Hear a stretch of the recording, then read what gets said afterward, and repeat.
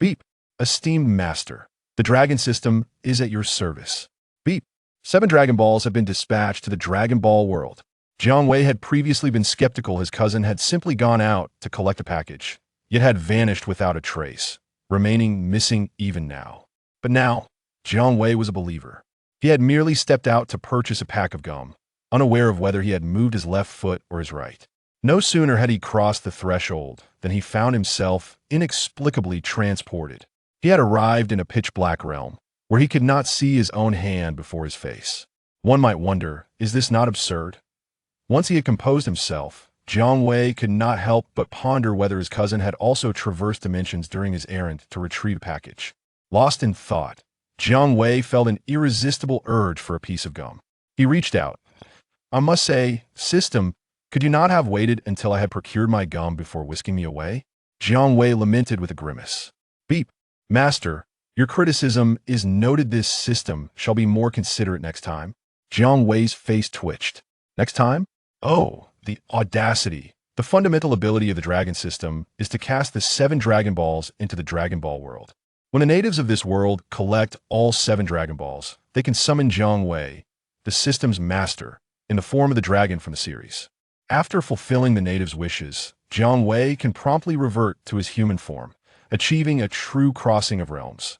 Thus, at present, Jiang Wei could only state that he had half traversed the dimensions.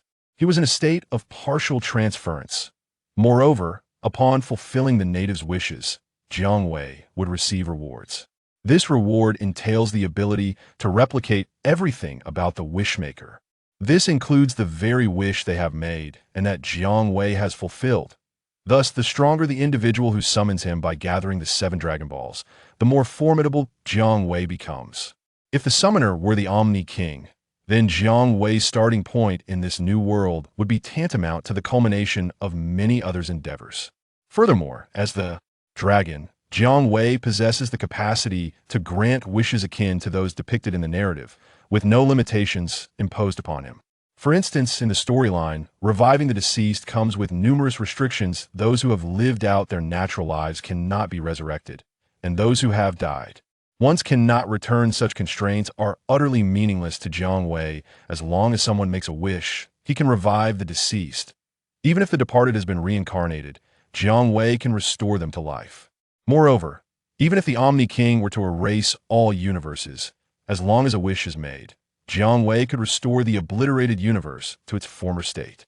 In summary, if not for the inability to wish for himself, the sheer potency of the Dragon System's wish-granting ability is already astonishingly formidable, let alone the additional power to replicate everything about the Wishmaker after fulfilling their desires. And this is merely the most basic capability of the Dragon System. In the darkness, unaware of the passage of time, Jiang Wei could only ascertain that he himself had not perished. System, do you have any knowledge of my cousin's whereabouts? The system remained silent. Master, can I return to my original world? The master remained silent, as was his nature. Master, when can I escape this dreadful place? Jiang Wei shouted, his patience wearing thin in the oppressive darkness. He swore, if this continued, he would surely lose his sanity. Ding! 7 Dragon Balls have been fully collected.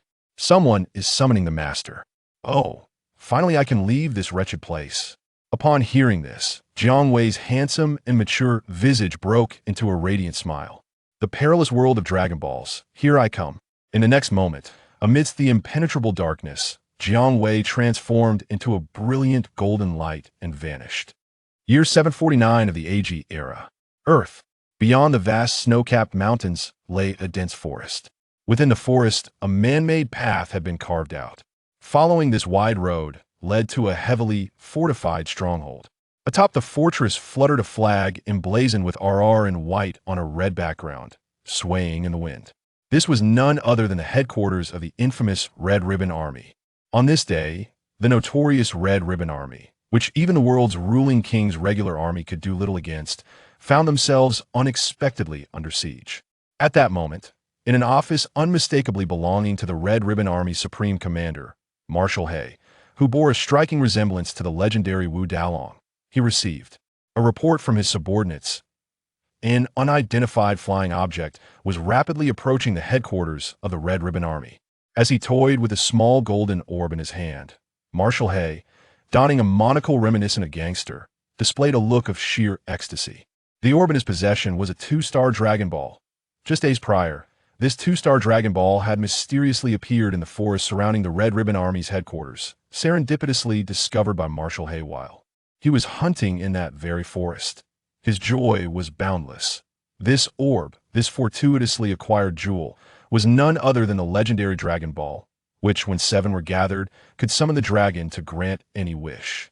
For reasons well known, Marshal Hay had long coveted the Dragon Balls, dispatching numerous subordinates to scour the world for rumors about them. Thus, he was already well aware of the appearance of the 7 legendary Dragon Balls. The moment he obtained it, he recognized the golden orb as the coveted 2-star Dragon Ball he had yearned for. Splendid. Only 6 more Dragon Balls were needed to summon the dragon that could fulfill all wishes. His long-cherished desires were within reach. With the 2-star Dragon Ball in hand, Marshal Hay needed no report from his subordinates to know that enemies were approaching the Red Ribbon Army's headquarters. As long as he held the 2-star Dragon Ball, he could distinctly sense the locations of the remaining 6 Dragon Balls. Unlike the legendary Dragon Balls, there has never been any mention in the lore that they possess the ability to sense one another's location.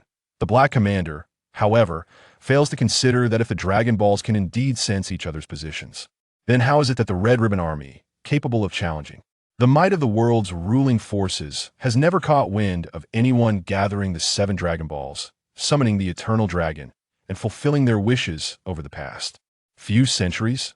The truth is, this particular 2-star Dragon Ball was not crafted by the deities of Earth. Rather, it was bestowed upon this realm by the great dragon Jiang, not long after its inception in this world.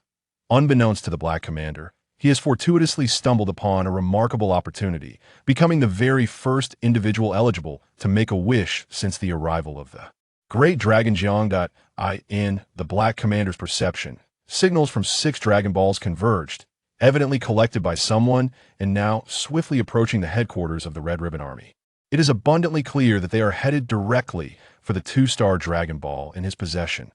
Yet, from the Black Commander's perspective, even before he has taken any action, 6 Dragon Balls have conveniently presented themselves at his doorstep.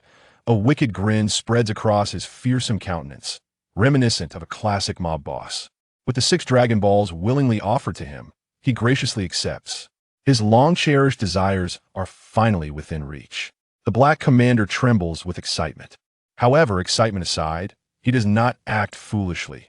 The ability of the opposing force to gather 6 Dragon Balls in such a brief span of time speaks volumes about their determination and initiative that even he must concede surpasses that of his proud Red Ribbon Army. Thus, the Black Commander promptly issues orders to elevate the defense level of the headquarters to its utmost peak, preparing to confront the uninvited guests who have amassed 6 Dragon Balls, all while the might of the world's armies gathers at the behest of the king. Chapter 2. The Supreme Assassin, Tao Bai. After the orders were issued by the Black Marshal, countless soldiers of the Red Satin Brigade began to assemble in haste. The sound of hurried footsteps resonating throughout the area. Armored combat vehicles, laden with fuel and ammunition, continuously emerged from the warehouse, alongside newly designed humanoid battle mechs. At the airport, various models of fighter jets stood poised, ready for action. Despite these preparations, the Black Marshal felt a lingering sense of insecurity. Given that this undertaking was tied to his long-held aspirations, he not only commanded the defending troops at headquarters to be battle-ready, but also unhesitatingly decided to play his trump card. He picked up the microphone to dial the number of the world's foremost assassin, Tao Bai. To the Black Marshal, Tao Bai was akin to a living, breathing strategic weapon. However, despite Tao Bai's formidable skills, his services came at a steep price. Engaging the premier assassin demanded a financial commitment that was equally extraordinary. Tao Bai charged a fee of 100 million yuan for each target, encompassing not just the primary objectives, but anyone who might impede the execution of his mission, regardless of their status. It was a model rooted in fairness and impartiality. Moreover, Tao Bai rarely confined his actions to a single victim. Those eliminated during his assignments invariably represented a staggering sum of 100 million yuan each. Thus, enlisting Tao Bai's assistance required a willingness to risk financial ruin. As for reneging on payment, one would be unwise to expect the world's leading assassin to offer his services pro bono. Under normal circumstances, the Black Marshal would prefer to avoid seeking Tao Bai's aid. Yet, given the gravity of his ambitions, he gritted his teeth and, gripping the telephone receiver, dialed Tao Bai's number. Beep beep. The call went unanswered. The Black Marshal was taken aback. Considering Tao Bai's exorbitant fees, it was customary for him to receive little business throughout the year. Yet, at a moment when he required the assassin's expertise, it seemed that the elusive figure had unexpectedly received a job. How unfortunate! Frustrated, the Black Marshal smashed the telephone. The Red Satin Brigade, under his command, was a formidable dark force capable of overcoming even the most powerful regular armies of kings. He believed he could effortlessly dispatch the invading enemy, who had already gathered 6 Dragon Balls, without needing Tao Bai's intervention. Why summon him at all? It was as if he had too much money to spend. A clear case of excessive caution. With these thoughts in mind, the Black Marshal clutched the 2-star Dragon Ball tightly and, with short strides, made his way to the command center. Accompanied by his tall black aide, he ordered that the images of the unidentified targets detected be projected onto the large screen. Soon, the visuals displayed on the screen stunned everyone in the command room. The image showed an elderly man, hands behind his back, standing atop a wooden post and soaring through the air with an air of grandeur. Commander He was utterly astonished, nearly dropping both the pipe clenched between his teeth and the 2-star Dragon Ball in his hand. He recognized the elderly man on the big screen, soaring rapidly toward the headquarters of the Red Ribbon Army. It was none other than the world's greatest assassin, Tao Pai, who had collected the other 6 Dragon Balls. Unleash all firepower. Eliminate him at once. Commander He bellowed, his voice thick with menace as he observed Tao Pai breaching the outer defenses of the Red Ribbon Army headquarters. Commander He was acutely aware of Tao Pai's formidable prowess, especially now that the Dragon Balls had turned him into an adversary. Fear gripped him. He dared not underestimate the threat before him. Understood, Commander, replied a soldier clad in military attire. Upon receiving the command, the outer defenses, the snow-capped mountains shielding the Red Ribbon Army headquarters, erupted with an onslaught of anti-aircraft missiles, trailing long plumes of smoke as they surged toward Tao Pai, who was effortlessly gliding through the sky on a wooden plank. Tao Pai's lips curled into a self-assured yet disdainful smirk as he casually raised a finger toward the incoming missiles. A flash of light danced between his fingers, and a surge of potent energy erupted forth. Tao Pai unleashed his signature technique, the Dongdong Wave. With each pulse of energy, it was as if a machine gun was firing relentlessly from his fingertips. The missiles, capable of obliterating a fighter jet, succumbed to the barrage of energy waves, bursting into a cacophony of explosions. To the eyes of the Red Ribbon Army, Tao Pai had transformed into a towering inferno of flames. The explosions coalesced into a dense cloud of smoke, obscuring his figure entirely. How dare a single individual attempt to breach the headquarters of the Red Ribbon Army? What a foolhardy endeavor. They scoffed. So what if he can fly? He has been reduced to nothing before our missile strikes. Ha ha ha. The members of the Red Ribbon Army, including Commander He, unanimously believed that Tao Pai was beyond salvation. No one could fathom that a mere human could withstand such a barrage of anti-aircraft missiles. Yet, to their astonishment, the screen revealed Tao Pai emerging unscathed from the explosion. Even his pink outfit, emblazoned with the word kill, remained intact without a single tear. As he continued his swift ascent toward the Red Ribbon Army headquarters, the smiles on their faces vanished, replaced by profound and genuine terror. How could this individual, who should have been obliterated by missiles capable of demolishing heavy fighter jets, still be alive? Commander He fixed his gaze on the screen, now depicting Tao Pai having breached the mountainous perimeter, clutching the 2-star Dragon Ball with an even tighter grip. His face, darkened with the demeanor of a mob boss, reflected a growing uncertainty within. In the face of Tao Bai, who could withstand even surface-to-air missiles with sheer physicality, the Black Marshal, after many years of serving as the commander of the Red Ribbon Army, finally experienced a feeling long buried in the recesses of his memory, fear. However, the long-held ambition to realize his dreams had morphed into an obsession within the Black Marshal's heart. This fervent fixation swiftly enabled him to conquer his trepidation towards Tao Bai. Resolute, The Black Marshal decisively commanded all soldiers on standby at the Red Ribbon Army headquarters to mobilize and confront Tobai. He then instructed his tall, imposing black aide-de-camp, who towered over him, to summon General Blue. Blue, a striking figure in the Red Ribbon Army with golden hair and blue eyes, was the epitome of a handsome warrior. His tall stature was complemented by a robust physique. Aside from his severe obsession with cleanliness, he harbored an affection for charming young boys, rendering him the perfect Prince Charming in the eyes of many young women. He was also the most formidable fighter within the Red Ribbon Army. In addition to his extraordinary physical strength capable of crushing steel, Blue possessed a pair of captivating blue eyes imbued with mysterious supernatural abilities. Any adversary who met his gaze would find themselves paralyzed and racked with excruciating pain, ultimately rendered helpless, akin to fish on a cutting board awaiting slaughter. The Black Marshal was convinced that if anyone within the Red Ribbon Army could triumph over Tobai, it would undoubtedly be Blue. Chapter 3. Tobai summons the dragon. At the moment the Black Marshal sought out Blue, the headquarters of the Red Ribbon Army had devolved into a horrific battleground. Corpses clad in military uniforms littered the ground. Once mighty armored combat vehicles lay in ruins, reduced to heaps of scrap. Sophisticated humanoid combat mechs had been transformed into smoking wreckage. In the skies above, various models of fighter jets plummeted to the earth, engulfed in black smoke. Meanwhile, Tobai strolled through the Red Ribbon Army's headquarters with an air of nonchalance, seemingly unfazed by the chaos around him. Monster. He must be a monster. We cannot defeat a monster. Run. I refuse to be a soldier of the Red Ribbon Army any longer. I want to go home. Before long, the forces dispatched by the Black Marshal to confront Tobai crumbled under the staggering casualties. Was this truly the strength of the world's deadliest assassin?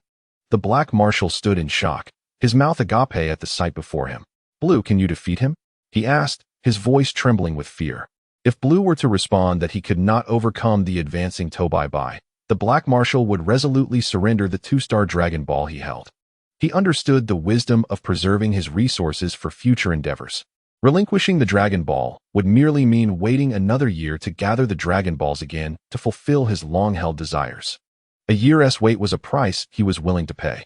Rest assured, Commander, no one can stand against me, Blue, he declared. Though Blue himself was taken aback by the formidable strength Tobai had displayed. Blue's greatest reliance lay in his extraordinary blue eyes, which bestowed upon him the confidence to vanquish Tobai. What are you still doing here? Hurry and eliminate Tobai. Seize the 6 Dragon Balls from him. Upon hearing Blue's self-assured declaration, the fear in General Hei's heart dissipated, and he excitedly shouted at Blue. However, that exhilaration was short-lived, for as Blue confronted Tobai, he was swiftly dispatched by the latter's tongue, unable even to employ his most formidable asset, his extraordinary eyes. It was solely Toubai's fervent desire for the last Dragon Ball in General Hei's possession that rendered him indifferent to Blue's capabilities, swiftly dismissing him without granting him a chance to prove himself. It was all over. Is it too late to hand over the Dragon Ball now? Blue has deceived me.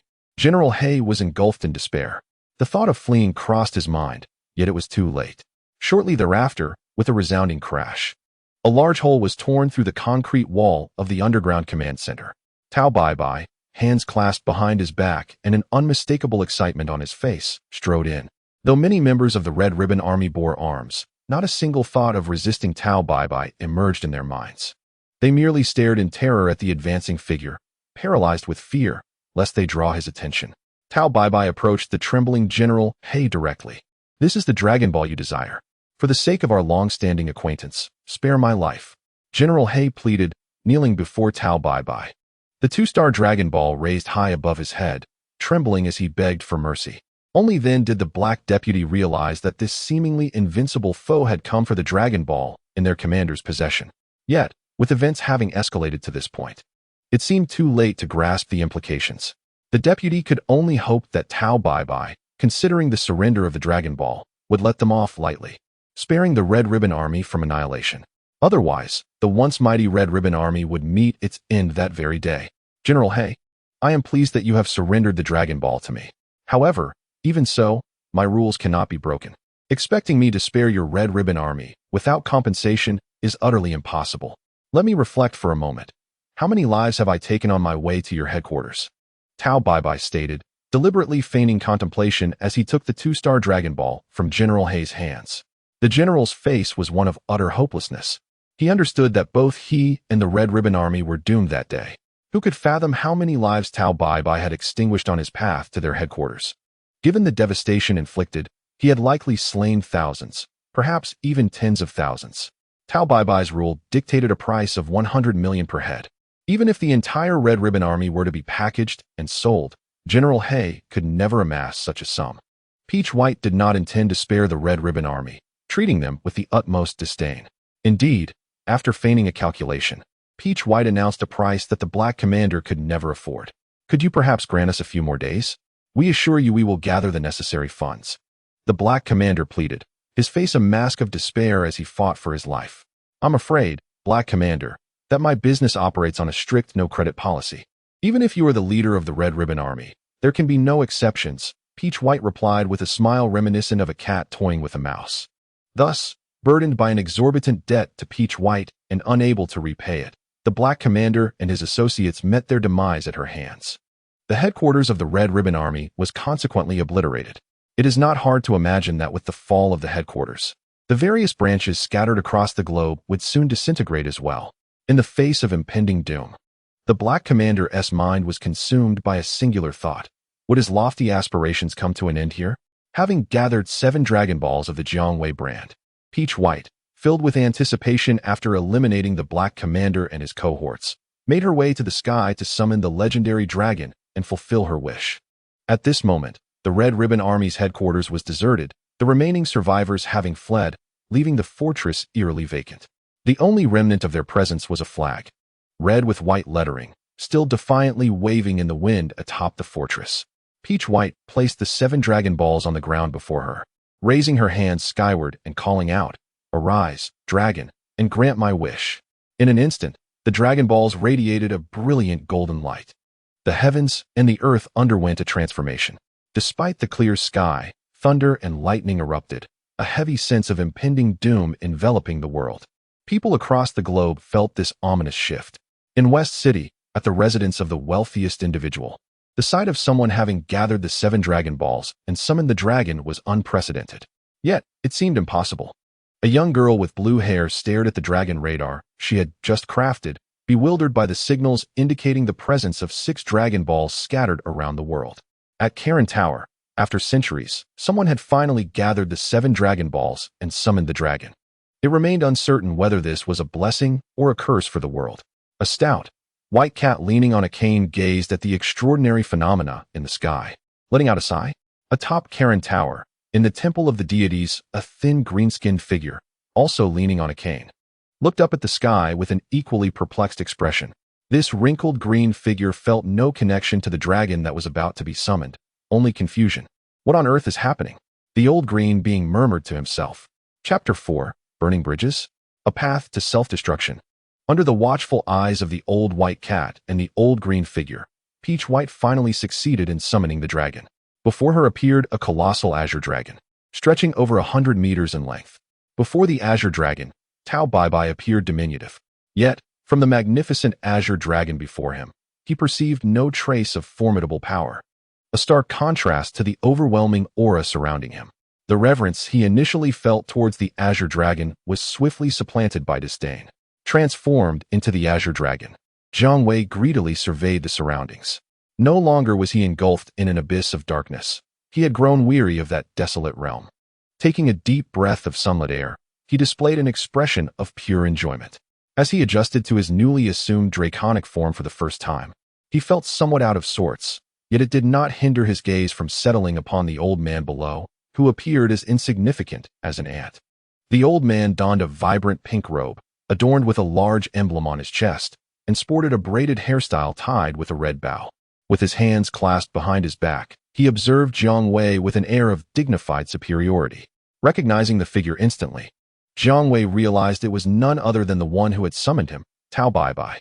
His journey in the Dragon Ball world would commence with the fulfillment of this individual's wish. Jiang Wei found this beginning rather agreeable, not feeling disheartened by the fact that his summoner was not one of the more powerful figures such as Zeno or Beerus. In truth, Tao Bai Bai was a commendable character in his own right. Despite being a villain with an ostentatious appearance, he was among the few formidable masters on Earth during the early chapters of Dragon Ball, possessing the legacy of the Crane School. A sly smile crept across the dragon's elongated mouth. "Speak your wish, quickly," he urged. As his current mood was one of eagerness to complete Tao Bai-Bai's request and regain his freedom, having felt stifled in the previous Dark Realm. "I wish for eternal life alongside Master Roshi," Tao Bai-Bai declared loudly. As a seasoned assassin with centuries of experience, he believed there was still room for growth. But this necessitated the possession of everlasting youth. Given the profound bond he shared with his brother, Master Roshi, he was determined to advance together with him. Eternal life? Jiang Wei pondered thoughtfully. In the lore, the dragon had never granted such a wish. While he could resurrect all the deceased on Earth, he could not restore the youth of the elderly, such as the aging King Piccolo. Whether the Earth Dragon or even the Namekian Purunga possessed the capability to grant eternal life remained uncertain. However, for Jiang Wei, who held the ability to fulfill wishes without restriction, it was indeed within his power to grant what the dragons of the story had never accomplished. Although he harbored no fondness for Tao Bai-Bai, not due to his status as a killer, but rather for his indiscriminate slaughter of innocents, exemplified by the murder of a tailor simply to avoid paying for custom clothing. However, the esteemed dragon Jiang is a being of principles and martial virtue. Since Tao Bai-Bai has summoned him and posed no threat, it is only fitting to adhere to the established protocol. It is a simple matter. Jiang Wei raised his draconic claw and snapped his fingers with a resounding crack. Tao Bai-Bai's wish was granted, and he reverted to the age of 18. His face alight with ecstatic joy. Simultaneously, as Tao Bai-Bai's wish was fulfilled, the esteemed dragon Jiang naturally received his due reward. In addition to being bestowed with the same wish of immortality granted by Tao Bai-Bai, which he could apply to himself or others, Jiang Wei also acquired a replication of Tao Bai-Bai's abilities. The extensive experiences and knowledge, including combat skills accumulated over centuries by Tao Bai-Bai, were now also his to command. Ding. Acquired the ability of the Dongdong Wave. Ding. Acquired the technique of pillar flight. Ding. Acquired a wish for immortality. This must be the power of the world's greatest assassin. How formidable. I feel as though I have become a superhuman. In this moment, Jiang Wei felt an unprecedented surge of formidable strength coursing through his being, a sensation he could never have envisioned before. He reveled in the exhilarating feeling of possessing such immense power. After all, in the past, according to the standards of Frieza's army's combat power detectors, Jiang Wei was merely a lowly fighter. Your wish has been fulfilled. Thus, I bid you farewell. Jiang Wei said his goodbyes to the rejuvenated Tao Bai-Bai and prepared to depart. Wait, dragon. As Jiang Wei was about to leave, Tao Bai-Bai promptly called out. A mischievous smile spread across his face. Jiang Wei paused, regarding Tao Bai-Bai with an amused expression. Dragon, you have granted my wish. Allow me to repay you in kind. Tao Bai-Bai gazed up at the towering azure dragon, yet it was evident to all perceptive onlookers that his intentions were far from benign. And how do you propose to repay this esteemed dragon? Jiang, the esteemed dragon, inquired with a hint of mockery in his eyes, observing the scheming Tao Bai-Bai. Why not allow me to eliminate someone for you, free of charge? Tao Bai-Bai smirked. The dragon before him was as good as dead. Having spent years as an assassin, he had taken the life of every living being on Earth, the only exception being a dragon. Quite an enticing prospect. Very well then. When I have someone in need of elimination, I shall inform you. Jiang Wei pretended to ponder before responding. No. I demand to know who you wish to kill right now. If you have no one in mind, then I shall eliminate you instead. Tao Bai-Bai threatened. His finger pointed menacingly at Jiang Wei, a tremendous energy crackling at his fingertips. To Tao Bai-Bai's betrayal, Jiang Wei merely replied with indifference. You have already chosen your path to demise. The dragon system was not to be underestimated. Beyond its fundamental capabilities, it possessed essential life-preserving measures. It enabled Jiang Wei to emerge and operate, competing against the likes of Earth's dragon, the Mechstar dragon, and the Super Dragon for business. Jiang Wei held no fear of Tao Bai-Bai, who could easily turn against him, much like the infamous Majin Buu. In the form of the Azure Dragon summoned by the 7 Dragon Balls, Jiang Wei stood in an absolute state of invincibility, including the Sovereign and the High Priest. Anyone who has taken hostile action against the Great Dragon Jiang will face dire consequences. Those who have attacked the Great Dragon Jiang or expressed malevolent wishes such as desiring the demise of the dragon or seeking to enslave him, will be forcefully plundered by Jiang Wei, losing everything, including their very lives. Thus, this invincible form of the Azure Dragon is mockingly referred to by Jiang Wei as house raiding. However, this invincibility is merely a passive ability, predicated on the principle of not provoking others unless provoked. The great dragon Jiang cannot exploit his invulnerability to unjustly oppress others. From Jiang Wei's perspective, although this invincibility is indeed a breach of rules, it serves merely as a means of self-preservation. A penetrating energy wave struck the towering form of the great dragon Jiang. Yet the Azure Dragon remained unscathed, as if a mere pebble had been tossed into the ocean, causing no ripple whatsoever. The smile of Tao Baibai faded in shock. As he prepared to unleash another, more powerful energy wave, he was horrified to discover that all his strength had vanished. His body regressed from that of an 18-year-old to that of a centuries-old man. Moreover, the method to execute the energy wave had slipped from his memory entirely. Not only had he forgotten how to perform the energy wave, but he also found himself bereft of all the skills of the Crane School, including his self-created techniques and the accumulated knowledge and experiences of hundreds of years. Not only had Tao Baibai lost all his abilities, but even the vast wealth he had amassed through his nefarious deeds and the treasures he had collected now belonged to the great dragon Jiang.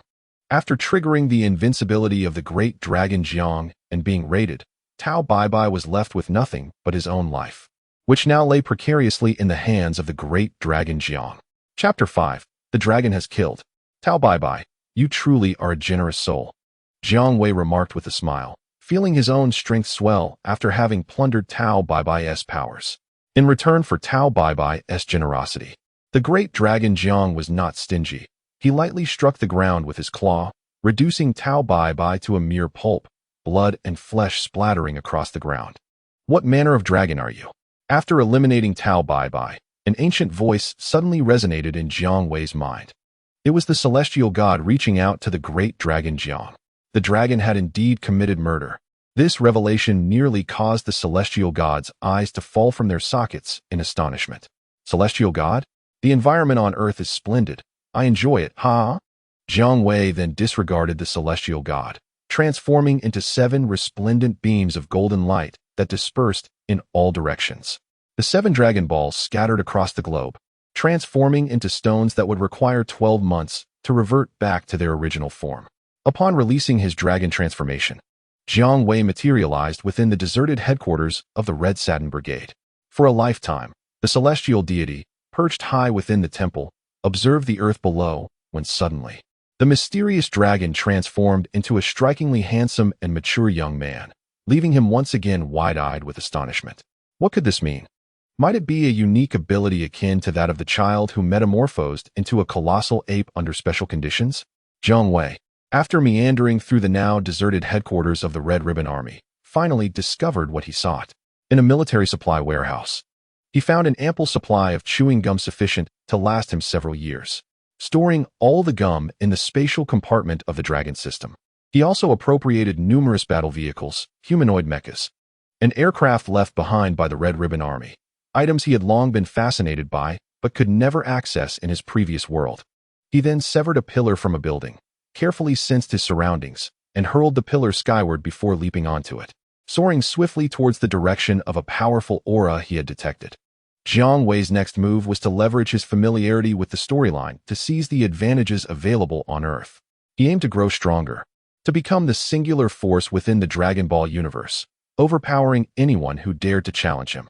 From Tao Baibai, he had learned that the plot had yet to unfold. The dragon within the narrative had not yet been summoned by Goku and Bulma, marking the perfect opportunity for him to showcase his prowess. Standing atop the pillar, chewing gum, Jiang Wei flew against the wind. And soon a vast azure ocean appeared before him. Before long, a diminutive island emerged, solitary amidst the ocean. This island was remarkably small, dominated by a single house occupying most of its space. It was the residence of Master Roshi. In Jiang Wei's perception, Master Roshi was currently the weakest among the Earth's skilled fighters. Tao Baibai boasted a combat power exceeding 100, while Master Roshi, in his present state, was considerably weaker, even compared to Tao Baibai, likely possessing a combat power of less than 100. Of course, this referred to his normal state, in his muscular form. Master Roshi's combat power would surely surpass 100 while employing the Kamehameha technique. In contrast to the ruthless and profit-driven Crane Hermit and his ilk, Master Roshi appeared to be leisurely enjoying his retirement, having grown complacent in the martial arts path. At that moment, he reclined in a lounge chair, shaded by a sun umbrella, embodying the essence of a beach vacation. With both hands raised, he was engrossed in an adult magazine, emitting lewd chuckles intermittently. Suddenly, the lewdness vanished from his face, replaced by a grave expression as he sensed a powerful aura rapidly approaching. He set aside his cherished magazine and looked towards the distant horizon. Someone was soaring towards his island atop a wooden pillar. It was that scoundrel Tao Pai Pai. No, the aura was different. But who could this unexpected visitor be, arriving in such a flamboyant manner? Under the scrutinizing gaze of Master Roshi, a dashing young man clad in a sleek black trench coat, perpetually chewing gum, exuded an air of both charm and maturity. With an effortlessly rebellious demeanor, he gracefully perched himself atop a cylindrical pillar and descended with a flourish before the elder. "Young man, who are you? What is your connection to Tien and Master Crane?" Master Roshi inquired cautiously. Once a disciple under the tutelage of the martial arts master, he now found himself at odds with Master Crane, disapproving of the latter's lethal methods. Their paths had diverged irreparably. Roshi sensed a formidable aura emanating from Jiang Wei, one that surpassed even his own reputation as the god of martial arts, compelling him to remain vigilant. "Hello, Master Roshi. No need for alarm. I'm Jiang Wei. All my skills have been acquired through fair dealings with Tien, and they bear no relation to your rivals," he assured, leaping down from the pillar and landing softly on the sandy shores of the small island, a broad smile gracing his face. "And what brings you to my humble island?" Roshi's demeanor softened as he queried, realizing that with Jiang Wei's prowess, any confrontation would not be approached so lightly. Jiang Wei's gaze wandered to the adult magazine precariously placed on the small table beside Master Roshi. The cover adorned with an alluring figure striking provocative poses. Indeed, a seasoned lecher, he mused, then glanced at the three-star Dragon Ball casually hanging around Roshi's neck. However, Jiang Wei's visit was not solely for the purpose of acquiring the Dragon Ball. Rather, he was drawn to Roshi's extensive martial arts knowledge. Despite the old man's lascivious inclinations and moderate abilities, he undeniably held the title of the god of martial arts and was an exceptional mentor. The strongest scion, Goku, and the mightiest earthling, Krillin, were both products of Roshi's guidance. For Jiang Wei, Krillin offered little in terms of potential, yet the scion Kakarot represented a promising asset. Should he nurture him well, Jiang Wei would undoubtedly reap the rewards. Chapter 6. Acquiring the Kamehameha and the Evil Containment Wave, among other abilities. Jiang Wei was unlike those in the neighboring realm, where scions dominated, with occasional sightings of Frieza, Cell, and the rare appearance of Majin Buu. Jiang Wei was a pure earthling, but had acquired the Dragon System, enabling him to replicate any abilities simply by fulfilling wishes. This unique advantage rendered the arduous path of cultivation unappealing. Why toil away in training? In this lifetime, he would never engage in such endeavors. While others labored tirelessly, Jiang Wei could grant them a wish, thereby appropriating their hard-earned accomplishments for himself. Why struggle when one could reap the rewards effortlessly? This was the fate of having traversed into the Dragon Ball universe, destined to be a natural-born leader. Thus, Jiang Wei recognized Goku's latent potential and resolved to take him under his wing. Once Goku achieved mastery, Jiang Wei could casually fulfill a wish for him, effectively duplicating Goku's abilities. In essence, Goku's talent and efforts would become Jiang Wei's own. No matter how powerful Goku became, Jiang Wei would inevitably surpass him. However, the Crane School is a methodology designed for cultivating assassins, clearly unsuitable for a righteous martial artist like Sun Wukong. It is far more prudent to adhere to the narrative and nurture Sun Wukong through the Turtle School's teachings. This necessitates the utilization of the Turtle Hermit's vast array of skills. Jiang Wei must replicate the centuries of knowledge and experience amassed by the Turtle Hermit. Turtle Hermit, grant me the 3-star Dragon Ball you wear around your neck. Whatever wish you desire, I can fulfill it. Jiang Wei, cutting straight to the chase, transformed instantly into a towering figure, 3 meters tall, adorned with horns and a tail, a humanoid dragon. This form, the humanoid dragon, serves as the most frequently employed ability of the Dragon System. Since Jiang Wei seeks to enhance his strength by cultivating promising individuals, He cannot rely on the dragon form that requires the collection of 7 Dragon Balls and can only operate once a year. In his humanoid dragon form, akin to that of the dragon, he can grant wishes and receive the ability to replicate everything from the individual he assists, with the power to do so every 12 hours. However, unlike the invincible dragon summoned by gathering all 7 Dragon Balls, the humanoid dragon cannot operate under invulnerability. Should he face betrayal from a formidable opponent, he must rely on his own prowess to rectify the situation, leaving him vulnerable to being defeated. Nevertheless, even without invincibility, it is no easy feat to vanquish Jiang Wei in his humanoid dragon form. The humanoid dragon, akin to the Scion Great Ape transformation, amplifies normal combat power by 10-fold. Additionally, it grants immunity to super abilities, magic, destructive energy, and all forms of special attacks, including annihilation from the Omni King. Moreover, it is immune to negative effects, permitting the Kaio-ken technique to be unleashed up to 20 times without consequence, further augmented by the Super Saiyan transformation.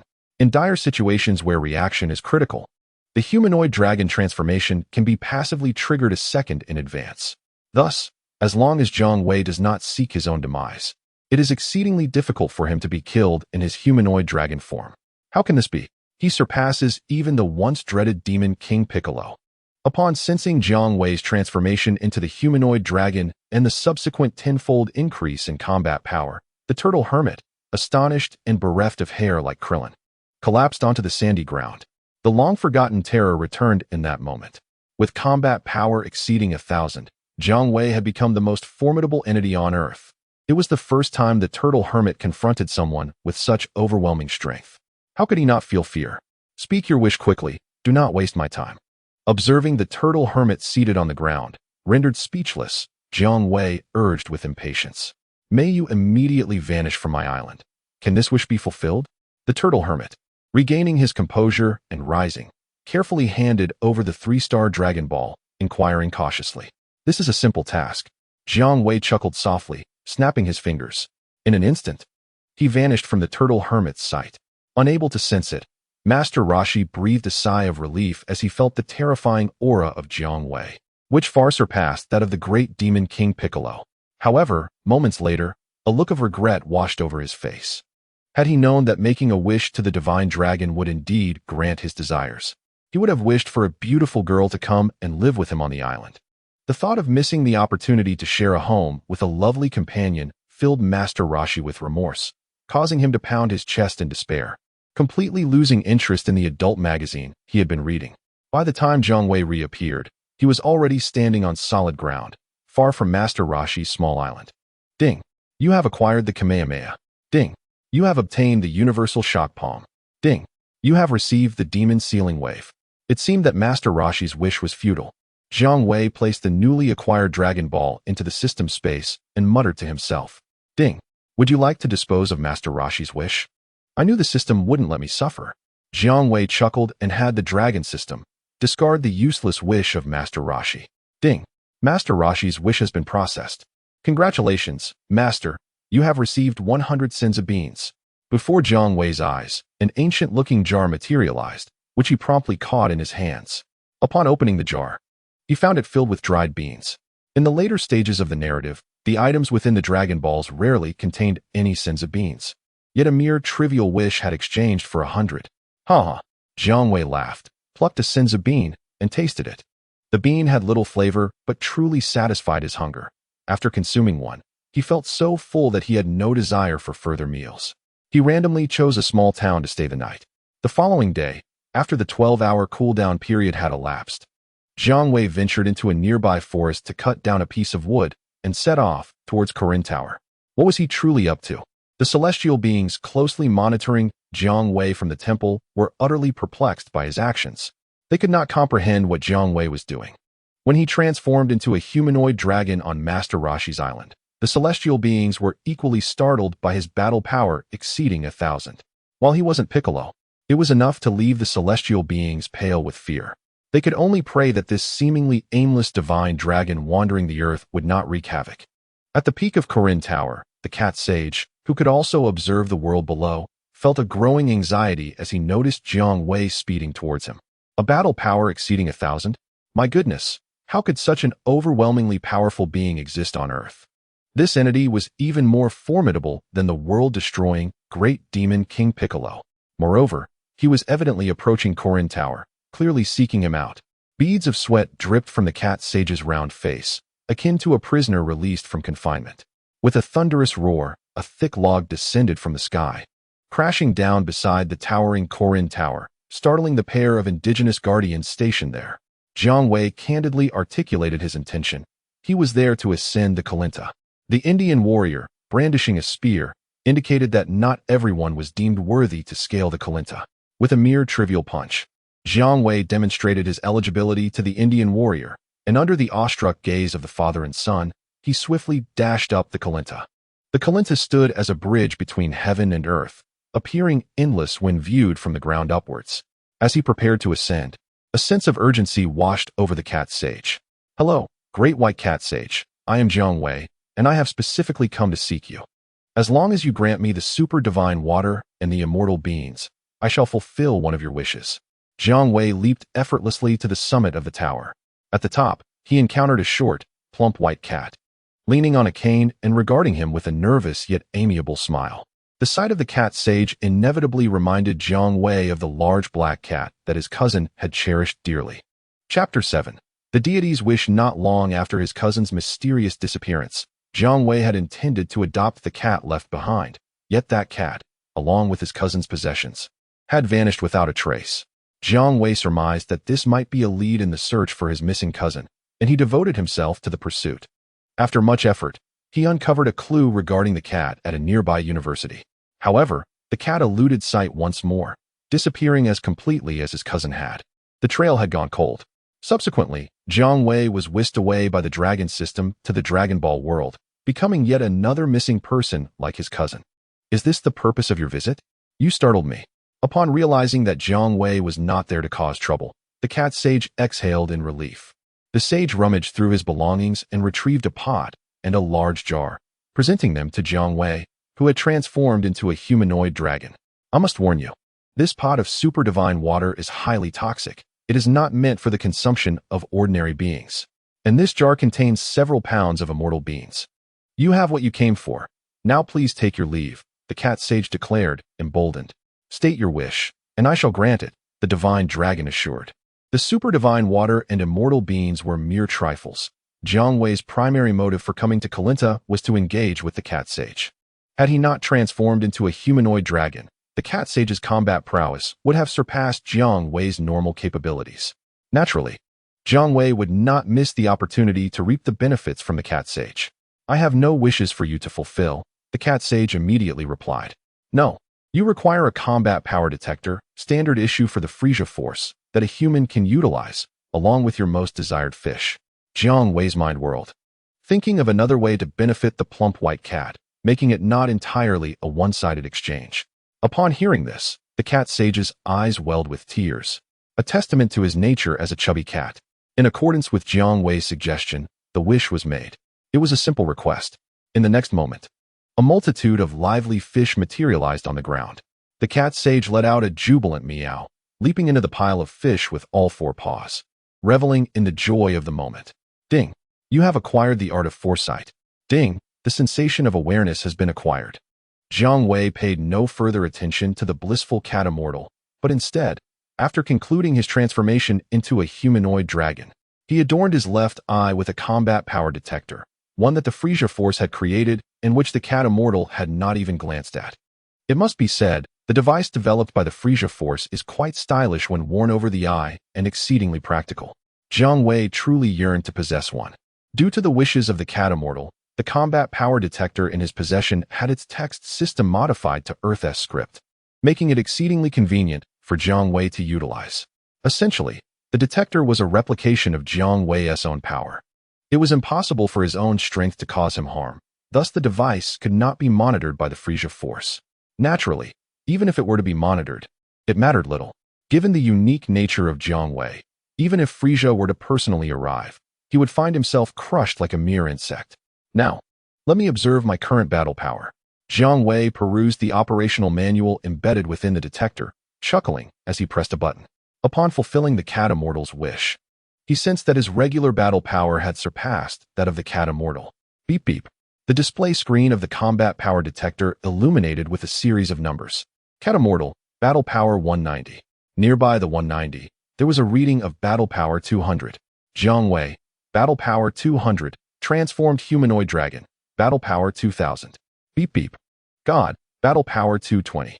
Mr. Bobo, battle power 700. Indeed, Mr. Bobo is the foremost expert on Earth in the early stages of the narrative. Before the Scion's arrival, he possessed an impressive battle power of 700. Had it not been for the restrictions imposed by the deity's attendants, preventing them from intervening, Piccolo the Demon King would not have dared to act so arrogantly. Jiang Wei chuckled. Originally, Piccolo the Demon King and the god were one and the same, later split as a manifestation of evil.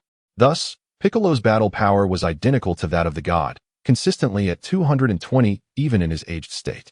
Following a wish to the dragon to restore his youth in the narrative, his maximum battle power would barely reach around 300. In the presence of Mr. Bobo's 700 battle power, he would be but a weakling, easily dispatched in a single move.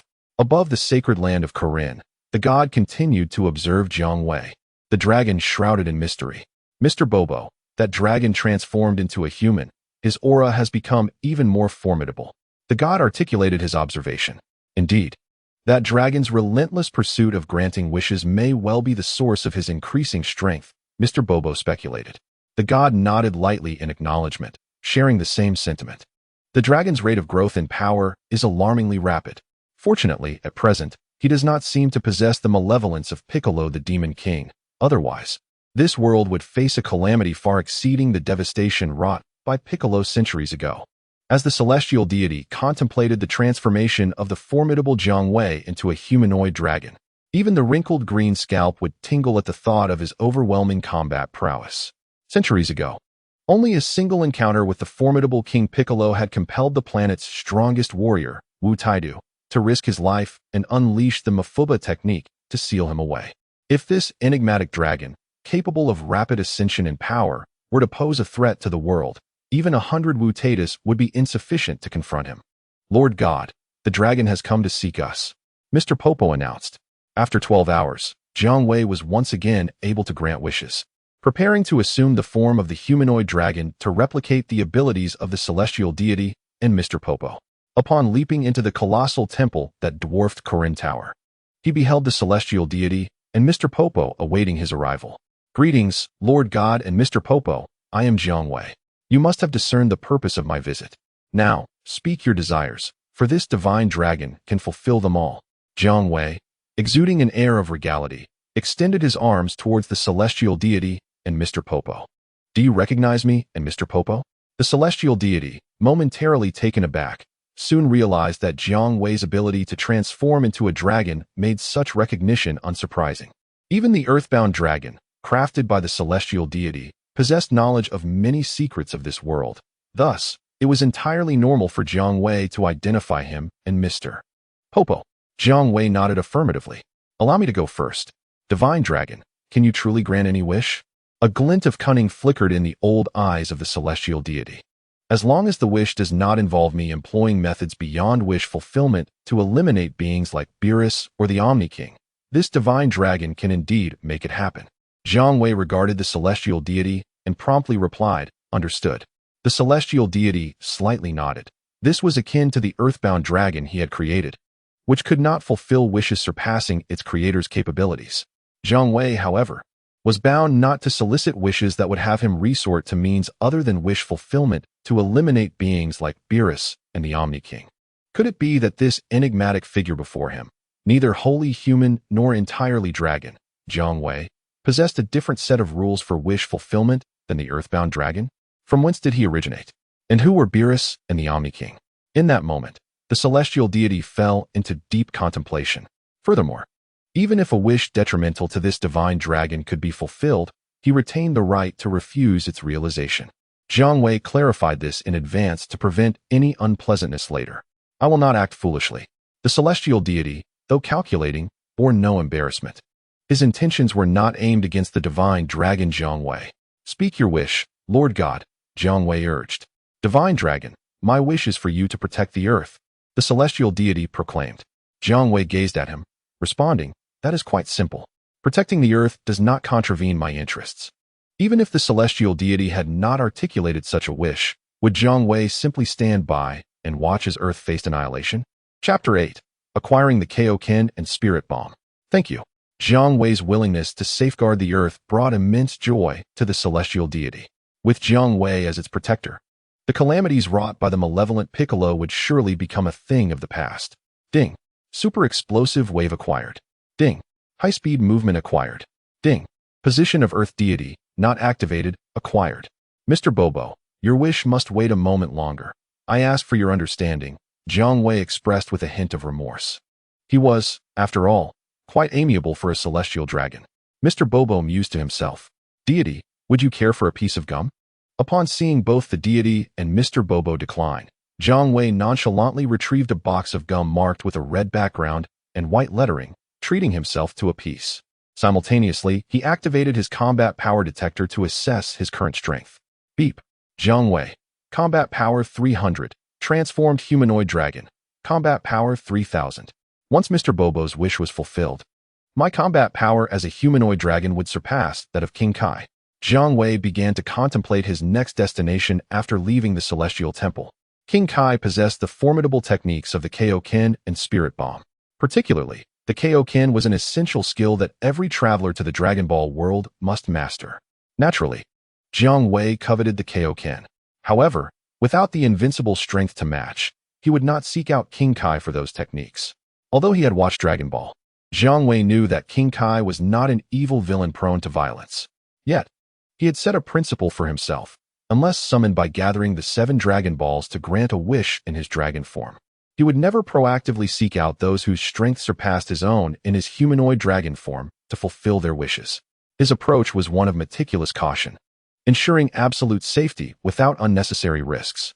Lord Deity, Jiang Wei's aura has grown even stronger, Mr. Bobo whispered in Jiang Wei's absence. Indeed, it's quite remarkable. Fortunately, Jiang Wei is willing to protect the earth, the deity remarked with relief.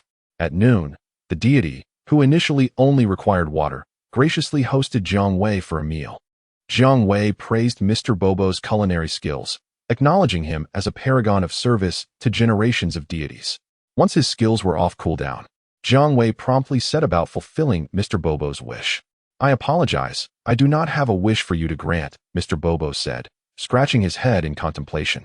In that case, Mr. Bobo, please wish for me to meet King Kai, Jiang Wei exclaimed joyfully. This would save him 12 hours of travel time to meet King Kai. As for the other travelers, the Spirit Time Room held little allure for him.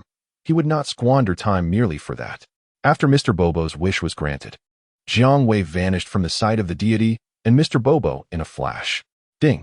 Position of Divine Servant, not activated, acquired. When they meet again, Jiang Wei would undoubtedly be even more powerful, the deity affirmed to Mr. Bobo. In the void, upon a miniature celestial body, the North King, reveling in his joy, drove his small car with his 2 beloved pets, embarking on a whimsical journey around the globe time and again. The planet inhabited by the North King was indeed miniature. One could traverse its circumference in mere minutes. Suddenly, the North King halted his vehicle, his 2 antennae, reminiscent of crickets, quivering as he sensed a formidable presence approaching his diminutive world. In the next instant, a 3-meter-tall azure dragon man materialized before the North King's automobile. Greetings, North King. I am Jiang Wei. The courteous dragon man introduced himself. Beep. Jiang Wei activated his power detector. North King. Power level 3500. Jiang Wei. Power level 910. Transformed human dragon. Power level 9100.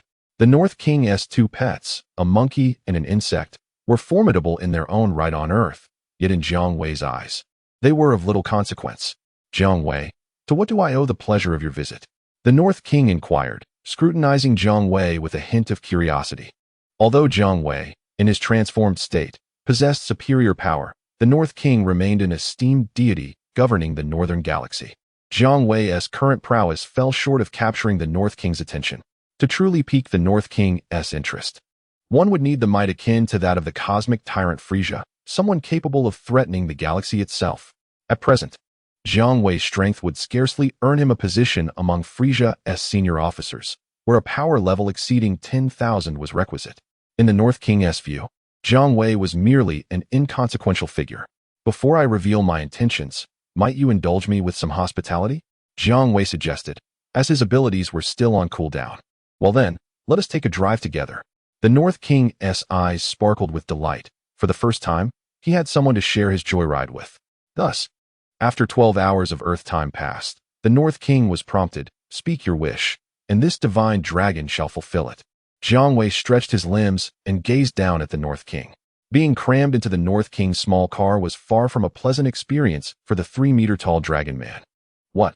So you are a divine dragon?" the North King exclaimed, having scrutinized Jiang Wei once more in astonishment. After embarking on countless laps around the globe, the North King finally realized Jiang Wei's true identity. Intrigued, the North King's first thought was that his little planet was so miniature. If it could return to its original size, driving around would be even more exhilarating than it currently was. However, he quickly recalled the true culprit behind the planet's diminutive state, the god of destruction, Beerus. The mere thought of the cat-like deity instilled a sense of dread within the North King, who promptly dismissed any further thoughts of restoring the planet to its original grandeur for a more pleasurable ride. To offend Beerus once more over such trivial matters would truly be counterproductive. The North King was determined to avoid the wrath of the irritable cat, lest he, his pets, and his miniature world suffer utter annihilation. "Then, please tell me a joke," he requested. The North Kai, drenched in cold sweat, addressed the divine dragon Jiang. "This is quite simple." Jiang, noticing the evident fear of the North Kai, found his wish granted. Ding. Obtained the Kaio-ken. Ding. Acquired the spirit bomb. Ding. Secured the position of North Kai, not activated. Initially, Jiang Wei was prepared to restore the mini-planet to its original state for the North Kai. In the narrative, even the Earth Lord, when obliterated, could be restored by the Earth Dragon. For Jiang, this task was even less formidable. As for whether he might offend Beerus, Beerus was currently lounging in his abode, indulging in slumber while outsourcing his responsibilities to a certain cosmic real estate developer. Until he dreams of the Super Saiyan God, Beerus would not awaken. When he eventually dreams of the Super Saiyan God, by that time, with Jiang's rapid ascent in power, he would scarcely need to concern himself with Beerus. If honor in combat were disregarded, it would be entirely feasible to find someone to grant Jiang a wish that would ensure Beerus's immediate demise. One must never underestimate the might of the dragon system. Just look at Granola, who, by the sacrifice of his own life, wished to become the strongest in the universe. If someone were willing to pay the ultimate price, sacrificing their life without the possibility of resurrection, to wish upon Jiang Wei, they could indeed shift the balance of power against Beerus. Jiang believed that when the time came for such desperate measures, individuals willing to risk their lives would not be hard to find. However, he never anticipated that the North Kai would wish for a joke. Just that? Suppressing his laughter, Jiang maintained his composure, as laughing at this moment would be a slight against the North Kai. Ha ha. The North Kai laughed heartily. Ha ha. Jiang Wei could no longer contain himself, seizing the opportunity to join in the laughter, mistaking Jiang's amusement as shared mirth over the joke. The North Kai assumed they were kindred spirits and offered to teach him his 2 signature techniques, which Jiang promptly declined. Having already fulfilled the North Kai's wish, he had acquired both the Kaio-ken and the spirit bomb. What more was there to learn? Ding. Jiang Wei, battle power 3750, transformed into a humanoid dragon. Boom. The battle power detector exceeded its limits. It was then that Jiang realized this detector had a maximum capacity of just over 20,000 battle power. Evidently, an outdated model from the Frieza Force. Chapter 9. Unlocking Potential. Your glasses can explode too? The North Kai curiously inquired. I just noticed that your glasses resemble those used by Frieza's crew. They're merely equipment from the Frieza Force that I happened to acquire, Jiang replied, discarding the remnants of the battle power detector. Ha ha. Once again, the North Kai doubled over with laughter, mistakenly believing Jiang was delivering another joke. Jiang Wei, I can sense that you have grown stronger, several times more formidable than when you first arrived. You truly are a peculiar dragon. After indulging in laughter, the North Kai solemnly remarked, although you possess an astonishing method to enhance your strength, I still advise you to learn my Kaio-ken and spirit bomb. Do not hesitate. I will certainly teach you well, for we have a bond that feels like old friends. North Kai, I am profoundly grateful for your kindness.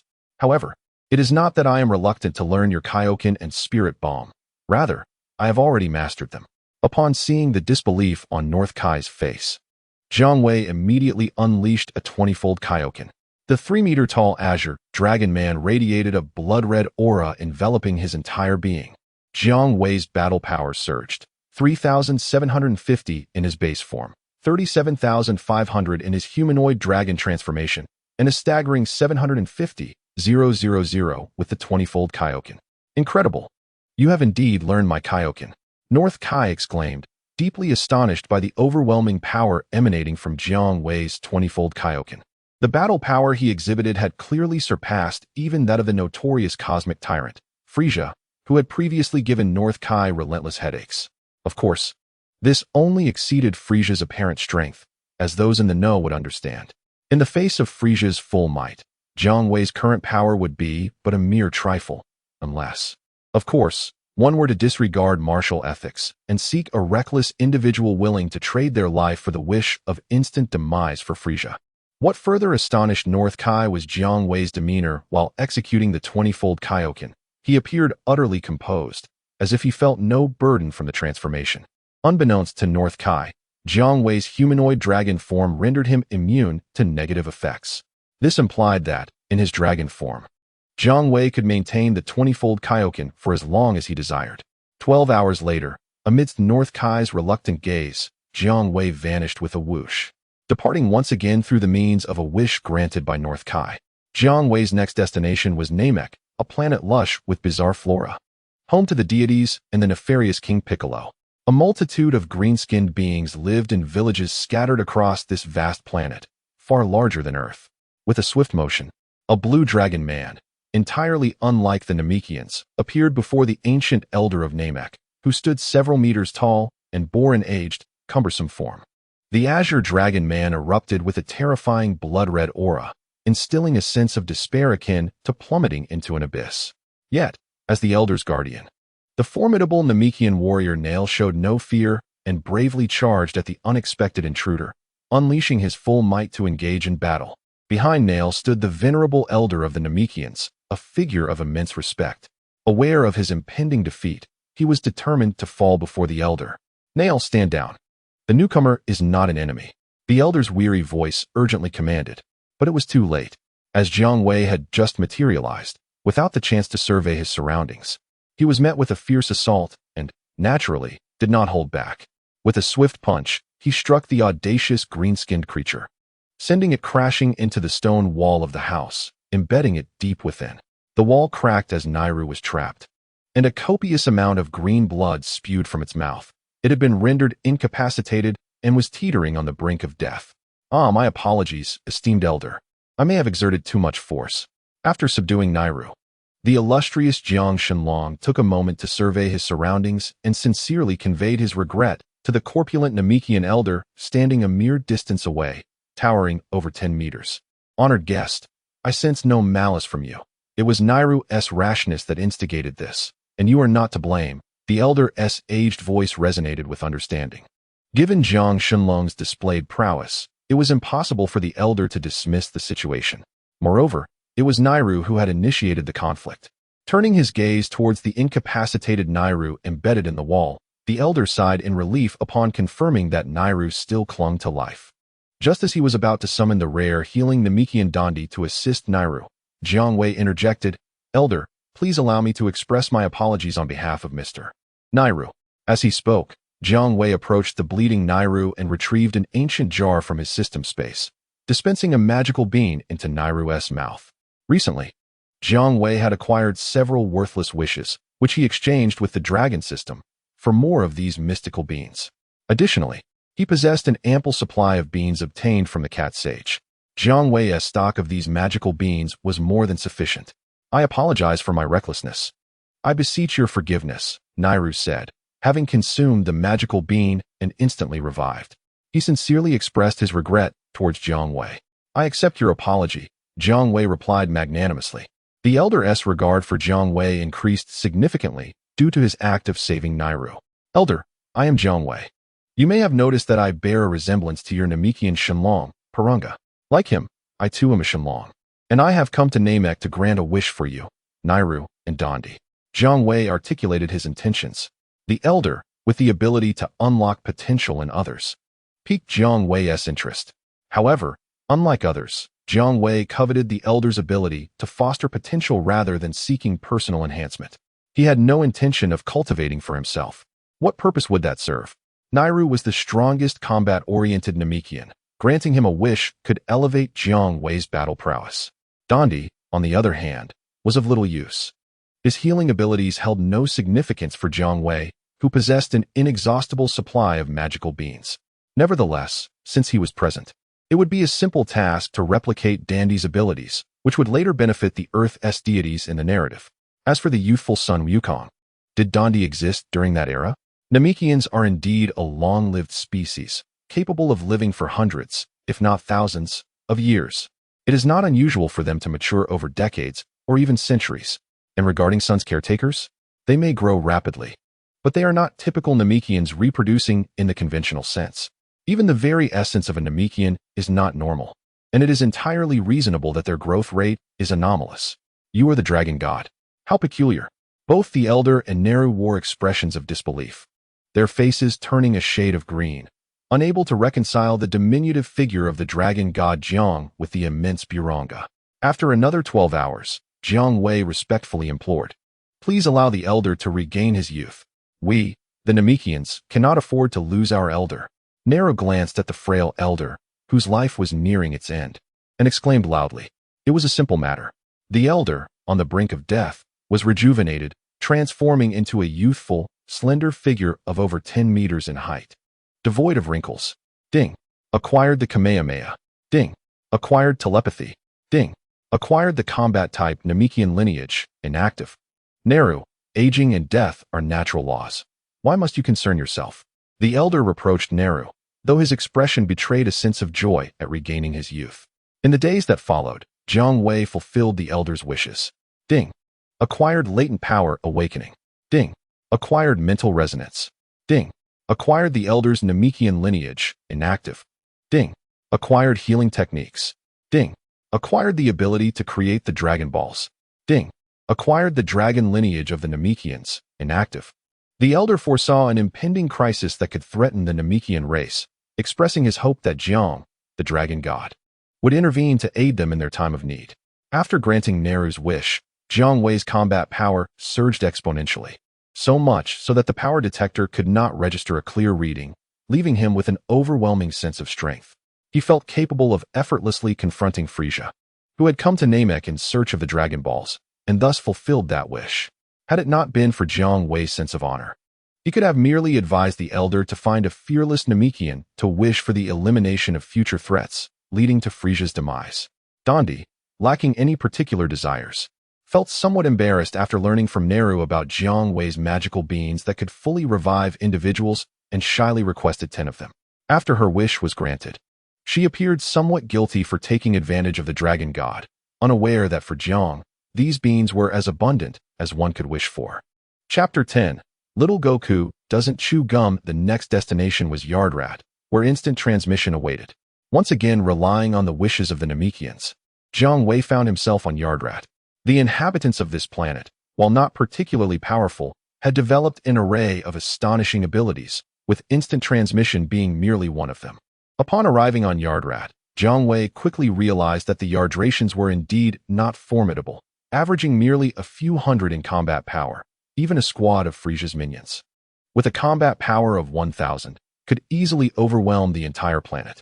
In comparison to the inhabitants of Earth, the beings from Adratat are as formidable as Godzilla towering over a mere insect. Apart from a select few martial artists, the vast majority of Earth's population possesses a combat prowess of merely 5 for strong men, and even less, of 4 for women. If an Adratat being were to be casually cast onto Earth, it could easily decimate the entire planet, having fulfilled several wishes for the Adratat beings, including the acquisition of teleportation and other extraordinary abilities that Jiang Wei deemed impressive. He had achieved all the goals he set at the onset of his journey through dimensions. As he began to reflect on the unfolding narrative and pondered where to venture next for greater gains, Jiang Wei suddenly realized he had completely forgotten the encounter between little Yukong and Bulma. He was uncertain whether that pivotal scene had transpired yet, and he certainly did not wish to miss it. To not engage in the story while traversing the Dragon Ball universe would render his journey meaningless. Sensing the divine aura of the Earth's deity, Jiang Wei activated his teleportation and instantly appeared before the deity and Mr. Popo. What an overwhelming force. Jiang Wei, after just a few days, you have grown remarkably strong. The deity's expression was one of astonishment, his complexion paling. Mr. Popo was equally taken aback, his face darkening in disbelief. What stunned them further was the sight of Jiang Wei, now a handsome and mature young human, rather than the towering 3-meter-tall blue dragon he had previously appeared as. It was essential to note that in his human form, Jiang Wei possessed only his baseline combat power, which was his weakest manifestation. Yet, even in this most vulnerable state, he far surpassed the strength he had exhibited just days prior in his dragon form. Greetings, deity and Mr. Popo. It is a pleasure to see you again, Jiang Wei greeted with a smile, adding, I am uncertain of the extent of my current strength, as I lack a concrete reference, but I feel exponentially more powerful than before. After exchanging pleasantries with the deity and Mr. Popo, Jiang Wei glanced outside the temple, surveying the entirety of Earth's surface. He swiftly pinpointed the location of little Wukong's residence atop the Baozi Mountain, sensing the strongest aura emanating from that direction. He promptly activated his teleportation once more, heading towards Baozi Mountain. Little Wukong had yet to depart from Baozi Mountain. As a battle-hardened scion, he began with a combat power of 10, placing him at the apex of the food chain within the ecological environment of Baozi Mountain. It is noteworthy that a scion with a combat power of 10 is far superior to any earthling. Little Wukong could withstand bullets from Bulma's handgun, which merely caused him discomfort. Not only could the gun not kill him, but it could not even inflict a wound. In stark contrast, Master Roshi, faced with a minor attack from the blonde Bulma, could only evade, either dodging the bullets or attempting to catch them barehanded, unwilling to allow them to strike him. Bullets could indeed harm Master Roshi, whose power vastly exceeded that of little Wukong. This only underscores the exceptional resilience of the scion physique, explaining why they attracted the covetous gaze of Zamasu. At that moment, amidst the dense forest, little Wukong was darting about, in pursuit of his lunch for the day. Just as he was on the verge of resolving the dilemma of what to have for his midday meal, whoosh, a towering figure unexpectedly appeared, and little Wukong, akin to a speeding vehicle, collided headlong into it. What was that? It feels as if something struck me. Upon arriving at Baozi Mountain, Jiang Wei's gaze fell upon a young boy not far ahead, who was rolling on the ground with an endearing crab-like head and a monkey's tail trailing behind him. At that moment, the small son Wukong was rolling about while exclaiming in pain, and he noticed an unusual figure in black clothing, with a smoking stick clutched between his lips, appearing before him. Apologies, it was unintentional, Jiang Wei immediately said upon noticing son Wukong's gaze. Startled, the boy sprang to his feet, disregarding his aching body, and drew a small stick from behind him, assuming a stance of imminent attack. Are you a monster? Otherwise, why can you blow such a large bubble from your mouth? Son Wukong asked warily. If Jiang Wei had claimed to be a monster, the young boy would have certainly launched an attack without hesitation. Blowing large bubbles? Jiang Wei paused, before understanding the situation, and then smiled warmly. Do not be alarmed. I am not a monster. This is bubble gum, a type of candy that can be used to blow bubbles. Seeing that Jiang Wei no longer blew bubbles and asserted he was not a monster, son Wukong relaxed his guard and curiously inquired, Who are you? Why do you eat this bubble gum? Is it really delicious? I am Jiang Wei, from outside Baozi Mountain. Observing the boy's eager gaze, Jiang Wei's mind sparked with a bold idea. If you wish to know how tasty bubble gum is, why not give it a try? Hello, I am son Wukong, living with my grandfather on Baozi Mountain. However, my grandfather has unfortunately passed away. Son Wukong respectfully returned the small stick to his back. Having lived on Baozi Mountain with his grandfather, son Wukong had never encountered another person. Jiang Wei was the first human he had ever met, aside from his grandfather. And he now offered him a delightful treat he had never seen before, bubblegum. Joyfully, son Wukong took a piece of unwrapped bubblegum from Jiang Wei's hand and began to chew, mimicking Jiang Wei's actions. So sweet, truly delicious. As he chewed, he attempted to swallow the gum, but Jiang Wei stopped him. Bubble gum is for chewing, not for swallowing, he clarified, expelling the chewed residue. This bubble gum isn't good. Son Wukong spat the residue onto the ground. For him, any food that could not be swallowed was not worthy. You do not like bubble gum? Then you will surely enjoy this. Jiang Wei produced a generous piece of roasted meat, meticulously prepared by a master chef, and offered it to the now wide-eyed Sun Wukong, who was captivated by the aroma of the food. Much better than bubble gum, Sun Wukong exclaimed, devouring the meat in mere moments, licking the grease from his hands. Still yearning for more. Jiang Wei, do you have any more? Call me Big Brother, Jiang Wei replied, cheerfully presenting a generous assortment of roasted meat before Sun Wukong, allowing him to indulge to his heart's content. After treating the young boy to a substantial feast, Jiang Wei had become quite familiar with him. Big Brother, why do you and my grandfather look so different from me? I have a tail, yet you do not. After satiating his hunger, Goku inquired on the way home with Jiang Wei, why are you a scion monkey? Jiang Wei glanced at Goku's agile tail and replied, what scion monkey? Goku, utterly perplexed, responded with a puzzled expression. Jiang Wei then elaborated a bit more, bringing the conversation to a close.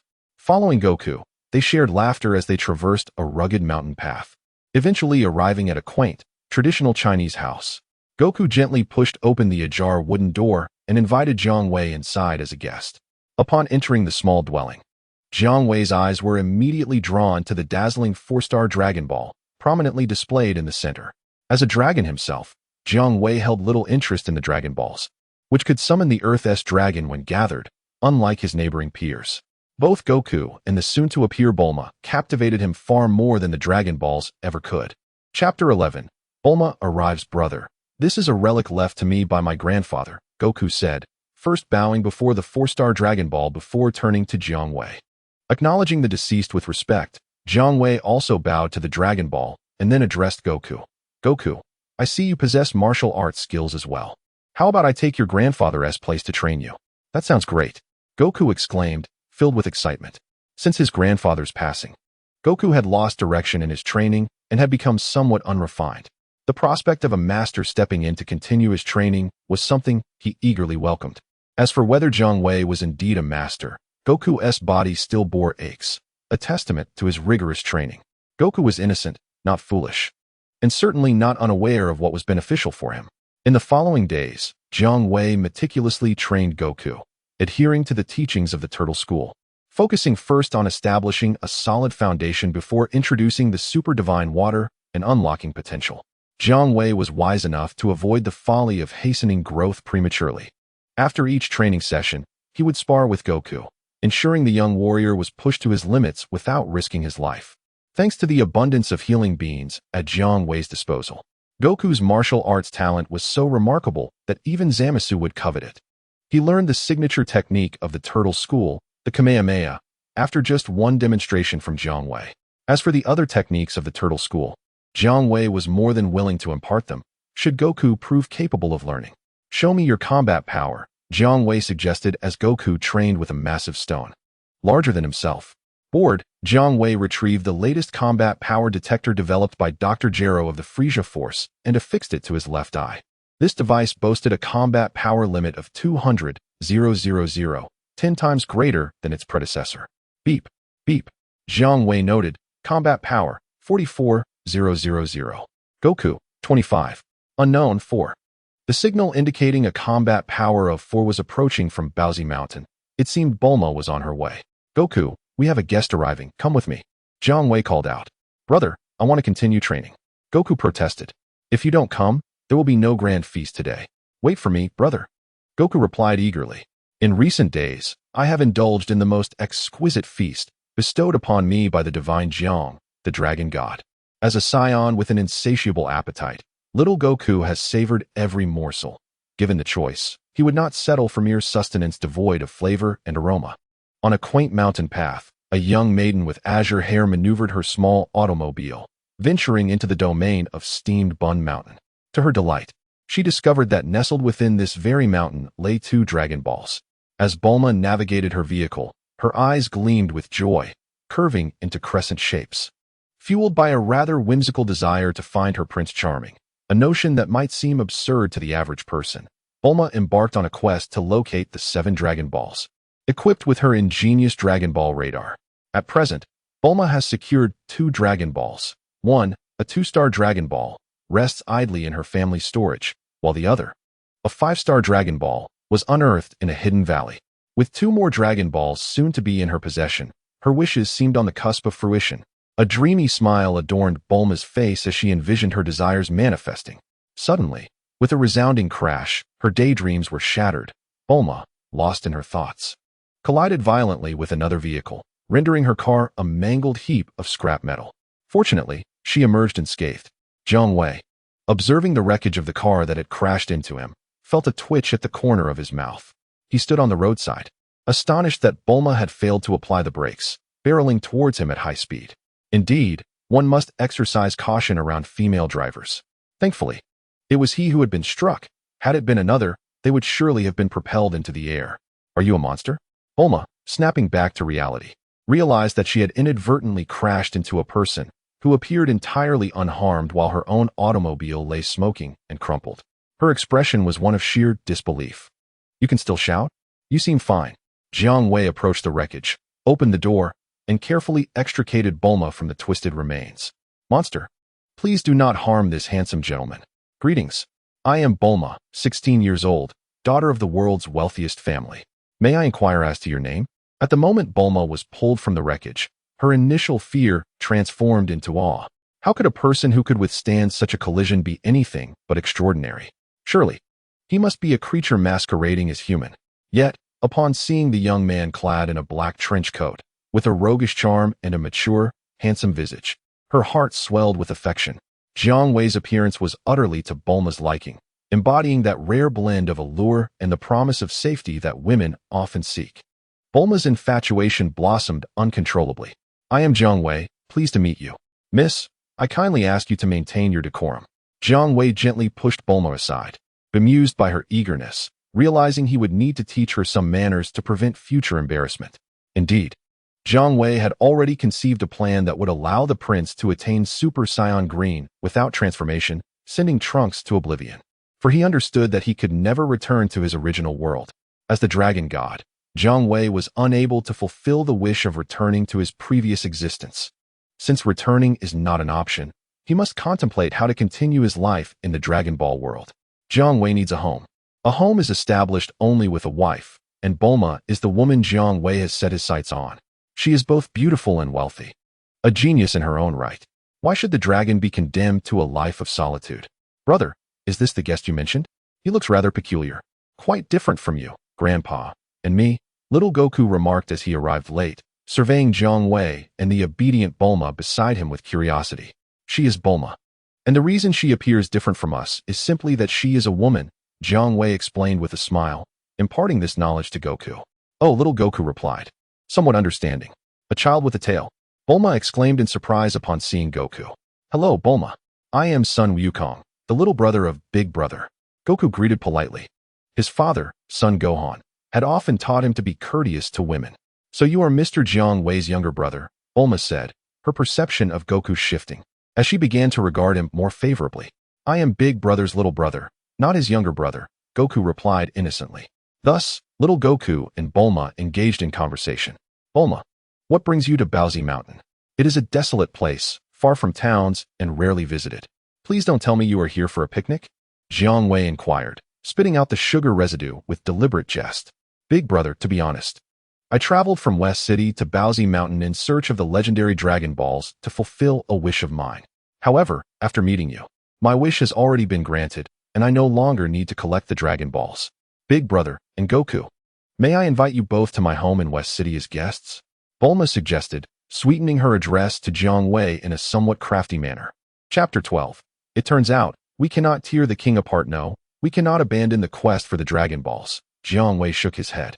You are right. Big Brother, there is no reason to give up halfway, Bulma said, pulling out a circular device from her pocket and presenting it to Jiang Wei as if it were a treasure. This is the Dragon Ball radar I created. It can detect the locations of all the Dragon Balls in the world. With this radar, Big Brother can quickly gather all 7 Dragon Balls and summon the dragon. There is no need to summon the dragon after collecting the 7 Dragon Balls.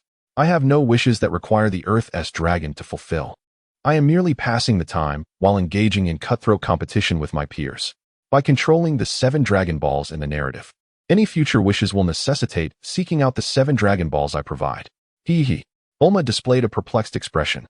Who collects the Dragon Balls without the intention of summoning the dragon to fulfill wishes? In the next moment, Bulma realized the truth. Big brother Jiang Wei, you are indeed one of a kind. With 2 Dragon Balls delivered by Bulma and 1 left by Grandpa Goku, along with another that Jiang Wei obtained from Master Roshi, Jiang Wei now possesses 4 Dragon Balls. Upon pressing the button on the Dragon Radar, he noticed that aside from the signals of his 4 Dragon Balls, only 2 additional signals were detected. There remained 1 Dragon Ball without any signal, which likely fell into the hands of the mixed rice, who had presumably shielded its signal. Realizing this, Jiang Wei considered that the mixed rice was not entirely useless. It seemed necessary to grant a wish to him. Once Bulma arrived, the 3 of them boarded a recreational vehicle provided by Jiang Wei and departed from Baozi Mountain, embarking on their quest to gather the Dragon Balls. Despite the addition of 2 companions, Bulma remained the designated driver, as little Goku was utterly clueless about driving, and Jiang Wei lacked the initiative to take the wheel when he had someone to rely on. Thus, Bulma had to bear the brunt of the labor. During their journey, Jiang Wei instructed Bulma to modify the power detector to enhance its detection limits. He firmly believed that, given Bulma's scientific prowess, this task would be merely a trivial endeavor. Indeed, a few days later, Bulma presented Jiang Wei with a revamped power detector and promptly began working on her second task, crafting a high-tech gravity suit for little Goku. Under Jiang Wei's meticulous training, little Goku's combat prowess was set to advance significantly faster than in the original narrative. According to the standard level of science, even the inept Raditz would possess a combat power of 1500 without any training. Moreover, given Raditz's tendencies, he would only target the weak, leaving the more formidable opponents to be dealt with by the Prince and Nappa. In contrast, Son Goku, having endured countless battles on Earth, often teetering on the brink of death, benefited from the super divine water, expert guidance, and the miraculous Senzu beans, training relentlessly. Yet, when Raditz arrived on Earth, Son Goku's combat power was a mere 500. How could this be? It was utterly absurd. At present, Bulma was busy preparing dinner inside the RV while Jiang Wei continued training little Goku. After little Goku donned the high-tech gravity suit and relentlessly battled Jiang Wei while consuming Senzu beans, the results were astonishing. Beep. Jiang Wei, combat power 44,000. Transformed into a humanoid Shenlong. Combat power 440,000. 20x Kaio-ken. Combat power 8,800,000. Son Goku, combat power 32. Bulma, combat power 4. Jiang Wei acknowledged that during his time on Namek, having fulfilled Nail's wish, his strength surged remarkably, leading him to mistakenly believe he could easily handle the king. Yet, it turned out that even with the 20x Kaio-ken, his combat power hadn't even reached 10 million. What arrogance! Thus, possessing a tool to quantify strength was indeed essential. Hey, Goku, dinner is ready. Come and eat. Bulma's voice echoed from the RV not far away, prompting Jiang Wei to conclude today's training with little Goku. Little Goku cheered, for aside from training, eating was his second greatest priority in life. As Jiang Wei stepped into the motorhome, he was enveloped by an aromatic symphony, the kind that could only emanate from the hands of the most elite chefs. Bulma, having realized that to capture a man's heart, one must first capture his stomach, found herself at a disadvantage. As the daughter of the world's wealthiest family, her passion lay in scientific pursuits, leaving her culinary skills woefully inadequate. Coincidentally, Jiang Wei was captivated by Bulma's brilliant intellect and inquired about her deepest desire. After spending a few days together, Bulma became acquainted with Jiang Wei's peculiar rules. Rather than flaunting her cleverness, she humbly wished for the mastery of gourmet culinary skills. If Bulma had merely sought knowledge of top-tier cooking to learn on her own, Jiang Wei would have readily bestowed it upon her, offering the finest culinary knowledge in the universe. However, to possess supreme culinary skills outright, that was akin to requesting a skill directly. It was no different from wishing upon the dragon for techniques such as the Kaio-ken, spirit bomb, or instant transmission. Yet, Jiang Wei had the ability to grant such a wish, akin to Granola's desire to become the strongest in the universe. Bulma would only need to pay a certain price for Jiang Wei's gift, not to mention culinary skills. Even divine techniques like the Ultra Instinct could be granted to her immediately. The cost? Bulma's life would be reduced to merely 1 day, and upon her death, she could not be resurrected by any means. While the price for culinary mastery was not as daunting as that of Ultra Instinct, Jiang Wei was reluctant to let the woman he cherished bear even the slightest burden. Therefore, he decided to first replicate the world's finest culinary skills for himself. to then bestow upon Bulma, thus avoiding any cost altogether. Any skill Jiang Wei possessed could be granted through a wish without any price to pay. Bulma prepared a sumptuous meal, generous in portions. After all, dining with Jiang Wei was also the voracious little Goku. If the food did not exceed the average person's portion, it certainly would not suffice for Goku's appetite. Seeing Jiang Wei's satisfied expression as he savored her cooking filled Bulma with immense joy. Days later, the motorhome arrived at a small village, its atmosphere heavy with an unsettling gloom, indicating that something sinister was afoot. Before reaching the village, the trio encountered Master Roshi's lost companion, a golden-haired turtle referred to by Lan Chi as a backup food source. Jiang Wei casually tossed the turtle back to Master Roshi's tiny island. "Brother, look. The dragon radar indicates there is a Dragon Ball in this village," Bulma exclaimed, her eyes gleaming with excitement as she glanced at the radar. "It seems this is the village where Oolong gathered a group of little girls." Jiang Wei, observing the village entrance, found it quite intriguing. After locating the holder of the 6-star Dragon Ball, an elderly woman, and negotiating terms, Jiang Wei entrusted the task of rescuing Oolong, nay, rescuing the young girls that Oolong had abducted, to a thrilled little Goku, who was eager at the prospect of confronting a formidable monster.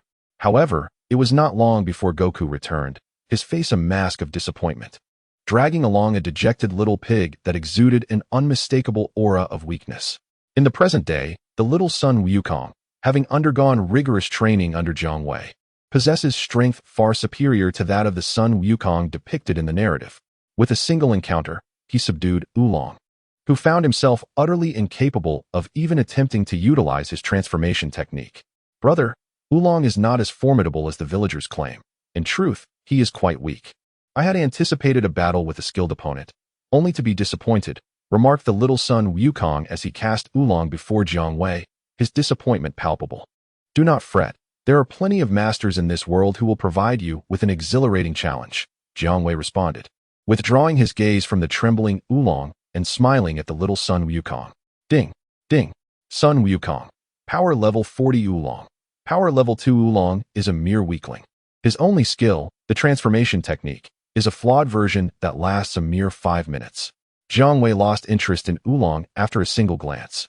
"You truly understand me, brother," exclaimed the little son Wukong, his spirits lifting as his earlier gloom dissipated swiftly, with Scion blood coursing through his veins. The little son Wukong yearned for combat against true masters, not merely to be trampled by them. For a Scion, being ruthlessly dominated is not a source of joy, regardless of their warrior spirit. It is essential to note that, for the little son Wukong, a master does not include his beloved elder brother, Jiang Wei. Chapter 13. The tea god can break the law of smoke without harm. Meanwhile, the villagers observing Oolong grew increasingly agitated. "What? This little pig is the formidable beast Oolong? Surely, this cannot be correct. So that is the truth. We have all been deceived by this Oolong. Speak. What have you done to our daughters? If you do not tell the truth, we will roast you like a suckling pig." Oolong trembled even more. "Please, do not act impulsively. I assure you, your daughters are alive and unharmed. In fact, they are quite happy. I will lead you to them." Under Oolong's guidance, the villagers managed to rescue a group of young girls who had been living a life of comfort for some time. Only then did the elderly woman fulfill her promise and hand over the 6-star Dragon Ball to Jiang Wei. Having obtained the 6-star Dragon Ball, Jiang Wei barely glanced at Oolong before instructing Bulma to drive them away from the small village. "Brother, it seems we are in need of a driver," Bulma observed as she noticed Oolong, now forgiven by the villagers, making his way towards the entrance of the village. "This little pig may appear useless, but surely he can handle driving," Bulma mused, envisioning how having Oolong take the driver's seat would grant her more time to accompany her true love, Jiang Wei. "Oolong, please come here. Bulma requires you to take her place at the wheel," Jiang Wei said, nodding slightly at Bulma before addressing Oolong, who had reached the entrance of the village. Upon hearing this, Oolong immediately transformed into a rocket amidst a puff of white smoke and sped away in a blaze of flames. Witnessing Oolong's lack of appreciation, Jiang Wei simply raised a finger, pointing towards the entrance of the village.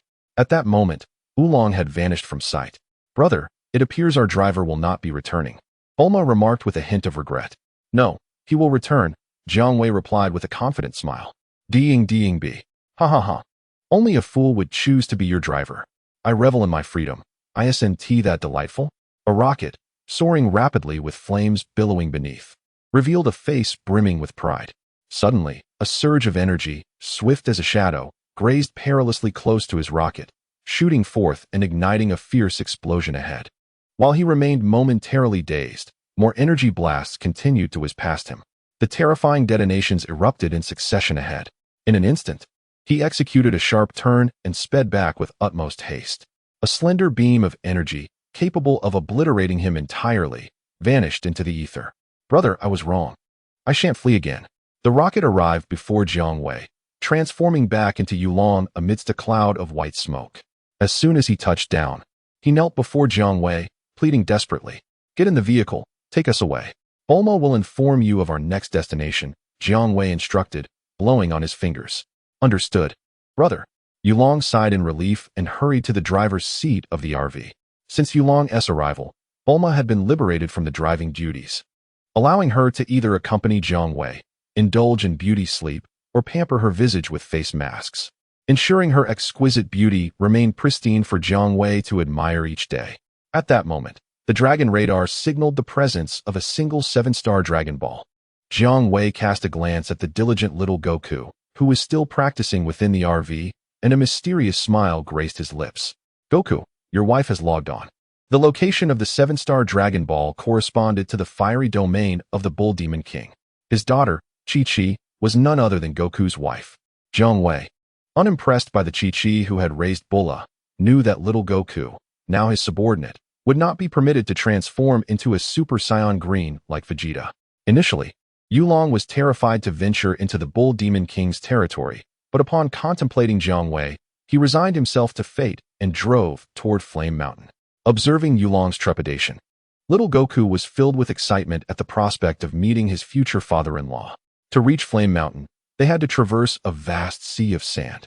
"Brother, I have heard tales that this sandy expanse is fraught with bandits who prey upon unsuspecting travelers," Yulong remarked, gripping the steering wheel, though he did not betray his fear.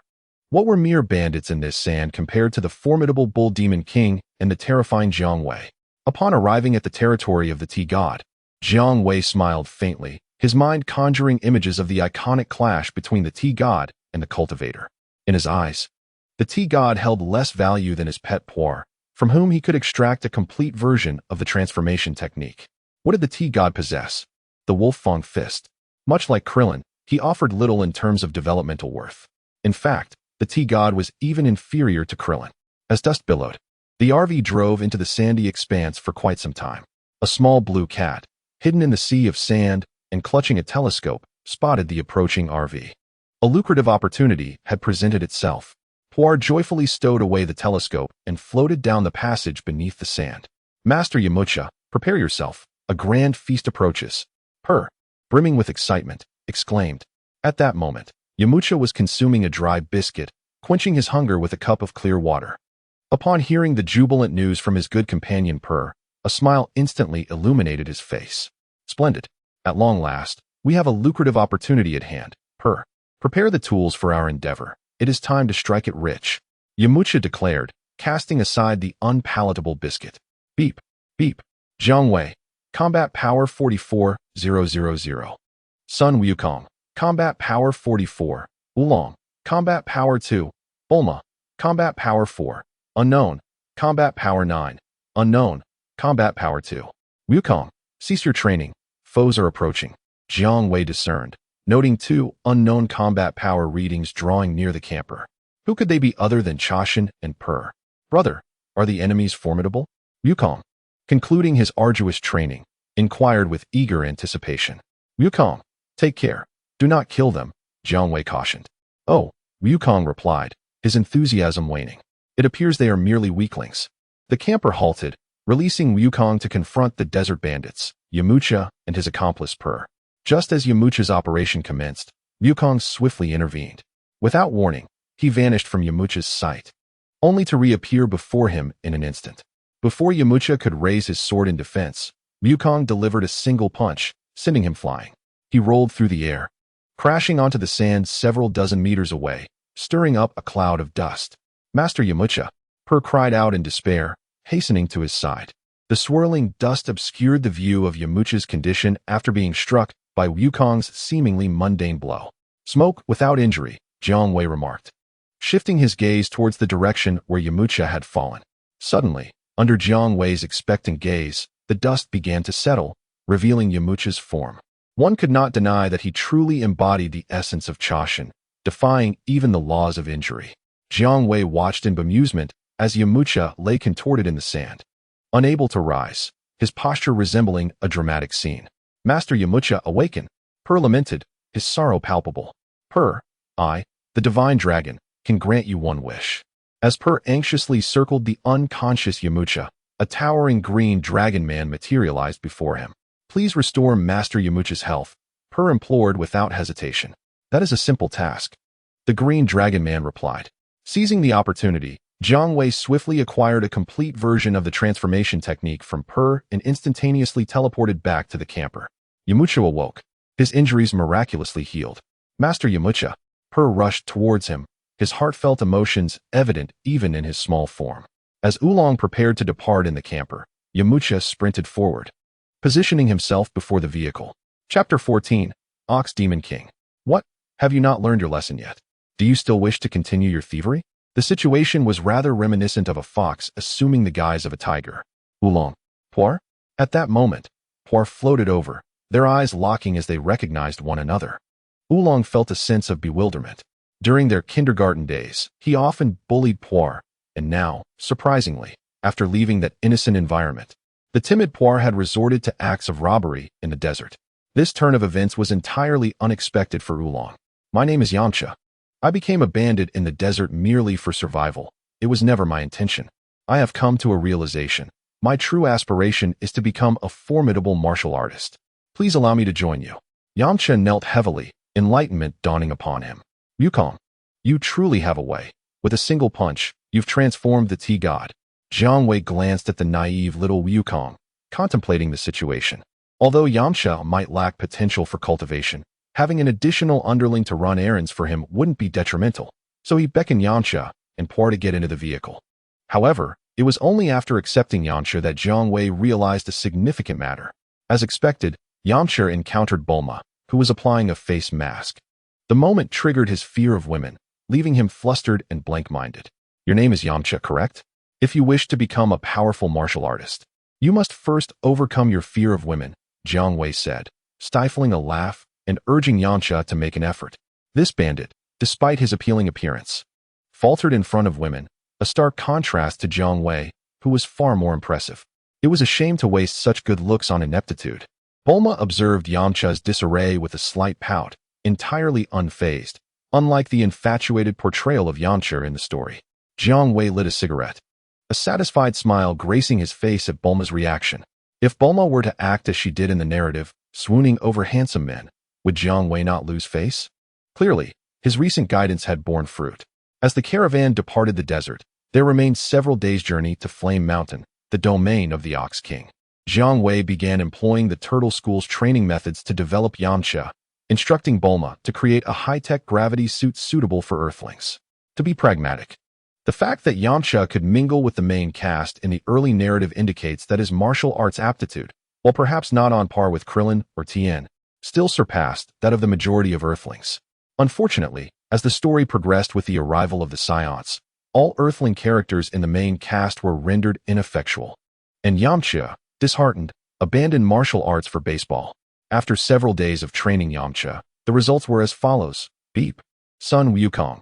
Battle Power 55 Yamcha. Battle Power 11 Yamcha had made considerable progress. One should not underestimate the significance of a mere increase of 2 points in battle power. In the early narrative, such battle power held substantial weight, especially when surpassing double digits. One was regarded as superhuman, able to handle a handgun with ease. Without Jiang Wei's Turtle School training methods, it would have been impossible for Yamcha to achieve a 2-point increase in such a short span, relying solely on his own efforts.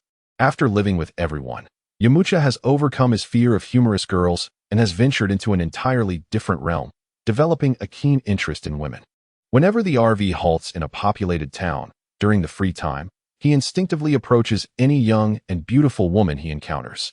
The mixed rice has yet to make an appearance. When exactly did it show up? I cannot recall.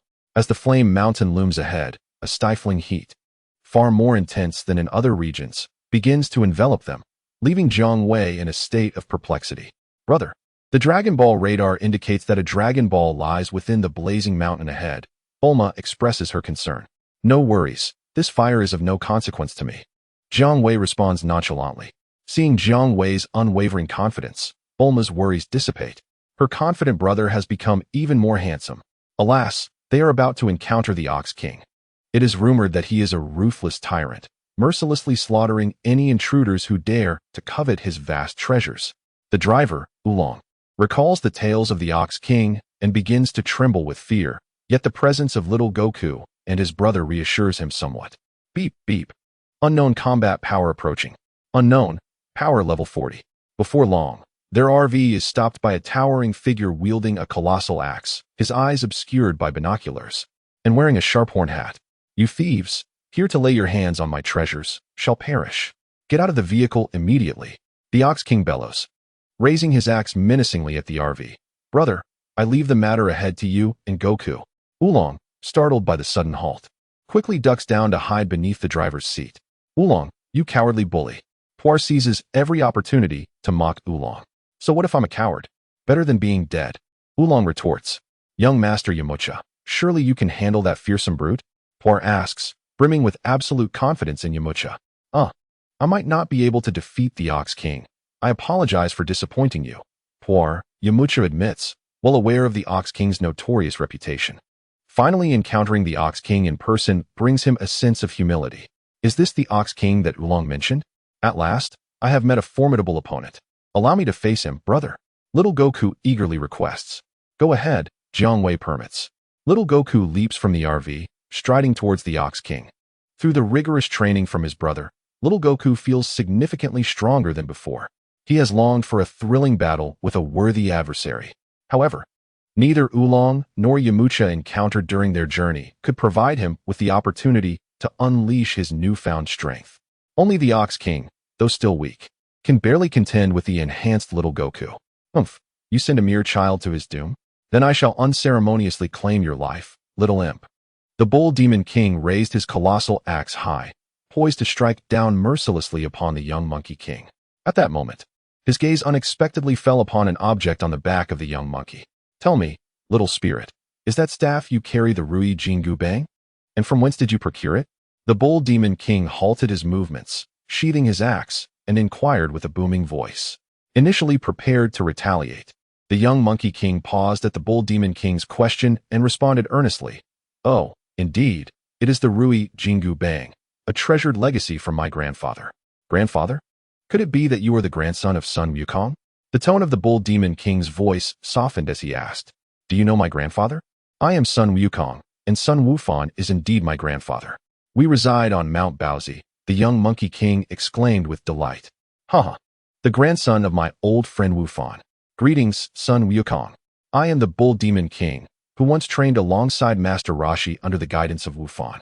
Upon realizing that the young Monkey King was the grandson of an old acquaintance, the Bull Demon King's animosity melted away, and he regarded the young monkey with increasing fondness. Chapter 15. Transforming Bu into a Karada, so you are a friend of my grandfather. The young Monkey King declared joyously, following the transformation of enmity into friendship. Jiang Wei and others descended from their vehicle to introduce themselves to the Bull Demon King. According to the Bull Demon King, he had sent his daughter, Kiki, to borrow the banana fan from Master Roshi to extinguish the flames of Fire Mountain. Jiang Wei knew that Master Roshi, having lived for centuries, possessed many treasures, including the banana fan, yet it had long since slipped from his grasp and was not currently in his possession. Thus, Kiki would be unable to procure the fan. Why must the Bull Demon King rely on the banana fan to extinguish the inferno of Fire Mountain? I can extinguish the flames for you. Jiang Wei smiled at the Bull Demon King.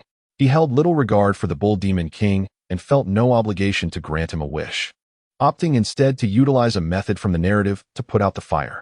Young man, do not boast, the Bull Demon King replied skeptically. If there were alternative means to quell the inferno, would I have allowed it to rage unchecked until now? Then prepare to witness, Jiang Wei retorted, refusing to elaborate further. Facing the mountain engulfed in flames, he exuded confidence as he assumed the stance for the Kamehameha technique. Could it be? The Bull Demon King was taken aback, having studied under Master Roshi for some time without mastering this particular technique. The ultimate secret of the Turtle School was not easily learned by ordinary individuals. I see, my brother intends to unleash the Kamehameha? But how does that relate to extinguishing the raging fire on the mountain? The young Monkey King displayed a puzzled expression. He had never considered that the Kamehameha, taught to him by his brother, could serve a purpose beyond combat. The aspiring and determined fighter, Yamcha, fixed his gaze intently on Jiang Wei's movements. Kamehameha, as if the main cannon of a cosmic battleship had fired, a powerful surge of blue energy gathered from Jiang Wei's palm, and a colossal beam of blue light surged forth, aimed directly at the roaring inferno of the mountain. Indeed, it is the Kamehameha. Beneath the radiant blue glow of the Kamehameha, the Ox King exclaimed in astonishment, "How powerful! Is this the might of a formidable martial artist?" Yamcha gazed on with admiration, declaring, "My elder brother is truly remarkable. He is my aspiration. I must devote myself to training even harder to surpass him."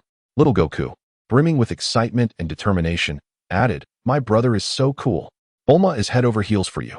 Bulma's eyes sparkled with hearts as she held her face in her hands. Once the blue beam dissipated, the onlookers beheld that the flames on the mountain had been extinguished. "Brother Goku, you are incredible. You can even perform the Kamehameha. I am in awe. Were you also trained under Master Mateto?" The Ox King laughed heartily, affectionately patting Jiang Wei on the shoulder, clearly misinterpreting him as a fellow disciple. Jiang Wei, having no reason to lie, affirmed, "Indeed, my Kamehameha was learned from Master Roshi. I am overjoyed today. Please do visit my home. I shall treat you splendidly." The Ox King, relieved that the fire had been quelled and his house remained intact, felt elated. What stature does Master Roshi hold? And what about Jiang Wei? In the narrative, Master Roshi had long since neglected martial arts, needing to exert tremendous effort to perform his signature technique, the Kamehameha, lacking the finesse of control. In contrast, Jiang Wei's strength far exceeded Master Roshi's by 1,000-fold, allowing him to wield the Kamehameha with effortless precision, extinguishing flames without damage. The Ox King invited Jiang Wei and the others into his home for hospitality. After a joyful gathering, Jiang Wei requested the 7-star Dragon Balls from the Ox King, who not only agreed but also presented each of the young ones with a priceless treasure. He urged Jiang Wei and little Goku to stay longer in his abode. The next day, the Ox King approached Jiang Wei, expressing concern. "Jiang Wei, I have a favor to ask of you." "Do not hesitate. Speak your mind," Jiang Wei replied, having already surmised the reason for the Ox King's visit. "I will be direct. I mentioned yesterday that I sent my daughter, Chi-Chi, to borrow the Bansho fan from Master Mateto to extinguish the flames. She has been gone for some time, and I am worried she might encounter trouble on her journey, being alone and fearful of strangers. Please, could you assist me in bringing her back?" The Ox King implored. Given Jiang Wei's ability to perform the Kamehameha, the Ox King's trust in him was evident, as he preferred to seek Jiang Wei's help rather than that of little Goku. Although Jiang Wei held no particular interest in Chi-Chi and had no designs on little Goku's romantic fate, he nodded in agreement. "Oh dear, I almost forgot. Here is a photo of Chi-Chi," the Ox King exclaimed, chastising himself for not providing it sooner. He pulled a photograph from his pocket and handed it to Jiang Wei. The picture depicted an adorable little girl, dressed in a manner reminiscent of Ultraman. "Goku, I leave the task of finding Chi-Chi to you."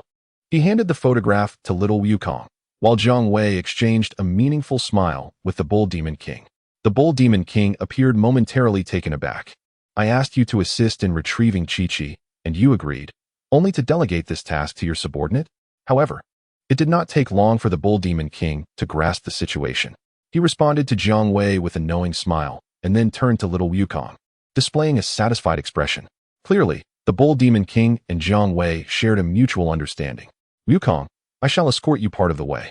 After a brief moment of sensing, Jiang Wei detected an aura reminiscent of the Bull Demon King at the 1 o'clock position. With a smile, he beckoned little Wukong over, seized him, and hurled him towards the direction where Chi-Chi was located. Several hours later, little Wukong returned to Flame Mountain, hand in hand with Chi-Chi. Jiang Wei observed that Chi-Chi's face flushed crimson upon seeing little Wukong, clearly indicating that something had transpired while they were together. Exchanging a glance with the Bull Demon King, both shared an unspoken smile. The Bull Demon King felt an increasing closeness to Jiang Wei. The next day, Jiang Wei politely declined the Bull Demon King's invitation to stay. Under Chi-Chi's lingering gaze towards Little Wukong, their vehicle swiftly departed from the now extinguished Flame Mountain. Should I ask Bulma to grant a wish to transport me before the group of mixed rice? With only one Dragon Ball left to acquire, Jiang Wei had lost interest in waiting for the mixed rice group to reveal themselves. At that moment, their vehicle traversed a forest of enormous mushrooms and arrived at a small town dominated by semicircular buildings. The townspeople were dressed in attire reminiscent of Arab culture. As the vehicle entered the town, it caught the attention of two soldiers clad in black military uniforms, armed with rifles and sporting long rabbit ears. They exchanged glances, grinning mischievously as they approached. Rabbit Squad. After Yamcha effortlessly dealt with these two foolish individuals, Jiang Wei recalled their identities and became slightly intrigued by their leader, a rabbit possessing the extraordinary ability to transform individuals into carrots. This rabbit's power bore some resemblance to Majin Buu's ability to turn people into snacks. However, the rabbit required physical contact to activate its ability, unlike Majin Buu, who could transform targets with a mere beam of transformative light. Jiang Wei even entertained a mischievous thought. Upon acquiring the rabbit's power, he could subsequently encounter Majin Buu and turn him into a carrot. Hee. Chapter 16. Acquiring the ability to transform people into carrots. Don't run. Our boss will be here shortly, declared a bruised soldier with bravado. Still arrogant, are we? The god of tea showed no tolerance and kicked the soldier, causing him to wail for mercy. Moments later, a rabbit-shaped car rolled into the town, where the residents had already retreated into their homes. A rabbit donned in sunglasses, exuding an air of authority, emerged from the vehicle. Our boss has arrived. Prepare to meet your doom. Boss, it's those outsiders who have defied our rabbit clan and have caused us such turmoil. You must stand up for us. Jiang Wei observed with amusement the rabbit exuding an air of authority. Beep. Rabbit. Combat Power 5 Soldier 1. Combat Power 5 Soldier 2. Combat Power 5 Unknown. Combat Power 2 Unknown. Combat Power 5 Unknown. Combat Power 5 Suddenly, Jiang Wei noticed an anomaly. A combat power of 2 was appearing not far from him. On Earth, combat powers of 5 and 4 are ubiquitous, but a combat power of 2 stands out conspicuously among them. Ah, there you are, mixed rice. Jiang Wei smiled, fixating on the direction from which the combat power of 2 emanated. Boss, I've just recalled. That rabbit. I've heard others mention it possesses the ability to turn people into carrots. You must avoid being touched by its hands. The tea god, contemplating the rabbit, paled and hastily warned. I understand. Jiang Wei nodded to the tea god. Ah, my apologies. Everyone, my subordinate has acted thoughtlessly and offended you. May I ask who is the leader among you? The rabbit approached, wearing a mask of contrite smiles. I am, Jiang Wei replied, his gaze playful as that of a cat who has caught a mouse. On behalf of my subordinates, I sincerely apologize. Please forgive us. The rabbit bowed deeply to Jiang Wei, extending its hand with a beaming smile, seemingly intent on a handshake. Boss, do not be deceived. The tea god urgently cautioned from the side, yet Jiang Wei had already extended his hand, clasping the rabbit's. The tea god's expression shifted dramatically. The rabbit's smile vanished, replaced by a sinister glare. You dare provoke our rabbit clan? Your end is nigh. I shall turn you into a carrot and devour you. The rabbit glared at Jiang Wei, who towered over it, as if mocking its threat. Transform me into a carrot? You? That's laughable. Jiang Wei scoffed at the diminutive rabbit. Soon, terror overtook the rabbit's features. Why have you not turned into a carrot yet? Because you are pathetically weak, Jiang Wei retorted. In the narrative, superpowers and magic are not omnipotent. They cannot affect opponents whose combat power vastly exceeds one's own. For instance, the superpower of Brew, from the Red Ribbon Army, proved ineffective against Tao Bai Bai. Dumplings also possessed superpowers, yet due to a lack of combat power in later stages, they became utterly useless. A rabbit with merely 5 combat power believes it can transform Jiang Wei, who possesses over 40,000 in regular combat power, into a carrot? Such delusion. Seeing Jiang Wei unharmed, the tea god finally breathed a sigh of relief. With a slight exertion, Jiang Wei crushed the rabbit's hand in a grip so fierce it emitted a wail akin to that of a slaughtered pig. Subsequently, Jiang Wei seized the rabbit by the neck, lifting it off the ground. In the rabbit's terrified gaze, a towering figure of a 3-meter-tall azure dragon man emerged before it. Rabbit, You may make a wish to this divine dragon. Either be escorted to the police station to confess, or meet your demise right now. Choose wisely. Jiang, the great dragon, lifted the rabbit before him, a sinister grin plastered across his face.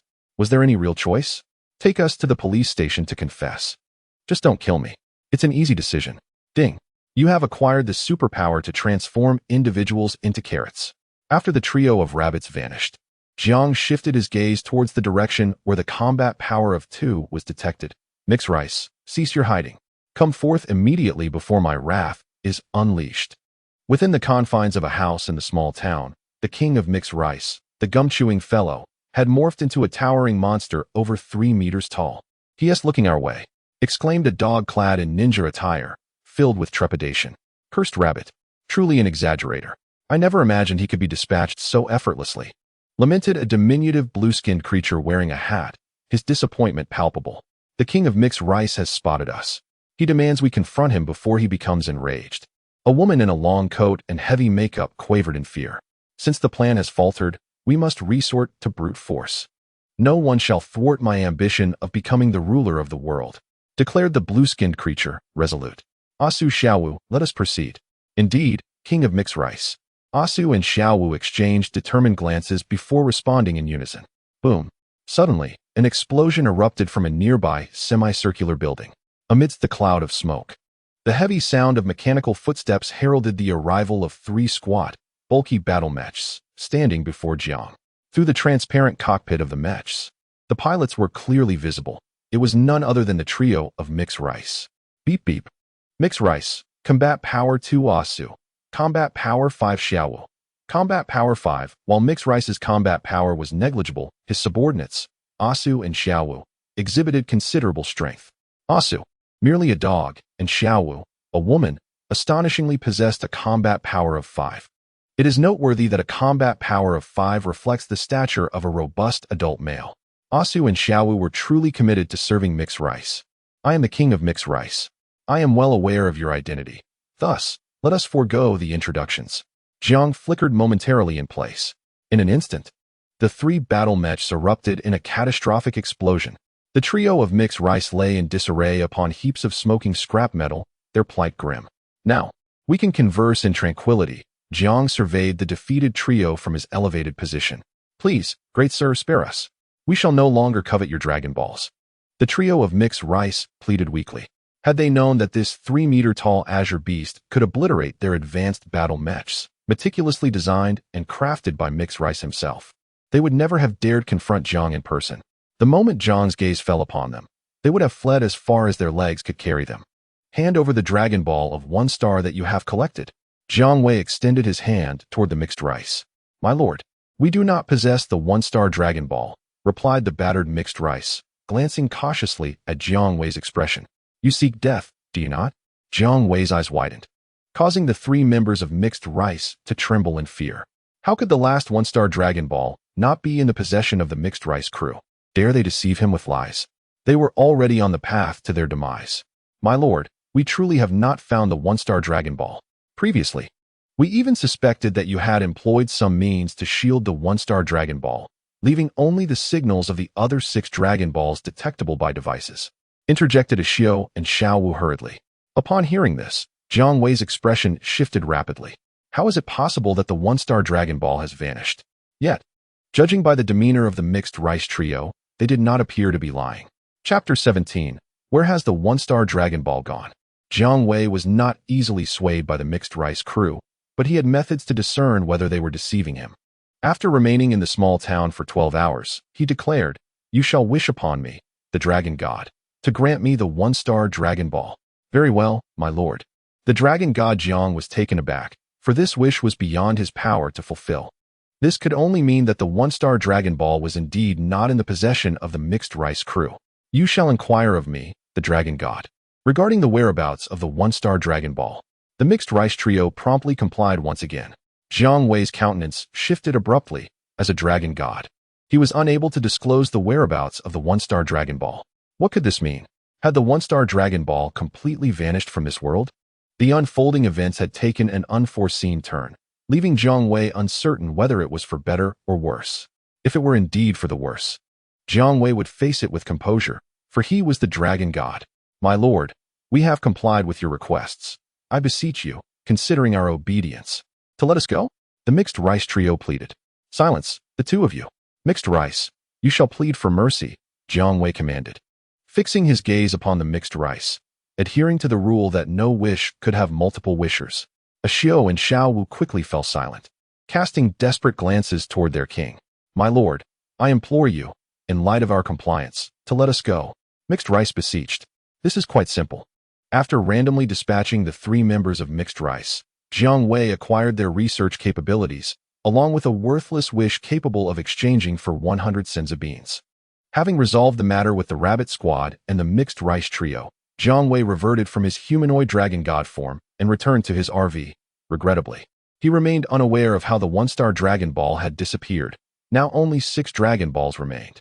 Jiang Wei explained the situation to everyone. The absence of the 1-star Dragon Ball not only caused concern over the reasons behind its disappearance, but also left Jiang Wei indifferent to the inability to gather all 7 Dragon Balls. As long as he could resolve the root cause alongside his peers and replace his Dragon Balls, Jiang Wei's objectives would be fulfilled. Upon tossing the 5 Dragon Balls into the system's space to gather dust, Jiang Wei returned the 4-star Dragon Ball to little Goku. Brother, the quest for the Dragon Balls has concluded. Would you and Goku care to accompany me to West City and be my guests? Bulma inquired, her voice brimming with anticipation. West City, Jiang Wei pondered. The mention of West City brought to mind the days when King Piccolo wreaked havoc, annihilating one city after another on Earth. As fate would have it, West City was the first unfortunate victim of his lottery. Truly unfortunate. Nevertheless, despite its misfortune, West City stood as one of the most vibrant metropolises on Earth. A city that housed the world's wealthiest. Could it be lacking in splendor? With no particular destination in mind and an affinity for the lavish lifestyle of urbanity, Jiang Wei recognized that his future mentorship of little Goku would benefit greatly from Bulma's gravity chamber and room of spirit and time. Thus, he consented to Bulma's invitation to West City. That's splendid, brother, Bulma exclaimed, her joy nearly palpable. Since Jiang Wei agreed to accompany her to West City, little Goku and Yamcha certainly intended to follow suit. As for Oolong, the prospect of visiting a metropolis and the home of the world's richest was too enticing to resist, leaving no reason to linger in the countryside amidst mundane village life. Guided by Bulma, their caravan journeyed for several days before finally transitioning from the narrow paths to the highway, ultimately arriving at West City. Bulma's residence was a lavish mansion, sprawling in size and rivaling a museum in grandeur. The abode of the world's wealthiest. How could it be anything less? Upon entering Bulma's home, Jiang Wei's immediate thought was, the allure of a wealthy lady. Here I come, Vegeta's luxurious lifestyle. Bulma, where have you been? Your father and I have been terribly worried about you. And these are your friends? Oh my, 2 handsome gentlemen as well. Bulma, you mustn't be too flirtatious outside. Bulma's youthful mother, Mrs. Brief, greeted warmly. Mom, please don't say that. They are just companions I met during my travels. Bulma instinctively glanced at Jiang Wei and hastily clarified to her mother. Mother understands. Mrs. Brief followed her daughter's gaze, noticing the cool and charming Jiang Wei chewing gum. Upon observing Bulma's nervous demeanor, a knowing smile spread across her face, reflecting her realization that her daughter had indeed matured. Jiang Wei and the others politely greeted Mrs. Brief and introduced themselves. After introductions, Mrs. Brief welcomed Bulma's friends into the spacious and luminous living room, instructing the servants to serve tea to the guests who had traveled from afar to West City. As they engaged in casual conversation, the predominant topic revolved around Jiang Wei and Bulma. Before long, receiving the news, Dr. Brief set aside his work and made his way to the living room. Bulma, you're back. And these are your friends? Jiang Wei and the others rose to greet Dr. Brief and introduce themselves in turn. Such splendid young people. Consider this place your home. Do not be shy. Relax, he encouraged warmly. Dr. Brief was filled with enthusiasm. Upon noticing her husband's arrival and glancing at the charming conversation between Bulma and the composed young man, Jiang Wei, Mrs. Brief smiled and exchanged a few quiet words with her husband. As Dr. Brief pondered the maturity of his daughter, his attention shifted more towards Jiang Wei. He commenced a conversation with him. Meanwhile, Jiang Wei's gaze was drawn to a small black cat pendant worn by Dr. Brief, evoking memories of the large black cat kept by his cousin. He wondered where his cousin and that feline companion might be now, wishing them both well. After a brief exchange with Dr. Brief, the topic naturally transitioned to the small black cat. This evidently piqued Dr. Brief's interest. As their dialogue progressed, it unexpectedly veered into the realm of scientific discourse. When the conversation turned to his field of expertise, Dr. Brief's enthusiasm ignited like a wildfire in a forest, spiraling into an engaging discussion. The two found themselves increasingly in sync as they delved deeper into conversation. Jiang Wei, it turned out, possessed not only profound martial prowess, but also a remarkable aptitude for scientific invention. Yamcha observed with admiration as Jiang Wei animatedly conversed with Dr. Brief. Although he struggled to grasp the complexities of their dialogue, he sensed their brilliance. Jiang Wei had previously fulfilled Bulma's wish, showcasing his extraordinary intellect and scientific acumen, effortlessly navigating discussions about scientific innovations with Dr. Brief. You are a true genius, young man. If you aren't a scientist, then there are hardly any who can rightfully claim the title. Dr. Brief exclaimed sincerely. At that moment, he wholeheartedly approved of Jiang Wei's relationship with Bulma. In Dr. Brief's eyes, Jiang Wei stood out as one of the most talented young scientists he had ever encountered, second only to his daughter. I consider myself a self-taught individual, and I do not identify as a scientist, Jiang Wei humbly replied. He found the notion of being a scientist rather mundane, preferring instead to surround himself with remarkable individuals who could help realize wishes and replicate extraordinary achievements. Life, he believed, should be lived freely and authentically. Chapter 18. The transformation of little Goku into a giant ape. Jiang Wei, you are far too modest. If you are not a scientist, then there are barely enough individuals in this world who can be called scientists to count on one hand.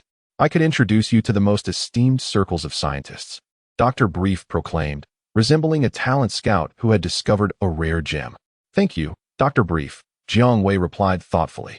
The prospect of mingling with the finest scientists on Earth was indeed enticing.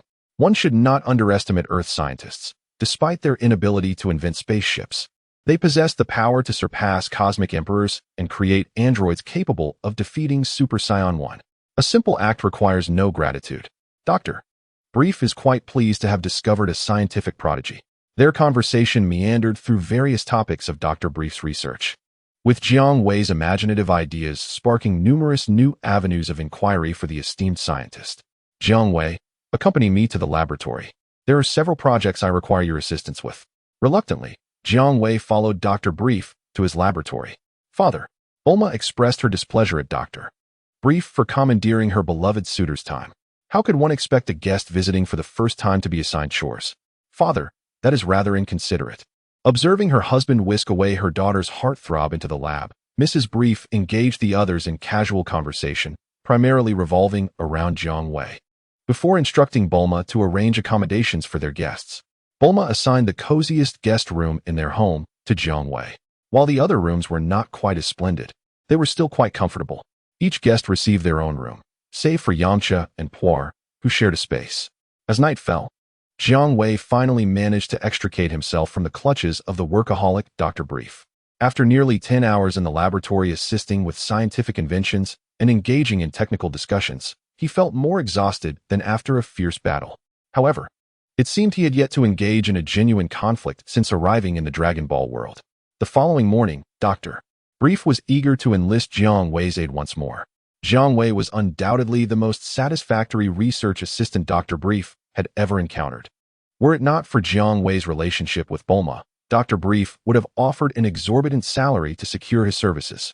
However, Jiang Wei was already occupied training Goku and Yamcha, rendering him unavailable. Dr. Brief expressed his regret and arranged for Jiang Wei to dedicate the morning to martial arts training while committing to return in the afternoon to assist in the laboratory. Hey, don't unilaterally make decisions for me, Dr. Brief, Jiang Wei lamented. Thus began Jiang Wei's life under the same roof as the affluent family. After a period of training Goku and Yamcha, the results were as follows. Beep. Goku, Battle Power 100. Yamcha, Battle Power 21 in the Dragon Ball world. Resistance training proved to be the most effective method of exercise. Yamcha's high-tech weighted clothing would last for a considerable time. Meanwhile, Jiang Wei began contemplating whether to implement a gravity chamber for young Goku. An epiphany struck him. He recalled the dazzling fireworks displayed on Vegeta's planet, the home of the Saiyans. The environment there seemed to replicate 10 times Earth's gravity. If Goku were to train in such conditions, Jiang Wei promptly shared his thoughts with Bulma. For Jiang Wei, Bulma offered unwavering support. Soon, after acquiring the materials at a substantial cost, Jiang Wei and Bulma collaborated to create a living environment with 10 times the gravity, akin to that of planet Vegeta, for Goku. Initially, Goku struggled to acclimate to the tenfold gravity, frequently stumbling. However, within less than a day, this intense gravitational environment appeared to awaken the latent Saiyan blood within him. Goku began to adapt to living under such conditions, and his power started to surge dramatically. Beep. Goku, power level 155. Yamcha, power level 28. Indeed, the gravity chamber is an indispensable asset for every traveler to the Dragon Ball universe who aspires to become a Saiyan. Yet, as a dragon, I have no need for such a chamber. Observing the combat power data of Goku, which seemed to refresh almost daily on the scouter's screen, Jiang Wei couldn't help but express his amazement. In this tenfold gravity environment, Goku didn't even need to train. Simply living normally would enhance his strength. A month later, beep. Goku, power level 240. Yamcha, power level 47. Jiang Wei shook his head. In the Dragon Ball world, Earthlings are indeed at a disadvantage. He held little hope for Yamcha. Although Yamcha had not been disheartened before the Saiyan invasion, and his training was no less than Goku's or Krillin's. A harsh truth in the realm of martial artists is that effort pales in comparison to the advantages of bloodline and innate talent. Yamcha was merely a side note. Jiang Wei's primary focus remained on Goku. As night fell, after enjoying a dinner meticulously prepared by Bulma, Goku and Yamcha took a brief rest before preparing for Jiang Wei's training. Jiang Wei addressed Yamcha. Tonight's training is cancelled. You may have some free time. Goku and I need to step out for a while. All right, big brother. Yamcha admired and revered Jiang Wei deeply, recognizing that his current strength, far surpassing his days as a bandit in the desert, was a direct result of Jiang Wei's guidance. Where are we going, big brother? I still wish to continue your training, Goku inquired. We are heading to Baozi Mountain. Jiang Wei had a notion he wished to test with Goku. Utilizing instant transmission, Jiang Wei first took Goku to the temple. From the temple's elevated vantage point, he pinpointed the coordinates of Baozi Mountain and, with another instant transmission, returned to the mountain with Goku. Instant transmission relies on sensing energy signatures to determine coordinates. The challenge was that Baozi Mountain, apart from Goku, was merely an uninhabited, desolate mountain. It would be absurd for Jiang Wei to lock onto the energy signatures of animals within the mountain to identify its location. Big brother, it has been a while since I last returned. I wish to see my home, Goku requested. Jiang Wei granted him permission. After Goku visited his home, now ensnared in cobwebs, Jiang Wei led him to the mountain's summit. Goku, I permit you to look up at the moon in the sky. Jiang Wei was well aware of the Saiyan's uniqueness, yet he retained Goku's monkey tail. Instructing the young Wukong, he was firmly told that, without permission, he must not gaze at the moon during the night. Young Wukong, though perplexed, complied with his elder brother's command. Filled with joy, he tilted his head skyward, for it had been a long time since he had last seen the moon. Tonight, it was a full moon, a round orb casting its cool, silvery light upon the earth. Suddenly, young Wukong underwent a startling transformation. His eyes turned crimson, his visage elongated, revealing sharp fangs as his body visibly expanded, becoming covered in fur. In an instant, he morphed into a colossal golden ape, towering to the height of a skyscraper. Chapter 19. Feeding the Giant Ape Divine Water Roar. The giant ape, once young Wukong, unleashed a thunderous roar towards the heavens, his eyes ablaze with a bloodthirsty gleam, having completely lost all semblance of reason. What was Jiang Wei doing? Why unleash such a terrifying creature? This beast was devoid of rational thought, and once it descended into madness, the consequences would be dire. The only task at hand was to spy upon the celestial beings, who were genuinely terrified by the transformation of young Wukong into the giant ape. Do not panic, O divine being. While that ape-like monstrosity is indeed fearsome, Jiang Wei is even more formidable. Mr. Bobo interjected. Thank you, Mr. Bobo. I had completely forgotten. The celestial being finally realized that it was merely a false alarm. Beep, beep. Sun Wukong. Combat power 240. Ape transformation. Combat power 2400 roar. The now gigantic Wukong, driven by primal instincts, was consumed with thoughts of destruction. However, Jiang Wei did not intend for young Wukong's transformation into a giant ape to merely observe the havoc he would wreak upon the Baozi Mountain. Lie down, Jiang Wei commanded, delivering a seemingly ordinary punch towards the giant ape. The impact struck with the force of thunder, leaving the ape grievously wounded and on the verge of collapse. Jiang Wei produced a magical bean, feeding it to the nearly lifeless giant ape, who had yet to revert to his original form. Roar! Although the magical bean was insufficient to fill the gaps between the giant ape's teeth, it nevertheless facilitated a complete revival. Beep! Beep! Sun Wukong. Combat Power 4000. Ape Transformation. With a swift motion, Jiang Wei severed the giant ape's tail, cutting it in half. As he had anticipated, the loss of that portion rendered the ape incapable of sustaining its transformation. Brother, I think I just dozed off, the restored young Wukong remarked, scratching his head in confusion, his eyes reflecting a clear, foolish innocence. At that moment, he was still clad in the attire resembling that of the combat suit worn by Bei Lauer during his first visit to Earth, crafted by Jiang Wei and Bulma.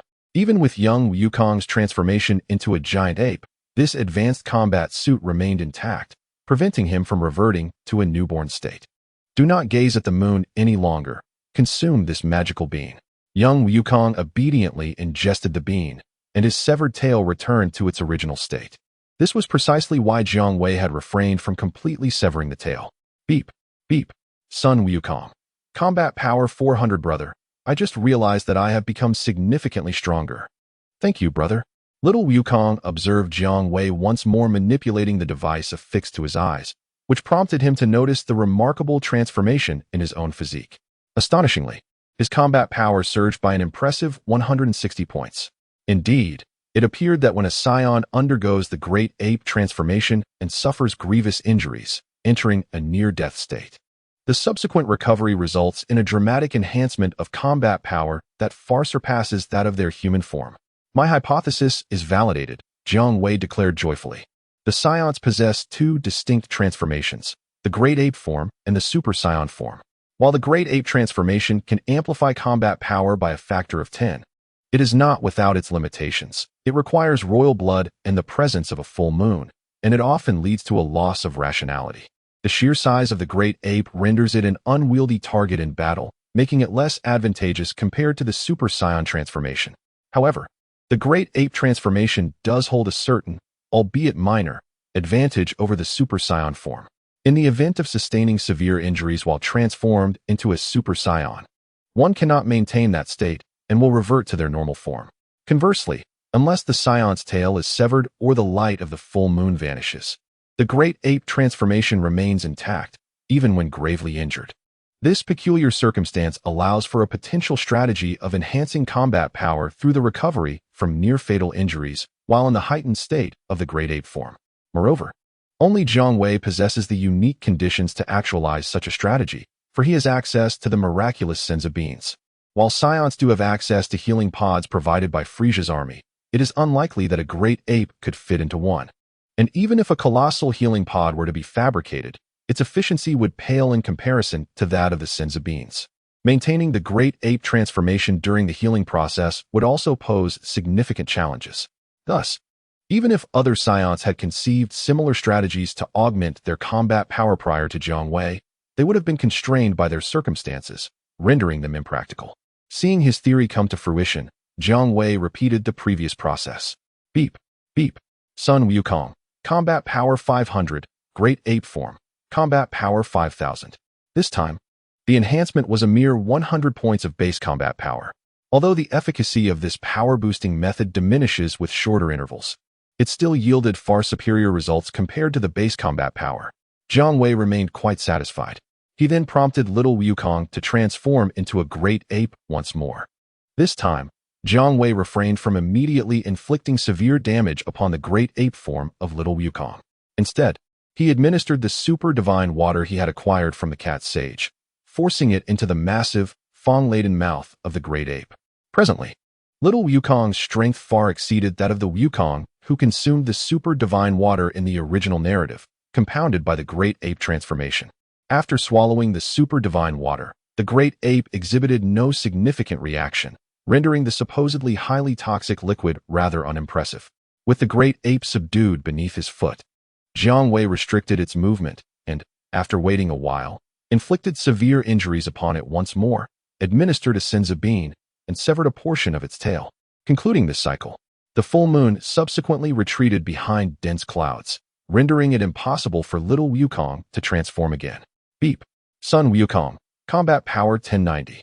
Giant Ape Transformation. Combat Power 10900. Brother, I feel immensely stronger. The young Wukong, not adept in arithmetic, struggled to articulate his feelings. Wukong, your power has surged significantly. You must train diligently to truly master this overwhelming strength. Jiang Wei admonished. Excessive power, if not wielded with precision, can lead to chaos. Frieza serves as a pertinent example. Thus, one must seal away the uncontrollable aspects of their strength, retaining only that which is manageable, akin to adopting the form of an infant. In truth, Jiang Wei also grappled with this dilemma, which is why he refrained from recklessly augmenting his power.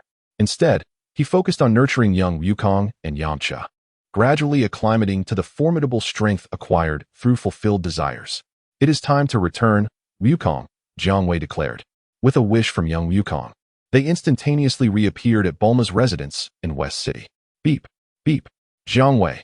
Combat Power 48,000. Human Dragon Transformation. Combat Power 480,000. 20x Kaio-ken. Combat Power 9,600. 000. The effects from the super divine water consumed by young Wukong also enhanced Jiang Wei's abilities. Upon returning in the dead of night, a carefree Yamcha was astonished to see young Wukong. Wukong, how have you become so powerful in just a few hours? In Yamcha's perception, standing before young Wukong felt like a small boat amidst roaring waves. Wukong, I cannot fully comprehend it. I just seem to have grown stronger in a daze. Young Wukong pondered before responding. After transforming into a giant ape, he lost consciousness and could not recall Jiang Wei's actions. Chapter 20. Witnessing the 21st World Martial Arts Tournament. Yamcha, have you noticed Wukong's remarkable strength? You see that tail of his? It is something you cannot envy, Jiang Wei remarked. Brother, is there no other way for me to suddenly become as powerful as Wukong?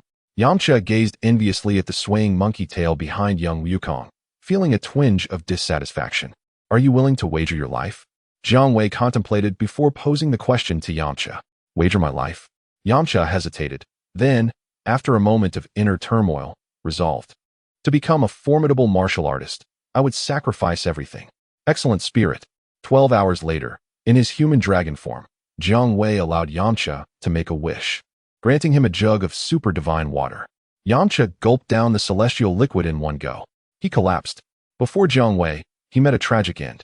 Young Master Yamcha. His sidekick, Por, immediately began to wail. Indeed, the super divine water was a cheat exclusive to Wukong. Jiang Wei, noticing young Wukong's distress at Yamcha's demise, reassured him. Wukong, do not panic. Remember, you can wish to resurrect Yamcha from the dragon. Oh dear, how could I forget that I could wish for Yamcha's revival from my brother? Little Wukong smiled apologetically at the mighty Jiang. After a lapse of 12 hours, he eagerly made a wish for Yamcha's revival. Upon returning to life, Yamcha, still haunted by the memory of his painful demise by the super divine water, vowed never to undergo such an ordeal again. It was only after little Wukong's battle power exceeded 1,000 that Jiang began to impart the Kaio-ken technique to him. Yamcha, fortunate to learn alongside little Wukong, grasped the concept of Kaio-ken but struggled to harness it effectively. Jiang pondered whether the toxicity of Earthlings was the issue or if it was merely Yamcha's inherently weak combat prowess. However, once little Wukong mastered the Kaio-ken, he immediately demonstrated the ability to utilize a twofold increase in power. Ding. Sun Wukong, Battle Power 12,002, Kaio-ken, Battle Power 24,000.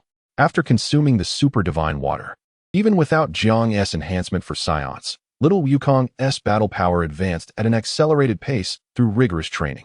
Time whisked everyone away to the year 750 of the Age of the Gods. Brother, Wukong and I have been training with you for nearly a year.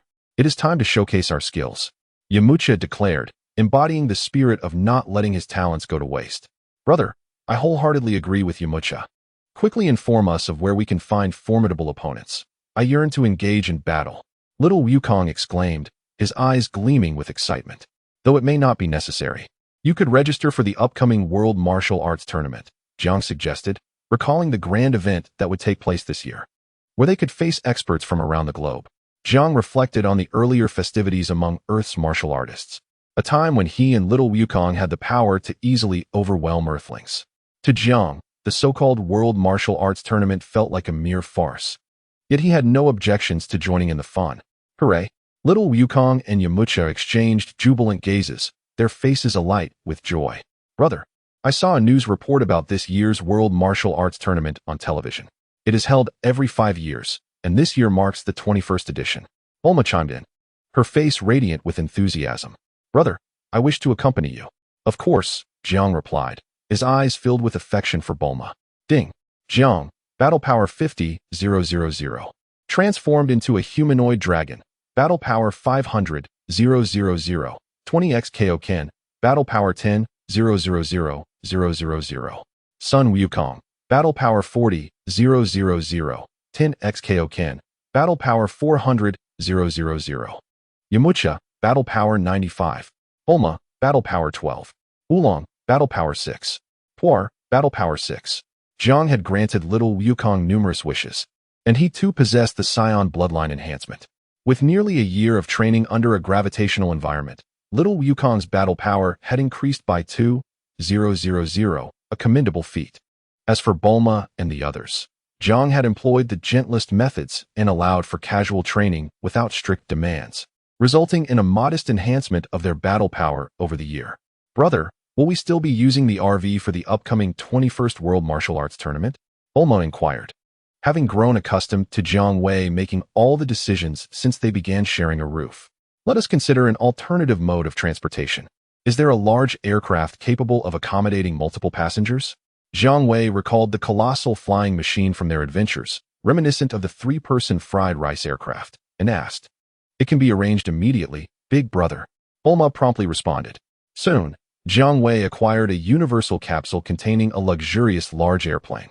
Upon extracting the aircraft, he discovered it was thoughtfully equipped with a robot pilot for the user's convenience. Even if the user lacked flying skills, it would pose no issue.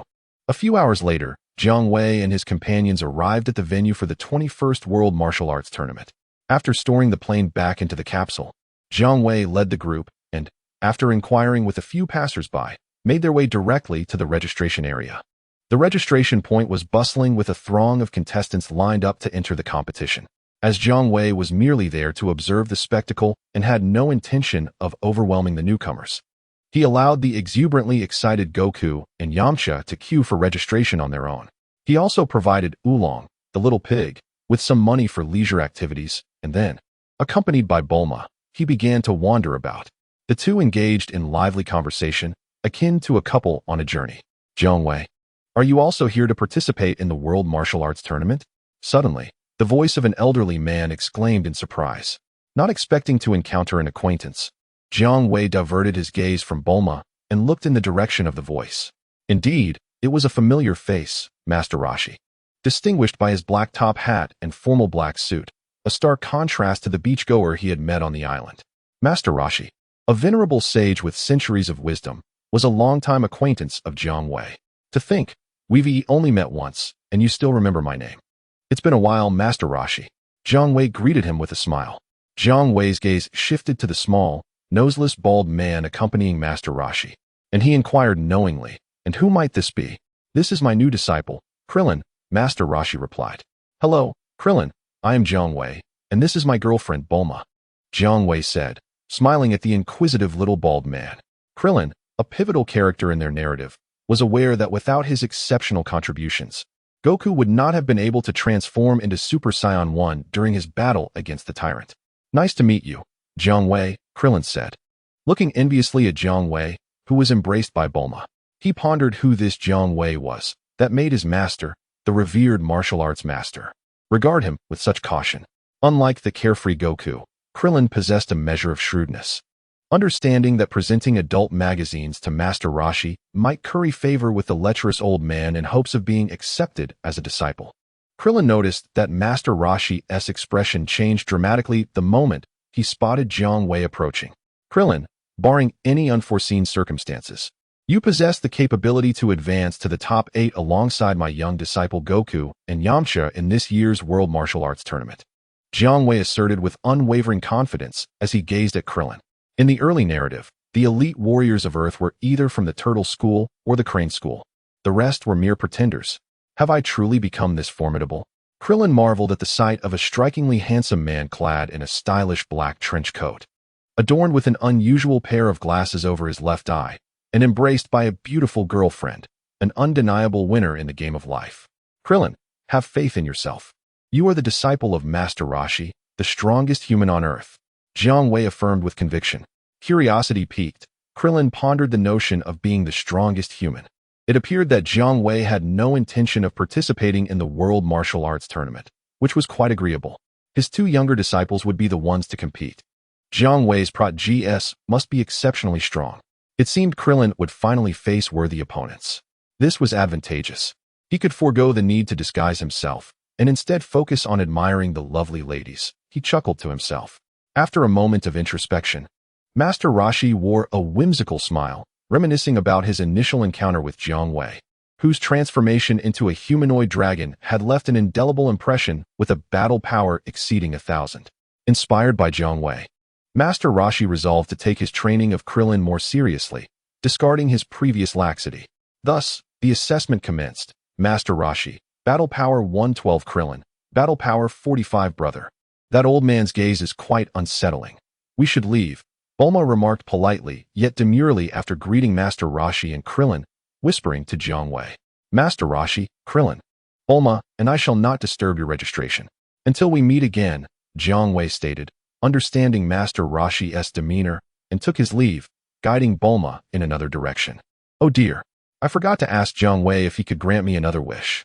Master Roshi lamented as he watched Bulma's youthful silhouette fade away, a look of regret crossing his face. While Jiang Wei and Bulma enjoyed refreshments, it was finally time for Goku and Yamcha to register. After completing their registration, they were guided by the staff to draw lots for the preliminary matches. Ah, splendid. Based on my number, I shall not face Goku in the preliminaries, Yamcha exclaimed. Feeling fortunate, encountering Goku at this stage would relegate him to mere spectator status. Given Goku's current strength, Yamcha believed that aside from the unfathomably powerful Jiang Wei, no one else could best the formidable Goku. Moments later, the preliminaries commenced. Goku leaped onto the stage, facing an imposing, muscular giant. Goku, remember what I said. Take it easy, Yamcha called out from below the ring before turning his attention to his own match. It is truly astonishing that a mere child has been allowed to become my adversary. The organizers of this tournament must hold me in low regard. Before I could finish my thoughts, little Wukong had already sent him tumbling from the arena. I hadn't even exerted myself, and yet you've fallen. How tedious. I yearn to engage with a true master right now. Wukong yawned as he spoke. On another platform, Yamcha also dispatched his opponent with a single strike. Yamcha, you are simply the best, exclaimed his enthusiastic cheerleader, Puar. Following the preliminary rounds, most contenders were eliminated, leaving only a select few to advance to the semifinals. Wukong, do you think we should let Big Brother know that we've made it to the semifinals? Yamcha exclaimed with uncontainable excitement. Reaching the semifinals of the World Martial Arts Tournament signifies that he has become a formidable martial artist among the elite worldwide. Yamcha, do you know where Big Brother and Bulma are now? Wukong's enthusiasm seemed to wane. The opponents in the preliminary rounds were truly weak, and he hoped to encounter some worthy opponents in the semifinals. Perhaps it's best not to disturb Big Brother and Bulma. Yamcha quickly revised his statement. These two must be Jiang Wei's underlings. Having reached the semifinals indeed demonstrates their prowess. If I encounter them, I must give my all. Similarly, Krillin, who had also triumphed over a multitude of weaklings to reach the semifinals, clenched his fists as he observed Wukong and Yamcha engaged in conversation. Krillin was now clad in the battle attire of the Turtle School, while Wukong and the God of Tea donned the high-tech battle suits crafted by Jiang Wei and Bulma. Designed by Jiang Wei, the suits drew inspiration from Black Goku Zamasu's style, featuring a black ensemble adorned with a dragon emblem on the chest, symbolizing their training under Jiang Wei. As the semifinals commenced, Jiang Wei and Bulma arrived, mingling with Oolong and Puar in the crowd to watch the competition. Whenever it was Wukong and Yamcha's turn to compete, Jiang Wei would greet them, informing them that their elder brother had come to witness their match. The semifinals unfolded without any suspense. Wukong advanced to the finals, while Yamcha, not having made it to the finals, encountered Wukong and fell short. After defeating an opponent, Krillin also faced Wukong, meeting the same fate. In every match involving Wukong, his adversaries were swiftly vanquished, lacking any excitement. That child named Sun Wukong is incredibly strong. Krillin felt no shame in his defeat. Even I am certainly no match for that child. The youth of this generation is remarkable, indeed. The turtle hermit felt a sense of satisfaction at such a result. It is truly heartening to see the martial arts legacy continue to flourish. However, the matches outside of Wukong's bouts held their own intrigue. Particularly, the encounter between contestant Lan Fong and contestant A San was intensely fierce, to the point where Lan Fong had to resort to a strategic disrobing to force A San into a retreat. How shameless! Bulma felt both embarrassed and infuriated by Lan Fong, believing she had shamed womanhood. What a spectacle! It was utterly marvelous. My hands itched with excitement, yearning to leap onto the stage and engage in a fierce battle with Lan Fong. The turtle hermit, brimming with enthusiasm, was eager to partake. Even Yulong, who had no interest in the martial arts tournament, was transfixed by the advancing Lan Fong contestant, his expression reminiscent of a goblin that had just discovered a village. As for Jiang Wei, he chewed gum with a serious demeanor, scrutinizing the Lan Fong competitor with a critical gaze. It wasn't until the contestant A San launched a desperate counterattack that he managed to defeat Lan Fong. A San then eliminated another contestant, advancing to the finals to vie for the title of the world's strongest alongside Xiao Wukong. It was a futile endeavor. Xiao Wukong, with a heart full of disappointment, won the finals, claiming the title of the world's strongest for this tournament, earning a prize that scarcely amounted to a meal for him. After the competition concluded, Jiang Wei chose the most renowned local restaurant to celebrate Xiao Wukong's victory, inviting Master Roshi and Krillin to join the festivities. Chapter 22. Summoned by Yachirobe after everyone had feasted, Master Roshi requested Jiang Wei to allow his disciple Krillin to train alongside him. Recognizing Krillin's potential in martial arts, Master Roshi did not wish to hinder his disciple's future in the martial way. Of course, Jiang Wei readily agreed. With the strongest earthling offering to take on a junior, there was no reason for Jiang Wei to decline. Once Krillin joined Jiang Wei's main group, he quickly became close friends with Xiao Wukong and Yamcha. Perhaps it was the pull of the storyline, but Krillin and Xiao Wukong seemed to resonate particularly well with each other. Months passed. Beep. Sun Wukong. Battle Power 5500. 10x Kaio-ken. Battle Power 55,000 Yamcha. Battle Power 110 Krillin. Battle Power 77 Big Brother. I really want to battle a master. Where are the masters, Big Brother?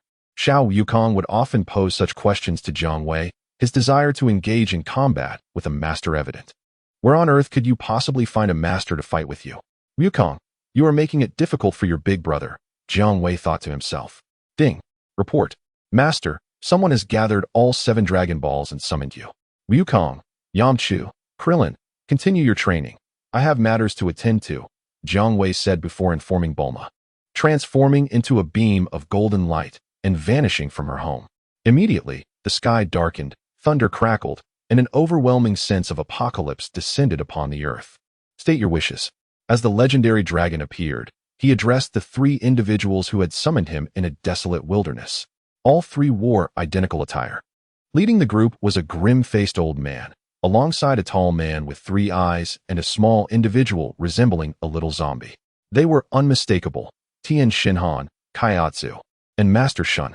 Dragon, please tell me the whereabouts of my brother, Tao Pai Pai.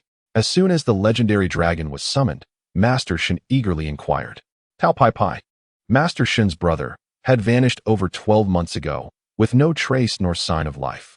In a moment of desperation, Tian and Kaiatsu, while scamming in a remote village, unexpectedly acquired a Jiang Wei-branded 3-star Dragon Ball. With the aid of this single Dragon Ball, sensing the locations of the other 6 became an effortless endeavor for the trio of Crane School masters. Gathering all 7 Dragon Balls at an accelerated pace was a task far too simple. It was indeed a trivial matter. The mighty dragon, Jiang, recalled the unfortunate Tao Bai Bai, whom he had reduced to a bloody pulp with a mere swipe of his claw, remarking, Tao Bai Bai is currently suffering in the depths of hell due to his numerous misdeeds. My brother is dead. The Crane Master was momentarily taken aback before the realization dawned upon him. Your wish has been granted. Farewell." With the completion of his task, Jiang, the dragon, prepared to depart. He successfully acquired the skill of flight from the Crane Master. Although Tao Bai Bai was the Crane Master's brother, he lacked the ability to fly.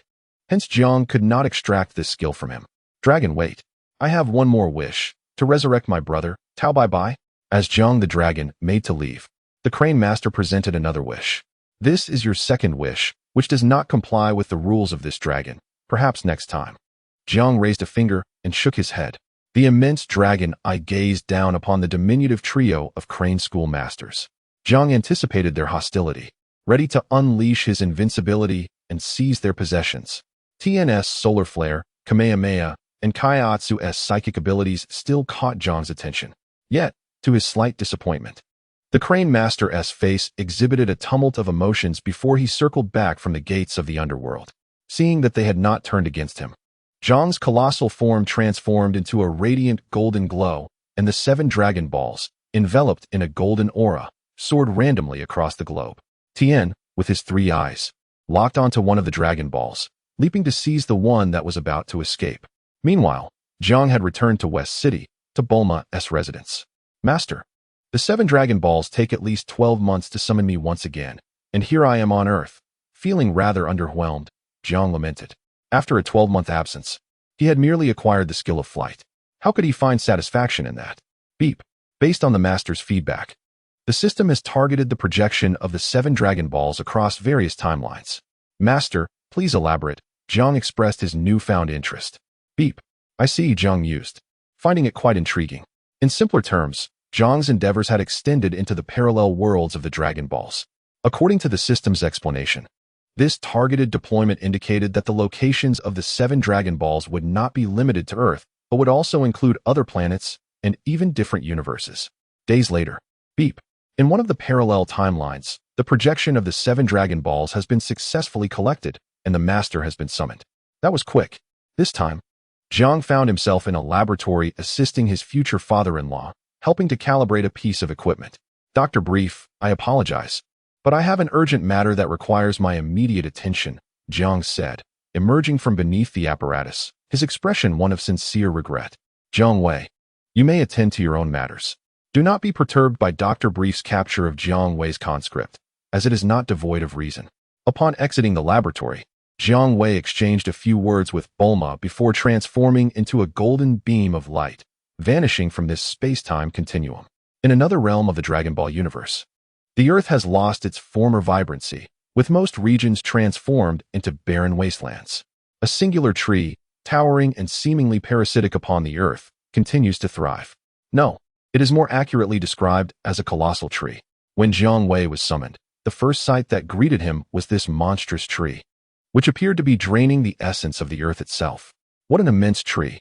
It is astonishing that it can indeed summon the dragon Shenron using those suddenly manifested, mysterious Dragon Balls.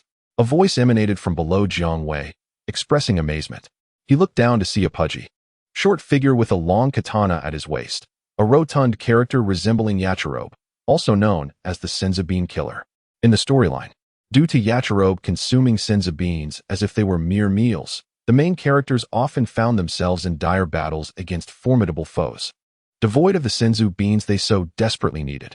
Thus, after collecting the 7 Dragon Balls, it is Yachirobe, who is invincible before the Senzu beans, that has summoned the great dragon Shenron.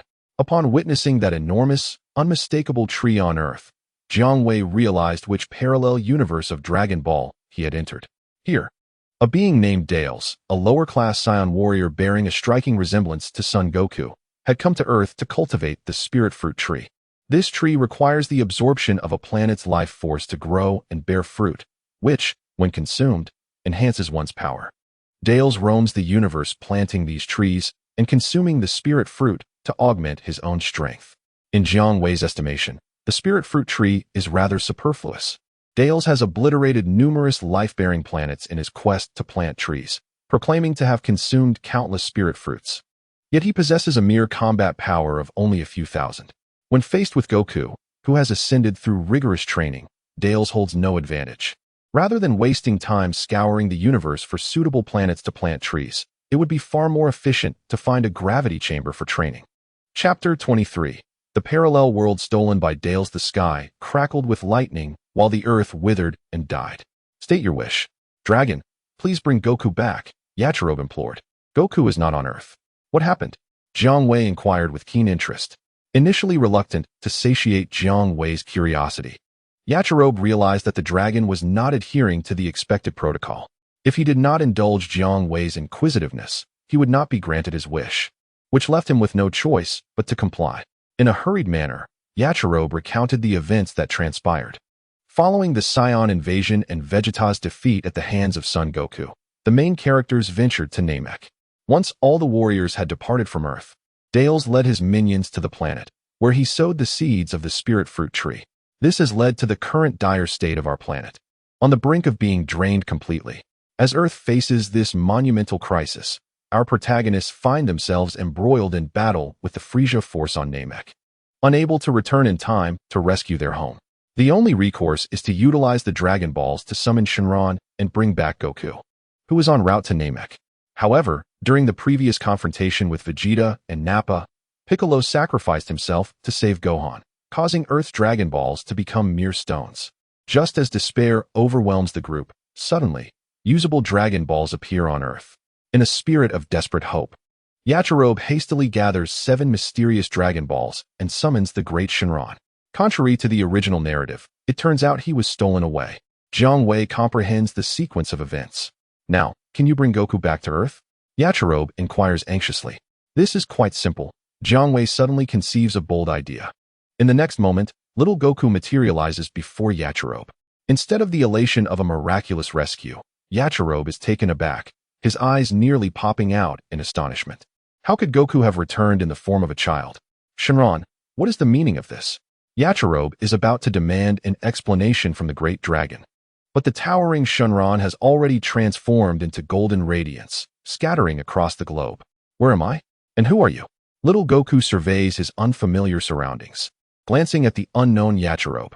He had been training vigorously at Bulma's house when he was suddenly transported to this strange place. Goku, weren't you supposed to be battling formidable opponents? This time, you must unleash your full potential. A strikingly handsome young man, wearing stylish glasses, approaches little Goku with an air of confidence. Big brother, you're here too. Little Goku exclaims joyfully. With Jiang Wei present, he feels reassured. Meanwhile, Yachirobe's eyes dart nervously, as if contemplating escape. The battle power detector on Jiang Wei's left eye has led Yachirobe to mistakenly believe he is allied with Dallas, who, along with his henchmen, sports similar devices.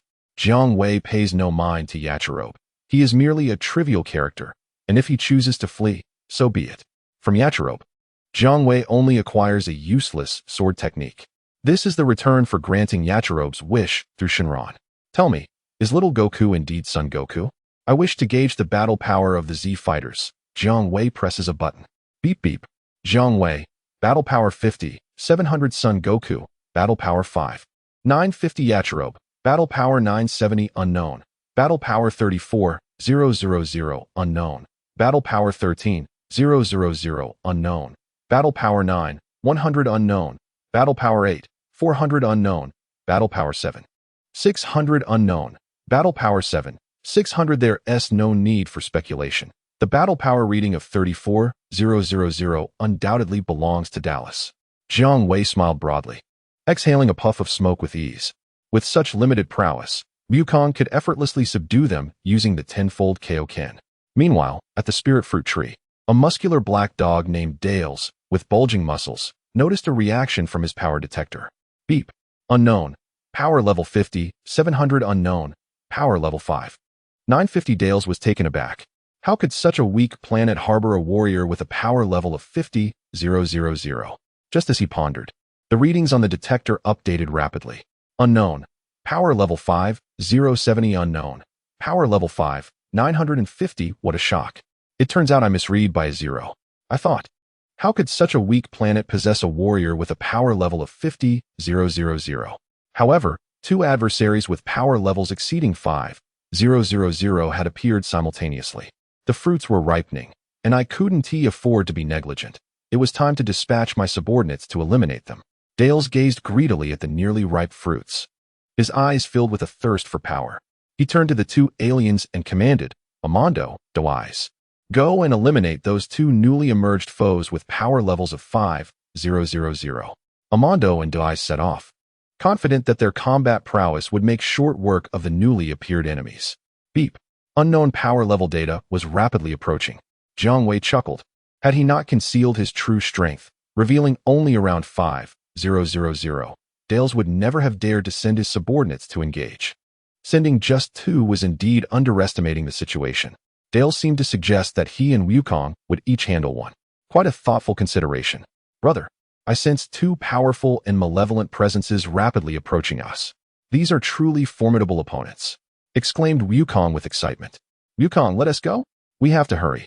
We can only remain in this world for 24 hours. Jiang Wei led the way, employing the technique of flight to ascend into the sky, with Wukong closely following. As for Yakalob, sensing the imminent battle, he had already scurried away to an unknown hideout. The two sides fortuitously encountered each other midway, above a desolate forest. Halt! The Dale's legions Amando and Douai's have come to claim your lives. Two aliens clad in armored battle suits boldly blocked Jiang Wei and Wukong's path. Amando, Dales is overestimating them. I could easily dispose of these two trash alone. How about this? Let me handle it by myself. Douai's laughed arrogantly. I refuse. Now that I am here, I cannot leave without a fight. Amando glared at Jiang Wei and Wukong, a sinister grin on his face. Very well, one for each. The Scion brat is mine, and the earth trash beside him is yours. Amando focused his gaze on Wukong, the one with the highest visible power level. No problem. Wukong, you've seen the surroundings as we flew here, right? They are the cause of this devastation. When the battle commenced, there was no room for mercy. Jiang Wei instructed little Wukong, utterly unfazed by the audacity of the two extraterrestrials before him. Was it necessary to concern himself with two lifeless beings? They were, after all, villains. I shall not let them escape. Little Wukong glared at the two Dale's henchmen, his face contorted with fury. You won't let anyone go? Amando taunted as he approached little Wukong, then delivered a heavy punch to his abdomen, sending him flying backward in agony. Chapter 24. Transform into a carrot. Beep. Beep. Amando's battle power, 9100 deets. Battle power, 8400 Sun Wukong. Battle power, 5950 Jiang Wei had no intention of intervening. He merely wished to quietly chew his gum on the sidelines. Yet, someone was unwilling to allow him that peace. Earth trash, how do you wish to meet your demise? Deets materialized before Jiang Wei, exuding an air of arrogance. I wish to die of old age, Jiang Wei replied, spitting out a wad of gum at Deets's face. Die of old age? Deets was taken aback by Jiang Wei's unexpected response, momentarily stunned, only to be met with a face full of gum, which ignited his fury. Dare to toy with me? Just as he was about to retaliate, Jiang Wei acted swiftly, placing his palm on Deets's body. A plume of white smoke erupted, and Deets vanished. A carrot fell from the smoke, which Jiang Wei caught in his hand and tossed playfully. The rabbit's superpower is rather intriguing, he mused, glancing at the carrot without the intention of consuming it. Little brat, I tire of this game. I shall send you to the afterlife. Amando unleashed a flurry of ferocious punches and kicked little Wukong several meters away, conjuring a ki blast that he malevolently hurled toward him. Boom. Little Wukong failed to evade the ki blast, becoming enveloped in the ensuing cloud of smoke. Amando, observing the smoke from the explosion, believed without doubt that little Wukong had perished. At this moment, one must adhere to the law of where there is smoke, there is no injury, with the exception of the tea god. Meanwhile, Jiang Wei, noticing Amando's victorious expression, interjected with a warning. Before Amando could comprehend Jiang Wei's words, a small figure emerged from the smoke, glowing with a crimson aura, darting like lightning, and delivered a punch to Amando's abdomen, causing him to spit blood, his eyes bulging in disbelief. It was little Wukong. In this moment, he had activated the double Kaio-ken, his battle power exceeding that of Amando. What on earth is happening? His power surpasses mine. Amando thought, bewildered, as he endured several punches from little Wukong, followed by a spinning kick to his face, resulting in a spattering of blood mixed with fragments of teeth, his eyes filled with incredulity. As Amando teetered on the brink of defeat, Jiang Wei called out to him, Dales' lackey, if you wish to live, consume this. A carrot was thrown toward Amando, who, in his desperate state, caught it. With no time to ponder, he swiftly chewed and swallowed the carrot, which had once been his companion, in a flurry of urgency.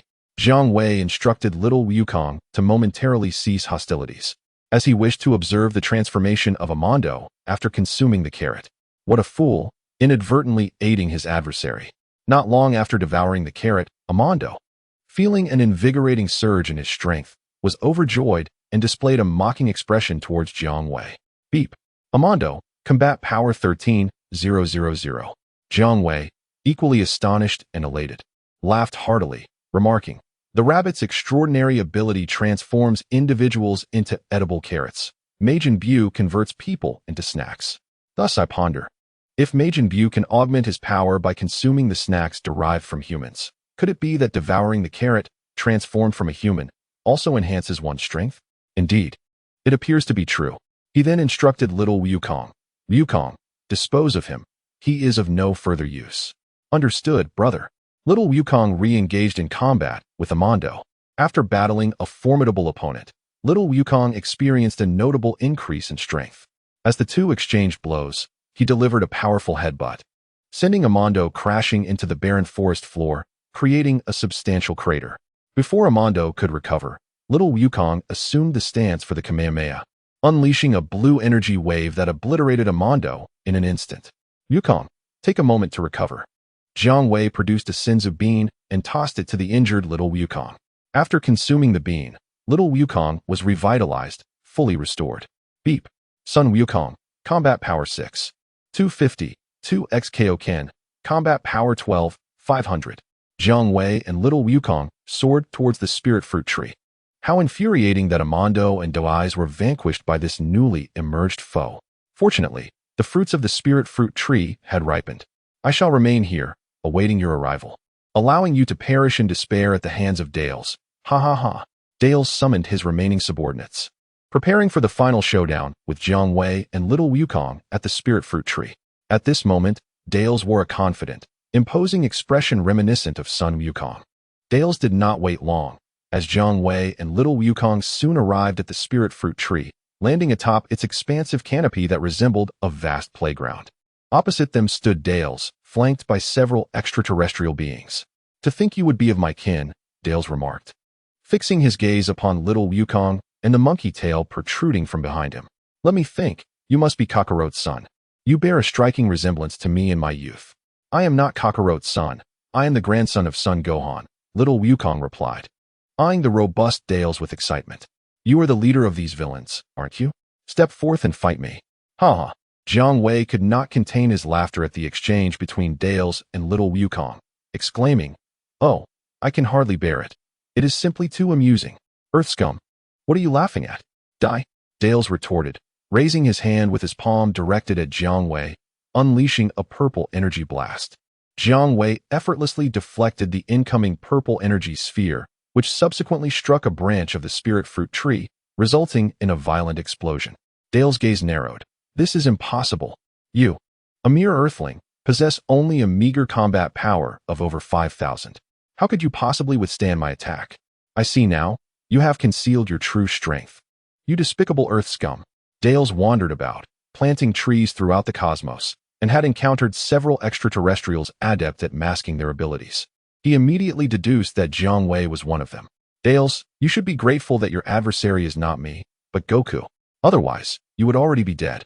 Jiang Wei tossed a piece of gum into his mouth, dismissing Dales with nonchalance. Dales, wary, fixed his gaze upon Jiang Wei, then contemplated, what if this earthling has hidden his strength? As long as he possesses that spiritual fruit from the spirit tree, he remains invincible. The existence of such a spirit tree on Earth was an unexpected delight for Dales. He had cultivated spirit fruit trees on numerous planets and consumed countless spirit fruits, yet he had never encountered one containing such astonishing energy. "I concede, your concealed power is indeed formidable." Dales then turned his attention to the eager young Goku, who bore a striking resemblance to my childhood self, Kakarot's son. "Given that you are of my kin and considering the dwindling numbers of scions, I shall grant you, along with your earthling subordinate, a chance to live. Join my Dales Legion and serve me as your master. What do you say?" Chapter 25. Is there something amiss with the spirit fruit? Not much at all. Jiang Wei shot Dales a scornful look, as if to say he was dreaming in broad daylight. "You are a villain. I will not assist you," young Goku declared resolutely. "Then it seems I must bid you farewell." Dales feigned regret, shaking his head. Have you finished speaking? Then let us commence the battle. Goku, that incessantly chattering dark-skinned one is yours. I shall handle his subordinates. Jiang Wei chuckled as he observed Dales and his lackeys. Brother, I will certainly defeat the leader of these villains. Young Goku, with unwavering determination, charged forward. Just as Dales was about to command his subordinates to join him in eliminating the ungrateful son of Kakarot and his earthling accomplice, several slender energy waves crisscrossed through the air. Dale's remaining henchmen were swiftly dispatched by Jiang Wei's penetrating waves, their heads punctured and meeting an untimely demise. After neutralizing Dale's minions, Jiang Wei refrained from intervening in the ongoing battle between young Goku and Dales, standing aside to ponder the nature of the spirit fruit. This avian fiend, Dales, has wreaked havoc upon numerous life-bearing planets in the universe solely to cultivate spirit fruit trees, devouring their fruits to augment his power. Despite consuming countless fruits, he possesses merely over 30,000 in combat power. Yet, by consuming a single fruit harvested from a spirit tree cultivated on Earth, one could attain hundreds of thousands in combat power. How outrageous! As a nutrient for the spirit tree, does Earth hold such significant merits? Or perhaps, as a nutrient for the spirit tree, what sets Earth apart from other planets? Enveloped in a crimson aura, Goku, having learned from his prior battles, unleashed the Kaio-ken technique, leaving the astonished Dales in a state of utter disarray. A powerful punch struck Dales squarely on the nose, the faint crack of his nasal bone echoing in the air, as a stream of blood flowed from his face. Like a reckless individual colliding with a speeding truck, he was sent hurtling backward, crashing into several sturdy branches of the spirit fruit tree. Collapsing to the ground, Dales clutched his bleeding nose and cursed, "You little brat, you've truly ignited my wrath." Yet, deep within, he was astonished by Goku's formidable strength. He realized he was utterly outmatched by this insufferable child. It was time to unleash his ultimate move. Rather than retreating, Dales boldly reached into his armored battle suit and retrieved a spirit fruit, taking a decisive bite. However, his anticipation was met with disappointment. Let me see how this earth-grown spirit fruit compares to those from other planets. Little did he know, Jiang Wei had locked onto Dale's energy signature and interrupted his ascension with a technique of instant transmission.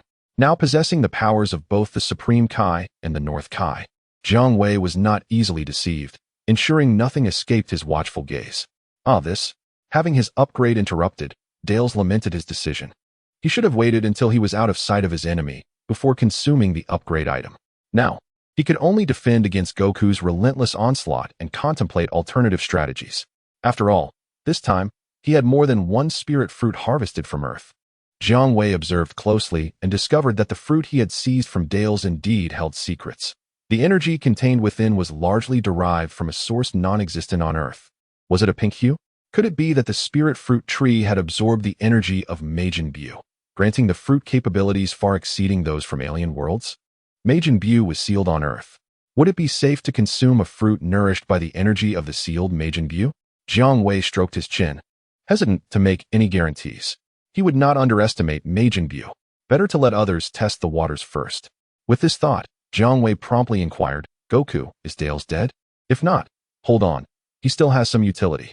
"Understood, big brother," Goku replied, pausing mid-pummeling, having been atop Dales, gripping his collar and delivering punch after punch. Dales, despite his formidable strength, relied heavily on the fruits to augment his abilities. When it came to actual combat, he always felt somewhat lacking. At that moment, Dales was a pitiful sight. His armored battle suit was riddled with cracks, and his face was bruised and swollen. With swollen eyes, he glared fiercely at Goku. "You little brat, if it weren't for your despicable theft of my spirit fruits." Suddenly, a fruit was hurled back at him, striking him squarely on the head. "Here is your fruit back." Jiang Wei produced a small jar and tossed it to little Wukong, saying, "Inside are celestial beans. You are about to face the most arduous battle. It would be wise to keep a few in your mouth." "Understood, big brother," little Wukong replied, catching the jar with ease, fully trusting Jiang Wei's counsel. "You shall regret this, and you too, you wretched brat Kakarot." Darius immediately took a large bite of the spiritual fruit in his hand. As the fruit entered his mouth, a formidable aura erupted from him, causing his already robust muscles to swell even further. "Ha ha ha, your demise approaches."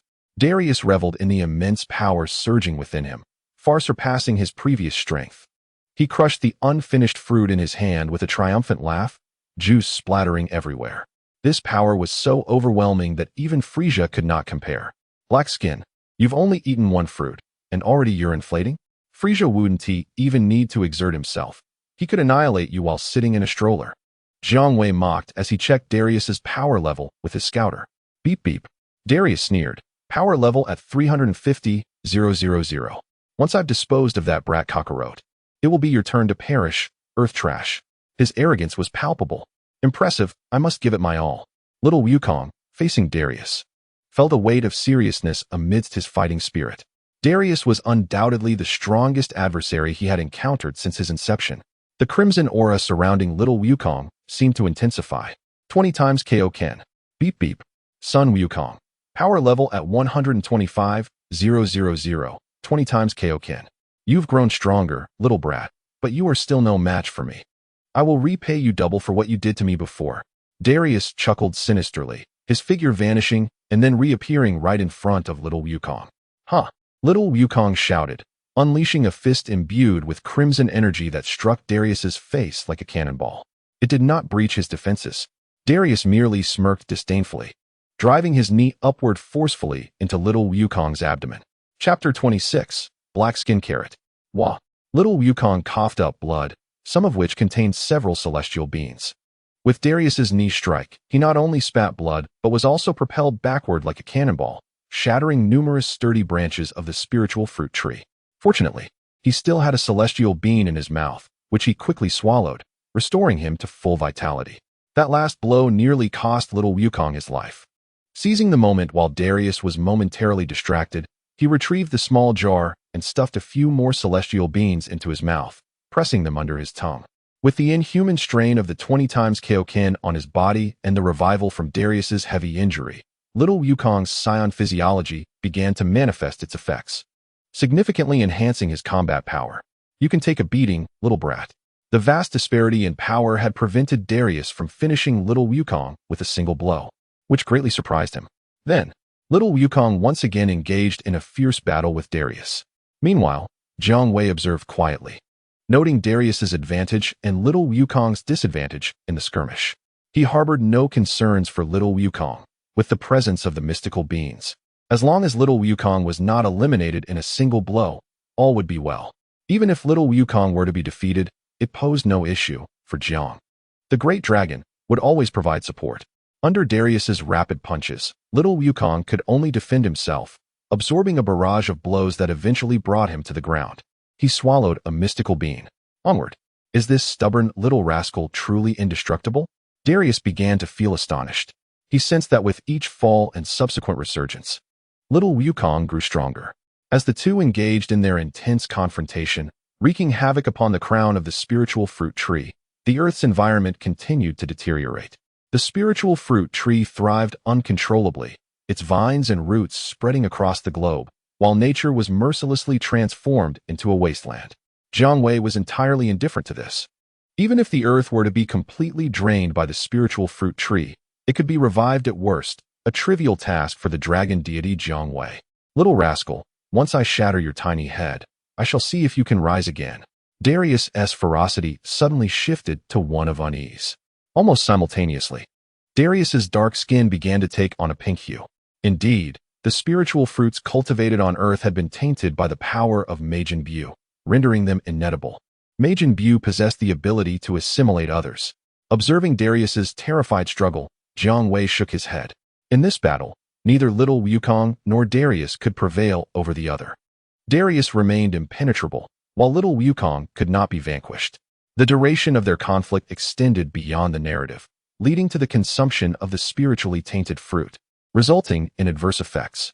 Though the spiritual fruit was rendered ineffective, Darius likely still possessed seeds and could contribute to Jiang Wei's endeavors, all while training Little Wukong. Thus, this journey was not in vain. Jiang Wei chuckled. In the next moment, Jiang Wei transformed into his humanoid dragon form. He intervened just as Little Wukong aimed to capitalize on Darius's moment of weakness. The great dragon swiftly appeared before Darius. I can assist you. This is quite simple. The dragon can restore even the earth. Restoring an individual is a mere trifle. The pink hue vanished from Darius, and his dark skin gleamed. Ding. Energy halo acquired. Ding. Finger beam acquired. Ding. Large ki blast acquired. Ding. Scion lower tier warrior lineage acquired. Inactive. Just as Darius was about to breathe a sigh of relief, Jiang Wei, his adversary, gently placed his palm upon Darius's robust physique. Activate the rabbit's superpower. A cloud of white smoke enveloped Darius, and he vanished, leaving behind a single black-skinned carrot that fell from the sky. Jiang Wei caught the black carrot in his hand and, with a sudden thought, turned to little Wukong and said, "Do you see this carrot in my hand? Upon consuming this carrot, you shall become stronger." Little Wukong pondered earnestly for a moment before shaking his head. "I do not fancy carrots, let alone the black-skinned variety." "Ha, I was merely jesting." Jiang Wei playfully ruffled little Wukong's crab-like head and placed the black-skinned carrot into the system space. Even if little Wukong were inclined to eat the black-skinned carrot, Jiang Wei would not consent. Such an act would be too cruel. Next, Jiang Wei unleashed the spirit bomb, mirroring the events in the narrative, and drained the spirit fruit tree, rejuvenating the earth with its former vitality.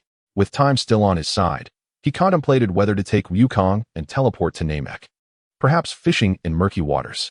Ultimately, he decided against it. The spoils of this venture were already plentiful, and one must not be insatiably greedy, but rather know when to cease. After some contemplation, Jiang Wei dismissed the notion. System, return us home. Upon returning to their original world, Jiang Wei pressed a button on the battle power detector. Beep, beep. Jiang Wei noted. Battle power 370,000, transformed into a humanoid divine dragon. Battle power 3,700,000. 20 times Kaio-ken. Battle power 74,000,000. Son Goku. Battle power 11,000. Jiang Wei had fulfilled Darius's wish, significantly enhancing his regular battle power, and had also acquired several rather inconsequential ki blast techniques from Darius. Little Wukong, consuming the senzu beans and utilizing the 20 times Kaio-ken, ingested the spirit fruit born from the absorption of Majin Buu's power, causing his battle power to surge to over 300,000. Darius, after enduring several fierce battles, also surpassed the 10,000 mark thanks to the Scion enhancements. Jiang Wei mused that while he could overlook the training methods of Yamcha and Krillin, it was time for little Wukong to adopt a new regimen. Thus, in collaboration with Bulma, he constructed a gravity chamber with 100 times the normal gravity. Jiang Wei also resolved that it was time to unlock little Wukong's potential. Back at the Chaos planet, Jiang Feng instructed little Wukong to gaze at the full moon and transform into a great ape, so he could further develop his latent abilities. A torrent of fierce energy erupted from the great ape, creating a tempest that shook the nearby trees violently, as if they might snap at any moment. Jiang Wei marveled, exclaiming, "The potential of a scion in great ape form is indeed profound as an abyss." He eagerly anticipated just how far little Wukong would grow. The stronger little Wukong became, the stronger Jiang Wei would also grow. Subsequently, Jiang Wei accompanied little Wukong to the temple, articulating his intentions. He instructed little Wukong to bring the 100 times gravity chamber into the hyperbolic time chamber for 2 years of training. Presently, the hyperbolic time chamber could accommodate only one individual for a maximum of 2 years, and no longer. Jiang Wei began to contemplate the necessity of redesigning the hyperbolic time chamber and prioritizing this task. After sending little Wukong into the hyperbolic time chamber, Jiang Wei pondered how to manage the spirit tree seeds acquired from Darius. To be frank, these seeds were rather lackluster. Despite Darius having destroyed numerous life planets and consumed countless fruits, he had only achieved a battle power of over 30,000. Moreover, in the Dragon Ball world where Jiang Wei resided, there were no spirit trees, and thus the question arose, how to cultivate these seemingly trivial seeds without causing environmental devastation, all while adhering to principles of sustainability? Perhaps I could seek the expertise of a specialist in life sciences to investigate the concept of the spirit tree. Jiang Wei's eyes sparkled with a sudden idea as he thought of a suitable candidate. Chapter 27. Funding Dr. Gero's research on androids. Dr. Gero, indeed, the very scientist who transformed himself into Android 20 and created the cataclysmic androids 17 and 18, responsible for the potential annihilation of the future world. Within the narrative, after the destruction of the Red Ribbon Army by Goku, Dr. Gero vanished from public view, likely receiving support from the remnants of the Red Ribbon Army. retreating to a clandestine laboratory to develop androids, all in pursuit of vengeance against Goku. However, in the realm of Dragon Ball, where Jiang Wei resides, it was actually Tao Pai Pai who obliterated the Red Ribbon Army, only to be subsequently eliminated by the divine Shenron due to his treachery. With the loss of his target for revenge, Dr. Gero was left uncertain as to whether the support from the army's remnants would wane. Nevertheless, Jiang Wei was determined to recruit Dr. Gero to serve his ambitions. The formidable capabilities of androids warranted extensive research, especially given that the reigning monarch of the world, that insipid ruler, exhibited a disconcerting apathy towards the development of advanced weaponry. Whether confronting the likes of King Piccolo or Cell, and even the looming menace of Majin Buu, the king's military arsenal had shown no evolution over decades. If one could successfully develop Android 16, then no matter the adversary, be it King Piccolo, an assault from Psiots, or even the Cosmic Emperor seeking revenge, victory would surely be attainable. With some effort, one could even demote Cell, and even against the unsealed Majin Buu, there would be a fighting chance. It was unimaginable that the narrative depicted a multitude of tanks as mere targets for the bloated Buu. Jiang Wei opened his computer and, utilizing the information provided by Dr. Brief, accessed a forum known only to the most esteemed scientists worldwide.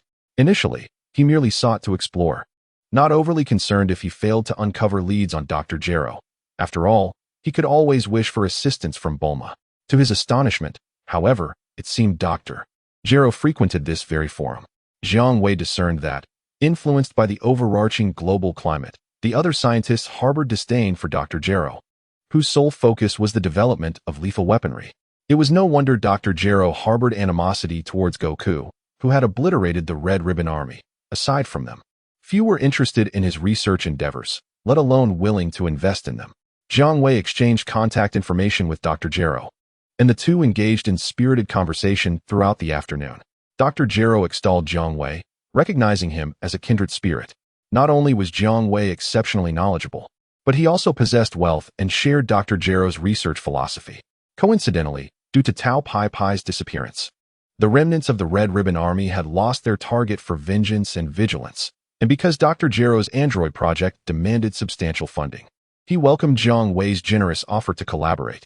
In a remote and desolate mountain, there existed a high-tech research facility ingeniously carved from the mountainside. Here lies the clandestine laboratory of Dr. Glow. Are you Jiang Wei? An elderly gentleman, appearing much younger than his years, inquired with a look of confusion at the muscular figure before him.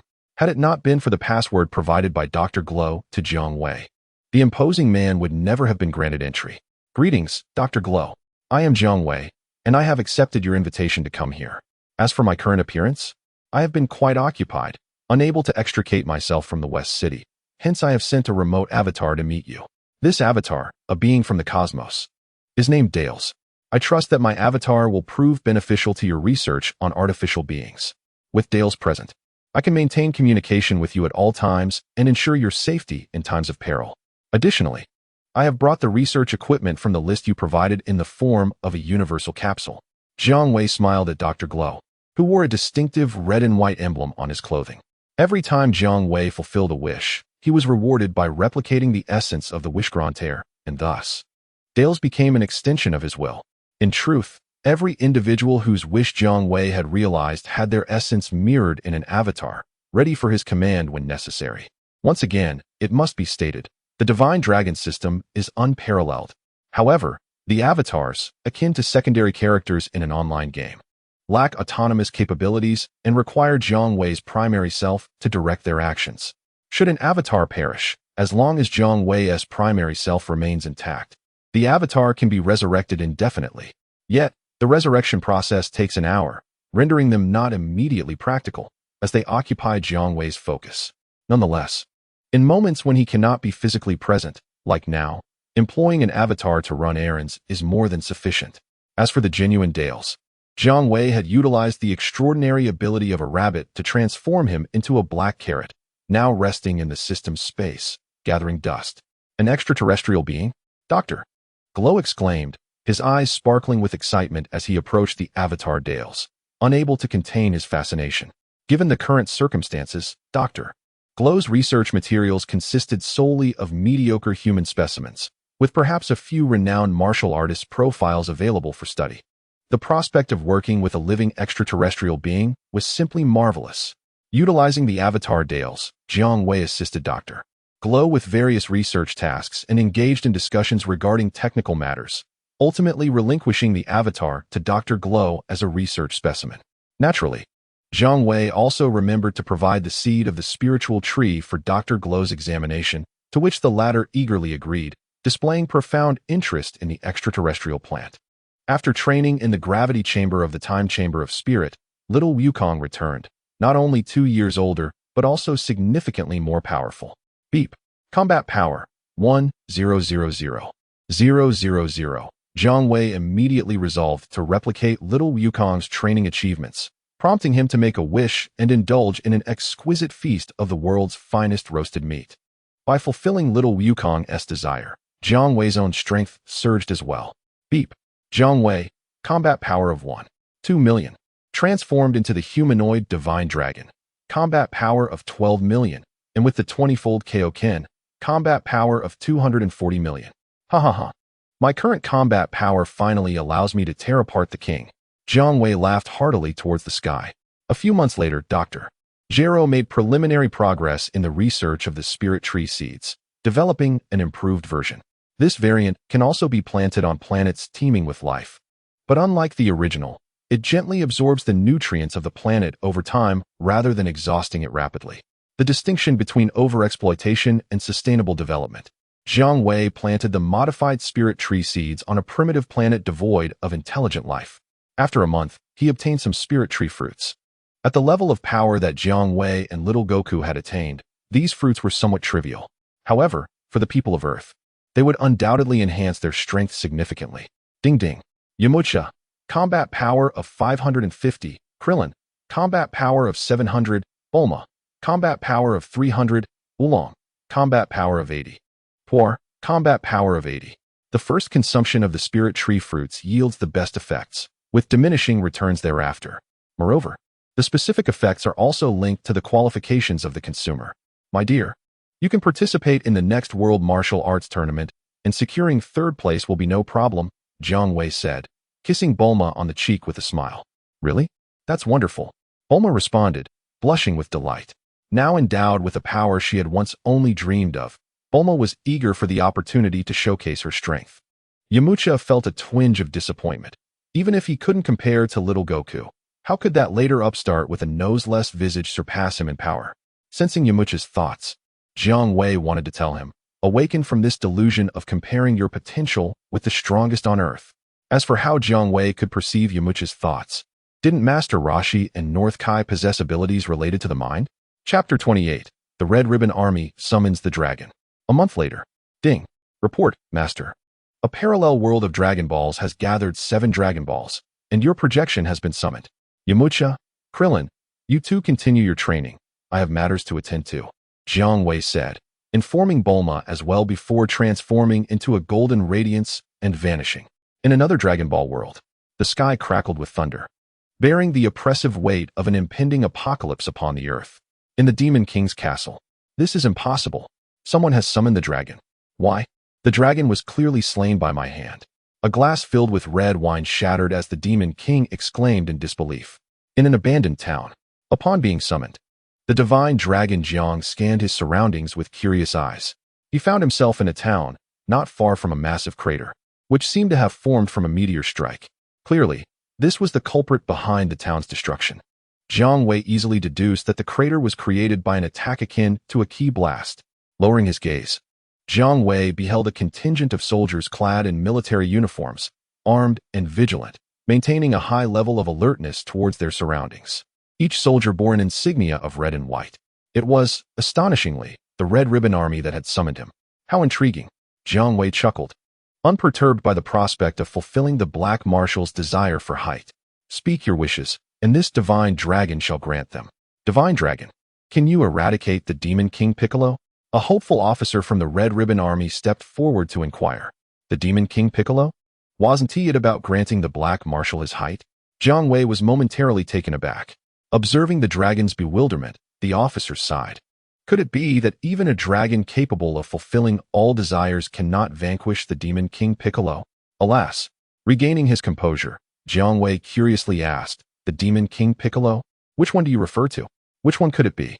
It is, of course, the Demon King Piccolo released from his seal by that scoundrel who concocts mixed rice. The one who nearly brought about the world's destruction. The officer replied, gritting his teeth, laced with palpable fear. So it is that feeble creature. I thought you were speaking of the Sun family's maid. Jiang Wei mused, sensing that the strongest presence on earth at that moment was even weaker than his girlfriend Bulma. Jiang Wei inquired further, what about Sun Wukong? Where is he? Why doesn't he emerge to eliminate that weakling, the Demon King Piccolo? The officer appeared perplexed. Sun Wukong? I have not heard of him. Can he truly defeat the Demon King Piccolo? Divine Dragon, where is this Sun Wukong?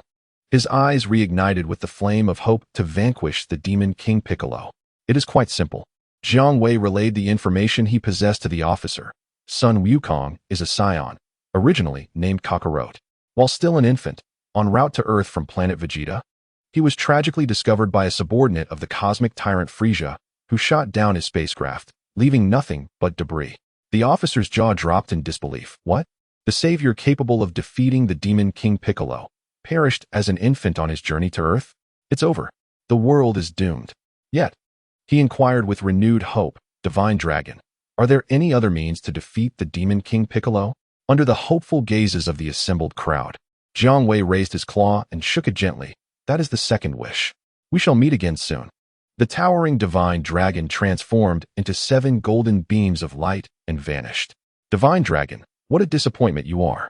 The officer cursed vehemently. The Red Ribbon Army had paid a hefty price to gather the inexplicably appearing 7 Dragon Balls, and this was the outcome? Who is unreliable here? This Divine Dragon has not departed. A 3-meter-tall, green creature resembling the previous dragon appeared before the soldiers of the Red Ribbon Army. The soldiers' faces paled, bracing themselves for confrontation, aiming their weapons at the sudden apparition. Are you the Divine Dragon? Are you not a minion of the Demon King Piccolo? The officer inquired with a hint of uncertainty. The sudden appearance of the azure dragon-like creature bore a striking resemblance to the minions of the tyrant King Piccolo, those green-skinned monsters hatched from the eggs spewed forth by him. However, these green-skinned fiends were notoriously savage, slaying any human in sight and wreaking havoc without a shred of mercy. You may beseech me, the Divine Dragon, for but one wish, to summon a savior from another realm to vanquish King Piccolo. You must act swiftly. I perceive the faintest of presences drawing near. Unmistakably the minions of King Piccolo, advancing towards you. Time is of the essence, the Divine Dragon, Jiang, kindly cautioned. Although he did not consider himself a champion of justice, Jiang Wei was willing to engage in a modest act of world-saving. After all, he preferred a society brimming with positive energy. Let the transformation of society begin with me. Naturally, how to save the world would be dictated by Jiang Wei's own inclinations. Beep beep. Unknown combat data is rapidly approaching. The officer's countenance paled at the news. In this dire moment, there was no room for hesitation. Act immediately. Despite their elite training and formidable weaponry, before the green-skinned monsters of King Piccolo, they were akin to lambs awaiting slaughter. O dragon, please bring forth the savior capable of defeating King Piccolo. The officer implored Jiang, the Divine Dragon, with urgency. That is a simple task, Jiang Wei stated, snapping his fingers. Before the hopeful gazes of the soldiers, a youthful and stunning maiden materialized before them. Could this girl truly overthrow the tyrannical King Piccolo who ruled the world? The officer expressed doubt on behalf of his comrades. Bulma, bewildered, found herself unexpectedly transported from her home to this unfamiliar place. Upon noticing the soldiers encircling her, clad in uniforms adorned with red and white insignias and wielding various powerful firearms, she was overcome with fear and instinctively raised her hands in a French salute. This is the Red Ribbon Army, the most notorious dark organization in the world. My dear, put your hands down. However, upon seeing Jiang Wei smiling warmly at her, Bulma felt a wave of safety wash over her, promptly plunging into his embrace. Brother, she murmured, feeling a touch embarrassed. How humiliating it was to have performed a French salute in front of her destined partner. My dear, what are you afraid of? With your current strength, eliminating these Red Ribbon soldiers would be a mere trifle, regardless of their firearms, Jiang Wei reassured, stroking Bulma's hair. Brother, I'm not yet accustomed to this. especially considering that it is the Red Ribbon Army, renowned globally as the most fearsome legion. Who wouldn't be afraid of them? Bulma replied, her cheeks flushed. She had realized that after consuming the spiritual fruit that Jiang Wei had provided, she had gained immense power. What was there to fear from the Red Ribbon Army? By the way, brother, what is the situation with these soldiers of the Red Ribbon Army? Bulma inquired with curiosity. At that moment, a sinister laughter echoed. Is it you? Despicable humans, who dare to summon the eternal dragon with the intent to undermine the illustrious and world-dominating King Piccolo. You dare to rebel against King Piccolo? All shall face execution.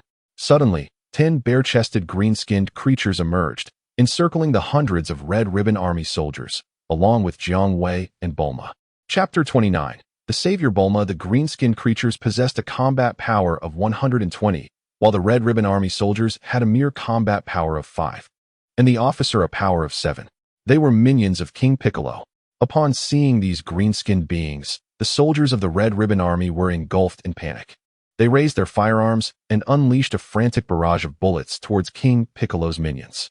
The green-skinned creatures, however, did not retaliate. Instead, they stood unfazed amidst the deluge of bullets, regarding the attacking soldiers with disdain. Merely feeble humans, futilely struggling in their death throes. Bulma, there lies an opportunity for you to become the savior of this world. Are you willing? Jiang Wei succinctly explained the situation to Bulma, her eyes sparkling with excitement. Becoming a savior of the world. What could be more glorious than that? Brother, can I really do it? Bulma asked, her face alight with enthusiasm. I say you can, and you shall. Rest assured, I will have your back, Jiang Wei assured her. Then, Savior Bulma. Let your quest to save the world commence by defeating the minions of the Dark King. Jiang Wei pointed to the grinning green-skinned creatures, poised to strike down the Red Ribbon Army soldiers. Brother, watch me. A chance to shine before Jiang Wei filled Bulma with joy, and without hesitation. She swiftly dispatched all the green-skinned creatures, leaving not a single one alive. In the narrative, Bulma, on her quest for the Dragon Balls, carried a handgun, ready to fire decisively in perilous situations. She was not the kind-hearted saint who hesitated to strike down adversaries. It was hard to believe that this seemingly delicate girl could indeed vanquish the indomitable minions of King Piccolo. One of these green-skinned monsters could easily obliterate an entire town. I now harbor no doubts. This girl is truly the savior capable of defeating King Piccolo. As Bulma swiftly overwhelmed the 10 formidable green-skinned creatures with mere punches and kicks, the soldiers of the Red Ribbon Army erupted in cheers. These minions of King Piccolo were not foes they could easily triumph over, yet from Bulma, they glimpsed the hope of overcoming King Piccolo and restoring peace to the world. Savior, we shall escort you to our secret headquarters. An officer stepped forward, saluting Bulma with deep respect. Brother, what do you think? Bulma basked in the profound respect bestowed upon her by the soldiers of the Red Ribbon Army. Yet she remained accustomed to having Jiang Wei in command. My dear, you are the savior. Jiang Wei gazed affectionately at Bulma. I wish to see the parents of this world and myself. Bulma inquired with curiosity. Ignoring the throngs of the Red Ribbon Army, the two ascended into the sky, soaring towards West City. Jiang Wei had already imparted to Bulma the art of aerial maneuvering. As they journeyed towards West City, they encountered virtually no human activity on the ground. Every city they passed had been reduced to ruins.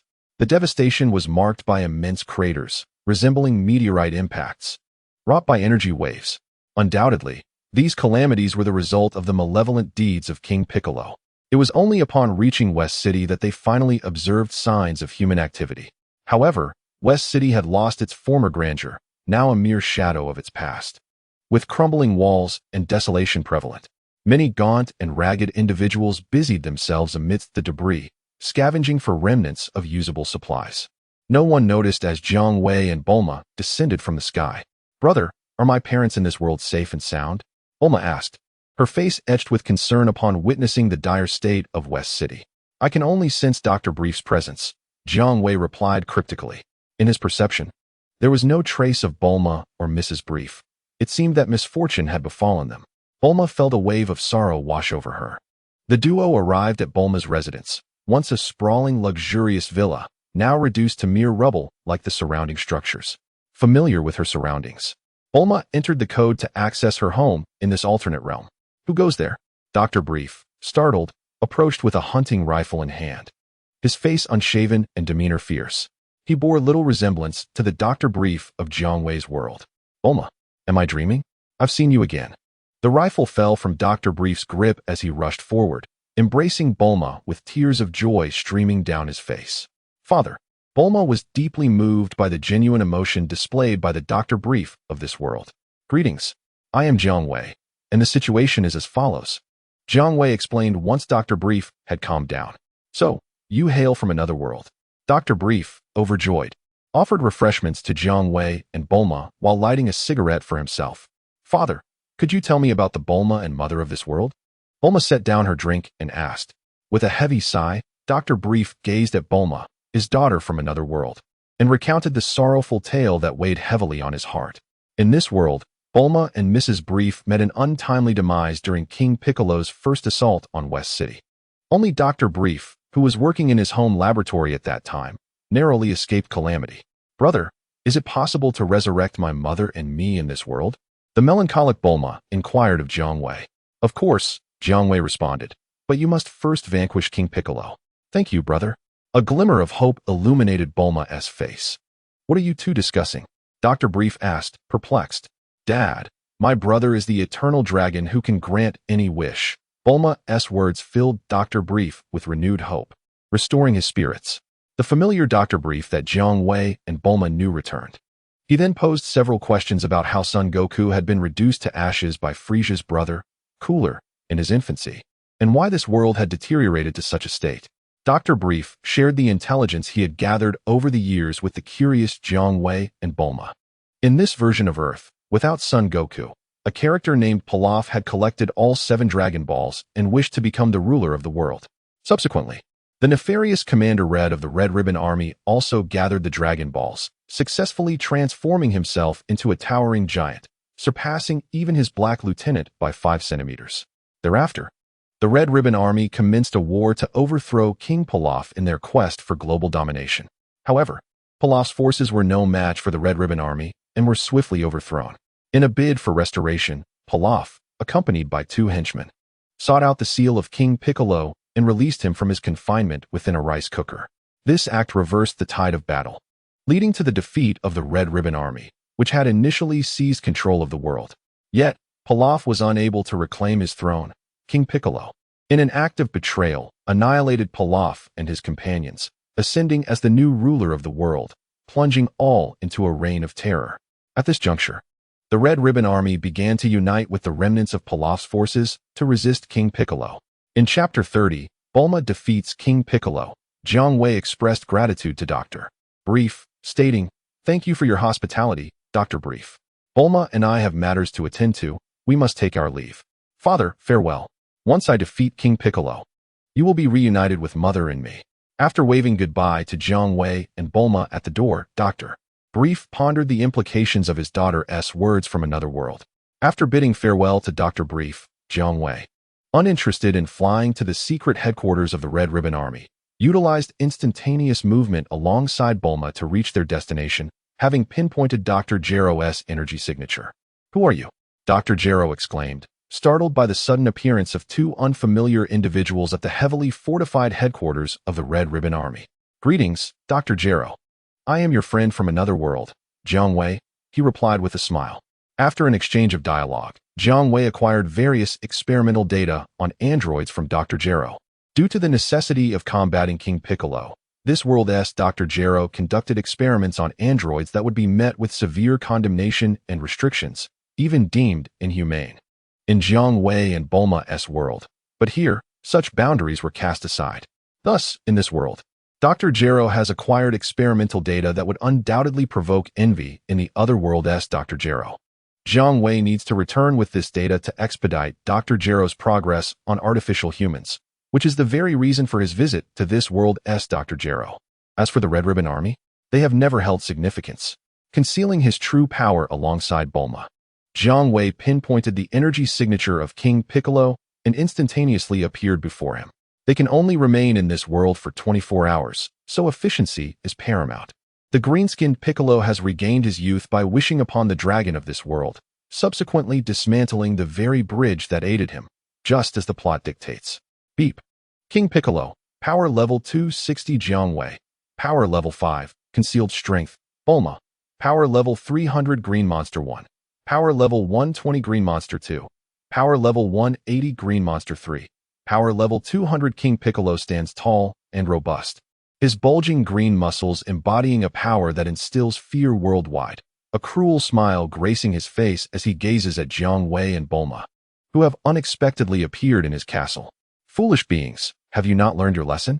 Do you dare to challenge me once more? King Piccolo taunted with a sinister laugh. Jiang Wei, uninterested in engaging with mere insects, gestured for Bulma to step forward and converse. This expedition against King Piccolo is a heroic endeavor to save the world, with Bulma as the true protagonist. Today marks your end, King Piccolo. I will ensure your obliteration, Bulma declared fiercely, raising her fist at him. Ha ha ha ha, foolish individual. You always delight in such jest, King Piccolo boomed with arrogant laughter. Esteemed King Piccolo, allow us to eliminate these audacious fools who dare defy you. One of King Piccolo's green-skinned subordinates stepped forth to impress his master. Having not had a proper workout in some time, he relished the opportunity to entertain himself against these oblivious adversaries. I require none of you. Step back, King Piccolo commanded as he flexed his muscles. Barely had he spoken when he exploded into action, vanishing from sight in an instant. The next moment, Bulma was struck hard by him, stumbling back several paces. Unexpectedly, you possess some strength, King Piccolo exclaimed, taken aback that Bulma merely staggered back from his attack. Darling, simply perform as you normally would. King Piccolo's power level is inferior to yours, Jiang Wei advised, his brow furrowed. Upon hearing Jiang Wei's words and recalling his guidance, Bulma steadied herself and launched a straight punch toward the imposing King Piccolo before her. The 40-point disparity in power level would not allow King Piccolo to truly harm Bulma. The formidable King Piccolo was unexpectedly struck in the face by Bulma, sending him flying several meters away. His subordinates gasped in shock, ready to swarm Bulma, only to be swiftly dispatched by Jiang Wei with his piercing energy wave.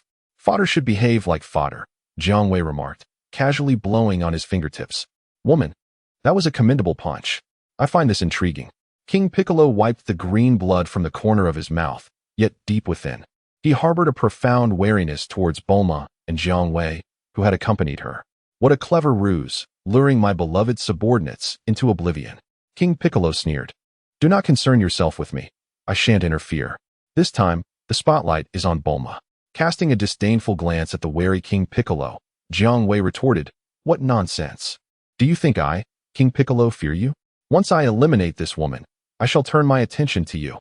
The battle resumed as Bulma and King Piccolo clashed once more. Bulma held a notable advantage, boasting a power level that surpassed King Piccolo's by 40 points. The disparity between the aging demon and the rejuvenated one. However, King Piccolo's extensive combat experience leveled the playing field, resulting in a fierce and evenly matched confrontation. Jiang Wei observed silently, watching Bulma engage in this fierce contest. As Bulma and King Piccolo's skirmish intensified, their battleground expanded beyond the confines of the Demon King's castle, which had been reduced to rubble amidst their fierce exchanges. Energy beams flew back and forth as they unleashed their power upon one another. However, as Bulma gained experience and began to adapt to the fight, King Piccolo found himself increasingly at a disadvantage. This cannot be. I, King Piccolo, am invincible. No one in this world can triumph over me, he bellowed, refusing to accept the impending defeat. Yet, at that moment, even his denial could not prevent Bulma from delivering a punishing blow to his abdomen, followed by an uppercut that sent him soaring through the air. Following Jiang Wei's instructions, Bulma extended her index finger towards the retreating King Piccolo and unleashed a piercing energy wave, the slender beam instantly piercing through his heart. I have failed, but the demon race shall not be extinguished. Go forth, my progeny. In his final moments, King Piccolo's neck swelled as he fell to the ground, expelling an egg towards the heavens before his head tilted, and he breathed his last. Both the egg and King Piccolo's lifeless body were retrieved by Jiang Wei and stored within the system's space. Chapter 31. Retrieving launch during a date with Bulma soon. The news spread across the globe. A savior named Bulma had vanquished the fearsome King Piccolo. Hail! Naturally, Bulma received the adulation of the world, honoring the heroes. As for the remnants of the demon King Piccolo, Jiang Wei took it upon himself to eradicate them for the sake of humanity. Subsequently, at Jiang Wei's behest, Dr. Jero made a wish to the eternal dragon to resurrect all the virtuous souls who perished due to the malevolence of Demon King Piccolo. In this world, Bulma and Mrs. Brief were, of course, revived and reunited with Dr. Brief. After fulfilling Dr. Jero's wish, Jiang Wei inherited the brilliant intellect of Dr. Jero. Despite Bulma's insistence, Jiang Wei did not depart immediately. Instead, he remained for a full 24 hours before returning to their original world. "My brother, this journey has been truly magnificent," Bulma exclaimed, clinging to Jiang Wei's arm, her face radiating excitement. Unable to extricate himself, Jiang Wei sent forth a clone to deliver the experimental data on androids and the corpse of Demon King Piccolo, which he had obtained from another world, to Dr. Jero in this realm. Upon receiving the data and the remains of the Demon King, Dr. Jero's eyes sparkled with the fervor of Popeye encountering spinach. With the brilliance of the alternate Dr. Jero at his disposal, Jiang Wei and Dr. Jero made remarkable strides in their research on androids, advancing the project significantly. In the following months, Jiang Wei, accompanied by Bulma and Dr. Brief, journeyed to the temple to seek the deity's consent for the renovation of the hyperbolic time chamber. In the future world, Bulma had invented the time machine, while Dr. Brief was the mastermind behind the universal capsule. This father-daughter duo, one adept in spatial technology and the other possessing an extraordinary talent for temporal science, with Jiang Wei's assistance, overcame countless technical hurdles through diligent effort. Together, they successfully transformed the hyperbolic time chamber into an unlimited, freely accessible upgrade tool. Once the renovation was complete, Jiang Wei placed Yamcha and Krillin within the hyperbolic time chamber for training. After 3 days, which equated to 3 years within the chamber, both Yamcha and Krillin experienced significant enhancements in their combat abilities. Beep. Yamcha, power level 2000. Krillin, power level 3000. Soon, Bulma's birthday arrived, and everyone presented her with gifts. Shyly, she made a birthday wish. She longed to go on a date with Jiang Wei. Just a date, nothing else, she insisted. "Bulma, I've been in West City for a while now and haven't explored this grand metropolis yet. How about you take me on a tour of West City?" Jiang Wei smiled, holding Bulma's small hand. "Thank you, big brother," Bulma exclaimed, nearly bursting with joy. The following day, Jiang Wei granted Yamcha and Krillin a day off, allowing them to indulge in their freedom. Little Wukong does not relish the notion of free movement. Instead, he prefers to remain in the gravity chamber, burdened by 100-fold weight, all day long. Truly, he is a fervent practitioner. Before stepping out, Bulma adorned herself beautifully. Linking arms with Jiang Wei, she exited her home, radiating blissful sweetness. Gazing upon Jiang Wei's handsome and steadfast demeanor, his chewing gum exuding a charmingly rogue allure, Bulma found herself utterly captivated. Noticing her infatuation, Jiang Wei unreservedly planted a kiss on her lips. "Brother," Bulma blushed, feeling shy amidst the public gaze. "Darling, who could resist your allure today?" Jiang Wei replied with a playful grin. Their day began with a stroll through the park, followed by a cinematic experience, and ultimately led to the grandest shopping mall in West City, under Bulma's enthusiastic guidance. With Jiang Wei's company, Bulma was filled with excitement, purchasing an abundance of items, both essential and superfluous. At the checkout, Jiang Wei insisted on footing the bill. How could a man allow his girlfriend to pay on a date? Such matters pertain to a man's dignity. Although Jiang Wei jested about living off a wealthy benefactor, emulating the blissful existence of Vegeta, he was hardly lacking in financial means. Setting aside the fortune he had acquired from the plundering of Tao Bai Bai, as a dragon, Jiang Wei required money primarily to grant wishes to his subordinates. The fabled lost pirate treasure within the narrative had been generously allocated to Dr. Jero as funding for the android project. Furthermore, with Jiang Wei's current research capabilities, he could invent a plethora of products and introduce them to the market for substantial profit, much like Dr. Brief, who became the world's richest man through his universal capsules. Alternatively, given his formidable strength, one might suggest that he could simply demand protection fees from any king. After all, would a dog dare to refuse? As dusk settled, Jiang Wei and Bulma, filled with laughter and chatter, made their way home when they passed by a bank. Suddenly, an explosion erupted, and from the billowing smoke emerged a blonde beauty, brandishing a submachine gun in one hand and a colossal package in the other, from which bills fluttered to the ground. "Make way!" The blonde beauty shouted menacingly upon spotting them. "Launchy!" Jiang Wei recognized the familiar figure rushing toward him. Evidently, Due to the repercussions of Jiang Wei intercepting Little Wukong, Lan Shi had not joined Master Roshi and had somehow ended up in West City, attempting to rob a bank. However, this had little to do with Jiang Wei. As he restrained Bulma, who was eager to subdue the bank robber, Jiang Wei intended to grant Lan Shi an escape route. Just as she dashed past him, Lan Shi sneezed, and at that moment, another blue-haired Lan Shi emerged, clutching a large money bag, standing perplexed. In the distance, the wail of police sirens crescendoed. "Follow me." Upon noticing the gentle and virtuous blue-haired Lan Shi, whom he favored, rather than the wild and aggressive blonde Lan Shi, Jiang Wei beckoned her to discard her purse and accompany him and Bulma home. Bulma expressed no objections to Jiang Wei's decision. Due to Jiang Wei's influence, Lan Shi missed the chance to be discovered by little Goku and join the main cast. However, fate had other plans, and she was ultimately found by Jiang Wei, destined to be part of the ensemble. "Lan Shi, do you have somewhere to go?" Jiang Wei inquired, offering the blue-haired Lan Shi a cup of tea. Holding the tea delicately, she took a sip, puzzled as to how this unfamiliar handsome stranger knew her name. Nonetheless, she answered honestly, "I have no place to go." "Then how about staying with us? My household is in need of a maid," Jiang Wei concluded. Thus, a beautiful maid came to reside in Bulma's home. Chapter 32, A Medley of Rice and a Tiger's Scheming.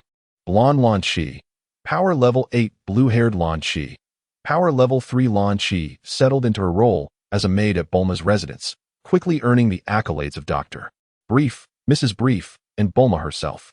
In matters of domesticity, the blue-haired Lan Shi was undoubtedly an expert. However, the unruly blonde Lan Shi could not resist making appearances, brandishing an unknown submachine gun and hurling insults while shooting aimlessly. But Jiang Wei was no Master Roshi. He would not tolerate her antics.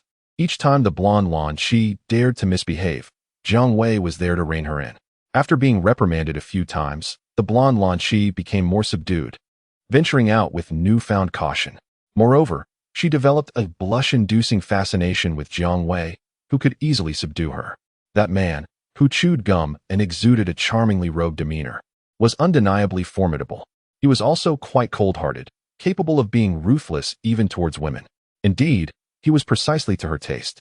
"Hey, Jiang Wei, with your incredible strength, how about we team up? Just the two of us could rob every bank in the world," the blonde Lan Shi exclaimed excitedly one day. Jiang Wei merely gave her a bemused glance.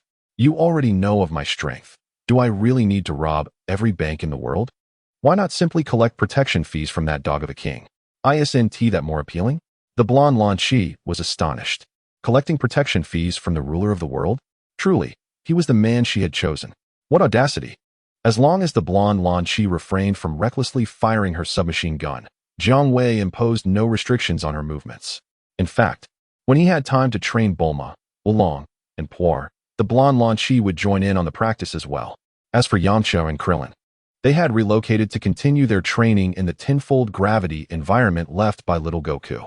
After their time in the hyperbolic time chamber, Jiang Wei helped them unlock their potential, even allowing Krillin to try the ultra-divine water. The result was that even the mightiest earthling could not withstand its power and met an untimely demise. After being resurrected by the formidable Jiang, Krillin was left with lingering trepidation regarding the super-divine water. Yamcha secretly reveled in the situation. True camaraderie is not solely about sharing joy. It is equally about enduring hardship together. Meanwhile, Jiao Wei Fan remained undeterred in his ambition to become the sovereign ruler of the world, tirelessly accompanied by two loyal subordinates as they traversed the globe in search of Dragon Balls to summon the eternal dragon and fulfill their desires. However, the trio of the Crane School was also on a quest, seeking the Dragon Balls to resurrect the deceased Tao Bai Bai. Unfortunately, their strength paled in comparison to that of Jiao Wei Fan and his companions, rendering them unable to seize the Dragon Balls from the Crane School. Driven by his delusional aspirations of global dominion, Jiao Wei Fan concocted a desperate scheme. He recalled the legendary demon King Piccolo, a figure from centuries past who had nearly wrought global destruction. If he could harness Piccolo's formidable power, even without the Dragon Balls, Jiao Wei Fan could effortlessly ascend to kingship over the world. Through diligent effort and following the faint traces of lore regarding Piccolo's demise, Jiao Wei Fan and his companions unearthed a dilapidated rice cooker adorned with ominous symbols at the ocean's depths, sealing the malevolent Piccolo within. "King Jiao Wei Fan, are we truly going to release the Demon King Piccolo?" He is, after all, a malevolent entity who nearly obliterated the world centuries ago. Xiao Wu inquired anxiously. Jiang Wei fan hesitated, yet ultimately succumbed to his insatiable ambition to reign supreme. It should be fine, right? No matter how wicked Piccolo may be, we are the ones liberating him from centuries of confinement. He ought to express gratitude and assist me in becoming the ruler of the world in return for this favor. He reassured his worried subordinates. With a heart full of trepidation, Jiang Wei fan took the plunge, peeling away the tattered seal from the rice cooker. Ha! I, Demon King Piccolo, have returned. A blinding radiance enveloped the space, revealing an ancient, wrinkled, green-skinned creature clad in garments emblazoned with a demonic symbol, standing before the trio. As Piccolo reveled in his resurgence into the world, Jiang Wei fan rubbed his hands together, donning a sycophantic smile and adopting a humble demeanor. Demon King Piccolo, do you realize that we liberated you from this rice cooker? So, what do you have to say to us, little one? Piccolo's face twisted into a sinister grin as he turned his gaze upon Jiang Wei fan and his companions, his eyes devoid of humanity. The sight sent Xiao Wu and Xiao into an embrace, their faces drained of color. Indeed, it was I who set you free, so do show some appreciation. Would you? I promise not to burden you with anything too troublesome. Simply utilize your unparalleled power to aid me in becoming the ruler of the world. That would suffice as repayment for my kindness, Jiang Wei fan implored, trembling yet resolute in his request. Ha ha ha! The king of demons, Piccolo, erupted into uproarious laughter as if he had just heard the most absurd joke. Witnessing his reaction, Zehofen suddenly felt that liberating Piccolo from his seal was an egregious mistake. Regret washed over him, yet it was too late. There was no way to confine Piccolo back into the rice cooker. Becoming the king who rules the world has its allure, he mused. As Piccolo laughed, he suddenly coughed several times and, with a grave expression, inquired of Zehofen. That little dwarf, you too have seen it. I am aging, my strength pales in comparison to my youth. Assisting you in becoming the sovereign of the world is not out of the question. Do you possess any means to restore my youth and my former power? There are 7 Dragon Balls scattered across the earth, Zehofen replied, filled with hope. If you gather all 7, you can summon the eternal dragon, who grants any wish. You may wish to regain your youth and strength. Little dwarf, quickly tell me, where are these 7 Dragon Balls? I must locate them immediately, Piccolo demanded eagerly. His body, weakened by age, sensed the imminent approach of death. The only hope for his survival lay in swiftly finding the Dragon Balls, summoning the eternal dragon, and reclaiming his youth. Piccolo, I do not know their exact locations. I only know that 3 martial artists are also in pursuit of the Dragon Balls. They likely possess them. And to acquire the Dragon Balls, we must defeat those 3 martial artists. Zehofen gritted his teeth in frustration. Had it not been for the interference of the Crane School's trio, he would have already gathered the Dragon Balls, summoned the eternal dragon, and realized his wish to rule the world. How different his circumstances would be now. Asu and Xiao nodded vigorously in agreement, affirming their leader's words. Chapter 33, the 22nd World Martial Arts Tournament. Martial Artists. Have those wretched rodents not perished after centuries?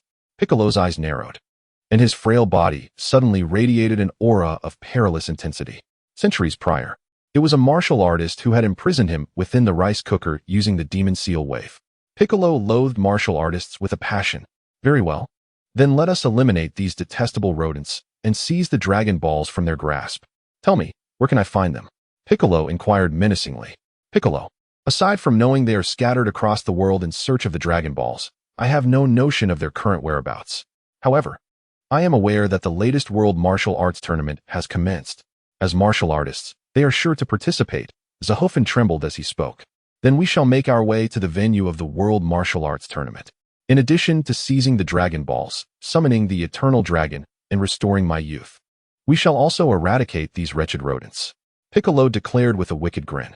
Having eradicated the martial artists, it is only natural that they would no longer be confined within a rice cooker by the malevolent sealing wave. Indeed, it is the formidable King Piccolo.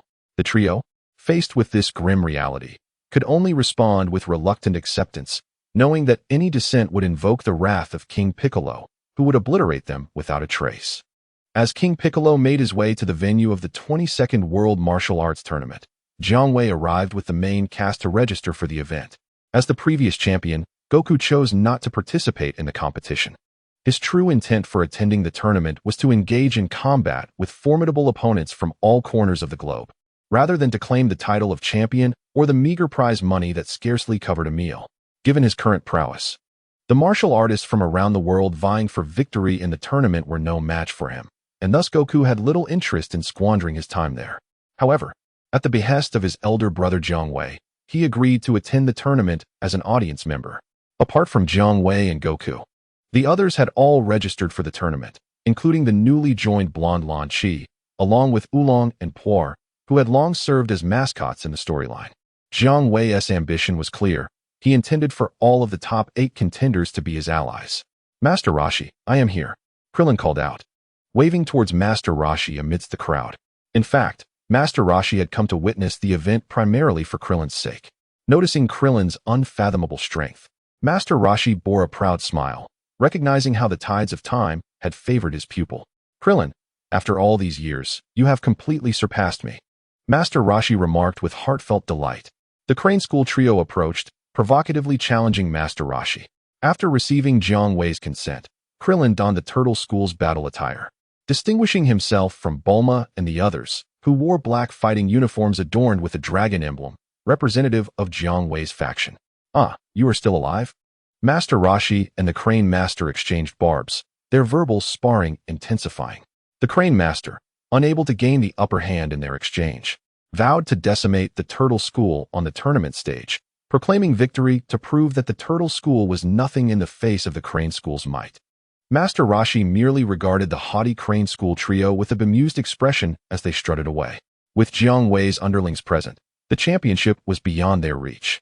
Truly, ignorance breeds audacity. Decimate. I believe you mean your own Crane School. After the preliminary rounds eliminated the pretenders, the Crane School's Tianjin Fan and Dumpling, by a stroke of luck, found themselves in the semifinals, alongside the nominal representative of the Turtle School, Krillin. The remaining contenders were all clad in the Dragon Battle uniforms of Jiang Wei's faction. Brother, may I return to the gravity room to continue my training? In the audience, the young Wukong, feeling rather bored, inquired. Wukong, watching the match is also a form of training for you. Are you truly inclined to evade it? Jiang Wei interjected. Brother, I would never shy away from training. With the mention of training, the young Wukong immediately perked up, no longer feeling bored. Ding ding. Krillin, Battle Power 4500 Yamcha, Battle Power 3000 Bulma, Battle Power 480 Oolong, Battle Power 110 Puer, Battle Power 110 Blonde Launch, Battle Power 35 Tien Shinhan, Battle Power 200 Kaiatsu, Battle Power 150. Due to the unfortunate demise of Tao Bai Bai, the Crane School Tien Shinhan and Kaiatsu exhibited higher battle powers than depicted in the storyline. In the semifinals, the Crane School faced Jiang Wei's faction. In the first match, Tien Shinhan went up against Blonde Launch. Undoubtedly, Tien Shinhan dominated the match. What a cold-hearted man. Even ruthless towards women. It was a pity. Had she not encountered Jiang Wei, she might have found herself attracted to Tien Shinhan. After Blonde Launch was carried off, Bulma fed her a senzu bean while she was lost in thought. Next, the tea god overwhelmed Kaiatsu, who attempted to unleash his super abilities, but was rendered ineffective due to the vast disparity in battle power. The two mascots, Oolong and Puer, were eliminated by Krillin and Bulma, respectively. In the second round of the semifinals, Bulma faced Tien Shinhan. Why must my opponent be yet another woman? Tien Shinhan expressed his frustration through his 3 eyes. Do not underestimate women, nor should you underestimate me. I have, in another world, saved the world alongside women. Upon her declaration, Bulma swiftly moved. And before Tien Shinhan could react, she delivered a precise punch that sent him tumbling off the stage. Bravo, darling. Jiang Wei cheered from the audience, with the diligent young Wukong applauding alongside him. Without a doubt, this time Krillin emerged victorious as the champion, with Yamcha securing second place. After defeating Tien Shinhan, Bulma also leaped off the stage to join Jiang Wei. I cannot believe I was bested by such a delicate woman. Tien Shinhan was taken aback, nearly shattering his resolve. However, Master Roshi, having observed Tien Shinhan's performance, recognized that despite being a disciple of the old Crane, Tien Shinhan was indeed a fine martial arts talent. He stepped forward to offer guidance, illuminating Tien Shinhan's path. At his core, Tien Shinhan was a genuine martial artist, unfit to be a killer. Enlightened by Master Roshi's words, He resolved to follow his true instincts and defect from the Crane School. Master Roshi was furious about Tien Shinhan's betrayal, but felt powerless against his rebellious disciple. Even Kaiotsu, endowed with super abilities, chose to follow Tien Shinhan's lead. Master Roshi, not only overpowered but also a solitary figure, regretted his decisions. Had he known that Tien Shinhan and Kaiotsu were both ungrateful, he would have ensured that the 7 Dragon Balls were safeguarded by himself rather than entrusted to the mightiest Tien Shinhan. However, the redeemed Tianjin Rice stands as a man of integrity. Chapter 34. The Arrival of the Sun Family's Maid. Master Crane, allow me to perform one final act for you. Tianjin Rice produced the 7 Dragon Balls he had safeguarded and began the summoning of the magnificent Shenron. Originally, in Master Crane's plan, the resurrection of Tao Bai Bai was to take place after Tianjin Rice publicly defeated the Turtle School in the arena and claimed victory. However, contrary to expectations, it was the Crane School that was vanquished by a group clad in dragon battle attire, rather than the Turtle School being destroyed. Even Tianjin Rice and Jiaozi found themselves betraying their master through the words of Master Roshi. Suddenly, the sky darkened, filled with flashes of lightning and thunder, as an ominous sense of impending doom enveloped the land once more. When Shenron emerged, all present gazed in awe at his colossal form, towering over 100 meters. State your wish, and I shall grant it. However, Shenron's immense eyes did not regard Master Crane below, but instead focused elsewhere. Great Dragon, please resurrect. Fueled by animosity towards Tianjin Rice and Jiaozi, Master Crane was about to voice his wish when a sudden beam of light pierced his chest, causing him to collapse lifelessly. A tall, elderly green figure stepped before Shenron, Piccolo the Demon King. He had ambushed and slain Master Crane, seizing the opportunity to wish upon Shenron. Piccolo the Demon King. How did he escape from his seal? Master Roshi gasped in alarm. Indeed, my world must also possess a Piccolo the Demon King. Let me have the savior Bulma rescue the world once again. Bulma, her eyes alight with excitement, fixated on the suddenly emerged Piccolo the Demon King. Dragon, restore my youth. Following the assassination of Master Crane, Piccolo swiftly made his wish to Shenron. It was a simple request. Piccolo visibly rejuvenated. Ding. Acquired flight technique. Ding. Acquired special beam cannon. Ding. Acquired ki blast. Ding. Acquired mouth energy beam. The sensation of youth was exhilarating. Just as Piccolo reveled in his newfound joy, he too fell victim to an ambush. A slender wave of energy piercing his heart from behind. It was Bulma, having waited for Shenron to fulfill Piccolo's wish, who then struck decisively without honor. I have saved the world once again, hooray! Bulma cheered, in a manner akin to her counterpart from another world. Piccolo the Demon King managed to lay an egg before uttering his last words and perishing. This left Tianjin Rice, who sought vengeance from Master Crane, feeling quite disheartened. Shenron repeated the actions of another world, reclaiming the egg laid by Piccolo before his demise, along with his lifeless body. Piccolo's corpse was once again handed over to Dr. Gero as research material. As for the egg, Shenron intended for the Sun Family's maid to hatch it as per the narrative, but he would be the one to nurture it. Shenron had devised several plans regarding the upbringing of Piccolo. Under the recommendation of Master Roshi, Tianjin Fan and Jiaozi joined the protagonist group led by Jiang Wei. In West City, at Bulma's residence, Piccolo hatched from his egg. Although he possessed all the memories of the Demon King Piccolo, he was a brand new life. The moment he emerged from the egg, he surveyed his surroundings with a curious gaze. Welcome to this world, Piccolo, Jiang Wei greeted. The small Piccolo merely stared at Jiang Wei with an expressionless face, his eyes reflecting a wariness of strangers. In the days to come, I shall train you, Jiang Wei declared with intent. Humph, I will not be grateful to you. I still intend to kill that woman to avenge my father, Piccolo replied malevolently. Jiang Wei simply smiled knowingly at Piccolo's ingratitude, embodying a tsundere demeanor, claiming disinterest while harboring genuine honesty within. In the ensuing days, Jiang Wei began Piccolo's training. Initially, Piccolo teamed up with Tianjin Fan and Jiaozi. However, over time, it became evident once again that in the world of Dragon Ball, Earthlings were at a disadvantage. As an incomplete Namekian birth from the evil part of a deity, Piccolo's innate talents clearly surpassed those of young Goku, not to mention the other weaker Earthlings. After 3 years of solitary training, he was capable of contending with Goku, who had consumed the super divine water and undergone numerous fierce battles, augmented by the Scion advantage. Under Jiang Wei's personal training, Piccolo's strength surged remarkably. 1 year later, Piccolo's power exceeded 1,000, causing Tianjin fans' mental state to waver. Jiang Wei treated Piccolo fairly, allowing him to drink the super divine water. Perhaps due to being a Namekian, a race that could survive on mere water, Piccolo remarkably withstood the toxicity of the super divine water, becoming the second individual after Goku to enhance his strength through its consumption. After some time, Jiang Wei further developed Piccolo's potential. Fast forward to the 2nd year, and Piccolo's strength had surpassed that of Yamcha and Krillin. By the time Piccolo turned 3, Goku had matured into a young man, transforming into Son Goku. The 23rd World Martial Arts Tournament was about to commence. Goku, you must participate in this tournament, Jiang Wei insisted, pulling Son Goku from the 100x gravity chamber. While Goku diligently trained, Jiang Wei spent much of his time enjoying life with Bulma, in addition to training his younger companions. All right, brother, Goku would not refuse any request from his beloved elder brother.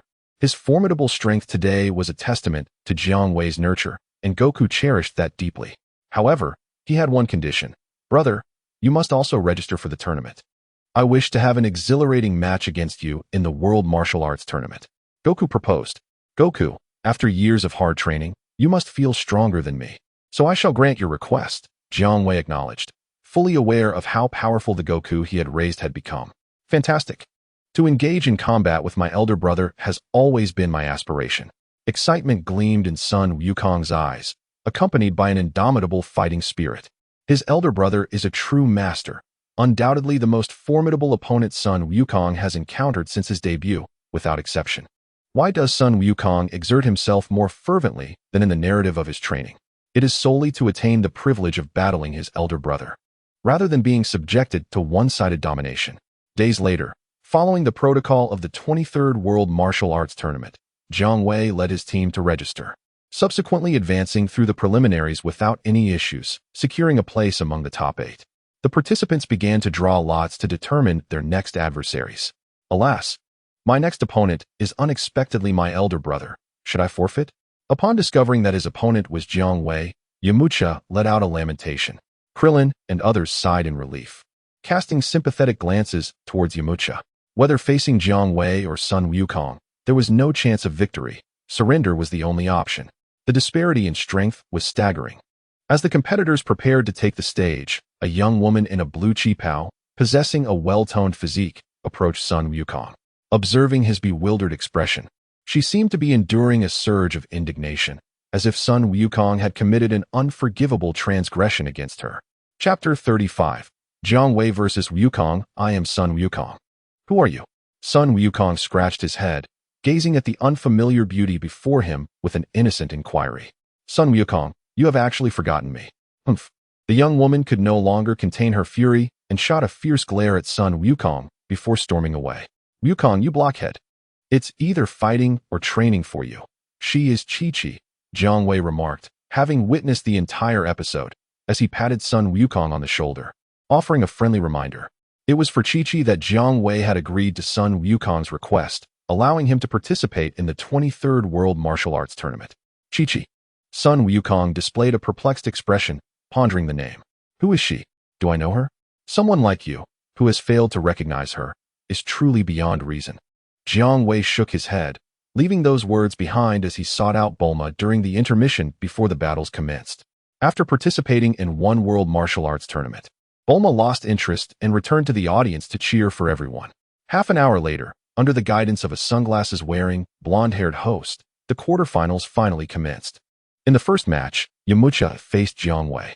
Elder brother, please refrain from striking, I concede. As soon as he stepped onto the stage, Yamcha demonstrated his astuteness. Jiang Wei triumphed without a fight. Next up, Sun Wukong against the qipao-clad beauty, Chi-Chi. You are too weak. I do not wish to harm you. Would you kindly concede? Sun Wukong kindly advised his opponent. Sun Wukong, do not underestimate me. Feeling underestimated, Chi-Chi let out a fierce shout and launched a powerful flying kick towards Sun Wukong. However, Sun Wukong merely stood his ground, allowing Chi-Chi to unleash a flurry of punches and kicks upon him. In this edition of the World Martial Arts Tournament, Sun Wukong's only true rival in his eyes was his beloved elder brother, Jiang Wei. Despite Chi-Chi's vigorous assault, the disparity in combat prowess was evident. Chi-Chi simply could not breach Sun Wukong's defenses. After over 10 minutes of relentless attacks, Chi-Chi, breathless and exhausted, knelt on the arena floor, tears of grievance spilling from her eyes. "You bully!" she exclaimed, looking at Sun Wukong. His heart ached at her display, and in a moment of desperation, he cast a pleading glance towards Jiang Wei, who was watching the match. "Brother, what should I do?" "Fool, think back to how I act when I'm with Bulma. Just emulate that," Jiang Wei advised, employing the powers of the North Kai to communicate directly into Sun Wukong's mind. "Oh, the way brother interacts with Bulma," Sun Wukong mused, a look of realization dawning upon his face as he struck his palm with a fist. He then began to clumsily imitate Jiang Wei's mannerisms and speech from his time with Bulma. Before long, Chi-Chi's tears turned to laughter. "Wukong, I came to find you to honor our childhood promise," she said shyly, gazing at him.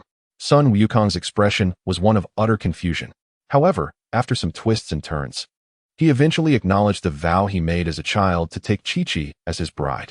Congratulations. Jiang Wei and his faction of competitors offered their heartfelt blessings to the couple, celebrating their union. Krillin expressed his envy at the joyous occasion. Following this heartfelt interlude, the remainder of the matches unfolded without suspense, as all other competitors were eliminated, leaving Jiang Wei and Sun Wukong to face each other in the finals. "Brother, I am truly thrilled to have the opportunity to battle you in the World Martial Arts Tournament," Sun Wukong declared, his spirit soaring as he gazed at Jiang Wei. "Go for it, Wukong," cheered Chi-Chi from the sidelines, rallying for her champion. "Don't forget to give it your all too, brother." Bulma chimed in, equally eager. A fierce showdown was imminent. The tournament's host, a dapper man in sunglasses and a black suit, took to the microphone with fervor. "Ladies and gentlemen, as the reigning champion from the previous tournament, competitor Sun Wukong has showcased unmatched prowess from the very beginning, overcoming numerous formidable opponents, including last tournament's champion, Krillin, to reach the finals. His opponent, Jiang Wei, has equally demonstrated extraordinary strength, defeating many powerful contenders to stand alongside Sun Wukong in this climactic battle. Who shall emerge as the champion of this World Martial Arts Tournament? Let us welcome these two formidable fighters to deliver a spectacular contest." Amidst the enthusiastic cheers of the audience, Jiang Wei and Sun Wukong ascended the arena. "Wukong, I have a proposal," Jiang Wei began. "This is, after all, a battleground, surrounded by numerous spectators. For their safety, we must refrain from employing potent techniques such as energy waves during our combat. What do you think?" Amidst the cheers of the audience, Jiang Wei addressed Sun Wukong. "Brother is right. Let us engage solely in physical combat." Sun Wukong gazed fervently at Jiang Wei. "Brother, I finally possess the strength to challenge you. Allow me to experience your true power." "Naturally. Wukong, I implore you to give it your all as well." A rare glimmer of excitement shone in Jiang Wei's eyes. Subsequently, the two combatants on the arena assumed their fighting stances. This would undoubtedly become the most intense battle since the inception of the World Martial Arts Tournament. Bulma produced a power level detector, affixing it to her eyes to assess the combatant strengths. Beep, beep. Jiang Wei, power level 1, 8 million. Sun Wukong, power level 5, 5 million. Bulma, who do you think is stronger, brother or Wukong? Krillin inquired. Lacking a power level detector, he could only sense the overwhelming strength of both Jiang Wei and Sun Wukong, which far surpassed that of the Earthlings. "It must be brother," Bulma asserted without hesitation. According to the data from the detector, Sun Wukong's power level was several times greater than Jiang Wei's. However, Bulma was aware of the formidable strength Jiang Wei had concealed. "No, the champion will undoubtedly be Wukong," Kiki declared resolutely. On the arena, Jiang Wei addressed the eagerly anticipating Sun Wukong. "Since we are to unleash our full potential in this battle, even if we refrain from using energy waves and focus solely on physical prowess, this confined space will limit our abilities. Wukong, shall we take our battle to the skies? This way, we won't risk an inexplicable defeat by falling out of the ring." "Brother, I shall heed your advice." Sun Wukong readily agreed with a smile. Amidst the gasps of the audience, Jiang Wei and Sun Wukong ascended into the sky like helicopters, soaring higher and higher until they halted amidst the clouds. To all but those equipped with binoculars, the two appeared as mere black dots against the expansive sky. However, Krillin and the other formidable martial artists remained undeterred, fixated on the imminent clash of these two extraordinary masters. In the sky, Jiang Wei cautioned, "Wukong, be vigilant. I am about to unleash my true power. In the next moment, a 3-meter-tall azure dragon man materialized before Sun Wukong. Brother, this is how it should be. Sun Wukong exclaimed, his face alight with excitement. His blood and fighting spirit surging like erupting magma. At last, after years of diligent training, he had managed to provoke his brother into revealing his most formidable transformation. Chapter 36. Transforming into a Super Saiyan brother. You must also be cautious. I shall take this seriously. Sun Wukong's body erupted with a crimson aura, enveloping him entirely. The two individuals had yet to engage, yet their formidable auras clashed with one another, instantly conjuring a tempest that swept across the surroundings. The billowing white clouds above were sent scattering in disarray. Even the spectators gathered around the arena below were not spared, as the frenzied winds tousled their hair, caps, and various belongings, igniting a wave of commotion among them. How powerful! Both my elder brother and Goku's auras have intensified significantly. When will I ever catch up to their pace of cultivation? Krillin and the others found their resolve teetering on the brink of collapse. Even the usually proud Piccolo, at this moment, gazed at the two in the sky, fists clenched in frustration. My brother and Goku are truly serious now. Bulma pressed a button on the battle power detector to assess the current strengths of the two. Beep, beep. Jiang Wei, battle power 18 million, transformed into a humanoid divine dragon. Sun Wukong, battle power 22 million, 4 times Kaio-ken. Alright, Goku, let us commence our battle. Jiang Wei gestured to Sun Wukong. Brother, I shall take the lead. With a swift motion, Sun Wukong initiated the assault. The sky was soon filled with the resounding echoes of fierce exchanges of fists and kicks. The audience on the ground struggled to discern the nature of the battle between Jiang Wei and Sun Wukong.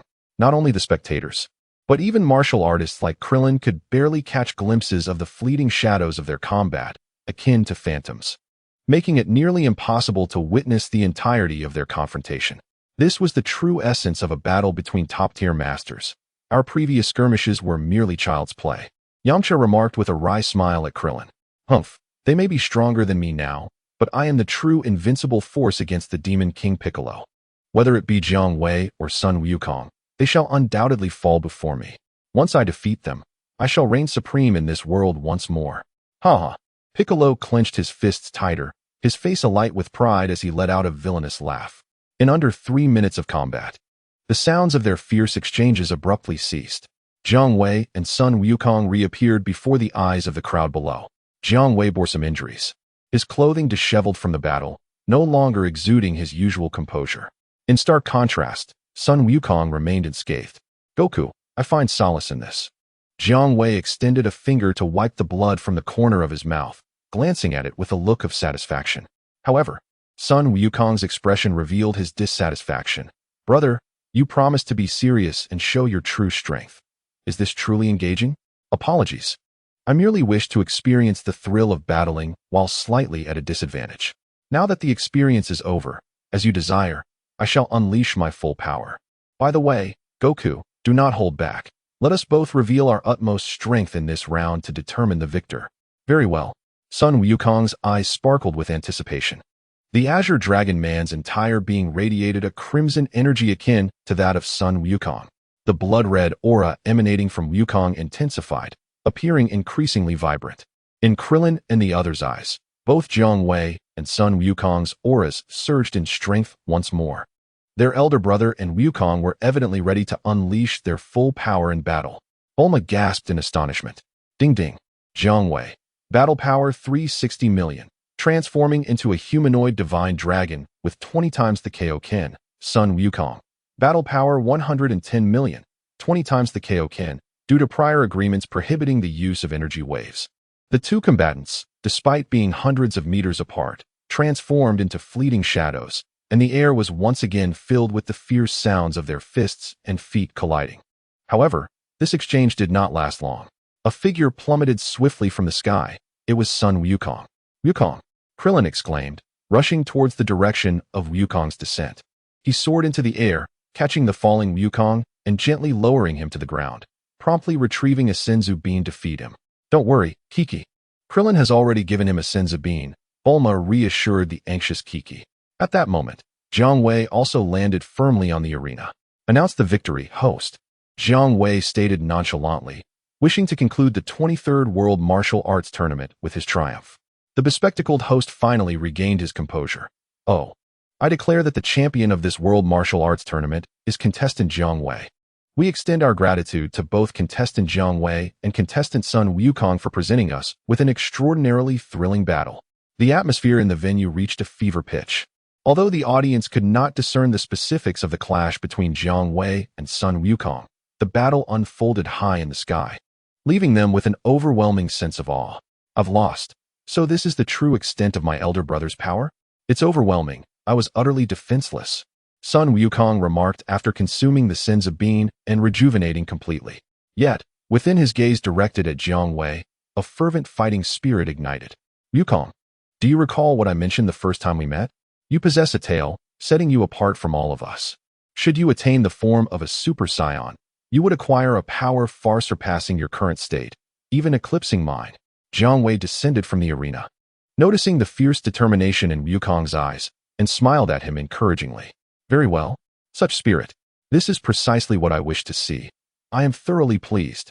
"Super Saiyan." Sun Wukong blinked, his focus quickly solidifying. "Elder brother, I must grasp the power of the Super Saiyan, and then engage you in a full-fledged battle once more." "I share the same sentiment," Jiang Wei replied, a supportive smile gracing his face as he chewed on a piece of gum. As Sun Wukong grew stronger, so too would Jiang Wei's strength rise accordingly. In truth, Sun Wukong represented the baseline of Jiang Wei's power. To motivate Sun Wukong's ascension, Jiang Wei deliberately restrained his own battle power, allowing Sun Wukong to surpass him in normal combat capabilities. Otherwise, individuals like Yamcha and Krillin, whose combat prowess starkly contrasts with their own, find themselves bereft of the motivation to grow stronger. Their mental resilience is commendable, having endured the shattering of their aspirations. Alas, it is indeed a daunting existence for Earthlings within the Dragon Ball universe. By the way, my dear brother, how might I cultivate the transformation into a Super Saiyan? Goku scratched the back of his head, pondering before breaking into an innocent grin as he sought guidance from Jiang Wei. "A Super Saiyan, huh? I'm not particularly well versed in this either, but I know that one can only achieve this form under extreme rage," Jiang Wei replied with a shrug. "To transform into a Super Saiyan, one must be engulfed in profound fury? Ah, how perplexing. Given Goku's disposition, it certainly poses a challenge for me, the hefty tiger." Observing Goku's troubled expression, Jiang Wei's gaze instinctively drifted towards Krillin, who was beside him. Chapter 37. Marrying Bulma Brother. "Why are you looking at me when Goku is struggling to become a Super Saiyan?" Krillin queried, bewildered. "It's nothing," Jiang Wei averted his gaze. Following the conclusion of the 23rd World Martial Arts Tournament, although Goku did not clinch the championship, he inadvertently acquired a wife. Chi-Chi harbored a fervent desire to be with Goku. Shortly after returning to Bulma's home in West City, she expressed her wish to marry Goku. Goku was unaware of the concept of marriage, yet that did not hinder his agreement. As Goku's elder brother, Jiang Wei took a keen interest in Goku's impending nuptials with Chi-Chi. He inquired, "Where will you and Chi-Chi settle down after your marriage?" In the storyline, Goku and Chi-Chi established their home in the countryside, leading a self-sufficient agrarian lifestyle. However, in this narrative altered by Jiang Wei's involvement, Goku, looking bewildered, redirected the question back to Jiang Wei. "Settle down after marriage? I'm not sure. Brother, perhaps you could decide for us."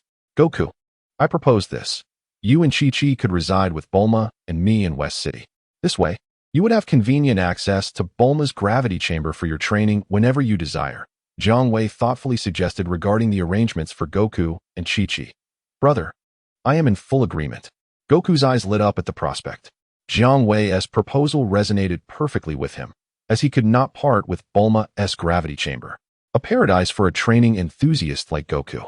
"Brother, residing in West City with Goku is indeed feasible. However, there is the matter of housing," Chi-Chi chimed in, now addressing Jiang Wei as brother. At this moment, Chi-Chi displayed an expression of financial worry.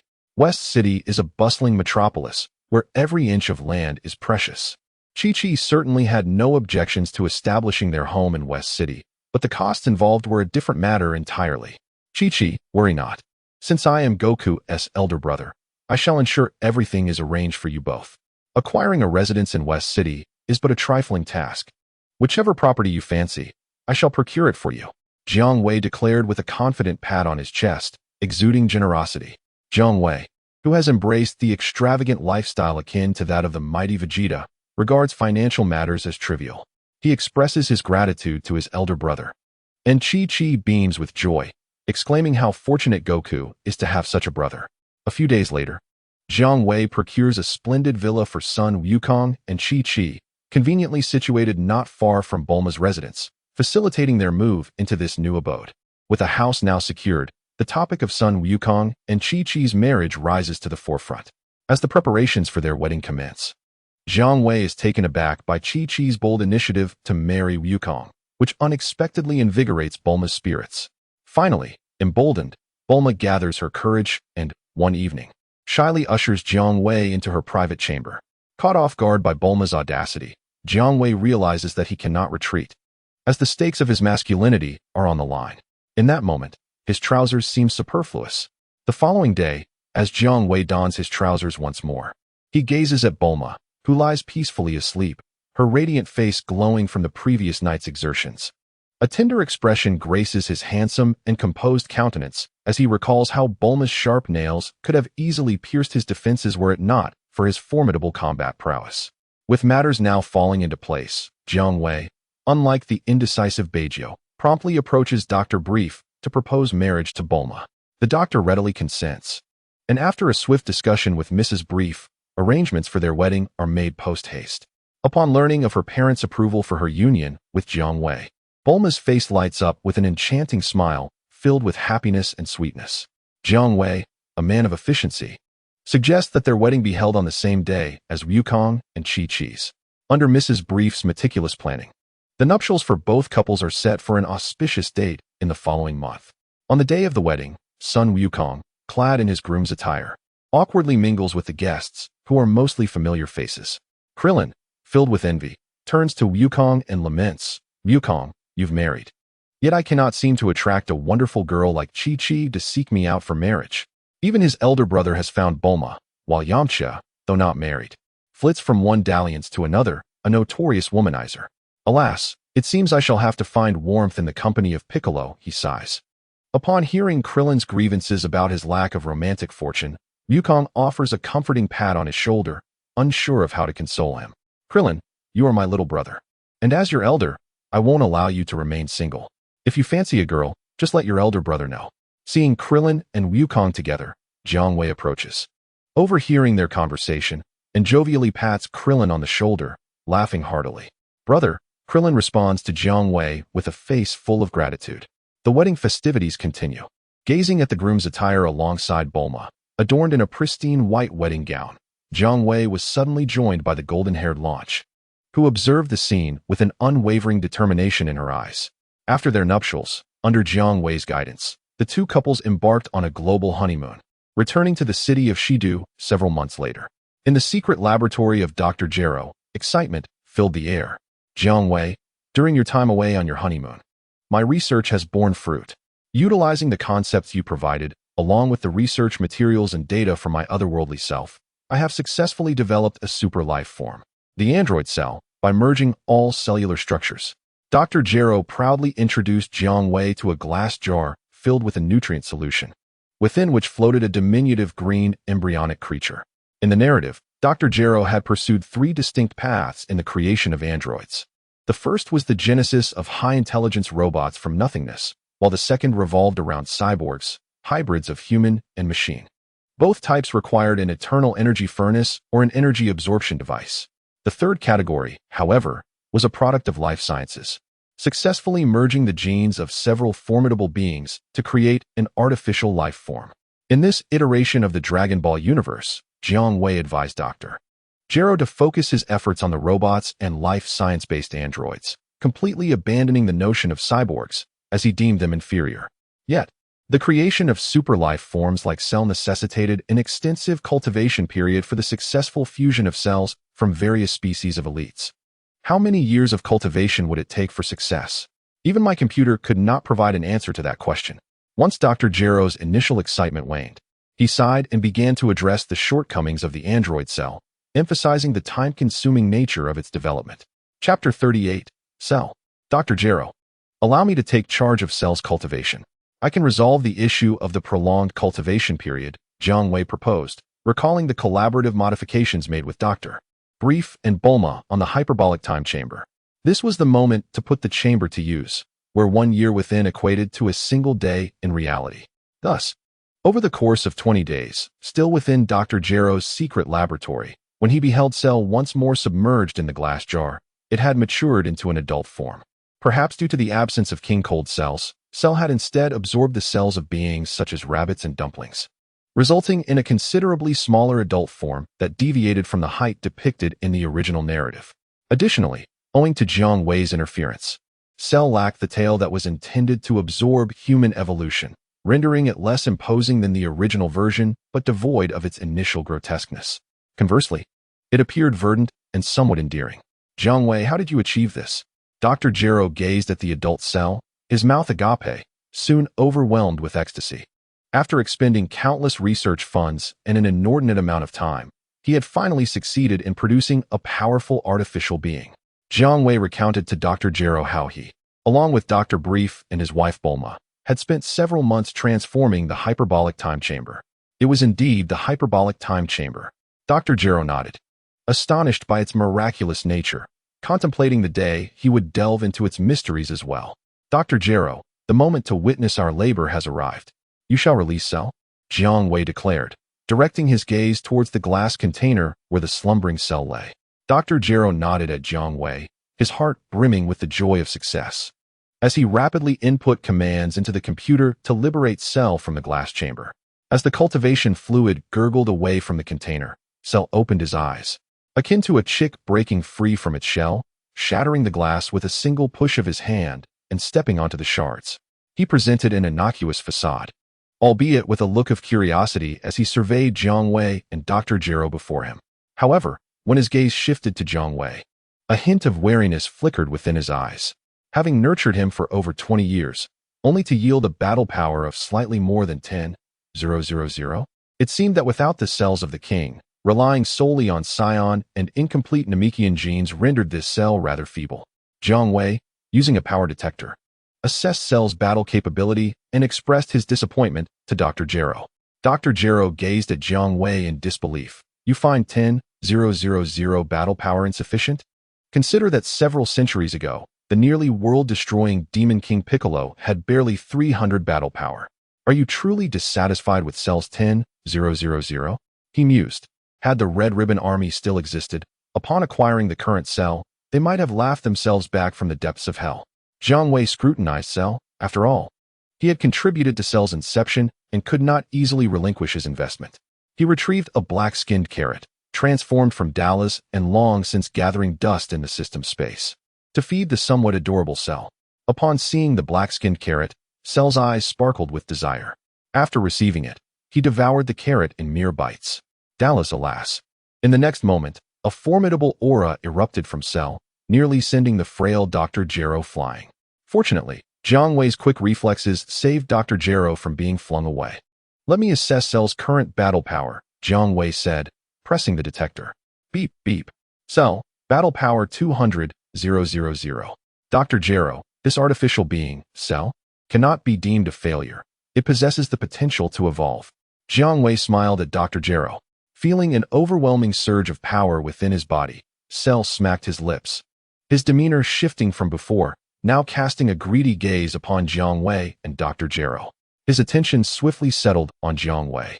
Shara licked his lips and suddenly appeared before Jiang Wei, waving his right hand and touching Jiang Wei's abdomen. Shara, what are you doing? Hurry and retreat. Doctor, Gero exclaimed, astonished that Shara would dare to attack his creator. Ignoring Dr. Gero's command, Sharu gazed at Jiang Wei, his eyes filled with a ravenous appetite. Infused with rabbit cells, Sharu possessed the extraordinary abilities of a rabbit. After tasting the sweetness of black-skinned carrots, he instinctively yearned to transform the powerful Jiang Wei into a carrot himself, intending to consume him to enhance his own strength. Dr. Gero, your creation is beyond your control, Jiang Wei remarked teasingly. This? Dr. Gero's face flushed with embarrassment. Sharu, perplexed, looked at Jiang Wei, wondering why he had not yet transformed into a delectable, strength-enhancing carrot. What strength do you possess? You think you can turn me into a carrot? Dream on. Jiang Wei raised his hand and gave Sheru a gentle pat on the head. And with a puff of white smoke, Sheru transformed into a green-skinned carrot. Thank heavens, Jiang Wei, you are unharmed. Dr. Gero sighed in relief. Witnessing Jiang Wei's triumphant reversal over the uncontrollable Sheru, Jiang Wei was Dr. Gero's only confidant, and the doctor genuinely wished for his safety. Another failure. This artificial being, Sheru, was just as disobedient as previous creations. Alas, it seems destruction is the only option, Dr. Gero lamented, feeling disheartened by the disobedience of his creations. Let us not rush to destroy Sheru. The issue of obedience in artificial beings can be addressed gradually. Ultimately, creating a powerful artificial being is a cause for celebration. Jiang Wei encouraged, noticing Dr. Gero's despondency. He stored the green-skinned carrot that Sheru had become into the system space and offered words of encouragement to Dr. Gero. You are correct, Jiang Wei. Having created a powerful artificial being, ensuring it obeys our commands should not be an insurmountable task, Dr. Gero replied, his spirits lifted. Jiang Wei couldn't help but internally scoff. For you, Dr. Gero, the issue of obedience in artificial beings is a significant dilemma. Dr. Gero was a genius in developing artificial beings, but a mediocre talent when it came to controlling them. In the narrative, he meets his demise at the hands of the android 17.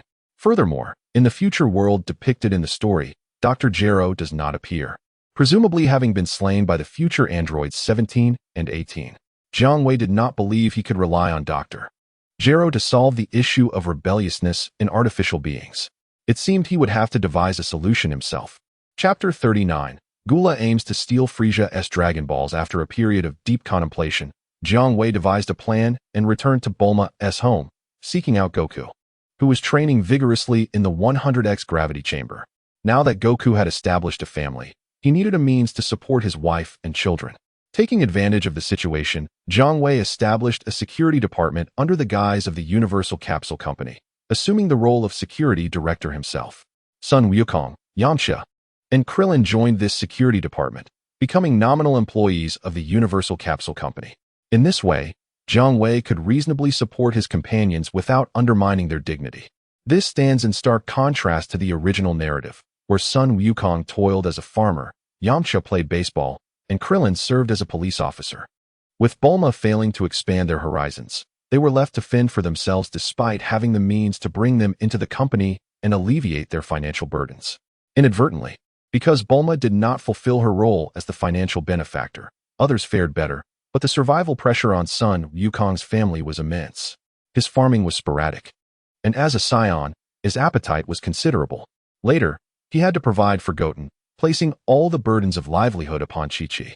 It is no wonder that Chi-Chi wished for Goten to pursue academia, molding him into a scholar akin to Dr. Brief, Bulma's father, who became the world's wealthiest through his inventions.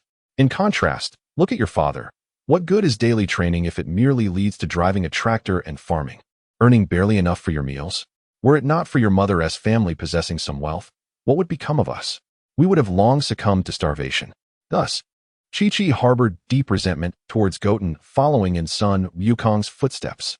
First, he must secure his own livelihood before contemplating saving the world. This encapsulates Chi-Chi's sentiments within the storyline. Jiang Wei, however, fulfilled the role that Bulma failed to execute, resolving Sun Wukong's issues of sustenance and relieving Chi-Chi of her heavy burdens, thereby ensuring that Goten would not become a mere scholar without purpose. With diligent training, he could join the security department of the Universal Capsule Company, obtaining a respectable job that offered ample compensation for minimal effort. Brother, what brings you to me? Sun Wukong paused his training to inquire. Jiang Wei transformed into a humanoid dragon. Brother, do you wish to spar with me? I feel my strength has significantly increased recently, Sun Wukong exclaimed, his eyes gleaming with enthusiasm. Since their last encounter at the 23rd World Martial Arts Tournament, Jiang Wei had not sparred with Sun Wukong. We'll discuss sparring later, Wukong. I need you to make a wish for me. Another wish? Let me think. Last time, I wished for Chi-Chi to remain youthful. This time, do not interrupt me. I want you to wish to take me before a fellow named Captain Jinyu, Jiang Wei corrected. I understand. Sun Wukong nodded. We'll discuss the wish later. I have matters to attend to. Jiang Wei had just received a prompt from the Dragon God, indicating the existence of parallel worlds with Dragon Balls. summoning him once the 7 Dragon Balls were gathered. "Oh, brother, I shall return to my training then. Come find me when you are back," Sun Wukong said. Racing back to the 100x gravity chamber, Jiang Wei bid farewell to his wife Bulma before transforming into a beam of golden light and vanishing. In another Dragon Ball world, the vast Namek awaited. In the vast expanse of the universe, a colossal spacecraft was gradually approaching the planet Namek. King Cooler, according to the intelligence we have gathered, Frieza is indeed on this planet, in pursuit of the fabled Dragon Balls, which are said to grant any wish. With utmost respect, Frieza addressed an alien figure with its back turned to him, possessing a lizard-like tail and 3 toes. "Ah, Frieza truly is my dear younger brother. How could he conceal such significant news from me, his elder brother, regarding the existence of Dragon Balls on Namek? Were it not for my clandestine surveillance of the communications within Frieza's army, I would remain oblivious to the existence of such wondrous artifacts on what appears to be a relatively primitive planet." Gazing through the viewport at the distant Namek, Cooler chuckled. Frieza sought to seize the Dragon Balls on Namek to summon Shenron and fulfill his desires. Naturally, upon receiving this information, Cooler was also tempted by the allure of the Dragon Balls on Namek. Thus, he assembled his forces and pursued Frieza to the very planet. Consequently, the Namekians faced the misfortune of welcoming 2 waves of brutal invaders. Frieza hesitated for a moment before speaking. "King Cooler, are we truly going to proceed with this? Engaging Frieza's army. If we can acquire the Dragon Balls from Namek, what does it matter if we have to confront my dear brother? Do as you wish. I only desire the Dragon Balls," Cooler replied nonchalantly. His race, known as the Frost Demons in this world, was inherently detached in familial bonds. In the narrative, even when Frieza obtained all 7 Dragon Balls, he harbored no intention of resurrecting his father, King Cold. As a cosmic overlord at the pinnacle of power, he was devoid of emotional ties, a trait even more pronounced among the Frost Demons. Cooler's willingness to wage war to snatch the Dragon Balls from Frieza's grasp was entirely reasonable. "Understood," Frieza responded respectfully. "Once we acquire the Dragon Balls from my dear brother, it will be essential for us, the Cooler army, to dominate Namek as well. Who knows what other treasures akin to the Dragon Balls we might uncover." After a moment's contemplation, Cooler added, "Indeed." Thus, Frieza arrived on Namek, mercilessly slaughtering countless Namekians to seize the Dragon Balls. Hot on his heels, his elder brother Cooler also set foot on the planet, intending to wrest the Dragon Balls from Frieza. Frieza, taken completely by surprise by Cooler's arrival, had already massacred several Namekian villages and seized a significant Dragon Ball, only to have it snatched away by Cooler's forces, resulting in the demise of even Frieza's own subordinates. How did Cooler arrive here? Frieza, now in possession of merely 1 Dragon Ball, felt a tempest of anger and anxiety at his brother's unexpected intrusion. Cooler restrained Frieza while his Cooler army unleashed a torrent of violence against Frieza's soldiers, particularly the mechanized units that wreaked havoc upon Frieza's forces. In a desperate bid to counter Cooler's mechanized battalions, Frieza hastily summoned the Jinyu Force for reinforcements. By the time the Jinyu Force arrived, the Gula Legion had already seized control of the entire Namek, nearly exterminating both the Namekians and the Frieza force. Frieza was also missing. The ever-loyal Jinyu, amidst the onslaught of the Gula Legion, tirelessly scoured Namek in search of his sovereign. Ultimately, in a cavern on Namek, he discovered a gravely injured Frieza.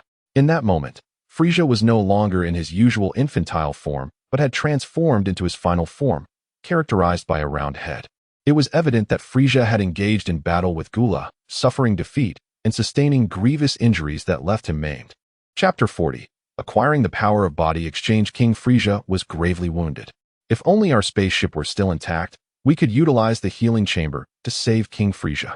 Alas, our vessel had been obliterated by the wretched Gula Legion, leaving me at a loss regarding how to rescue King Frieza. As Jinyu beheld his king in peril, his face was etched with worry. Currently, Jinyu's circumstances were dire. He had lost 4 members of his team in the quest to find their leader. The Jinyu force was left with Jinyu as the sole survivor. Even Jinyu himself bore a battle-worn armor, marred by the fierce encounters with Gula's mechanized troops. In a moment of desperation, Jinyu recalled something and produced a Dragon Ball significantly smaller than those of Namek. The wish orbs on Namek were considerably larger, leading him to speculate that this miniature orb might merely be a toy of the indigenous Namekians. However, desperate times called for desperate measures. Jinyu decided to take a chance. gathering 7 miniature Dragon Balls and summoning Shenron outside the cave. In an instant, the skies above Namek erupted with thunder and lightning, as if the very essence of the apocalypse had descended upon the planet. What was happening? The celestial phenomenon indicated that someone had gathered the wish orbs to summon Shenron. Yet, hadn't all the wish orbs been consumed by me, turned to stone, and rendered unusable for a time? Could it be that the Namekians had deceived me? With this thought, Gula's mood soured, and he commanded his subordinates to bring forth the captured Namekians for interrogation. As Gula ruthlessly questioned the apprehended Namekians over this baseless concern, a massive azure dragon, over 100 meters in length, manifested in the skies of Namek. How curious that this environment bore such resemblance to Namek. It seemed I had been summoned from another realm. Shenron's colossal eyes surveyed the surroundings upon his emergence. King Frieza, hold on a moment longer. I will rescue you, Jinyu declared as he returned to the cave, cradling the unconscious Frieza and placing him before the great dragon. Speak your wish, and I shall grant it, proclaimed Shenron. At that moment, Shenron also observed Jinyu and Frieza, his mind puzzled. Given the surrounding environment, it seemed this parallel dimension of the Dragon Balls was set in the timeline of the Namek saga. Yet, how could it be that Frieza lay in such a state of disrepair? Captain Jinyu appeared utterly disheveled, a stark contrast to the unfolding narrative. Dragon, restore King Frieza's health, Jinyu proclaimed with fervor. This is a simple task, Jiang Wei remarked, snapping his fingers, thereby fulfilling Jinyu's wish and reviving the king to full vitality.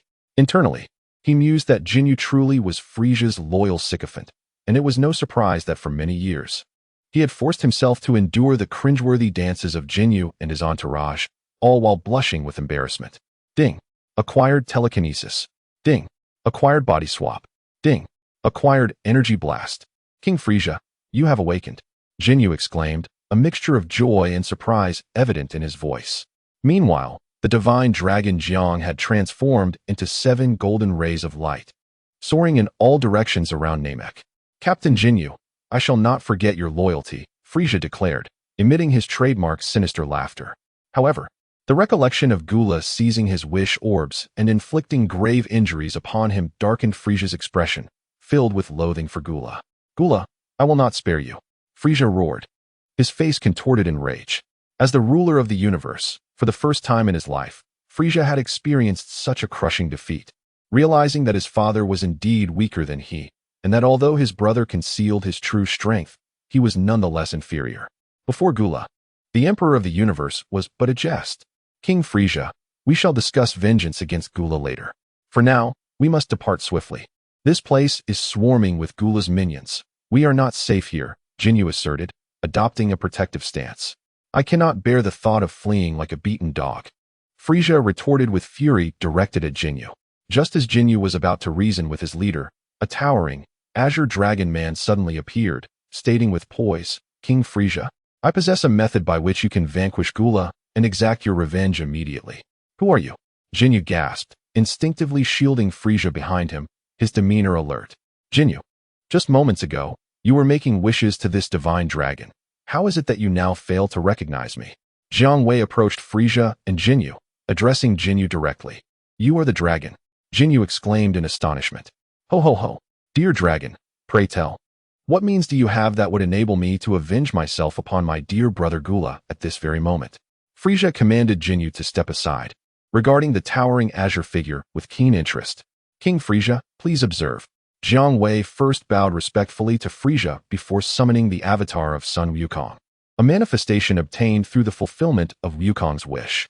As you can see, this is a Scion's physique, imbued with immense power, capable of transforming into a Super Scion in the throes of extreme rage. While it may not rival the strength you would acquire after months of training, it suffices for the purpose of exacting revenge on Gula, the body of a Scion monkey. King Frieza gazed disdainfully at the clone of Sun Wukong. However, if it meant I could exact revenge on my dear brother, I would not hesitate to assume the form of a Scion monkey. Captain Jinyu, I must trouble you. Frieza addressed Jinyu once more. His hatred for Cooler had reached a boiling point, and his fury was palpable. This wrath did not go unnoticed by Jiang Wei, who saw its potential for exploitation. Your Excellency Frieza, please pardon my audacity. Let us exchange. Jinyu first apologized as a subordinate before swiftly activating his ability. first swapping bodies with the clone of Sun Wukong, and then with Frieza. Oh ho ho ho. This Scion monkey's body possesses the legendary ability to transform into a Super Scion? How astonishing! Frieza exclaimed. Then tell me, Mr. Dragon, what are your intentions? Adjusting to his new physique, Frieza suddenly inquired of the great dragon Jiang. Your Excellency Frieza, I require your innate talents to awaken the Super Scion power within this body. You too need the strength of a Super Scion to avenge yourself upon Cooler, do you not? Jiang Wei replied with a smile. Oh ho ho ho, Mr. Dragon. You are quite forthright. I appreciate that. Frieza, now in the form of Goku, wore a chilling expression as he regarded the composed great dragon Jiang, suddenly bursting into his signature sinister laughter. Jiang Wei and Frieza formed an alliance that was anything but conventional. Much like Piccolo, Frieza was exceedingly proud, holding his identity as the Emperor of the universe in high regard. Thus, the notion of an alliance, for one so grand as himself, was utterly inconceivable. No one was worthy enough to be an ally of the Emperor of the universe. Jiang Wei understood Frieza's haughty disposition all too well, hence, he refrained from mentioning assistance or alliance, terms that would surely provoke Frieza's ire, while outwardly granting him the respect he demanded. Only then did Frieza tacitly acknowledge Jiang Wei as his ally, agreeing to act in accordance with the terms of their alliance. Chapter 41. The New Cell. Your Excellency Frieza, please take a moment to familiarize yourself with this Scion body. In the meantime, I shall dispatch my subordinates to eliminate the underlings of Cooler, Jiang Wei said with a broad smile, the 3-meter-tall Azure Dragon Man deliberately adopting a posture that sought Frieza's approval. Oh ho ho ho, Mr. Dragon. I shall have Captain Jinyu collaborate with your subordinates to eliminate my dear brother's lackeys. A glint of cold light flashed in Frieza's eyes. Your Excellency Frieza, it would be my utmost pleasure, Jinyu declared with unwavering loyalty. Your Excellency Frieza, merely dealing with Cooler's insignificant minions, why must Jinyu intervene? Are they worthy?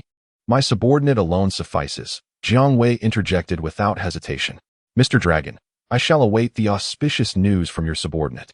Frieza contemplated, realizing that indeed, Jinyu was his most trusted general, fiercely loyal to him. Sending him to deal with mere underlings would be beneath their dignity. Under the watchful gaze of Frieza and Jinyu, Jiang Wei summoned the clone of King Piccolo, who expelled an egg, hatching a diminutive green creature with a combat power of merely 10. Frieza and Jinyu were left utterly perplexed. No, although these lackeys of Cooler may be inconsequential. However, these minions possess a combat prowess exceeding 1,000. And how could they possibly be vanquished by such a feeble and laughable Namekian, or a diminutive green-skinned creature? Upon its emergence, the little green being first cast its gaze upon the doppelganger, Piccolo Daimao, before promptly redirecting its attention to Jiang Wei, exhibiting an immediate and profound respect. I greet you, Lord Jiang Wei, the Demon King. Jiang Wei understood that, although this green entity was born from the doppelganger, Piccolo Daimao, it was capable of discerning the hierarchy and recognized Jiang Wei as its true master. Your name is Cell. Jiang Wei then retrieved a green carrot from the system space, clapped his hands, and with a puff of white smoke, transformed back into Cell. Thus, the mighty dragon god fulfilled Jinyu's wish and acquired Jinyu's extraordinary abilities, first exchanging forms with Cell, then with the diminutive green creature, before reverting once more. In this manner, the little green being became Cell, and Cell transformed into the little green creature. Jiang Wei unleashed a ki blast, obliterating the now rebellious Cell, and addressed the respectful figure standing before him. Cell, go forth and freely hunt down the subordinates of Gula, and thereby enhance your strength. As you command, Lord Jiang Wei, Cell replied, already licking its lips in anticipation. Observing this spectacle, Jinyu was filled with uncertainty. How could that dragon possess my unique technique of body exchange? Meanwhile, Frieza regarded the dragon god with a contemplative expression. Lord Frieza, please familiarize yourself with this Scion body as soon as possible, Jiang Wei remarked, sensing that Cell had already engaged in combat with the soldiers of Gula's army. Oh ho ho ho, I will quickly master this body, Mr. Dragon, Frieza replied, a sinister grin spreading across his face. On another front, after departing from Jiang Wei and the others, Cell encountered a multitude of Gula's minions. It was you who summoned the dragon? One of the leading soldiers interrogated the petite green Cell without preamble. Gula, upon discovering that someone had called forth the dragon, not only interrogated the captured Namekian, but also dispatched numerous subordinates to investigate the direction from which the dragon had appeared. Cell remained silent, merely gazing at the soldiers with an intense hunger gleaming in its eyes. In the next instant, Cell flickered and closed the distance to the soldier, who had yet to react, and patted his shoulder. This soldier, slender and possessing large eyes, was of a kind that allowed the diminutive Cell to reach his shoulder. In a puff of white smoke, the soldier vanished. A carrot materialized in Cell's hand, which it swiftly devoured in a few bites. The increase in power was negligible, and the taste was mediocre at best, barely satisfactory. Witnessing a comrade transformed into a carrot and consumed by an emerging green creature left the soldiers of Gula's army thoroughly horrified. What manner of monster are you? We are soldiers under the command of King Gula. Should you dare to consume us, King Gula will not spare you, exclaimed another tall and slender alien soldier, his lips trembling in fear. Sheru transformed him into a carrot and consumed him in just a few bites. Quickly, call for help from the Gula Mecha Corps. I shall assess the combat prowess of this green-skinned creature, proclaimed a bold soldier. Beep. The data on the combat power detector refreshed repeatedly before reaching its limit. The combat power detectors utilized by the Gula army's regular soldiers were of the same model as those used by the Frieza army, with a maximum detection threshold of just over 20,000. However, Sheru possessed a staggering combat power of 200,000, far exceeding the limits of their detectors. All the soldiers of the Gula army gasped in disbelief. The strongest among them had merely over 3,000 combat power. How could they possibly contend against Sheru, whose power had shattered their scales? Run!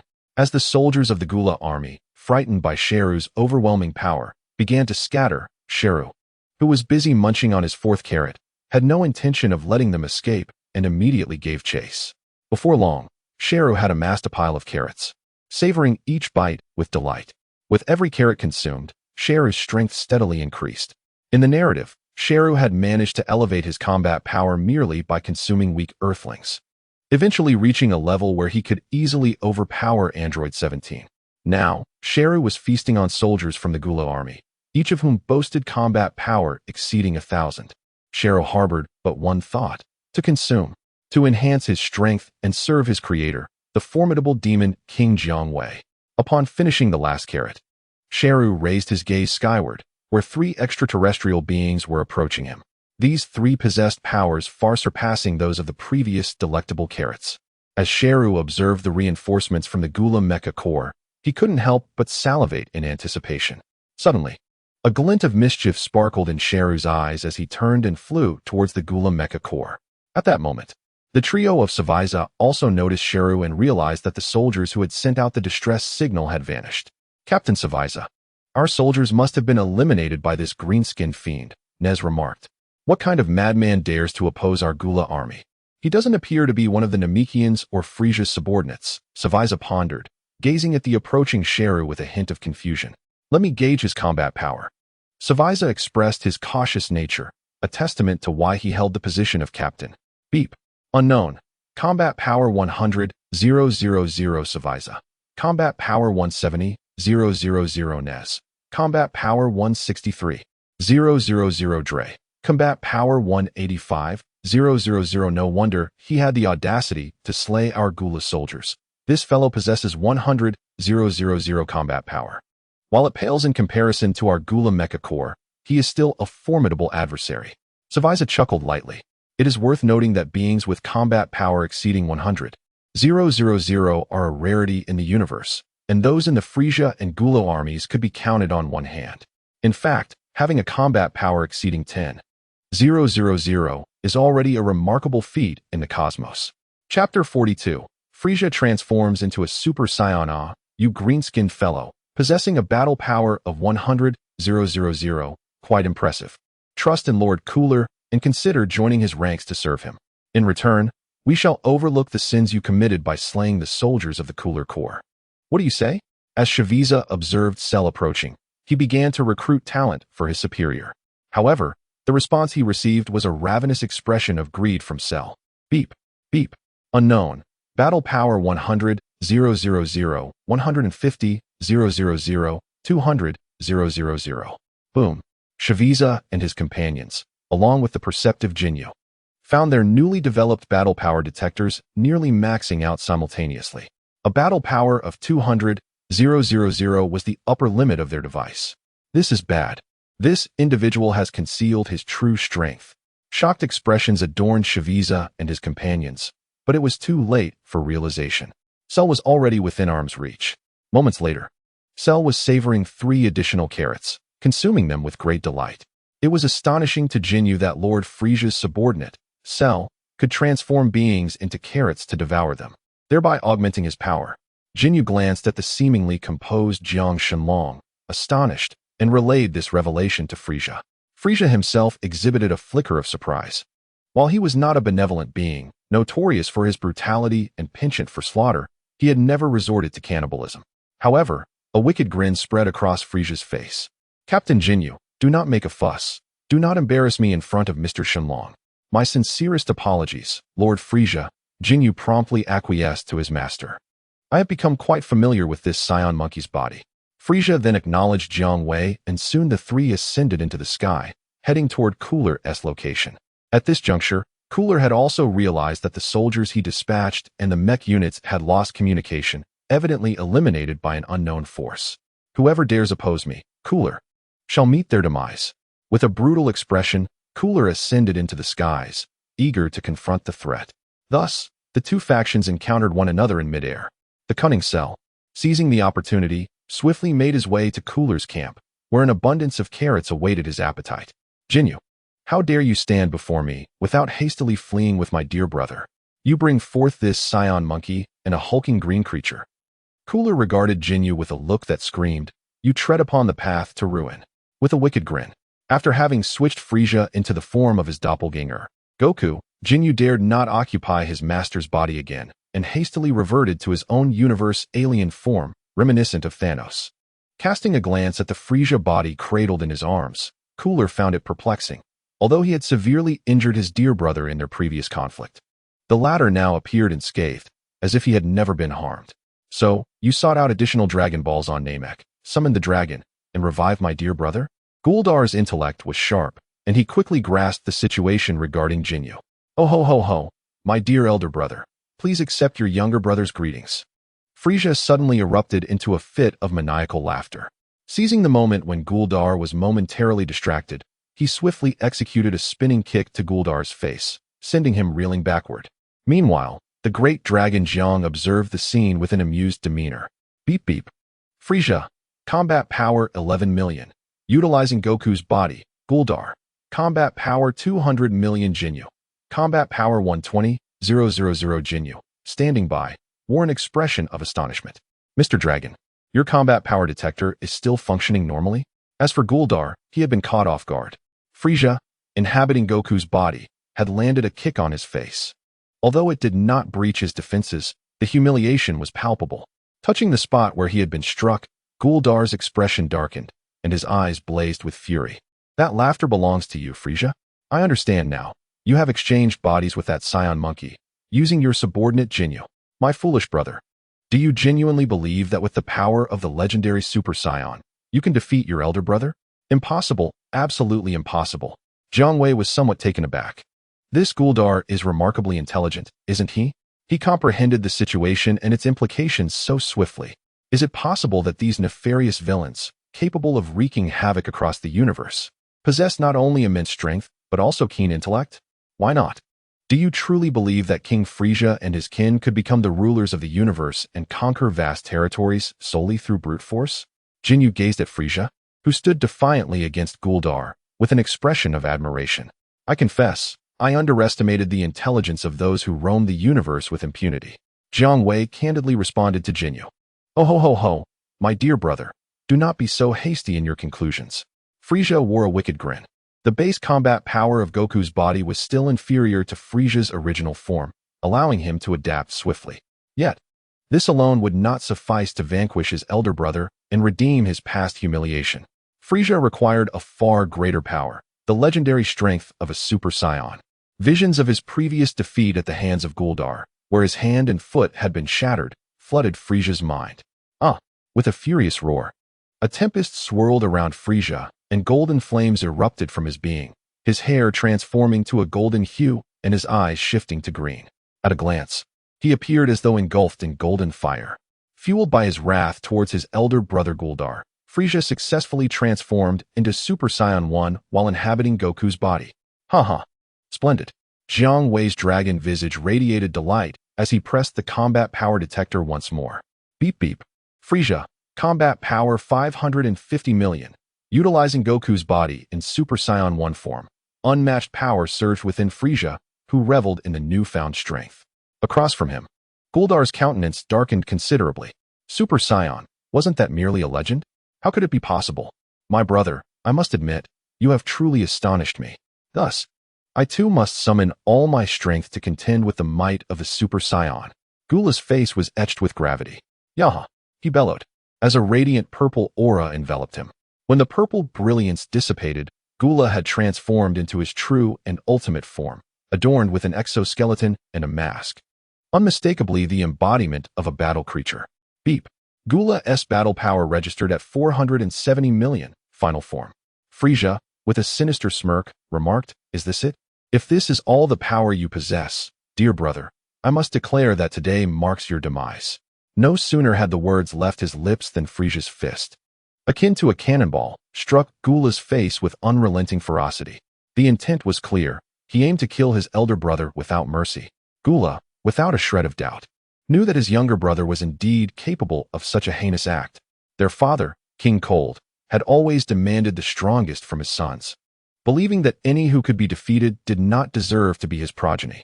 With a resounding blow, Gula was sent hurtling away, his body resembling a meteor as he crashed into a nearby mountain. Chapter 43. Cell, battle power of 500 million. At this moment, Gula, having been thrust into the mountainside, bore no resemblance to his former self. His face contorted in rage as he glared at the approaching Frieza. Refusing to succumb to defeat, Gula broke free from the mountainside and charged forth once more. In the skies, a fierce exchange of blows ensued between Frieza and Gula. Such a clash transcended the comprehension of even the likes of Jinyu, who could not grasp the full extent of the battle. To Jinyu's eyes, aside from the tumultuous sounds of their conflict, he could not even discern their silhouettes. Turning his gaze to Jiang Wei, Jinyu noted the purposeful movement of his eyes. Recognizing that Jiang Wei could indeed perceive the unfolding struggle between Frieza and Gula. Soon, the sounds of their physical confrontation subsided. The two adversaries began hurling energy blasts at one another, the explosions ringing out in a cacophony that swiftly reduced the mountainous terrain and forests to mere rubble. In Jinyu's terrified view, Jiang Wei raised his hand and deflected a purple energy blast aimed at him. Boom! The deflected energy blast struck the surface of Namek, creating a large crater. Jinyu observed that in order to repel the purple energy blast, Jiang Wei's azure draconic form had erupted with a crimson aura enveloping him. Given Jiang Wei's current prowess, even in his humanoid dragon form, he had to utilize the Kaio-ken technique to manage the energy blast. After all, it was a blast emanating from several 100 million in battle power. Jiang Wei needed to be earnest in his efforts. Thank you. Jinyu acknowledged Jiang Wei. After the exchange of energy blasts, the battle finally approached its conclusion. A disheveled Gula launched a punch at Frieza, who wore an ever-present malevolent grin. Frieza caught the punch aimed at his face, pulled Gula closer, and delivered a devastating knee strike to his abdomen. Gula let out a wretched cry, retching forth the bitterness of defeat as his body bent in agony.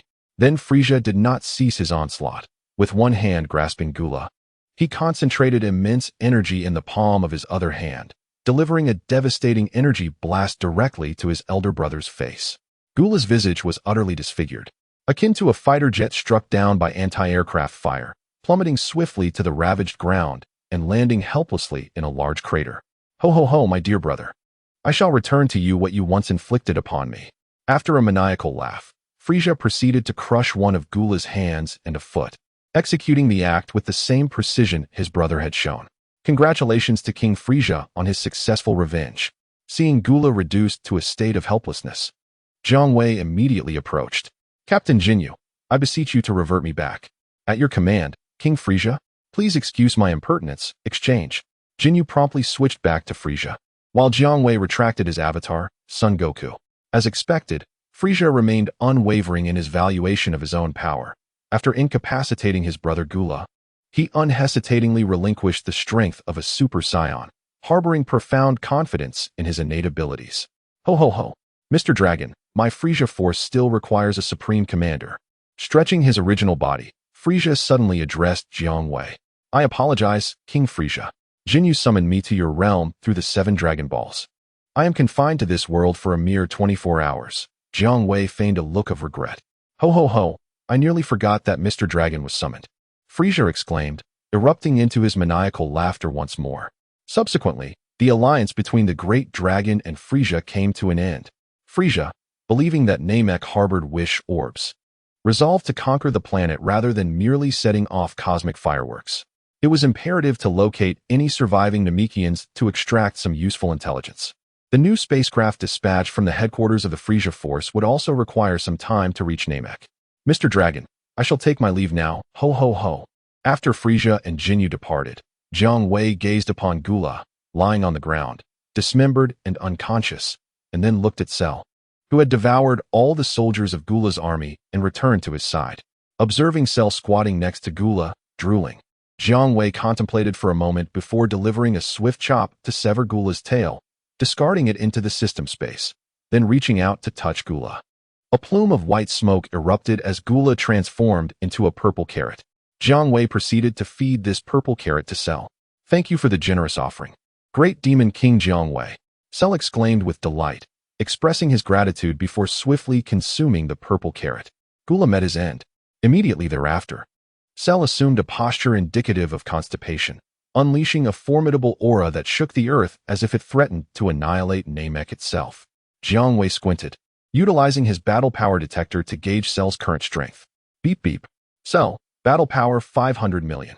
With the Scion cells from Bardock and Goku coursing through Cell, should he attain the form of a Super Saiyan, what an overwhelming force that would be. Jiang Wei couldn't help but marvel. Subsequently, accompanied by Cell, he returned to his original world. As for the Namek of another realm, it is not the Namek of Jiang Wei's world, and Jiang Wei owes them no favors. Their fate is of no concern to him. After completing this venture, he acquired the body-swapping ability of Jinyu, resolved Goku's transformation into a Super Saiyan, addressed Cell's rebellious tendencies, and enhanced Cell's power to an impressive 500 million. What a delight! Upon his return, Jiang Wei reflected on his gains, his spirit buoyed with joy. Jinyu's body-swapping ability, unlike the powers possessed by Rabbit, Dumpling, and Bulma, is a soul-based capability. Even if one obtains Jinyu's cellular structure, they cannot access his extraordinary powers. Moreover, Jinyu's ability can disregard the disparity in combat strength. As long as the ability is activated and strikes true, it is guaranteed to take effect. However, the activation speed of this skill is rather sluggish, allowing later opponents to evade it, rendering its practical application in later stages almost non-existent. Nevertheless, in Jiang Wei's hands, it can be employed to address the control issues of the formidable androids developed by Dr. Gero. Jiang Wei summoned Son Goku, utilizing Jinyu's body-swapping ability to switch Goku with a clone, allowing him to experience the disparity between his transformed Super Saiyan body and his untransformed state. Goku meticulously attuned to the changes in his physique. Finally, after being reverted to his original body by Jiang Wei, a golden aura enveloped him, and his hair turned golden. He was now able to transform into Super Saiyan 1. Beep, beep. Son Goku, combat power 900 million, transformed into Super Saiyan 1. It is worth noting that Goku's base combat power undoubtedly surpasses that of the Goku clone Jiang Wei provided to Frieza for revenge against Gula in another world. Such immense strength. Brother, so this is the power of a Super Saiyan. Goku gazed at Jiang Wei, exhilaration evident in his expression. Brother, I feel my blood igniting. Let us engage in battle. It would be my pleasure, Jiang Wei replied with a smile. How could one not fight upon their first transformation into a Super Saiyan? Chapter 44. The new type of android not present in the story in the next moment. Jiang Wei transformed into a humanoid dragon, similarly enveloped by a golden aura. To this, Goku was utterly astonished. Brother, you can also become a Super Saiyan? But you are a dragon now, not a Saiyan. Goku, your brother is a divine dragon, capable of anything, Jiang Wei declared with pride. Beep, beep. Jiang Wei, combat power. Boom. The battle power detector, modified by Bulma, finally surpassed its limits and exploded off the charts. It seems we must have Bulma continue to enhance the battle power detector. Jiang Wei removed the now smoking, tattered device from his left eye and discarded it. 10 billion combat power is the upper limit of this detector. The two began to spar. In scarcely a moment, Goku found himself thoroughly defeated. After being fed a Senzu bean by Jiang Wei, he sprang back to life. Son Goku, where is the promised strength of a Super Saiyan that exceeds my brother's? Jiang Wei, I assure you, the power of a Super Saiyan indeed surpasses that of my current strength, as evidenced during our encounter at the 23rd World Martial Arts Tournament. Son Wukong, why is it so challenging to surpass my elder brother? By the way, to what extent has his power enhanced now? After bidding farewell to Son Wukong, Jiang Wei approached his wife, Bulma. My dear, the battle power detector you modified for me last time has become insufficient. Could you kindly enhance its limits once more? Of course, my husband. Bulma felt delighted to assist Jiang Wei. Due to Jiang Wei, she had amassed a substantial amount of energy data from various skilled fighters during their battles, which she had meticulously modeled on her computer. If you were to ask Bulma to create an artificial human with a battle power of several hundred million, she would undoubtedly declare it impossible. However, constructing a device to detect battle power is well within her capabilities. After planting a kiss on Bulma, Jiang Wei sought out Dr. Gero, showcasing the obedient cell to the elder scientist. Jiang Wei, how did you manage this? Dr. Gero, still troubled by the disobedience of his creations, was visibly excited to see Cell so compliant. In truth, I employed a clever method. Jiang Wei then revealed the secret of the body change ability of Captain Jinyu to the old man.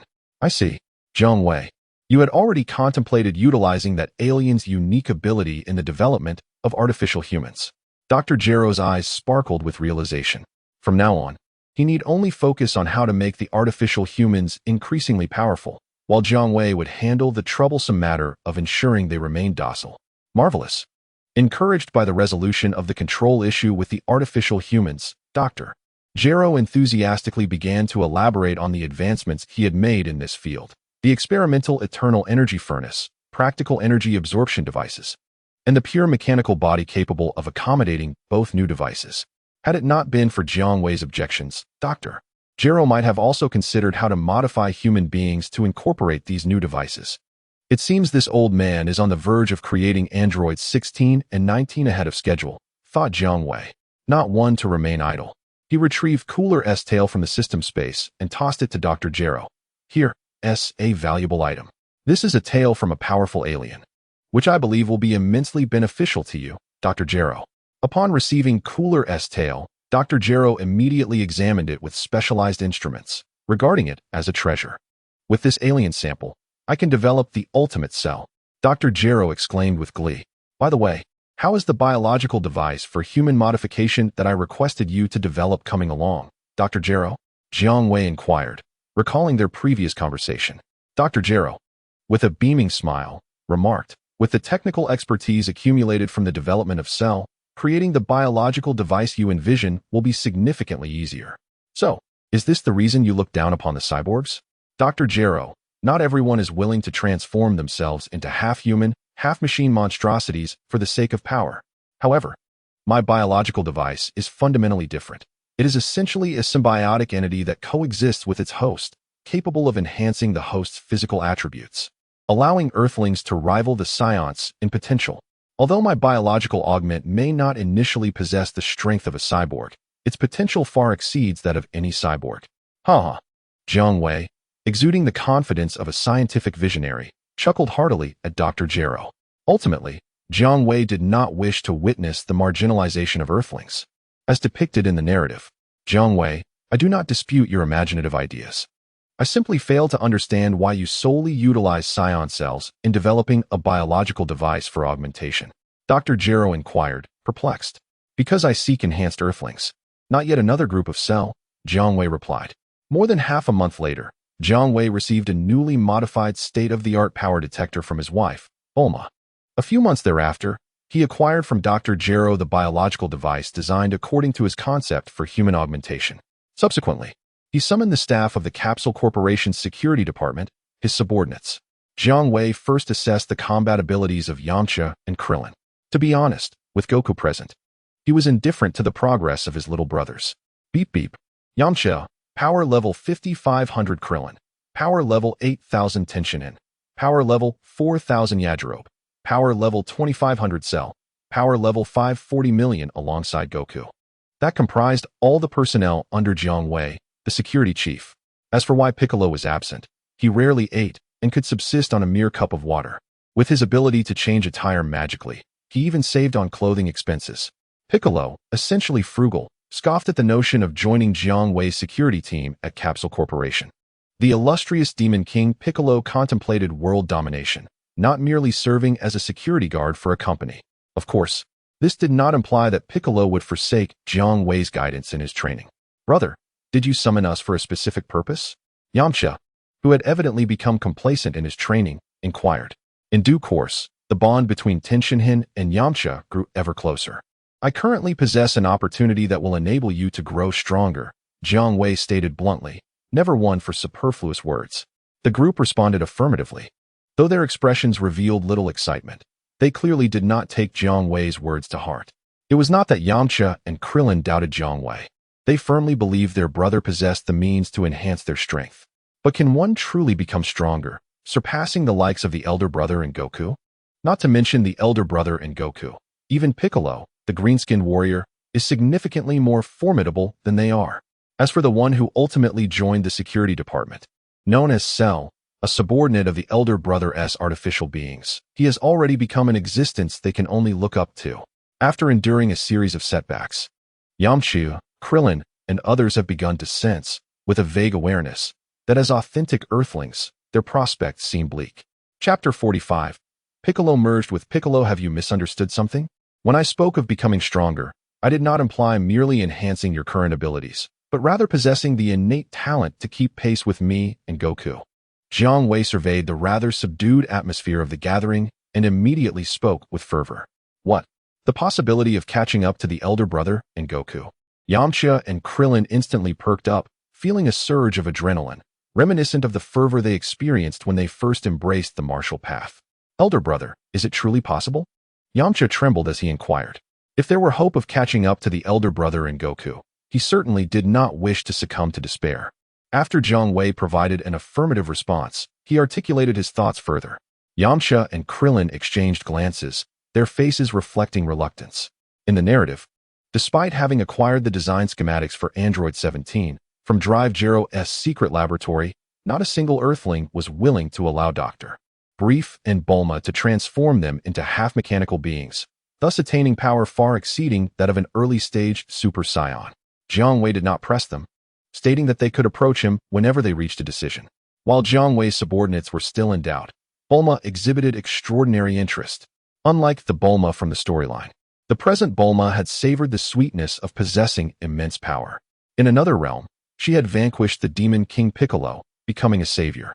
Furthermore, after marrying Jiang Wei, she found herself grappling with the challenge of adapting to her husband's extraordinary combat prowess. Darling, do you wish to attain greater strength through transformation? No problem.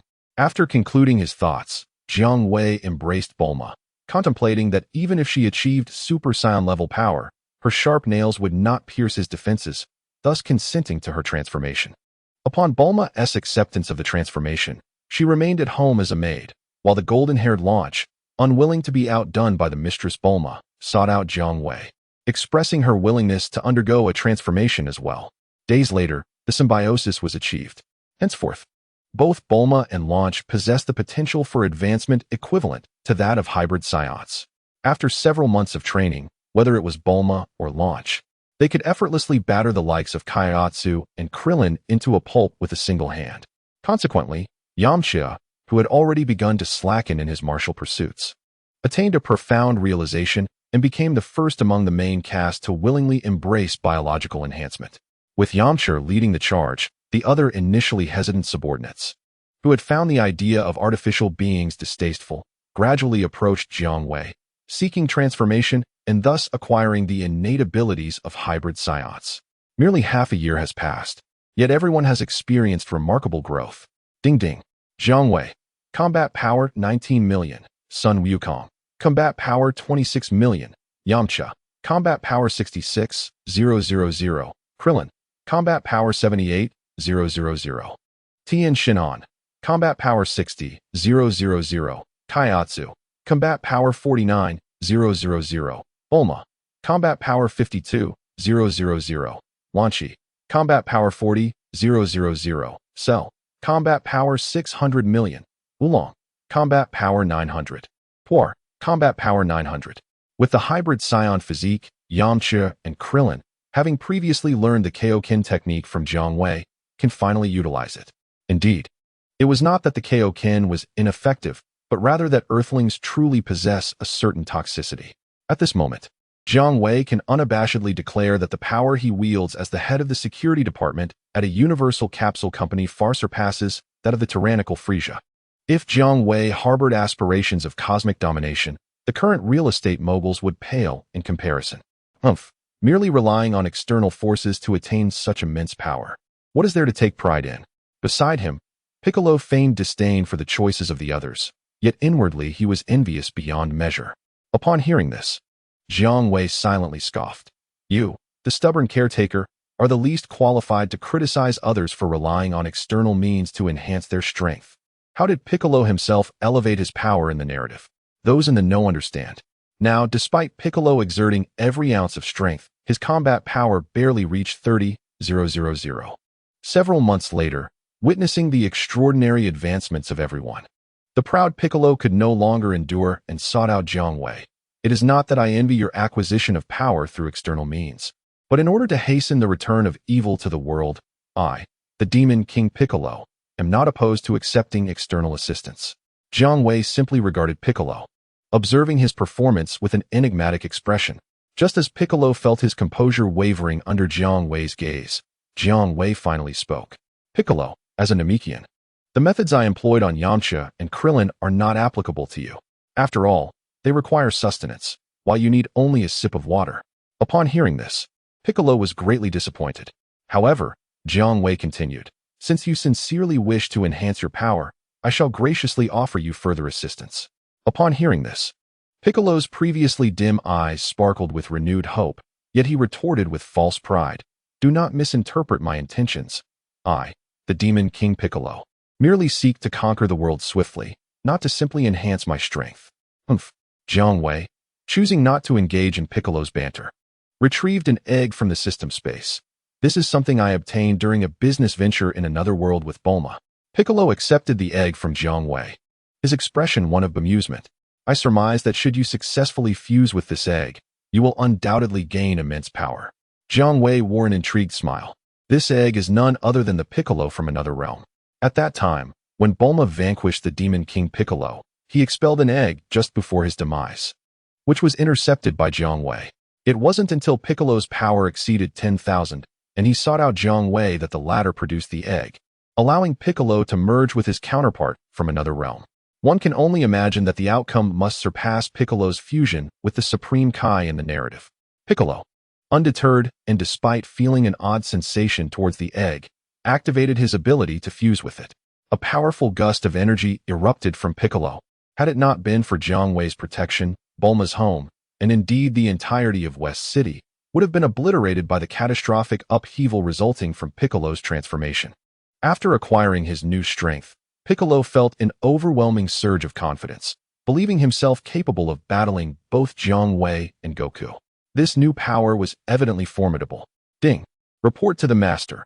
A parallel world of Dragon Balls has gathered all 7 Dragon Balls and summoned the Master. I remarked to the system. Now that I have a plethora of formidable subordinates, why must I always undertake missions alone? Can't I bring a few along for assistance? Observing the confident expression on Piccolo's face, Jiang Wei suddenly spoke. Ding. Based on the Master's feedback, the system has been adjusted. Upon being summoned, the Master may now call upon 3 companions at will for assistance. Jiang Wei smiled with satisfaction. The system remained ever devoted to him. After dismissing Piccolo, Jiang Wei proceeded to inform his wife Bulma that he had a mission to attend to, which would last no more than 24 hours, before vanishing in a radiant beam of light. Chapter 46. The Aftermath of Trunks' Death in Another World. The scene was ravaged, resembling an apocalyptic landscape. The majority of Earth's populace had been annihilated by those 2 malevolent androids. At long last, a savior emerged, a valiant young man named Trunks. Trunks utilized the time machine invented by his mother, Bulma, to journey back through time, acquiring the schematics for Android 17 from Drive Jero's clandestine laboratory. Upon returning to the future, Bulma fabricated a device capable of disabling the androids based on the schematics. Trunks employed this device to deactivate the terrifying androids 17 and 18, subsequently destroying them and rescuing the shattered world, allowing the remaining survivors to reclaim a life of peace and tranquility. However, an unexpected tragedy befell them. Trunks was murdered. His time machine vanished without a trace. While Bulma was devastated, the world soon encountered another monumental crisis. An enormous spaceship, rivaling the size of an asteroid, descended upon Earth one fateful day, causing a catastrophic collision that resulted in significant casualties. An extraterrestrial army announced to the surviving inhabitants of Earth, "The planet has been conquered by us."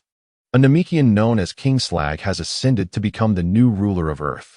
This malevolent Namekian, inherently wicked, is no less formidable than the infamous demon King Piccolo. Possessing immense power that surpasses even that of Piccolo, King Slag, however, finds himself in the twilight of his years, nearing the end of his life. Just as he approaches his demise, he stumbles upon a mystical Dragon Ball from an alternate realm on a distant planet. Realizing that gathering all 7 Dragon Balls would summon a dragon capable of granting any wish, King Slag is filled with elation. Eager to summon the dragon to restore his youth, he utilizes the serendipitous Dragon Ball in his possession and, leading his nefarious army, seeks out the remaining 5 Dragon Balls scattered across various planets. His journey brings him to Earth, where the final Dragon Ball resides. Once he has claimed dominion over Earth, King Slag begins to reshape it according to his sinister desires, a transformation that spells doom for its inhabitants. Once again, humanity finds itself ensnared in a dire crisis. And this time, no one seems capable of rescuing them. However, this notion is swiftly dispelled. A mother, having lost her son Trunks, the courageous Bulma, rises to the occasion once more. With the aid of Mr. Satan, Bulma stealthily infiltrates the scene, seizing the opportunity to thwart King Slag as he gathers the 7 Dragon Balls to summon the dragon. On the ravaged Earth, thunder rumbles ominously in the sky, casting a heavy pall over the world as if heralding the apocalypse. The dragon, having emerged, surveyed the immense spacecraft nearby, the rapidly cooling environment, and the remnants of structures scattered across the planet before lowering its gaze to the feeble Namekian before it. "Speak your wish, whatever it may be. I, the eternal dragon, can fulfill it," it intoned. Yet, before King Slag could utter his desire, he was interrupted by the urgent voice of a woman. The dragon recognized the voice. Familiar yet aged, "Grant me Trunks' life." The woman's plea was abruptly silenced as King Slag, his face twisted with malice, dismissed her with a disdainful glance and unleashed a ki blast, obliterating her into nothingness. "Now that the nuisance has been dealt with, grant me my youth," King Slag demanded. The dragon's demeanor shifted, sensing the palpable tension emanating from the expectant Namekian. For the first time, a glint of intense fury flickered in the depths of its colossal eyes. It dawned on the dragon that the woman, annihilated by King Slag, was none other than Bulma. Though aware that this Bulma hailed from a parallel universe and appeared aged, the sight of her being murdered stirred an uncontrollable wrath within the dragon, directed towards the one who had taken her life. Had it not been for the summoning by the 7 Dragon Balls, the dragon god form would have already descended upon Jiang Wei, who would have swiftly vanquished Sherlager to rescue Bulma. The dragon god? Sherlager, beholding the colossal dragon before him, felt a surge of anxiety as it remained still. He feared that the dragon god might not fulfill his wish to restore his youth, leaving him to await his inevitable demise. This was a simple matter. Jiang, the dragon god, suppressed his inner frustration, raised a claw, and snapped his fingers, thereby granting Sherlager's desire, no matter his displeasure. Jiang was not one to deny even a death row inmate his final wish. Sherlager had already deemed himself sentenced to death by Jiang, the dragon god. "Ha! I shall not age. My lost youth has returned." Upon having his wish fulfilled, Sherlager felt the exhilarating resurgence of the youthful vigor he had long forgotten, oblivious to the fact that it was merely a prelude to his demise. "Your wish has been granted. Farewell, Sherlager," the dragon god intoned. After a moment, observing Sherlager reveling in his restored youth, entirely absorbed in his euphoria and showing no signs of betrayal, the dragon transformed into 7 beams of golden light, dispersing in all directions as the 100-meter-long dragon vanished from sight. "Mrs. Bulma, how infuriating!" at Schilliger's stronghold, near the massive spaceship. As he unleashed a powerful energy wave that obliterated Bulma, Mr. Satan knelt on the ground, letting out a desperate wail of helplessness. What are you wailing about? This dragon god can resurrect Bulma. A displeased voice emerged from the shadows. Startled, Satan turned to see a 3-meter-tall cyan dragon man approaching him. My lord, please spare me. I had no intention of opposing King Sherlocker. I do not even know this Bulma. I am merely a passerby. Please let me go. Mr. Satan, mistaking Jiang the dragon god for one of Sherlocker's subordinates, fell to his knees, tears and snot flowing, banging his head upon the ground like a rapid-fire machine gun before the towering cyan dragon man. Silence. Do as I say. Tell me you wish to resurrect Bulma, or I shall end your life this very moment. The cyan dragon man demanded fiercely. I understand. Mr. Satan trembled as he rose shakily from the ground. Before the imposing 3-meter-tall dragon man, he stammered his wish to resurrect Bulma. Chapter 47. King Sherlocker, this is quite simple, Jiang Wei declared, snapping his fingers. How am I alive? And who is this handsome fellow beside you, Mr. Satan? Bulma opened her eyes, rising from the ground, gazing at Satan and Jiang Wei, who had returned to human form and was chewing gum, with a look of confusion. Pleased to meet you. I am Jiang Wei. The dragon god summoned by Sherlocker after gathering the 7 Dragon Balls. Jiang greeted Bulma politely, his demeanor markedly different from when he spoke to Satan. You are the dragon god. Ah, when did you transform into a human? Both Bulma and Mr. Satan wore expressions of astonishment. You claim to be the dragon god. After the initial shock, hope emerged on Bulma's wrinkled visage, accompanied by a sense of astonishment. Did you bring me back to life, Shenron? If so, I humbly request that you resurrect Trunks, so he may confront the villain known as Slug, Bulma pleaded earnestly. Jiang Wei's gaze shifted towards Bulma, filled with compassion. In truth, with Jiang's current power, even if Bulma wished to resurrect the entire ensemble led by Goku, he could fulfill that desire. Even if the main characters had perished for decades, Jiang Wei could bring them back for Bulma to behold. However, since Bulma's wish was solely to revive her unfortunate son Trunks, Jiang Wei would not overextend himself. He would simply resurrect Trunks. Trunks, I shall restore you to life, he declared. This place is perilous. Dend, swiftly escort Bulma away. Leave the rest to me. Having endured years in a world ravaged by androids, both Bulma and Dend had cultivated an unwavering decisiveness. They exchanged grateful nods with Jiang Wei and, supporting one another, vanished into the darkness. Meanwhile, the figure known as Lost Hit Brother was merely a minor player, realizing that this venture had incurred some losses. Perhaps I should summon Piccolo. I might recover some of my losses, Jiang Wei contemplated as he swiftly devised a plan concerning Slug. Lost Hit Brother had slain Bulma from the future, and he certainly deserved to meet his end, though it must be meaningful, not in vain. No need to summon anyone else. Simply bring me Piccolo, Jiang Wei silently commanded. Ding. Command received. In the next moment, Piccolo was transported into this world. Upon arrival, he surveyed the desolate surroundings, his expression a mix of confusion and bewilderment as he awaited Jiang Wei's explanation. Jiang Wei succinctly recounted the circumstances to Piccolo. You summoned me, the great demon King Piccolo, to serve as your enforcer? Humph. Piccolo exclaimed, visibly displeased. However, you are fortunate. I too find Lost Hit Brother's methods distasteful. One world-destroying demon is sufficient. What is he to dare come to Earth and attempt to annihilate it?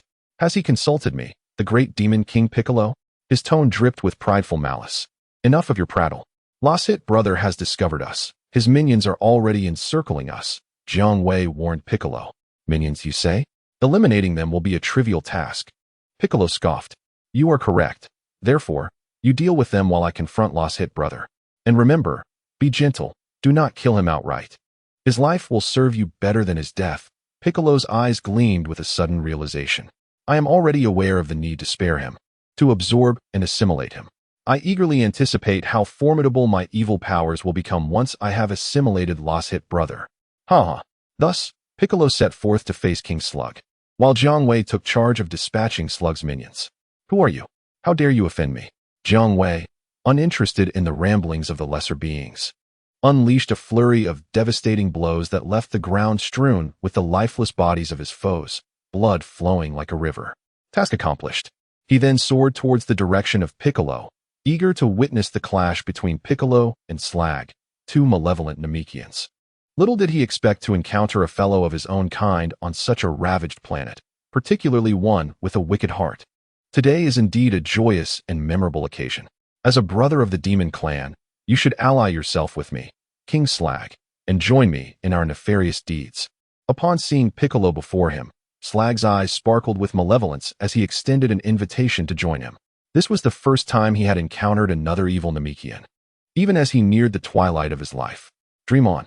I, the great demon King Piccolo, shall never become a subordinate to another, for in this world, there exists but one king of the demon clan, myself.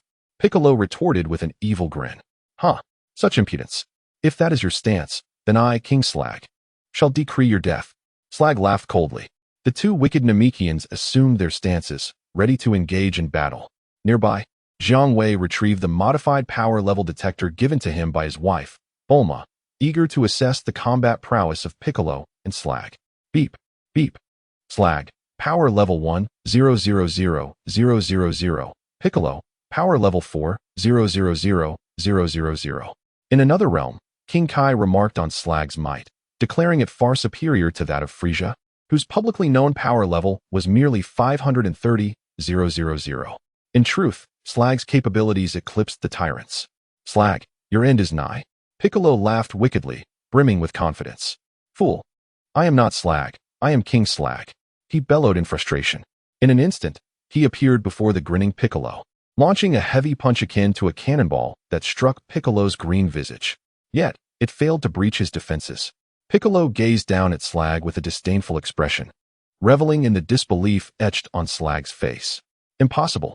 Having savored Slag's expression long enough, Piccolo unleashed a gentle yet impactful punch, sending Slag howling as if a pedestrian struck by a vehicle, spiraling through the air before crashing into a massive spaceship, creating a gaping hole and igniting sparks and smoke. Piccolo beamed with satisfaction at his newfound strength as he flew towards the direction where Slag had been sent careening. Do not presume that one punch will secure your victory over me, King Slag. I merely underestimated you and did not unleash my full power. When I do, it will be your demise. Slag, battered yet defiant, emerged from the smoking spaceship, his sturdy form rapidly enlarging as he glared menacingly at Piccolo. As Bick observed the enlarging Shrag, he scoffed disdainfully. Were it not for your usefulness to me, I would have already vanquished you. How dare you prattle on before me? Meanwhile, Jiang Wei, who was spectating, spat out the remnants of his candy and chuckled. You're about to transform, but regardless of your metamorphosis, Little Kalami will always be Little Kalami. Huh. Shrag soon underwent a transformation into a green-skinned behemoth, rivaling the great ape transformation of the Scions. Chapter 48. Bick's Hubris Sting. Shrag proclaimed, power level, 2 million, enlarged. You can force me to unleash my full power. Even in death, you should consider yourself fortunate. With newfound strength, Shrag, adorned with battle scars yet brimming with arrogance, addressed Bick. Is this what you call giving your all? Bick replied, his expression one of disappointment. What a waste of my time. Watch as I crush you beneath my foot. Shrag gritted his teeth, exuding a formidable aura as he aimed a foot towards Bick on the ground. With a deft motion, Bick raised his left hand, rendering Shrag's colossal foot unable to descend. Despite Shrag's veins bulging and exerting all his might, he could not bring his foot down. Then, with a gentle flick, Bick sent Shrag reeling backward. As if struck by lightning, his massive form unable to withstand the diminutive Bick's force, creating a tremendous uproar. It was over. Without granting Shrag another opportunity to display his prowess, Bick leapt onto Shrag's immense body and delivered a decisive kick to his head, rendering Shrag unconscious. Subsequently, Bick began to relish the fruits of victory, placing a hand upon Shrag's chest to assimilate him. Yaha! A surge of tremendous energy erupted from Bick, sweeping across the surroundings. Even the very earth seemed to tremble under the influence of Bick's unleashed aura. As the commotion subsided, Bick opened his eyes, his face alight with astonishment. He had not anticipated that assimilating Shrag would elevate his power to a level far exceeding his previous capabilities. In that moment, Bick looked down upon the world, dismissing even Jiang Wei and Dog Kong. Ding! Bick announced, power level, 1 billion. Jiang Wei, considering your consistent guidance, I shall permit you and Sun Wukong to serve as subordinates of the great Bick. Descending before Jiang Wei, his cape billowing in the wind, Bick raised his nose in haughty pride.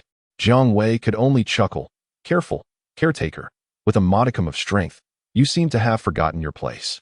It appears I must deliver a little shock to help you rediscover yourself." In the next moment, Jiang Wei transformed into a humanoid dragon, engulfed in golden flames. "Ding!" Jiang Wei declared, power level 9, 5 billion, transforming into humanoid dragon and then into Super Saiyan 1. Feeling Jiang Wei's overwhelming energy, Big's complexion turned pale. Had he been human, he would have likely been drenched in cold sweat. "How terrifying! Is this truly the extent of your power?" Big exclaimed in horror. Jiang Wei replied candidly, "I have yet to activate my 20-fold Kaio-ken. Haha, I was merely jesting with you earlier. Do not take it to heart." As Big's expression shifted, a smile crept onto his face. "You've learned to joke, Big. You've made progress," Jiang Wei remarked while patting Big's shoulder, instructing the attendant to escort Big back.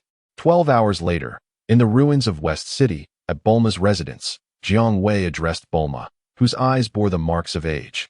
"Though Shrag has been vanquished, it does not imply that your world is secure. Shrag is merely a minor Karami. Had Trunks been present, he could have dispatched him with a mere flick of his finger. The future harbors even greater crises that will descend upon this world. Heed my counsel. Once I revive Trunks, accompany me to my realm, where I can ensure your safety." The timeline in which Trunks was slain was one of despair, leaving Bulma as the sole survivor of the main cast. Subsequently, with Majin Buu sealed on Earth, Bibidi and Dabura would arrive to unbind Buu, unleashing a new wave of global catastrophe. Even if they could withstand the chaos wrought by Majin Buu, an even more terrifying foe, Black Goku Zamasu, would soon arrive to cleanse humanity from the Earth. Faced with such relentless threats, Bulma and Trunks, no matter how formidable, would find themselves overwhelmed. Considering Bulma was his wife, Jiang Wei felt compelled to advise her to escape from the timeline of despair. Yet, she declined. "Jiang Wei, I have changed my mind. There is no need to revive Trunks. I wish to make a different request." The resolute Bulma contemplated and addressed the dragon god. Jiang Wei seemed to discern Bulma's intentions. Nodding slightly, "Very well. The dragon can grant any wish you desire, future Bulma." He emphasized the notion that any wish could be fulfilled, but Bulma appeared unfazed. "Then, my wish is," Bulma hesitated, filled with hope, "please revive all the good people who perished since the destruction wrought by the androids, up until Shrag's conquest of Earth." Upon finishing her request, she anxiously awaited the unchanging expression of the dragon god. "Be grateful that it is I who fulfills your wish. If it were the Earth Dragon or the Namekian Dragon, your wish would remain unfulfilled." Jiang Wei smiled warmly at Bulma. "This task is quite simple. When it comes to resurrection, it could be said that the dragon god excels beyond any other. Not only those who died from illness or natural causes, but even those who have reincarnated. So long as the wish is boldly declared, the dragon god will ensure its fulfillment." "Mom." The revived Daitai embraced Bulma, tears streaming down her face. "Your time is limited. Prepare for the next wave of invaders." After imparting a few words to the revived heroes, Jiang Wei sensed a powerful, malevolent energy approaching Earth from the cosmos, his brow furrowing. Once the 24 hours elapsed, Jiang Wei returned to his own Dragon Ball universe, carrying with him his blessings for the timeline of despair. After all, he had left a projection of the Dragon Balls in that realm, so should the main cast encounter trouble, he could personally intervene to rectify the situation. When Bulma inquired, Jiang Wei recounted the events that transpired in that other world, intentionally omitting any mention of Trunks, as he had no desire to discuss the matter concerning him. "It was astonishing to realize how resilient I was while trapped in a world on the brink of apocalypse." Bulma listened intently, reflecting on the misfortunes of her counterpart in that alternate reality, feeling a sense of relief that in her own world, Jiang Wei's presence spared her from suffering as greatly as her other self did. Months passed, and Dr. Gero, utilizing the cells from the tail of the ancient creature provided by Jiang Wei, commenced the creation of a more formidable embryo for Cell. According to the computer's projections, this artificial being, dubbed Ultimate Cell by Dr. Gero, would resemble the original Cell upon reaching maturity. However, it lacked the tail designed for absorbing humans. The concept of human absorption was deemed too horrifying, and Jiang Wei purposely ensured that the newly created Cell did not develop such a tail. With the powers of a rabbit at his disposal, Jiang Wei's Cell could dine gracefully, avoiding the gruesome imagery depicted in the storyline. Dr. Gero instructed Jiang Wei to nurture this embryo within the hyperbolic time chamber. Within a month, a deep green, speckled humanoid creature was born. True to Dr. Gero's style, While the artificial being was indeed powerful, its intellect was deeply flawed. After masquerading for a time, the ultimate cell, feeling emboldened, exhibited rebellious tendencies. Had it not been for Jiang Wei's timely intervention and ability to teleport, Dr. Gero would have been devoured by the ultimate cell, transformed into a mere carrot. Dr. Gero, shaken, exclaimed, "Jiang Wei, I have failed again. This ultimate cell is disobedient. I leave its management to you." Jiang Wei nodded, recognizing the familiar pattern. He summoned a clone of King Piccolo, produced an egg, and hatched a diminutive green creature known as Karami. Utilizing the body-swapping abilities of Jinyu, he exchanged the small Karami with the ultimate cell. In a final flourish, a powerful energy wave annihilated the transformed ultimate cell, leaving no trace behind. "Your name shall be Siru," Jiang Wei declared to the kneeling, reverent new ultimate cell. Thus, the security department of the Universal Capsule Corporation welcomed a new employee. Chapter 49, Raditz arrives. Beep. Siru, power level 350 million, first stage. Having narrowly escaped being transformed into a carrot by the ultimate cell, Dr. Gero developed a psychological aversion to creating artificial life forms and shifted his focus towards mechanized androids. Before long, he developed Android 16, modeled after his deceased eldest son, and Android 19, inspired by his only childhood friend, a short and stout fellow. Naturally, in the world where Jiang Wei intervened, these newly crafted mechanized androids were not originally named as such, but at Jiang Wei's suggestion, Dr. Gero decided to bestow upon them the same names as in the original storyline. Android 16, equipped with an eternal energy core, possesses a formidable power level of 800 million. In contrast, Android 19, fitted with an energy absorption device, initially boasts a power level of 90 million. After a period of operation, Dr. Gero discovers that the imposing 16, despite its size, is a pacifistic android, preferring silence and solitude, only revealing a smile upon witnessing the beauty of flowers and plants. Although 19's combat capabilities are significantly inferior to those of 16, it serves as a somewhat adequate assistant in Dr. Gero's research endeavors. 19 displays a respectful demeanor towards Dr. Gero, yet remains steadfast in its own interests, often compelling the doctor to make concessions. Negotiations with 19 are common. However, it is worth noting that, among the androids created by Dr. Gero, 19 exhibits the highest level of compliance and obedience. Had it not been for Jiang Wei, Dr. Gero would have likely opted to deactivate 16 and rely solely on 19. Nevertheless, aware of Jiang Wei's shape-shifting abilities, Dr. Gero considers having him switch the cores of 16 and 19. Apologies, Dr. Gero. Both 16 and 19 are purely mechanical entities, rendering my shape-shifting abilities ineffective on them. However, you need not worry. While 19 is uncertain, you can place your absolute trust in 16. If you treat him well, he will certainly come to your aid in times of danger. This is the counsel offered by Jiang Wei. In the narrative, Android 16 emerges as a nature-loving, violence-averse companion, essentially harmless yet reliable in critical moments.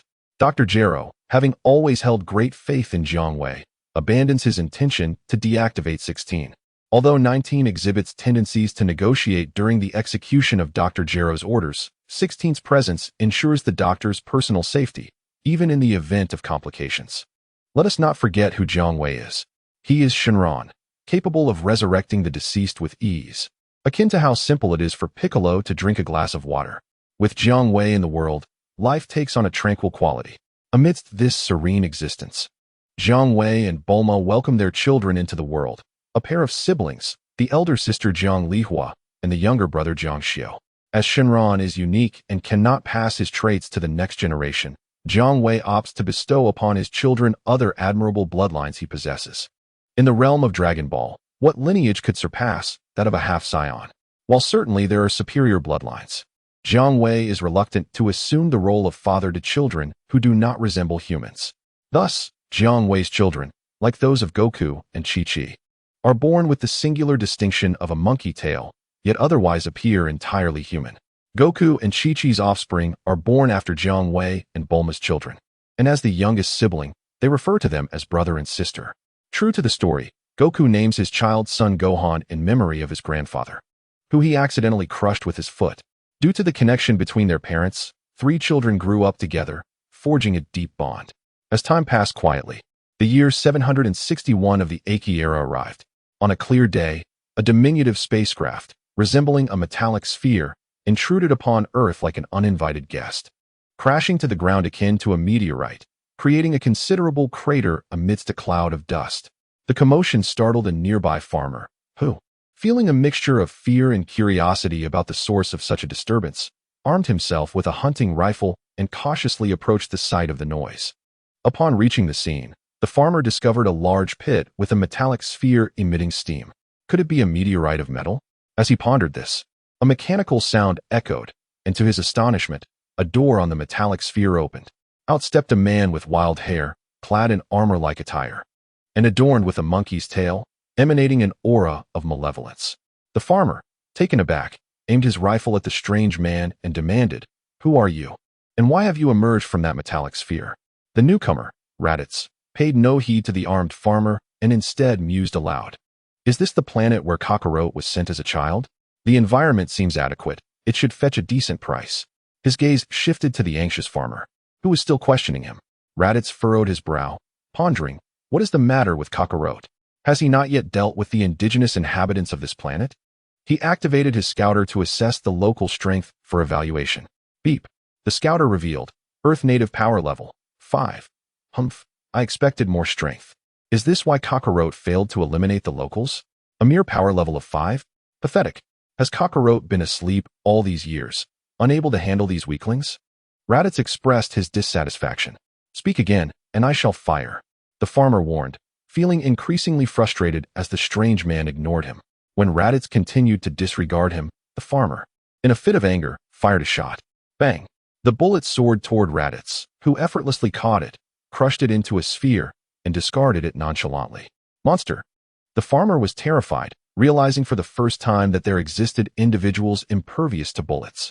A mere weakling dared to provoke Raditz, inviting his own demise. Observing the trembling farmer with disdain, Raditz unleashed a ki blast, obliterating the unfortunate man, leaving nothing but a smoldering crater in the spot where he once stood. What exactly transpired that left Kakarot unable to eliminate these feeble indigenous beings? Only by locating Kakarot can one attain clarity. Raditz pondered, his face adorned with a sinister grin as he pressed the button on his scouter. The inhabitants of this planet were pathetically weak. It was evident that the strongest warrior here could only be his brother, Kakarot, who had been dispatched to this planet at a tender age. Let me see where Kakarot is now. Beep beep.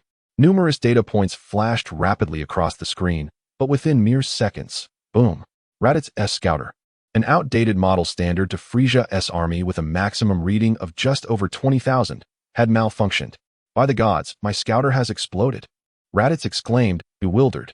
Could there truly be a formidable warrior on this planet with a power level exceeding 20,000?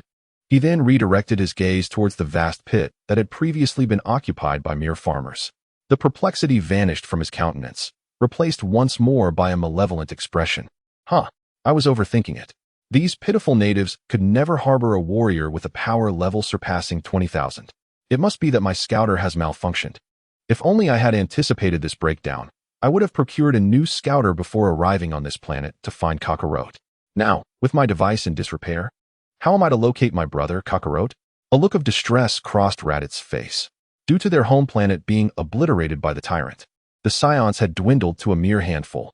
Raditz's superior, Vegeta, perceived each remaining scion as an invaluable resource and thus dispatched Raditz to Earth to retrieve his younger brother Kakarot, who had been sent to eradicate the local populace.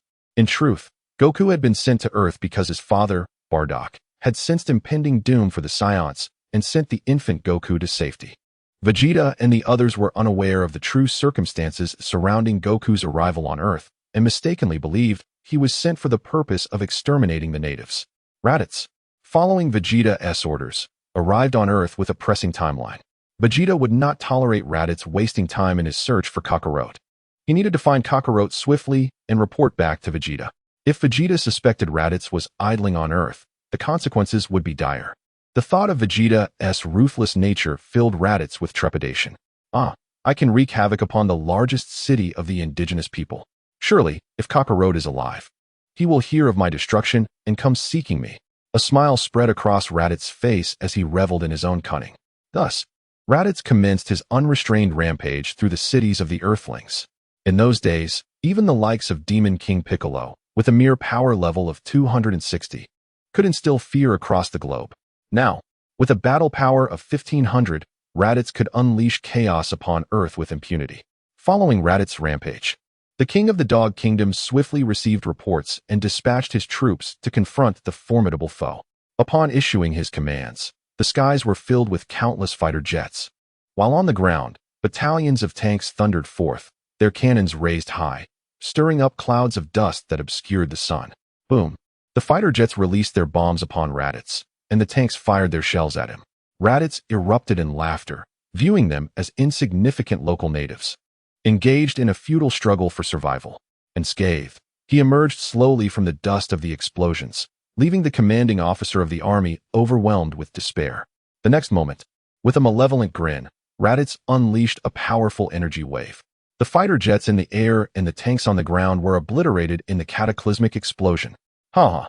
Raditz's manic laughter echoed, reveling in the exhilarating sensation of invincibility, even if his opponents were merely a band of inept warriors. What shall we do? Oh, divine being, who will come to our rescue? Upon learning that his dispatched troops had been utterly annihilated in the shortest of time, the Dog King of the capital collapsed onto his throne, his face etched with despair. In the temple, the celestial deities, including Mr. Popo, were closely monitoring the havoc wrought by Raditz on the surface. Mr. Popo, someone is wreaking havoc in our world. What is that dragon, Jiang Wei, doing now? The deity inquired anxiously. Had Jiang Wei not severed their mental link long ago, the deity would have alerted him the moment Raditz slaughtered that hapless farmer. Lord Deity, Jiang Wei is currently preoccupied with a monumental task, Mr. Popo replied darkly. What could be more significant than the impending peril facing the world? The deity pressed. Jiang Wei is organizing a grand celebration for his twin children, marking their 5th birthday, Mr. Popo lamented. Meanwhile, at Bulma's residence in West City, the atmosphere was festive and vibrant. After singing the birthday song, the stars of the day, Jiang Lihua and Jiang Shoujia, blew out the candles atop their grand birthday cake. Following this, a feast ensued, with all present, including the usually reclusive Piccolo.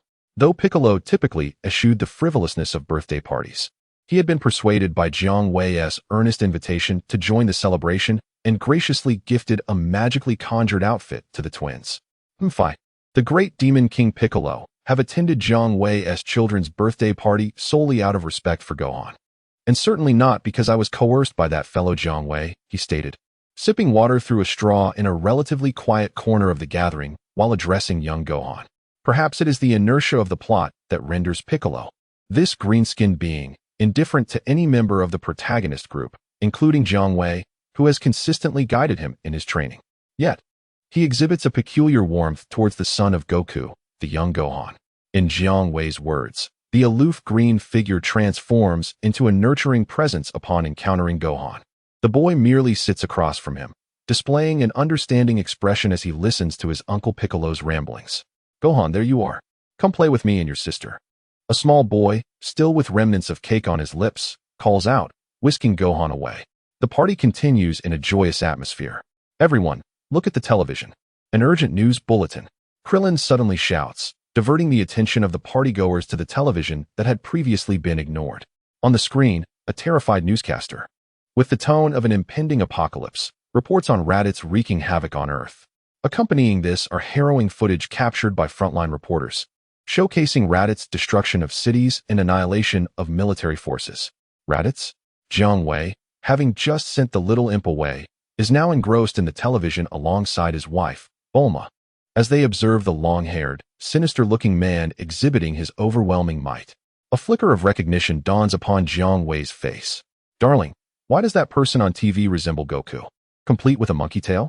Bulma inquires, her surprise evident as she follows Jiang Wei's gaze. The presence of a monkey tail is not what astonishes her. Rather, it is the revelation that this individual is someone she has never encountered before. That individual causing destruction is also a scion, Goku's brother, Jiang Wei replies with a smile. Indeed, Goku has a brother, Bulma realizes, her expression brightening. Since he is Goku's brother, let Goku handle Raditz. It's utterly unacceptable for him to wreak havoc on my territory. Jiang Wei continues, Please have launch make a call to our Canine King under the guise of the Universal Capsule Corporation's security department, demanding he pay for peace. While dealing with Raditz is effortless for us, we must collect what is owed. We cannot allow the Canine King to cultivate the bad habit of receiving without effort. As for the amount to charge, I trust you have it in mind. Jiang Wei has long harbored the notion of collecting protection fees from the Canine King. However, he had found no opportunity to act on it, primarily because he was not in need of money. The idea of charging the Canine King for protection had yet to materialize. Now, with the situation involving Raditz, it presents the perfect chance to collect the fees from the Canine King. Jiang Wei, in truth, does not harbor fond feelings for the Canine King, perceiving him as utterly clueless within the narrative. From the time of the Demon King Piccolo to the threat of Majin Buu, whenever the world faced annihilation, it was the protagonist group that rose to confront the powerful evil in a desperate battle to save the world. Yet, the Canine King, each time the world was saved, remained oblivious to who had been the savior. He even attributed the credit for the world's salvation to the allure of the devilish Dubra. You claim ignorance regarding the identity of the one who ultimately saved the world, which is somewhat understandable, as the protagonists in the narrative maintain a low profile, eschewing fame and fortune, embodying the essence of true martial artists. However, if one is unaware of whether the infamous misunderstanding Satan possesses the capability to rescue the world, it becomes rather ludicrous. How could a so-called world martial arts champion, who can barely break a few bricks with bare hands and cannot even manage a squadron of tanks, possibly contend with such a situation? Let us first witness Satan dismantling a tank unarmed before making any further assertions. Moreover, it is not solely the Dog King who exhibits such ignorance. Other inhabitants of Earth also display a comical lack of understanding regarding who is responsible for saving the world. Thus, Jiang Wei is reluctant to indulge these befuddled individuals. Should they desire to save the world, they must come forth with financial recompense. I am well aware, my dear. Bulma, being the daughter of the world's wealthiest individual, swiftly calculates how much the Dog King should pay, based on the total assets of the Universal Capsule Company, to ensure safety. Goku, have you seen the news? Go deal with that destructive individual. Jiang Wei instructs Goku, who is currently engrossed in a feast of delectable roasted meat. Big brother, that villain is too weak. Can't I send Oolong and Por instead? Very well, I shall go at once. Goku, noticing his elder brother's serious demeanor, hastily devours the remaining roasted meat, wipes his hands carelessly, and instantly teleports towards Raditz's location. Jiang Wei genuinely appreciates Goku and his companions. He has even imparted the skill of instant transmission. Those who can learn it do so, while others rely on Jiang the Great Dragon for wishes to acquire abilities. In the present protagonist group, each member is capable of instant transmission. In a city echoing with the sounds of explosions, Raditz is delightfully wreaking havoc. In the blink of an eye, Goku appears before him, startling Raditz considerably. Kakarot, Raditz exclaims, stepping back in surprise, his gaze suddenly igniting with fervor. At last, you have come to find me. Due to Goku's striking resemblance to their father, Bardock, Raditz recognizes him immediately upon seeing his face. He is indeed his brother, Kakarot. How did you know I would seek you out? Goku, on the verge of taking action against the villain Raditz, pauses momentarily. Raditz gazes at his brother's face, which mirrors that of their father, and states, Kakarot, you may not be aware, but I am your elder brother, Raditz. You were sent to this planet as a scion to eliminate the local indigenous people. I must ask you, why have you not yet cleansed this planet of its natives after all this time? Kakarot, that name sounds familiar. I feel as though I have heard it many years ago, but I cannot recall. Goku exhibits a contemplative expression, deciding to dismiss the thought. By the way, you are Raditz? When did you become my elder brother?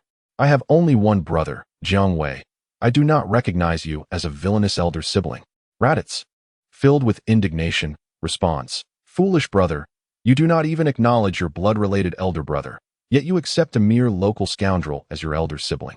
You truly bring disgrace to our warrior race, the Scions. Let me, your elder brother, awaken you, my foolish Ududu. Raditz suddenly threw a powerful punch at Sun Wukong, whose expression appeared quite naive, entirely devoid of the fierce demeanor typically associated with Scions, igniting Raditz's ire. Confronted with Raditz's heavy blow, Sun Wukong felt as if time had slowed to a crawl, lacking even the interest to evade. Raditz' fist landed squarely on Sun Wukong's face before he could continue his lecture. You are far too weak. Had it not been for my brother's request, I wouldn't even have the inclination to engage with you. However, I cannot allow you to wreak havoc on Earth, so I shall take you before my brother for judgment. Sun Wukong, facing the incredulity of Raditz, initially intended to defeat him swiftly. Yet, upon hearing Raditz refer to Kakarot as his elder brother, he reconsidered and decided to grant Raditz a chance. With a single hand, Sun Wukong suppressed Raditz's full resistance and executed an instant transmission to report back to Jiang Wei. Observing Sun Wukong's successful capture of Raditz, Jiang Wei remained indifferent. The fate of Raditz was of no concern to him at his level. Since Sun Wukong spared Raditz, Jiang Wei took him under his wing. If even Buyer Air could redeem himself, why couldn't Raditz? Terrified after his capture by Sun Wukong, Raditz became acutely aware that his foolish brother possessed far greater strength than him. After meeting Jiang Wei and his companions, he was profoundly shaken. A misunderstanding arose within Raditz.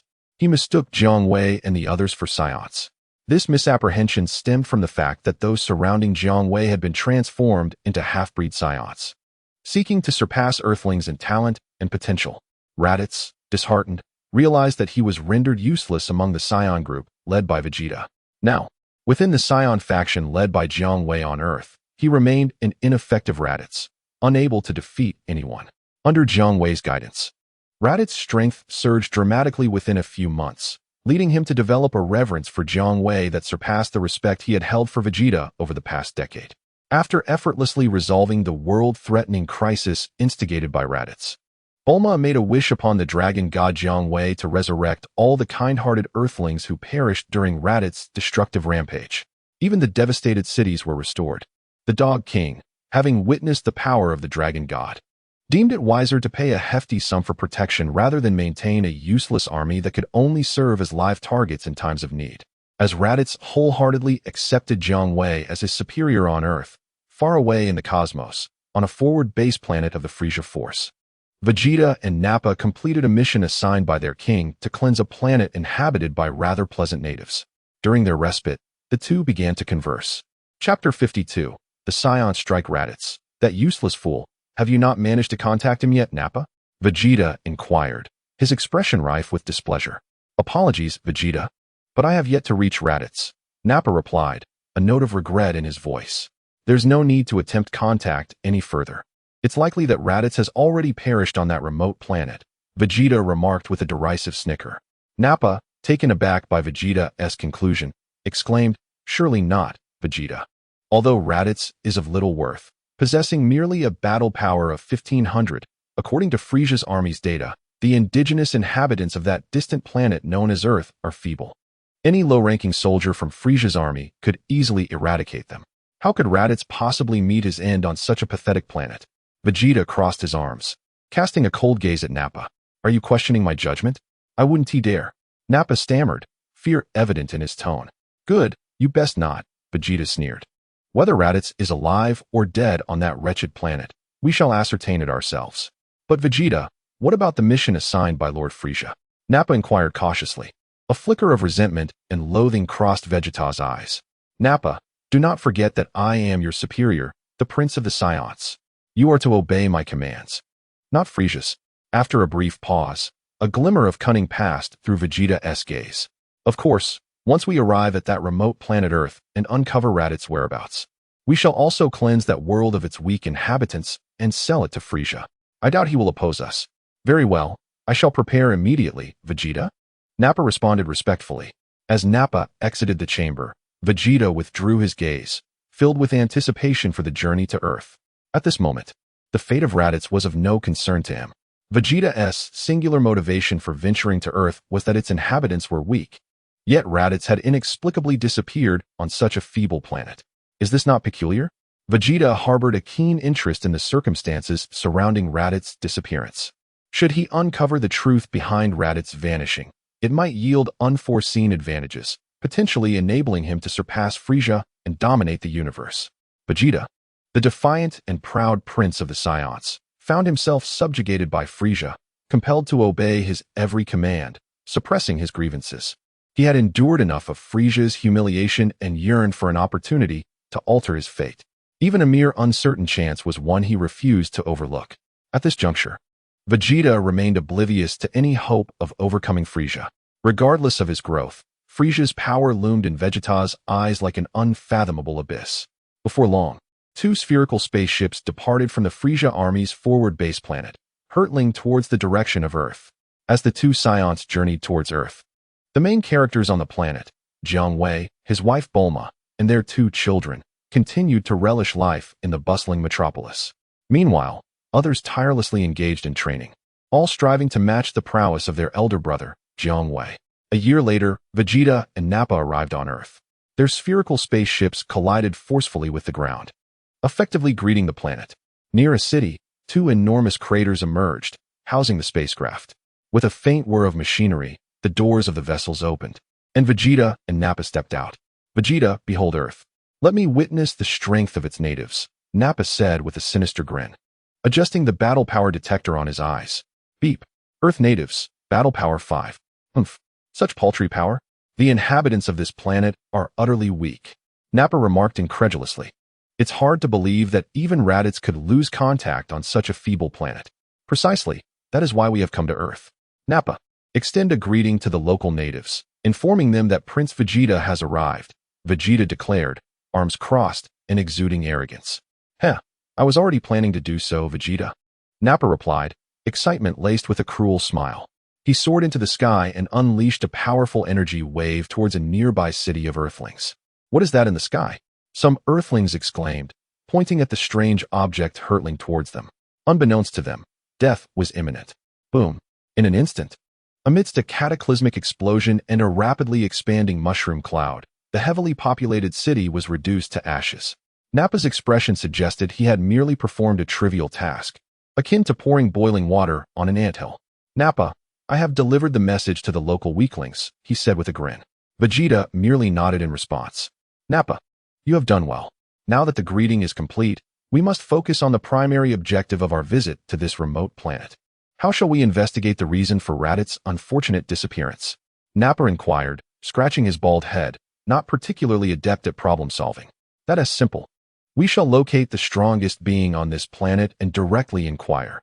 They will surely possess the answers we seek, Vegeta replied with a wicked smile, pressing his battle power detector once more.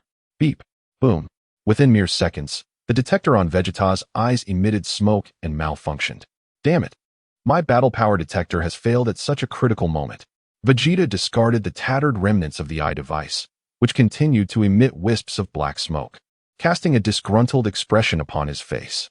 Nappa, utilize your power detector to locate the strongest individual on this planet. Understood, Vegeta.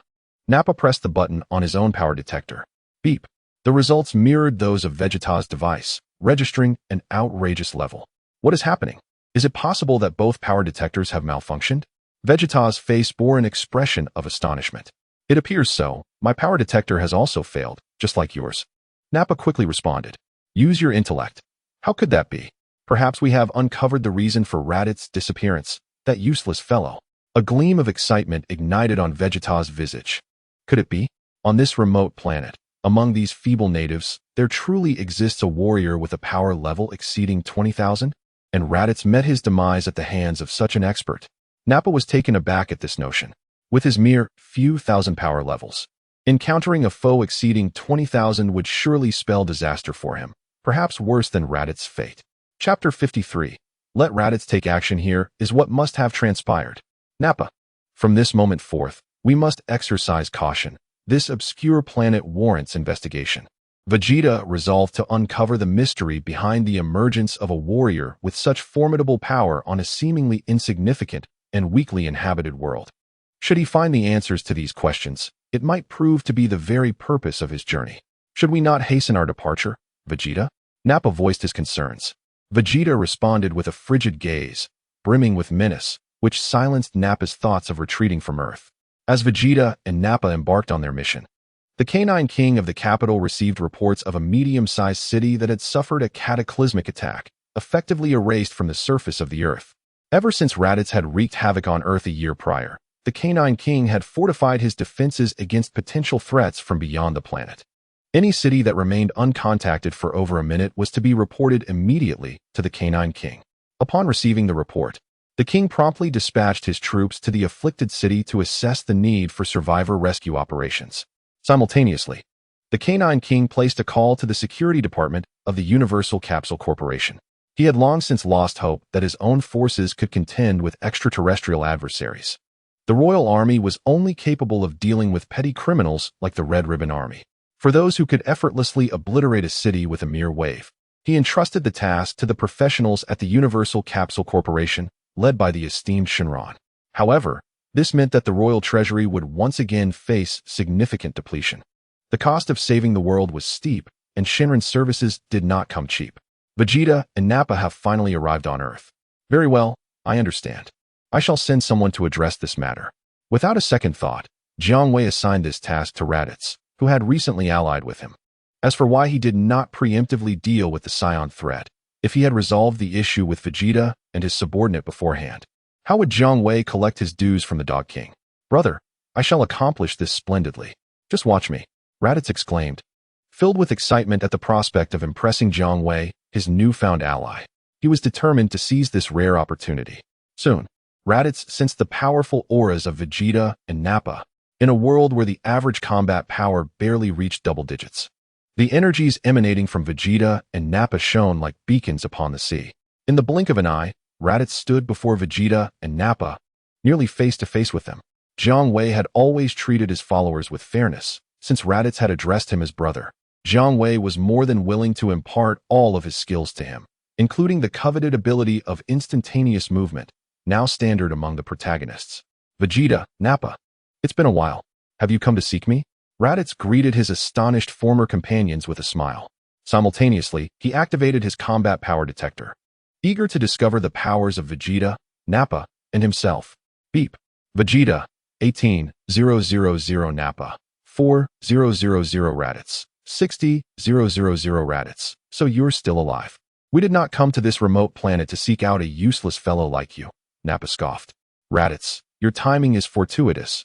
I have questions for you, Vegeta said, looking down upon Raditz as was his customary demeanor. Vegeta, I believe you are mistaken. I did not come to reminisce with you. Whatever you wish to inquire about can wait until we meet with my brother. I do not have time for your idle chatter, Raditz retorted, his tone markedly different from that of a year prior. Brother? Raditz, what audacity you have to betray me, Vegeta. Vegeta snapped, displeased with Raditz's newfound allegiance. Will you surrender willingly, or shall I beat you into submission before bringing you back to meet my brother? Raditz inquired with a confident smile, relishing the situation. Nappa, seize this traitor Raditz for me, Vegeta commanded, arms crossed defiantly. Understood, Vegeta. Even if Raditz has grown stronger, he remains a worthless fool, Nappa replied, eyeing Raditz with a cruel grin. Very well, let us begin with you, Nappa. Raditz observed Vegeta and Nappa with an air of disdain, feeling a surge of dissatisfaction within him, and promptly made his move. In the blink of an eye, he vanished from sight. Vegeta's eyelids twitched in astonishment, for even he could not discern Raditz's actions. Did this imply that Raditz's strength had inexplicably surpassed his own after a year? Simultaneously, a fervent glimmer ignited in Vegeta's eyes. This journey to Earth had proven to be worthwhile.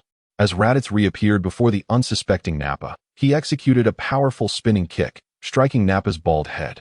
Nappa's face contorted in agony as he let out a wail, sent flying by Raditz's blow, skidding across the ground for over 10 meters, gasping for breath. Attempting to rise, Nappa seemed to have lost control over his body. With a single kick, Raditz had rendered Nappa incapable of fighting. To Vegeta's astonishment, he had not anticipated Raditz's remarkable growth and strength over the year. Raditz, reveal the secret behind your rapid enhancement, and I might forgive your betrayal, Vegeta declared, his eyes gleaming with intrigue. Has your princely arrogance blinded you to reality, Vegeta? Raditz mocked, relishing the moment after effortlessly incapacitating Nappa. Regrettably, you missed the opportunity one presented to you, Raditz. Vegeta's expression darkened as he summoned all his strength to deliver a powerful punch toward Raditz. This is the first time I've noticed how slow your attacks are, Vegeta. Raditz effortlessly dodged, continuing his taunts. You vow, Raditz, I shall not let you escape so easily. Vegeta's fury ignited as he quickened his assault, launching a flurry of punches and kicks at Raditz. With his hands behind his back, Raditz exhibited a relaxed demeanor, skillfully evading Vegeta's relentless strikes without being touched. No matter how rapidly Vegeta increased his attack frequency, he could not even graze the hem of Raditz' clothing. After a series of intense assaults, sweat beaded on Vegeta's forehead as he panted heavily. Is evasion all you can do, Raditz? Vegeta ground his teeth in frustration. As you wish, I shall no longer evade. Raditz indeed halted his movements. Seizing the opportunity, Vegeta surged forward, delivering a powerful punch akin to a cannonball, aimed squarely at Raditz's face. The blow was undeniably potent, yet upon impact with Raditz's visage, it felt as futile as an android's strike against a formidable opponent. A mocking smile adorned Raditz's face as Vegeta's astonishment deepened. The chasm between us is insurmountable now. I have had my fun. Please, join Nappa on the ground, Raditz declared. Just as he finished speaking, Raditz unleashed a heavy punch to Vegeta's abdomen, causing him to double over in agony, gasping for breath as he suffered the consequences of underestimating his opponent. Vegeta's face contorted in agony as he clutched his churning abdomen, trembling as he staggered backward several steps.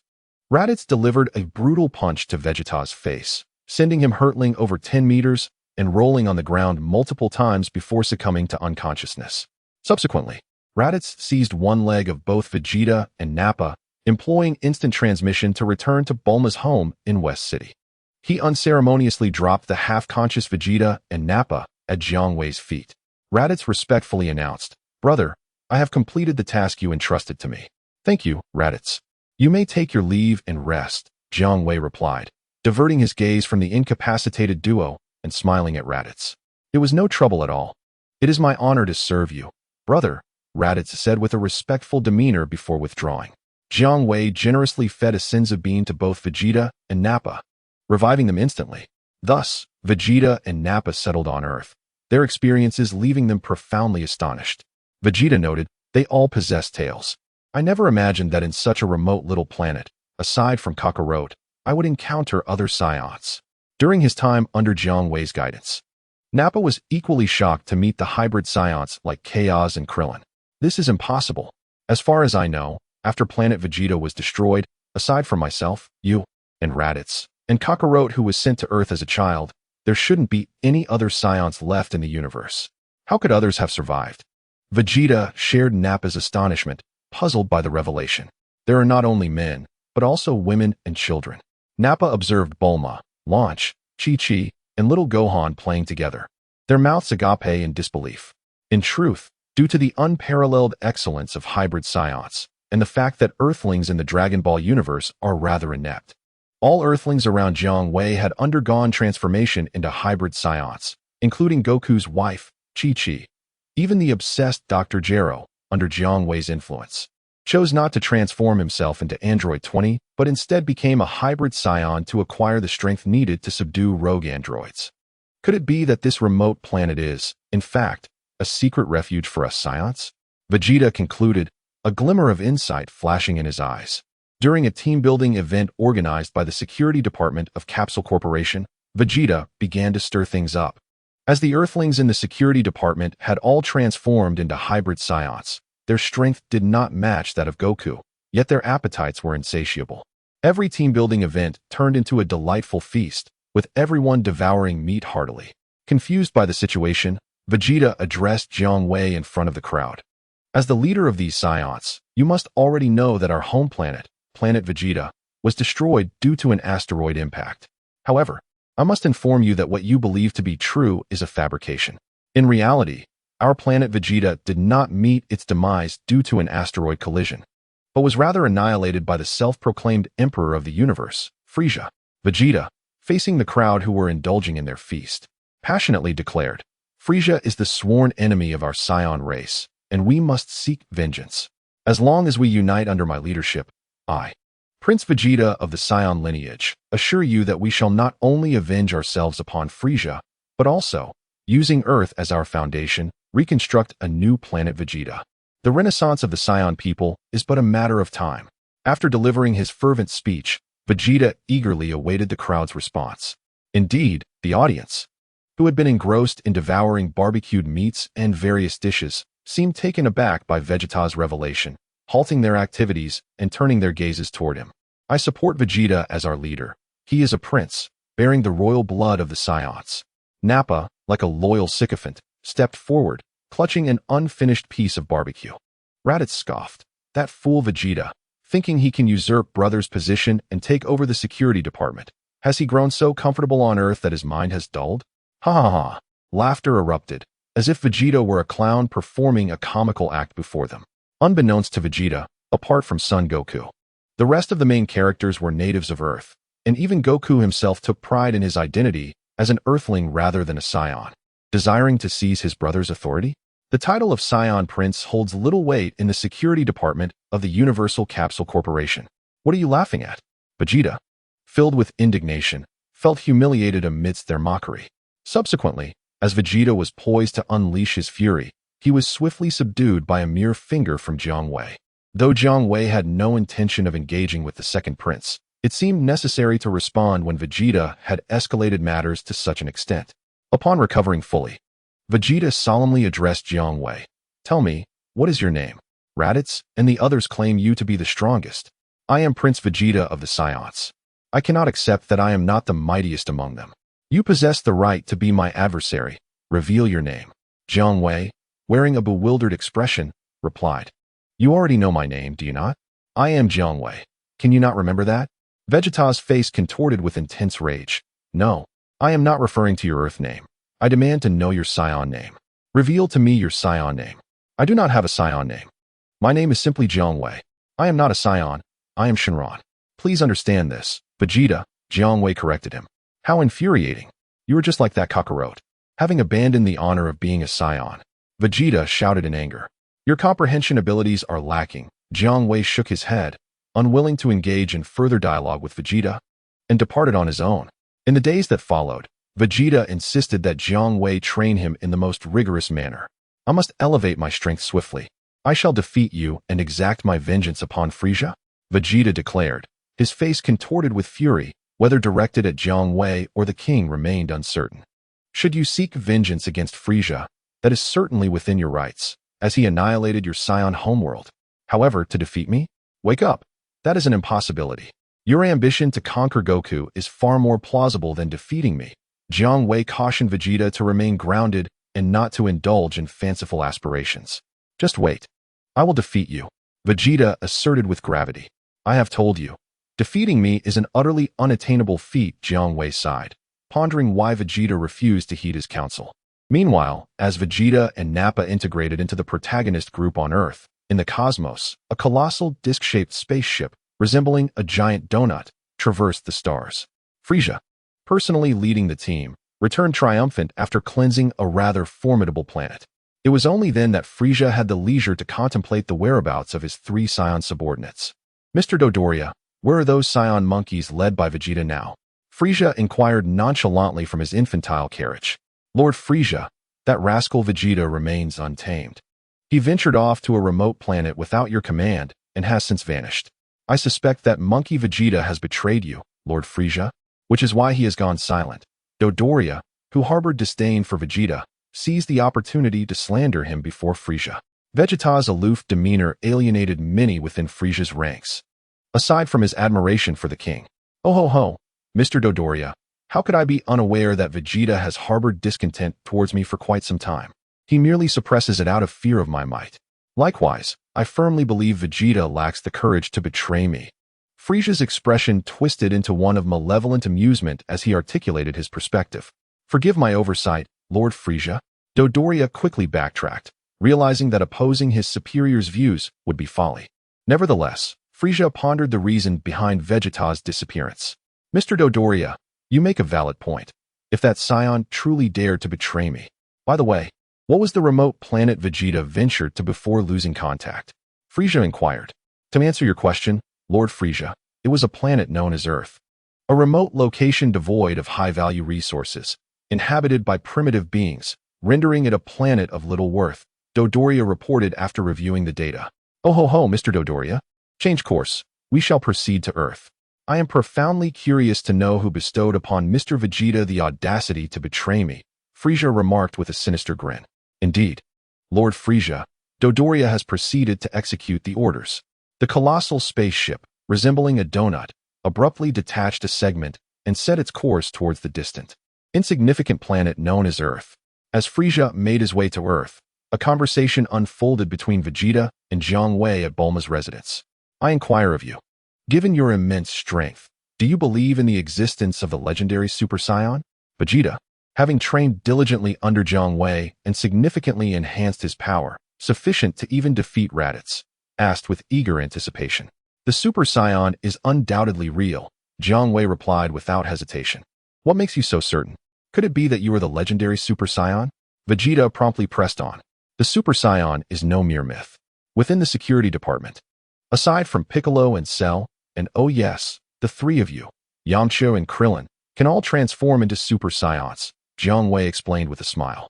This is precisely where hybrid Saiyans hold an advantage over pure-blooded Saiyans. They can accumulate cells more rapidly, and as long as their battle power meets the requisite standards, they can transform into Super Saiyan 1. Vegeta, taken aback, exclaimed, "What? You all can transform into Super Saiyans? I, the noble prince of Saiyans, am unable to attain such a form." He clenched his fists tightly. "Might you demonstrate the illustrious visage of the legendary Super Saiyan for me?" Vegeta's expression shifted dramatically, and he unconsciously addressed Jiang Wei with a tone of reverence. Certainly, Jiang Wei readily agreed. In no time, Jiang Wei floated approximately a meter above the ground. Engulfed in a blaze of golden energy, his eyes turned green, and his once black hair transformed into a striking golden hue. "This is Super Saiyan 1. Jiang Wei smiled at the wide-eyed Vegeta. "What an incredible power! What a perfect stance! I, Vegeta, must master the strength of the Super Saiyan." Vegeta gazed intently at Jiang Wei in his Super Saiyan 1 form. Determination etched upon his face. As Jiang Wei revealed the truth of the transformation, he reverted from the Super Saiyan 1 state. Vegeta then inquired, "How may I, too, become a Super Saiyan like you?" "First, you must elevate your battle power to 3 million. This is the fundamental requirement for transforming into a Super Saiyan," Jiang Wei advised Vegeta. "I must transform into a Super Saiyan. Only the power of a Super Saiyan can vanquish the vile Frieza, as well as Kakarot and this fellow before me." Vegeta vowed within himself. During Vegeta's fervent training, Jiang Wei received an invitation from Goku and journeyed to the lookout. "Goku, are you not preoccupied with training? How is it that you have time to invite me to the lookout?" Utilizing instant transmission to arrive at the designated location, Jiang Wei and Goku appeared before the house where Goku and his grandfather once resided. He cheerfully inquired, "Brother, I called you out to challenge you to a duel. I now possess the confidence to defeat you," declared Sun Wukong, exuding self-assurance as he addressed Jiang Wei. "I eagerly await this display, Wukong. Let me witness the source of your newfound confidence that claims to surpass me." Jiang Wei replied, his interest piqued. The two ascended into the heavens, positioning themselves for combat above the secluded Baozi Mountain. "Brother, watch closely," Sun Wukong exclaimed as golden flames enveloped him, his hair transforming into a brilliant gold as he assumed the form of Super Saiyan 1. "Is this all?" Jiang Wei scoffed. "Wukong, I have evolved beyond the confines of your Super Saiyan transformation. Brother, I am not the same. When I first harnessed the power of Super Saiyan with your assistance, I lacked the ability to fully control the immense surge of combat strength I acquired in such a short span. This led to a significant waste of power during battles and curtailed my time in the Super Saiyan form. However, through extensive training, I have now mastered control over the Super Saiyan power, ensuring that I do not squander energy in combat and can extend my time in this form considerably," Sun Wukong proclaimed with pride. "I refer to this as the full power state of Super Saiyan." Clapping his hands, Jiang Wei congratulated him. "Wukong, I commend your breakthrough in training. Yet I must assert, should you rely solely on the full power of Super Saiyan 1 to defeat me, you shall be disappointed." For Jiang Wei, merely transforming into Super Saiyan 1 sufficed, as his humanoid dragon form rendered him immune to all negative effects. Thus, he could surpass even the full power of Super Saiyan 1. "Brother, I am well aware that relying solely on the full power of Super Saiyan does not grant me the possibility of overcoming you. However, upon reaching this state, I discovered that Super Saiyan is not the ultimate form. There exists a transformation beyond Super Saiyan," Sun Wukong exclaimed, his excitement palpable. "Wukong, have you attained Super Saiyan too?" Jiang Wei inquired, an expression of realization dawning upon him. "Super Saiyan 2? Is that how you refer to the form that transcends Super Saiyan? Quite simple and memorable indeed." "As you suggested, I have indeed reached Super Saiyan 2, Sun Wukong affirmed. As his words faded, with a commanding shout, the golden flames surrounding him morphed into radiant streams, crackling with electricity. Sun Wukong, now adorned in sparks of lightning, declared proudly, "Behold, this is the form of Super Saiyan 2. Do you believe I can now defeat you?" Chapter 56. Brother, I concede. Jiang Wei observed the transformed Sun Wukong, now in Super Saiyan 2, and pressed a button on his power level detector. Beep, beep. Sun Wukong's power level read, 7 billion, Super Saiyan 2. Wukong, I sincerely rejoice at your progress in training. However, if you think this power will suffice to best me, you are gravely mistaken. Jiang Wei exhibited an expression that dismissed Super Saiyan 2 entirely. Goku's gaze sharpened instantaneously. Brother, since we're here, wouldn't it be a wasted opportunity if we do not engage in battle? Goku did not doubt Jiang Wei's words. Rather, he found them perplexing. In Goku's eyes, Super Saiyan 2 was undoubtedly immensely powerful. Thus, he struggled to comprehend his brother's confidence in trivializing the strength of Super Saiyan 2. Goku, if you insist on fighting, I am more than willing to oblige. However, before we commence, I must ask, do you wish for me to use only a portion of my power? Or should I unleash my full strength? Jiang Wei inquired with a smile. Without hesitation, Goku responded, Brother, please fight me with your full strength. If Jiang Wei were to engage Goku with merely a fraction of his power, it would be akin to holding back. This would undermine the very purpose of summoning his brother from the bustling West City to the desolate Baozi Mountain, which was to engage in an earnest battle. Since that is your desire, Goku, then I shall give it my all. Jiang Wei beamed at Goku. Then, with a sharp exhalation, his entire being ignited in a golden aura, transforming into Super Saiyan 1. Within that golden radiance, a sinister crimson energy intertwined, creating a strange hue. Goku stared in astonishment. Brother can actually use the Kaio-ken technique after transforming into Super Saiyan. How terrifying.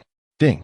Jiang Wei's power level surged to 500 billion, transforming into a humanoid dragon and employing Super Saiyan with 120 times the Kaio-ken. Bulma's improved power detector is astonishing. Even at full strength, I couldn't break the scale. After marveling at Bulma's craftsmanship, Jiang Wei, now utilizing all his might, addressed the astonished Goku. Let us commence our battle. Oh my, so this is what it means for my brother to fight at full strength. How can he be so overwhelmingly powerful? Goku thought, realizing that it was no wonder Jiang Wei regarded Super Saiyan 2 with such indifference. It was I who, feeling a modicum of strength, had become overconfident. As Goku sensed the terrifying aura akin to standing at the edge of an abyss, a wave of despondency washed over him. The gap between him and his beloved brother had not only persisted, but had widened into an insurmountable chasm. Brother, I concede. There is no need for us to continue, Goku said, his face etched with bitterness. In a true fight, he would not withstand even a single blow from Jiang Wei. What was the point of continuing? Ha ha ha, Goku. Keep your spirits up. Do not be disheartened. With diligent training, there will come a day when you surpass me.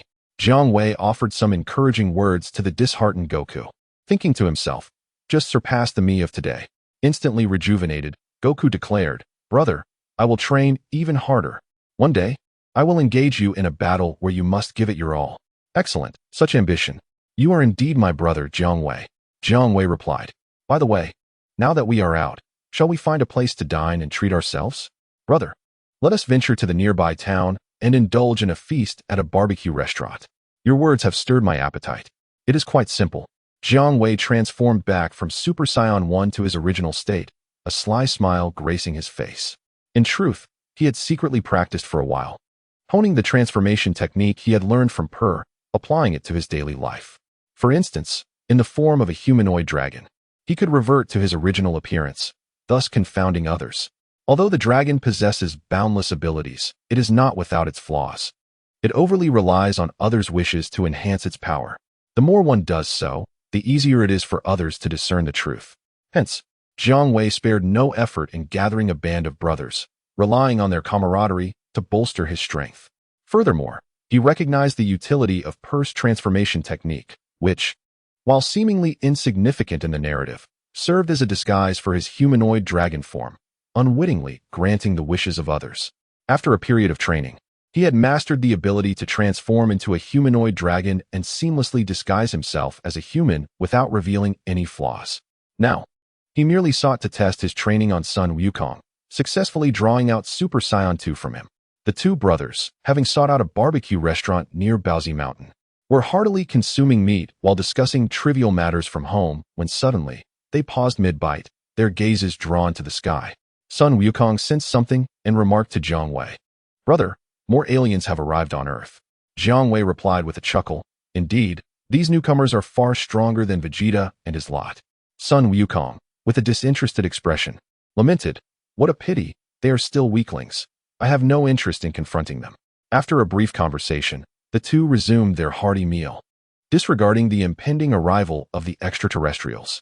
Meanwhile, in West City, within Bulma's gravity chamber set to 100 times normal gravity, Vegeta, Nappa, and Raditz all exchanged worried glances. The energy signature was unmistakable. It was Frieza. To their astonishment, that scoundrel had also come to Earth. Vegeta gritted his teeth in anger, while Nappa and Raditz merely exchanged fleeting expressions before returning to their usual demeanor. "What of it, Vegeta? Frieza has arrived, but now on Earth. We have gathered the mightiest warriors in the universe. He cannot possibly contend with my brother and his cadre of Super Saiyans," Nappa stated with an air of ease. "You fool. Nappa, you are devoid of ambition. I know well that Frieza could not possibly stand against that lot, including Kakarot. However, if I cannot personally defeat Frieza, I shall never be able to quell the grievances I have endured over the years, nor the hatred for the destruction of planet Vegeta," Vegeta declared, his face twisted in rage. Nappa and Raditz exchanged glances, at a loss for words to comfort Vegeta. "I, the illustrious prince of the Saiyans, may have been unable to defeat Frieza, but now, I find myself incapable of besting even the woman beside him. How infuriating." Vegeta's fist struck the steel ground with tremendous force, creating a gaping hole, his eyes ablaze with resentment at his own ineptitude. Meanwhile, the other members of the protagonist group engaged in conversation. "Yamcha, did you return hastily upon sensing that energy approaching Earth?" Krillin inquired with a smile. "Indeed. It seems business has come knocking again. I cannot afford to be absent from my post. My brother has provided us with such generous salaries. It would be remiss of me to merely take without contributing," Yamcha replied with a hearty laugh.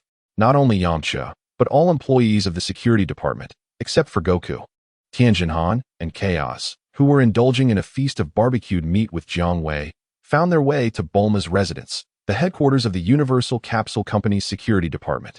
In Jiang Wei's absence, the responsibility of overseeing the department fell to Bulma, the wife of the security director and the chairwoman of the company. Chapter 57. Frieza descends upon Earth. My brother has been called out by Goku, and since neither has returned, I shall temporarily oversee the affairs of the security department, Bulma stated with a businesslike demeanor. An extraterrestrial invasion of Earth is a matter of utmost significance, yet under Jiang Wei's unexpected involvement, it has transformed into a mere commercial venture. Completing a single contract could yield profits exceeding several years' worth for the Universal Capsule Company. It is worth noting that the Universal Capsule Company monopolizes the global capsule market, hinting at the vast profits generated merely from selling capsules. The security department only needs to secure one business deal to match the profits of the Universal Capsule Company for several years, highlighting its lucrative nature. However, the earnings of the security department do not contribute to the company's finances. They are managed by Jiang Wei, who provides each employee with a limitless debit card, emphasizing unrestrained spending. The Universal Capsule Company must allocate annual funds to the security department, as it bears the responsibility of ensuring the company's safety. In summary, the protagonists who have joined the security department under Jiang Wei's leadership enjoy endless financial resources, unlike in the narrative where they must juggle farming, baseball, police work, and running dojos to sustain their livelihoods while saving the world. They can devote all their time to training as they please. Goku, in particular, benefits the most, as his limitless debit card resides in the hands of his wife, Chi-Chi, thereby eliminating any chance of raising Goten with financial constraints. Now, little Gohan's strength surpasses that depicted in the storyline. Chi-Chi frequently tells Gohan, "Train diligently, so that when you grow up, you can join your uncle's security department at the Universal Capsule Company, just like your father, securing a prosperous future." "Bulma, we shall act according to your instructions," the others declared, with the exception of Piccolo, who remained silent and aloof. As always, they awaited business opportunities. Bulma affirmed, "Let us proceed." It is not Bulma's cold-heartedness for the sake of profit that is at play, but rather the indifference of the protagonists, even in the face of overwhelming casualties. Even if the Earth were to be obliterated by extraterrestrial beings due to their failure to act promptly, restoring it would merely be a matter of a single utterance from the mighty dragon. Naturally, the protagonists, and even the divine beings of the temple, have lost their sense of urgency regarding the impending crisis facing the world. Meanwhile, a colossal donut-shaped spaceship, after a prolonged journey, gradually approaches Earth. How could it consume so much of my precious time? Gazing out the porthole at the ever-enlarging azure planet, Frieza's expression soured. If this detour to Earth proves to be an exercise in futility, then this worthless planet, along with its equally insignificant inhabitants, would no longer warrant existence in the cosmos. As the spaceship breaches the atmosphere and descends towards the surface of the Earth, near a bustling metropolis, the king of the canine nation, who has been shaken by previous extraterrestrial encounters, is now even more vigilant. Just as Frieza and his entourage touch down, he receives alarming reports. The aging canine monarch's face contorts in distress. Curse it, is this never-ending? The invasion of aliens, a tale once confined to the realm of science fiction, is now unfolding repeatedly on Earth. My treasury is on the brink of depletion. By the heavens, can't this king's treasury catch a break? The canine king laments. Tears unshed. However, faced with imminent danger, he begrudgingly reaches out for assistance from the Dragon Lord, knowing that this time, his treasury may truly face ruin. As the Canine King contacts the security department of the Universal Capsule Corporation, the donut-shaped spaceship opens its hatch. Frieza, seated in a baby carriage and flanked by an array of bizarrely armored extraterrestrials, descends onto the soil of Earth. Mr. Dodoria, Mr. Zarbon, I leave the task of locating those scion monkeys, especially Vegeta, to you. Frieza remarks, surveying the desolate surroundings. At your command, Lord Frieza. Dodoria and Zarbon bow respectfully before the tyrant. Allow me to take the lead, Dodoria states to Zarbon, confidently activating his power level detector. Those wild monkeys, despite their arrogance, possess combat power that barely reaches 20,000. Now that Lord Frieza has personally arrived on Earth, let us see if these scion monkeys can still hold their ground. Beep.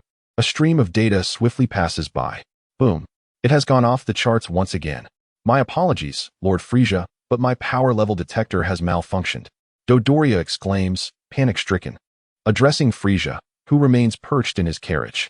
At this moment, no one, including Frieza, notices anything amiss. However, when Zarbon's power level detector also fails, he too apologizes to Frieza, claiming that his device has similarly broken down. Frieza chuckles. Oh ho ho ho. 2 power level detectors malfunctioning in succession? Mr. Dodoria and Mr. Zabo, I implore you to use your intellect. Could this truly be possible? If Mr. Kikono, who remains at headquarters, were to discover this, he would undoubtedly confront you. Frieza remarked with a sinister grin.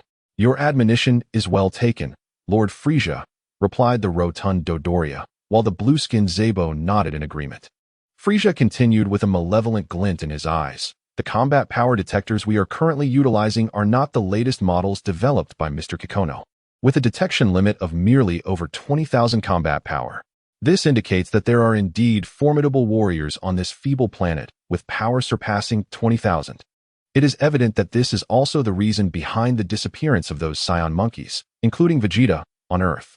Dodoria questioned, Lord Frieza, how can such a weak planet harbor warriors with combat power exceeding 20,000? Is it possible that there exists information about this planet of which we are unaware? Frieza pondered for a moment, a hint of amusement playing at the corners of his mouth. Mr. Dodoria, your reasoning is quite astute. Therefore, let us proceed with vigor. I desire to summon this nameless individual with combat power exceeding 20,000 before me to satiate my trivial curiosity. Ho ho ho. Having dominated the cosmos for far too long, Frieza had grown complacent regarding the unknown. The entire Frieza force believed that no being in existence could rival the infantile Frieza, leading them to act with reckless abandon and unparalleled arrogance. Meanwhile, at Bulma's residence in West City, the headquarters of the security department, Bulma received a distress call from the Dog King. She was diligently employing her refined combat power detector, which she had enhanced several times, to assess the strength of the extraterrestrial visitors arriving on Earth. Chapter 58. Capturing Frieza's head. Beep beep. Frieza, combat power 530,000, Infantile form, Dodoria. Combat power 22. 000 Zabo. Combat power 23, 000 Kaiotsu. Combat power 18, 000 Frieza Force Elite Fighters. Combat power 5, 000 Frieza Force Intermediate Fighters. Combat power 3, 000 Frieza Force Lower Fighters. Combat power 2, 000 Frieza Force Soldiers. Combat power 1, 000 Undoubtedly, this combat power corresponds to the Frieza Force mentioned by my brother. Bulma smirked lightly, dismissing the opposition entirely. Aside from their leader Frieza, who required Super Saiyan level power to engage, the rest were mere fodder. Wholly incapable of posing a threat to our security department, and certainly not worthy of my brother's concern. Leave this matter to me. Upon hearing that among the extraterrestrials invading Earth there were indeed individuals requiring Super Saiyan strength to defeat, Yamcha, Krillin, and the others were instantly invigorated, eager to embark on the mission and test their mettle. It had been quite some time since they had encountered worthy adversaries beyond their familiar companions. As they watched one another eagerly vie for Frieza's head, even the blonde maid Launch, who was not part of the security department, could not resist joining the fray. Vegeta and his companions, however, wore expressions of embarrassment. Especially Vegeta, filled with a tumult of shame and indignation, felt an overwhelming sense of humiliation as a Saiyan prince. The current Vegeta was no longer the character who was oblivious to Frieza's true capabilities. Jiang Wei had explicitly revealed Frieza's trump cards to him, stating that defeating Frieza required the power of a Super Saiyan. Vegeta had already witnessed the immense strength of a Super Saiyan and, in this moment, would certainly not humiliate himself by stepping forward. How infuriating. Just wait. I, Vegeta, shall undoubtedly transform into a Super Saiyan. With a face contorted in fury, Vegeta clenched his fists once more. Meanwhile, Nappa and Raditz looked on with envy, utilizing their scouters to gauge the battle powers of everyone present. Beep, beep. Yamcha, battle power 7. 5 million Krillin. Battle power 9 million Tien Shinhan. Battle power 8 million Kaiotsu. Battle power 5 million Bulma. Battle power 3 million Lanch. Battle power 3. 2 million Cell. Battle power 800 million Frieza. Battle power 500 million. First form, Piccolo. Battle power 1. 2 billion Raditz. Battle power 600, 000 Nappa. Battle power 900, 000 Vegeta. Battle power 2 million Oolong. Battle power 3, 000 Poir. Battle power 3, 000. Aside from those two, in the Scion's perspective, the little pig and cat were deemed mere emergency rations, while the others were regarded by Nappa and Raditz as beings to be revered. Let us not quarrel any longer. For the sake of fairness, let us play rock, paper, scissors. The victor shall claim Frieza, Bulma suggested, uncertain of who should take the lead, yet the others readily agreed. Vegeta watched, his expression twisted with disdain. In his eyes, Frieza loomed like an abyss, while Jiang Wei's group appeared as mere insignificant pawns. This only fueled Vegeta's inner fury. After a game of rock, paper, scissors, Bulma finally selected the one who would ultimately confront Frieza. That individual was Kaiotsu. The rest sighed in disappointment, while Kaiotsu beamed with pride. At this moment, Vegeta raised his hand and stepped forward, declaring, I know that I currently lack the power of a Super Saiyan and cannot defeat Frieza. However, I implore you, Bulma, please grant me the opportunity to battle Frieza. I beg you. Vegeta even bowed deeply to Bulma, leaving Nappa and Raditz utterly astonished. Was this truly the proud Prince Vegeta they knew? For Vegeta, the thought of Frieza being vanquished by someone else, without him having the chance to fight, would be a lifelong regret. Vegeta, your request is granted. Bulma replied with a smile. Earlier, while chatting leisurely with her husband, he had expressed great confidence in Vegeta, deeming his importance equal to that of Goku. Since her husband held Vegeta in such high regard, Bulma, as his wife, naturally wished to provide Vegeta with some advantages. Thank you immensely, Vegeta exclaimed, his face lighting up with joy, and his fondness for Bulma grew significantly. With Kaiotsu leading the way, accompanied by Vegeta and the others, they would be more than sufficient to confront Frieza. After Bulma had arranged everything, she allowed the others, who had no opportunity for a mission and wore expressions of disappointment, to disperse. She then resumed her conversation with Launch, who had transformed back to her blue-haired self due to a sneeze, discussing topics of women's interests. Meanwhile, Goku, Vegeta, and the others had instantaneously teleported to confront the troublemaking Frieza and his entourage. Ah, Mr. Vegeta, we haven't even sought you out.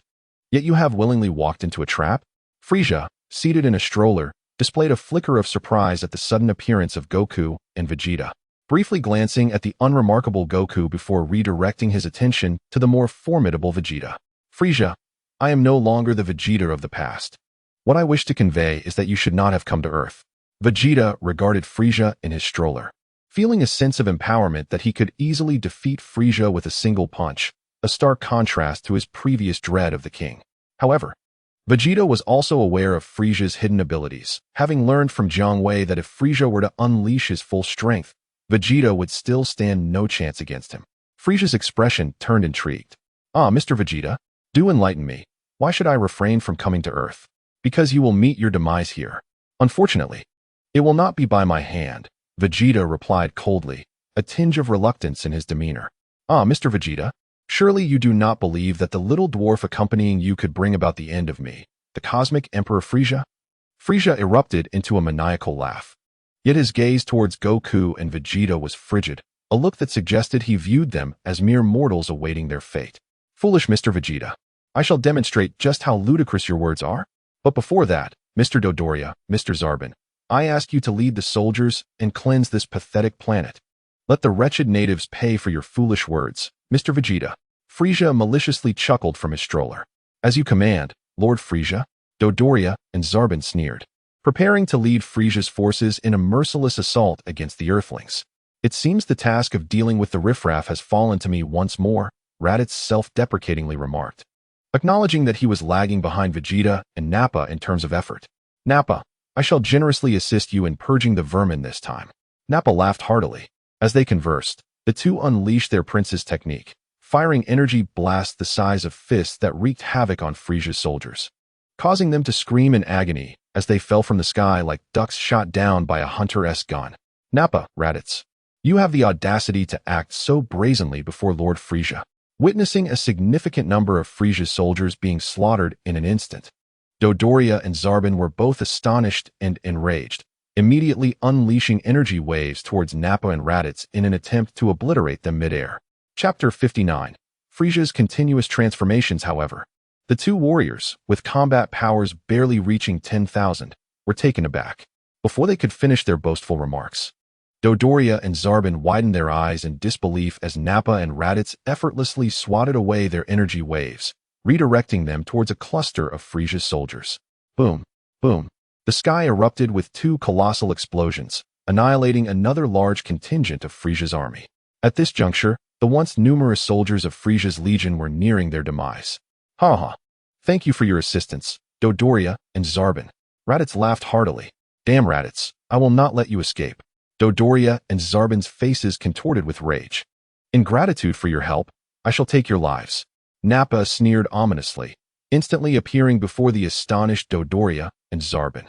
Frieza's gaze shifted, and he raised his hand to unleash a slender energy wave aimed at Nappa. To Frieza's soldiers, he regarded them as mere expendables, akin to scrap paper. However, with Dodoria and Zarbin possessing combat powers exceeding 20,000, their status warranted saving them from annihilation. Regrettably, it was too late. Nappa closed in, firing two beams from his eyes that instantly obliterated Dodoria and Zarbin's heads, before their headless corpses could plummet to the ground. Nappa casually deflected Frieza's slender energy wave and swiftly returned to stand behind Vegeta. As for Raditz, Lord Frieza, save me. The lone Xiao-Yi, stricken with terror, was obliterated by Raditz's energy wave, leaving no trace behind. Thus, Frieza's army on Earth was completely eradicated, leaving only Frieza as the solitary commander. Frieza's expression darkened as he fixated on Vegeta. Oh ho ho ho. Mr. Vegeta, I must concede, I somewhat underestimated you. It appears I must take this matter more seriously. Frieza finally abandoned his infantile demeanor, gracefully descending to the ground, revealing his second form. A tall and imposing Frieza now stood before Goku, Vegeta, and the others. So this is what Frieza looks like when he is not in his baby carriage. What a formidable figure. Nappa marveled.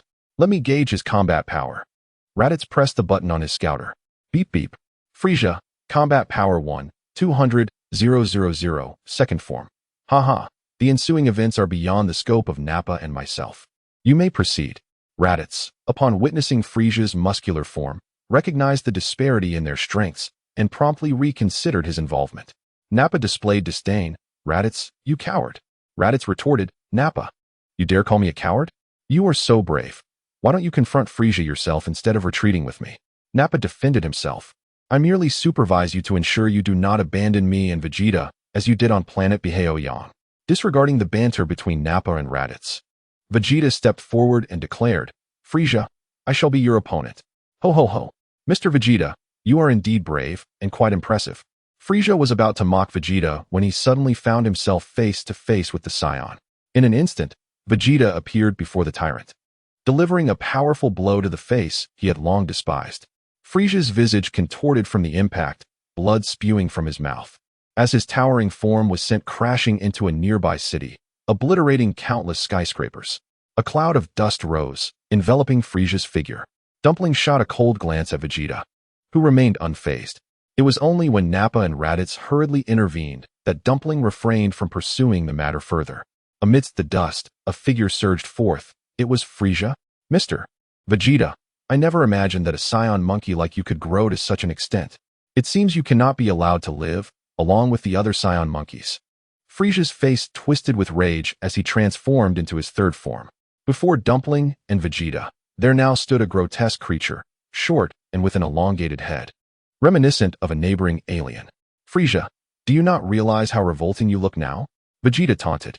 Indeed, Vegeta speaks the truth. Frieza, your current appearance is far less appealing than your previous robust form, Nappa added. True, he may be short and unimpressive now, yet his strength surpasses even yours, Vegeta. Raditz pressed a button on his scouter. Beep. Frieza, power level 2. 5 million, third form. How dare you call me short and unimpressive? Die, you detestable Scion monkey. Frieza, enraged, disregarded Vegeta entirely and unleashed a death beam aimed at the boastful Raditz. Fortunately, my brother taught me the Kaio-ken. Raditz, sensing Frieza's ire directed at him, enveloped himself in a crimson aura, successfully blocking the death beam. Beep. Raditz, power level 3 million, 5x Kaio-ken. How infuriating. I couldn't even kill a single Scion monkey under Vegeta's command. Fueled by such anger, Frieza was struck by a counterattack from Raditz's energy wave, sending him crashing to the ground in a cloud of dust, creating a large crater. Raditz, astonished, thought, could it be that my earlier strike has slain Frieza? Vegeta, ever vigilant, scoffed. Raditz, you are overestimating things. Frieza has not yet revealed his true power, but it is approaching. Unforgivable. I have been wounded twice by inferior Scion monkeys. Frieza roared as he emerged from the dust, transforming into his final form, a compact and elegant shape. Gentlemen Scion monkeys, you are about to experience the terror of the cosmic overlord, Frieza. I shall ensure that you Scions meet your demise in despair. Frieza extended his arms towards Vegeta and the others, his face a mask of malevolence coupled with unshakable confidence. Kaiotsu remained inconspicuous. According to the agreement between Bulma and Vegeta, there was no need for Kaiotsu to intervene unless Vegeta proved unable to withstand Frieza.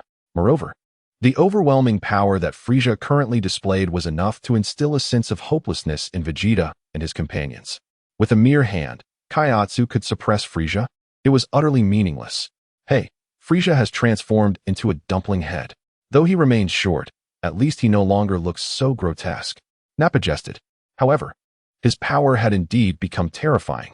Raditz observed the diminutive yet formidable Frieza's combat prowess with unease, diverting his gaze towards Kaiotsu to alleviate his anxiety.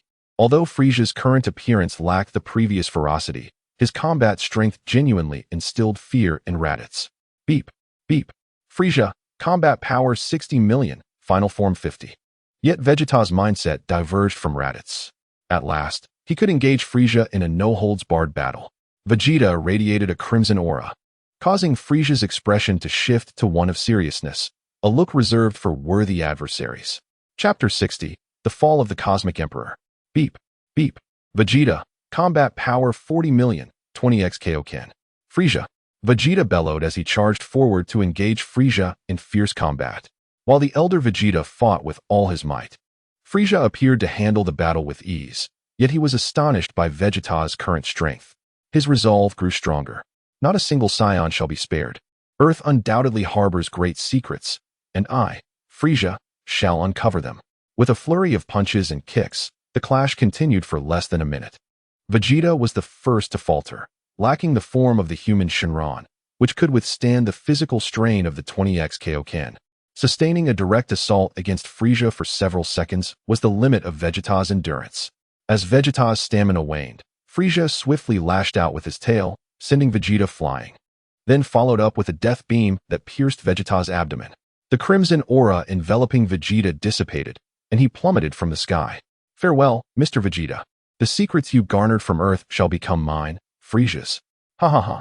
Frieza raised his right hand, gathering immense energy to unleash a devastating energy blast upon the falling Vegeta. Suddenly, a pained expression crossed Frieza's face. He felt an unsettling discomfort throughout his body, rendering him immobile. The energy sphere he had amassed in his right hand could not be launched. Instead, he could only watch helplessly as it detonated upon his palm. Boom. Frieza was left in disarray, wounded by his own energy blast. Vegeta was resurrected by Raditz and Nappa, with Raditz presenting a Senzu bean to him. Vegeta, fully revitalized, engaged in battle with Frieza, utilizing the Kaio-ken times 20 with all his might until he was utterly exhausted, only to consume another Senzu bean, triggering the Scion power-up. Vegeta, you've grown stronger again, Raditz exclaimed. Beep. Vegeta's battle power surged to 3 million. So it was you orchestrating this.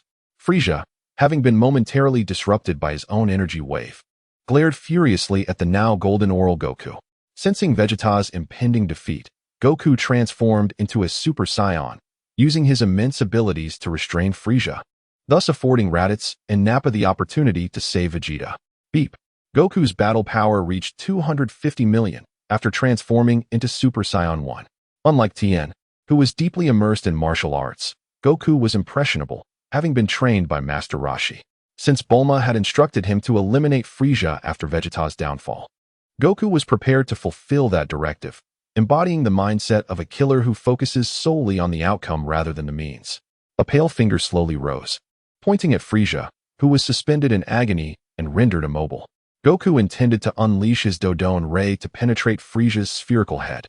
Could this be akin to the extraordinary abilities of Guldo from the Ginyu Force?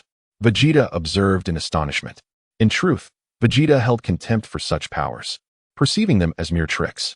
He believed that the path to true strength lay in diligently enhancing one's combat prowess. He never anticipated that, once his power aligned, these abilities could be so formidable. Unbeknownst to him, Frieza had already fallen victim to Goku's assault, completely unprepared for the onslaught. I, the Emperor of the Universe, Frieza? Am I truly destined to perish on this wretched planet today? At that moment, Frieza, under the duress of death, summoned all his strength. His petite frame became muscularly swollen, yet he remained immobilized, racked with pain. Beep. Frieza's battle power peaked at 120 million, final form 100. This is terrifying, Raditz exclaimed, witnessing Frieza's power surge, yet still unable to escape Goku's control. In a scenario where the disparity in battle power was minimal, the ability to wield psychic powers conferred an overwhelming advantage in combat. Even Vegeta cast a wary glance at Goku, whose finger was aimed at Frieza's spherical head. We're leaving, Vegeta said, casting one last glance at the futilely struggling Frieza, feeling a profound sense of loss as he instantaneously transported himself, Raditz, and Nappa back to Bulma's home in West City. Meanwhile, Goku chuckled joyously, a slender energy wave emanating from his fingertip. No, the real estate mogul of the universe, the tyrant Frieza, has met his demise. Upon completing Bulma's task, Goku too teleported back, leaving behind the decapitated corpse of the extraterrestrial, which fell from the sky only to be caught by a hand. A youth, chewing gum and exuding a certain rebellious charm, suddenly appeared. It was Jiang Wei. After indulging himself at the barbecue restaurant, he bid farewell to Sun Wukong and, sensing the presence of Dumplings and Vegeta, teleported to their location, just in time to collect Frieza's remains. The corpse of Frieza holds immense value as experimental material, and it would be a folly to squander such an opportunity.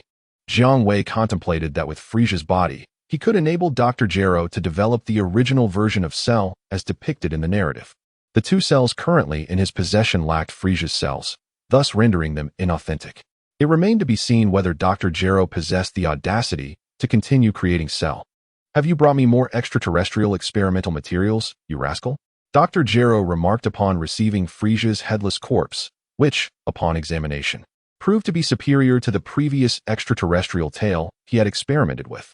However, he confessed that the technology for creating Cell had reached its limits, and, to be candid, his enthusiasm for producing Cell had waned. Jiang Wei shot the old man a skeptical glance. Are you sure it is merely a lack of enthusiasm for creating Cell, and not a fear of the last one? After all, that Cell could act. You actually believed you had created a compliant android. Little did you know, it was merely a disguise, and once I left, it revealed its true form, nearly turning you into a carrot for dinner. Ha! Dr. Gero's face reddened with embarrassment. Believe it or not, it's up to you. In any case, I have genuinely lost interest in Cell and require a new research direction to rekindle my passion. Jiang Wei stroked his chin, contemplating that perhaps he had a novel idea that could illuminate the path for Dr. Gero. The old man's eyes sparkled with intrigue as Jiang Wei shared his notion. I'm a scientist, and you speak of magical creations? Dr. Gero exclaimed, bewildered by the suggestion. You mentioned needing a fresh research perspective to ignite your enthusiasm. Who's to blame for your disinterest in Cell? Jiang Wei shrugged his shoulders. Do you have a tangible example? Merely listening to you leaves me in the dark. Dr. Gero pondered for a moment before querying further. Jiang Wei simply replied with one word, wait. Upon returning home, Bulma was preparing to arrange security for another job involving the Dog King, intending to inform Jiang Wei about addressing the Frieza situation. Jiang Wei waved his hand dismissively, indicating that Bulma need not relay such trivial matters to him. Henceforth, she could handle issues like Frieza's without consulting him. After a tender moment with his wife, Jiang Wei sauntered out, only to encounter Vegeta, who had come specifically to seek him out. At that moment, Vegeta's face radiated excitement, akin to a pauper who had just won a lottery jackpot. My battle power has reached 3 million. I must transform into a Super Saiyan immediately. Tell me what to do. Vegeta implored impatiently. Chapter 61. Vegeta transforms into a Super Saiyan. Jiang Wei gestured for Vegeta to calm down, inspecting him thoroughly before shaking his head. Vegeta, your battle power has indeed reached the threshold required for transformation into a Super Saiyan. However, the cells within you are not up to standard. You can survive on Earth and accumulate cells. Vegeta left in great disappointment. As Jiang Wei remarked, aside from training vigorously in the gravity chamber like Goku, he lived on Earth like an ordinary human. Merely 6 months later, Vegeta surprisingly began a relationship with a woman from Earth. This woman, a minor character in the narrative, was named Violet.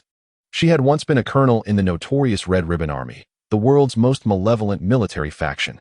On the day when Tao Pai Pai attacked the headquarters of the Red Ribbon Army in search of the Dragon Balls, Violet, as a subordinate of General Blue, bravely led a squad of soldiers to resist the advancing Tao Pai Pai. After their defeat, Violet realized the inevitable downfall of the Red Ribbon Army and, much like the storyline, absconded with the money from the treasury. She then assumed a new identity and joined the regular army of the Dog King, continuing her military career. Through her merits, she rose to the rank of colonel in the Dog King's forces. When Raditz invaded, she was ordered to lead a team of tanks to confront him, only to be obliterated by Raditz's casual energy wave. After Raditz was defeated by Goku, it was thanks to the power of the Eternal Dragon, summoned by Jiang Wei, that Violet was brought back to life. Subsequently, during the Saiyan invasion and the later arrival of the Demon King on Earth, Violet led her subordinates in the effort to rescue survivors, thus participating in every battle against extraterrestrial threats. Such a formidable woman. It remains a mystery how she came to know Vegeta and swiftly solidified their relationship. With Violet as his girlfriend, Vegeta underwent changes he himself did not realize. Vegeta, congratulations. The concentration of your cells has reached the threshold required for you to transform into a Super Saiyan, Jiang Wei remarked with a smile. Vegeta's face lit up with joy. He could finally transform into the Super Saiyan he had long yearned to become. Transforming into a Super Saiyan still required an overwhelming surge of rage. But Jiang Wei believed Vegeta would not falter in that regard. However, to ensure success, Jiang Wei decided to lend a helping hand. He summoned his doppelganger, Goku, using Jinyu's body-switching technique to allow Vegeta to experience the transformation directly through Goku's form. In this manner, Vegeta grasped the essence of transforming into a Super Saiyan within a mere 10 minutes. Jiang Wei then returned him to his original body, reclaiming his Goku doppelganger. You have mastered the secret to transforming into a Super Saiyan 1. Now, attempt to transform using your own body. Jiang Wei continued to guide him. Vegeta remained still, casting a complex gaze at Jiang Wei. Fortunately, you are not opposed to the main cast. Otherwise, the main cast would face utter annihilation. What did you say? Jiang Wei inquired, puzzled. Nothing, Vegeta replied, his aura beginning to surge dramatically. The golden flames of energy ignited around him. With a furious roar, his eyes turned green. His hair transformed to gold, and he successfully achieved the transformation into Super Saiyan 1. Congratulations, we have yet another Super Saiyan among us. Jiang Wei applauded, his face brimming with joy. He raised his hand to press the power detector. Beep beep. Vegeta, power level 1, 000-075, transformed into Super Saiyan 1. Do not let your self-satisfaction get the better of you. I have no intention of joining your ranks. Vegeta crossed his arms defiantly, letting out a scoff. Ah, I understand. The Prince of Science, after all. Jiang Wei chuckled.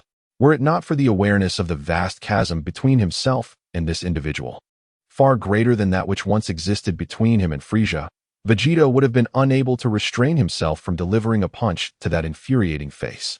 At the moment the Saiyan Prince Vegeta successfully transformed into Super Saiyan 1 on Earth, a massive spaceship surged through the cosmos, swiftly heading towards the planet. Within the ship's main control room, there sat a throne. Upon it rested a towering figure, adorned with sharp, elongated horns, reminiscent of the alien form Frieza assumed during his second transformation. This was none other than King Cold, Frieza's father. Following Frieza's defeat on Earth, signs of instability emerged within the Frieza force, prompting the reclusive King Cold to step forth and restore order. King Cold held great concern for his missing son, Frieza, dispatching numerous extraterrestrial beings to Earth in secret to uncover Frieza's whereabouts. Unlike the narrative, where Frieza was resurrected on Namek and transformed into Mecha Frieza, significantly enhancing his combat prowess, instilling confidence in his ability to vanquish the transformed Super Saiyan, King Cold had accompanied Frieza to Earth for vengeance. In truth, King Cold's strength paled in comparison to Frieza's. If even Frieza had faltered in a particular locale, how could the seasoned King Cold possess the audacity to recklessly venture to Earth without full comprehension of the situation? Is it not known that the older one grows in the underworld, the more one fears? What? Why not summon Cooler to defend his brother? In the realm of Dragon Balls, where the great Jiang Shenlong resides, King Cold has but one son, Frieza, and remains oblivious to the existence of Cooler or a grandson named Frieza. Once the subordinates dispatched to Earth returned with their findings, King Cold, after thorough contemplation, resolved to journey to Earth himself. Despite Frieza being a rebellious son who despised King Cold's meddling, he could not entirely disregard his paternal responsibilities. How much longer until we reached the distant planet known as Earth? King Cold sat upright, his expression grave. In response to King Cold, a soldier clad in armored battle attire replied respectfully, "We shall arrive at Earth in 6 months, Your Majesty. Remember this, upon our return to Earth, no one shall act without orders. Those who disobey will face death." King Cold declared coldly. The extraterrestrials in the control room felt a chill run through them and quickly affirmed, "We understand, King Cold." 6 months later, Earth, in a desolate wilderness. A peculiar machine resembling a rocket suddenly appeared. At the base of the machine lies a triangular support, enabling it to rest firmly upon the Earth. Although the era remains unchanged, there are some discrepancies regarding the location, which are of minor consequence. A young man, strikingly handsome and agile, leapt from the machine, surveying his surroundings. This place appears to be quite remote, devoid of human presence. Trunks, the youth from the future, discerned that he was utterly alone. I could already sense several formidable presences on this planet, more powerful than even Gohan and myself. According to the information provided by my mother, in this era, aside from Uncle Goku, it is improbable for so many Super Saiyans to exist on Earth. In fact, some of these energies surpass that of a Super Saiyan. What on earth is happening in this time period? Faced with the unknown, Trunks wore an expression of sheer astonishment. I must proceed with caution. He promptly concealed his combat power, transforming the time machine into a capsule and retreating into the shadows. Meanwhile, King Cold was aboard a colossal spacecraft, slowly descending toward Earth. Chapter 62, The Resurrection. What? Are aliens attacking Earth again? As King Cold's ship landed, the Dog King received a report that made him spring from his throne. By heavens, these wretched aliens, do they have no other planets to invade in the universe, so they continually target Earth, relentlessly milking it dry? The Dog King felt utterly despondent. The treasury is already filled with starving rats, and I truly cannot afford to summon Shenron to resolve the alien invasion. Perhaps I could issue an IOU?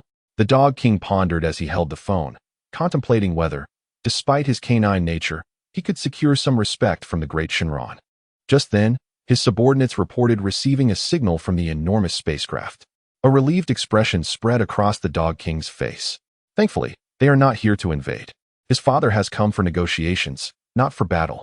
Unlike the relieved Dog King, Jiang Wei felt a tinge of disappointment. For this implied a lost business opportunity and a significant reduction in profit. Since King Cold had come to negotiate, Jiang Wei decided not to disturb his comrades and, accompanied by a subordinate, instantaneously appeared before King Cold and his entourage of extraterrestrial visitors. The soldiers of the Frieza force regarded Jiang Wei and his companion with apprehension.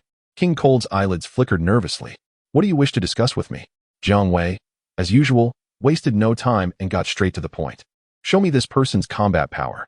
King Cold quietly instructed his subordinates aboard the spaceship via communicator. Inside the spacecraft, a large combat power detector, with a maximum detection limit of 50 million, was the latest invention of Frieza's chief scientist, Jacono. "Understood, King Cold." Before long, a resounding explosion echoed. The colossal spaceship behind Kurd emitted a thunderous roar, belching forth thick clouds of black smoke. "King Kurd, we are in grave trouble. The latest combat power detector has exploded, killing and injuring many of our brethren." A panicked voice echoed through the communicator, belonging to an alien. King Kurd's countenance darkened ominously, tinged with fear. "Oh, so your combat power detector has reached its limits?" Jiang Wei remarked, casting a glance at the billowing smoke of the massive spacecraft, smiling at King Kurd. "If you wish to know my combat power and that of Shalu, simply ask. I possess a combat power of 60 million, although Shalu is my subordinate. He surpasses me significantly, typically boasting a power of 520 million. May I be so bold as to inquire, King Kurd? My detector indicates that your combat power stands at merely 100 million. Is it possible for you to augment your strength through transformation, akin to Frieza?" King Kurd was taken aback. A mere portable combat power detector, standard issue for Frieza's army, could discern his power without exceeding its limits? How could it be that the grotesque, green-skinned individual, exuding an overwhelming aura, possessed over 500 million in combat power, and was merely a subordinate? In an instant, several thoughts swirled through King Kurd's mind, prompting him to rectify his demeanor. He bowed respectfully to the casually poised Jiang Wei and said, "My lord, I sincerely apologize for my earlier rudeness." Jiang Wei, with an air of indifference, replied, "King Kurd, I accept your apology." Observing Jiang Wei's expression, King Kurd continued, "To be candid, my combat power is indeed only 100 million, while my son Frieza is a rare prodigy among our kin, with his combat power already surpassing mine at a tender age. My purpose for this visit is to address matters concerning Frieza." Jiang Wei smiled. "That is agreeable." With the prospect of profiting from the deceased, Jiang Wei's spirits were high. After only a few minutes of negotiation, King Kurd relinquished a substantial sum of universal hard currency, akin to the metallic currency earned by Granola within the storyline, to secure his own life. This transaction was straightforward. Unbeknownst to King Kurd, Jiang Wei fulfilled his desire and resurrected Frieza. In doing so, Jiang Wei also inherited all of King Kurd's abilities. Ding. Acquired Frieza's lineage, inactive. Inform that little imp that I shall return for vengeance. Upon his resurrection, Frieza merely nodded at his father before loudly addressing Jiang Wei. Having been subdued by Dumpling's supernatural abilities and subsequently met with a fatal blow from a piercing attack, Frieza's demise was particularly humiliating. Upon his death, Frieza ascended to heaven, only to be ensnared beneath a tree, wrapped up and subjected to the relentless cheer of adorable little creatures, fairy-like beings clad in bunny costumes, who merrily played various instruments, torturing Frieza with incessant, uplifting music. Rendered immobile, he could only endure with a contorted expression, reminiscent of the helpless experience he faced while under Dumpling's control, awaiting his grim fate. "Frieza, your rudeness is quite unbecoming." The king of Cooled reprimanded his son sharply. However, Frieza paid him no heed. The king, forced to adopt a conciliatory demeanor, turned to Jiang Wei to offer his apologies. "No harm done. Who isn't he been young?" Jiang Wei waved his hand dismissively, showing no concern. Through his casual conversation with the king, Jiang Wei had gleaned that Frieza, when converted to human years, was still quite youthful, barely an adult, with delicate facial hair. It was no wonder that, in the storyline, he would wish upon the Dragon Balls for a mere 5 centimeters of height, an indication of his still maturing mindset. Frieza, here, take this, Jiang Wei said thoughtfully, producing a small jar and tossing it to Frieza, with an expression of mischief. Frieza caught the jar and opened it, revealing it to be filled with little beans. His face instantly registered disbelief. You actually gave me Senza beans? A whole jar. What are Senza beans? Frieza's father inquired, perplexed. Frieza shot a disdainful glance at his father before responding, while suffering in the afterlife. I occasionally overheard travelers speak of Senza beans, treasures found only on Earth. One bean, if not consumed while being mortally wounded, can instantly restore one's vitality, no matter how grave the injuries. To call it priceless would not be an exaggeration. It is a truly remarkable item. His gaze returned to the jar of beans. Glimmers of greed evident in his eyes. Gasp. The king of cooled inhaled sharply, eyes fixated on the jar in his son's hand, equally coveting its contents. Frieza, there are many Senza beans in that jar. You surely cannot consume them all. Why not share some with me? Disregarding his father's plea, Frieza tucked the jar away and declared to Jiang Wei, Ho ho ho. I fear you shall be disappointed. Even with Senza beans in hand, they cannot quell the fury within me. That little runt is doomed. Jiang Wei waved his hand dismissively. No matter. My gift of Senza beans is not intended for mere trifles. Then what is the purpose of your offering? Frieza queried, sensing sincerity in Jiang Wei's demeanor. With a hearty laugh, Jiang Wei replied, I simply believe that there are too few formidable individuals in the universe. When I see potential in someone, I cannot resist the urge to nurture them and facilitate their rapid growth. Ho ho ho. What a supremely foolish notion. Frieza chuckled wickedly as he turned toward the enormous spaceship, with the perpetually ignored King of Cooled following closely behind. Upon reaching the entrance of the colossal vessel, Frieza suddenly recalled something and turned back to Jiang Wei. Please inform Mr. Vegeta that those 3 have been dismissed from the Frieza force for abandoning their posts during work hours. They must seek other opportunities. Ho ho ho. Jiang Wei chuckled in response.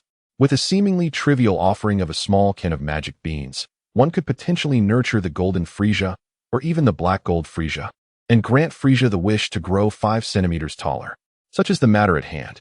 Just as Frieza and his progeny were about to embark upon their colossal spacecraft, a striking young man with blonde hair and green eyes suddenly materialized, drawing forth a long sword from behind his back and charging towards Frieza and his son with fierce determination and few words.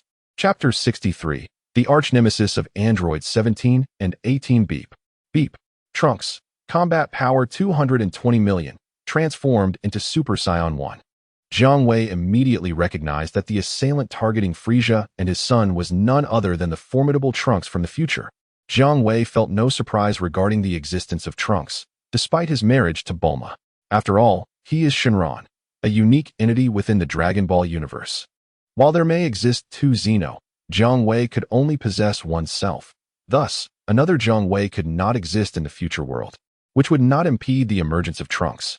As Trunks prepared to strike Frieza's family with his sword, Jiang Wei gestured for his ally, the initially ornamental Shilu, to intervene. Beep. Shilu. Combat power 520 million. First stage.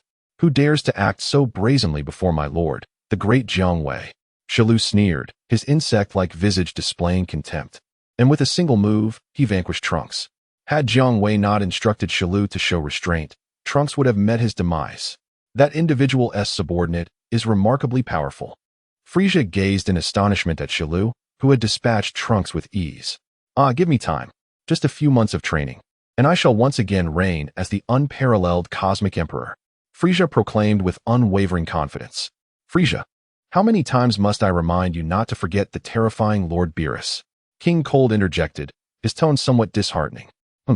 Frieza merely cast a cold glance at his father before resuming his course of action. The enormous spacecraft ascended into the sky, departing from Earth. Trunks, pinned to the ground by Shilu, could only watch in bitter frustration as the royal duo departed. Cursed be this green-skinned creature. What is his purpose in thwarting my attempt to eliminate Frieza and his son? Trunks furiously questioned Jiang Wei. I apologize, young Trunks from the future, but King Cold has just struck a deal with me. and I have no reason to allow my client to perish before my very eyes. As for the green-skinned monster who bested you, he is named Shilu, a bioengineered android developed by Dr. Gero, the second creation of the Cell series, Jiang Wei explained, smiling as he gestured for Shilu to release Trunks. Dr. Gero, an android. Trunks's nerves were struck, his expression contorting in extreme rage. So, you are an accomplice of Dr. Gero, a remnant of the Red Ribbon Army. Before Trunks could retaliate against Jiang Wei, he was swiftly subdued by Shilu once more. I must ask, Trunks, did you not notice the emblem adorning my attire before speaking? Jiang Wei once more gestured for Shilu to release Date, chuckling as he pointed at himself. Trunks was taken aback. Following Jiang Wei's finger, he noticed a character for dragon emblazoned on Jiang Wei's black trench coat, alongside the logo of the Universal Capsule Company, identical to that on his own attire. You are affiliated with the Universal Capsule Company? Then why are you associating with Dr. Gero and the androids? Trunks inquired, regaining his composure, perplexed. Trunks, you must comprehend that you have not traversed into the past of your own world, but rather into the past of another parallel universe, my universe. The events and individuals in my world have diverged entirely from those in yours. Just as I do not exist in your world, correct? Jiang Wei replied with a smile. Upon hearing this, Date fell silent for a moment, a contemplative expression gracing his handsome, resolute face. I now understand. This is an alternate realm, and the occurrences from my world hold no relevance in yours. Date finally exhibited a relaxed demeanor. By the way, how do you know I am Trunks? And who exactly are you? My mother's records do not mention your existence. Date curiously questioned. Pleasure to meet you, Trunks. I am Jiang Wei, both human and Shenlong. I also serve as the head of security at the Universal Capsule Company and am the husband of Chairwoman Bulma, Jiang Wei revealed, a mischievous grin spreading across his face. Eager to witness Date's reaction. As anticipated, Trunks displayed a remarkably intricate and captivating expression of human emotion. Jiang Wei laughed heartily. This is far more amusing than the Sichuan opera's face-changing act. In this world, my mother did not marry my father, Trunks muttered, his expression returning to normal before he exclaimed with excitement. Mr. Jiang Wei, you said you are Shenlong? Upon receiving Jiang Wei's affirmative response, Date was nearly moved to tears, exclaiming that he and others, including Gohan, could be revived. I understand your feelings, and I can indeed fulfill your wish to resurrect Gohan and the others. However, due to the isolation of time and space, even as Shenlong, I must journey to your world to bring them back, Jiang Wei explained. Date immediately bowed deeply in reverence. Thank you very much, Mr. Jiang Wei. By the way, does Uncle Goku exist in your world? Jiang Wei nodded.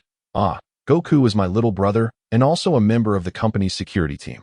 Since Uncle Goku is present, please hand this miraculous medicine for heart disease to him, Trunks said, producing a small vial and extending it to Jiang Wei.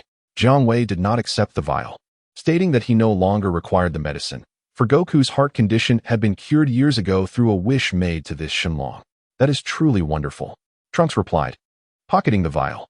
After a moment's hesitation, he asked, Mr. Jiang Wei, are you well acquainted with Dr. Gero? He has entrusted such a formidable android to you. In the eyes of Date, the prowess of Shiru is undoubtedly on par with the formidable artificial beings, androids 17 and 18, from the future. Faced with the creations of Dr. Gero, Date finds himself utterly defenseless. Dr. Gero and I are old friends. I have funded many of his research endeavors. Even Shiru was brought to life using the materials I provided, remarked Jiang Wei with a grin. I envy you, Trunks mused, refraining from disclosing the impending threat posed by the androids to Jiang Wei, deeming it unnecessary.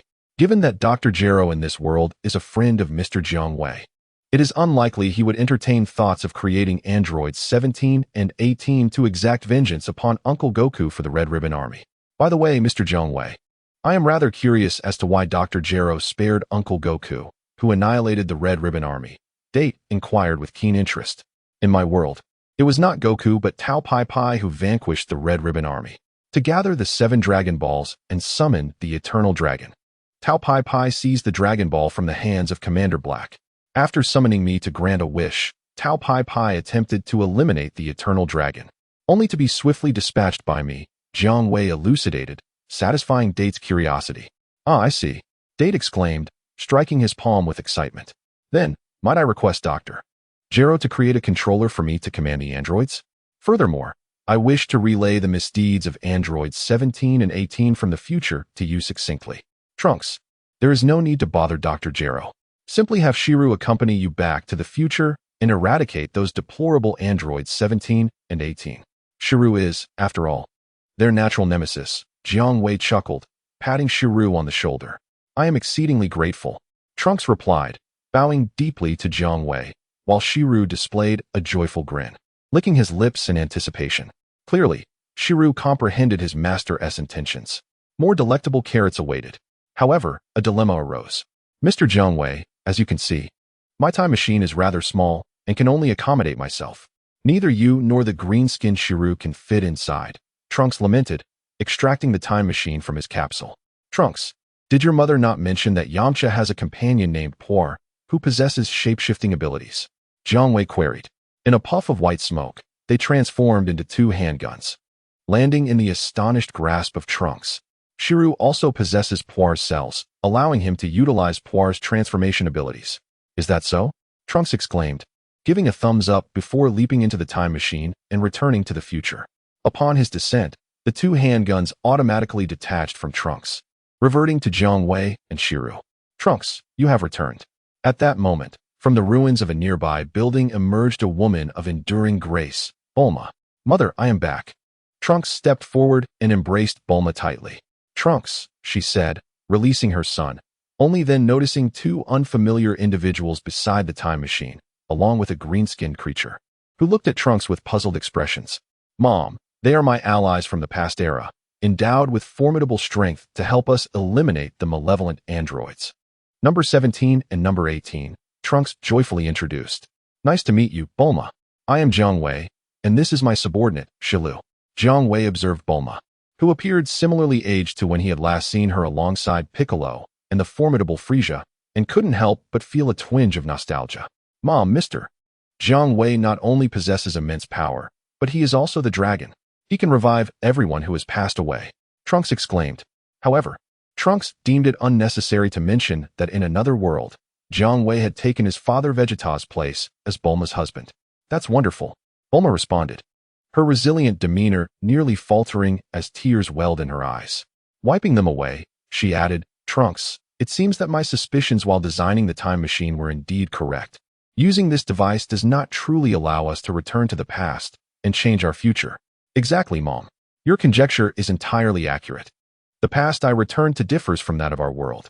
In that realm, it was not Uncle Goku who dismantled the Red Ribbon Army, but Tao Pai Pai. It is precisely because it is another world that I was able to meet Mr. Jiang Wei and Mr. Shilu. I am immensely grateful to you both, Trunks said. All right. We can converse more once we deal with the androids, Jiang Wei interjected, popping a piece of gum into his mouth. I have awaited this day for a long time. Bulma exclaimed excitedly. Mom, please find a place to hide for now. I will go with Mr. Jiang Wei and the others to confront the androids, Trunks said, transforming the time machine back into a universal capsule and handing it to Bulma. After ensuring she was safely hidden, he set off with Jiang Wei and Shilu toward the area frequented by androids 17 and 18. As Jiang Wei pressed on the combat power detector, he noted that no unknown formidable power readings appeared on the screen. He then remembered that cyborgs have no energy signature, rendering the detector incapable of sensing androids. Shilu, conceal your power. The half-mechanical androids created by Dr. Gero also possess devices that can detect combat strength, Jiang Wei instructed Shilu, who was flying beside him. No one understood Dr. Gero's tactics better than Jiang Wei. If androids 17 and 18 detected Shilu's strength, it could potentially frighten them away. Understood, Lord Jiang Wei. Shilu nodded in acknowledgement.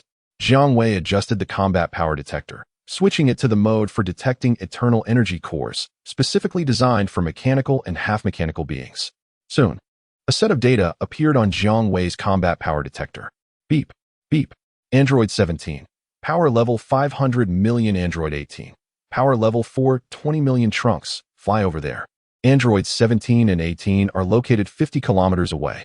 Jiang Wei, having transformed into a Super Saiyan, deliberately revealed his energy to lure the androids.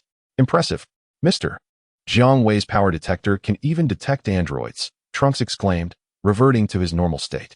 Previously, the inability to sense the android's energy posed a significant disadvantage for Trunks and the one-armed Gohan during their confrontations. as it meant they could only react when the androids initiated the attack. Transforming into a Super Saiyan and exposing his energy to attract the androids allowed them to wait until Trunks had exhausted a considerable amount of his strength before engaging him in battle. Had they possessed a power detector like Mr. Jiang Wei's, capable of detecting the android's energy, Trunks and Gohan could have gained a substantial advantage during their skirmishes. My power detector has been specially modified by Dr. Gero, equipped with features specifically designed to detect androids using an eternal energy furnace, Jiang Wei remarked with a smile. As they spoke, the two arrived at the location of androids 17 and 18. They found themselves amidst the ruins of a town, where many human survivors were concealed. This place had become a playground for the androids, a slaughterhouse for the remaining humans. Amidst the laughter of demons, the anguished cries of humanity echoed continuously. The two androids were toying with the lives of the surviving humans, when suddenly they both looked up towards the sky. Beep. Trunks, power level 4. 4 million, unknown. Jiang Wei, power level 530,000. Hidden strength, unknown. Shalu, power level 120,000. Hidden strength, 18. It seems Trunks has brought us two fools for our amusement, chuckled Android 17, a black-haired youth clad in jeans. He casually fired a small handgun, exploding the head of a nearby boy.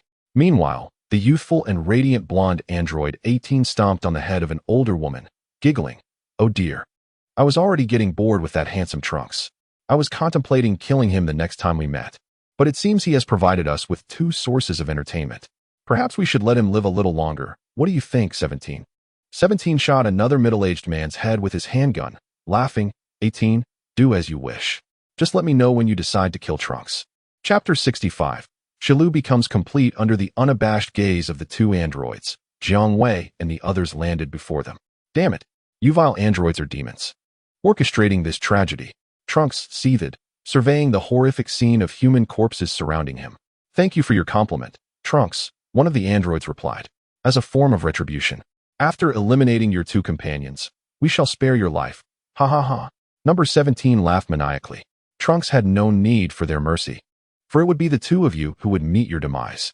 Jiang Wei spat the remnants of his candy towards the androids. Ha ha ha.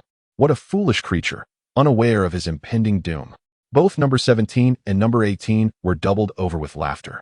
Yet Jiang Wei could sense that their amusement was merely a facade, and the murderous intent in their eyes had solidified into something palpable.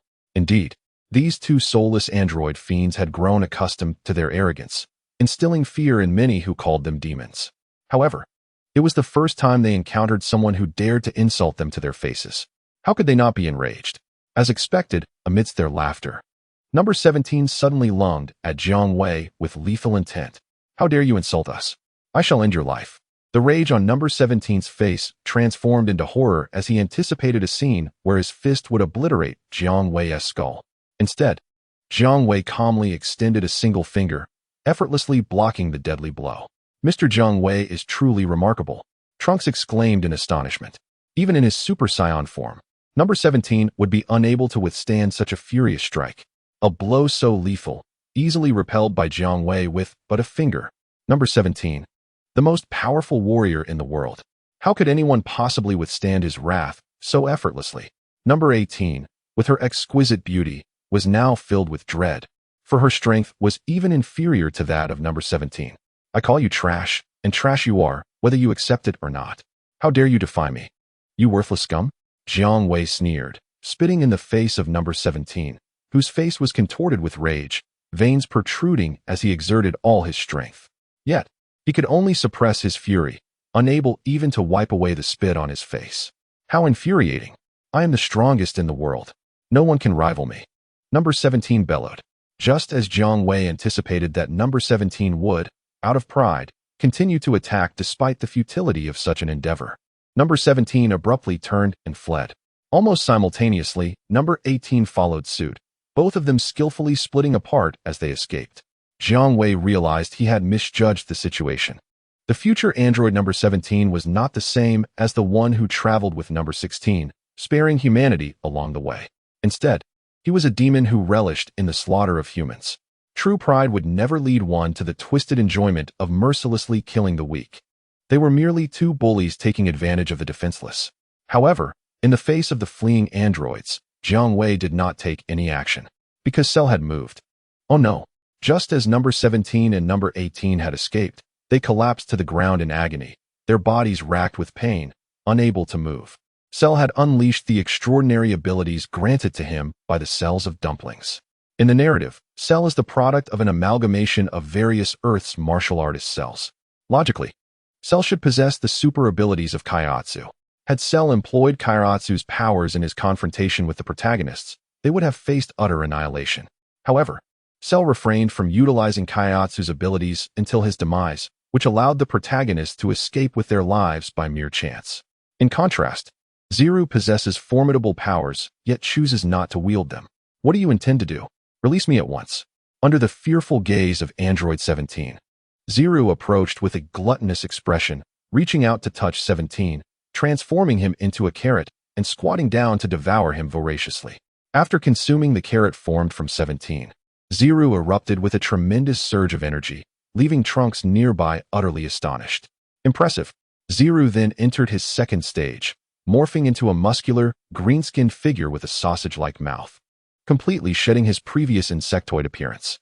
Savoring the taste, Zero approached the terror-stricken android 18, extending his hand toward her. Please, I do not wish to become a carrot and be consumed by this monster. Spare me. As long as you let me go, you can do whatever you desire with me. Knowing that Jiang Wei was Zero's master, 18 pleaded desperately. Recognizing Zero's respectful demeanor as he stood behind Jiang Wei before making his move. Just as Zero's hand was about to touch 18, he abruptly halted, shifting his gaze to his master. Without Jiang Wei's approval, Zero dared not proceed with 18. What a splendid facade, yet within lies a deranged demon. Jiang Wei observed 18, shaking his head in disappointment before commanding Zero, continue. At your command, Master Jiang Wei. Zero turned his ravenous gaze back toward the despairing and immobile 18. No. In her chilling scream of hopelessness, the world lost yet another android, replaced by a mere carrot. Zero squatted down, relishing the taste of the carrot.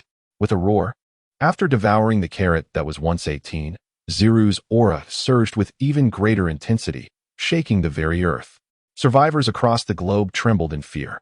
Eventually, the commotion subsided. The sausage-mouthed Zero evolved into a handsome form. Having attained his perfect state, he touched his face, revealing a joyful smile.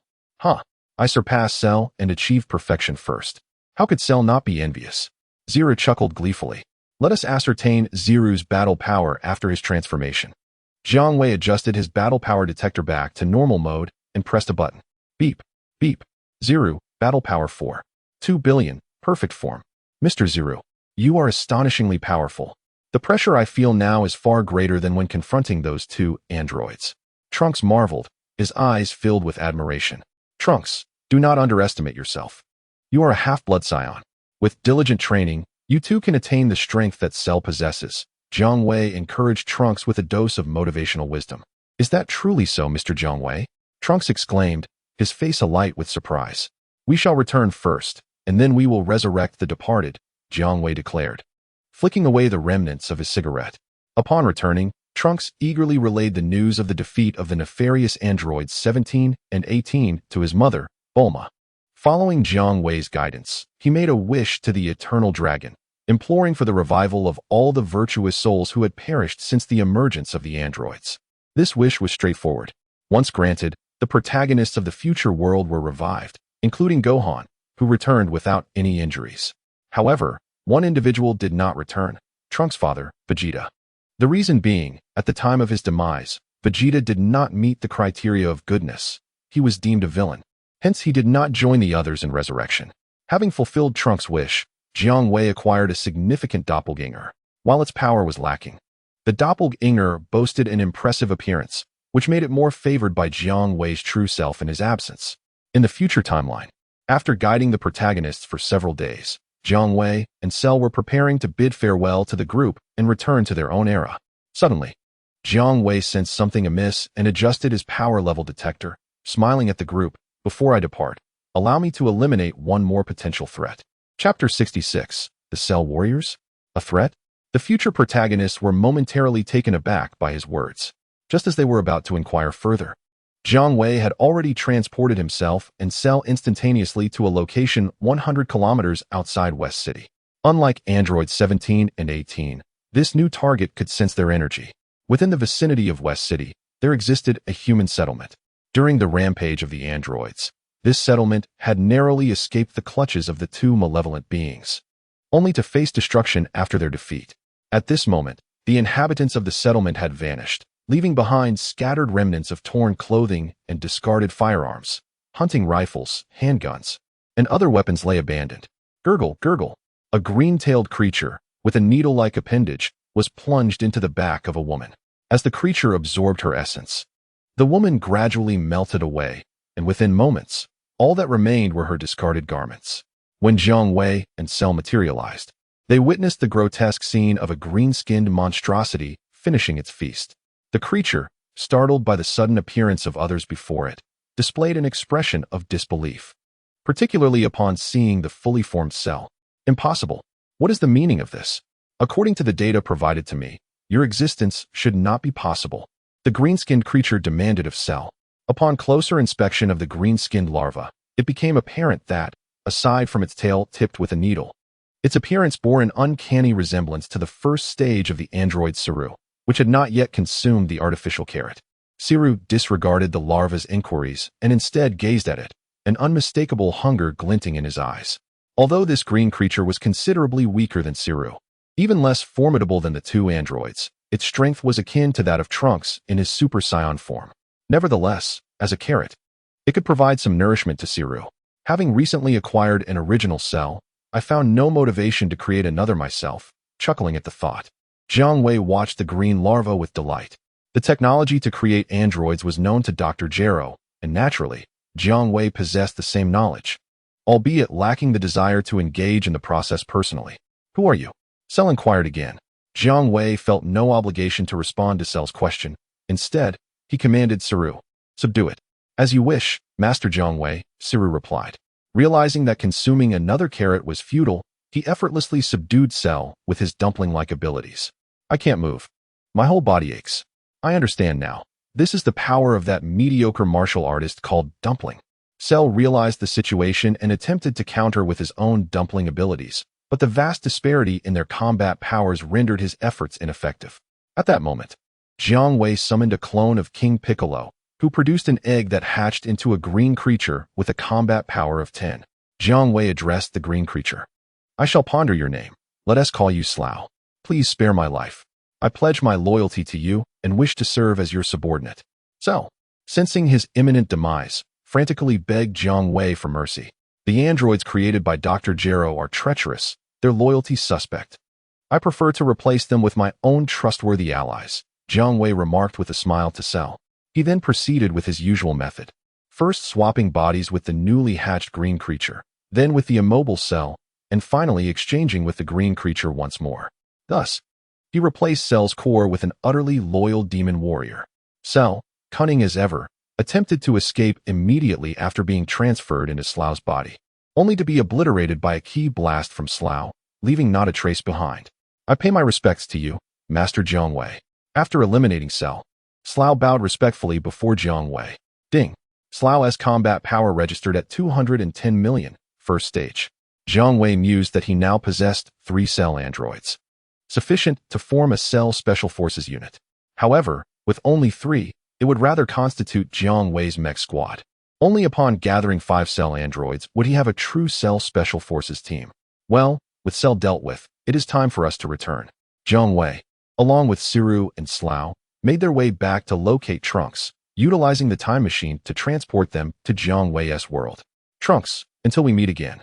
After bidding farewell to Trunks, the time machine flickered and vanished into the wilderness. Jiang Wei was about to return home with his newly formed Jiang Wei mech squad to spend time with his wife when he received a notification. In a realm of Dragon Ball, the 7 Dragon Balls have been collected, summoning their master. You all may return. Remember to inform Bulma and the others that I have received another business assignment. After instructing the Jiang Wei mech core, Jiang Wei transformed into a beam of golden light and vanished from this world. In another dimension, the battle against Cell was underway. Android 16 launched a surprise attack. Seizing Cell in an embrace, preparing to detonate the bomb within himself to ensure their mutual destruction. To his astonishment, the bomb was absent. During the repairs conducted by Bulma and her daughter, they had inadvertently removed the device that Dr. Gero used to control androids. In a swift motion, Cell shattered the now defenseless Android 16, leaving only his head intact. Subsequently, Gohan faced Cell, hindered by his reluctance to engage in battle, preventing his transformation into Super Saiyan 2.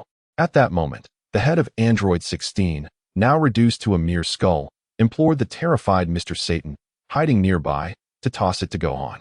Intending to inspire him with motivational words to awaken his fighting spirit and transform into Super Saiyan 2 to defeat the fully formed Cell.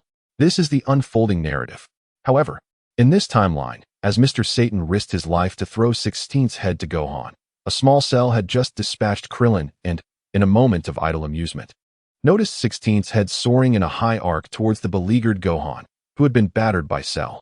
With a mischievous grin, he unleashed a ki blast, turning 16's head into fireworks. Consequently, Gohan, deprived of Android 16's inspirational words, was ultimately vanquished by Cell, leading to the annihilation of the main characters. Cell emerged as the undisputed victor, yet, in a twist of fate, he chose not to obliterate the Earth, sparing it out of gratitude for the Senzu being given to him by Goku. Unbeknownst to him, Cell had already devised a path to death. At this moment, brimming with confidence, he journeyed into the cosmos, seeking to challenge the greatest warriors throughout the universe to prove himself as the strongest being. His first destination was the North Kai. After all, Cell possessed the cells of the main characters. He interrogated the North Kai about the strongest fighters in the universe, who could only divulge information before being mercilessly slain by Cell. With the intelligence gained from the North Kai, Cell commenced his conquest of the universe. Meanwhile, due to the North Kai's demise, the once sealed villains, including Bojack and his crew, seized the opportunity presented by the North Kai's death, which disrupted the seal intricately linked to his life, allowing them to escape prison. Bojack has returned. Chapter 67, Summoning Two Divine Dragons Simultaneously. Trouble looms. The North Kai is dead, and Bojack's gang has broken free from their seal. What transpired? Who dared to slay the North Kai? The notorious group led by Bojack has escaped from confinement, and our immediate concern is to devise a strategy to re-imprison them. Otherwise, the entire galaxy will once again descend into chaos and suffering. The kings of the realms, including the deceased North King, now adorned with a halo, have grown increasingly anxious.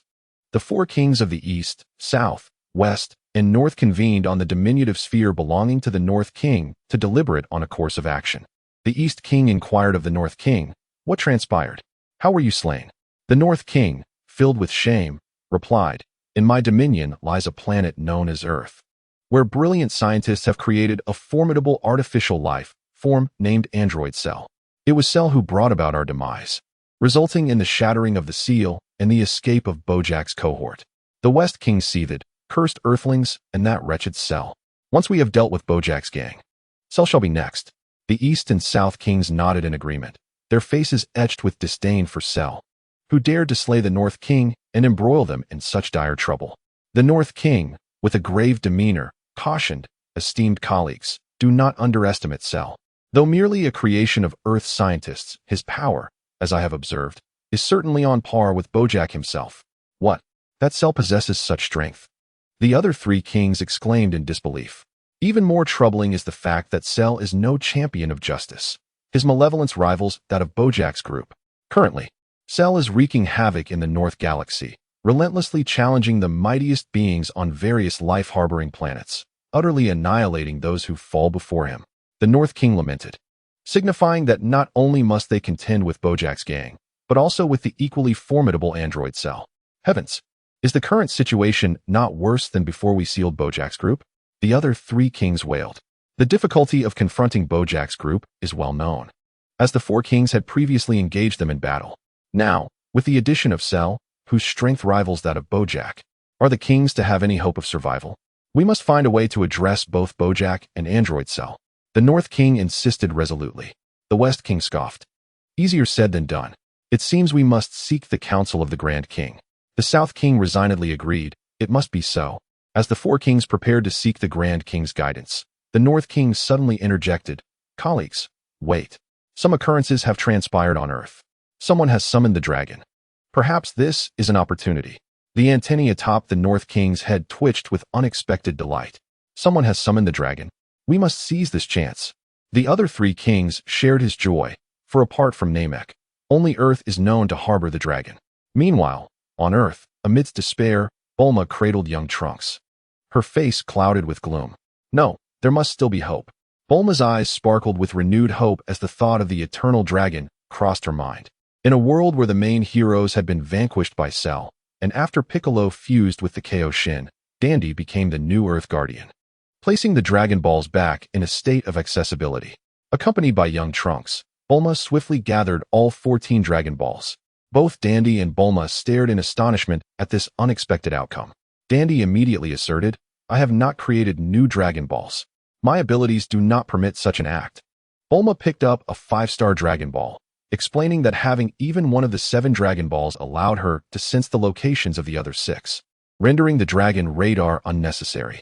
Casting a glance at her son Trunks, Bulma placed all 14 Dragon Balls on the ground, raised her hands to the sky, and called out, "Come forth, Eternal Dragon."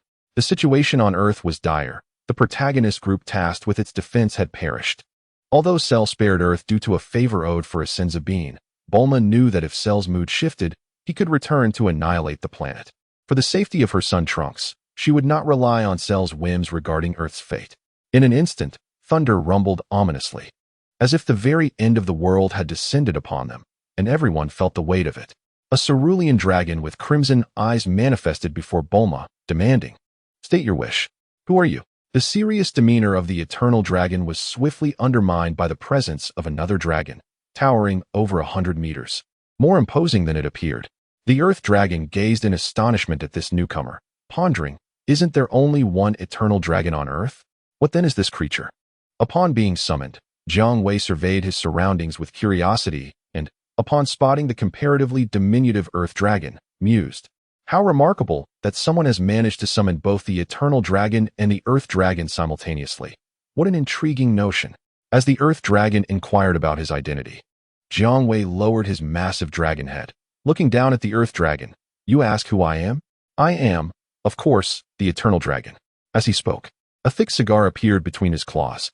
He took a deep drag and, with audacity, exhaled a cloud of smoke directly into the Earth Dragon's face.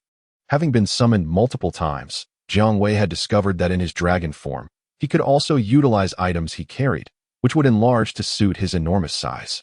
Bulma stared at the towering dragon, cigar in mouth, exuding a rebellious demeanor, utterly astonished.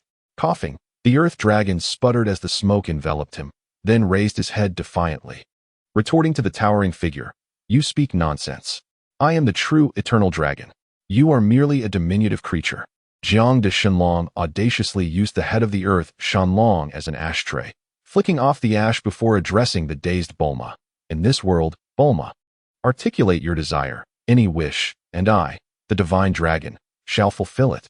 Awakened from her stupor, Bulma gazed upon the towering Jiang de Shenlong, ready to express her wish. Yet, the Earth Shenlong had already brushed off the ash from its head, casting an irate glance at Jiang Wei, and interjected, "Do not heed his nonsense. I am the true dragon, capable of granting all your wishes."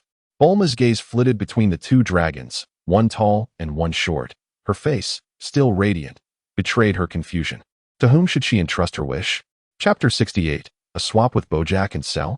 "Please vanish from my sight at once."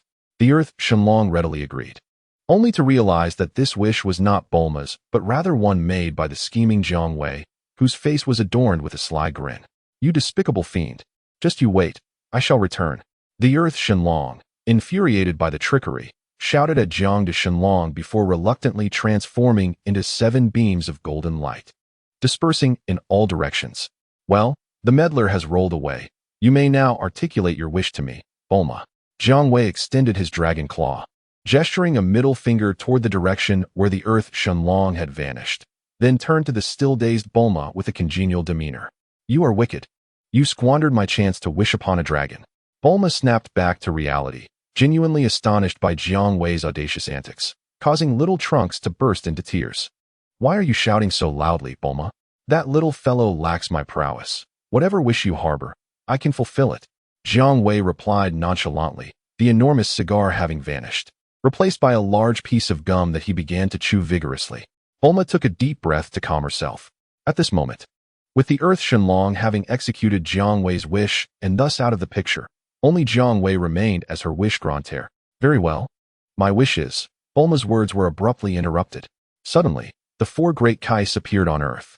Divine Dragon, seal away Bojack and the android cell. The West Kai shouted upon his arrival, speaking at a rapid pace. The colossal Azure, Shenlong merely stared at the West Kai with a bemused expression, unfazed. Divine Dragon, is it not within your power to fulfill this wish? The North Kai, adorned with a halo, asked with sudden unease. Oh, but I am not merely a diminutive dragon of this earth. I am a true dragon capable of realizing any wish. However, sealing Bojack and his ilk along with Cell demands a price that the West Kai alone cannot afford, Jiang Wei replied, leisurely chewing his gum. Alternatively, you may select one from Bojack's gang or Cell for a one-for-one extreme swap. What do you say? Jiang Wei inquired, observing the West Kai's grim countenance. Seizing the opportunity presented by the temporary malfunction of the four supreme Kais, Bulma exclaimed, let all the virtuous souls who perished due to the android cell be resurrected, dragon. It is a simple request. With a snap of his fingers, Jiang Wei fulfilled this wish. In the next moment, the protagonists of this world were revived. Oh dear, I have returned, the North Kai joyfully noted, realizing the absence of his halo. Hello, North Kai, it is a pleasure to see you again. Goku greeted him then, with a puzzled expression, inquired, I have been revived? But I have already experienced death once. Why am I back? It is the dragon who granted Bulma's wish that has brought you back, Jiang Wei replied with a smile. Ah, you are still here, dragon. However, you seem different from before, Goku remarked with curiosity. At that moment, Bulma interjected, Goku, this being is not the Earth Dragon we once knew. In a few succinct words, she recounted Jiang Wei's previous deeds to the group. I am aware you wish to confront Bojack and Cell. Do you require assistance from this dragon? Jiang Wei inquired of Bulma with a smile. Both the protagonists and the four supreme Kais were momentarily taken aback. The West Kai hesitantly asked, Dragon, will we need to pay a price to deal with Bojack and Cell? Jiang Wei merely cast a glance at the West Kai before turning his attention back to Bulma. For Bulma's sake, this dragon will lend his strength without the necessity of any wish fulfillment, thus no cost is required. Moreover, your life alone cannot suffice to exchange for the defeat of Bojack and Cell. That is a relief, the West Kai sighed with a smile. Bojack, who is he? And why is he mentioned in the same breath as Cell? The protagonists looked at the North Kai and the other Kais, their expressions filled with confusion. As the North Kai began to explain the connection between Bojack and Cell, the towering blue dragon transformed into 7 beams of golden light, dispersing in all directions. Oh no, where has the dragon gone? Bulma gasped in surprise. I am still here, do not panic, Bulma. A handsome figure, exuding maturity and composure, suddenly materialized among them. Who are you? The group exclaimed in shock, but soon relaxed their vigilance upon noticing the logo of the Capsule Corporation emblazoned on Jiang Wei's attire. Bulma hesitantly asked, are you the one who previously tricked the Earth Dragon? She was the first to notice that, in addition to the Capsule Corporation logo, there was a prominent character for dragon on Jiang Wei's clothing. Greetings, everyone, I am Jiang Wei. It is a pleasure to meet you, he said with a smile at the familiar protagonists. Hello, Jiang Wei. Goku responded warmly. Humph, I care not whether you are a dragon or something else. I do not understand the situation with Bojack, but you make me uneasy. What gives you the right to claim you can handle that wretched Cell, who even I, Vegeta, cannot defeat? Vegeta glared at Jiang Wei, visibly displeased. Ah, it is Prince Vegeta.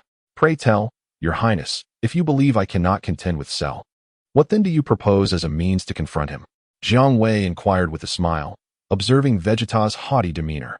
Humph, the only one capable of dealing with Cell, along with the seemingly emergent band of Bojack, is none other than me, Super Vegeta.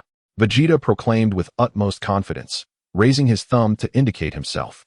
Oh, Super Vegeta, Jiang Wei chuckled, and in the blink of an eye, none present could discern his movement, while Vegeta's actions remained crystal clear. Boom! A punch sent Vegeta hurtling backward, crashing into a building several dozen meters away, leaving it in ruins. Truly, Super Vegeta. Now, perhaps the prince comprehends my ability to handle Cell, Jiang Wei remarked with a grin as he watched Vegeta emerge from the debris and soar back into the air. Seeing Vegeta striking a pose reminiscent of Super Vegeta, Jiang Wei felt it a travesty not to immediately knock him down. This fellow surpassed even the complete Cell. Vegeta, though outwardly fierce, was tumultuous within. No one understood better than he the weight of Jiang Wei's punch that could send him flying. Thus, he merely shouted a few words, conceding gracefully, unwilling to risk further humiliation before the crowd by truly confronting Jiang Wei. Goku observed Jiang Wei with a mixture of trepidation and fervent combat spirit. The main cast understood all too well the strength revealed when Jiang Wei sent Vegeta flying. With your prowess, Jiang Wei, Bojack, and Cell are surely doomed. The North Kai proclaimed with hearty laughter. Nay, North Kai, you err. Bojack's crew and Cell are not worthy of my direct intervention, Jiang Wei replied with a smile. Commander, dispatch Jiang Wei's mecha brigade to me, he commanded. Chapter 69, Surrounding Cell Ding. Jiang Wei's mecha brigade has been deployed. In the next moment, under the astonished gazes of the main cast and the alarmed North Kai, Jiang Wei's mecha brigade appeared, along with Cell, Zero, and Slur, the trio of Cell series androids. All hail the Dark Lord Jiang Wei. As soon as they materialized, the three cells knelt before Jiang Wei in reverence. Too many cells, help. The North Kai, having previously fallen victim to the local Cell, was now in a state of panic. Curse it, must we face death at Cell's hands once more? Krillin and the others exchanged fearful glances at the trio of cells. Everyone, remain calm. Aside from the Cell with the long tail, the other two are unlike the Cell we have encountered before, Goku observed intently, his mind engaged. But they are still Cell. Krillin lamented, his face drawn. Should a battle ensue, warriors like him would surely be the first to perish, as the young Cell could easily dispatch Earthlings. Jiang Wei, will you not offer an explanation? Bulma, cradling young Trunks, boldly stood behind Vegeta, questioning him. Do not be alarmed. They are all my subordinates, members of the Universal Capsule Company's security department from another realm. Jiang Wei's mecha brigade, Jiang Wei reassured with a smile. Bulma pondered for a moment and said, I trust you. You harbor no ill intentions towards us. The group relaxed somewhat, yet unease lingered as they gazed at Cell and his companions. By the way, Jiang Wei, why are they referred to as the Jiang Wei Mecha Corps rather than the Cell Mecha Corps? Goku raised his hand, inquiring with curiosity. Because there are only 3 of them, Jiang Wei chuckled. However, that will soon change. They are about to welcome a 4th member. Upon hearing this, only Goku, Vegeta, and Trunks' expressions shifted. The others remained baffled. Yet, it quickly became clear to all. Indeed, Goku and Gohan, you have returned to life. Sensing your energy once more, I rushed back immediately. Perfect Cell descended from the sky, appearing before the gathered crowd. His gaze was filled with exhilaration and a fervent desire to battle Goku and his son once more. As for the North Kai and the other 3 Kais, Cell scarcely acknowledged them. However, when his eyes fell upon Jiang Wei and his crew, he immediately lost his composure. Staring intently at the Jiang Wei Mecha Corps, Cell's expression turned incredulous. Who are you? Are you, like me, creations developed by Dr. Gero? His focus primarily rested on the identical first-stage android, Cello, and the tailless yet fully formed Zero. As Goku and the others adopted serious stances, preparing to engage Cell in combat once more, Jiang Wei interjected. Zero, can you subdue Cell? In response, Jiang Wei the Great, this fellow's power exceeds mine, yet he has committed an error. 30 seconds will be sufficient to determine the victor. Zero replied respectfully. Oh. Jiang Wei pressed a button on his power level detector. Beep. The native Cell, power level 4. For billion, perfect form, Zero, power level 4. 2 billion, perfect form, Cell, power level 800 million, Mini, Cello, power level 210 million, first stage. Then let us commence, Jiang Wei stated matter-of-factly. Cell snorted coldly, adopting a stance, ready to launch an offensive. Suddenly, he felt an excruciating pain coursing through his body, rendering him immobile. He had fallen victim to the extraordinary abilities bestowed upon him by Zero's dumpling cells. Nevertheless, Cell's strength surpassed Zero's, and although he had been momentarily caught off guard, he would soon break free. Solar Flare. Seizing the moment while Zero temporarily restrained Cell, the other 2 cells from Jiang Wei's Mecha Corps swiftly executed their moves, blinding the immobilized Cell. Ah, my eyes! You despicable fiends! I shall not let this go unpunished. Cell screamed, shielding his temporarily blinded eyes. In the meantime, Zero took advantage of Cell's blindness to break his control, swiftly appearing before him, his right hand gathering formidable energy. Evil Flash. He unleashed a powerful energy wave directly at the now-blinded Cell, obliterating his head. Be cautious. Even without his head, Cell can resurrect in a short period, Trunks. Observing the battle, quickly warned. However, Trunks' reminder proved to be superfluous. Sairu, seizing the opportunity while Cell was exhausting his strength to regenerate his head, reached out and activated the extraordinary powers granted by the rabbit cells, transforming the still incomplete Cell into a green-skinned carrot adorned with black spots. Jiang Wei, the Dark Lord. I have triumphed, Sairu declared, holding the green-spotted carrot with a suppressed urge to consume it, addressing Jiang Wei with deference. Beside him, Cell and Slug gazed longingly at the peculiar carrot in Sairu's grasp, nearly drooling with desire. You all performed admirably. Jiang Wei nodded in approval of his mech army's collaboration. He then summoned a clone of King Piccolo, prompting gasps of astonishment from the onlookers as the clone produced a diminutive green-skinned demon warrior with a power level of merely 10. Your name shall be. Jiang Wei pondered momentarily before stating, Sairu. What does Jiang Wei intend? The protagonists and the Kaio-kens were at a loss. It wasn't until Jiang Wei switched tactics, dismissing the King Piccolo clone and summoning a Ginyu Force clone that Goku and Vegeta's expressions shifted to one of dawning comprehension. Just what is Jiang Wei? Possessing the ability to grant wishes like the dragon and a talent for summoning, alongside formidable strength, if he were an enemy, he would undoubtedly be more fearsome than Frieza and Perfect Cell combined. Vegeta's face grew serious, turmoil swirling within him. Compared to this man, it seemed that Bojack and his ilk were insignificant. The four Kaio-kens wore solemn expressions, internally relieved that their adversaries were merely Bojack's crew and not Jiang Wei. I would like to spar with Jiang Wei, Goku exclaimed passionately, drawing exasperated glances from Krillin and the others. This time, it was the Ginyu clone that took action. As Cell had just regained his form, he was swiftly incapacitated by Sairu's energy wave before he could even contemplate escape. Under the watchful gaze of the assembled crowd, Sairu, representing the other two cells, welcomed Sairu, stating, Welcome to Jiang Wei's mech army. Jiang Wei mused, if we acquire another cell, we can elevate the mech army into the Cell Special Forces. Splendid. The artificial being Cell has been dealt with, leaving only Bojack and his entourage. The North Kaio-ken regarded Sairu with utmost respect, joining Sairu and the others behind Jiang Wei with evident joy. Our immediate concern is to locate and breach the seal of Bojack's group, the East Kaio-ken reminded. No need for you to search. Bojack's crew will undoubtedly come seeking revenge. Jiang Wei replied with a smile to the North Kaio-ken. Chapter 70. Sairu faces Bojack. Ha. The Kaio-kens erupted in hearty laughter. Seeking revenge against them? That would be a welcome endeavor. With Jiang Wei and his mech army present, Bojack's crew would merely be courting their own demise. Jiang Wei turned to Bulma, saying, It will take some time for Bojack's crew to arrive on Earth. Please prepare some food and drinks to host us. All right, she responded. Bulma made a phone call. And shortly thereafter, a transport aircraft emblazoned with the logo of the Universal Capsule Company arrived to deliver food and beverages for everyone. The group began to indulge in their feast. Within an hour, a spaceship appeared in the sky, slowly descending before them, prompting a sense of vigilance among the crowd. It was Bojack and his entourage. The North Kai addressed the assembly.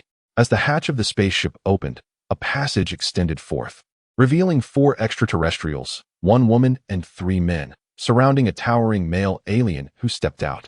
These 5 beings bore a striking resemblance to pirates from the age of exploration. How fortunate we are to have discovered you all hiding on this remote little planet.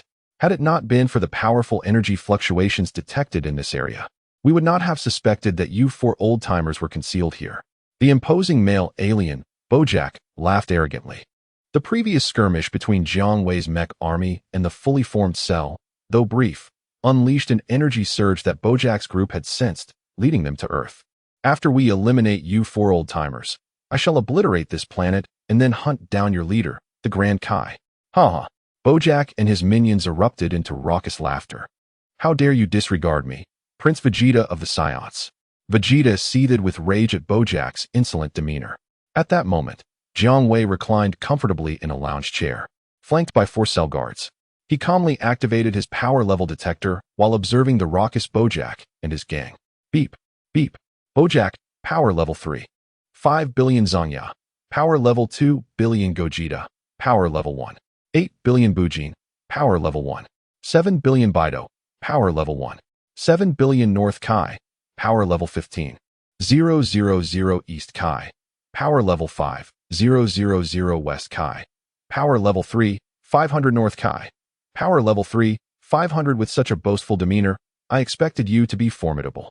Yet it appears you are nothing but inferior beings, even weaker than the fully formed Cell. Jiang Wei remarked with a mocking expression, turning to the North Kai. You're strongest among the 4 Kais. The North Kai possesses a mere power level of over 10,000. How did you manage to seal Bojack and his crew back in the day? The North Kai chuckled slightly. Good question. We merely sealed Bojack's group, rather than defeating them. Jiang Wei recalled the magic seal wave, understanding and nodding at the North Kai. We shall never allow you to wreak havoc on Earth, Goku declared, clenching his fists and stepping forward. The other heroes also stood up in righteous indignation, ready to defend their planet. Bojack's gaze shifted towards them, filled with disdain. Scum! You have no place to speak here. He raised his hand and unleashed a ki blast toward Goku. In an instant, Goku's hair transformed to gold, and he was engulfed in a golden aura, effortlessly swatting away the ki blast that Bojack had carelessly fired. The ground nearby was blasted, creating a massive crater over 1,000 meters deep. Bojack displayed an expression of unexpected surprise. So, there lies hidden strength.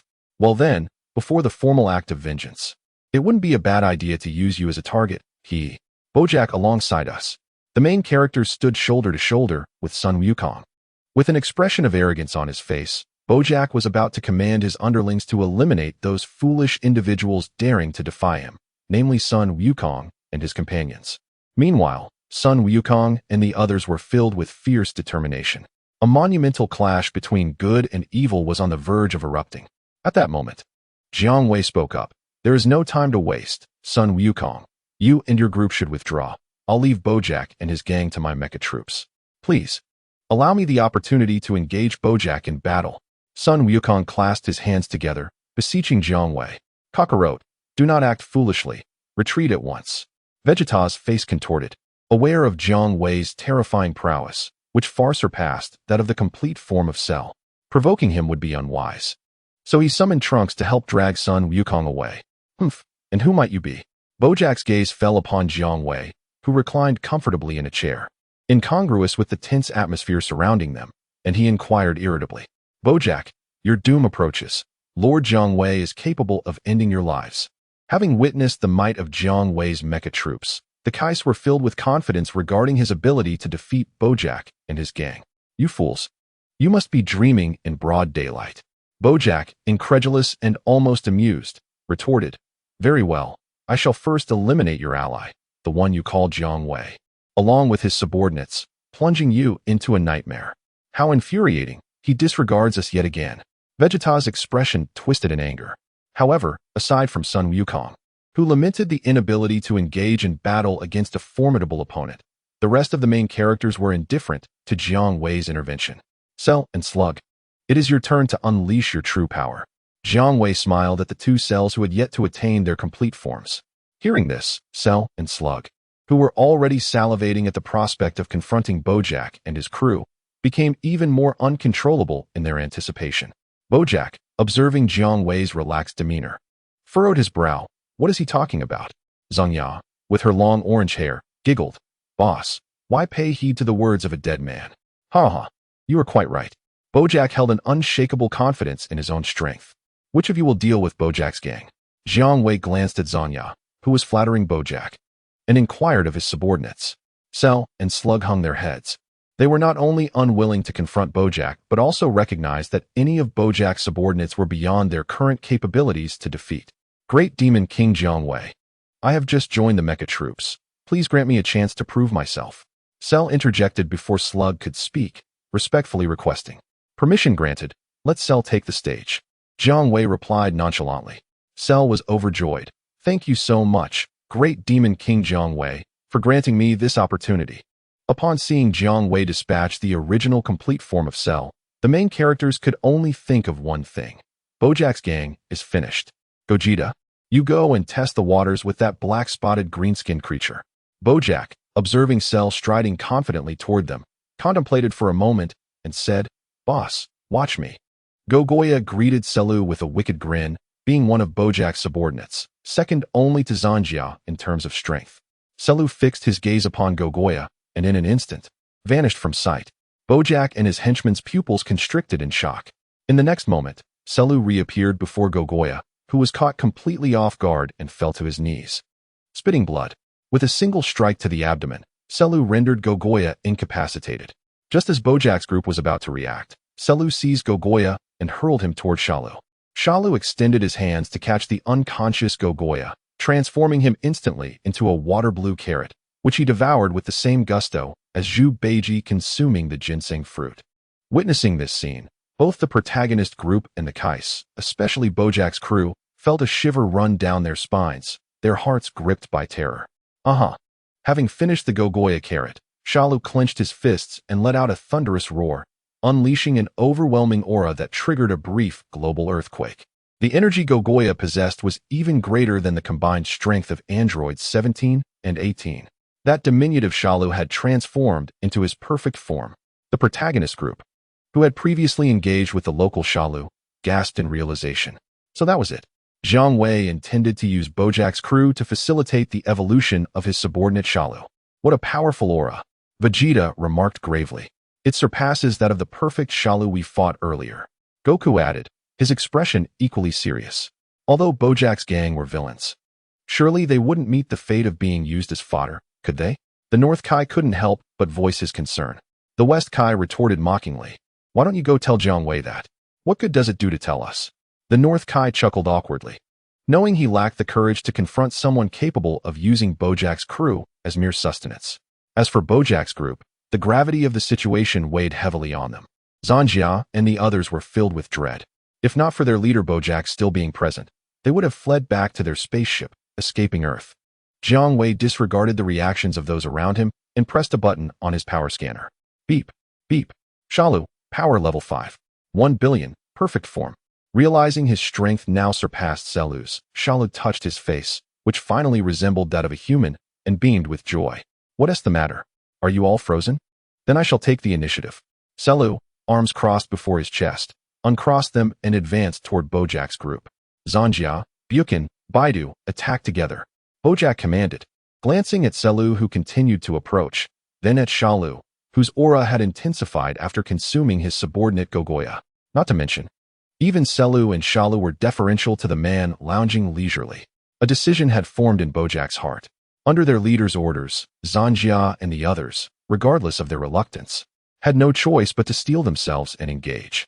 With unwavering determination, they employed a transparent thread to restrain Cell. At that moment, Bojack let out a thunderous roar as his garments ripped apart, revealing a physique of unparalleled strength. Beep. Bojack, battle power 4 billion, garment destruction. Zanjia rejoiced, exclaiming, Boss, we have him under control. Hurry, he is about to break free. Bojack unleashed his full power, charging towards the direction of their spaceship. Boss. Zanjia and the others cried out in despair, never expecting to be forsaken by Bojack. I'm done playing with you. Disappointment flickered in Cell's eyes as he effortlessly broke free from the transparent threads binding Zanjia and the others, his figure vanishing instantaneously. When he reappeared, he had already felled Zanjia and the others with a single blow each. Meanwhile, Bojack, in a frantic bid for escape, was left wondering if Cell and his counterparts were truly deceased. Just as he was about to enter the spaceship, a pained expression crossed his face as he collapsed, immobilized by the debilitating power bestowed upon Cell by the cells of his defeated foe.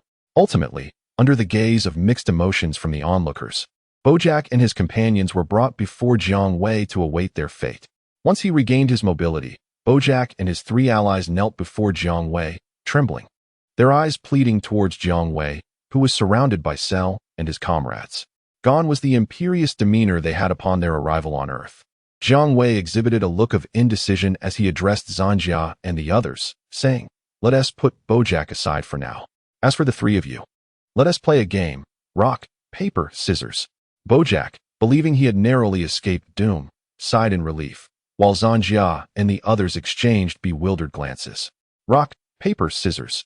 Zanjia and Baidu both chose scissors, while Bukin selected paper. Just as Bukin displayed a look of regret, Zanjia and Baidu beamed with smiles. Jiang Wei signaled to Cell. instructing him to deliver a devastating blow to the gravely injured Buchan. Subsequently, Sulu, he is your target now. Thank you, Lord Jiang Wei, for the generous offering. Sulu cast a regretful glance at the kneeling Bojack, his tail, tipped with a needle-like point, poised in the air before it plunged mercilessly towards the critically injured Buchan. Gurgle! Gurgle! Under the horrified gazes of Zanjia and Baidu, Buchan, rendered incapable of resistance, was rapidly absorbed by Sulu. In mere seconds, Buchan vanished, leaving behind only a tattered outfit reminiscent of a pirate from the age of exploration. Zanjia's face blanched, grateful that she had emerged victorious in the game of rock, paper, scissors. Otherwise, the outfit remaining on the ground would have been the very one adorning her body. How cruel. Once again witnessing a scene he had encountered countless times before. Piccolo, now assimilated with the Supreme Kai, also displayed an expression of reluctance. Sulu was the original first-stage cell, devoid of rabbit cells, and thus lacked the ability to transform individuals into carrots. Moreover, why did Jiang Wei desire the original cell, if he could still utilize the rabbitess abilities? What need was there for the unaltered cell? After absorbing an energy far surpassing that of androids 17 and 18, Cell erupted with a powerful gust, causing the Earth to tremble once again as he evolved from his first stage into his perfect form. Beep beep. Cell, battle power 4. 5 billion, perfect form. Jiang Wei chuckled, remarking that now they had all attained their perfect forms.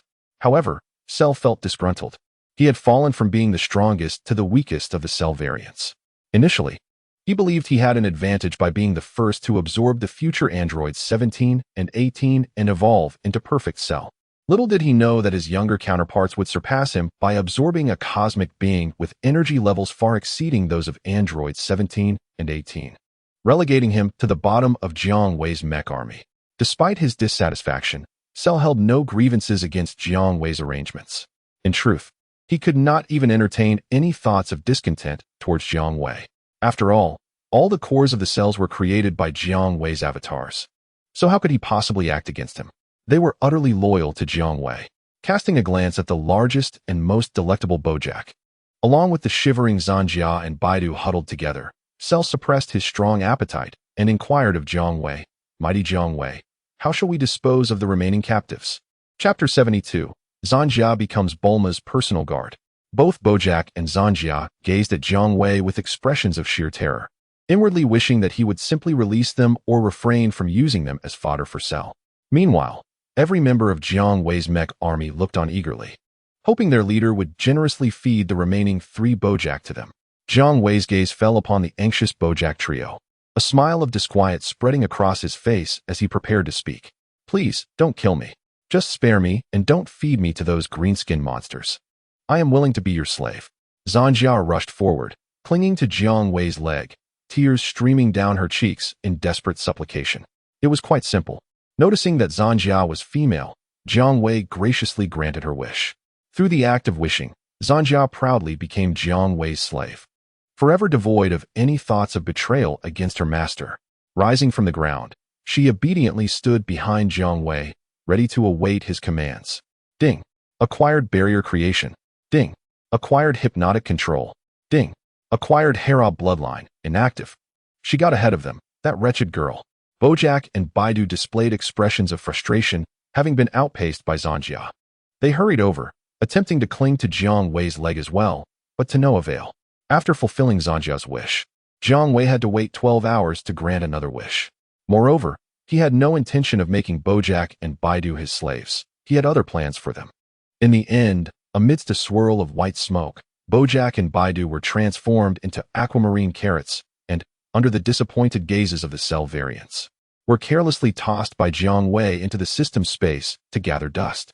As all matters settled, and Jiang Wei completed his 24-hour sojourn in this realm, the gathering came to a close. No feast lasts forever, and thus, the attendees bid their farewells, with the hope of reuniting in the future. Jiang Wei waved to the main cast, a smile gracing his face. As the time elapsed, he, along with his fully realized mecha army and the enslaved Zanjia, vanished amidst a radiant glow. At that moment, apart from the naive son Wukong, who continued to wave goodbye to Jiang Wei, the rest of the main cast breathed a sigh of relief. The presence of 4 fully realized cell forms and the enigmatic Jiang Wei had cast an overwhelming sense of pressure upon them. Should Jiang Wei and his mecha army choose to turn against them, the protagonists would indeed find themselves utterly defenseless. Nonetheless, Bulma, cradling little Trunks, shared the same lack of concern as Sun Wukong regarding the possibility of Jiang Wei and his mecha army becoming the most formidable adversaries the protagonists had ever faced. Bulma genuinely believed that the Jiang Wei she summoned would not exploit his unfathomable strength to threaten her world. Finally, Jiang Wei and the 4 fully realized cells departed. It was only then that Vegeta, Trunks, and the others relaxed their expressions. That fellow had been summoned by Bulma, using the suddenly appeared 7 Dragon Balls. Next time we need to summon Shenron's help, we must be cautious not to inadvertently call him forth again, Krillin remarked, still haunted by memories of being vanquished by the little Cell during the Cell games. The shadow of Cell loomed large in his mind, an indelible fear. Seeing the 4 fully realized cells beside Jiang Wei made Krillin feel a surge of terror. The others nodded in agreement, and Trunks added, Mother mentioned that as long as one of the 7 Dragon Balls is held, it can sense the locations of the other 6 without the need for a dragon radar, making it easily distinguishable from the usual Dragon Balls. However, I believe Jiang Wei is a good person. He helped us deal with Cell and Bojack, Sun Wukong remarked, a look of confusion on his face. I, too, trust Jiang Wei. He is our ally. In the future, we may even require his strength to aid us, Bulma concurred. Vegeta merely scoffed haughtily. Upon returning to his residence in the Dragon Ball universe, Jiang Wei disbanded his mecha army and sought out his beloved wife, Bulma. Dear, what is the story behind this alien? After exchanging some affectionate words, Bulma turned her attention to Zanjia, who was dutifully following her husband. Her curiosity piqued. She was a member of Bojack's gang, who invaded Earth in another world. After I defeated her, she wished to become my slave to save her life, Jiang Wei explained, inviting Zanjia to greet Bulma. This alien named Zanjia is incredibly strong. Even in my Super Saiyan form, I am no match for her, Bulma remarked. Sensing Zanjia's energy and retrieving a combat power detector from her pocket, her astonishment evident. I know you do not enjoy training, my dear. So this Zanjia will serve as your personal bodyguard. Do you like that, my love? Jiang Wei revealed his intention to graciously accept Zanjia as a slave. Darling, you are too kind to me, Bulma exclaimed, bestowing a fragrant kiss upon Jiang Wei, much to the chagrin of the nearby single blonde, Lan Chi, who was inundated with jealousy. By the way, my dear wife, I have unlocked Super Saiyan 2 through Goku. Now, even if you neglect your training, your power will significantly increase. After parting, Jiang Wei stroked Bulma's flowing blue hair. Bulma's eyes sparkled with excitement. This was indeed splendid news. I will gather Krillin and the others right away. Thank you so much, my love. You should thank Goku, Jiang Wei chuckled. Apart from combat prowess, all skills that Jiang Wei possessed could be obtained by wishing upon him. However, combat power was a different matter. Even if Jiang Wei had superior strength, it was not impossible to acquire it through wishing. Drawing inspiration from Granola, who became the universe's strongest, one could enhance their combat power by sacrificing a portion of their lifespan as a price. Moreover, the sacrificed lifespan could not be restored through wishes.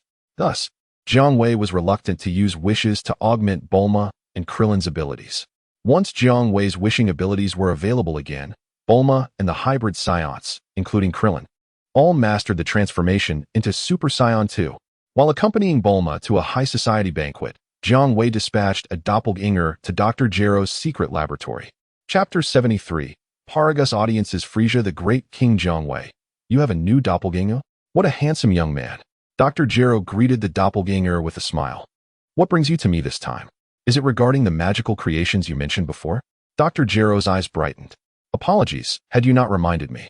I would have completely forgotten about the magical creation samples. In response to Dr. Gero's disappointed gaze, Jiang Wei, through the doppelganger, produced a water blue carrot, a specimen from a powerful extraterrestrial known as Bojack. Another powerful alien sample for developing Cell? Dr. Gero inquired, his enthusiasm waning. No, I would like you to use this Bojack as material to develop a semi-mechanical android, one that utilizes an absorption mechanism rather than an eternal energy core. Jiang Wei articulated his intent. Jiang Wei, do you not disdain semi-mechanical modifications? Dr. Gero asked, intrigued. By wishing upon Jiang Wei, Dr. Gero acquired the ability to transform the water blue carrot back into Bojack. At that moment, Bojack was under Jiang Wei's influence, rendered unconscious and powerless, allowing Dr. Gero to experiment at his leisure. I merely developed a sudden interest. Moreover, given this fellow's imposing stature and muscular physique, it would be a shame not to convert him into an absorption-type android, wouldn't it? Ha! Jiang Wei laughed heartily, as Dr. Gero commanded his assistant, android number 19, to lift Bojack and place him into the specialized research apparatus. He inquired, why not modify this behemoth into the eternal energy furnace model, akin to android number 16, rather than employing the relatively outdated absorption type? Number 19, with a somewhat displeased expression on his round face, retorted, Dr. Gero, absorption-type androids are not inferior to those powered by the eternal energy furnace. Lord Jiang Wei possesses remarkable insight. Dr. Gero's face twitched in irritation. Jiang Wei smiled. Recognizing that number 19 was not entirely subservient to Dr. Gero, he often had his own opinions, compared to the taciturn and often unresponsive number 16, who could stare blankly for an entire day or seize opportunities to threaten Dr. Gero and the rebellious androids of the Sherry series. Number 19 stood out as Dr. Gero's most successful creation. Nodding at number 19, Jiang Wei addressed Dr. Gero. In terms of power, Bojack far surpasses the eternal energy furnace you recently developed. Hence, it is only natural that the absorption device be installed on him. Dr. Gero felt a twinge of dissatisfaction, but could not dispute the point. His android No. 16 boasted a combat power of less than 1 billion, representing the pinnacle of his eternal energy furnace technology, which still had room for improvement. Dr. Gero could only concede this fact. Jiang Wei merely smiled. After entrusting Bojack to Dr. Gero, Jiang Wei returned to the realm of the Great Split. Dr. Gero required several months to transform Bojack into an absorption-type android, and Jiang Wei was not in a hurry to utilize him. Life continued in tranquil monotony until a notification chimed. Master, a projection from a parallel universe has gathered 7 Dragon Balls and summoned you. Ignoring the system's prompt, Jiang Wei finished dressing before turning to his contented wife, Bulma, and said, Dear, I must venture out once more. Please keep an eye on things at home. Leave it to me. You needn't worry, my husband, Bulma replied softly, nestled under the covers. In her eyes, Jiang Wei instantly transformed into a golden radiance and vanished. In another world, Frieza, after defeating his brother Cooler, returned to the home planet of the Frost Demon race, where he diligently trained for over a year in the frigid climate. Ha ha ha, I am now invincible, the true emperor of the universe, he exclaimed, feeling the inexhaustible power surging within him after achieving a new transformation, far surpassing the strength he had gained from Jiang Wei's provided Goku clone during his Super Saiyan transformation. Even Frieza could not contain his exuberant laughter. Congratulations, Lord Frieza, on acquiring even greater power. His loyal subordinate, Jinyu, praised upon Frieza's return. Due to his valor during the rescue on Namek, Jinyu had earned Frieza's increased favor and was appointed as the commander of Frieza's entire army. Rise, Commander Jinyu. How is the acquisition of Cooler's territory progressing? Frieza inquired, settling onto his throne as he regarded the respectfully standing Jinyu. To King Frieza, after you vanquished King Cooler, the Cooler Legion found itself without a leader and was easily defeated by our Frieza force. It won't be long before the demise of the Cooler Legion arrives, and all their territories shall fall under our dominion. Captain Jinyu stated with confidence. You have performed admirably, Captain Jinyu. Frieza acknowledged Jinyu's accomplishments during his own period of training. Despite his absence, Your Majesty, I feel overwhelmed by the prospect of leading the entire Frieza force. I humbly request your reappointment of a commander. Allow me to continue as the captain of the Jinyu force. Jinyu expressed his eagerness to summon the revived Berta and the others to reassemble the Jinyu force, choreographing a new dance to celebrate your impending victory over the Cooler Legion. Jinyu's eyes sparkled with dreams of the reborn Jinyu force. He was indeed disinterested in the position of supreme commander of the Frieza force. Had he not occupied the commander's seat, Jinyu would have already summoned the other 4 teammates resurrected by the Dragon Balls of Namek to reorganize the Jinyu force and arrange the dance he so longed to create. Ahem. Frieza, elegantly savoring a glass of red wine, nearly choked at Jinyu's words. Reflecting on the days when he would frequently observe the Jinyu force's specially choreographed dances for him, even the Cosmic Emperor felt a slight shiver, quickly responding, Captain Jinyu, please do not undervalue yourself. You have done splendidly, and I am quite satisfied with your performance. I do not require the reappointment of a supreme commander for the Frieza force. Moreover, Mr. Berta and his companions fought valiantly against the Cooler Legion on Namek for my sake, sacrificing their lives. They are all my loyal subordinates, and I intend to treat them with the same regard as you. I have new plans for Mr. Berta and his team. As for the Jinyu force, I shall seek others to recruit suitable personnel for its reconstruction. Ho ho ho. Would Frieza, in his right mind, strip Jinyu of his position as supreme commander of the Frieza force and instruct him to gather Mr. Berta and rebuild the Jinyu force? Such a notion would be absurd. Ah, then I shall express my gratitude to you on behalf of Mr. Berta, Jinyu replied, disappointment etched on his face. In the ensuing years, the Frieza force eradicated the remnants of the Cooler Legion and began a relentless expansion. Victorious in every battle, they appeared poised to dominate the entire universe. Until one day, a spaceship arrived at the headquarters of the Frieza force, from which emerged an elderly scion, seeking an audience with the cosmic Emperor Frieza. This old scion introduced himself as Paragus. Chapter 74. The new planet Vegeta. Ho ho ho. Who would have thought there were still living scions in our world? Sitting upon his throne, Frieza gazed down at the reverent Paragus, a cold glint of murderous intent flickering in his eyes. If the annihilation of the scion homeworld, planet Vegeta, and the extinction of all scions was merely a consequence of the final words left by the ancestor of the frost demons, the cosmic pirate chilled. Warning of the golden aura of the scions, then Frieza's mindset, having endured the trials on Namek and the death struggle with his elder brother Cooler, has drastically transformed. Chilled's prophecy was indeed correct. The legendary Super Saiyan truly exists. Frieza himself, having experienced the transformation through Jinyu's body-swapping ability, has felt the immense power capable of defeating even Cooler. Not a single Saiyan monkey must remain. As long as even one Saiyan lives in this world, it poses a threat to Frieza and the entire Frost Demon race. Upon first sight of Paragus, Frieza harbored but one thought: to eliminate this old Saiyan monkey immediately. However, a proverb crossed his mind. When one sees a cockroach in a room, it is likely that many more are hiding in unseen corners. The same logic applies. When a Saiyan monkey appears before Frieza, it is probable that many more exist in other corners of the universe. Frieza desired to ascertain whether Paragus had any kin remaining. Greetings, Lord Frieza, Paragus said, placing his right hand over his chest, bowing respectfully to the seated Frieza. He was an aged Scion, draped in a white cloak, with a monkey tail wrapped around his waist, and a single eye that bore the weight of time. Ho ho ho, Mr. Paragus, I am astonished that, after the calamity leading to the destruction of your homeworld and the extinction of your kin, there are still survivors in the cosmos. Pray tell, are there other Scions who have persevered? Frieza inquired with a restrained malice, his voice laced with a sinister smile. Yes, indeed, my Lord Frieza. Apart from myself, there are other surviving Scions. We have discovered a new homeworld, which we have named New Planet Vegeta. We have learned of your imminent dominion over the universe and wish to once again serve under your banner, Paragus declared, kneeling on one knee, his head bowed in reverence. Ho ho ho, New Planet Vegeta is indeed an unpleasing name.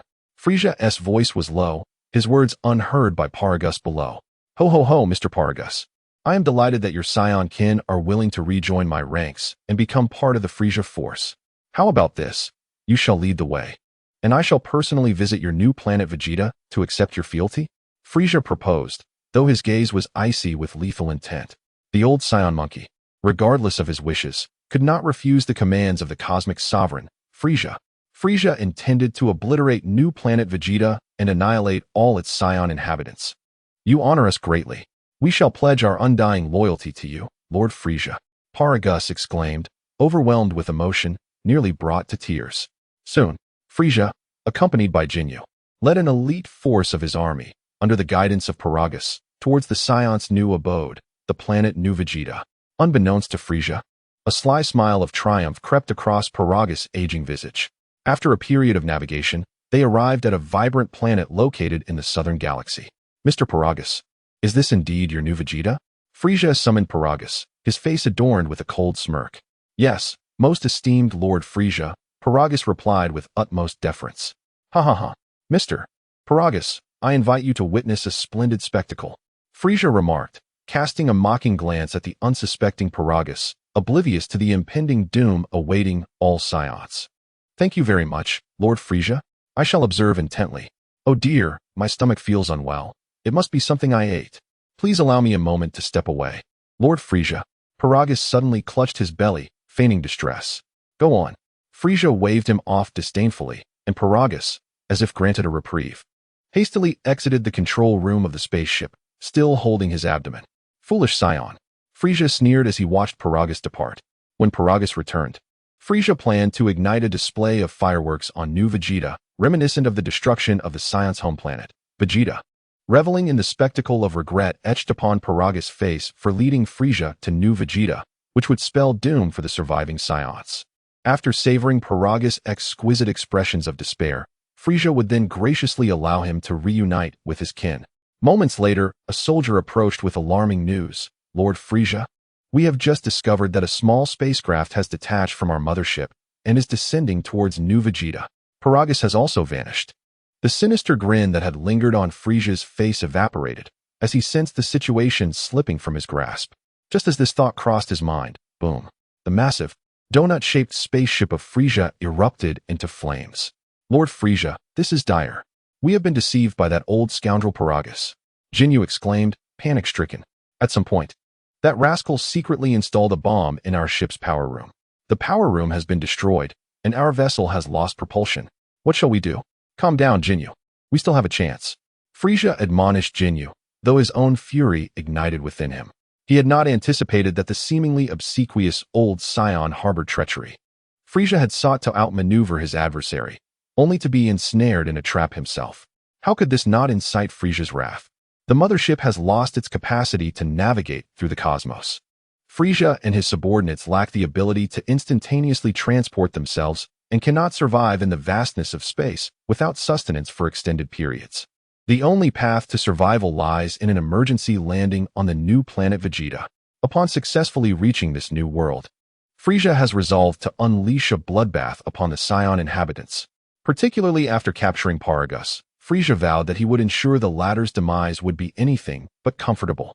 Amidst billowing smoke, the colossal, donut-shaped mothership plummets towards the new planet Vegeta. Chapter 75. Broly. The new planet Vegeta remains largely undeveloped, with many regions untouched by human activity. Only in certain areas are towns under construction.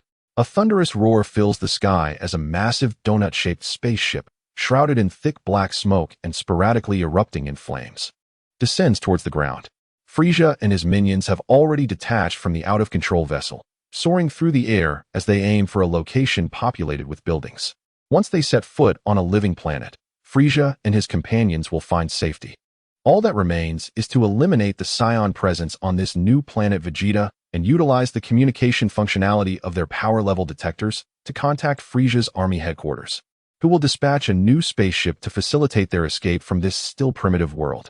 Upon their arrival on the surface, Frieza and his entourage are immediately surrounded by Paragus and a host of cosmic soldiers, who were well prepared for their arrival.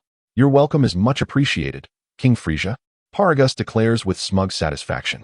In truth, Paragus had long been aware of the true circumstances surrounding the destruction of the Scion homeworld, which was not a mere consequence of an asteroid collision, but rather the result of Frieza's heinous actions, akin to a cosmic fireworks display. Had it not been for his son Broly creating a protective shield, Paragus would have perished alongside King Vegeta and the other Scions. Thus, Paragus harbors a deep-seated vendetta against Frieza.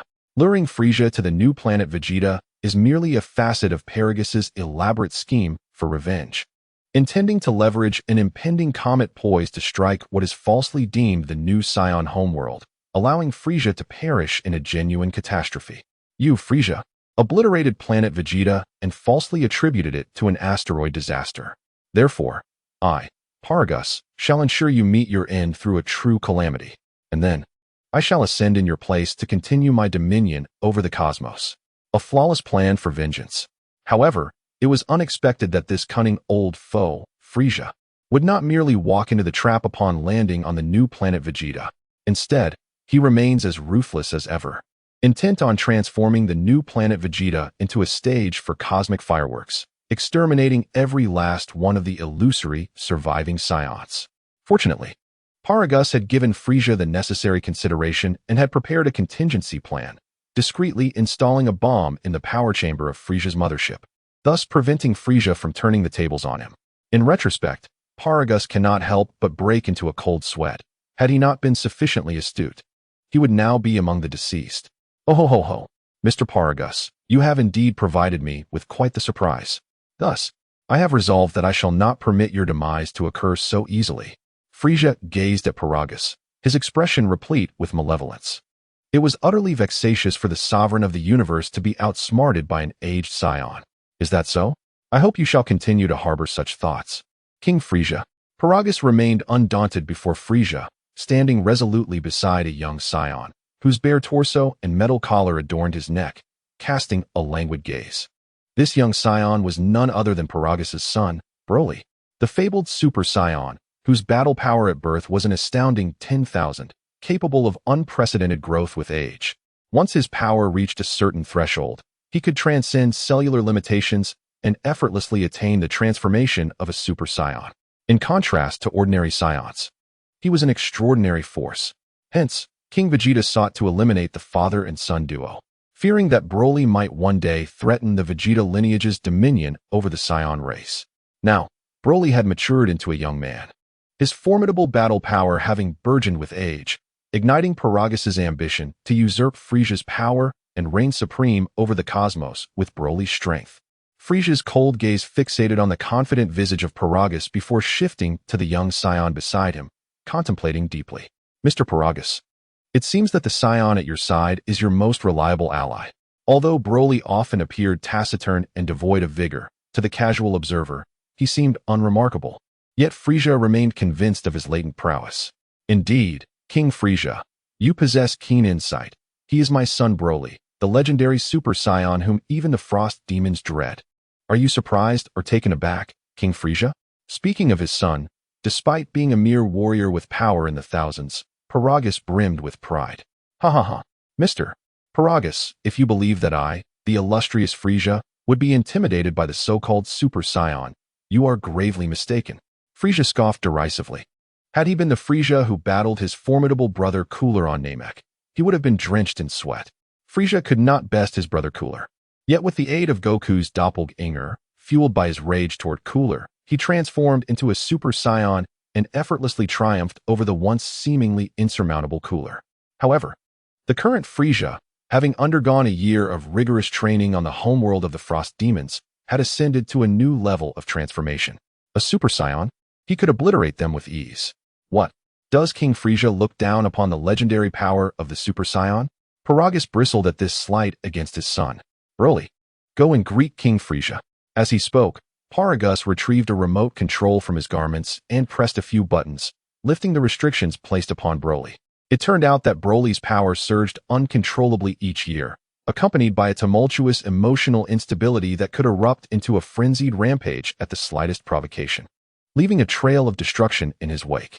To mitigate this threat, Paragus had fitted Broly with a metallic collar, a device designed to restrain him from succumbing to his violent impulses. With a look reminiscent of Frieza's anticipation of witnessing his demise, Broly, now free from his constraints, raised his arm toward the ever-watchful Frieza. Greetings, I am Broly, pleased to make your acquaintance, Lord Frieza. Broly greeted with a vacant expression, waving his hand. Paragus, Frieza interjected, a hint of irritation in his voice. Broly, what are you doing? I did not instruct you to play the fool. Paragus exclaimed. With a look of indignation, Broly responded. Father, you were the one who told me to greet Lord Frieza. Why are you blaming me now? A cacophony of laughter erupted from Frieza and his subordinates. You fool. I meant for you to eliminate Frieza. Do you understand now? Paragus smacked his forehead in exasperation. Finally, realization dawned on Broly. Father, had you said so earlier, it would have been much simpler. I am more than willing to do so. A terrifying power, so formidable that even Frieza felt a shiver of dread, erupted from Broly. Chapter 76.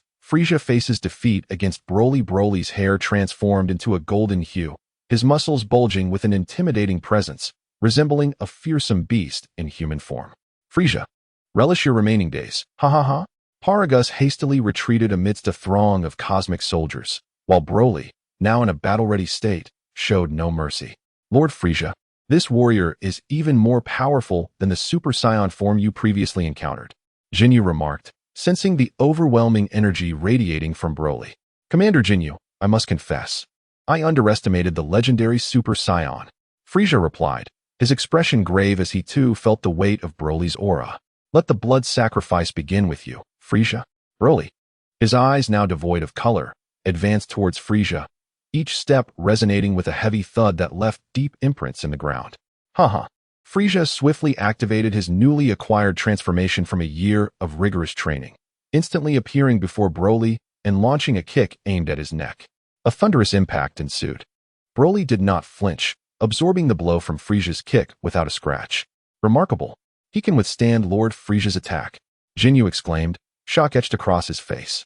Frieza's astonishment was no less profound than Jinyu's. Had it not been for the mask of his new form, his disbelief would have been plainly visible. What a close call. Frieza leapt high into the air, narrowly evading Broly's massive hands that aimed to seize his right foot. Should Broly have succeeded in grasping him, the consequences of Frieza's retaliatory kick would have been unfathomable. Frieza, I shall offer your blood as a sacrifice. Broly's expression twisted in rage as he realized his hands had grasped nothing but air. A fearsome aura radiated from his muscular form, escalating with each passing moment. Damn it! Perish! As Broly's terrifying presence intensified, Frieza, still airborne, summoned all his strength and unleashed a devastating twin death beam aimed directly at Broly, who had tilted his head to face him. Broly was struck, but his defenses remained unbroken. He roared in defiance, his formidable aura continuing to swell. Even the metallic collar around his neck shattered under the strain. Frieza, your time is up. Paragus, watching from a distance, wore a smug expression, reveling in the sight of Frieza's evident struggle against Broly.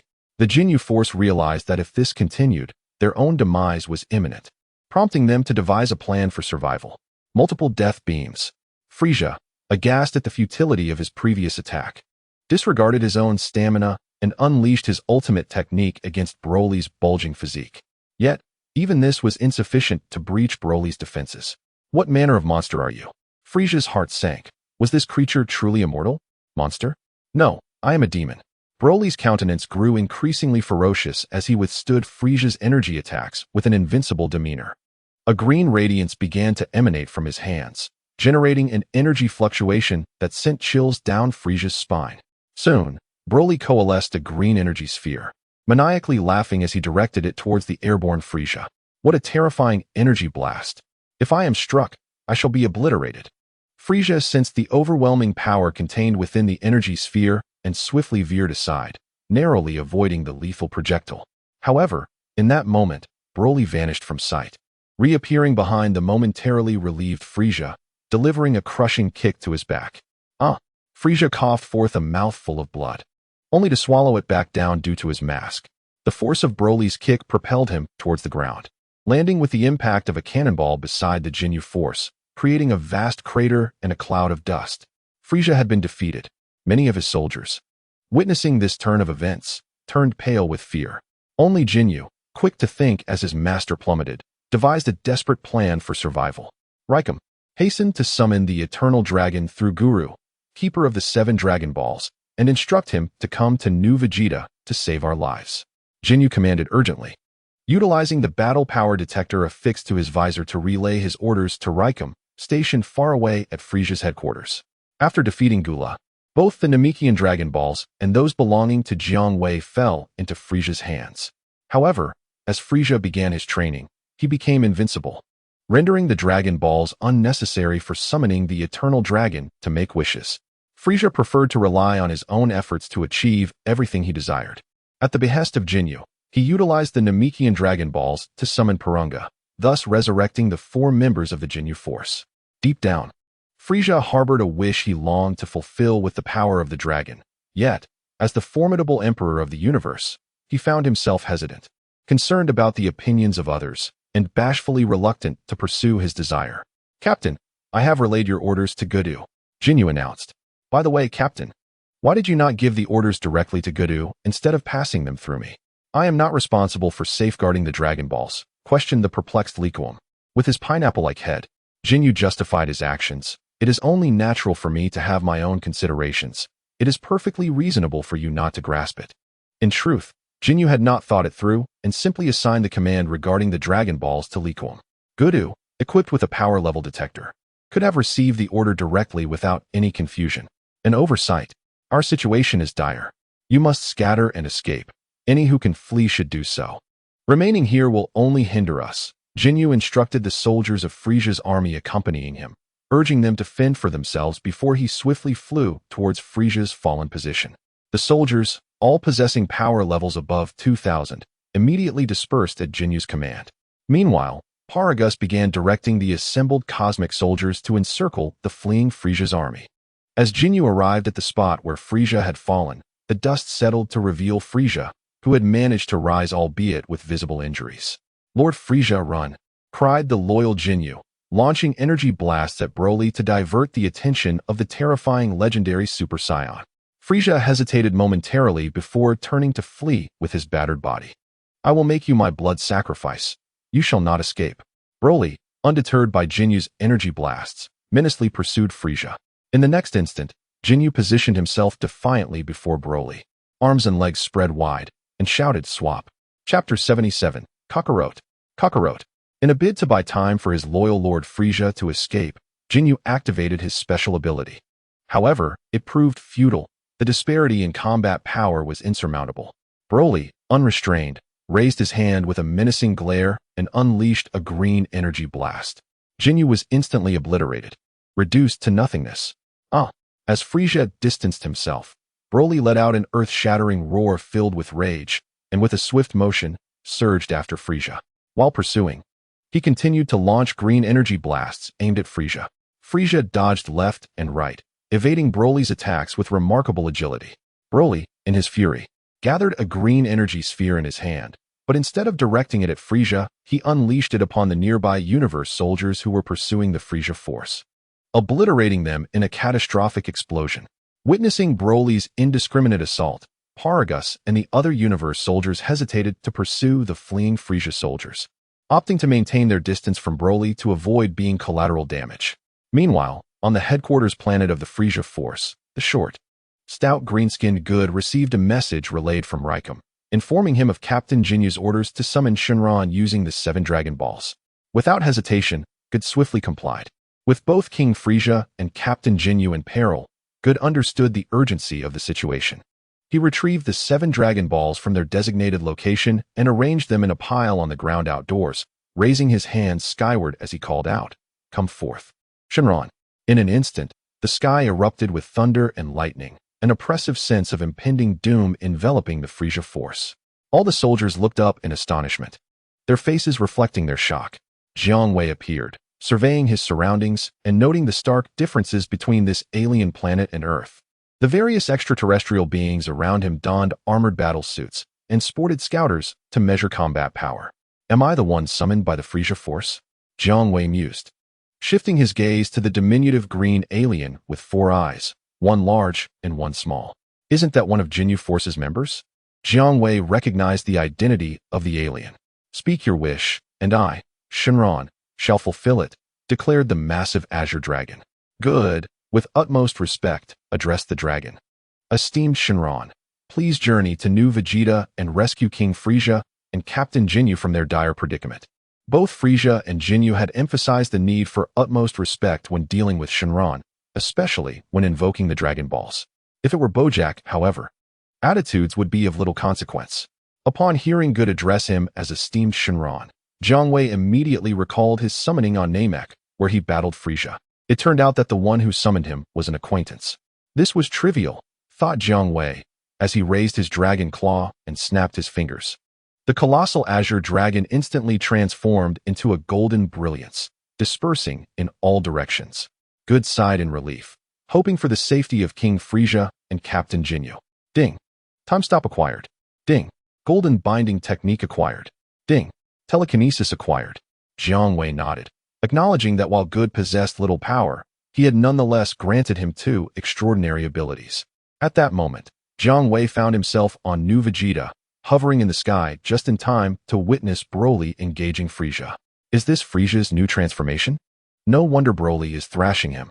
Jiang Wei smirked, shaking his head as he assessed Frieza's year-long training for this new form with a mere 2 words: utter rubbish. In this parallel world, or rather, the realm of the movie, Frieza's new transformation is neither the golden Frieza from Dragon Ball Super nor the black Frieza, but rather a battle bioform characterized by an exoskeleton, adorned with a mask akin to that of his brother Cooler. Indeed, the Dragon Ball universe inhabited by Jiang Wei undeniably represents the authentic Dragon Ball narrative, unfolding in accordance with the saga's progression.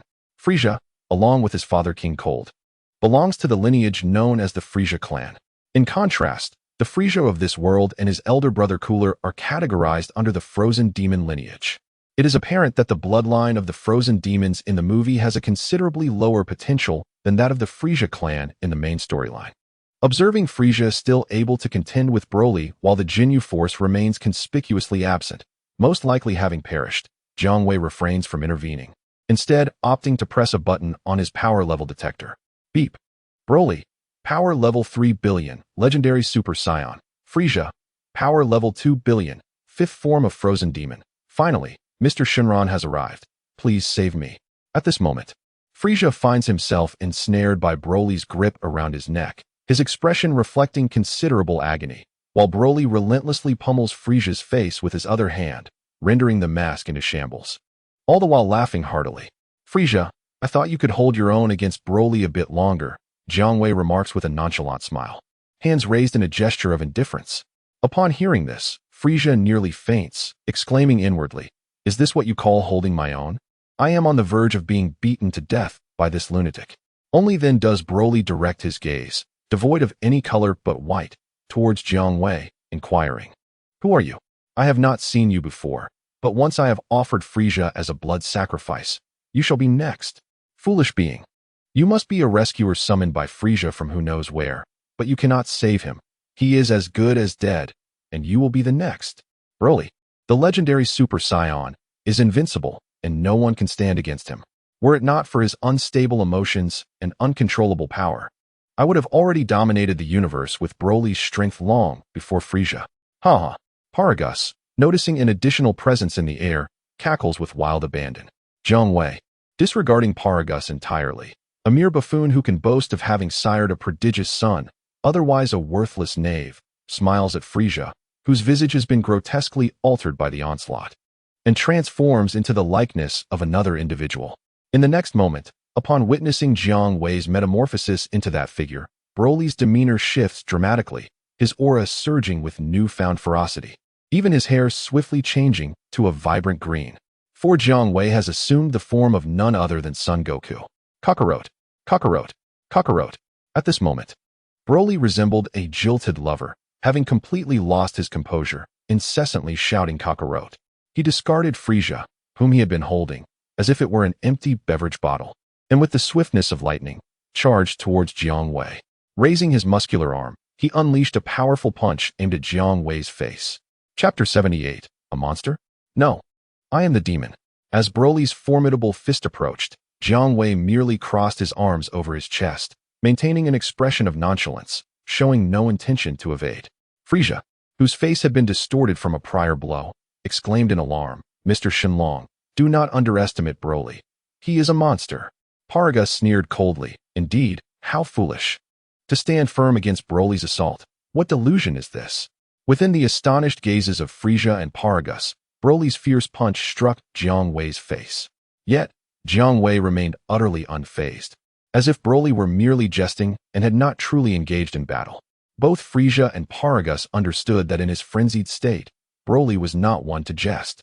The whites of Broly's eyes reflected a flicker of surprise as his fist made contact with Jiang Wei's face, reminiscent of the moment when Android 16 struck the face of Cell in the story. What a worthless endeavor. Your punch barely grazes me. Transforming into Son Goku, Jiang Wei deliberately mocked Broly, eager to test the limits of this legendary Super Saiyan's power when provoked. Although Jiang Wei had not specifically sought to enhance his own strength, the current Broly, despite his legendary status, warranted only a two-word assessment from him. Trash. Ant.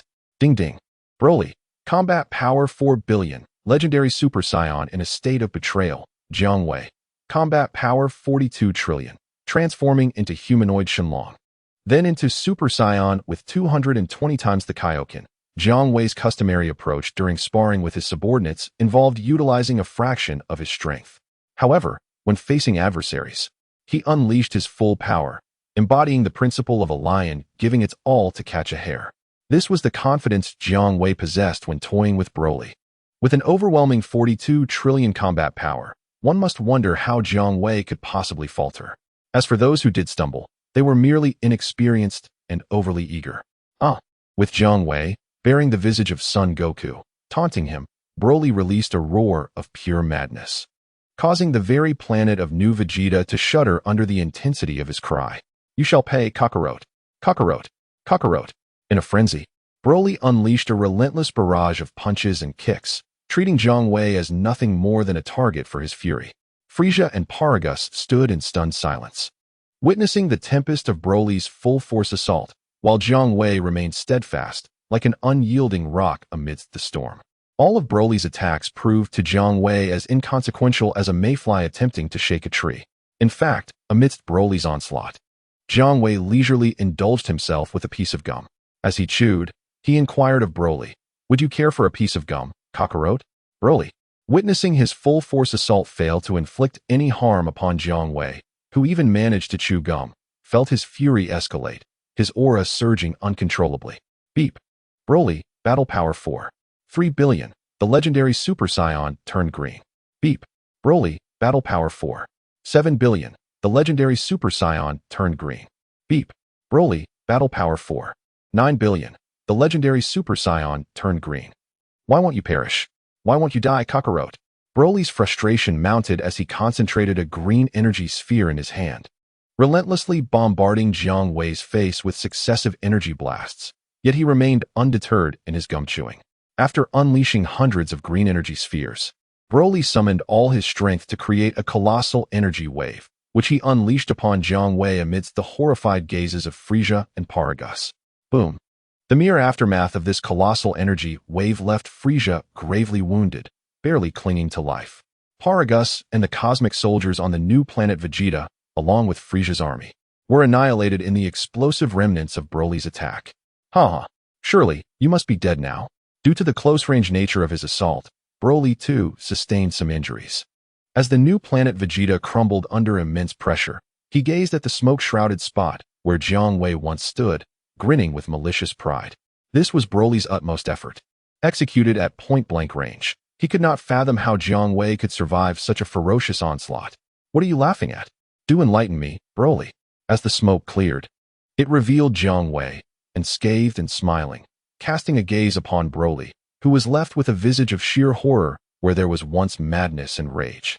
In Broly's eyes, Jiang Wei bore no signs of injury. Even his attire remained perfectly intact, devoid of any disarray. Why you can't be Kakarot? Floating in the air, Broly retreated a few steps, staring at Jiang Wei. Oh, are you finally awake? Jiang Wei reverted to his original form, flying before Broly and asking playfully, "Why can't I be killed? Why?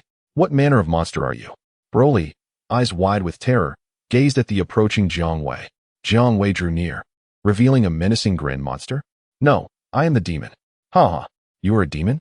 That explains it, Broly uttered, and with that, having exhausted all his strength, he retracted from his Super Saiyan form, his hair returning to its natural black, and his once bulging muscles deflating to a normal state.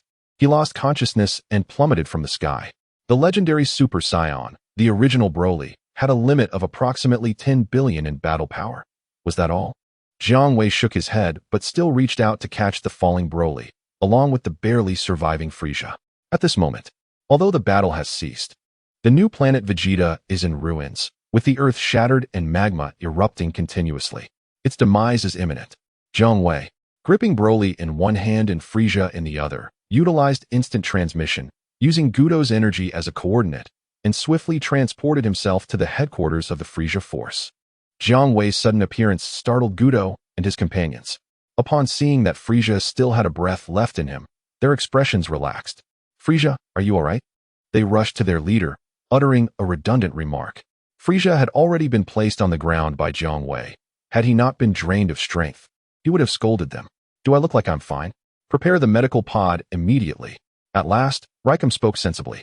"Mr. Dragon, where is Captain Jinyu?" Gudo glanced at the unconscious Broly, asking cautiously. "He's dead," Jiang Wei replied casually. He retrieved 2 sins of beans and fed them to Frieza and Broly. Chapter 79. Gaining the bloodlines of Frieza and Broly after swallowing the Senza beans. Both Frieza and Broly were instantly revitalized. Mr. Dragon, thank you for your assistance. Ho ho ho, Frieza remarked, casting a glance at Broly, who had reverted to his despondent state. And a trademark sinister smile reappeared on his face as he addressed Jiang Wei. With Jiang Wei present, Frieza felt no need to fear Broly's terrifying power. Moreover, since Jiang Wei had saved Broly, it indicated that Broly was valuable to him. Frieza, a being capable of dominating the universe, would not lack such discernment. Therefore, Frieza merely glanced at Broly without further comment. Frieza, before I depart, you may grant me a wish, Jiang Wei said with a smile, indulging his newfound obsession with collecting. Is that so? Then I ask you, Mr. Dragon, to revive Captain Jinyu, Frieza declared without hesitation. Indeed, aside from high-ranking personnel, the soldiers of the Frieza force were regarded as mere disposable commodities, unworthy of revival in Frieza's eyes. Very well. Jiang Wei did not linger on the matter, snapping his fingers. By now, Jiang Wei had mastered the transformation techniques of Per, able to manipulate them with remarkable finesse, leaving outsiders unable to discern whether Jiang Wei was in his true form or had transformed into a humanoid dragon while masquerading as his normal self. Perhaps only Jiang Wei's wife, Bulma, could accurately differentiate his true state. Frieza, I see you again. Jinyu, newly revived, was overwhelmed with emotion upon seeing Frieza. Though a villain, he naturally descended to hell after his demise in this cinematic universe, but before he could settle in, he was resurrected to continue his misdeeds under Frieza's command. Ding. Obtained Death Beam. Ding. Obtained Double Death Beam. Ding. Obtained Frenzied Death Beam. Ding. You have acquired the dormant bloodline of the Frost Demon and the techniques of Frieza. Much like the Crane School, it primarily relies on finger strikes, which aligns perfectly with Jiang Wei's inclinations, eliciting a faint smile upon his visage. Broly, what brings you here? After pledging loyalty to Frieza, Jinyu finally noticed the silent and seemingly listless Broly standing nearby, startling him significantly. The legendary Super Saiyan Broly's fearsome reputation had indelibly etched itself in Jinyu's mind. Mr. Shenron, you are here. His gaze flickered back to Jiang Wei, and Jinyu exhaled, revealing a countenance devoid of fear. Jiang Wei nodded at Jinyu and then addressed Broly. Broly, your father Paragus has perished. Do you wish to resurrect him? Broly, devoid of any emotional fluctuation, replied, he is dead? I have no interest in reviving him. May I follow you? You are a true demon, and I aspire to be like you. You wish to accompany me? Welcome aboard. From this day forth, I shall be your elder brother, Jiang Wei chuckled heartily, opening his arms to Broly, completely unfazed by Broly's indifference toward his father's resurrection. Having dealt with Scions before, Jiang Wei understood and respected their customs. After all, whether it be Bardock or King Vegeta, who among them had been revived by Goku or Vegeta, in the narrative, Raditz had even declared that killing one's father was a Scion trait. Broly's attitude toward Paragus was quintessentially Scion. Conversely, the new Broly's reaction to Paragus's demise at the hands of Golden Frieza was decidedly uncharacteristic of a Scion. Ah, the new Broly, Jiang Wei pondered, stroking his chin, a contemplative glint in his eye. His gaze shifted to the older Broly, a smirk of intrigue gracing his lips. Zongzi, Broly wishes to accompany me. Could you escort him back? Ding. No problem. Bidding farewell to Frieza and Jinyu, Jiang Wei and Broly transformed into two beams of golden light, vanishing from this cinematic realm in an instant. Upon returning home, Jiang Wei gathered everyone and introduced Broly to them. The team at Capsule Corporation's security department warmly welcomed their new colleague. Naturally, this was followed by a grand feast. After settling Broly into his new life, Bulma approached Jiang Wei, wrapping her arms around his neck. Darling, give me a hug. Jiang Wei complied without hesitation, especially since the siblings were absent at that moment. Bulma rose onto her toes, leaning in for a kiss. Jiang Wei smiled as he embraced her waist and lowered his head. Darling, you must be on your best behavior tonight, Bulma remarked playfully. The following day, with a rejuvenated spirit, Jiang Wei sought out Broly, who was training alongside the others. Broly, are you satisfied with life here? Jiang Wei greeted him with a smile, inquiring about his experience. Big brother, this training method is unlike anything I've encountered before. It seems exceptionally suited for me, Broly replied, a hint of a smile gracing his face as he observed Yamcha, Vegeta, and others laboring in the gravity chamber. However, He noted, some of their abilities are rather lacking. Do you truly consider them your subordinates? On the new planet Vegeta, ever since the deranged Broly displayed a look of sheer terror upon encountering Jiang Wei, a curious transformation has occurred. Broly's once volatile emotions have remarkably stabilized. He no longer resembles his former self. Were it not for the metallic collar constraining him, he could easily succumb to uncontrollable rage. Indeed, overwhelming power has a way of subduing all defiance. Even the legendary Super Saiyan in his berserk state is not exempt from this truth. Broly, I have instructed myself, shall embark on a journey to the Kaio-ken realm. Following the battle on new planet Vegeta, Jiang Wei realized he could no longer drift aimlessly through life. He must cultivate the same ambitious spirit he possessed upon his arrival in this world. Very well, I shall guide my elder brother to the Kaio-ken realm. Broly, unfamiliar with the concept of the Kaio-ken realm, simply followed Jiang Wei's orders. It was quite uncomplicated. With a snap of his fingers, Jiang Wei utilized Broly's wish to traverse to the Kaio-ken realm. Jiang Wei, lacking the ability to teleport himself, relied on the wish granted by Broly. Ding. Acquired explosive impact. Ding. Acquired abundant meteor. Ding. Acquired fluorescent energy shield. Ding. Acquired the legendary Super Saiyan bloodline, inactive. Upon his arrival in the Kaio-ken realm, Jiang Wei was promptly discovered by two individuals, one large and one small, both possessing pointed ears. These two were none other than East Kaio-ken Shin and his attendant, Jebet. Mortals ought not to tread here. Shin admonished Jiang Wei, who had suddenly materialized in the Kaio-ken realm, his expression radiating the superiority befitting a deity. No, it is I who holds authority here now, Jiang Wei declared, a benevolent smile gracing his face as he addressed East Kaio-ken Shin. He raised his hand and pressed the power level detector. Beep, beep. Shin, power level 7 billion Jebet, power level 7. 5 billion. It was only sensible that Jebet, as the Kaio-ken's attendant and protector, would possess a slightly higher power level than his master. Otherwise, in the face of danger, one would wonder who would safeguard whom. Had Babidi not brought the Demon Realm King Dabura with him, he would have long been vanquished by the Kaio-ken and his subordinate. Babidi was well aware of this, ensuring that he always kept Dabura close to thwart any opportunity for the master and servant to be overrun. Do you comprehend what you are uttering? Standing before you is the greatest Kaio-ken in the universe. Have you heard of the cosmic overlord Frieza? With but a single finger, I could crush him. Are you frightened now? If so, you should hasten your departure, Shin proclaimed, his demeanor exuding arrogance as he rambled on. Ha ha! Jiang Wei burst into hearty laughter. You could annihilate Frieza with a mere finger? Oh, how terrified I am. Or perhaps, when the king adorns himself with golden skin. I wonder if the esteemed Kaio-ken will still possess the audacity to utter such words about crushing Frieza with a finger? What is so amusing about this? Shin was perplexed by Jiang Wei's reaction. Your joke has thrown me off kilter. My apologies, Jiang Wei replied with mirth. Shin, maintaining a serious demeanor, retorted. I was not jesting. No, what you just said was indeed a jest, Jiang Wei replied, his smile unwavering.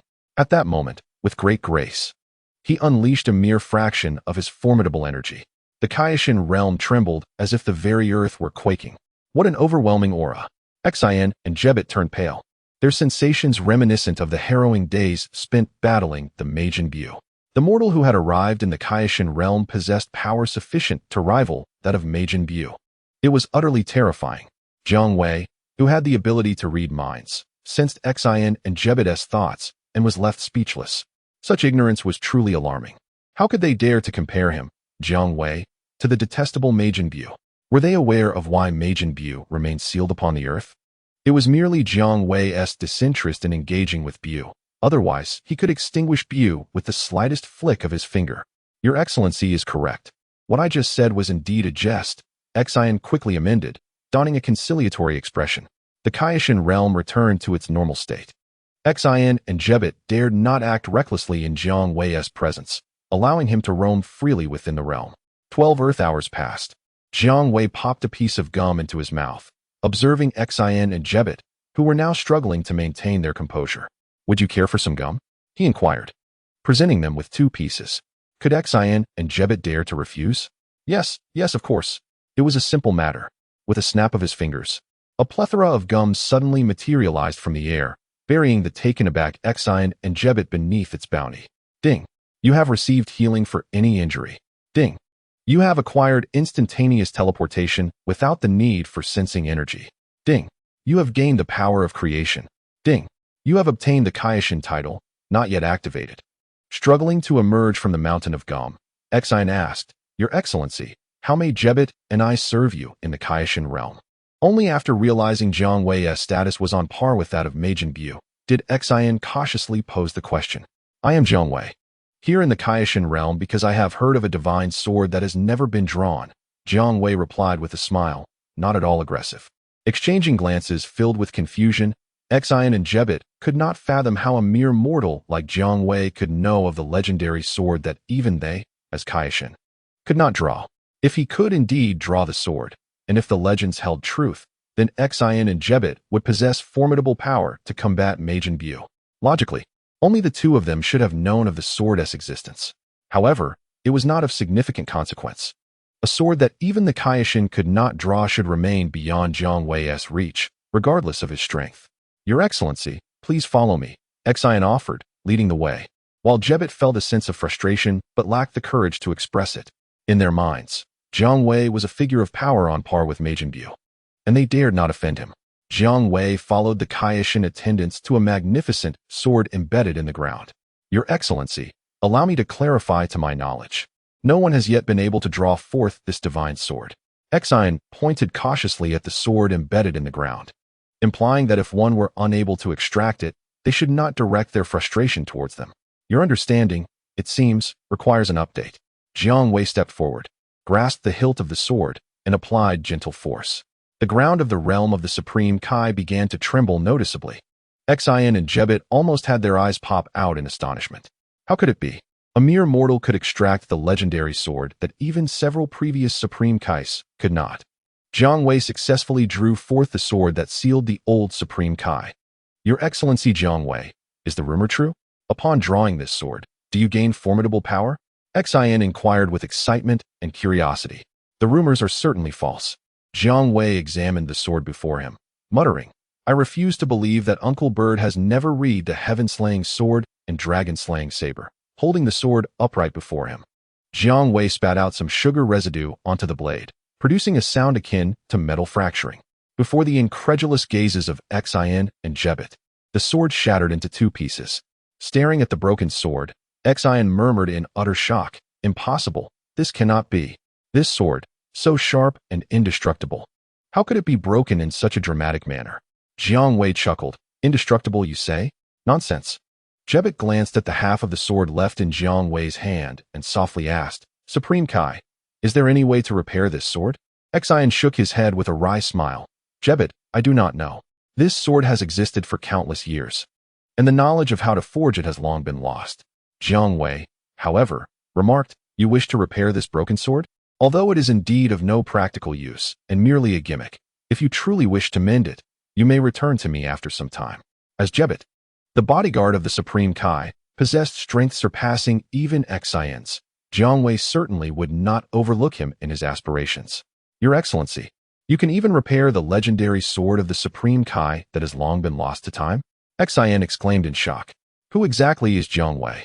Jiang Wei smiled and nodded at Xian, reaching into his pocket to retrieve an earring, donning it upon his left ear. The Patera earring. The three exclaimed in surprise. Wait, is there another person in the realm of the Supreme Kai? Jiang Wei remarked, Old man, you have finally made your appearance. Amidst the astonished gazes of Xian and Jebit, an old man, clad in garments identical to theirs, with pointed ears and a gaunt figure, abruptly appeared. His gaze was fixed in astonishment upon the earring adorning Jiang Wei's left ear. Chapter 81. Who is mightier, Jiang Wei or Beerus? The old Supreme Kai stared at the earring on Jiang Wei's left ear and asked, Young man, how do you possess the Patera earring? A treasure reserved for the Supreme Kai? Could it be that you are the Supreme Kai of some universe? No, you are merely a mortal. Is this earring truly precious? For me, it is something I could acquire in abundance. Jiang Wei removed the Patera earring to prevent any unintended fusion with others. After replicating East Supreme Kai Shen, Jiang Wei merely needed to extract and then retract the avatar of East Supreme Kai Shen to acquire a Patera earring. By repeating this process, Jiang Wei could amass numerous Patera earrings. Thus, he held no regard for the Metamoran's fusion technique that birthed Vegeto, in Jiang Wei's eyes. It was nothing but useless trash that only the neighboring realm would covet. Why bother with fusion techniques? Simply wield the Patera earrings to summon Vegeto. Jiang Wei had an abundance of Patera earrings. At that moment, the Elder Supreme Kai, hunched over, approached and cast a deep glance at Jiang Wei without uttering a word. Jebet, showing great respect, inquired, "Excuse me, sir, may I ask who you are?" "I am the Supreme Kai from 15 generations ago," the Elder Supreme Kai replied. "What? The Supreme Kai from 15 generations ago?" Both Shin and Jebet expressed their profound astonishment at the Elder Supreme Kai's identity. Facing his ancestor, Shin respectfully asked, "May I inquire why you have been sealed within this legendary divine sword?" At this, the Elder Supreme Kai's calm demeanor flickered with a hint of fear as he slowly replied, "You wish to know why I am sealed within this divine sword? That is a tale from long ago. A powerful and malevolent individual, fearful of me, chose to imprison me within this sword." Shin pressed further. "Was the one who sealed you away as formidable as Majin Buu?" Jiang Wei could no longer contain his laughter. Shin was genuinely terrified of Majin Buu, whom he regarded as an insurmountable threat. "The one who sealed you was actually Lord Beerus, the god of destruction, was it not?" Jiang Wei inquired, fixing his gaze on the Elder Supreme Kai. "Lord Beerus? Who is that? Is he more powerful than Majin Buu?" Shin and Jebet exchanged bewildered glances. The Elder Supreme Kai's expression darkened upon hearing this. "Young man, do not casually mention the name of Lord Beerus. Furthermore, if you must speak of that esteemed individual, do so with the utmost respect, rather than a flippant tone." The Elder Supreme Kai admonished, his tone urgent, directed not only at Jiang Wei but also at Shin. Startled, Shin and Jebet replied, "Understood, ancestor." It seemed that Lord Beerus was indeed more fearsome than Majin Buu. Jiang Wei merely smiled. Were it not for his adherence to martial ethics, he could have easily dispatched the likes of Lord Beerus, or even the Grand Priest with a mere wish from reckless individuals seeking extreme one-for-one exchanges. Why should he concern himself with a trifling being he could eliminate with a single word? To speak plainly, the fates of all characters in the Dragon Ball universe rested within Jiang Wei's discretion. Of course, Jiang Wei saw no need to divulge this to the Elder Supreme Kai. "Just tell me, were you sealed by Beerus?" Jiang Wei asked with a smile. The Elder Supreme Kai regarded Jiang Wei and silently nodded. "Having been sealed for so long, do you wish to find someone to teach him a lesson?" Jiang Wei posed a question that startled the Elder Supreme Kai greatly. "Young man, do not speak recklessly. I have never harbored such thoughts." The Elder Supreme Kai exclaimed, hastily waving his hands in denial. Jiang Wei curled his lips, dismissing the notion that the small feline, a pet of the angel Weiss, could instill such fear. "I wonder if my current strength can stand up to Lord Beerus," he inquired with growing interest. At that moment, Jiang Wei's hair transformed into a golden hue, as bolts of lightning and golden energy erupted from his being. He had transformed into a Super Saiyan 2. Beep. Jiang Wei, battle power, 1 trillion, in Super Saiyan 2 form. Xing and Jibet gazed in astonishment, exclaiming, "Your Excellency Jiang Wei, your power could undoubtedly contend with Majin Buu. It is truly terrifying." The old Kaio-ken, appearing outwardly unfazed, felt a profound shock within, rivaling that of Xing and Jibet. The realization that Jiang Wei possessed such formidable strength suggested that, unless the god of destruction Beerus intervened, he could indeed dominate the universe. At the very least, the Kaio-kens present could not hope to withstand Jiang Wei's might. "This is merely a fraction of my power. Watch closely, for I shall unleash my full strength." Jiang Wei had merely been toying around. Now he was serious. As he summoned his complete power, the entire Kaio-ken realm trembled under the weight of his energy. Xing and Jibet were struck with dread, while the old Kaio-ken broke into a cold sweat, as if trembling in fear. Beep. Jiang Wei, battle power, 200 trillion, transformed into a humanoid divine dragon, Super Saiyan with a 220 times Kaio-ken multiplier. "Old Kaio-ken, do you think my strength is sufficient to challenge Beerus?" Jiang Wei hovered in the air, looking down with an authoritative gaze. "I cannot say," the old Kaio-ken replied, lowering his head in contemplation. Both Beerus and Jiang Wei, in their full might, had surpassed the old Kaio-ken's comprehension. Had he not witnessed Beerus firsthand, he might have believed Jiang Wei to be the god of destruction himself, so remarkable was his power. In essence, it could be said that the old Kaio-ken's imagination was constrained by his own limitations. "My strength is still insufficient," Jiang Wei mused. unwilling to take unnecessary risks without absolute certainty. Upon hearing this, both Xing and Jibit, along with the old Kaio-ken, reacted with incredulity. Still insufficient? Is it not enough to crush the god of destruction Beerus with a mere finger? That would truly be power. Strangely enough, Jiang Wei harbored such thoughts. Unless he chose to hold back, he would not permit any adversary to withstand his onslaught for even a single round. Should an opponent manage to endure beyond one exchange, Jiang Wei would deem his own strength inadequate. In his eyes, if any foe could withstand even a single blow, they were nothing but a waste. It seemed evident that he must continue to amplify his strength. Jiang Wei quietly resolved, "Your prowess has far surpassed our imagination. By liberating me from my seal, you must have intended to awaken your own potential, pushing beyond your limits. Am I correct?" Coming back to his senses from sheer astonishment, the old Kai began to address Jiang Wei with respect, affirming his statement. "You are only partially correct," Jiang Wei replied, landing gracefully on the ground and playfully shaking a finger at the old Kai. Chapter 82. The new Kai who creates planets partially? The old Kai was bewildered by this remark. Unbeknownst to him, Jiang Wei had activated a collection mode, intending to gather the old Kai's ability to unlock the potential that transcends limits for others, having no personal need for such a capability. "Although I do not require you to unlock my potential, my subordinates do. I would appreciate your assistance, old Kai." Those familiar with Dragon Ball would know that the old Kai's ability is incredibly time-consuming. Jiang Wei, disinterested in undertaking the process himself, requested the old Kai to assist instead. The old Kai readily agreed, not daring to impose any conditions as he had in the storyline. Despite his age, he still cherished life. Jiang Wei then brought all his companions to the Kai's realm, allowing the old Kai to simultaneously unlock their extraordinary potential. In the following days, Jiang Wei repaired the seemingly useless divine sword and replicated Jebit. He also entertained the lecherous old Kai, taking him to Earth for a grand experience. After all, merely perusing adult magazines was hardly stimulating. Thus, he replicated the old Kai as well. Once everyone had transcended their limits, Jiang Wei led them back to Earth. At this point, each individual possessed the Patera earring, enabling them to transform into a fused warrior as needed. With merely his subordinates, Jiang Wei could effortlessly overpower the neighboring weaklings. Before departing, Xin requested Jiang Wei to deal with Majin Buu. Jiang Wei readily consented, as it was an inevitable task unless Babidi abandoned his plans for Buu and refrained from coming to Earth. Upon returning, Jiang Wei eagerly activated the divine position of the replicated Kai and began searching for a suitable location near Earth to create his own planet. The power of the Kai is quite fascinating, capable of creating planets and life itself. A new Kai has emerged in this universe? The North Kai? With disbelief etched on his face, promptly went to pay his respects to Jiang Wei, for the Kai is indeed the superior of the Kais. And the North Kai dared not neglect his manners. How could that mortal Jiang Wei have become a Kai? He is clearly not of our kind. Both the old Kai and the East Kai Xin, along with Jebit, were equally astounded and incredulous. Kais differ from gods of destruction. While the gods of destruction encompass a diverse array of species, including cats, mice, and elephants, the Kais are homogeneous, all being distinctly pointed-eared beings.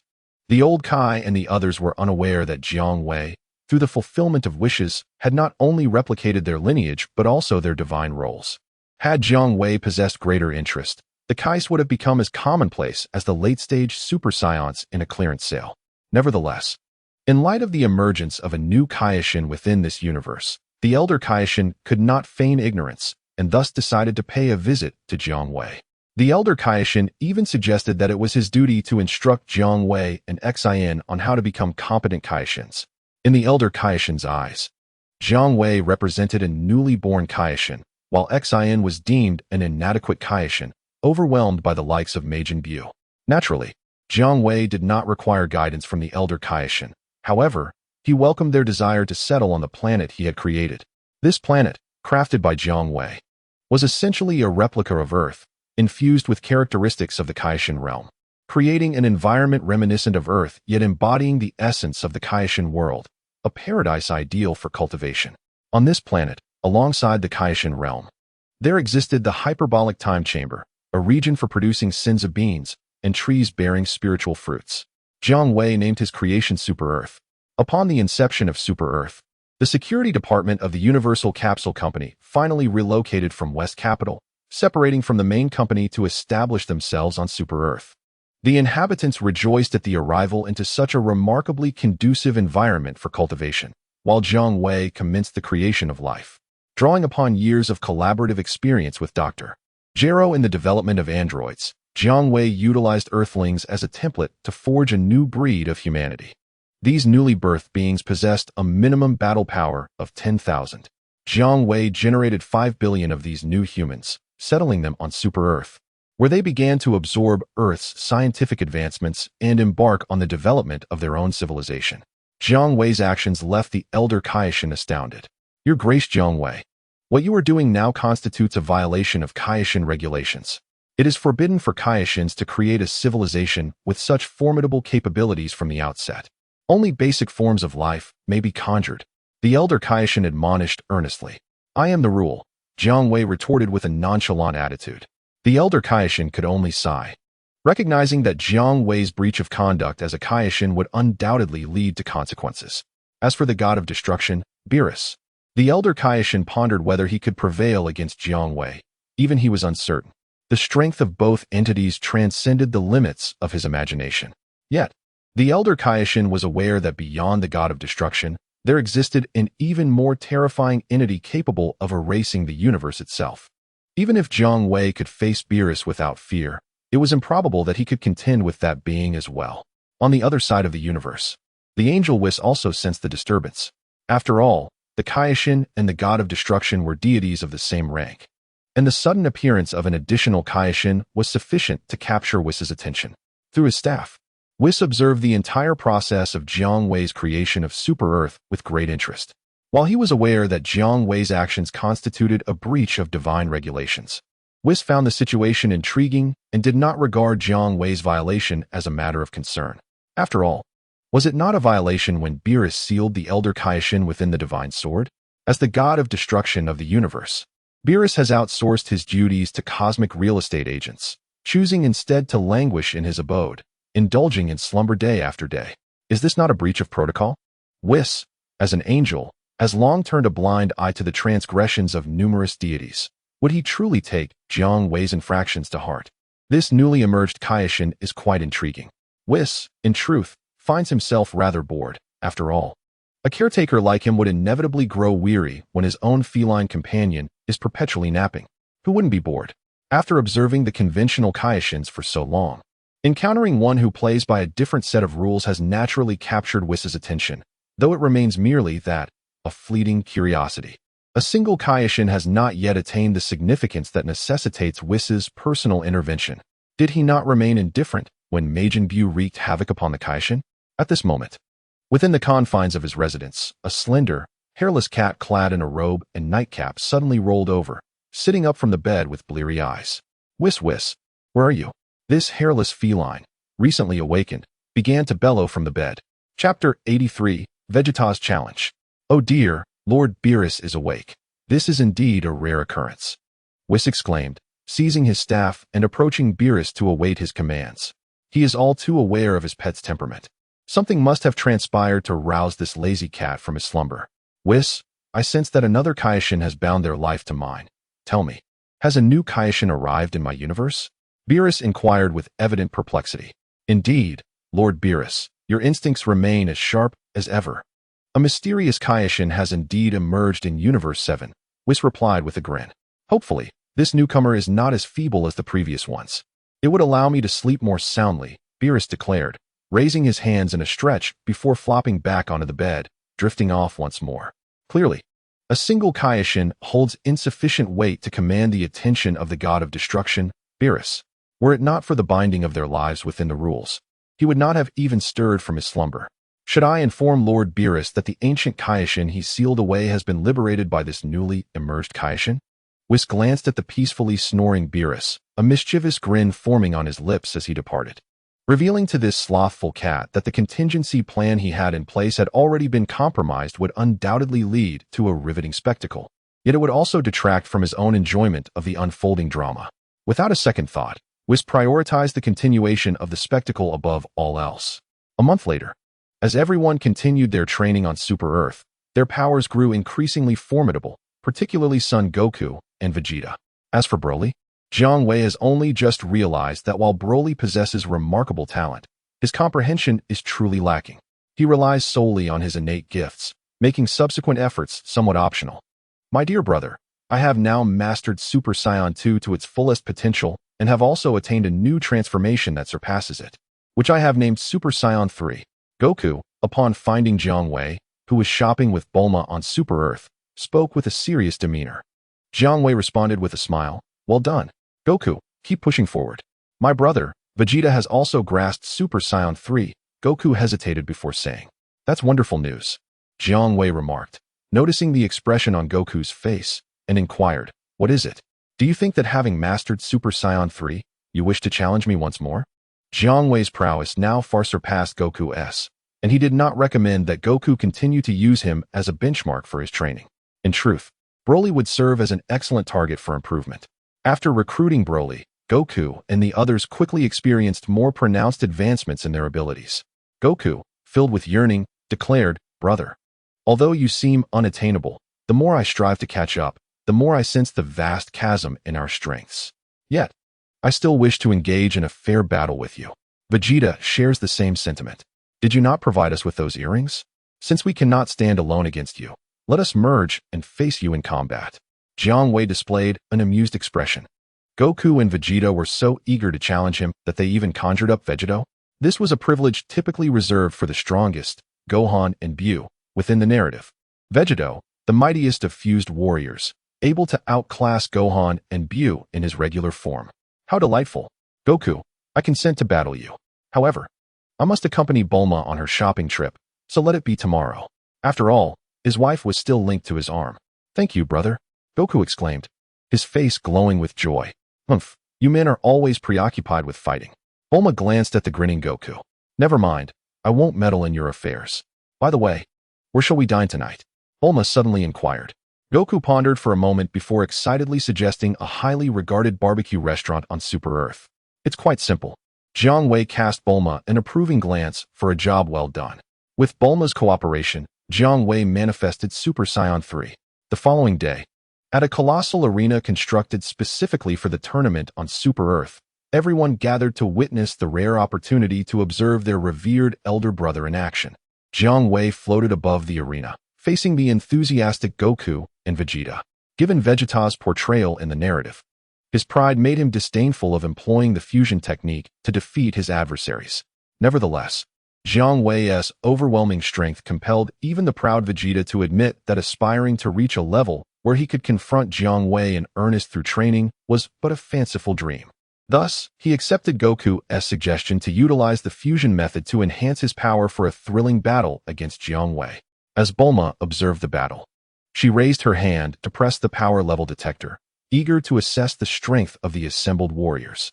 Presently, only Jiang Wei and his wife Bulma possessed such a device. The others remained without. This decision was made with the welfare of the group in mind. For Jiang Wei feared that if everyone had access to a power level detector, it might shatter their spirits and extinguish their motivation to train diligently in service of him. The stark reality was that Jiang Wei was utterly invincible. Although everyone recognized that their elder brother was a monstrous being whose ascent in power defied all logic, it was best not to pierce the veil of illusion that shrouded their understanding. An unattainable goal could sap the drive to strive for improvement. Beep. Jiang Wei. Power level 100 billion Sun Wukong. Power level 3 billion Vegeta. Power level 100 million Yamcha. Power level 700 million Krillin. Power level 900 million Tian Shinhan. Power level 800 million Chaozu. Power level 500 million Bulma. Power level 300 million Lan Shi. Power level 320 million Zhan Jia. Power level 8 billion Cell. Power level 10 billion, complete form, Frieza. Power level 10. 2 billion, complete form, Broly. Power level 10. 5 billion, complete form, Perfect Cell. Power level 10. 4 billion, complete form, Piccolo. Power level 2 billion Raditz. Power level 6 million Nappa. Power level 9 million Old Broly. Power level 200 million Oolong. Power level 80. 000 Poor. Power level 80. 000 Brother. Please give it your all. Vegeta and I are about to fuse, Sun Wukong reminded Jiang Wei, scratching the back of his head. Shortly after acquiring the Patera earrings, he and Vegeta merged into Vegeto. The power of Super Saiyan 3 Vegeto left Sun Wukong feeling both wary and invigorated, kindling his confidence to engage in a full-scale battle with his esteemed elder brother, Jiang Wei. No one could match his brother's prowess. Surely, Super Saiyan 3 Vegeto would be an exception? Humph. Vegeta scoffed disdainfully, yet he and Sun Wukong gravitated towards one another. In a flash, a warrior clad in blue attire, adorned with white gloves, emerged before the assembly, his visage reminiscent of both Sun Wukong and Vegeta. It was Vegeto. Jiang Wei maintained a composed demeanor, observing Vegeto's expression of unparalleled confidence as he pressed the power level detector once again. Beep. Vegeto, power level 31 trillion brother, please do not hold back. Vegeto proclaimed with unwavering confidence, even as a new persona born from the fusion of Sun Wukong and Vegeta. The respect for Jiang Wei ran deep within Vegeto's very essence. As you wish, Jiang Wei replied, his expression unchanged.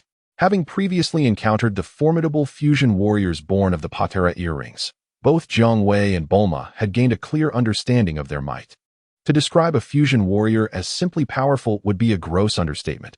Such a characterization would fail to honor their true strength. Had Jiang Wei stood before Vegeto merely a month prior, he would have been far less formidable than he was now. With all his might unleashed, Vegeto was capable of defeating Jiang Wei in a single strike. Thus, having come to understand the formidable power of the fused warriors, Jiang Wei had frequently fulfilled numerous wishes for his subordinates over the past month. Vegeto immediately transformed into Super Saiyan 3 and charged at Jiang Wei. Influenced by Jiang Wei, Son Goku did not indulge as he might have in the narrative, for he believed he had no right to be complacent in the presence of his elder brother. Vegeto's personality was equally affected by Son Goku. As Vegeto approached, Jiang Wei maintained a calm demeanor, yet summoned all his strength to respond. Bulma, observing the two combatants engage in battle, swiftly pressed her battle power detector. Beep beep. Jiang Wei, battle power 80 trillion, transformed into human Shenron. Utilizing Super Saiyan 320 times Kaio-ken, Vegeto, battle power 12. For trillion, transformed into Super Saiyan 3. The moment they clashed, Vegeto was defeated. The spectators, including Krillin, gasped in astonishment. Such a powerful Vegeto, defeated by elder brother in a single move. It was futile. Struck down. Vegeto reverted to his individual forms of Son Goku and Vegeta. Son Goku, wearing a bitter smile, gazed at Jiang Wei in the sky with eyes full of admiration. Truly, he was the elder brother of Son Goku, an unrivaled powerhouse. Vegeta initially displayed defiance, only to succumb to despondency thereafter. Jiang Wei seemed to be on par with the god of destruction, Beerus. Unlike Son Goku, Vegeta had completely lost his fighting spirit. After this battle concluded, in the depths of the universe aboard a spaceship, a small, insect-like creature cackled with glee, exclaiming, "Such astonishing energy!" Though it lasted only for a fleeting moment. It was unprecedentedly powerful. My Majin Buu finally has hope of breaking free from his seal. Huh? This jubilant little creature was the evil sorcerer Babidi. Attracted by the immense energy unleashed during Jiang Wei and Vegeto's battle, Babidi believed he had stumbled upon a great opportunity and eagerly made his way towards Earth. Meanwhile, Jiang Wei instructed, "Elder brother, please ensure that all members of the security department can master the transformation into Super Saiyan 3. It was a simple task. With a snap of his fingers, Jiang Wei granted that from then on, everyone with Saiyan blood, including Bulma, would be able to transform into Super Saiyan 3. Except for Bulma's bodyguard Zanjia and her two pets. Jiang Wei chuckled, as his aim was to empower everyone. Having only the protagonist strong held little significance. The wish came from Vegeto, who immediately elevated Jiang Wei's base battle power to 32 trillion. Jiang Wei patted Vegeto on the shoulder, knowing that with Vegeto around, he could attain whatever battle power he desired. For Jiang Wei, battle power had become a trivial matter. Thus, he facilitated the transformation of everyone into fused warriors, gathering 5 individuals to channel their energy into him, following the methods laid out in the narrative. On this day, the Super Saiyan God was finally manifested. Jiang Wei's hair transformed into a vivid red hue.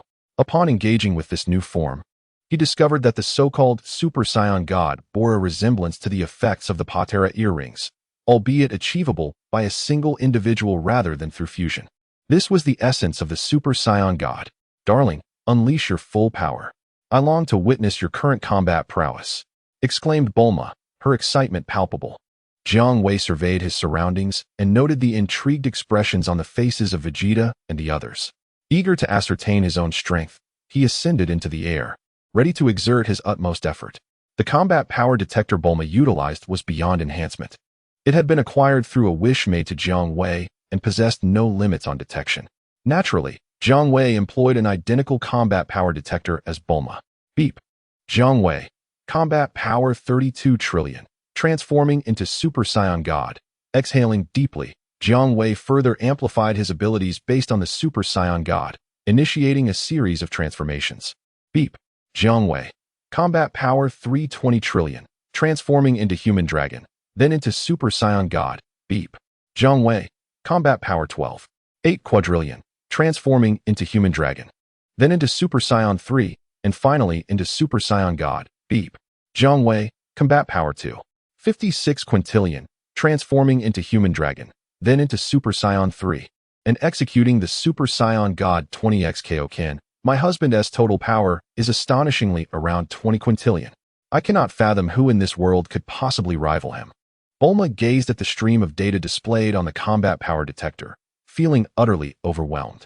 After all, her own transformation into Super Saiyan 3 had merely granted her a meager combat power of 120 billion. It was unfathomable to comprehend the magnitude of power that reached quintillion levels. Not only Bulma, but even the fused warriors, including Vegeta, were left utterly astounded by Jiang Wei's displayed strength. Unreservedly speaking, for a warrior like Vegeta, facing Jiang Wei was akin to an ant being crushed with a mere fingertip. After the initial shock, the group's expressions shifted to one of elation. Given the elder brother's temperament, he would surely encourage everyone to strive together. The Super Saiyan God form, undoubtedly, was something everyone should possess.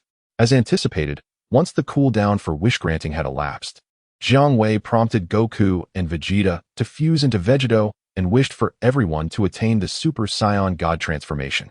With the wish granted, joy enveloped the group. However, the god of destruction, Beerus, found little cause for celebration. The moment Jiang Wei transformed into a Super Saiyan God, Beerus jolted awake from his slumber. In the narrative, Beerus harbored a curious interest in the Super Saiyan God. Yet now, the mere thought of it sent waves of unease through him, as if foreboding ill tidings were imminent. Whis, are you aware of the Super Saiyan God? Beerus inquired anxiously, having awakened from a troubling dream. The Super Saiyan God? Whis paused momentarily and remarked, if Lord Beerus is inquiring about a group of formidable warriors capable of transforming their hair into a crimson hue, then on a planet known as Super Earth, created by the newly emerged Kaio-ken I previously mentioned, there exists a plethora of Super Saiyan gods. Chapter 85. Let Broly retrieve Broly many Super Saiyan gods? The expression on Beerus's feline visage darkened, reminiscent of a desolate environment. We shall journey to this Super Earth and witness the Super Saiyan gods for ourselves. Until the matter of the Super Saiyan gods is resolved, I shall find no solace in sleep or sustenance. After a brief internal struggle, Beerus addressed his attendant. Oh, splendid idea, Lord Beerus. Whis had long been coveting the delectable cuisine of Super Earth, a culinary legacy from Earth itself. Yet, due to his angelic status, he refrained from indulging in such pleasures without the destruction god's consent. Now, with Beerus's approval, Whis had the justification to embark on a culinary adventure to Super Earth. As Beerus and Whis prepared for their departure to Super Earth, Jiang Wei had a thought and summoned Broly, assigning him a task. He instructed Broly to utilize the wish-granted ability to teleport without sensing energy, to travel to planet Wampa and bring back the new version of Broly. Jiang Wei ensured that everyone around him possessed skills he had mastered, believing in the necessity of cultivating a formidable team. He preferred that his subordinates possess sufficient strength to resolve issues independently, only intervening when absolutely necessary. Understood, Big Brother. Broly, having completely submitted to Jiang Wei, promptly set off for planet Wampa in search of a scion sharing his name. This was also Jiang Wei's strategy, considering the original Broly's lack of mental acuity. He referred to the new Broly as a scion with the same name to facilitate understanding. Broly, using the ability to teleport without sensing energy, arrived instantaneously on planet Wampa. This planet is so desolate. How could there be a scion surviving here? Broly surveyed the barren surroundings, marveling at the starkness. Father, a formidable presence has manifested on this planet. Upon his arrival, the new Broly immediately sensed the presence of the original Broly, tensing every fiber of his being as he reported to his father, Paragus. The original Broly exuded an unprecedented aura of intimidation. Broly, are you suggesting that someone has come to this forsaken planet? Splendid. At last, we may escape. Unlike his son's apprehension, Paragus had grown weary of the desolation of this planet, his desire to leave teetering on the brink of madness. Father, the source of this energy is immensely powerful, the new Broly hastily declared, but Paragus was already beyond the point of listening. Paragus scurried towards the direction of a powerful aura that had emerged. The new Broly could only sigh and hurried after his father, Paragus. Before long, Broly encountered the new Broly and Paragus. Upon seeing them, Broly revealed an expression of surprise, for he sensed an oddly familiar aura emanating from this father-son duo. However, he did not dwell on it. Are you a scion of the Frieza Force? The aged Paragus, now a mere shadow of his former self, inquired excitedly. In Paragus's understanding, all scions were subservient to the Frieza Force. Broly disregarded Paragus's question, which bore a resemblance to his deceased father, as his gaze remained fixed on the new Broly. He must be the scion my brother is searching for, the one who shares my name. He seems rather ordinary. But why do I have the unsettling feeling that this individual might pose a danger? The new Broly, too, was captivated by the presence of the old Broly. Though the latter appeared lackluster, the new Broly sensed that should he unleash his fury, it would indeed be quite troublesome. Are you a scion of the Frieza Force? Please, take us away from here. We have lived on this desolate planet for decades. Paragus extended his hand towards the unfamiliar scion who bore a resemblance to his son, filled with excitement and hope. The desolate and remote planet of Wanpa had rendered it a seldom visited locale, with few spaceships passing by. This isolation had led Paragus and the new Broly to feel trapped on this forsaken world, and Paragus had even begun to believe that the remainder of their lives would be spent in this barren wasteland. Yet, the appearance of the old Broly ignited a spark of hope within Paragus, a chance to escape this miserable, uninhabitable planet. This excitement caused Paragus to completely overlook his son's warning. I am not a scion of the Frieza Force. My brother is Jiang Wei. It was he who sent me here to bring back the scion named Broly, who shares my name. As for you, my brother did not mention anything about taking you back. Broly's gaze shifted to Paragus, whose features bore some resemblance to his own father, as he replied with a calm demeanor. Your affiliation with the Frieza Force is irrelevant. As long as you can take us away, that is all that matters. Paragus began to dance with enthusiasm, clearly only hearing the first part of Broly's statement. Broly had not promised to take him back to the Super Earth. Let us go? You who are also named Broly. Broly ignored Paragus as he approached, extending a hand towards the new Broly. The new Broly wore a puzzled expression. You wish to take me away? Where is your spaceship? I do not see any spacecraft. Furthermore, if you do not take my father with you, I shall not leave this place either. What? Not taking me away? Paragus finally comprehended the situation. The imposing scion before him, resembling his son Broly in stature and strength, was determined only to take his son Broly and leave him, Paragus, to languish on this desolate planet, left to his own devices. In an instant, Paragus's aged visage, once brimming with excitement and hope, transformed into a mask of fierce rage. You must take me with you. Otherwise, you shall not take Broly, nor shall you leave this place. Broly remained impassive, indifferent to Paragus's venomous words. Such trivialities would have provoked his former self into obliterating the nuisance with a mere ki blast. Broly, restrain him at once. Paragus commanded sharply. How he arrived on this planet is of no consequence. He must be compelled to take us away. Paragus had endured enough time on this wretched world. He would not relinquish the hope of escaping this accursed planet easily.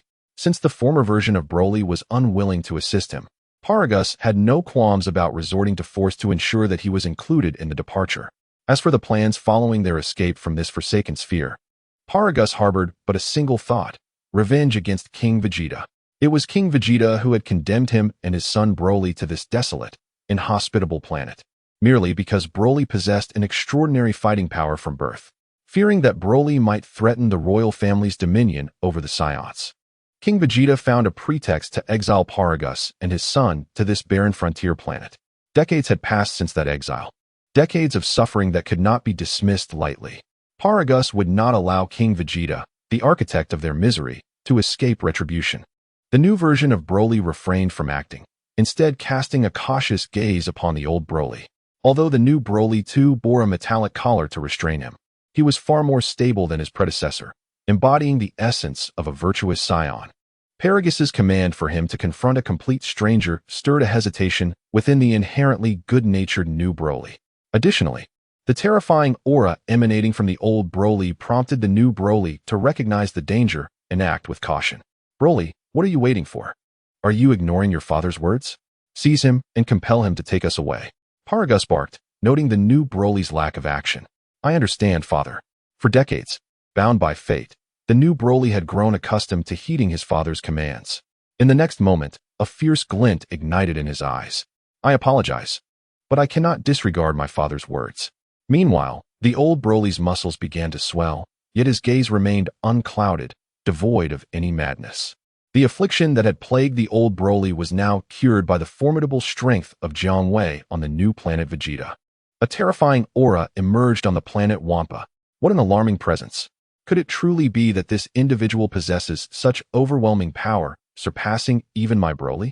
Paragus collapsed onto the ground, filled with regret for attempting to capture the old Broly.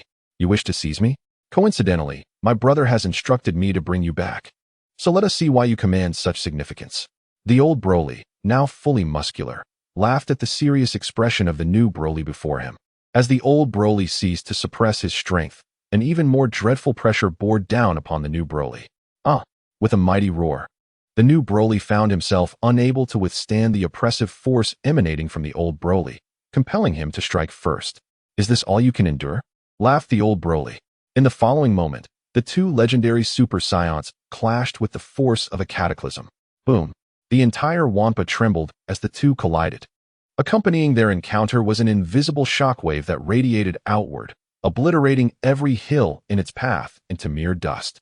Had Paragus not been prepared and sought refuge in a deep pit, he too would have been reduced to nothingness by the shockwave generated by their clash.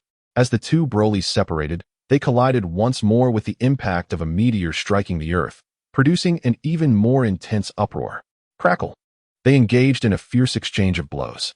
Hiding in the nearby pit, Paragus cautiously raised his head, barely able to catch glimpses of their fleeting forms. The violent energy fluctuations resulting from their combat left Paragus astounded. Curse it! Had I known this unfamiliar foe could match Broly blow for blow, I would never have allowed Broly to pursue him. I was too rash, too foolish. Paragus lamented, realizing that perhaps a more diplomatic approach would have been the wisest course of action. The sheer power of the old Broly had indeed left Paragus in awe. The clash between the two legendary Super Saiyans continued. After all, the new Broly was the individual designated by his brother, and the old Broly merely wished to test his mettle, thus refraining from unleashing his full power against the new Broly. Consequently, he relied only on his normal strength. For in the old Broly's perception, the power of the new Broly was significantly inferior to his own. Merely relying on his base form suffices to suppress the new Broly. Yet, what manner of being is this new Broly? Those who have witnessed Dragon Ball Super, Broly will undoubtedly comprehend. It was not long before the new Broly astonished the old Broly, who found himself eclipsed by the power of this namesake, growing ever stronger. It was the old Broly who found himself at a disadvantage. Once at a loss, the old Broly had no choice but to transform into a Super Saiyan, desperately augmenting his combat prowess to reassert control over the new Broly. However, this advantage was fleeting. As the battle progressed, the old Broly sensed a troubling shift. As the new Broly's power surged once more, surpassing him yet again, the expression on the old Broly's face was one of utter astonishment. He began to grasp why his brother sought out this Saiyan, also named Broly, not merely due to their shared name. To counter the new Broly's onslaught, the old Broly was compelled to adopt a new transformation, elevating his power yet again to a more advantageous level. Thus, the combat prowess of these two legendary Super Saiyans continued to escalate. With their rising power, the shockwaves generated by their clash grew increasingly terrifying, sweeping away everything in the vicinity of planet Wampa. Paragus, by a stroke of luck, found himself spared from obliteration by the depth of a crater. Boom! In the next instant, the old Broly's movements faltered momentarily, allowing the new Broly to land a punch squarely on his face. In an instant, The old Broly's muscular form was sent flying like a cannonball. The force of the new Broly's strike propelled the old Broly hundreds of meters away, crashing through the mountains of planet Wampa along the way, reducing them to rubble. Clearly, as the battle raged on, the new Broly had gained the upper hand against the old Broly. "You are the strongest opponent I have encountered in decades. Let us continue," exclaimed the new Broly with excitement. Once the battle commenced, he became increasingly emboldened, reveling in the conflict. Emerging from a pile of debris, the old Broly gazed upon the new Broly with a face akin to that of a ghost. This namesake of his displayed a rate of power enhancement that even he, the legendary Super Saiyan, could not match. Having attained Super Saiyan 3, he had scarcely engaged with the new Broly when that 1's power surged ahead, surpassing his own. What a formidable opponent. Let me see just how far you can elevate your strength. With this thought in mind, the old Broly resolved to unleash his full might against the new Broly. His hair transformed to a vibrant green, tinged with hints of red.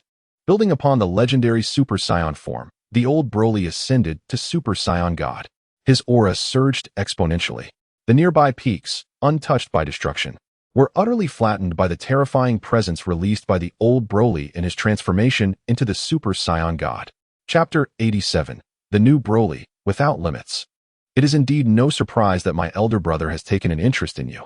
The old Broly smiled, welcoming a formidable ally into his brother's circle.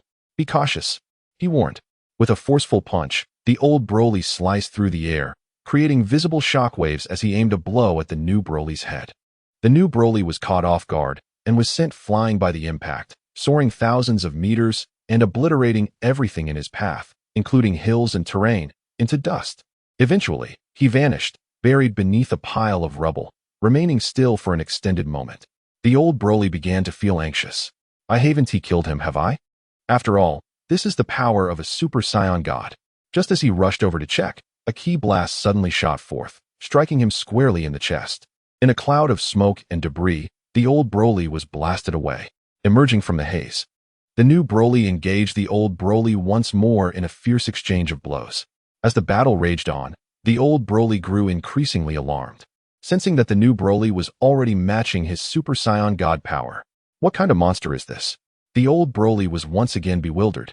Realizing that continuing the fight was futile, despite the potential for further strength enhancement, he recognized the extraordinary nature of the person his brother had instructed him to seek.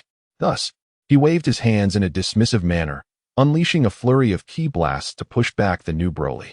Monster, you are indeed a monster. I shall not fight you any longer. I will take you and your father to Super Earth. But whether your father can remain is a decision for my brother to make. The new Broly, who had begun to surpass the power of a Super Saiyan God, ceased his assault upon hearing this. Since the old Broly agreed to take his father along in their departure from planet Wampa, the new Broly found no reason to continue the skirmish. Moreover, he sensed that as he battled the old Broly and gradually surpassed the power of the Super Saiyan God, he was beginning to lose control. It was time to halt the conflict. I'm sorry, I only fought you because I was following my father's orders, the new Broly said with a sincere expression, tinged with regret. A strong warrior need not apologize. You are the one my brother seeks, and I acknowledge you. Like you. My name is also Broly, the old Broly replied with a smile. Ah, so you share my name, the new Broly said, a rare smile gracing his face. Until this moment, the new Broly finally comprehended the precarious state of his father. Could it be that, amidst the fervor of battle, he had perished, reduced to ashes? A wave of panic surged within him at this thought. However, his anxiety was short-lived. With the aid of the old Broly, they discovered the unconscious Paragus buried beneath the rubble in a deep pit. The old Broly employed instantaneous movement, devoid of the need to sense energy, to transport the new Broly and his father back to Super Earth, where they met with Jiang Wei. Jiang Wei provided Paragus with a Senzu bean and instructed his aides to take him away for care. Broly has already informed me of your circumstances.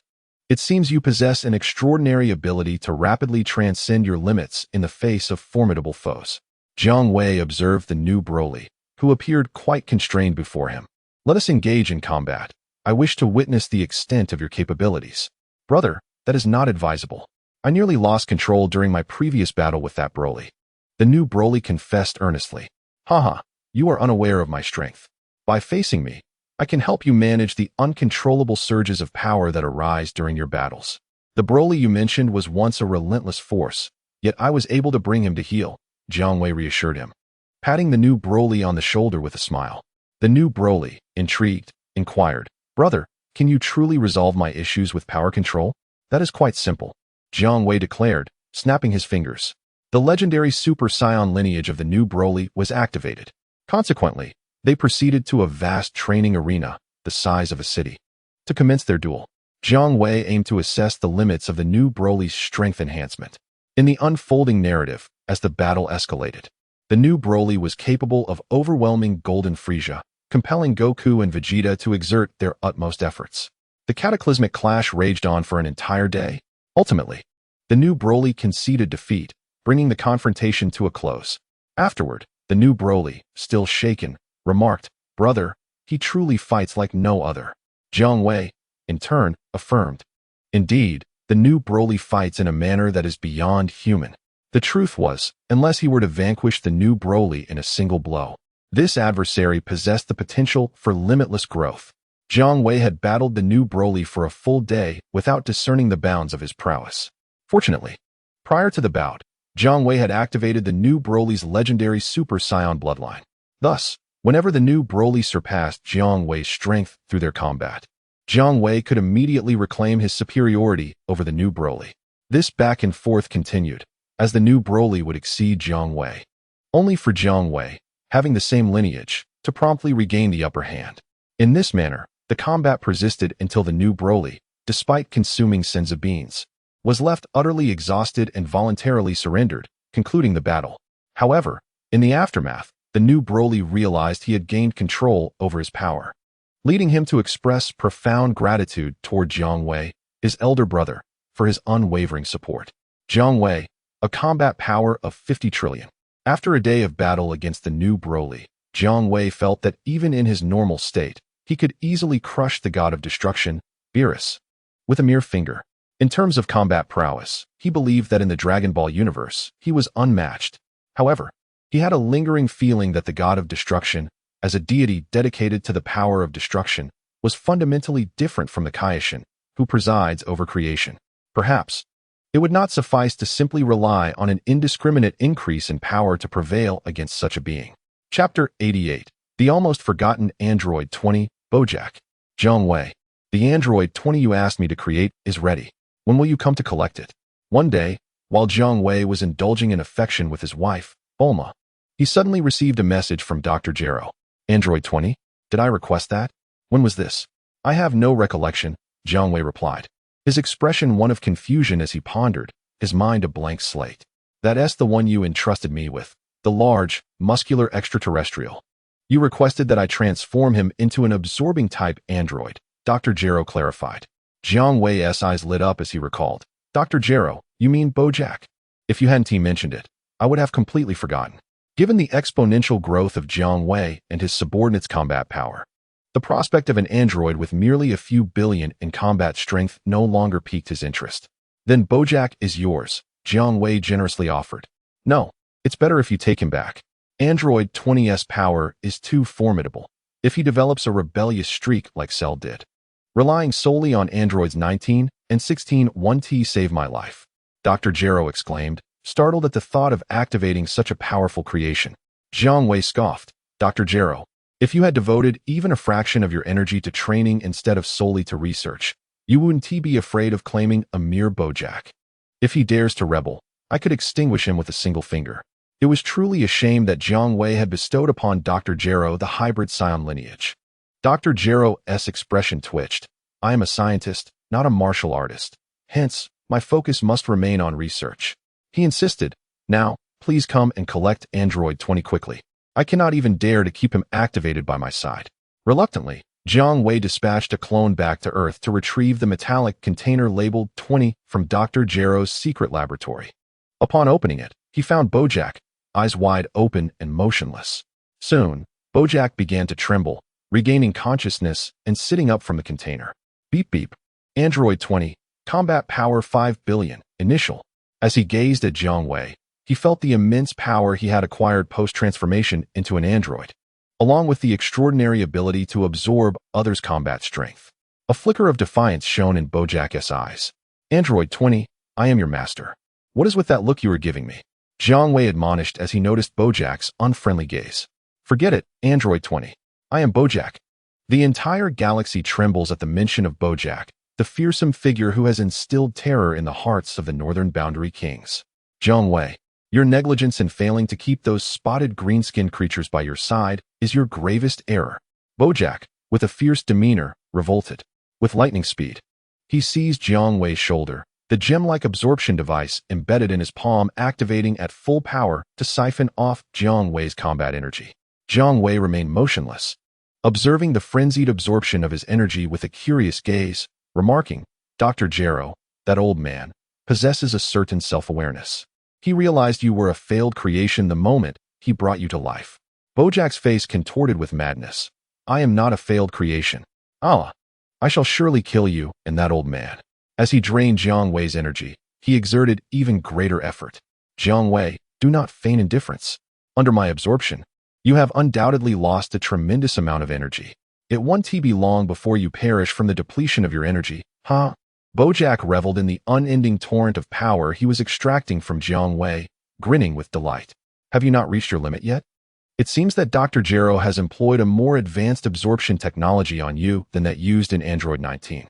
Jiang Wei scrutinized Bojack as a researcher would assess a creation, a gaze that only fueled Bojack's rage. However, this lasted but a minute.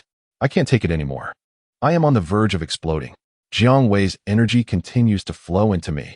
Panic spread across Bojack's face. As he felt an overwhelming surge of energy reaching its breaking point, he attempted to withdraw his hand, only to discover in horror that it had become ensnared by Jiang Wei's energy. I am about to explode. Spare me, master. Faced with the specter of death, Bojack faltered. Android 20, I am your master, Jiang Wei declared, observing the unnaturally inflated, azure-toned muscles of Bojack. I am Android 20. You are my master. Spare me. Bojack pleaded repeatedly. This is quite simple. Jiang Wei snapped his fingers.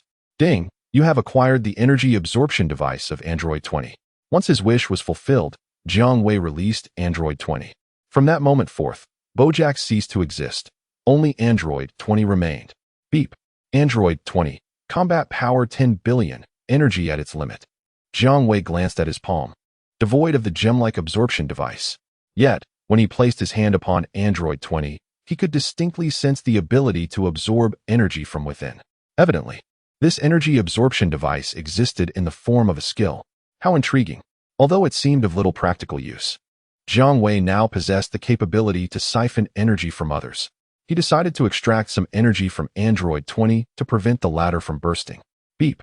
Android 20. Combat power 8 billion. Absorbing energy. Thank you, master. Artificial human number 20 let out a sigh of relief. You may leave now. Yes. However, not 5 minutes had passed since artificial human number 20 departed when Jiang Wei suddenly sensed something, revealing a peculiar expression. In the next moment, two figures appeared in the sky above Super Earth, the angel Whis, and behind him, the god of destruction, Beerus. Unlike the narrative, Beerus arrived at Super Earth with a tense demeanor, clearly indicating his inner turmoil. Whis addressed Jiang Wei with utmost courtesy. The newly appointed god of destruction, Lord Beerus, has come to pay a visit. After receiving Jiang Wei's permission, Whis, accompanied by his feline companion, descended to the ground. Guided by the planetary defense force established by the nascent human civilization on Super Earth to meet the supreme deity who created them, Jiang Wei. What a grand display for this god of destruction. Beerus let out an irritated huff. If it were any other god of destruction, even those of equal rank, they would tremble before him. Yet, the fact that this planet, which should have been reduced to rubble by Beerus's usual temperament, remained unscathed annoyed him greatly. Beerus never allows himself to feel slighted. However, this was a planet inhabited by Super Saiyan gods. And even the illustrious god of destruction Beerus had to tread carefully in the face of uncertainty. Why? Although the Super Saiyan gods were not divine beings like the Kais or the gods of destruction, they were nonetheless godly entities, having transcended mortal existence. These divine beings possessed the ability to inflict damage upon a god of destruction who is otherwise immune to the attacks of mortals. Were it not for the threat posed by the Super Saiyan gods, Beerus would have dismissed them entirely. Chapter 89. The combat power of Beerus upon seeing Whis and Beerus. Jiang Wei pressed a button on his power detector. Beep beep. Whis. Combat power 1000 Beerus. Combat power 1000 Jiang Wei was initially taken aback. Then his expression shifted to one of realization. At the level of angels and gods of destruction, the concept of combat power is rendered meaningless. Hadn't he witnessed Goku and Vegeta relentlessly training, yet they still couldn't surpass even Beerus? In essence, combat power is a low-tier measure of strength for angels and gods of destruction. Due to their divine nature, even with a mere combat power of 1000, they could easily overpower beings with combat powers in the trillions or quintillions. This also highlighted that while the Super Saiyan gods are indeed godly beings capable of threatening a god of destruction, they are still vulnerable to the forces of mortals since they are not divine entities themselves. If one were to reach the level of a god of destruction, even possessing a combat power of merely 5, one could still withstand attacks from the likes of Black Frieza, if one were to believe it. Jiang Wei found it perplexing that the Kais, ostensibly equal to gods of destruction, could be slain by mortal forces. Wait a moment. Are the Kais truly equal in status to the gods of destruction? Jiang Wei pondered. When the gods presented themselves before the Omni King, the Grand Priest and his angelic offspring were exempt from bowing. The god of destruction, however, was required to perform a respectful bow, while the Supreme Kai, in his humility, was obliged to kneel. How absurd! Is it not ludicrous to equate the status of one who kneels with that of one who bows? Moreover, each god of destruction is accompanied by an angel attendant, signifying a stature far superior to that of the Supreme Kai. In terms of divine worth, the Supreme Kai pales in comparison to the god of destruction. Mr. Beerus, Mr. Whis, welcome to Super Earth. Jiang Wei, the gracious host, naturally extended a warm welcome. Mr. Beerus has come to meet the Super Saiyan God, a group of red-haired warriors residing on your Super Earth. After exchanging pleasantries, Whis, as the attendant of the god of destruction, elucidated their purpose to Jiang Wei. Beerus remained silent, entrusting all social niceties to his attendant. His demeanor markedly different from the easygoing nature displayed during his initial visit to Earth. In that narrative, Beerus merely dreamt of the Super Saiyan God. Whereas in the Dragon Ball universe inhabited by Jiang Wei, the Super Saiyan God was not a figment of imagination but a tangible reality, accompanied by a formidable cohort. Even the mightiest god of destruction would find it impossible to maintain an easygoing attitude in the presence of beings capable of inflicting damage. It was not until Jiang Wei, embodying the spirit of hospitality, presented delectable earth delicacies to the gluttonous Beerus and Whis that their tensions eased. In the face of culinary delights, Beerus and Whis engaged in a comical competition for food, their decorum abandoned. After indulging in earthly cuisine, Beerus regained his composure, returning to his usual aloof demeanor. I sincerely appreciate your hospitality, Supreme Kai, Beerus expressed. I have a request. I wish to spar with the Super Saiyan God who dwells on Super Earth. Jiang Wei addressed the satiated assembly. Mr. Beerus seeks to test his strength against the Super Saiyan God. Who among you is willing to engage in a sparring match? Each individual, brimming with confidence in their own power, was eager to step forward, unafraid save for their elder brother. Shall we draw lots? Proposed Bulma, to which everyone agreed, deeming it a fair method. Whis, observing the lively spirits of the crowd, found amusement in their lack of trepidation at the mention of Beerus's name, contrasting sharply with the reactions from other worlds. Ms. Bulma, could you please get me another serving of strawberry pudding? Thank you. After indulging in laughter, Whis requested another dessert, preparing himself to enjoy the spectacle. Beerus, with his lean feline visage twitching, seemed unaccustomed to the exuberance of the crowd, which rendered the once terrifying god of destruction devoid of his usual gravitas. After a round of drawing lots, perhaps influenced by narrative momentum, Son Goku jubilantly emerged as the chosen contender, eagerly preparing to clash with Beerus. With a snap of his fingers, Jiang Wei transported the gathering to a colossal arena, akin to the size of a city, allowing everyone to savor the battle between Son Goku and Beerus while continuing to indulge in the exquisite cuisine.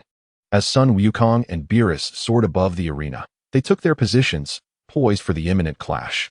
Sun Wukong was brimming with excitement. He had been training daily in the hyperbolic time chamber on the Super Earth. The hyperbolic time chamber here was far more extraordinary than its counterpart on Earth, where a single day outside equated to 10 years within. In the narrative, Frieza had similarly trained on a planet with an anomalous flow of time, transforming into Black Frieza, albeit with considerable time investment. Under normal circumstances, one would age and perish after only a few attempts. However, Sun Wukong had the advantage of a benevolent elder brother whose lifespan was boundless, thus enabling him to fully exploit the hyperbolic time chamber. Others were similarly fortunate. Not only Jiang Wei and the new Broly, but anyone willing to diligently train would also witness their powers expand, with a few exceptions like Piccolo, Zhongya, and the less enthusiastic Bulma. Observing the airborne figures of Sun Wukong and Beerus, who were yet to engage but were in a phase of mutual scrutiny, Jiang Wei raised his hand to press the battle power detector, his eyes widening in astonishment. What could this signify? A look of perplexity crossed Jiang Wei's face. Beep. Sun Wukong, battle power 300 billion. Beerus, battle power 3 trillion. On the display of the battle power detector, Beerus's reading had evidently shifted from before. Jiang Wei then aimed the detector at Whis, who was leisurely scooping ice cream with a spoon. Beep. Whis, battle power 1000. Whis's battle power remained unchanged, just as it had been before. A contemplative expression emerged in Jiang Wei's eyes. Wukong, do not transform into Super Saiyan God just yet. Begin with Super Saiyan 1. I wish to observe Beerus's fluctuations. There's something peculiar about him. Just as Sun Wukong was about to strike, his elder brother's voice resonated in his mind. Understood, brother. Sun Wukong complied with Jiang Wei's instruction. In the next moment, Sun Wukong's irises shifted to green, his hair turned golden, and his entire being ignited in a golden aura. Lord Beerus, this form is what we refer to as Super Saiyan 1. Sun Wukong explained briefly before accelerating and instantly appearing before Beerus, launching a punch aimed at his feline visage, only for Beerus to effortlessly block it with a single finger. Sun Wukong was then sent flying backward by another flick of Beerus's finger. Beep. Sun Wukong, battle power 1. 5 trillion, in Super Saiyan 1 form. Beerus, battle power 150 trillion. Jiang Wei noted that as Sun Wukong's battle power surged, Beerus's power also shifted in an instant, a thoughtful expression gracing his features. Notably, Beerus had not exerted himself. Sun Wukong merely flew back over 10 meters before returning, his body crackling with electricity as his golden aura began to radiate outward. Lord Beerus, this is Super Saiyan 2. Sun Wukong once again appeared before Beerus, launching a flurry of punches and kicks.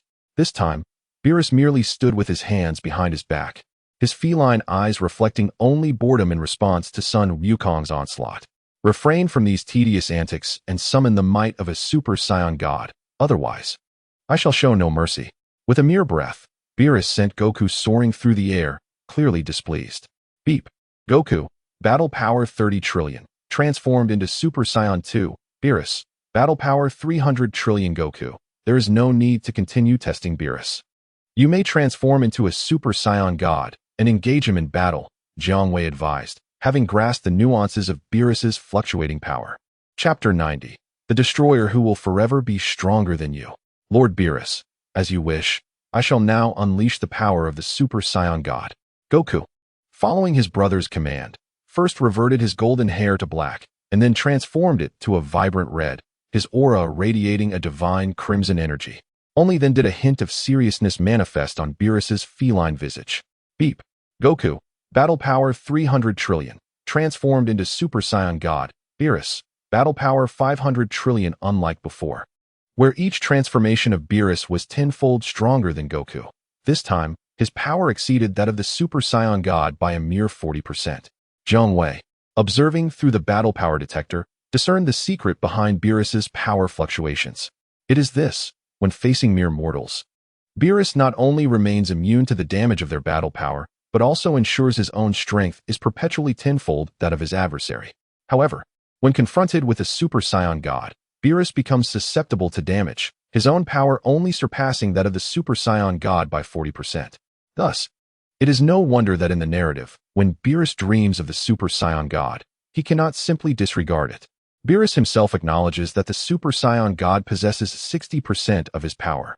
Ah, so that is how it is. No wonder. Regardless of how intensely Goku or Vegeta train, even mastering the Super Saiyan Blue, they remain unable to surpass Beerus. His battle power is eternally 40% greater than theirs. To be able to defeat him would indeed be a miracle.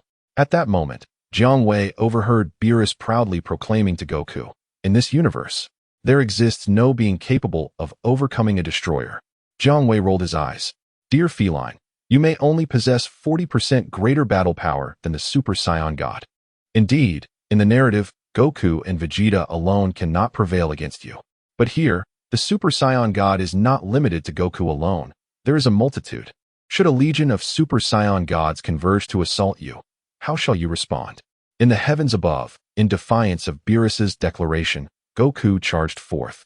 His form a blur as he unleashed a powerful punch aimed at Beerus's feline face, akin to a cannonball strike.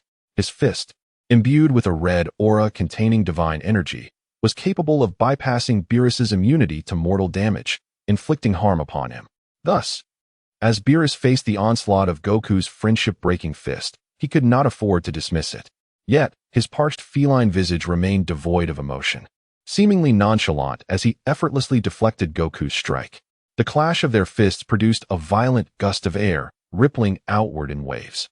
Were their battleground not on Super Earth, but rather on a commonplace planet, the mere residual force of their collision would surely obliterate countless mountains and lakes, decimating the very landscape itself. Goku let out a muffled grunt. His strength, a mere 60% of Beerus's, left him at a disadvantage in this direct confrontation. However, his fighting spirit soared ever higher as he retreated a few paces, only to launch himself forward once more, fists and feet raining down like a tempest upon Beerus. The god of destruction, appearing as though he were on a leisurely stroll, met Goku's onslaught with ease, parrying with grace. After several exchanges, he delivered a swift kick that landed squarely in Goku's abdomen, causing him to cry out in pain, clutching his midsection and spitting out bitter bile. Seizing the moment, Beerus unleashed a punch that struck Goku's back, sending him crashing to the ground like a shooting star. The impact was thunderous, filling the air with dust. A crater, vast and deep, marred the arena, a significant portion of which had been carved out by Goku's fall, the cracks in the earth stretching for miles. Even Super Earth trembled, inciting panic among the newly emerged human civilization above. It was only through Jiang Wei's timely intervention that calm was restored among them. Beerus floated above the arena, hands clasped behind his back, his gaze fixed upon the swirling dust of the enormous crater. Is this the power of the Super Saiyan God? He contemplated dismissively. But upon further reflection, he recognized that the Super Saiyan God on this Super Earth was not limited to Goku alone, but encompassed a formidable group. Speaking freely on another's territory was unwise. Provoking the collective wrath of the Super Saiyan gods would surely provide amusement for Whis at Beerus's expense. Suddenly, from the haze of dust below, a massive blue Kamehameha surged forth. Beerus sidestepped, narrowly avoiding the rising energy wave. At that moment, Goku reappeared before him, albeit in a disheveled state, having transformed into Super Saiyan 3 atop his Super Saiyan God form. With an unexpected surge of power, he launched a full frontal assault on Beerus. Jiang Wei would commend Goku for his remarkable performance, yet he would also shake his head, recognizing that such a sudden increase in power, while effective against most foes, bore little weight against a god of destruction who would always be stronger. Beep, beep. Goku, power level 12 trillion, transformed into Super Saiyan God, and then into Super Saiyan 3. Beerus, power level 20 trillion. Your power level will forever remain at merely 60% of the god of destructions. Do not presume that transforming into Super Saiyan 3, or even Super Saiyan Blue, will make a difference. Jiang Wei shook his head. The Super Saiyan God must devise a strategy beyond mere collective assault to hope for victory against Beerus. Thus, the contemplation continued. After Sun Wukong was once again sent flying by Beerus, Jiang Wei conveyed the secret of the god of destruction to him through his mind. What? One must always possess 40% more strength than a Super Saiyan God? No wonder I cannot defeat Lord Beerus, regardless of how much I enhance my power. This explains everything. Upon understanding this, Sun Wukong recognized the futility of his efforts and gracefully conceded defeat. After triumphing over Sun Wukong, Beerus's feline visage contorted for a moment before he earnestly proclaimed, Super Saiyan gods, you are indeed worthy adversaries. However, I have no desire to be your enemy and hope you will not regard me as one. Oh dear. Did Lord Beerus truly utter such words? Is he still the Beerus I know? Whis, with his cheeks stuffed with earth delicacies, chuckled incoherently. Beerus glared at his attendant and bellowed, Whis, you have once again said something that embarrasses me. He then began to jostle with Whis over the earth cuisine, as if starved. In truth, Beerus was also captivated by the delights of Earth, yet these culinary treasures lay within Jiang Wei's domain, guarded by a cadre of Super Saiyan gods who obeyed him. To indulge in these earthly pleasures regularly, Beerus had no choice but to set aside his pride as a god of destruction and foster a good relationship with Jiang Wei's group. Mr. Beerus, we wholeheartedly welcome you and Mr. Whis to be our allies rather than adversaries. Super Earth will always be delighted to host your visits, Jiang Wei declared with grandiosity. Bulma, assuming the role of hostess, summoned her new human servants to continuously present an array of earthly delicacies. The assembly, comprised of half-blood scions and fellow Gurmans, commenced a joyous feast.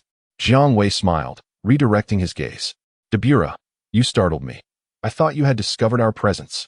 Outside Super Earth, in the vast cosmos, a spaceship lay stealthily concealed nearby. It was none other than the nefarious sorcerer Babidi and his entourage. Sun Wukong's transformation into a Super Saiyan god and his battle with Beerus inadvertently supplied Babidi with a considerable amount of energy. At last, he had amassed enough energy to release his long-desired Majin Buu from his seal. Once I liberate my Majin Buu, I shall no longer need to lurk in the shadows. Babidi, akin to East Kaio-ken, mistakenly believed Majin Buu to be an insurmountable force. Truly unaware of the vastness of the universe, he assumed that possessing Majin Buu would grant him the power to confront Sun Wukong's Super Saiyan God form and the god of destruction, Beerus. Babidi, we should hasten our departure from this planet teeming with powerful beings and head to Earth to release Majin Buu, urged Dabura, the king of the demon realm, still shaken. The residual energy dissipating into the cosmos from the battle between Sun Wukong and Beerus was enough to instill fear in Dabura. You are correct. Let us swiftly attend to our business. Babidi promptly replied, commanding the spaceship's pilot to expedite their journey to Earth. Babidi is coming, ho ho ho. Upon reaching the level of Jiang Wei, how could he have failed to notice the clandestine activities of Babidi and his cohorts beyond the realm of Super Earth? It was not merely Jiang Wei who observed this. Nearly everyone had taken notice. As an angel, Weiss, alongside the god of destruction, Beerus, certainly recognized the situation. However, they regarded Babidi's minuscule presence with indifference, preferring not to disturb their culinary enjoyment. Chapter 91. Majin Buu. Little Kalami at the very moment when Jiang Wei and his companions chose to disregard Babidi and his entourage, Babidi had already descended upon Earth. Swiftly locating the sealed Majin Buu, a colossal, grotesque egg pulsating with an ominous aura. As this egg, containing the sealed Majin Buu, first manifested on Earth, it was detected by the East Kaio-ken, Shen. Initially, he displayed a visage of terror, but soon regained his composure. On Super Earth, where formidable beings congregated, including the god of destruction Beerus, as mentioned by the old Kaio-ken, Shen felt no trepidation towards the likes of Majin Buu. Thus, he and his attendant, Jebit, remained unfazed by the impending unsealing of Majin Buu. Ha! At last, my Majin Buu shall break free from his seal, Babidi exclaimed, exuberantly infusing the egg with the trifling energy dispersed into the cosmos during the battle between Super Saiyan God Goku and Beerus. Dabura, visibly anxious, surveyed his surroundings, fearing that at this critical juncture, the Kaio-ken and his attendant might thwart Babidi's grand scheme.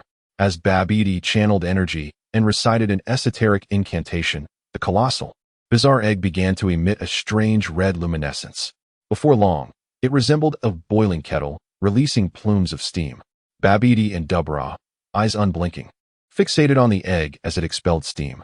Suddenly, with a resounding crack, the enormous egg ceased to emit steam and began to fracture. Babidi craned his neck for a better view, only to find the interior utterly vacant. Panic set in. Majin Buu, my Majin Buu, where is he? Dabura speculated.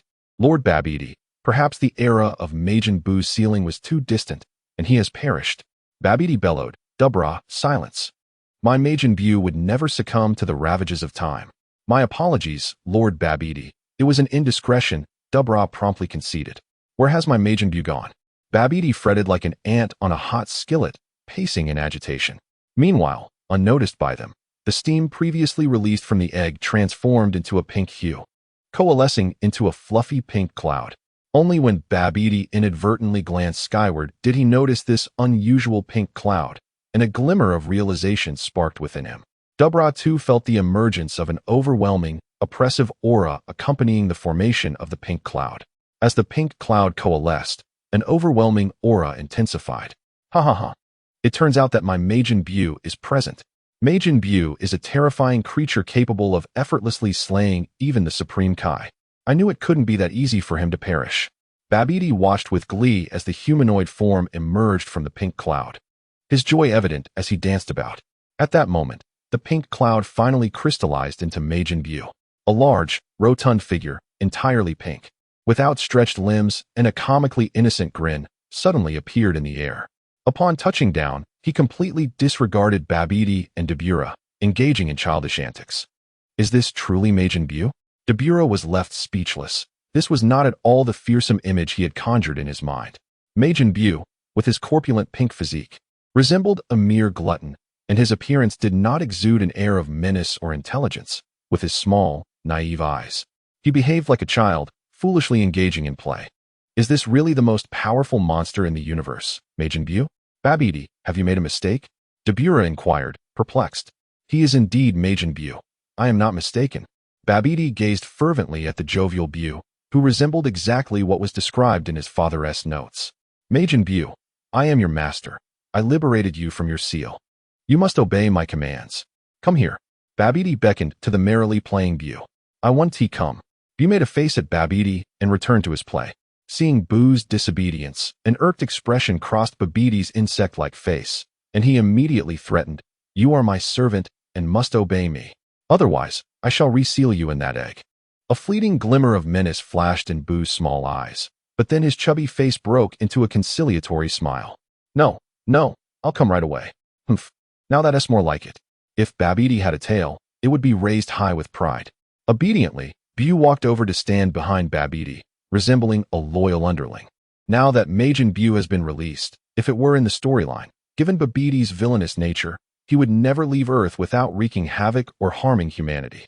However, the current Earth lay under the watchful eyes of many powerful beings, and Babidi, despite having Buu, did not dare to act with the same impunity as in the narrative. He merely wished to take Buu and roam freely across the cosmos. Yet, Babidi had caught the attention of someone. It was Dr. Gero. After enduring 2 Scion assaults and witnessing the Cosmic Emperor's personal expedition to Earth, Dr. Gero contemplated securing his own extraterrestrial samples. However, upon glancing at the readings on the combat power detector, he gasped.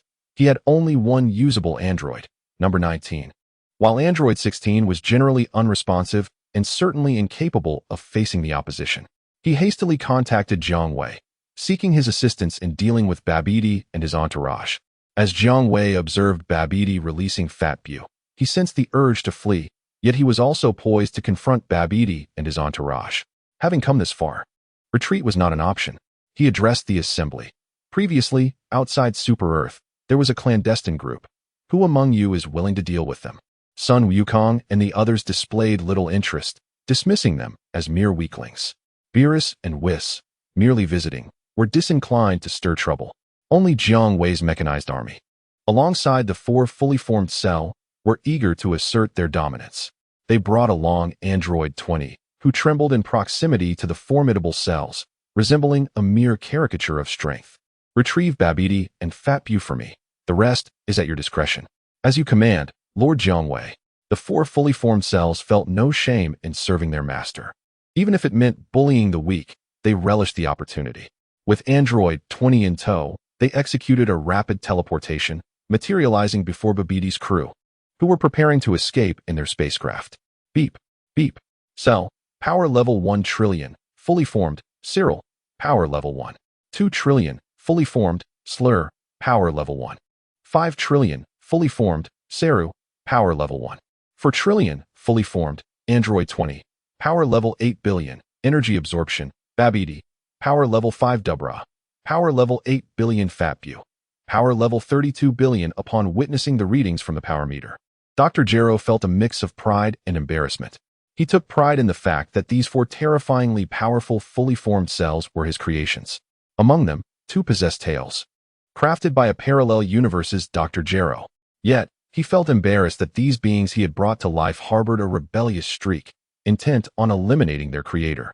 Only Jiang Wei could wield such formidable androids without fearing their insubordination. Chapter 92. The gods of destruction and angels have been replicated. The sudden appearance of the cells left Babidi utterly aghast. He could distinctly sense that any one of the fully formed cells could obliterate them, including Fat Bu, with the mere flick of a finger. Even the childlike Fat Bu, upon the cell's arrival, wore a face of sheer terror, drenched in cold sweat. Oh my goodness! I am Majin Bu. How can there exist life forms in this world that far surpass my power? Esteemed gentlemen, I am Babidi, and my companion and I are merely passing through Earth with no ulterior motives. We shall take our leave. Babidi quickly capitulated. By the command of Lord Jiang Wei, Babidi and Fat Bu shall accompany us. With a grimace, Babidi surrendered alongside Fat Bu. Resistance? Faced with the overwhelming power of the four fully formed cells, neither Babidi nor Fat Bu entertained thoughts of self-destruction. Honorable sirs, if you are seeking Lord Babidi and Majin Bu, then I am of no concern. Dubra, who had been overlooked, breathed a sigh of relief and cautiously inquired. The beings known as Cell hardly spared a glance at him and commanded the obedient android 20 beside them. Go and eliminate the insignificant Karami that Lord Jiang Wei has discarded. The cells were not lacking in intelligence. They understood that Jiang Wei had instructed them to bring along Android 20 with the intention of testing its capabilities. As you command. No sooner had Android 20 spoken than it surged forth like lightning, launching a barrage of lethal punches at the astonished Dabura. Meanwhile, the cells had already captured Babidi and Majin Bu, returning to Super Earth to report back to Jiang Wei. Faced with the relentless assault of Android 20, Dabura was taken aback.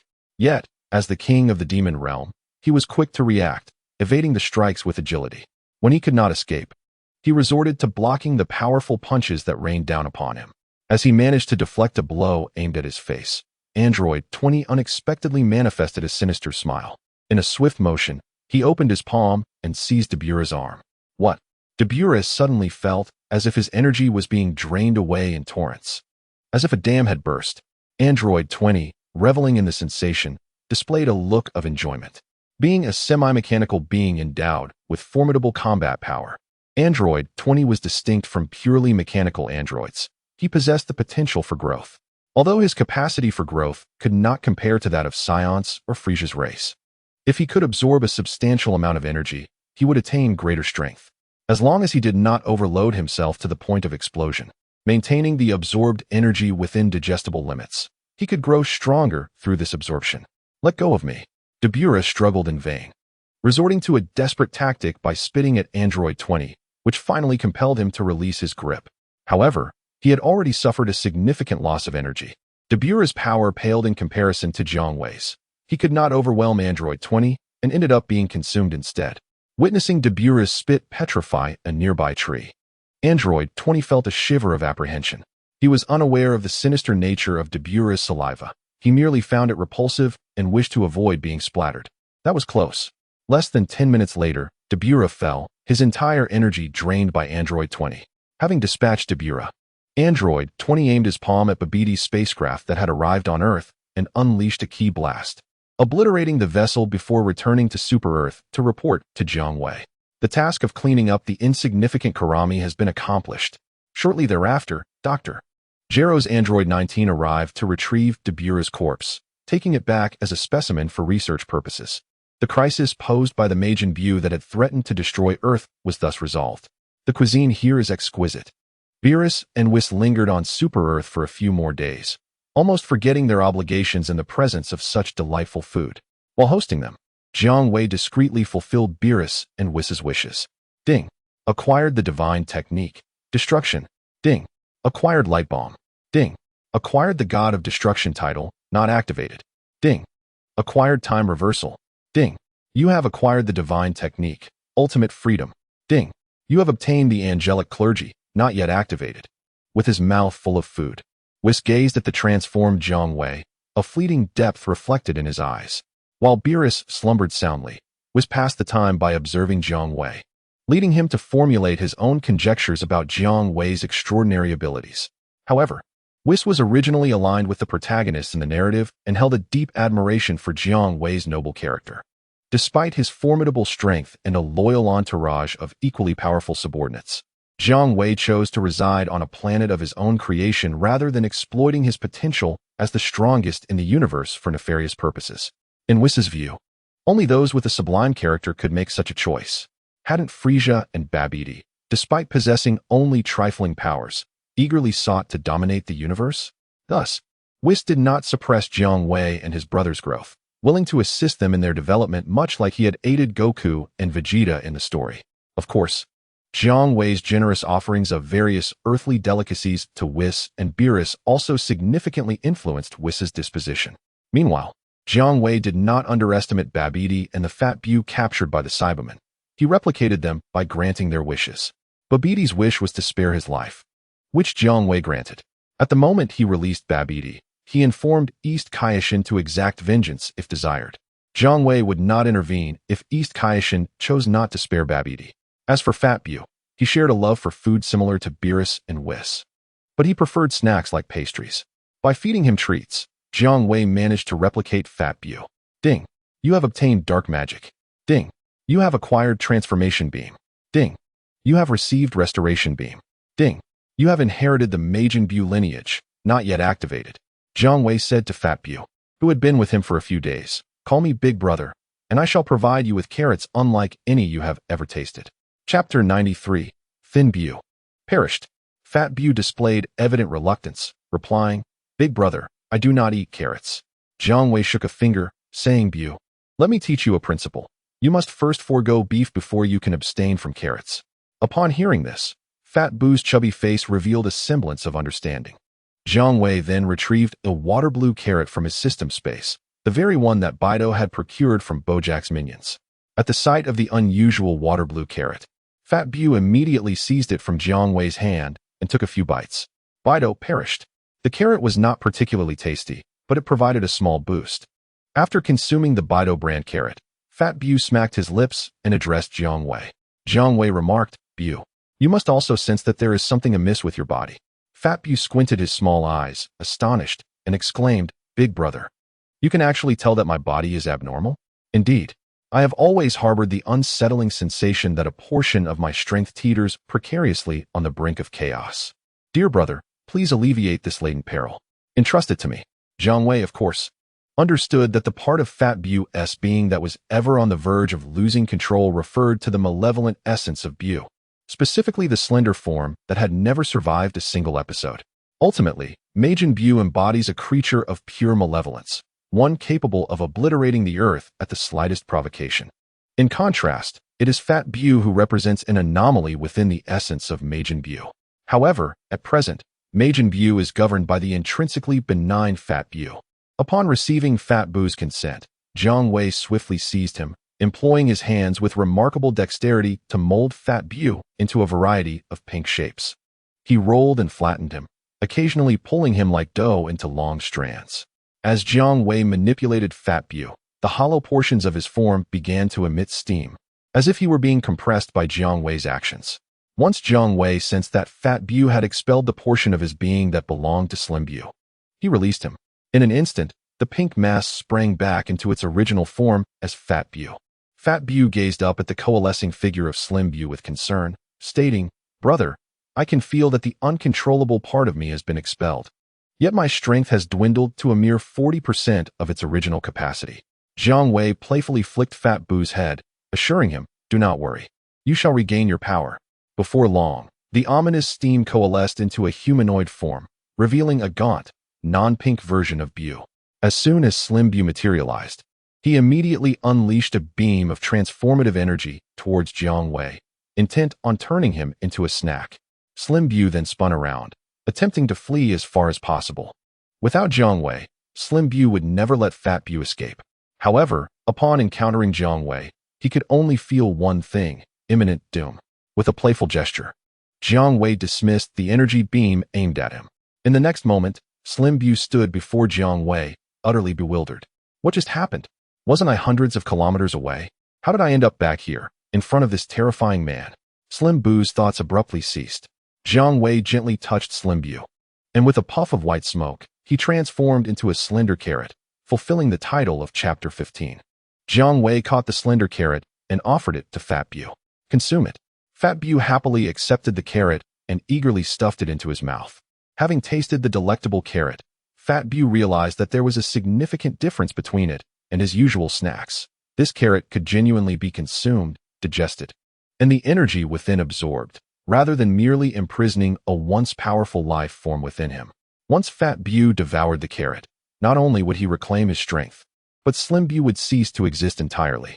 With a series of satisfying crunches, Fat Bu chewed through the slender carrot and swallowed it in a few bites, fully restoring his power. Slim Bu was no more. Thank you, brother.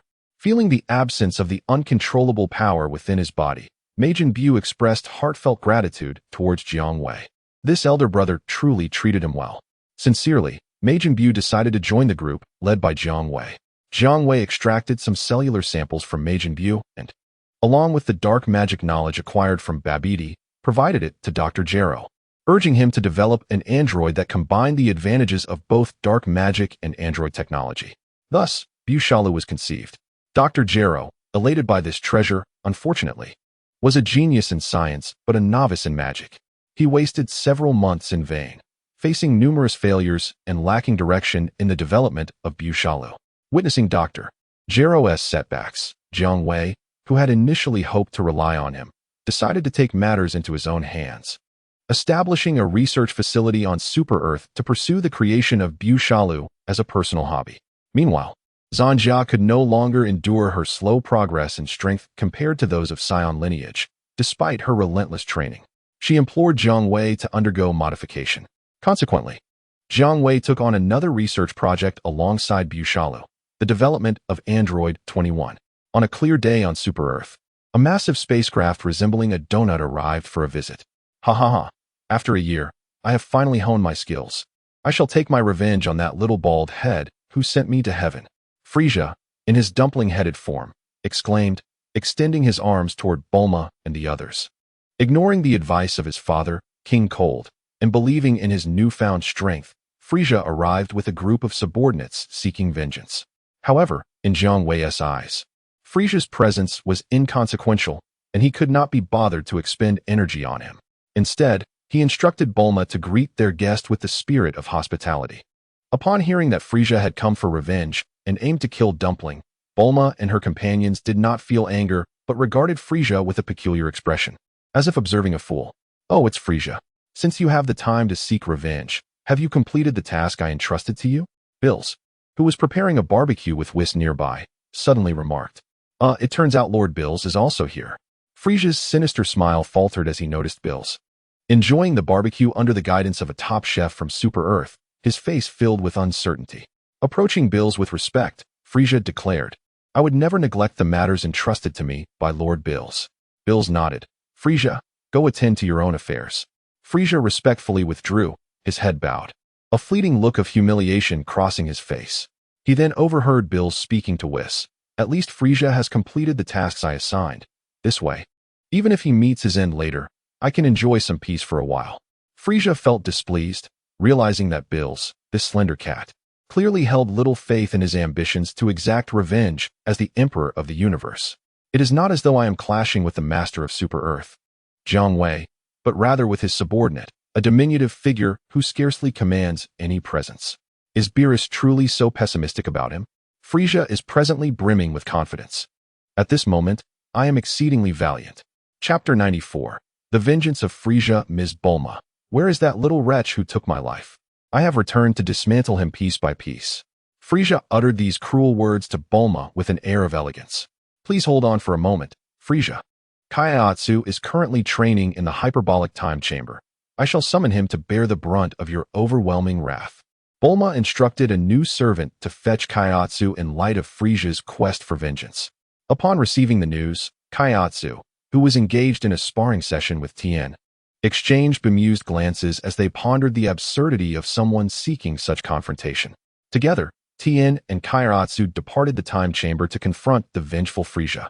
During the interim of waiting for Kaiotsu's arrival, Frieza, whether to assert his authority or for some other motive, inexplicably dispatched his subordinate, the Jinyu Force, as a prelude to his revenge. Jinyu, Rikuum, Jis, Berta, Guldo. The Jinyu Force has arrived. The golden-haired launch displayed a face of disgust, exclaiming, These 5 extraterrestrials are repulsive. I wish I could draw my weapon and obliterate them. Bulma mirrored her disdainful expression while casting a sympathetic glance at the now flushed Frieza. She had heard from her husband about the existence of the Jinyu Force under the command of the tyrant of the universe.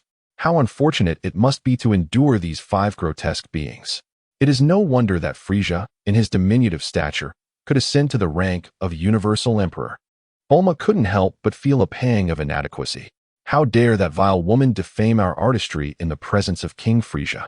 The words of the golden-haired launch incited the wrath of Jinyu, the captain of the Jinyu Force, whose face contorted in anger.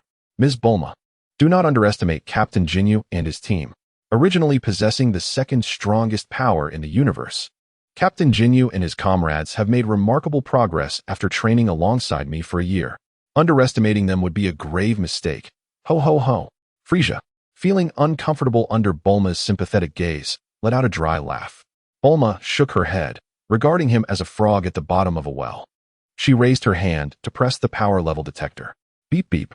Frieza, battle power 120 billion, final form. Jinyu, battle power 2 billion Rikuum, battle power 1 billion GIs, battle power 700 million Buddha, battle power 400 million Guldo, battle power 90 million Bulma, battle power 20 billion Blonde Launch, battle power 40 billion Cell, battle power 10 trillion, perfect form. Suru, battle power 12 trillion, perfect form. Slur, battle power 15 trillion, perfect form. Zero, battle power 14 trillion, perfect form. Android 20, battle power 400 billion. Absorbing energy, Bulma. Let me handle it. I must take down that extraterrestrial with the ridiculous hairstyle. Blonde Launch declared, her displeasure evident as she glanced at Captain Jinyu. Bulma remained indifferent, reasoning that since their opponents were weaklings, it would not be an issue to let Blonde Launch deal with Little Karami. In her current position as the head maid at home, cleaning up after Little Karami was indeed part of her duties. Woman, your adversary is none other than me. Captain Jinyu, I shall make you aware that when you defame our artistry in the presence of Lord Frieza, you will face my severe retribution.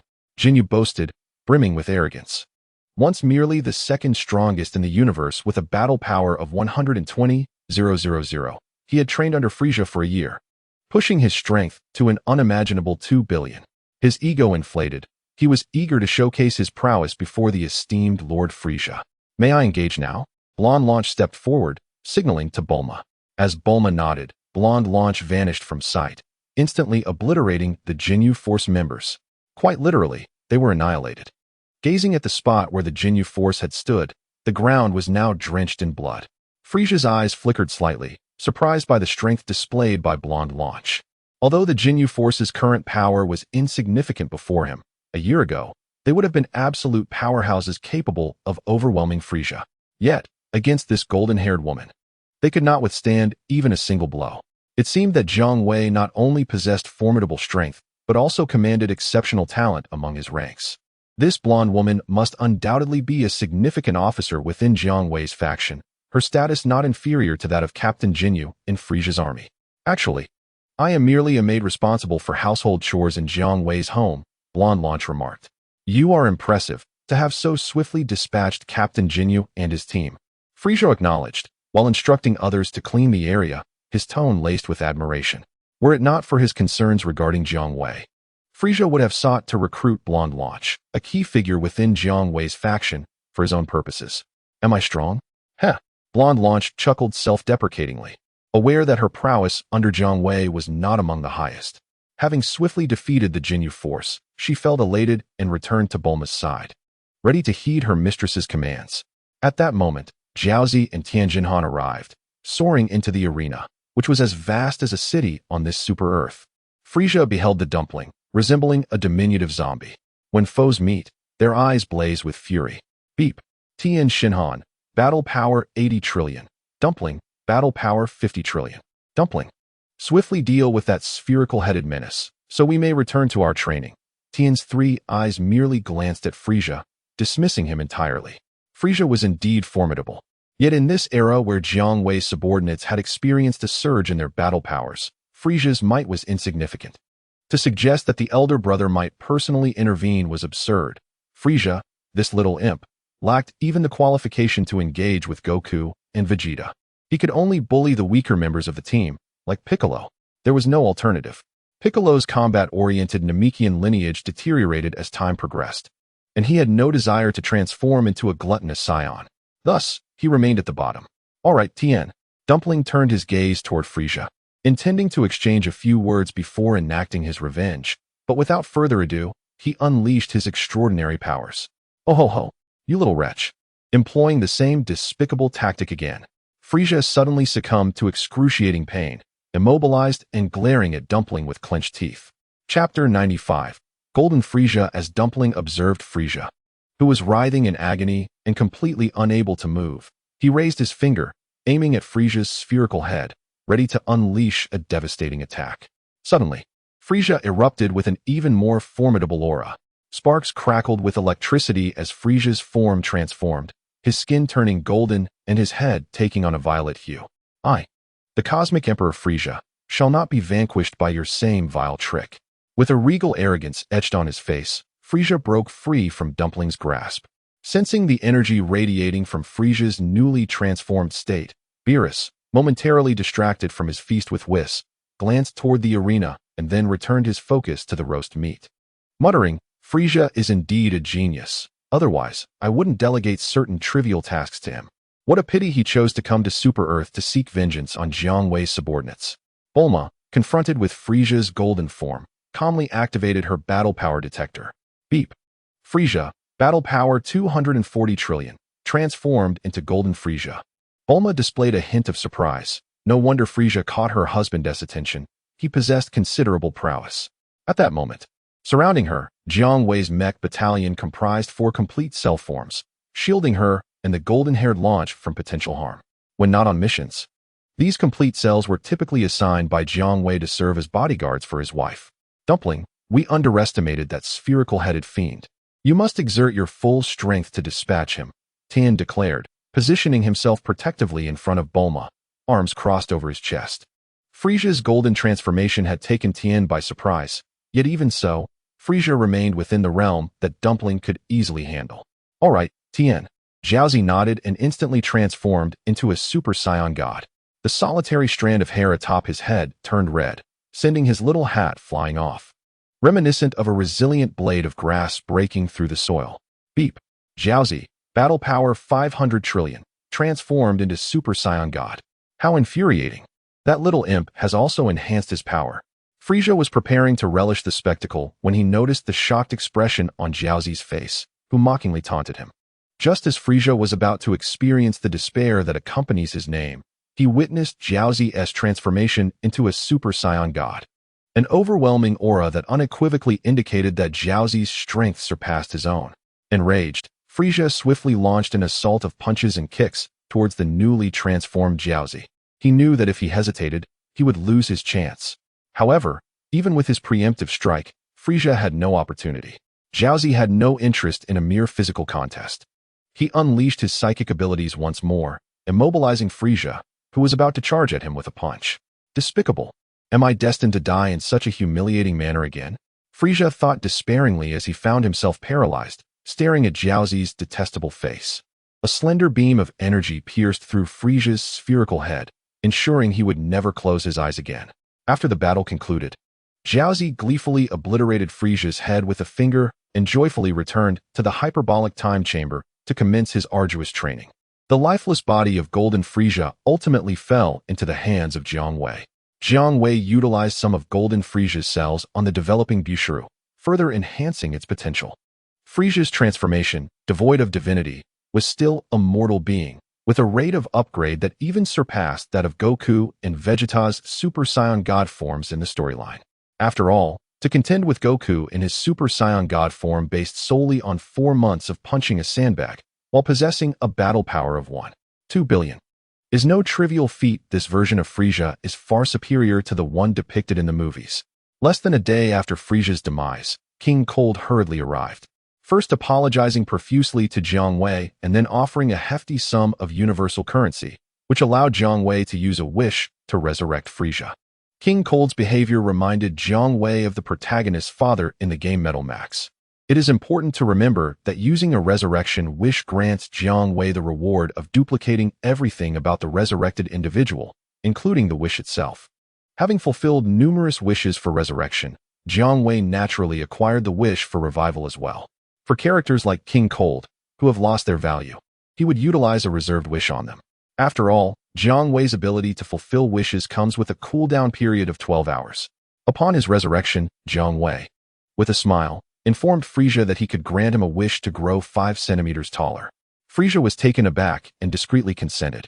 Jiang Wei acquired the golden Frieza and proactively urged Frieza to cultivate within the hyperbolic time chamber, aiming to develop the black gold Frieza for his future endeavors. Oh, this insatiable obsession with collecting.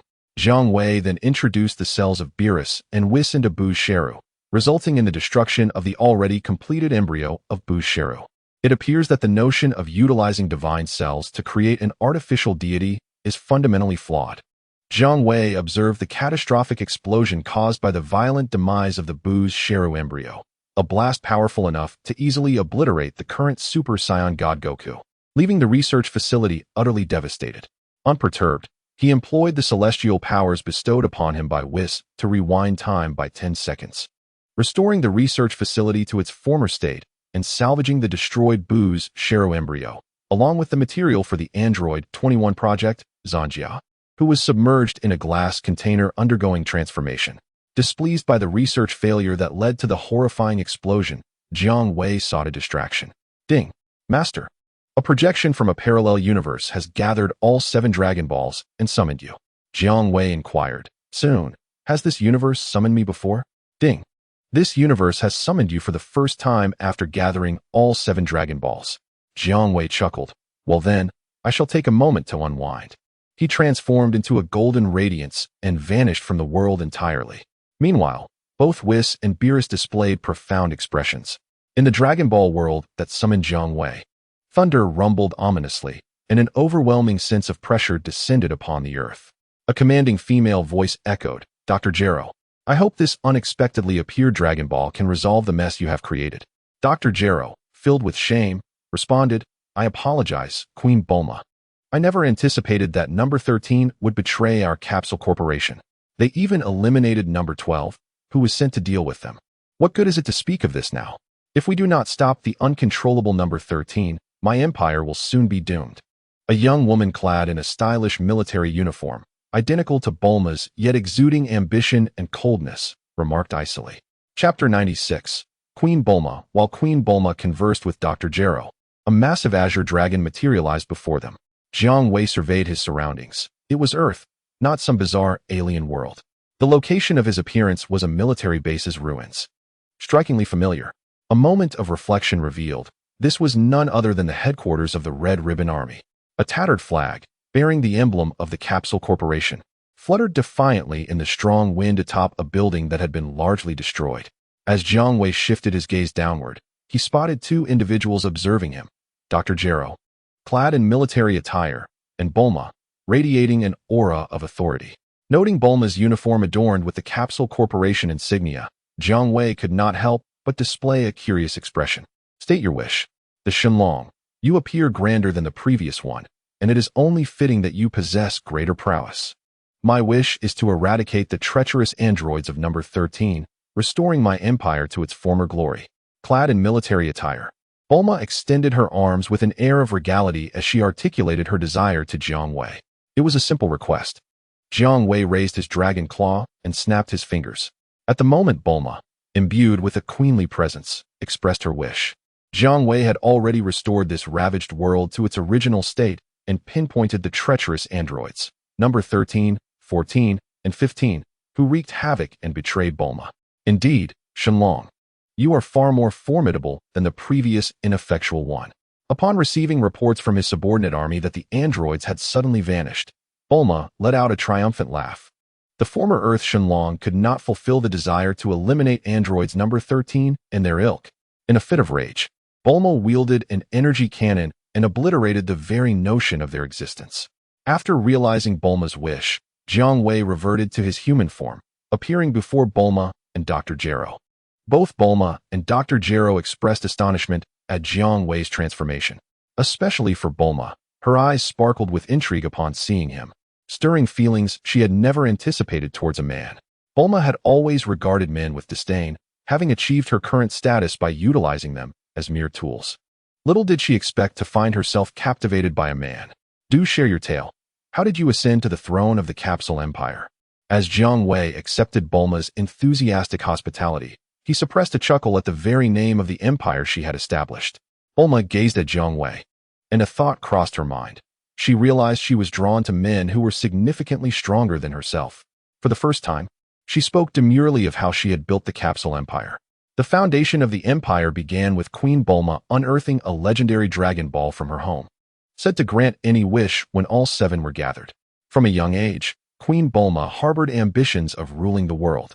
Upon inadvertently discovering a Dragon Ball, she swiftly devised a feasible plan to realize her ambitions within a minute, setting her plans into motion. To collect the Dragon Balls. Much like the many Bulmas in the Dragon Ball universe, she crafted a dragon radar and embarked on an adventurous quest. However, unlike other Bulmas who sought a charming prince, this Bulma had little interest in such notions. Her sole fascination lay in the ambition to rule the world. In a departure from the conventional narrative, the Red Ribbon Army in this world had commenced their quest for the Dragon Balls even before the plot unfolded in other realms, driven by their desire for global domination. The Queen Bulma faced a tumultuous beginning, failing to gather the Dragon Balls and inadvertently provoking the Red Ribbon Army. In a bid for survival, she surrendered to the Red Ribbon Army, offering the solitary Dragon Ball she had unearthed from her home, along with her ingenious invention, a compact portable Dragon Ball radar. This act garnered her the admiration and favor of the army's leader, Commander Black. A man of considerable stature, Commander Black possessed a discerning eye for talent, recognizing heroes amidst the ranks. Dr. Gero, previously marginalized, aligned himself with the Red Ribbon Army, allowing his extensive knowledge to flourish. Queen Bulma was bestowed the rank of colonel within the Red Ribbon Army, collaborating closely with Dr. Gero. The latter was astounded by Colonel Bulma's remarkable scientific prowess, becoming the first within the army to support her endeavors. Commander Black, lacking in scientific understanding, wisely allowed those versed in science to lead, ensuring the best outcome for all. With the portable Dragon Ball radar that Colonel Bulma had provided, the Red Ribbon Army swiftly collected all 7 Dragon Balls. However, during this malevolent quest, Master Roshi met his demise. To eliminate him, Commander Black dispatched General Blue, the army's foremost combatant. General Blue effortlessly restrained Master Roshi with his psychic abilities, poised to end his life with ease. Little Goku from Mount Pazu also fell victim to General Blue, who bested him in battle. Yet, Dr. Gero, recognizing Goku's latent potential as a scion, implored General Blue to spare him, deeming him an excellent specimen for his android research. Upon acquiring the 7 Dragon Balls, Commander Black, ecstatic, sought to summon Shenron to fulfill his ambition of world domination. Yet, as he called forth the dragon, he was unexpectedly shot in the back by his loyal aide. A betrayal fueled by the revelation of Commander Black's true desires, which had been uncovered by a mind-reading device invented by Bulma. In a fit of rage, the aide dispatched his incompetent leader and ascended to power, compelling Shenron to grant the wish for the Red Ribbon Army's dominion over the world. However, the newly crowned king was swiftly transformed into a puppet by the collusion of Bulma and Dr. Gero, utilizing advanced scientific techniques. Thus, with the aid of this puppet, Bulma successfully ascended to power, restructuring the Red Ribbon Army into the Capsule Empire, proclaiming herself the queen of the world. In response to this turn of events, Jiang Wei could only utter one word: magnificent. Chapter 97. The same dish, different ways of eating with Queen Bulma reigning over the world and establishing the Capsule Empire. Jiang Wei perceived that she remained hindered by an insurmountable obstacle. In her realm, the narrative had yet to unfold, yet the protagonists had already vanished. In the face of impending peril for Earth, there was no one left to confront the storm. She would have to rely solely on herself. Fortunately, the early threats to the narrative were minimal, primarily represented by the formidable King Piccolo. However, the ambitious amalgamation of foes seeking global domination had already been vanquished by Queen Bulma. The formidable Demon King Piccolo merely clung to life by sheer luck, still languishing in the confines of his electric rice cooker. However, the impending arrival of the Scions heralds the onset of a genuine crisis. Regardless of how the narrative on Earth has been utterly transformed by Queen Bulma, Raditz is destined to arrive on this planet in search of his brother, Kakarot. In any other realm of the Dragon Ball universe, if the storyline proceeded normally, the main protagonists would have perished prematurely, and Raditz alone would prove to be an insurmountable obstacle. With a battle power of 1500, Raditz already embodies a terrifying force that the native inhabitants of Earth cannot contend with. Fortunately, Queen Bulma possesses not only the ambition to dominate the world but also exceptional scientific prowess, aided by the brilliant Dr. Gero, who dedicates his efforts to the research of artificial beings. After capturing the young Goku, Dr. Gero discovered through his studies that the cells of the young warrior harbored an unimaginable potential for energy, making them the most valuable material for artificial being research. Together with Queen Bulma, Dr. Gero cloned thousands of young Gokus to serve as resources for his experiments. When Raditz wreaked havoc on Earth, Dr. Gero had already developed a new type of artificial being a year prior, Android 12, alternatively known as the artificial beings Goku and Kakarot. It was through Android 12 that Queen Bulma managed to surpass Raditz's challenge. Raditz subsequently became a treasured resource for Dr. Gero's ongoing research into artificial beings. In order to combat the impending threat of even stronger psions, Dr. Gero further advanced his work, creating androids 13, 14, and 15 based on the foundation of Android 12. Given the urgency of the situation, Dr. Gero could not rely solely on psion cells to develop cell. As a stopgap measure, he resorted to manufacturing purely mechanical androids, facilitating mass production through industrial assembly lines. Queen Bulma envisioned the establishment of a formidable army composed entirely of mechanical androids to counter threats from beyond Earth. However, when androids 13 and their counterparts were constructed, unforeseen complications arose. Within the Capsule Corporation, which Bulma had established, there existed factions opposing the Empire. Among these rebellious forces was a scientific genius named Dr. Zenjin, who seized the opportunity to implant a computer virus into the systems of Android 13 and his companions, intending to commandeer the formidable weapons created by the Empire to challenge its authority and restore the more lenient atmosphere of the Dog King era. While his ambitions ultimately fell short, the virus nonetheless caused Androids 13 and their allies to break free from Queen Bulma's control, leading to rampant destruction within the Capsule Corporation. Even the Android 12 dispatch to quell their rebellion was obliterated by 13 and his cohorts. In desperation, Queen Bulma resorted to the 7 Dragon Balls of this world, summoning the Earth's dragon to annihilate the traitorous Android 13 and his companions.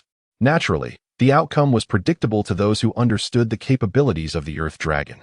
It was swiftly annihilated by an irate Bulma wielding an energy cannon, just as Queen Bulma and Dr.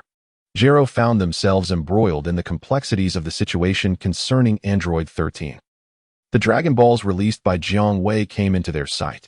If there had been no issues with Android 13, they would have easily surpassed the trials posed by Vegeta and Nappa. With Jiang Wei's current prowess, he effortlessly absorbed Android 13 and his companions into the system space, subsequently analyzing the combat capabilities of these 3 androids. Despite their designations as Androids 13, 14, and 15, they were merely products from the prelude to the Scion invasion narrative. In comparison to the Dragon Ball world Jiang Wei inhabited, they paled in significance, barely possessing a battle power exceeding 10,000. Dr. Gero and Queen Bulma were left utterly astounded. Android 12, or rather Android Goku, had a meager battle power of only a few thousand. When he was created, Dr. Gero and Queen Bulma were so exhilarated that they struggled to sleep for several days, convinced that such power was sufficient to dominate the universe. In essence, they were akin to frogs in a well, lacking exposure to the might of cosmic overlords and devoid of any research samples of super scions. Relying solely on their imagination, even geniuses like Dr. Gero and Queen Bulma could not forge androids capable of defeating a super scion. If they encountered cosmic real estate developers aiming to exploit Earth, they would undoubtedly face demise. As for whether Frieza would come to Earth, with 3 diligent employees suddenly going missing, it would be out of character for Frieza not to investigate the situation personally. In this world, Bulma's Capsule Corporation would surely not withstand Frieza's scrutiny.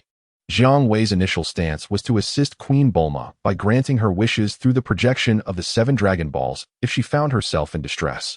However, if unforeseen circumstances prevented her from summoning him, he held no interest in the fate of Bulma and the Capsule Corporation. Clearly, as a queen who ruled the world, Bulma possessed considerable cunning and insight. Recognizing this, she found herself increasingly drawn to the formidable Jiang Wei. Consequently, She took the initiative to approach him one evening. For specific details, one might refer to the tale of Wu Zetian and Li Ji. Jiang Wei, intrigued by this development, found it akin to savoring a familiar dish prepared in a novel manner. The experience was undeniably distinct. Yet both involved the playful scratching of his back with sharp nails during moments of joy. In light of Bulma's capacity to allow him to don trousers anew in another realm, Jiang Wei invested time in transforming the Dragon Balls of her world. The Namekian technology for creating Dragon Balls was now put to good use. The Dragon Balls, once modified by Jiang Wei, could be utilized once per month. Furthermore, he imparted some advanced android technology to Queen Bulma. In conclusion, he left behind 3 small cell units for her protection. After a full 24 hours, Jiang Wei returned to the primary world he inhabited. In this realm of Dragon Balls, Jiang Wei's presence rendered it, if not the primary world, at least akin to it. Upon Jiang Wei's return, at Whis' behest, Beerus reluctantly addressed him, stating, "Transcending time and space is a grave offense. I merely inform you of this. Whether you heed my warning is of no concern to me." Jiang Wei nodded in acknowledgement, indicating his understanding. Whether he heeded it or not depended on his own disposition. Jiang Wei now possessed a sense of assurance. Even before the Grand Priest and the Omni King, he could boldly declare, "I do not consume beef." From Android 13 and his companions, Jiang Wei acquired the technology to absorb battery packs and chips through mechanical bodies, enhancing his power. While marginally beneficial, it held little substantial value for him, considering he was on the verge of manifesting Bushiru. Chapter 98. Bushiru is a super android created by merging the cells of Fat Bu with the technological foundation of Cell. Though it sounds simple, the execution is fraught with difficulty.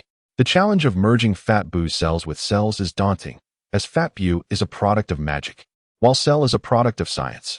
Despite both being artificially engineered life forms with formidable combat prowess, they stem from entirely disparate technological paradigms. To realize Bushiru is tantamount to fusing the realms of magic and science. The immense difficulty of this endeavor left Dr. Gero unsuccessful after months of effort. However, Jiang Wei triumphed, successfully integrating Fat Bu's cells into Cell, thereby creating a potent life form that embodies the characteristics of both. Upon completing the embryo of Bushiru, Jiang Wei employed the techniques of the hyperbolic time chamber to cultivate Bushiru, a process requiring hundreds of years to reach fruition. With the technology of Bushiru at his disposal, Jiang Wei simultaneously concluded his project on Android 21. In truth, the technical challenges surrounding Android 21 surpassed those of Bushiru. This is because the creative vision for Bushiru was to forge a powerful artificial life form that amalgamates both scientific and magical methodologies. Conversely, Android 21 aims to utilize Fat Bu's cells to modify the human body rather than transforming it into another Bu. Android 21 is envisioned as a human endowed with the advantages of Bu, rather than a mere replication of Bu in human form. The subject of this transformation, Zanjia, would experience a change in skin tone from a watery blue to a soft pink, devoid of any other physical traits of Bu. Perfect. Gazing at Zanjia, submerged in a glass tank with closed eyes and a delicate pink hue to her skin, Jiang Wei smiled broadly, admiring his creation, akin to a model enthusiast assembling a Gundam model piece by piece. After completing the projects for Bushiru and Android 21, Jiang Wei pondered whether to employ the dark magic techniques acquired from Babidi to create his own Meijin Bu. To recreate a Meijin Bu would necessitate various unheard-of materials. Babidi lacked the capability to gather the requisite components to forge a new Meijin Bu, thus resorting to releasing his father's sealed creation for continued use. Jiang Wei is never in want of raw materials. As long as he desires, there exists no substance in this world that he cannot acquire. The Supreme Kai, the deity of creation, is capable of manifesting any material. Just as Jiang Wei contemplated crafting a playful figure of Meijin Bu, Piccolo, having finally broken through his defenses, approached Jiang Wei to inquire about ways to keep pace with the new version. "Brother, if it still requires altering one's lineage, spare me the discussion," Piccolo thought. He now held Jiang Wei in profound admiration, having shed his past arrogance. Indeed, altering one's lineage is the most expedient and economical method to swiftly enhance Piccolo's strength. However, he takes immense pride in being a Namekian and is reluctant to change his race. Instead of transforming his lineage, he would prefer to wish for the power to keep up with the new version, which comes at a cost. his very life essence. Even Granola had to sacrifice his life to become the strongest in the universe. Piccolo could not be an exception. Moreover, one cannot simply exploit infinite lifespan as a loophole. It would result in a direct reduction of one's lifespan to a mere 3 days, with no means of restoration. In the realm of Dragon Ball, one cannot wish for immense power from the eternal dragon without any restrictions. Such a notion is utterly forbidden. Even the Omni King cannot permit it. Hence, when it comes to the enhancement of power, Jiang Wei insists that his subordinates train independently, disallowing any life-threatening shortcuts. Jiang Wei proposed a strategy to Piccolo. Whenever they encounter the defecation brother, Piccolo should assimilate him. Alternatively, if Piccolo were amenable, Jiang Wei could create numerous Piccolo clones for him to assimilate, thereby elevating his strength. Once sufficient power is amassed, he could make a wish to unlock his potential, giving rise to an orange-hued Piccolo. Thus, the plan was set in motion. Amidst the astonished gazes of those around, Piccolo swiftly began to upgrade his strength, and it would not be long before he caught up with the others. Suddenly, a notification chimed. Master, a projection from a Dragon Ball world has gathered 7 Dragon Balls and summoned you.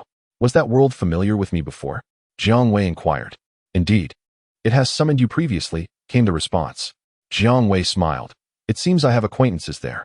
Could it be yet another Frieza and Jinyu from a different realm summoning me? After exchanging pleasantries with Bulma, Jiang Wei transformed into a radiant beam of golden light and vanished. Beerus and Whis shook their heads in exasperation, fully aware that Jiang Wei was persistently flouting the rules.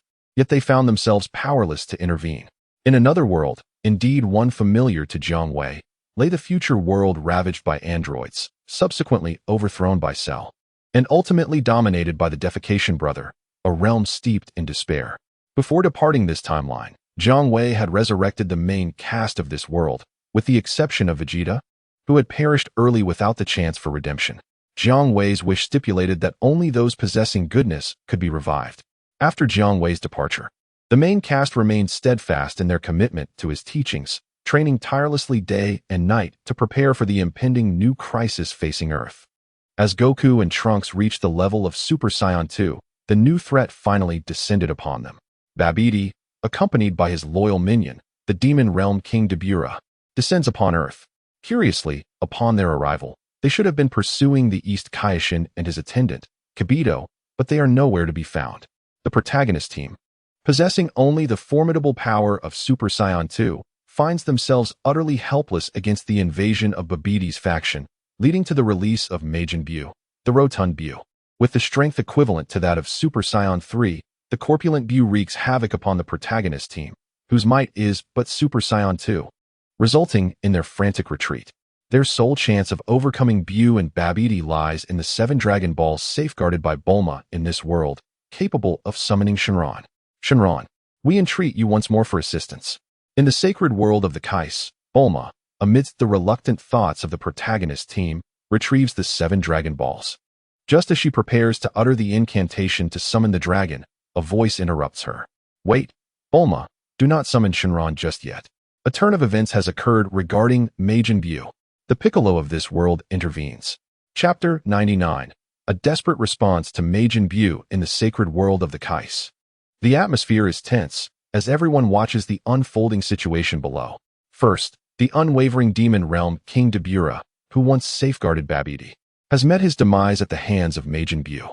The cause of his downfall was his disdain for Buu's insubordination towards Babidi, leading him to speak out, which resulted in Buu transforming him into a cookie and consuming him.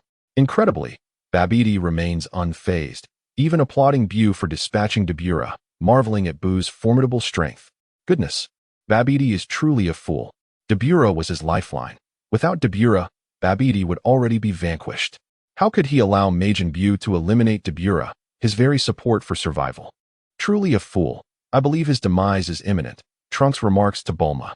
The Trunks from the desperate time-space is a figure capable of standing alone, possessing sharp insights that far exceed those of the Trunks nurtured in another world's sheltered environment. Bulma nods, her eyes filled with concern. She concurs with her son's assessment and believes that the currently arrogant Babidi is blissfully unaware of his impending doom. She worries that should Babidi truly perish, Majin Buu would become even more unrestrained. However, upon reflection, Holding the 7 Dragon Balls grants her the ability to summon Shenron at any moment to resolve the chaos. So what is there to fret about? She decides to continue observing the unfolding drama alongside the others. As anticipated, Babbidi's arrogance swells, treating Majin Buu as a mere servant, hurling insults at him, repeatedly calling him a fat fool and an ugly creature. Unbeknownst to him, he is already treading a path to his own destruction. The glint of malice flickers in Buu's small eyes. Much like Frieza, Buu may appear childlike and naive, yet he possesses a fierce temper that should not be provoked. Frieza harbors a profound aversion to being called short. The mere utterance of such a comment, if it reaches his ears, could spell the end for the offender. Majin Buu, on the other hand, detests being labeled as ugly or cruelly mocked as a fatty. Dabura, with his reckless tongue, met his demise after referring to Buu in such derogatory terms. Babbidi, in addition to hurling insults at Buu, showcased his linguistic flair by calling him a fat pig and a dim-witted swine. Seizing the opportunity while Babbidi was preoccupied with food and unable to speak, Buu unleashed a powerful punch, obliterating Babbidi's head. He then took the headless corpse to celebrate with fireworks, reveling in newfound freedom. In the divine realm, the onlookers exchanged glances, arriving at a shared understanding. Sometimes, a sharp tongue can indeed be fatal. Without Babbidi, the liberated Buu became even more unrestrained in his violence, perceiving murder as merely a child's game. As the observers could no longer tolerate Buu's trivialization of life, they resolved to summon the formidable Jiang Wei to reign in this aberration. To their astonishment, they witnessed Buu spare the life of a blind, homeless boy, even restoring his sight. How could it be? The ruthless Majin Buu, known for his mercilessness, chose to show compassion to the child? The gathering was left in a state of bewilderment, save for Bulma and Trunks, who exchanged thoughtful expressions. This was largely because Goku and the others were accustomed to addressing issues through sheer force, while Bulma and Trunks had become more adaptable under the prolonged oppression of the androids. Hence, Bulma had devised a time machine, embodying the spirit of "if I cannot defeat you now, I shall return to the past to overcome you." In a moment of desperation, Trunks had even retrieved the design for Android 17, enabling Bulma to construct a controller that effortlessly subdued the future androids 17 and 18, which Goku and his companions deemed an unworthy victory. "Mother, do you not think that Majin Buu resembles a child?" Trunks pondered aloud. "Our understanding of him is shaped solely by Babbidi. Is it possible that we have been misled?" After some contemplation, Bulma found merit in her son's words. Babbidi clearly had no true understanding of Majin Buu. If he did, he would not have been so foolish as to provoke a rebellion that led to his own demise. Bulma shared her and Trunks' suspicions about Buu with the others. Goku and the rest found such conjectures astonishing. After a discussion, they leaned towards training further in the hyperbolic time chamber, believing that reaching Super Saiyan 3 would equip them to defeat Majin Buu. Goku, in particular, yearned for a fair confrontation to put an end to the current wave of crisis. Meanwhile, the mother-son duo, fueled by their newfound insights, began to take action, undeterred by the possibility of misjudgments leading to dire consequences. After all, with the 7 Dragon Balls in hand and Jiang Wei as their safety net, what was there to fear? "Trunks, you must befriend Fat Buu." In the narrative, this task was orchestrated by the cunning Dabura, as he is publicly recognized as Earth's foremost warrior and the great hero who saved the planet. However, in the realm of despair, it is widely acknowledged that the true savior who vanquished the 2 malevolent artificial demons wreaking havoc across the globe was Trunks. Hence, it is implausible to envision a scenario where Dabura would unwittingly request Trunks to eliminate Majin Buu, which would undoubtedly be comical. Furthermore, it is utterly fanciful to expect Dabura to voluntarily confront the infamous Majin Buu. "The lavender-haired lad, I remember you. The last time a group came to confront me and Babbidi, you were among them. I shall take your life." Fat Buu squinted his small eyes, clearly excited. "Majin Buu, what transpired previously was merely a misunderstanding.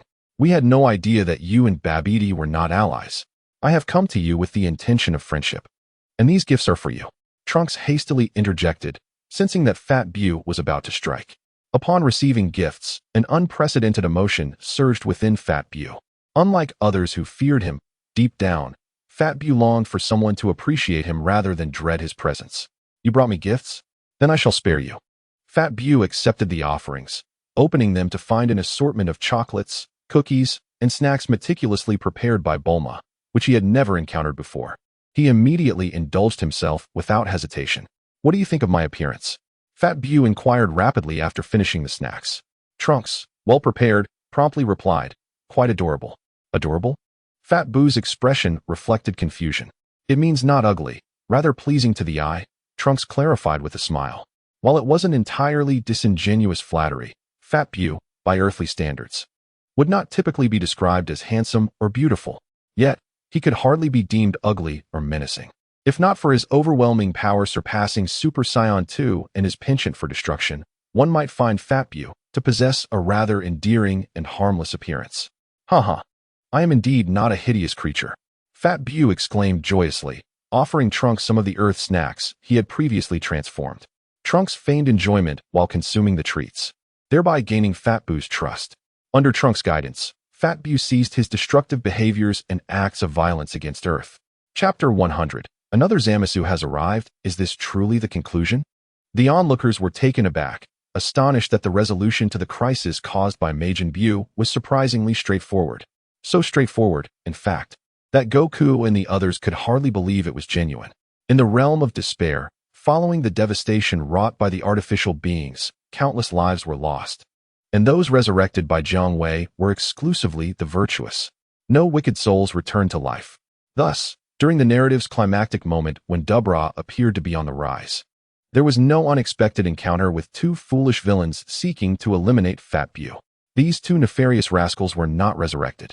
The situation unfolded smoothly, and the crowd set aside their grievances against Fat Bu, welcoming him into the group of protagonists. However, it was imperative to summon Jiang Wei to restore the world ravaged by Fat Bu. Just as everyone believed that matters had settled, a new adversary emerged before them. I had presumed that Babidi would eliminate you along with the wretched humans of this planet after releasing Majin Bu, leaving me with merely the task of tidying up. To my astonishment, you managed to subdue Majin Bu. Indeed, fortune smiled upon you. Thus, I shall take matters into my own hands. The mysterious foe, concealed in the shadows, approached, treading upon the void. Sun Wukong and the others gazed in horror at the newly manifested enemy. Trunks, why are there two Sun Wukongs? Fat Bu inquired, glancing between the new foe and the bewildered Sun Wukong. The new adversary bore an identical visage to Sun Wukong, yet his expression was devoid of the purity and kindness that characterized Sun Wukong's face, replaced instead by a malevolence that scorned all existence. Who are you? Why do your face and voice mirror mine? Sun Wukong, on high alert yet curious, asked. The figure revealed a sinister grin. I am you. Huh. Sun Wukong was left in a state of confusion. Sun Wukong, you are utterly despicable, a mere mortal yet endowed with a physique and strength that even the gods envy. The figure regarded Sun Wukong with malice, contempt, and hatred, leaving Sun Wukong utterly perplexed. In front of the gathered crowd, the figure recounted his origins with increasing fervor, as if engaged in an exalted endeavor. Zamasu, the Kai of Universe 10, candidate for the Supreme Kai, has recognized the grotesqueness of humanity and is resolute in eradicating this loathsome species from the world crafted by the divine. To this end, I have relinquished my pride as a deity. Thus, I seized the body of Sun Wukong from my world, becoming the very mortal I despise. How infuriating! Even had I slain Sun Wukong's family and all of humanity at that moment, it would not quell the hatred that festers within me. Zamasu fixated on the enraged Sun Wukong, a malicious expression etched upon his face, reveling in the discomfort he was about to inflict. Sun Wukong, as I annihilated your family in another world, the expressions on your wife and son's faces bring me such amusement. Ha ha ha. Upon hearing that Zamasu had murdered Chi-Chi and Gohan in another realm, Sun Wukong's expression shifted from one of disbelief to fury. He could no longer contain himself and unleashed a full-force Kamehameha towards Zamasu. This man is a lunatic and exceedingly vile. Bu, let us join forces. Trunks, unable to tolerate any further, called upon Fat Bu to launch a Kamehameha attack against the cackling Zamasu in the sky. The others, not to be idle, also initiated their assaults. Ants are but ants, merely struggling in their final throes.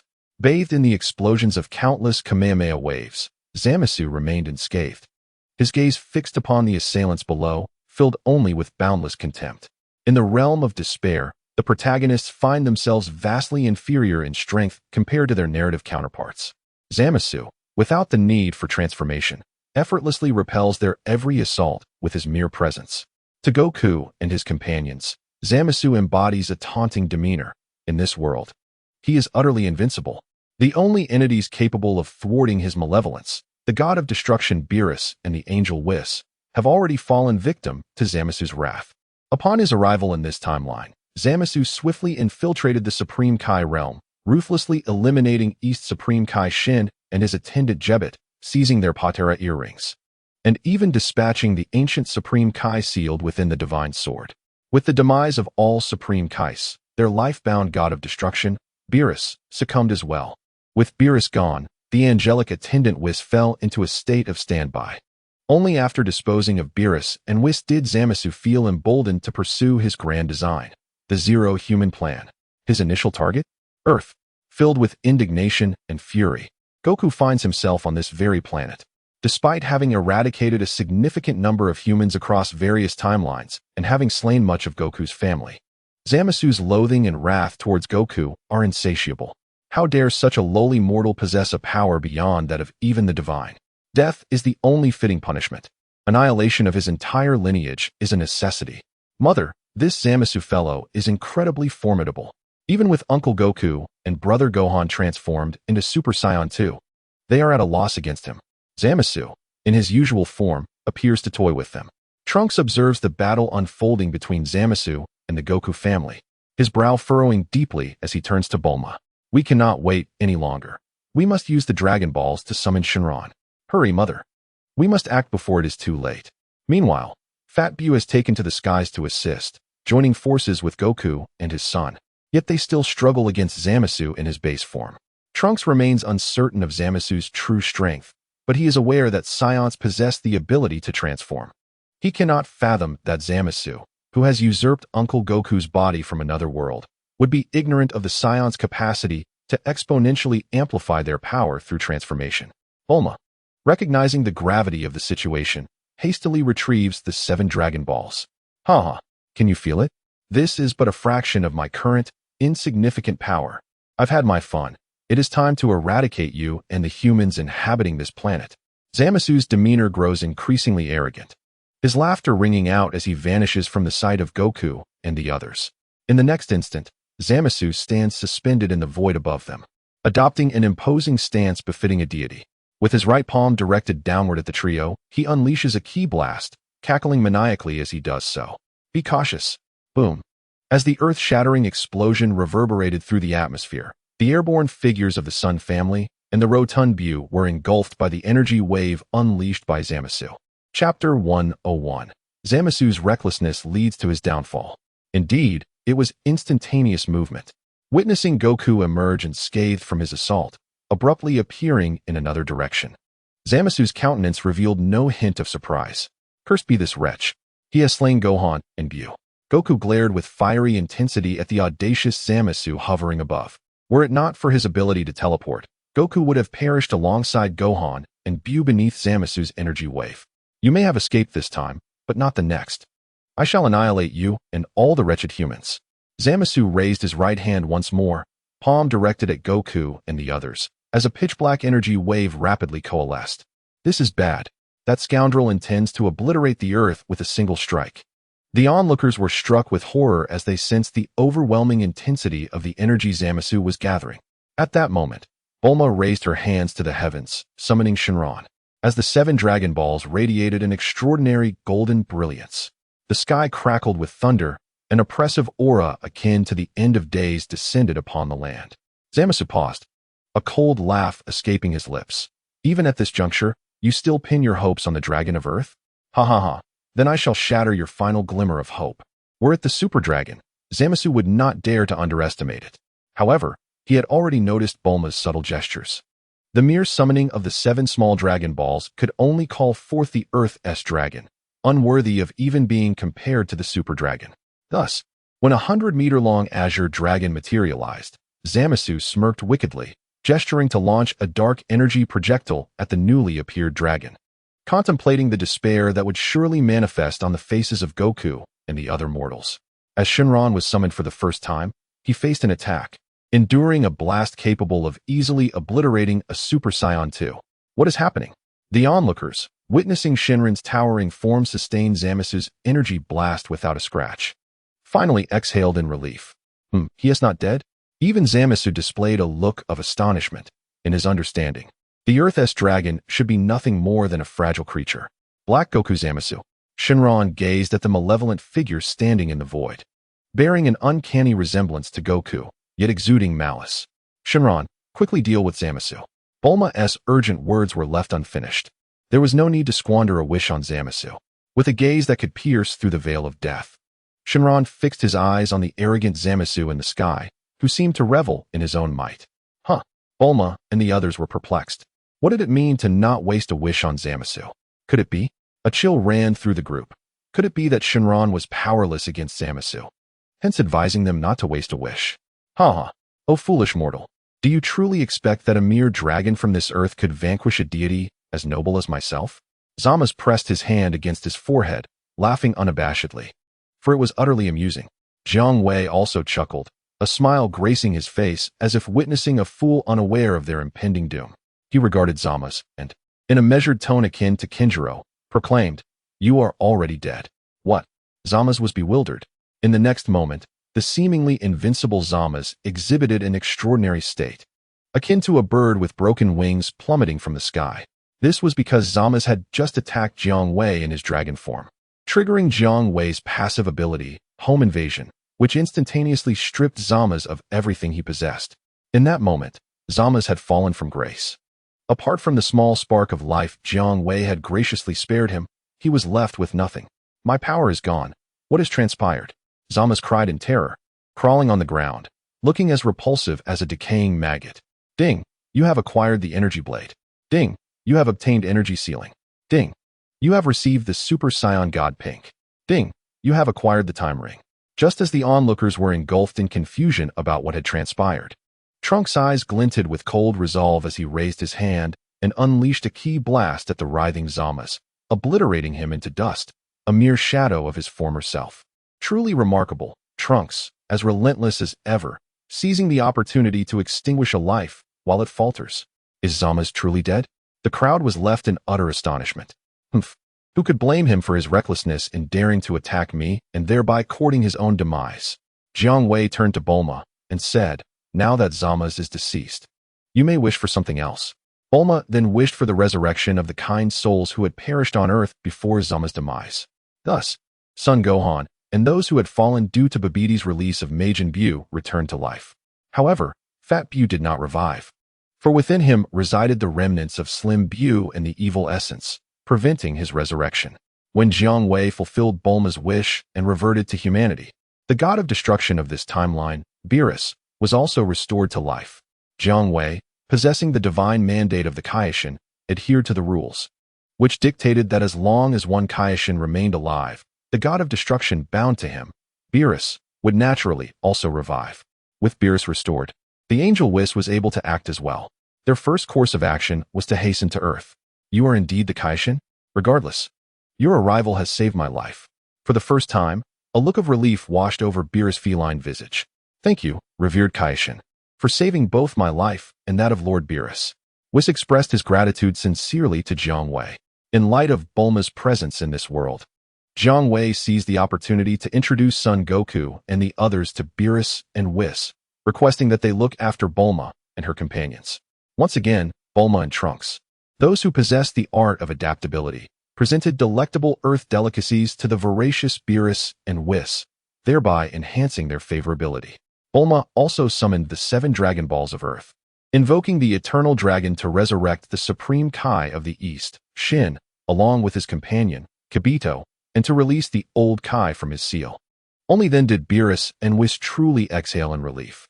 This was because the sudden emergence of the Kaio-ken, Jiang Wei, instilled fear in Beerus, who, bound to the Kaio-ken by life, dreaded the potential disappearance of Jiang Wei, which could lead to his own demise. As the supreme Kai of this world was revived, Jiang Wei bid farewell to the others and utilized the time ring acquired from Zamasu to journey back to Zamasu's original timeline. Suddenly, Jiang Wei was struck by a bold idea. Chapter 102. Becoming the older brother of Zeno emerging from the temporal vortex, Jiang Wei found himself on Earth. In the world of Zamasu, This earth was shrouded in desolation. Through his senses, Jiang Wei discerned that all its inhabitants had perished, ruthlessly exterminated by Zamasu, who regarded them as mere refuse. Zamasu had annihilated the Earth's populace without obliterating the planet itself, a stark contrast to the despair of the alternate timeline. Upon reflection, Jiang Wei understood that in this world, Goku had succumbed to Zamasu's wish to the Super Dragon, losing his body at the moment Zamasu transformed into Black Goku. The remaining heroes, unable to teleport, were easy prey for Zamasu, who could eliminate them one by one without fear of their evasion. However, the alternate timeline was different. Goku was alive, and Zamasu, unwilling to waste time playing hide and seek with him, chose to eradicate both Goku and the Earth. Jiang Wei expanded his senses beyond Earth. The entire universe was steeped in a similar despondency. Countless civilizations lay in ruins. Even the regions controlled by Frieza's army were reduced to rubble. All sentient beings, devoid of divine essence, had been mercilessly exterminated by the deranged Zamasu. What a thorough annihilation of humanity! Jiang Wei activated the divine duties of the god of destruction and the angels, enabling his departure from the seventh universe to explore others. After surveying the realms, he discovered that all universes in this world had succumbed to a similar fate. Not just mortals, but the Kaio-ken gods of destruction were also dead, with the angels remaining in stasis. Zamasu had executed his plan with utmost thoroughness, leaving no survivors. It was precisely because Zamasu had cleansed his own world that he ventured into the realm of despair, only to inadvertently seal his own fate when he recklessly hurled a ki blast at Jiang Wei. Ah, are you a Kaio-ken, a god of destruction, or perhaps an angel? How peculiar that you embody all three essences. A childlike voice resonated in Jiang Wei's mind, filled with curiosity as if it had stumbled upon a rare phenomenon.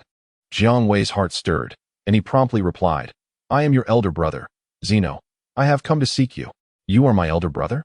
And what exactly is Zeno? The voice inquired with heightened curiosity. In the next moment, a diminutive extraterrestrial being appeared before Jiang Wei, gazing at him with inquisitive eyes.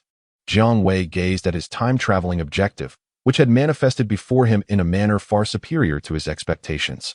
Approaching, he affectionately ruffled the hair of the diminutive being. Known as the Omni King, the most esteemed and powerful deity governing the 12 universes. You are my half-brother, and I am your elder brother, Jiang Wei. An elder brother is someone who unconditionally cares for you, Jiang Wei remarked warmly to the Omni King. The Omni King, with his two round and sparkling eyes, displayed keen interest in Jiang Wei. Despite his childlike demeanor, he was, after all, the most revered deity within the canonical narrative of the Dragon Ball universe, and not easily swayed by mere words. In the storyline, the Omni King chose to befriend Son Goku because he genuinely sensed Goku's sincere desire for companionship, devoid of ulterior motives, unlike the other gods. Some, like Beerus, held a profound fear of him, while others, such as the Grand Minister, exhibited deep respect. The Omni King, undoubtedly, found such attitudes unappealing. However, given his status, he could hardly expect the deities beneath him to approach him with ordinary intent. Yet, if someone approached the Omni King with ulterior motives, it would irk him even more, for no one appreciates insincerity. And what of Jiang Wei? Firstly, the Omni King could discern that Jiang Wei harbored no fear or reverence towards him. Rather, he regarded him with a sense of normalcy. As for Jiang Wei's true intentions, it was clear that he had a purpose. His aim was to recruit the Omni King as his subordinate, to assume the role of an elder brother. Jiang Wei, in his capacity as an elder brother, genuinely cared for his subordinates, to the point where some might liken his attentiveness to that of a caretaker. Thus, for the Omni King, to be Jiang Wei's subordinate was clearly a profitable arrangement. Consequently, in the Omni King's perception, Jiang Wei truly embodied the role of an elder brother, one who would offer him unconditional kindness, which greatly thrilled the Omni King. Elder brother. Full egg. Jiang Wei successfully achieved his objective of having the Omni King as his subordinate. Full egg. I am not from your world. I hail from another realm. In your universe, there exists a being named Zamasu, who not only wreaked havoc in his own world, but sought to extend his destruction to others, ultimately being vanquished by me. I acquired the temporal ring he left behind, which allowed me to find you here. What are your plans moving forward? While Jiang Wei might have ulterior motives in assuming the role of elder brother, he also prioritized sincere interactions. As I mentioned, due to Zamasu's chaos, all universes have been deprived of civilization, rendering their continued existence meaningless. I am prepared to erase all universes, the Omni King declared childishly. Why erase all universes? Instead, why not allow me to restore them to their former glory? Jiang Wei proposed earnestly. Sounds good. The Omni King clapped his hands. For him, restoring the obliterated civilizations of the universes was evidently more intriguing than their complete annihilation. This is quite simple. Jiang Wei snapped his fingers. In the next moment, even the Omni King displayed a sense of wonder. In all universes, all civilizations that were obliterated by Zamas have truly returned to their original state. It appears that my elder brother possesses considerable prowess. The Grand Supreme is elated. No child wishes for their elder sibling to be inept. The greater the abilities of the elder brother, the better he can protect the younger ones. Ding. You have acquired the supreme authority to make all matter vanish in an instant. Ding.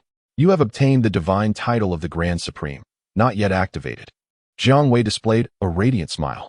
His elder brother is indeed joyful. The Grand Supreme shifted his focus from the restored universe and inquired of Jiang Wei. Naturally, my elder brother is pleased to fulfill the wishes of the Grand Supreme. Jiang Wei's words were heartfelt, sincere, and utterly devoid of deceit. The Grand Supreme could perceive this clearly, and was even somewhat moved. Elder brother, will you depart from the Grand Supreme? He suddenly asked. I am, in fact, summoned due to Zamas's influence, which is why I have appeared in your world. I can only remain for 24 hours, Jiang Wei replied candidly. Elder brother, since we are brothers, would it be acceptable for the Grand Supreme to accompany you? The Grand Supreme asked with anticipation. Thus, the narrative introduces two Grand Supremes. The Grand Supreme believed that following Jiang Wei would undoubtedly be more intriguing and enjoyable than remaining in a world that was destined for erasure. This is a wish come true, ha ha ha. Jiang Wei chuckled heartily, affectionately ruffling the Grand Supreme's round little head. He then instructed the attendant to bring the Grand Supreme back to their original world. Weiss, is it truly wise to allow Jiang Wei to traverse through time and space? On Super Earth, Beerus, while savoring Earth's delicacies, inquired with a hint of concern towards his attendant. Lord Beerus, I am merely your subordinate, and in principle, do not interfere in matters between you and Lord Jiang Wei. After all, one is a god of destruction and the other a supreme Kai, both residing at the pinnacle of divinity in the seventh universe, Weiss replied, taking a large bite of delicious pudding, speaking somewhat indistinctly. Beerus was dissatisfied with Weiss's response and was about to voice his thoughts when a flash of golden light appeared. Jiang Wei returned, not alone, but accompanied by a diminutive extraterrestrial being that seemed oddly familiar. Goodness. Chapter 103. Beerus's terror. Beerus's eyes widened in shock, his heart racing with fear as he hastily approached the small extraterrestrial beside Jiang Wei and bowed deeply, wishing to bury his feline head in his own trousers. Welcome, Grand Supreme, he exclaimed, his face reflecting dread as he lowered his gaze, as if confronted by a terrifying entity. Oh dear. Lord Jiang Wei always engages in the most unexpected actions, Weiss remarked, slightly astonished. Unlike Beerus, Weiss was aware that the Grand Supreme brought back by Jiang Wei originated from an alternate timeline, not from this world. Yet, a Grand Supreme is a Grand Supreme. Their status is paramount, representing the most revered divinity across all universes. As an angel, Weiss must uphold decorum, approaching with his scepter in hand. Greetings, Grand Supreme. Weiss, it is good to see you again. Thanks to my elder brother, the Grand Supreme replied, a smile gracing his round face. In his realm, due to Zamas's influence, the Omni King had become a solitary figure, with all the supreme Kais and destroyers perished, and the angels and Grand Minister having entered a state of standby. Had it not been for Jiang Wei's appearance, the Omni King would have obliterated all universes, waiting for a new one to arise before new deities would emerge. Only then would the angels and Grand Minister be revived. Brother? Even Beerus, who typically maintained an aloof demeanor, displayed a look of astonishment, involuntarily directing his gaze towards Jiang Wei, who stood alongside the Omni King. Beerus felt a deeper sense of dread.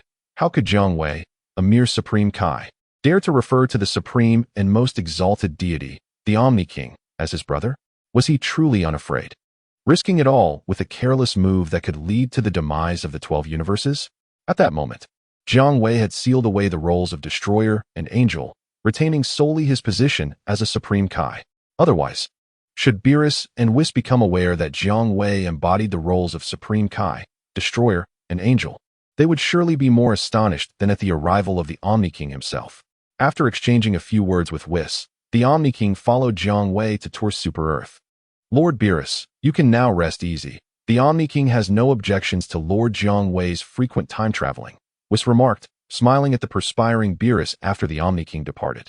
Whis, I am fully aware of that. Do you need to remind me? Beerus retorted, eliciting a tolerant smile from Whis directed at his feline companion.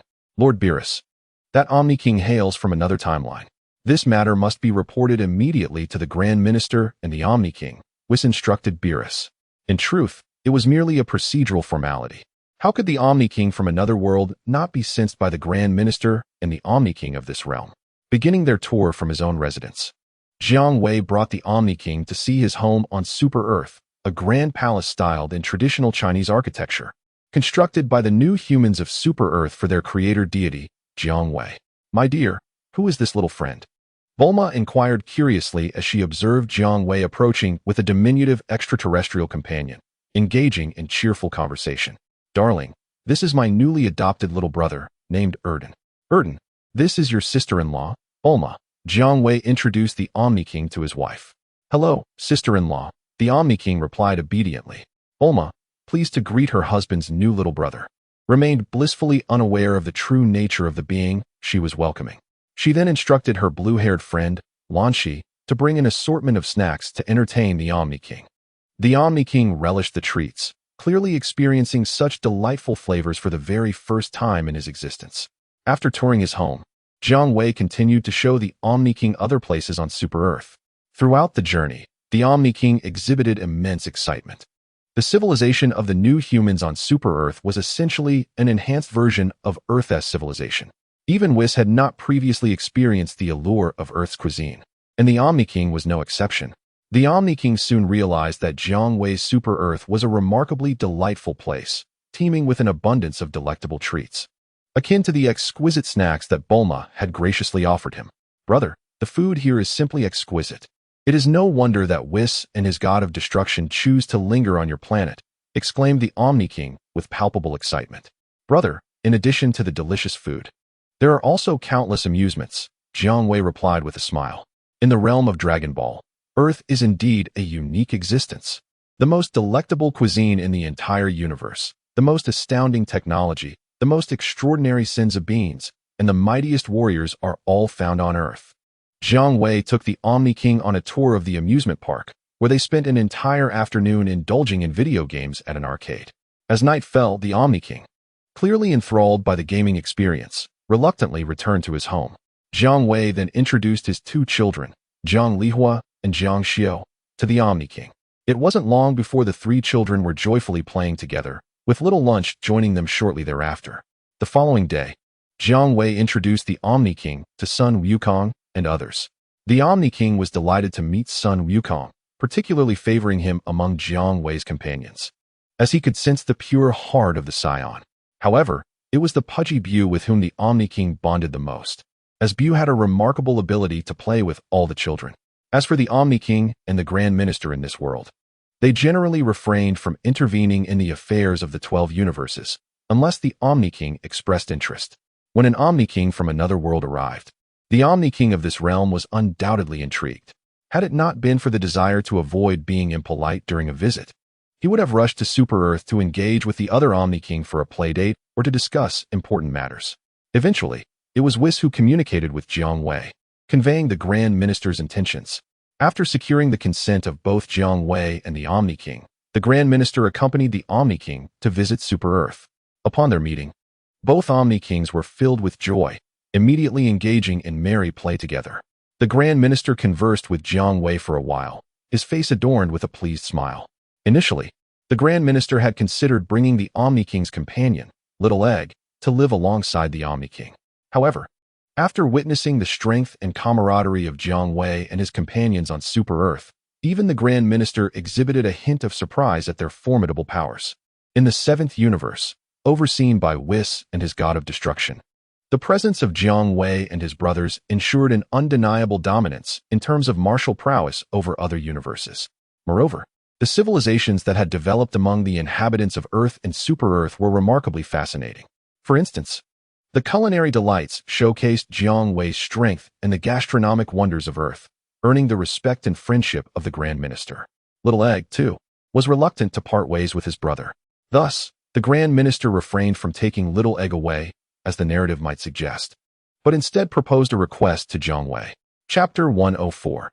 The Battles of the 17th and 18th Lord Jiang Wei. Would you consider becoming the elder brother of Lord Quanwang? In response to the High Priest's request, Jiang Wei was somewhat taken aback. Yet a wave of joy washed over him. This was a simple matter. With a snap of his fingers, Jiang Wei acquired instant summoning. Ding. Instant summon acquired. Ding. High Priest's divine rank, inactive, acquired. Thus, at the behest of the High Priest, Jiang Wei welcomed the ruler of this world as his subordinate. As time passed, Jiang Wei's creation, the android number 21, was completed. Was she still the same Zanjia that he once knew? When android number 20, Bojack, beheld the transformed Zanjia, now known as android number 21, a look of sheer terror crossed his face, for number 21 was exponentially more powerful than he. Number 20. In the presence of No. 21, number 20 was but a mere caricature. Upon her emergence, Bu Shalu garnered the respect of the other 4 perfect forms of Shalu, undoubtedly earning her title as the captain of the Shalu Special Forces. Meanwhile, through rigorous training in the hyperbolic time chamber, Frieza had achieved the form of Black Gold Frieza.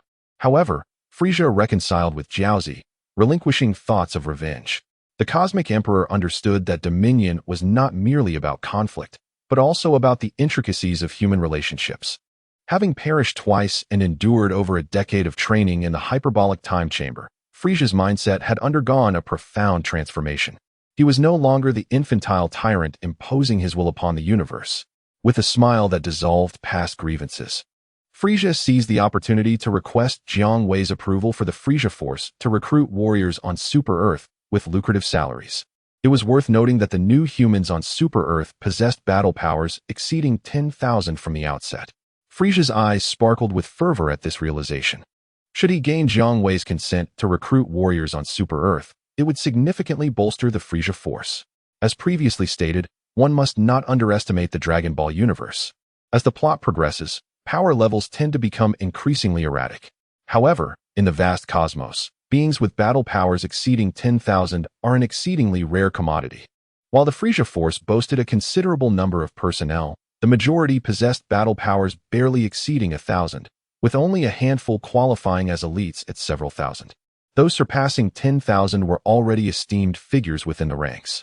On a planet with billions of inhabitants, an average battle power exceeding 10,000 is virtually unparalleled in the universe. Naturally, Frieza set his sights on the prospects of Super Earth.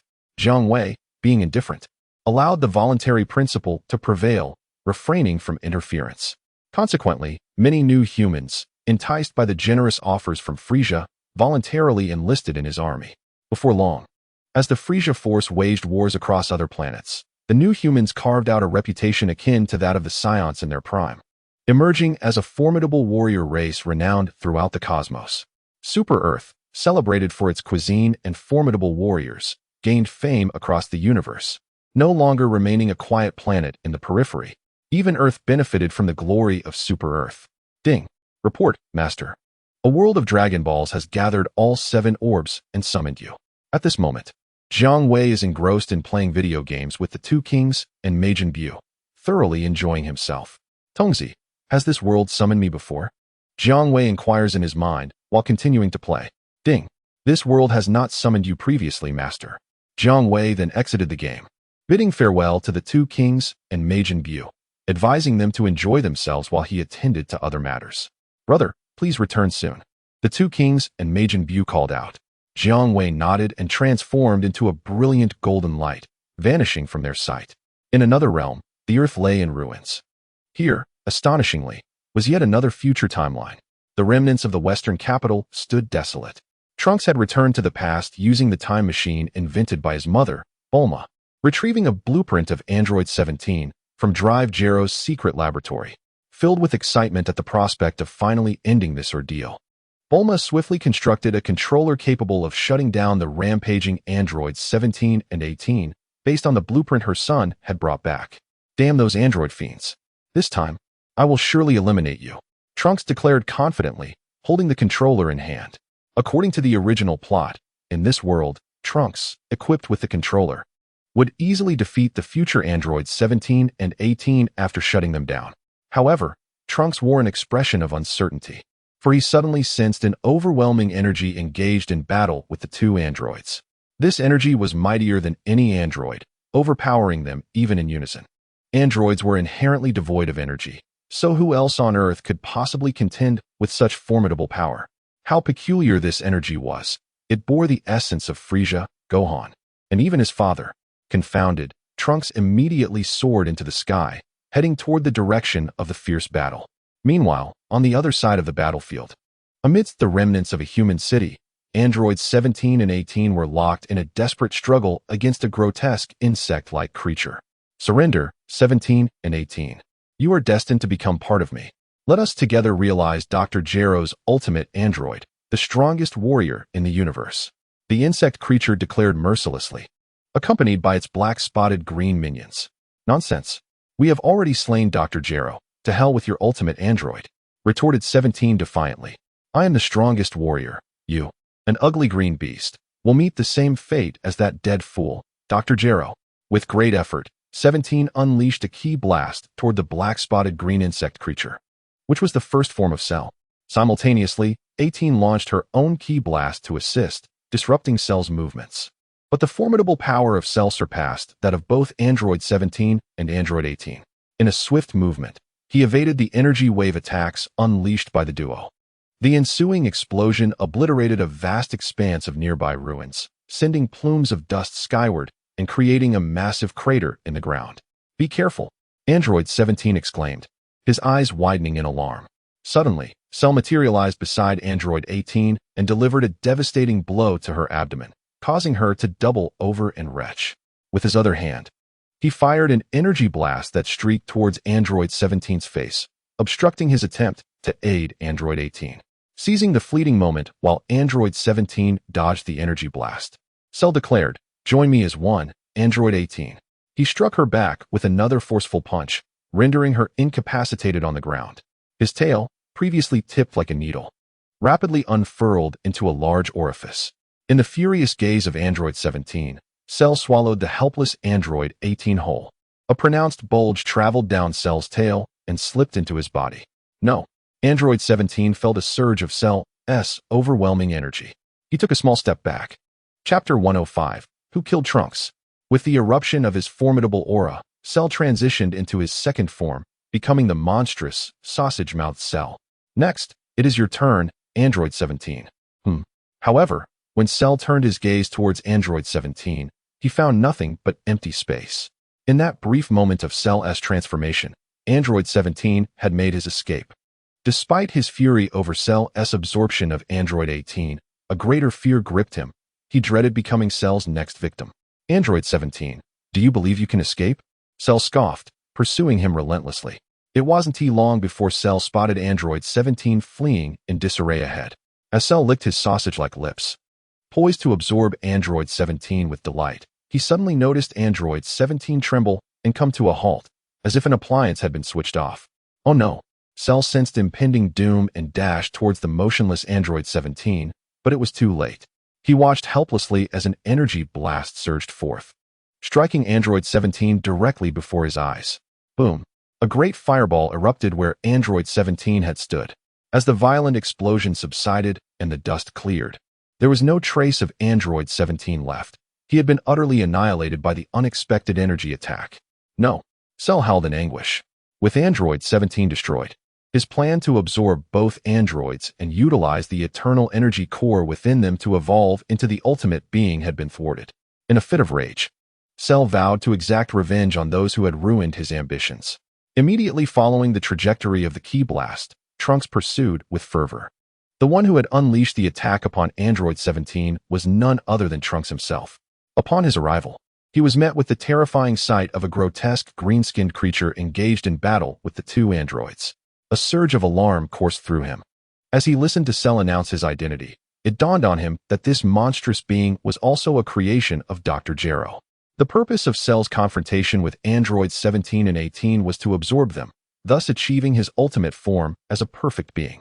Could Trunks allow this other android engineered by Dr. Gero to absorb 17 and 18, thereby becoming an even more formidable entity? Without hesitation, Trunks realized he must prevent Cell from assimilating 18. Yet he found himself powerless. He could scarcely contend with either Android 17 or 18, let alone wrest them from Cell's grasp. However, an opportunity soon presented itself. Witnessing Cell's tail ensnare 18, 17 was consumed by a mix of fury and fear, prompting him to flee. Seizing the moment, Trunks, concealed amidst the ruins, felt a surge of excitement and stealthily followed the retreating Android 17. Sensing Cell's approach, Trunks understood the urgency of the situation. He swiftly employed his device to deactivate 17's functions. With 17 rendered incapable of resistance, Trunks unleashed a ki blast, reducing him to mere ashes. Subsequently, Trunks concealed his energy and made a hasty escape, opting not to take to the skies nor head towards West City. It could be said that Trunks' strategy was sound. Under the guise of invisibility, it would prove exceedingly challenging for Cell to locate him. Yet, as Cell traced the path of the ki blast, he soon stumbled upon Trunks' lifeless body. A look of confusion and wariness crossed Cell's face. Trunks lay sprawled on the ground, a gaping hole in his back, a clear indication of a treacherous attack during his flight. Cell's gaze fell upon Trunks' unblinking corpse, and he noticed a capsule lying beside it. His curiosity deepened, for it appeared that the capsule had not been dislodged during Trunks' demise, but had instead been deliberately placed there by Trunks' assailant for Cell to discover. Was there something extraordinary about this capsule? Approaching cautiously, Cell picked it up and soon realized it was the time machine invented by Bulma. An expression of elation spread across his face as he comprehended the machine's purpose. Cell devised a plan to utilize the time machine to return to the moment when Androids 17 and 18 were first activated, with the intent of absorbing them and achieving his ultimate, perfected form. In the shadows, a pair of eyes followed Cell as he activated the time machine, vanishing into the past where he aimed to rewrite his destiny. The plot has developed to a point where Dr. Gero has transformed himself into Android 20 through Android 19, initiating a campaign of destruction in the city to lure out and eliminate his nemesis, Son Goku, who had previously decimated the Red Ribbon Army. Unfortunately, Dr. Gero overestimates the capabilities of the absorbent-style androids and grossly underestimates the power of the Super Saiyans. Although Son Goku succumbs to a heart condition, Vegeta has successfully achieved the transformation into Super Saiyan. Newly transformed, Vegeta effortlessly dismantles Android 19, instilling profound fear in Android 20, which is Dr. Gero himself, prompting him to hastily retreat to his secret laboratory nestled within the mountains. Despite the inadequacies of Androids 17 and 18, there is no choice but to activate them at this juncture. Dr. Gero, in a state of disarray, returns to his secret laboratory and gazes at the two metallic containers labeled 17 and 18, his eyes filled with malice as he presses the activation button. As the hatch opens, it reveals a boy and a girl, motionless yet awake inside, Androids 17 and 18. In the next moment, they step out of their containers with an air of composure. Meanwhile, Vegeta and his companions have arrived at the entrance of the secret laboratory. Upon witnessing the reawakening of Androids 17 and 18, Dr. Gero's expression turns cautious as he clutches a controller capable of shutting them down. How do you feel? 17 and 18? He inquires, his demeanor tense as he prepares for any eventuality. The gazes of Androids 17 and 18 first sweep over the controller held tightly in Dr. Gero's grip, exchanging a knowing glance before addressing him with a respectful greeting. Ha ha ha, 17 and 18. You finally show me the respect I deserve. Dr. Gero exclaims with delight, believing he has rectified the flaws in his creations, his expression transforming into one of joy. His guard noticeably lowers. At that moment, Vegeta and his group burst through the door, seizing the opportunity while Dr. Gero is distracted. Android 17 decisively reaches out and snatches the controller from the old man's grasp. Old man, this device is capable of shutting down our bodily functions, isn't it? Such a thing should not exist. With that declaration, 17 crushes the controller in his hand. Only after shattering the device do 17 and 18 reveal genuine smiles. So, it turns out your flaws were never fixed. 17, 18, just wait. I will create another controller to shut you down. Dr. Gero, in a daze, foolishly speaks such words to them. After issuing his threats, he genuinely turns to seek materials to craft a new controller. oblivious to the cold expressions that have settled on the faces of 17 and 18, with a gleam of menace in 17's eyes. Taking advantage of Dr. Gero's momentary distraction, the imprisoned android 17 suddenly delivered a powerful punch, piercing through Dr. Gero's very being. Amidst the crackling of electric sparks, a fist emerged from the gaping hole in Dr. Gero's chest, revealing the damaged machinery within. I was careless. Androids 17 and 18. How could you betray me, your creator, at such a critical moment? Dr. Gero bellowed, a mixture of shock and fury in his voice. The old man could hardly fathom that his creations harbored murderous intent, transcending mere disobedience. Both 18 and I desire our freedom. We refuse to be confined within your containers any longer. Thus, for the sake of our liberation, we have no choice but to bring about your demise, Dr. Gero. With that, Android 17 kicked Drive Gero's head away, then leapt upon it, crushing the glass-encased brain into a pulp. The protagonists witnessed this scene. Vegeta seemed indifferent, having exhibited a similar ruthlessness towards Nappa in the past. However, the others shared a singular thought. As Trunks had indicated, these androids were indeed ferociously ruthless, showing no mercy even to their creator. They could not be permitted to roam freely in the outside world. The consequences would be dire. As Dr. Gero's headless body collapsed, a small golden sphere rolled onto the ground, coming to rest at Android 18's feet. What is this? Intrigued, 18 bent down to pick up the golden sphere. The moment her delicate fingers touched it, the locations of 6 other golden spheres vividly appeared in her mind. She gazed at the sphere in astonishment, examining it closely. 18. It's just a small ball that fell from that old fool Gero. What is so special about it? Android 17, having crushed Dr. Gero's head, turned to the group of protagonists, dismissing their presence. Noticing 18's fascination with the golden sphere, he inquired with curiosity. 17. This golden sphere is extraordinary. Simply holding it reveals to me the whereabouts of the other 6 golden spheres, 18 stated, tossing the sphere to the approaching 17. Indeed, it is just as you said. 17 marveled as he tossed the golden sphere in his hand. Upon catching the one thrown by 18, the locations of the other 6 golden spheres also materialized in his mind. Could this be a Dragon Ball of 5 stars? How is that possible? Aren't all the Dragon Balls supposed to be safeguarded by Bulma? Krillin asked, his face etched with confusion. Unbeknownst to the characters in this world, during Dr.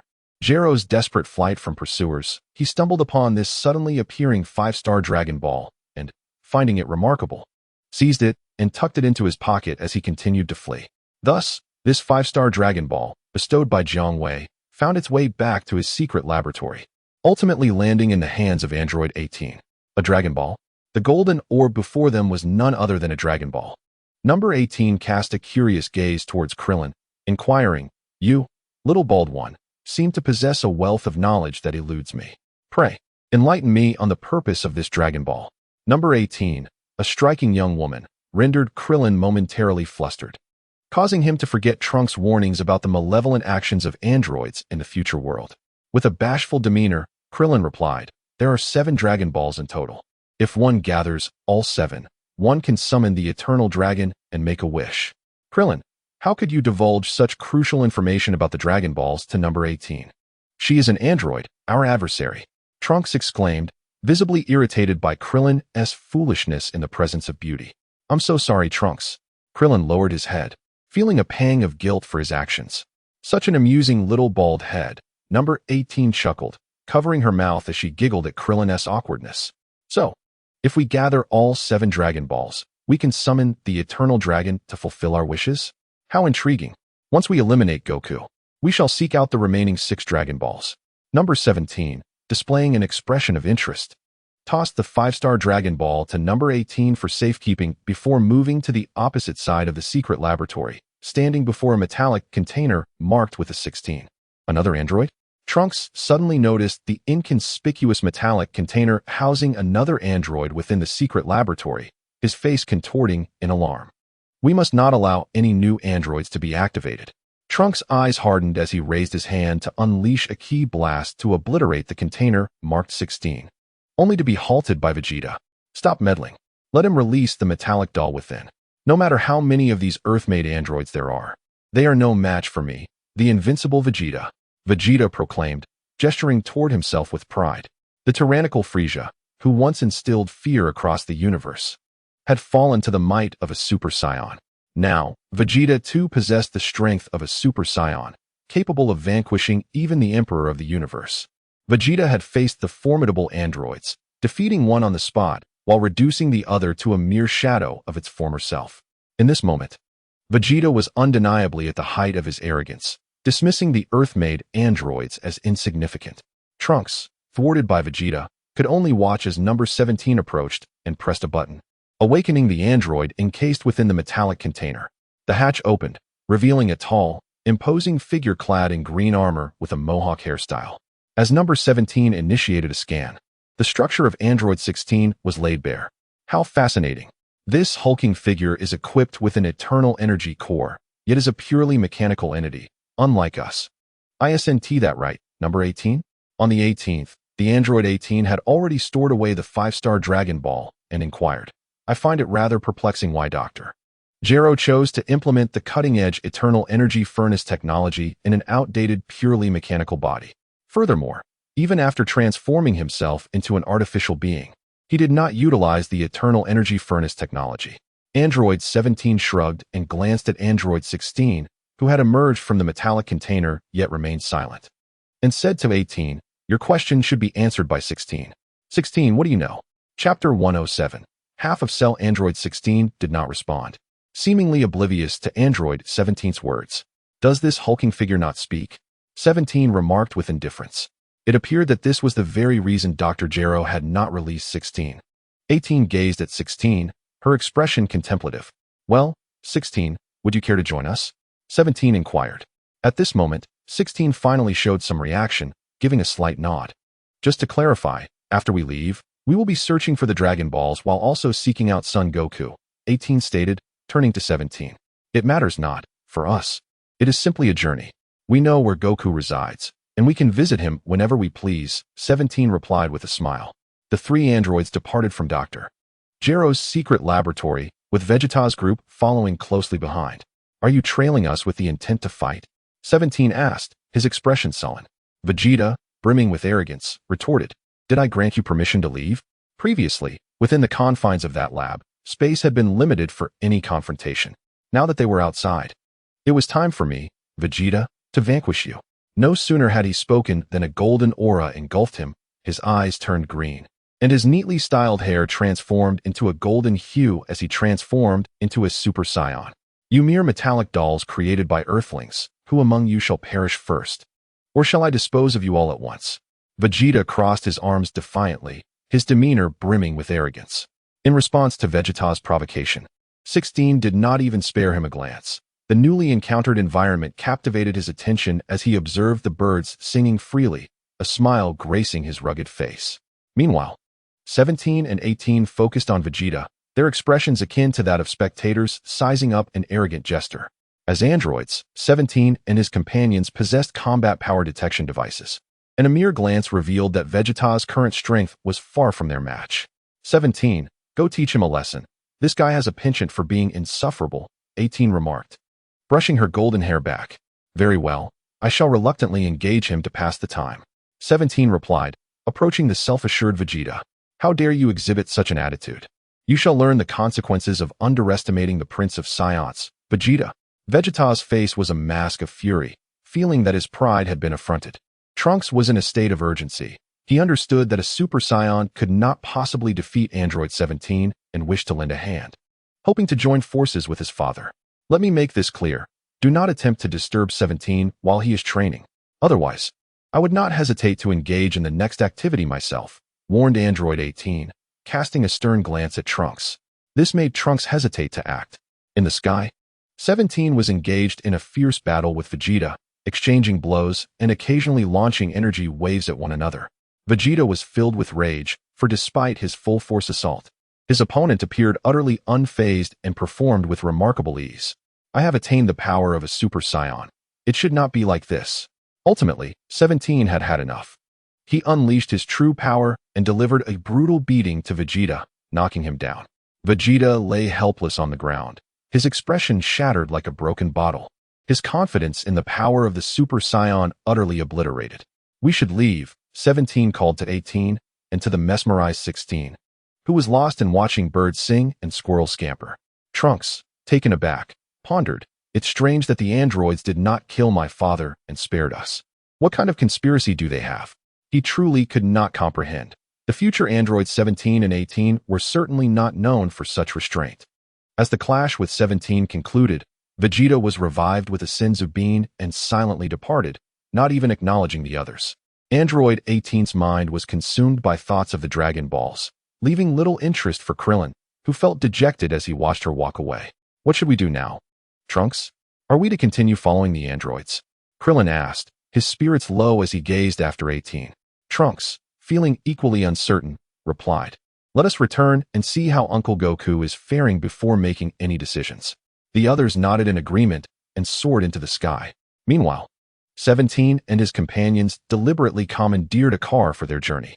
After all, as creations of Dr. Gero, even though they had rebelled and even killed him, the directive to eliminate Goku remained paramount, a command they found difficult to disregard, obliged to fulfill. However, this command did not specify a time frame for completion. The androids would carry out the order to kill Goku, but the duration it would take was another matter entirely. It could be interpreted as a form of passive resistance to Dr. Gero's command, as they complied without urgency. Simultaneously, in a serene and peaceful human town, a machine suddenly materialized, descending onto the bustling street, instantly attracting a multitude of curious gazes. The head of the machine opened, and a green-skinned figure with a sausage-like mouth tumbled out. Why did it fall? To the horrified onlookers, the green figure was only half intact, the lower half drenched in blood, resembling a criminal from ancient times who had been executed by beheading. This was, in fact, quite reasonable. Gazing solely at the upper half of the green-skinned creature, one can discern its formidable stature. The cockpit of the machine can scarcely accommodate more than its upper body. Were it a complete being with a sausage-like visage, it would undoubtedly be unable to fit within that space. Ha ha ha, what a triumph! Observing the surroundings, I can indeed affirm that I have ventured into a bygone era. Number 17, await me. I shall soon merge with you as one. Filled with elation, Cell summoned a force akin to that of the cell's own essence, and in an instant, he regenerated his lower half. To board Trunks' time machine, Cell had severed his own lower body. The onlookers around, startled by Cell's actions, screamed in panic and fled in all directions. However, Cell paid them no heed. His singular focus was to absorb the artificial human known as Number 17 from this timeline. He had no time to waste on siphoning the life essence from these insignificant humans. Yet, how to locate Number 17 posed a dilemma for Cell. As artificial beings lack a distinctive aura, they emit no energy unless engaged in combat. Thus, Cell was unable to sense the whereabouts of the androids. Wherever a battle erupted, that would likely indicate the location of Number 17. At that point, I shall investigate. A glint of cunning crossed Cell's eyes. He swiftly devised a plan, transforming the time machine back into its capsule form and departing from this inconsequential town. He headed towards the Baozi Mountain, where Sun Wukong resided. By closely monitoring Sun Wukong, even in the absence of conflict, the android with orders to eliminate him would inevitably seek him out. Cell could simply wait for the perfect opportunity. Chapter 108. Cell pursues in the Divine Realm. The god of Earth appeared visibly unsettled. Mr. Popo, noticing the aging deity trembling before his eyes, inquired with urgency, "God, what troubles you?" "Mr. Popo, the Earth is beset by calamity." The god of Earth replied, drenched in cold sweat. "The crisis of the androids remains unresolved, and now new monsters have emerged. The threat posed by the sausage-mouthed Cell surpassed even that of Number 17, not to mention the main protagonists, who were currently incapable of overcoming even the androids."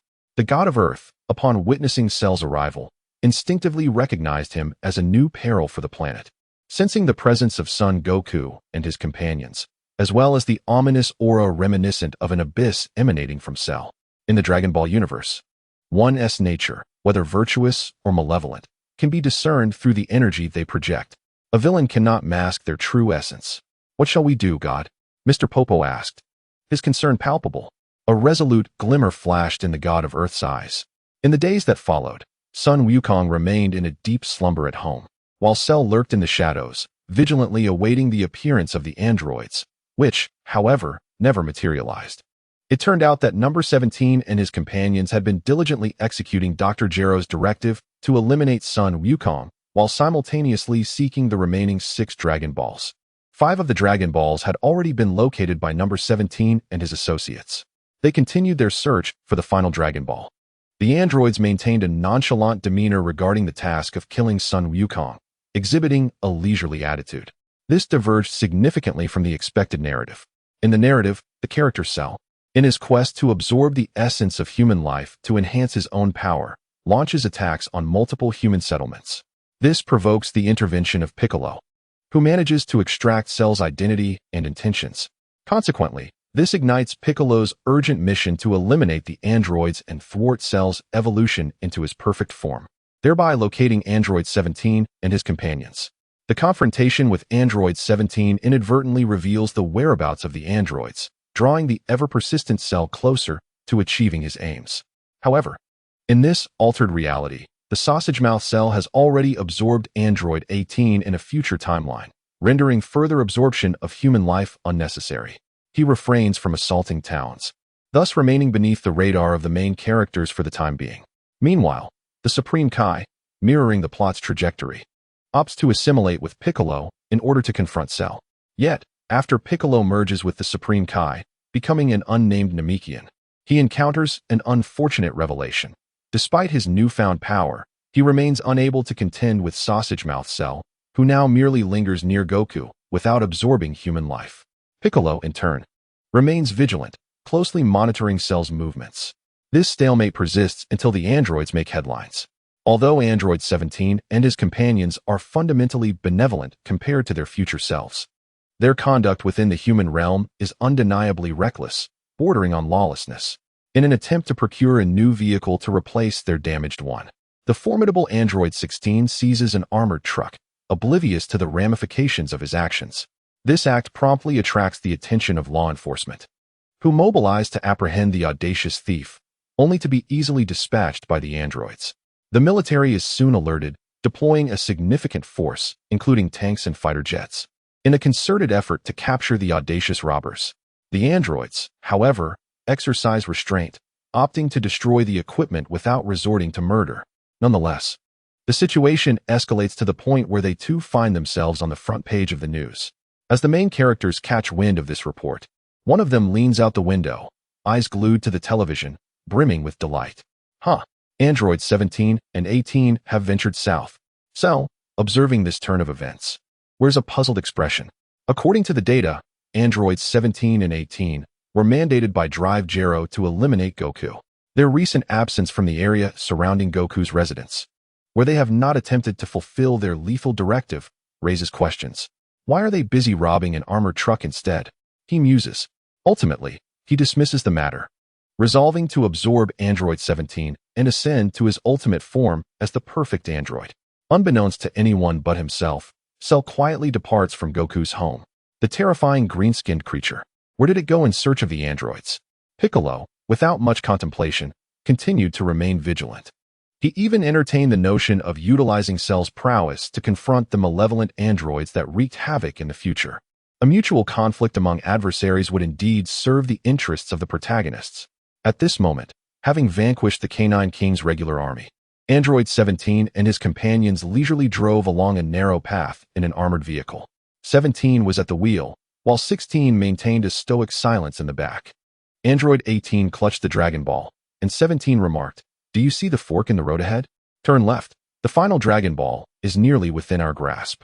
Suddenly, 16, typically reticent, lifted his gaze sharply, his attention fixated on a particular direction, as if he had made a startling discovery through the car's roof. His expression bore an unprecedented gravity. 17, 18, an immense energy is approaching us. 16 alerted them. Immense energy? 16, could it be one of Goku's allies again? I dealt with him already. 17 responded dismissively, gripping the steering wheel. No, this being is not among Goku's known associates. He is an entity that does not exist in our records. His energy is extraordinarily powerful, far beyond our capabilities. 16's voice grew frantic. Were it not for his mechanical nature, he would have been drenched in sweat at that moment. The adversary's intent to eliminate them was frighteningly effortless. 16. Surely you cannot be suggesting you're not a match for him? According to Dr. Jero's data, I am the most formidable warrior. No one in this world can rival me. 17 boasted arrogantly. 16 turned his gaze towards 17, speechless. You are correct. I am indeed not a match for the master of that formidable energy. However, you, 17, are also not my equal. Where does your confidence as the mightiest warrior stem from? 17, we should flee at once, 16 stated plainly. At this, 17 began to press the brakes, preparing to halt the vehicle, which caused 16's mechanical face to twitch in disbelief. You do not comprehend human speech, do you, 17? 17, I believe you ought to heed 16's counsel. We should not stop, but rather accelerate away from this threat.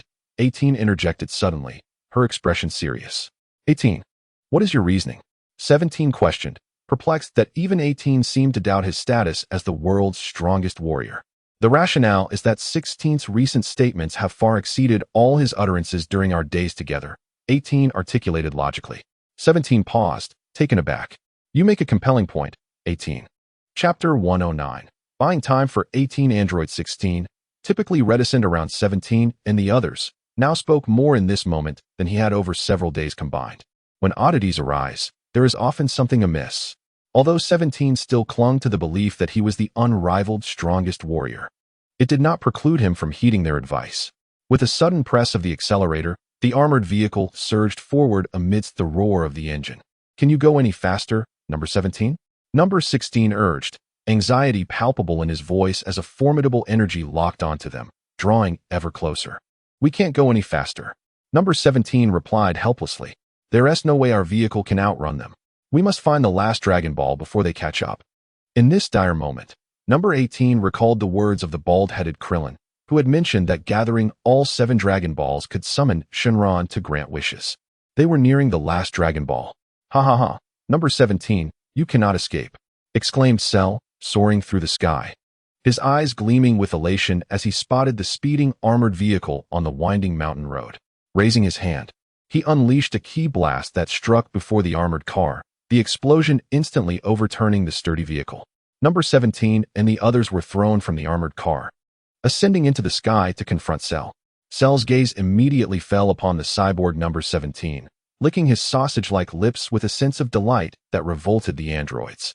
Beside number 17 stood not only number 18, but also a towering figure unknown to their records, judging by the red satin insignia on his attire.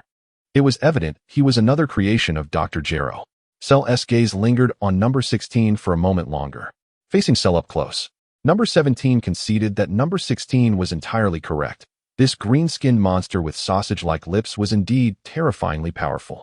Number 17 felt no confidence in overcoming Cell, and neither did he believe that he and number 18 together could defeat this fiend. Number 16's strength was uncertain, yet his earlier reaction suggested he was no match for the formidable monster before them. Where did this absurdly powerful green creature emerge from? Why had it targeted them? They had only left Dr. Jero's old research facility a few days ago. Number 17, number 16, the last Dragon Ball is nearby, number 18 quietly informed them, concealing a Dragon Ball in her hand from Cell's view. My scanning device indicates that their energy is immense. Even if we join forces, we would not stand a chance. Number 16 remarked, his eyes fixed on Cell. Number 17 gritted his teeth. I sense it too. You are right, number 16. I will engage the green monster while you and number 18 make your escape. The farther, the better. Number 16 pondered for a moment and then stated, their energy is too overwhelming. We cannot flee. We must take a gamble. Number 17, I will join you in confronting them. Number 18, you must hurry and find the last Dragon Ball to summon Shenron. This is our final chance. Number 18 bit her lip and nodded in agreement. Number 16 then stepped forward to buy them time, deliberately posing a question. You must not be an ally of Goku. There is no record of you. Who exactly are you? On the 16th, while delaying time, the search for the last Dragon Ball commenced beneath the watchful eyes of Android 18 on the 18th. Though Cell had taken notice of Android 18's movements, he had already absorbed her in the future and thus felt no further need for her. His gaze was solely fixed on Android 17.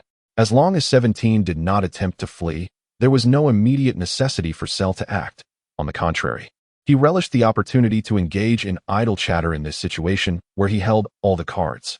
Otherwise, How would Piccolo in the narrative have extracted the information regarding Cell's origins and intentions from his very lips? Ha. Since you have inquired so earnestly, I shall generously enlighten you. I am called Cell, an artificial being created by Dr. Gero, just like you.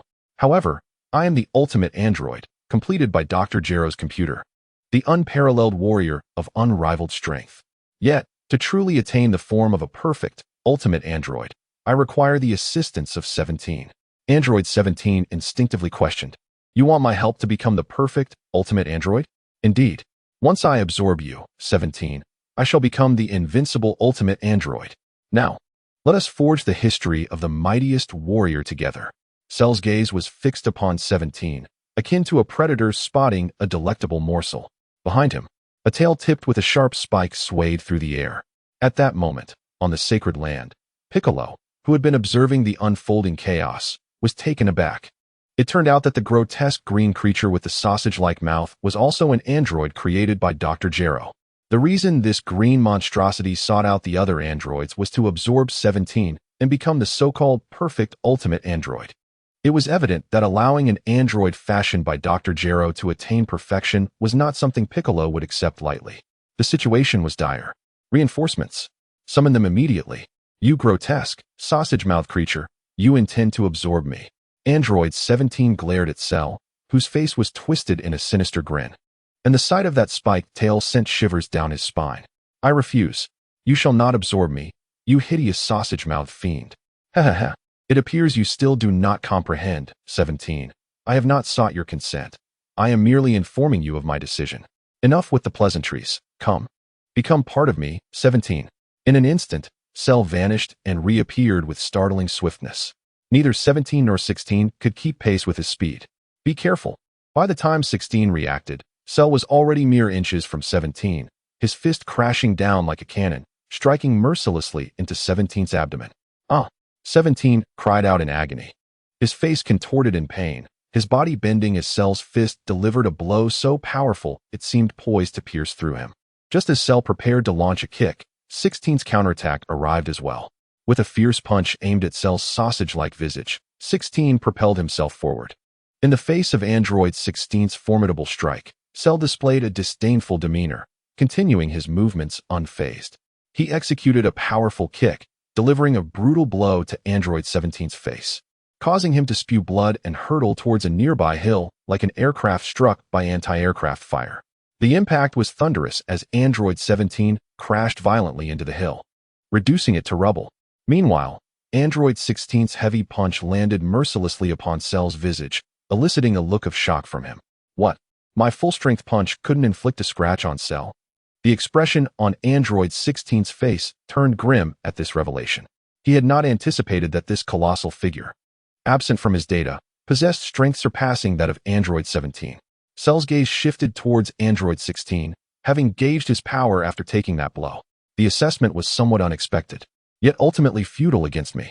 In retaliation, Cell struck back at Android 16, delivering a punch that detonated against his face like a cannonball, creating a gaping hole that revealed intricate electronic components within his mechanical head.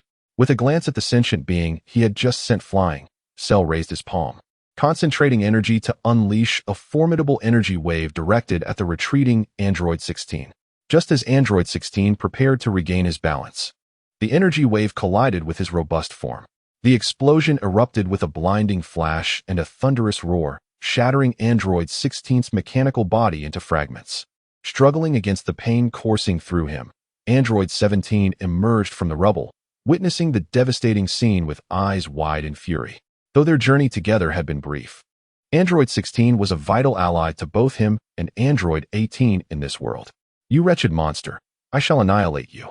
Seized by rage, Android 17 ascended into the sky, launching a barrage of punches and kicks at Cell, undeterred by the overwhelming disparity in their strengths. Cell, amused, toyed with the enraged Android 17 as if he were a mere child. Realizing his attacks were ineffective, Android 17 leaped backward, rapidly executing a flurry of energy blasts in a desperate attempt to wear Cell down. His strategy hinged on the fact that, despite being outmatched, he possessed an inexhaustible supply of energy due to his eternal energy core. He intended to outlast Cell and see who would falter first. Soon, Android 17's relentless barrage of energy blasts struck Cell, igniting a series of explosions that enveloped the air in a cloud of smoke. A glimmer of hope surged within Android 17. Could it be that the grotesque figure had perished in his own energy blasts? His gaze fixated on the location where Cell had been, now obscured by a veil of smoke. At that moment, a revelation struck. Found it. Here it is. Android 18 exclaimed with delight as she cleared a small pile of debris, uncovering the last Dragon Ball. After securing the final Dragon Ball in her bag, she turned her attention to the battle unfolding above, where Android 17 and Android 16 clashed with Cell. The next moment was imminent. On the 18th, a visage of terror was etched upon her face. The greenskin monster is behind you, number 17. Silently, Cell descended, stealthily positioning himself behind the unsuspecting number 17, who was gazing ahead. At that moment, number 17 sensed a disturbance and turned, only to find Cell's tail unfurling at its tip, transforming into a trumpet. Number 17, allow me to absorb you. Hee. No. Number 17 cried out in despair, already ensnared by the trumpet-like appendage of Cell's tail. Despite his desperate struggles, they proved futile. And soon, under the horrified gaze of number 18, he was drawn into Cell's very being. Cell clenched his fists, exclaiming in jubilance. Before long, he transformed into his perfect form, the most splendid manifestation of his power. This is my complete form, teeming with unfathomable strength. Cell laughed maniacally, boldly declaring to the world, I am invincible. Number 18 glared at Cell with a gaze filled with hatred. Suddenly, a faint voice reached her ears. It was the voice of number 16. Number 16, you're still alive. Surprise illuminated number 18's face as she followed the sound, soon discovering the battered head and a small portion of the body of the android, number 16. I am a robot. As long as the chip in my head remains intact, I cannot perish. Though sparks flickered from him, number 16 managed to smile for number 18. Meanwhile, Cell, now brimming with arrogance, was oblivious to the dire consequences of his actions, akin to a child playing recklessly with a ball, ultimately leading to his own downfall. His gaze casually swept over number 18 and the now dilapidated number 16, harboring no inclination to annihilate them. Much like humans would not dwell upon the thoughts of crushing mere insects. As Cell prepared to depart, he suddenly turned his attention to two formidable energies rapidly approaching. A curious smile crept across his lips. What powerful energies! Each one is beyond our capacity to conquer. Number 16 sighed. Alas, if they had arrived sooner. The wielders of those energies could have vanquished Cell. But now, having absorbed number 17 and attained his perfect form, he is beyond their reach. I will not let him escape. He has not only reduced you to this state, but has also absorbed number 17. Number 18 seethed with fury, her desire to eliminate Cell palpable. Number 18, the Dragon Balls. Number 16 noted her futile rage, prompting her to reveal a sheepish expression.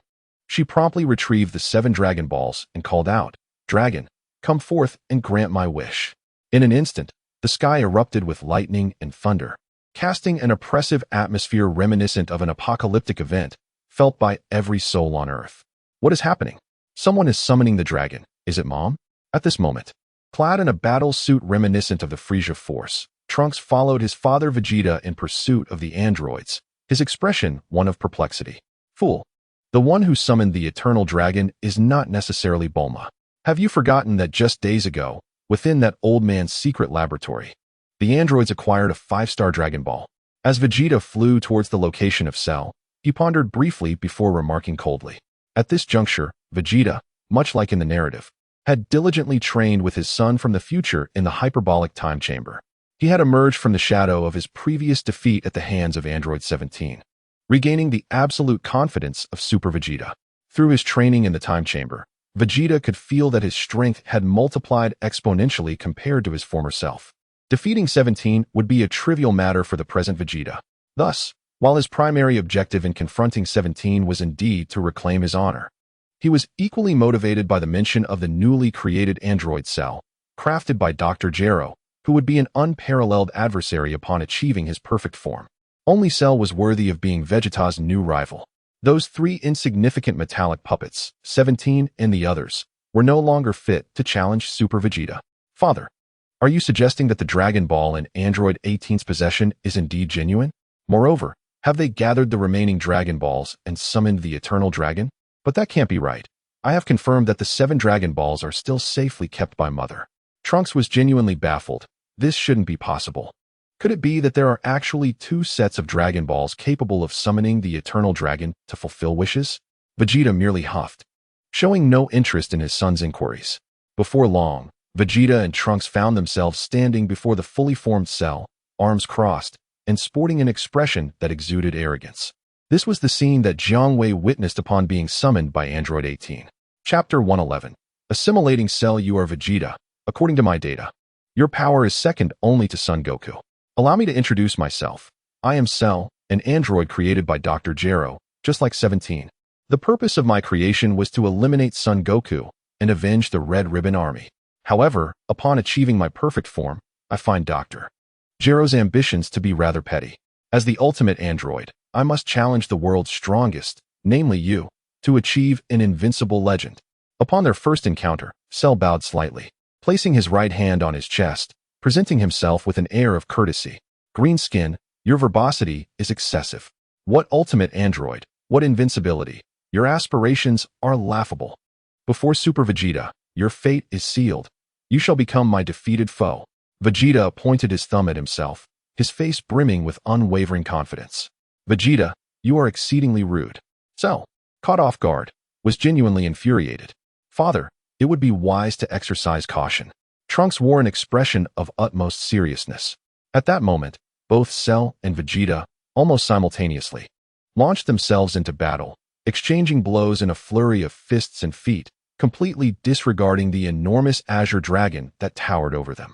Jiang Wei raised his claw and scratched the back of his head, perplexed. What was happening?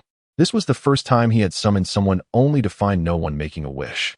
Below Jiang Wei, Android 18 and the partially damaged Android 16 also gazed skyward, intently observing the fierce confrontation between Vegeta and Cell, momentarily forgetting the purpose of summoning Jiang Wei. Since no one had voiced a wish, Jiang Wei extended his claw, retrieving a large bucket of popcorn. As he munched on the popcorn, he enjoyed the live spectacle before him. After another handful, he noticed that the sparking Android 16 had shifted his attention towards him, prompting a smile and a question. 16. You seem to be in quite a predicament. Would you care for some popcorn? I am a robot. I do not consume popcorn, 16 replied. Looking up at the towering azure dragon and inquiring, Dragon, who do you believe will emerge victorious from the battle above? Cell, of course. Although I am unsure why he has not absorbed 18, Cell is already in his perfect form. Vegeta, who can only transform into Super Saiyan 1, stands no chance against him. To defeat Cell in his perfect state, one must possess the power of Super Saiyan 2, Jiang Wei asserted. 16. Who are you conversing with? Android 18 returned her gaze, finally noticing Jiang Wei. Oh dear, I completely forgot about the dragon. Fortunately, no one made a wish at this moment. Jiang Wei focused on the gently patting 18 and remarked, So, it seems you are the one who summoned me? Speak your wish, 18. Dragon, I have heard that you can grant any wish. She asked hopefully. Indeed, any wish can be realized, Jiang Wei replied casually, discarding the half-eaten popcorn. A look of conflict crossed 18's delicate face as she glanced at the damaged 16, a hint of regret evident. She turned to Jiang Wei and said, Dragon, please revive 17. This wish cannot be fulfilled. 17 is not dead. A flicker of joy lit up 18's face as she immediately responded, Then please, rescue 17. That is quite simple, Jiang Wei smiled, raising his claw, ready to snap his fingers.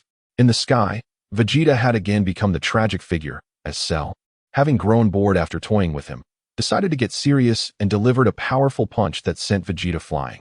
He plummeted to the ground, creating a massive crater, the earth cracking for hundreds of meters, enveloped in a cloud of dust. Father, Trunks, worried for Vegeta, immediately flew towards him. As Cell resumed his pose of arms crossed, ready to taunt Vegeta, at that very moment, Jiang Wei was poised to fulfill Android 18's wish. A figure clad in a black robe, obscured from view, suddenly emerged from behind Cell, placing a hand firmly on Cell's back, all before the eyes of everyone present.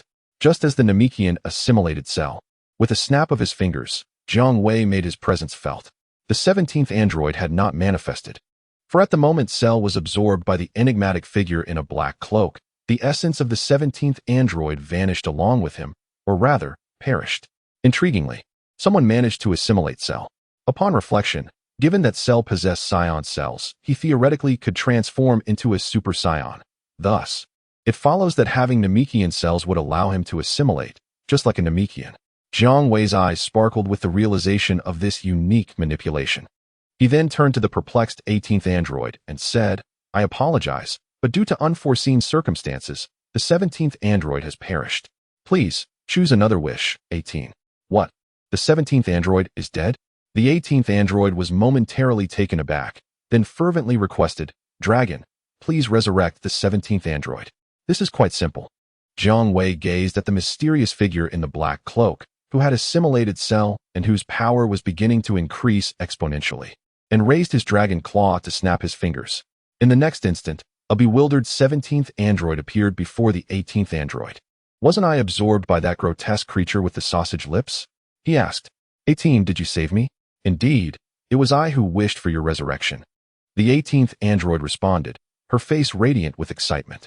She then turned to Jiang Wei and implored, Dragon, I beseech you to restore the 16th android as well. He is an important companion to me. The 18th android had learned from Krillin that summoning the dragon could only fulfill one wish at a time. But she felt compelled to try. Please wait a moment. Jiang Wei noticed the cloaked figure was about to depart, only to be intercepted by Vegeta, accompanied by Trunks. In the next moment, the colossal azure dragon transformed into 7 golden beams of light, soaring across the globe. Step aside. I have no need to engage you, Vegeta. The mysterious figure rasped. Did you truly eliminate Cell with a single ambush? Though it was a sneak attack, you are indeed formidable. I must gauge your strength, Vegeta declared, his voice low and resolute. Unbelievable. In recent times, being surpassing Super Saions have emerged one after another, and they're all appearing on this insignificant planet that the universe has long overlooked. It makes the mighty Frieza, the tyrant of the cosmos, seem like a mere jest. Vegeta pondered. He understood he was unlikely to match the mysterious figure, yet he could not quell his desire for confrontation. The cloaked figure casually threw a punch. Trunks' pupils dilated in shock as Vegeta, who had attempted to block the mysterious figure, was instantly sent flying like a meteor plummeting to the ground. Boom. He crashed into the earth, creating a massive crater, the ground fissuring for miles around, shrouded in clouds of dust. Chapter 112. Cell assimilates Cell, such arrogance. You are not even worth the effort it took to eliminate you, the mysterious figure scoffed, each word laced with disdain for Vegeta. In the blink of an eye, he vanished from sight. In a desolate expanse of earth, the enigmatic figure clad in black reappeared, a sight that incited unease within Trunks. He reflected on the time wasted due to Trunks' interference, which had thwarted his plans by allowing the destruction of Android 17, preventing Cell from reaching his perfect form. I have already harvested that Cell and departed this timeline, destined for another where Cell exists to continue my endeavors, the mysterious figure muttered, frustration evident in his tone. In this future timeline, the unforeseen demise of Android 17 at Trunks' hands had thwarted the black-cloaked figure's intentions. Without hesitation, he eliminated Trunks, motivated by a singular purpose, to seize Trunks' time machine and guide Cell to utilize it, thereby traversing to the past to absorb Android 17 and achieve his perfect state. Though it required additional effort, he ultimately assimilated the perfect Cell and accomplished his goal. As the black-cloaked figure was preparing to depart, he lifted his green arm, revealing a ring that emanated a mysterious glow. Could you enlighten me as to why you possess a time ring? Inquired a curious voice from behind. Who dares to approach? The black-cloaked figure exclaimed, startled. Despite his formidable power, he had failed to detect the presence of another until the individual had spoken.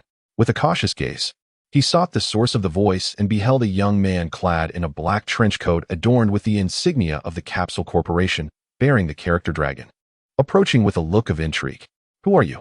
The black-cloaked figure demanded, adopting a combative stance. Though he had traversed countless timelines with Cell, he had never before encountered this individual. Please adjust your demeanor. I ask the questions here, and I have no interest in providing answers, the young man, Jiang Wei, cautioned. The black-cloaked figure, now assimilated with Cell, piqued Jiang Wei's curiosity, compelling him to delve deeper. And what if I choose not to speak? The black-cloaked figure retorted defiantly. Sensing a terrifying pressure emanating from Jiang Wei, I have yet to meet anyone who dared to remain silent when questioned, Jiang Wei replied with a smile. as if toying with a mouse. Attempting to use instant transmission to escape, the black-cloaked figure was horrified to find himself immobilized. Instant transmission is futile. I concede. You are indeed formidable. Not only did you approach me undetected, but my inability to utilize instant transmission is certainly your doing, he stated gravely. Are you now prepared to answer my questions? Jiang Wei asked, a playful glimmer in his eyes. Suddenly, the black-cloaked figure flickered and attempted to flee. Did you think that once I found you interesting, you could simply depart? Jiang Wei remained unfazed, raising his finger to unleash a barrage of Frieza's deadly energy beams, forcing the black-cloaked figure back into the fray. As a result of Jiang Wei's relentless assault, the true identity of the mysterious figure was finally revealed. Draped in a cloak of darkness, he was mercilessly battered by a barrage of death rays, leaving him torn and tattered. Indeed, it was as suspected.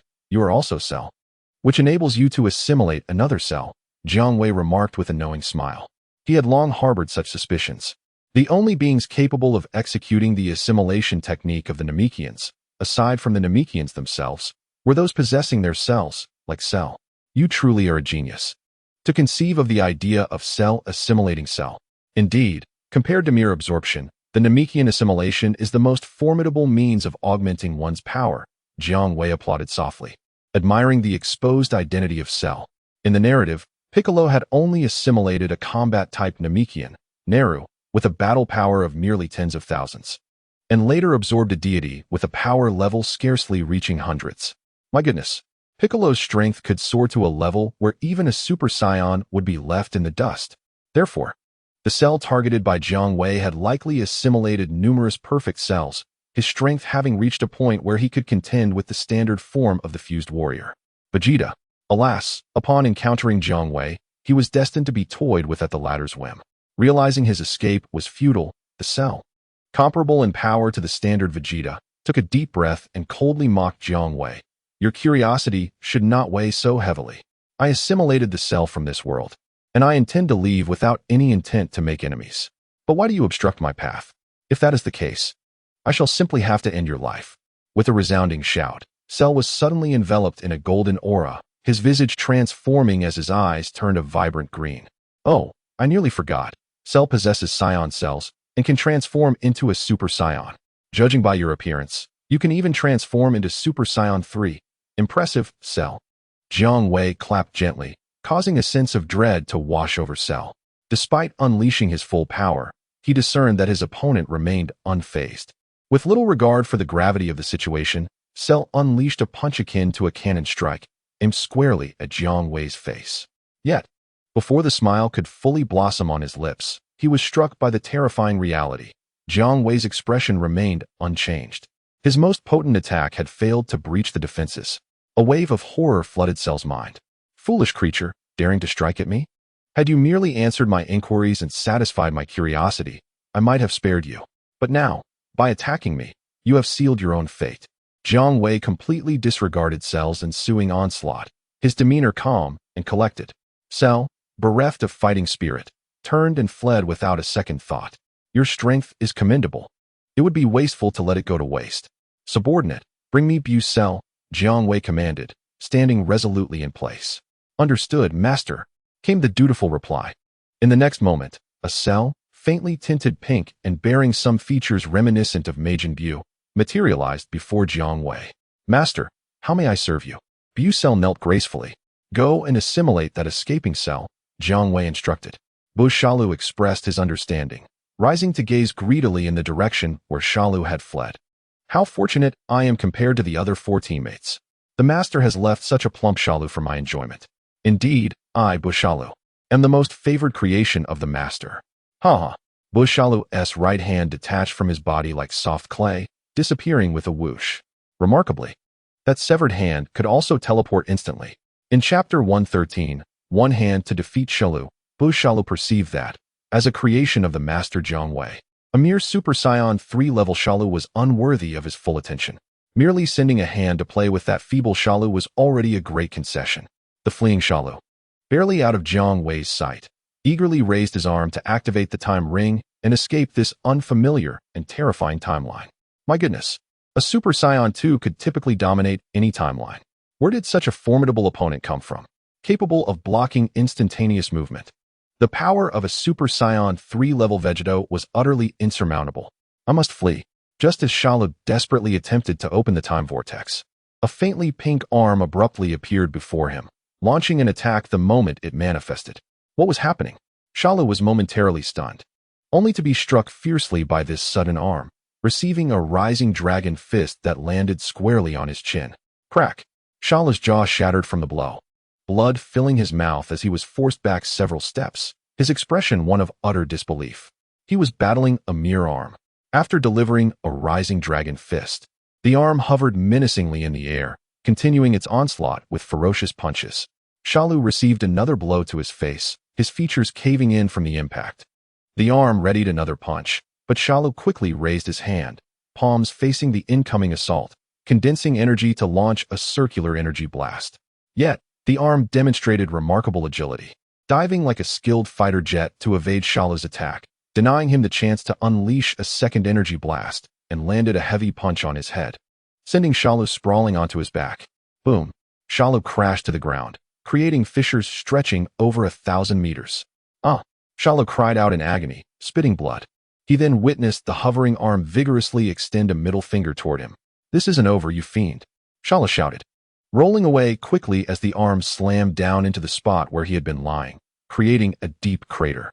Ascending into the sky, Shalu retaliated against the pursuing arm, his fists and feet enveloping it in an assault. Yet, the arm maneuvered with the finesse of a fighter jet navigating through anti-aircraft fire, evading Shalu's punches and kicks with uncanny dexterity. Occasionally, he was struck in the abdomen by that arm with a powerful punch, or met with a direct blow to the face, rendering his features utterly unrecognizable. After several rounds, Sheru was left on the brink of exhaustion, while that arm remained vibrant and vigorous. Just as it seemed Sheru could no longer endure, the arm continued its relentless assault. However, Sheru cleverly feigned a weakness, and with a swift motion, he grasped the incoming fist firmly. "Ha ha ha! Let us see how you can wreak havoc now." Sheru laughed triumphantly, desperately holding onto the thrashing arm. Suddenly, the arm ceased its struggle, transforming its fist into an open palm, aiming directly at Sheru's battered yet triumphant visage. In that moment, a single thought consumed Sheru's mind. "This is dire." In an instant, a ki blast erupted from the palm of the arm, striking Sheru's face at point-blank range. Boom! Sheru's head was obliterated on the spot, and his body fell motionless. Yet, in less than a second, Sheru's headless form raised an arm and pulled forth a moist new head from his neck. "I, Sheru, have returned," he exclaimed. No sooner had he shouted than the arm rushed towards him again, pressing its palm forcefully against Sheru's chest. No! Despair washed over Sheru's damp face. In a fleeting moment, he sensed that he was being assimilated.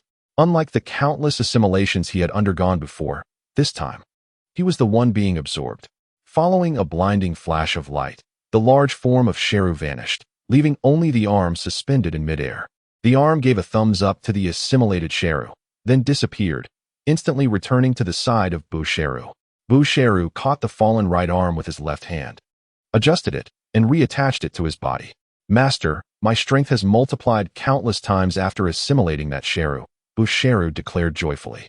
"Master, should we encounter another succulent Sheru in the future, please command me to serve you. You may return now."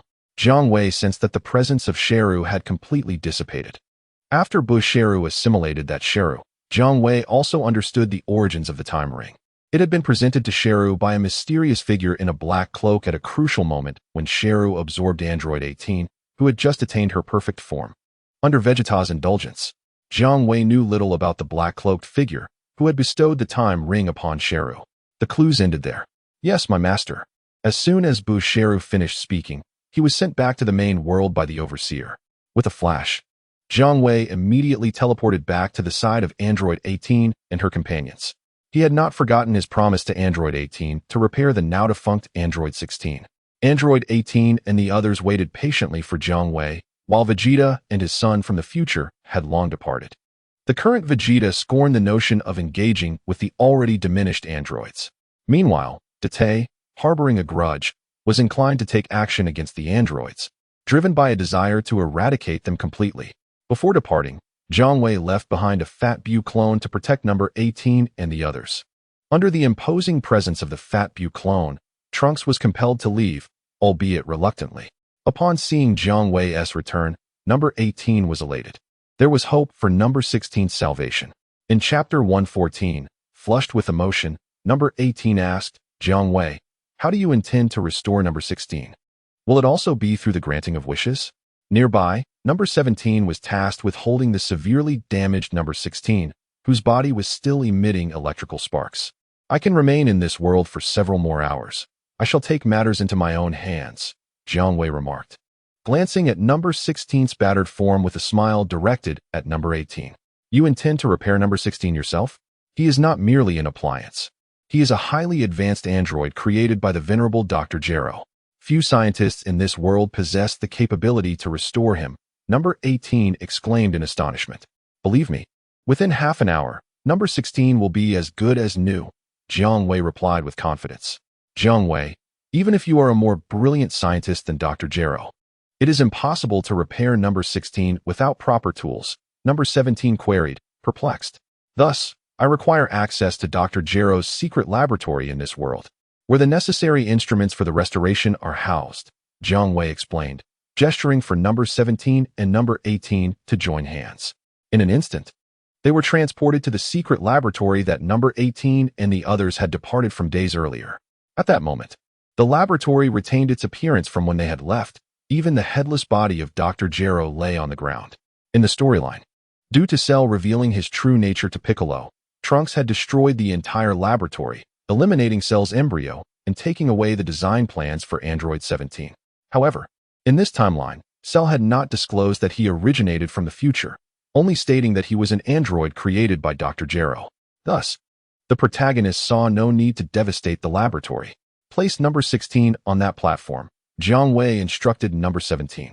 Once number 17 had laid number 16's remnants on the designated platform, Jiang Wei skillfully utilized the equipment left behind by Dr. Gero to commence the repair, occasionally directing number 17 and number 18 to assist him. Jiang Wei, you seem quite familiar with Dr. Gero's research facilities, number 17 remarked, puzzled. As he worked on the severely damaged eternal energy core of Android 16 using spare parts, Jiang Wei replied, although the layout of Dr. Gero's secret laboratory in this world differs significantly from that in my own, the primary equipment remains largely the same. Thus, I am indeed well acquainted with it. This implied that the instruments in the laboratory of number 18's world were considerably less sophisticated than those in the main universe, barely adequate for their needs. Thanks to the diligent efforts of Jiang Wei and his companions, in less than 10 minutes, number 16, who had previously been reduced to a damaged head and a small portion of a broken body, was largely restored. On the 16th, allow me to elucidate. The self-destruct device implanted within your body by Dr. Gero has been successfully removed. Jiang Wei presented a small metallic object adorned with a red satin ribbon and a white-lettered insignia against a crimson backdrop to the reclining number 16. This diminutive artifact possesses formidable destructive capability, comparable to the full-force strike of a Super Saiyan, were it to detonate within the confines of an android. Even with their superior strength far exceeding that of a Super Saiyan, number 16 and his companions would surely meet their demise. This was a method employed by Dr. Gero to maintain control over the androids. However, to claim that the bomb's power could obliterate Perfect Cell is a far-fetched notion. Unless the explosive were to detonate internally within Cell, it would be a futile endeavor. In the narrative, even without the removal of the bomb by Dr. Brief, number 16 could only destroy himself without inflicting harm upon Perfect Cell. After displaying the small bomb to number 16, Jiang Wei clasped it tightly in his hand, emanating a potent energy to trigger its explosion. The bomb, with destructive force akin to a Super Saiyan's full power, erupted violently in the palm of Jiang Wei. Yet, to those in the vicinity, including number 18, it was akin to the mere sound of a mosquito's flatulence. Jiang Wei relaxed his grip, and as a gust of wind swept through, the remnants of smoke dissipated swiftly. Following some adjustments, number 16 was fully restored. How do you feel now, number 16? Asked number 17, observing as number 16 sat upright. Number 16 flexed his limbs and smiled. I feel even better than when Dr. Gero first created me. Thanks to Jiang Wei's repairs, the output of my eternal energy core has increased by 30%. Number 17 was captivated. Jiang Wei, might you be able to enhance my eternal energy core as well? I, too, Wish to be rid of Dr. Jiro's old bomb. Number 18 quickly interjected, Jiang Wei. Do not forget about me. Please remove the bomb from my body as well, along with the control system that can disable our bodily functions. As for enhancing my eternal energy core, I have little interest in increasing my power. Indeed, let us also eliminate the control systems implanted by Dr. Jiro. Number 17 exclaimed with exuberance. Consider it done, Jiang Wei said, treating it as practice on the works of another world's Dr. Jiro. This time, with number 16 assisting. Jiang Wei completed number 17's request in mere minutes. As number 17 was in pristine condition and did not require the extensive repairs that number 16 did. Now, without the bomb and control systems, even if someone were to create a controller in the future, we shall no longer be threatened. We are free. Number 17 rejoiced, dancing with elation. Now it is your turn, number 18, Jiang Wei said with a gentlemanly gesture. Very well, number 18 responded decisively, beginning to disrobe. Wait a moment. Anticipating that number 18 might feel bashful, Jiang Wei sought to rectify his oversight by inviting numbers 17 and 16 to step outside before allowing number 18 to proceed. Soon, number 18 lay upon the table, having removed her upper garments. Krillin is indeed fortunate. Jiang Wei manipulated the device, observing the fair skin of number 18 with a smirk. Of course, he referred to the character Krillin from the storyline. Now, Krillin, who served as his subordinate, had established a family, his wife being a stunningly beautiful new human with combat power exceeding 10 million. Krillin was exceedingly satisfied with the wife Jiang Wei had arranged for him. Feeling immense gratitude towards Jiang Wei, under Jiang Wei's pure gaze, number 18, lying on the platform, felt a faint blush tinging her delicate face. How peculiar it was. As an android, number 18 had not experienced such a human emotion in a long time. In just a few minutes, Jiang Wei completed his task. Not only did he remove the bombs and control systems from number 18's body, but he also enhanced the power of her eternal energy furnace by 30, which was the maximum limit developed by Dr. Jiro in this world. It could not be increased further. Any additional enhancement would render number 18's eternal energy furnace inoperable. No. 18, number 17, number 16, I will be leaving this world in an hour. What are your plans? Will you still carry out the orders given to you by Dr. Jiro to kill Son Goku? After departing from Dr. Jiro's secret laboratory, Jiang Wei casually strolled with the androids, engaging in conversation. Upon hearing his words, no, 18 looked at Jiang Wei, her eyes revealing a sense of reluctance. Number 17, with a dismissive expression, replied, that old fool Jiro has already been slain by me. Why would I care for his orders? However, he added, yet, those old commands still hold some influence over us. So I have decided to kill Son Goku by waiting for him to die of old age. Number 17's laughter lacked genuine mirth. Number 16 then spoke, Jiang Wei.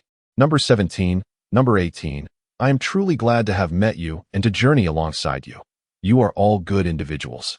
Number 18 hesitated to speak. Jiang Wei had previously told her that he had come at her summons and could only remain in her world for 24 hours. So, you all do not wish to kill Son Goku. You have abandoned the mission that Dr. Jiro created for you. In that case, would you be interested in following me to live in my world? I possess a planet of my own. Jiang Wei spread his hands, smiling at No. 18 and the others. Chapter 115. Bringing number 18 home. Jiang Wei, can we really go to your world? That would be wonderful. Number 18 exclaimed with excitement. No. 17 and number 16 also wore expressions of joy upon hearing this. The three androids had no ties in their original world, having only been activated by Dr. Jiro for a few days, and thus felt no attachment to the world they inhabited. Jiang Wei, let us live in your world. Number 17 laughed heartily. Although No. 17 did not harbor special feelings for Jiang Wei as number 18 did, he was nonetheless very grateful for the life Jiang Wei had saved. Number 16, though not very articulate, shared the same gratitude in his heart towards Jiang Wei for saving him. Upon seeing the three agree to accompany him to live in the main world, Jiang Wei felt a sense of fulfillment. Jiang Wei instructed the attendant to escort number 18 and the others back to the main world. In the Divine Hall, witnessing the entire process, Piccolo finally breathed a sigh of relief. It was over, and Earth was safe once more. Upon returning to the main world, Jiang Wei took number 18 and the others to meet Bulma, requesting her assistance in arranging their accommodations. He introduced each of them to Bulma, who paid little heed to the young boy and the burly mohawk-haired fellow, yet her discerning gaze was firmly fixed upon number 18. The golden-haired number 18. In terms of beauty, surpassed Bulma slightly, a fact Bulma begrudgingly acknowledged. Excluding Launch and Zanya, Jiang Wei had now brought home beautiful women for the third time. Bulma felt an unusual emotion stir within her and asked Jiang Wei, "Darling, how do you intend to arrange for this Miss number 18? Number 18 gazed at Jiang Wei with hopeful eyes. Jiang Wei, noticing Bulma's peculiar demeanor, replied without hesitation, "Number 18 will stay in the palace to assist Launch." The golden-haired Launch let out a huff. Previously, when Jiang Wei had brought Zanya back under the pretense of providing Bulma with a personal bodyguard, Launch had felt a sense of dissatisfaction. Now, with number 18, who was even more beautiful than both her and Bulma, being assigned to assist her, it was evident that Jiang Wei intended for her to remain at home. Launch's teeth were practically itching with irritation. Was Jiang Wei being influenced by Yamcha? "Launch, let Miss number 18 be your assistant, and together you can manage the maids in the palace. She is new, so please look after her," Bulma asserted with the authority of a hostess. "Understood, Bulma," Launch replied with a smile. Regardless of her silent grievances, Jiang Wei was the head of the household. His words were akin to commands that could not be defied. "I will work diligently alongside Miss Launch and will not disappoint you," number 18 earnestly assured Jiang Wei before following Launch downstairs. Bulma regarded Jiang Wei with an unusual gaze, yet his expression remained unchanged and utterly normal. "Wife, why do you look at me so strangely?" Jiang Wei inquired, scratching his nose in confusion. "Oh, it's nothing. I just wanted to look at you, my dear," Bulma replied softly. Meanwhile, the not-so-obsessive 17 and 16, uninterested in spending every waking moment in the hyperbolic time chamber, were assigned to work in the police force of the Super-Earth, focusing on investigating environmental crimes. Their jurisdiction extended beyond the Super-Earth to encompass Earth itself, as the Dog King had declared Super-Earth the suzerain of Earth. Now, Earth was under the protection of Super-Earth. Both 17 and 16 gladly accepted their roles in safeguarding the environment and preventing natural destruction. That evening, everyone gathered in the palace for a grand feast to welcome the newcomers. After indulging in a sumptuous meal, due to number 18's arrival, Bulma, after Jiang Wei lost his pants, scratched his back with nails that were sharp as ever, though with even greater force. However, Jiang Wei remains unperturbed, and in fact, he exerts considerable effort. Bulma's voice is far more joyous than usual. That night, Jiang Wei whispered sweet nothings to Bulma until she drifted into a deep slumber. In the days that followed, Android 18, serving as Launch's assistant, seized every opportunity to draw closer to Jiang Wei, and soon, the two found themselves conversing freely. This little vixen, the golden-haired Launchi, sensed the competitive spirit emanating from Android 18. Months later, a world collected the 7 Dragon Balls cast by its master, summoning him. Jiang Wei called for a pause, swapping an Android 18 to team up with Fat Bu for a doubles ping-pong match against the 2 Omni Kings. The onlookers were unfazed, well aware that Jiang Wei had pressing matters to attend to. In his mind, Jiang Wei inquired, "System, has this world summoned me before?" "Ding," reporting to the master. "This world has previously summoned you, and you even brought your wife Bulma along to that realm." "Ah, so it is the world ruled by the Demon King Piccolo." Jiang Wei recalled it vividly, a smile gracing his lips. In that world, due to Goku's untimely demise at the hands of a minion under Frieza's brother Cooler while on his way to Earth, the plot never truly began, and thus the main cast was lost. This allowed the Demon King Piccolo, a mere minor character, to reign supreme on Earth. Now, he wondered what had transpired in that realm to summon him once more after so many years. After instructing everyone on a few matters, Jiang Wei transformed into a beam of golden light, vanishing as he journeyed to another world, in a realm devoid of a protagonist's protection, which, in some respects, was even more desolate than the world of despair. Since Jiang Wei summoned his wife Bulma, vanquished the Demon King Piccolo, and emerged as the savior of this world, only a select few were privy to the truth. The vast majority, unaware of the reality, hailed the resurrected Bulma, brought back to life due to Dr. Brief's wish to Jiang Wei, as their savior. The resurrected Bulma was utterly bewildered. "Wait, I just died, and upon my return, I became the savior who defeated the Demon King Piccolo and saved the world? What on earth is happening?"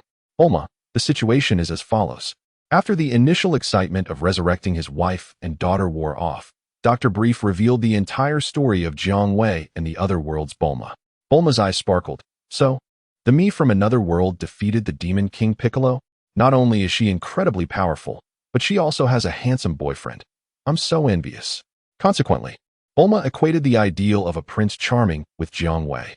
Naturally, characters like Yamcha failed to capture Bulma's attention. Chapter 116, The Farmer Without a Shotgun. Following the havoc wreaked by the Demon King Piccolo across the world, the peace and development ethos of this realm fell into disarray. The formerly rebellious and malevolent ideology of the Red Ribbon Army transformed into the prevailing narrative for development in this world. To prevent another uprising akin to the one instigated by the Demon King Piccolo, martial arts flourished, ushering in an era of vigorous promotion of martial arts. Primarily, Dr. Gero's vision concerning androids has garnered immense acclaim from humanity across the globe. His advancements in android technology have witnessed the collaborative efforts of all scientists worldwide. Even those who once dismissed Dr. Gero, such as Dr. Brief and his daughter Bulma, have fervently engaged in the realm of android technology. In a world where most Earthlings are inept in martial arts, this endeavor has attracted considerable attention. However, the true monumental progress has stemmed from Dr. Gero's pioneering work in android technology. In this realm, the advancements in android technology not only surpass the capabilities of Dr. Gero as depicted in the narrative, but also eclipse those of the main world governed by Jiang Wei, despite his technological prowess. After all, the Dr. Gero of the primary world merely benefited from Jiang Wei's substantial support, while the scientific community and societal mainstream on Earth largely rejected the idea of android technology. In stark contrast, another world has nearly embraced martial arts collectively, with the forefront of its scientific advancements centered around android technology. This is driven by a collective desire for self-preservation to prevent tragedies akin to those wrought by the malevolent King Piccolo. With widespread support and the involvement of leading scientists from the global scientific community, it didn't take long for innovative creations such as absorbent androids and eternal energy furnace androids to emerge and gain significant societal traction. The efforts of the populace in this world soon bore fruit. An incident involving the Science invasion transpired, not merely due to Raditz' search for Kakarot, but because the Science had set their sights on Earth. Have you ever contemplated this? Bardock and Jine managed to send their infant son Goku to Earth in a solitary spacecraft, indicating that Earth had indeed caught the attention of the Science and was now on their target list. Being marked in such a manner inevitably leads to a reckoning. 3 egg-shaped spacecraft descended upon Earth, stirring up great clouds of dust. From these vessels emerged 3 extraterrestrial beings, each adorned with tails reminiscent of monkeys.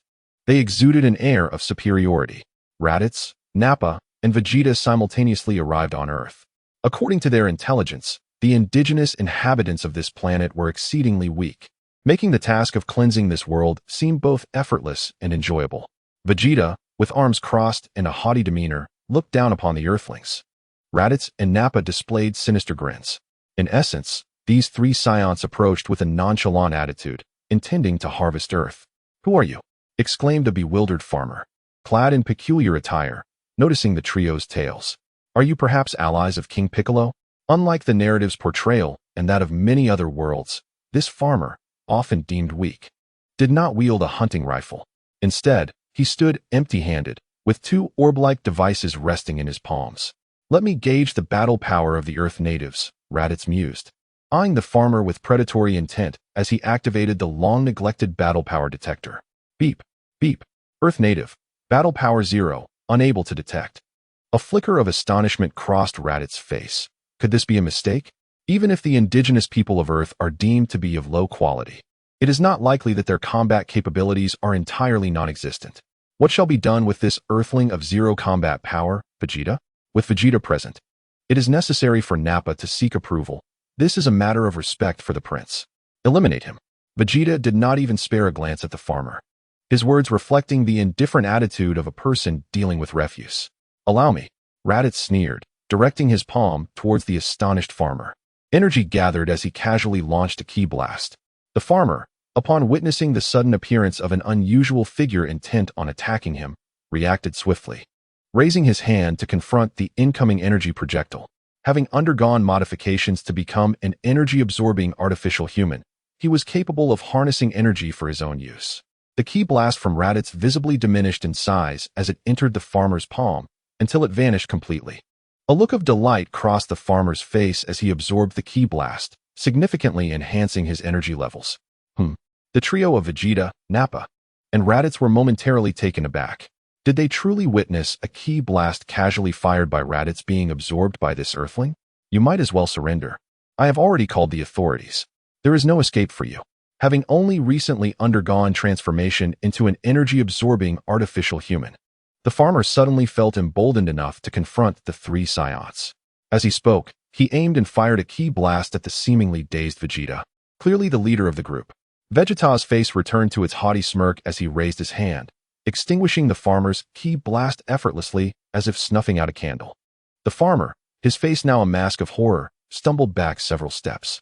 The Earthlings exhibited peculiar abilities that contradicted the documented information, yet it was still insufficient. Vegeta, with a cold sneer, raised his hand and unleashed a ki wave at the terrified farmer, utilizing 30% of his power. More energy. I shall not hesitate to absorb this. The farmer's expression shifted from sheer terror to exhilaration before reverting back to fear. As the energy intensity of Vegeta's ki wave exceeded the limits of his absorption device. Amidst the explosive flames, the farmer's screams echoed as he was reduced to ashes. How foolish to challenge us, the Saiyans. Nappa and Raditz exchanged glances at the pit where the farmer had once stood, now shrouded in smoke, their faces betraying nothing but disdain.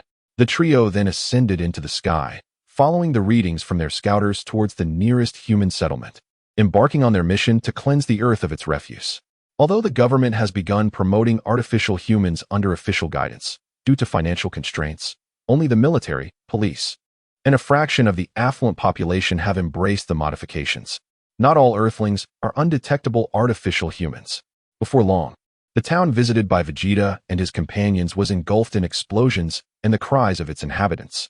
Following the defeat of King Piccolo, the newly organized official forces based on the Red Ribbon Army swiftly mobilized, deploying an army of artificial humans to confront the destructive rampage of Vegeta and his companions. The inhabitants of Earth endured significant casualties, seizing upon Vegeta's arrogance and extreme disdain for humanity to eliminate Raditz and Nappa. Initially, it was presumed that Vegeta would retreat upon the demise of his subordinates. However, the unrepentant Vegeta, possessing an unwavering confidence, dismissed the lives of Raditz and Nappa, continuing his rampage through Earth cities. In a desperate bid, the officials were compelled to deploy Earth's ultimate weapon, the last flicker of hope and faith for humanity. The Savior. Miss Bulma. Chapter 117. Bulma defeats Vegeta. Bulma, of course, embraced the enhancements of artificial human technology, applying the most advanced techniques to herself. The absorbent androids possessed growth potential, albeit from a low starting point, while the eternal energy furnace androids commenced at a high level but lacked any potential for further growth. Bulma declared, "I shall have it all." After undergoing modifications led by Dr. Gero's research team, Bulma's hands became capable of absorbing energy, granting her an inexhaustible source of power. With the hopes of many resting upon her shoulders, Bulma confronted the rampaging Vegeta. "You malevolent alien, I shall not permit you to continue your destruction of our beautiful Earth," she proclaimed, pointing resolutely at Vegeta. "Miss Bulma, you must defeat this vile extraterrestrial. Go, Miss Bulma, the fate of the world rests in your hands." Countless Earthlings, anxiously hopeful, watched the valiant reporter risking their life to deliver live coverage from the front lines. Another peculiar Earthling with undetectable battle power dares to speak before me. Prince Vegeta of the Saiyans. Prepare to perish. Vegeta smirked arrogantly, raising his hand to unleash a ki blast aimed at Bulma, a force capable of easily annihilating Nappa. After engaging in combat with Earth's android army, particularly the elite androids, Vegeta had gathered experience, concluding that any Earthling with power equivalent to Nappa would be easily vanquished. With a swift motion, Bulma extended her arms, exclaiming no. She successfully blocked the ki blast, which visibly diminished in size before being absorbed by her. "You are not like those peculiar Earthlings. You possess some strength. Yet, a weakling is still a weakling. With my full power, I can easily eliminate you," Vegeta boasted, pointing his thumb at himself. "Do not underestimate the Earthlings, you diminutive alien," Bulma retorted, suddenly launching a powerful punch toward Vegeta. "How dare you, a mere Earthling, insult me? Prince Vegeta of the Saiyans." He roared in fury, countering with a punch of his own, leading to a fierce exchange of blows. The battle raged on with incredible intensity, leaving Vegeta astonished that Bulma, under his maximum effort, was holding her ground. Bulma embodied the pinnacle of Earth's technological advancements. After a cataclysmic clash, Vegeta could hardly fathom. Impossible. How could I, Prince Vegeta of the Scions, be defeated by a mere Earthling? I cannot accept the sight of Vegeta, battered and bruised, lying in a deep pit, suddenly expelling a copious amount of blood before departing for the afterlife. Hail! Miss Bulma has triumphed once more, safeguarding our planet, truly deserving of the title of savior. The populace before their television screens erupted in jubilant cheers. The Earth has been saved once again. The corpses of Vegeta and his companions have fallen into the hands of the Earthlings. Through the research conducted by Dr. Gero and others, it was discovered that these extraterrestrial beings, possessing tails reminiscent of monkeys, have cells with potential far surpassing that of humans. It is not merely the Earthlings. Even the once dominant King Piccolo pales in comparison to these tail-bearing extraterrestrials. How splendid! With these 3 alien corpses, our advancements in android technology shall surely experience unprecedented growth. Dr. Gero exclaimed to Dr. Brief, Bulma, and other esteemed scientists of Earth. The bodies of the Scions have illuminated the extent to which life forms can possess strength. With a clear direction, there is no need to navigate blindly through uncharted waters. The technology of Earth's androids is poised for a monumental leap forward. Then, the cosmic real estate mogul, the malevolent Emperor Frieza, also arrived on Earth. Vegeta and his companions were elite members of Frieza's army, and with their disappearance on this planet, how could Frieza remain indifferent? Ho ho ho! Have Mr. Vegeta and his comrades truly gone missing on this remote planet? Though these Scions are merely my 3 loyal hounds. Make no mistake, my dogs are not to be trifled with by just any lowly creature. This planet and its inhabitants are no longer necessary. Frieza remarked coldly while seated in his infant carriage. As you command, Lord Frieza. Both Dodoria and Zarbon laughed cruelly, anticipating yet another massacre. A colossal donut-shaped spacecraft descended upon Earth, unleashing a swarm of diverse extraterrestrials, akin to locusts, as they charged towards the peaceful cities of Earth. Boom! Intense battles erupted across various towns. Meanwhile, Frieza, remaining aboard the immense spaceship, appeared quite displeased. The soldiers of the Frieza force, who were meant to revel in victory, were annihilated by the Earthlings. Even high-ranking officials like Dodoria met their demise at the hands of the Earth defenders. When Frieza found himself surrounded by the Earth's military, he engaged in combat from his infant carriage. After eliminating a group of Earth soldiers, Frieza began to feel the strain, deeply astonished. His battle power of 530,000 was sufficient to dominate the cosmos, yet it proved insufficient on Earth. Ho ho ho! Earthlings, you have truly opened my eyes, and for that, I commend you. Now, prepare to witness the true terror of Frieza, the Cosmic Emperor. Frieza elegantly leaped from his carriage, ready to initiate his second transformation. Do not grant him the chance to transform.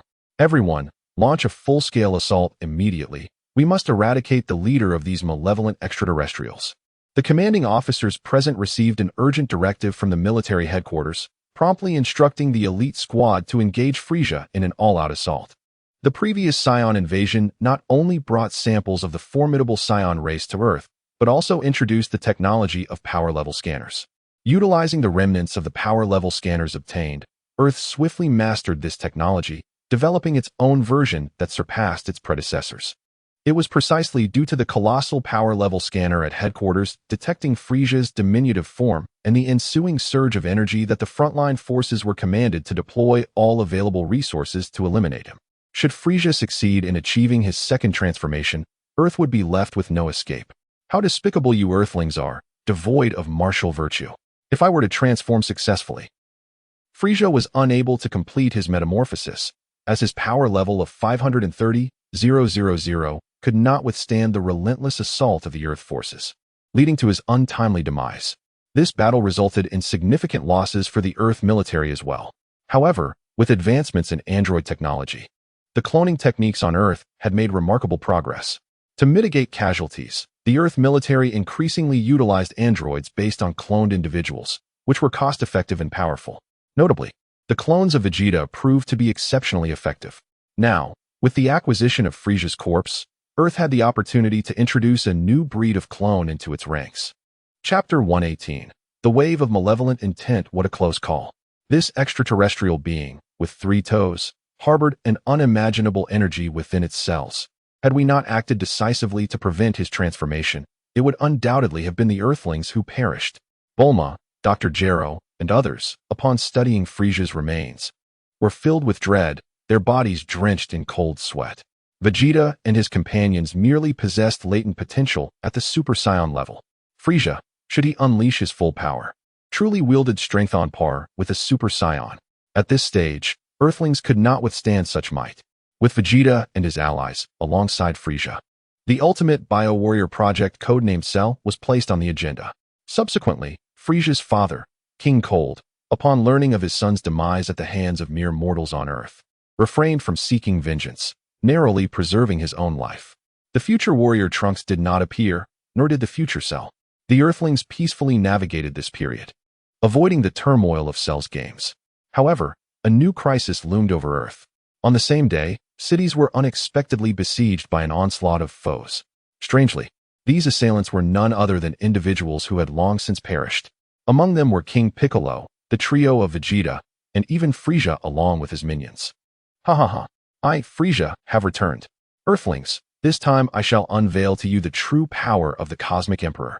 Frieza had just emerged from the depths of hell, returning to the mortal realm, and immediately transformed into his final form.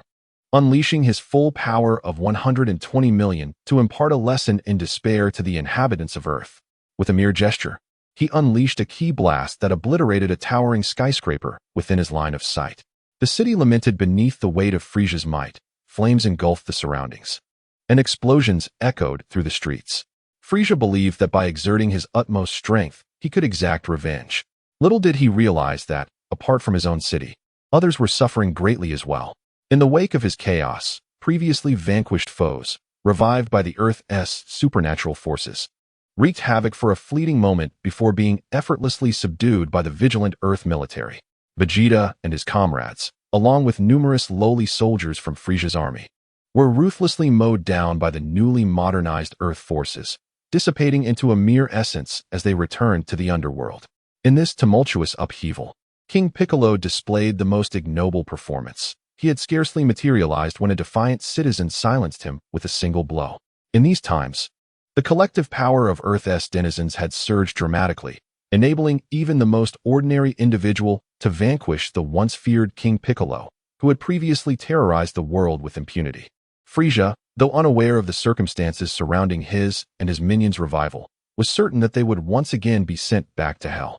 A being clad in blue armor, a soldier of the Earth military, confronted Frieza amidst the destruction, speaking with a tone of indifference.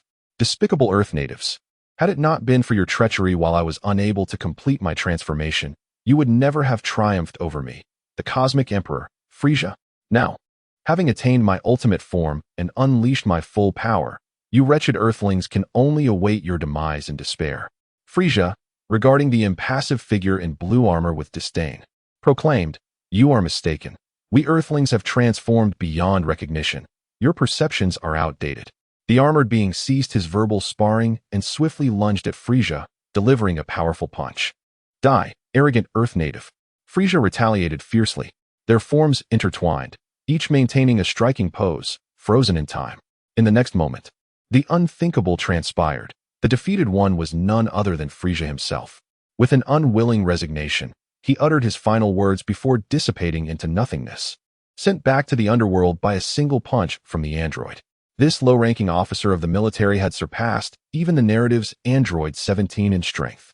The most crucial aspect was that numerous beings of his caliber existed across the Earth. At that moment, the underworld had devolved into chaos. Due to the blunders of the underworld's emissaries, a formidable creature known as the Evil Thought Wave was born.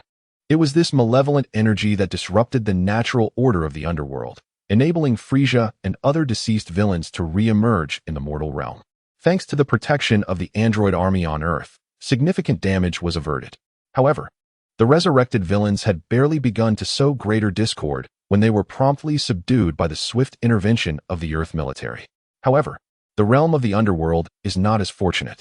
In this world, the narrative has yet to commence, and the protagonist, Sun Wukong, has already met his demise, rendering the existence of a central hero group moot. Within the underworld, there is no Sun Wukong to shield it from calamities. The ghostly messengers of the underworld find themselves utterly helpless in the face of the unrestrained malevolence of the evil thought wave. Fortunately, within the underworld resides the foremost martial artist, Rib Rice. Without hesitation, Rib Rice steps forth to confront the tumultuous source of this chaos, declaring, "Halt, you monstrosity. Your adversary is I, Rib Rice." With a halo atop his head, symbolizing his identity as a deceased soul, Rib Rice ascends above a colossal creature, simultaneously drawing its attention while launching a ki blast towards it. At this moment, the evil thought wave remains in its nascent form, a large, rotund creature with short limbs and a thick tail, appearing deceptively benign, even endearing. Its size, though enormous enough to crush an ordinary person, belies a more sinister nature. Unlike the character Majin Buu, the evil thought wave is inherently malevolent, devoid of any possibility of redemption.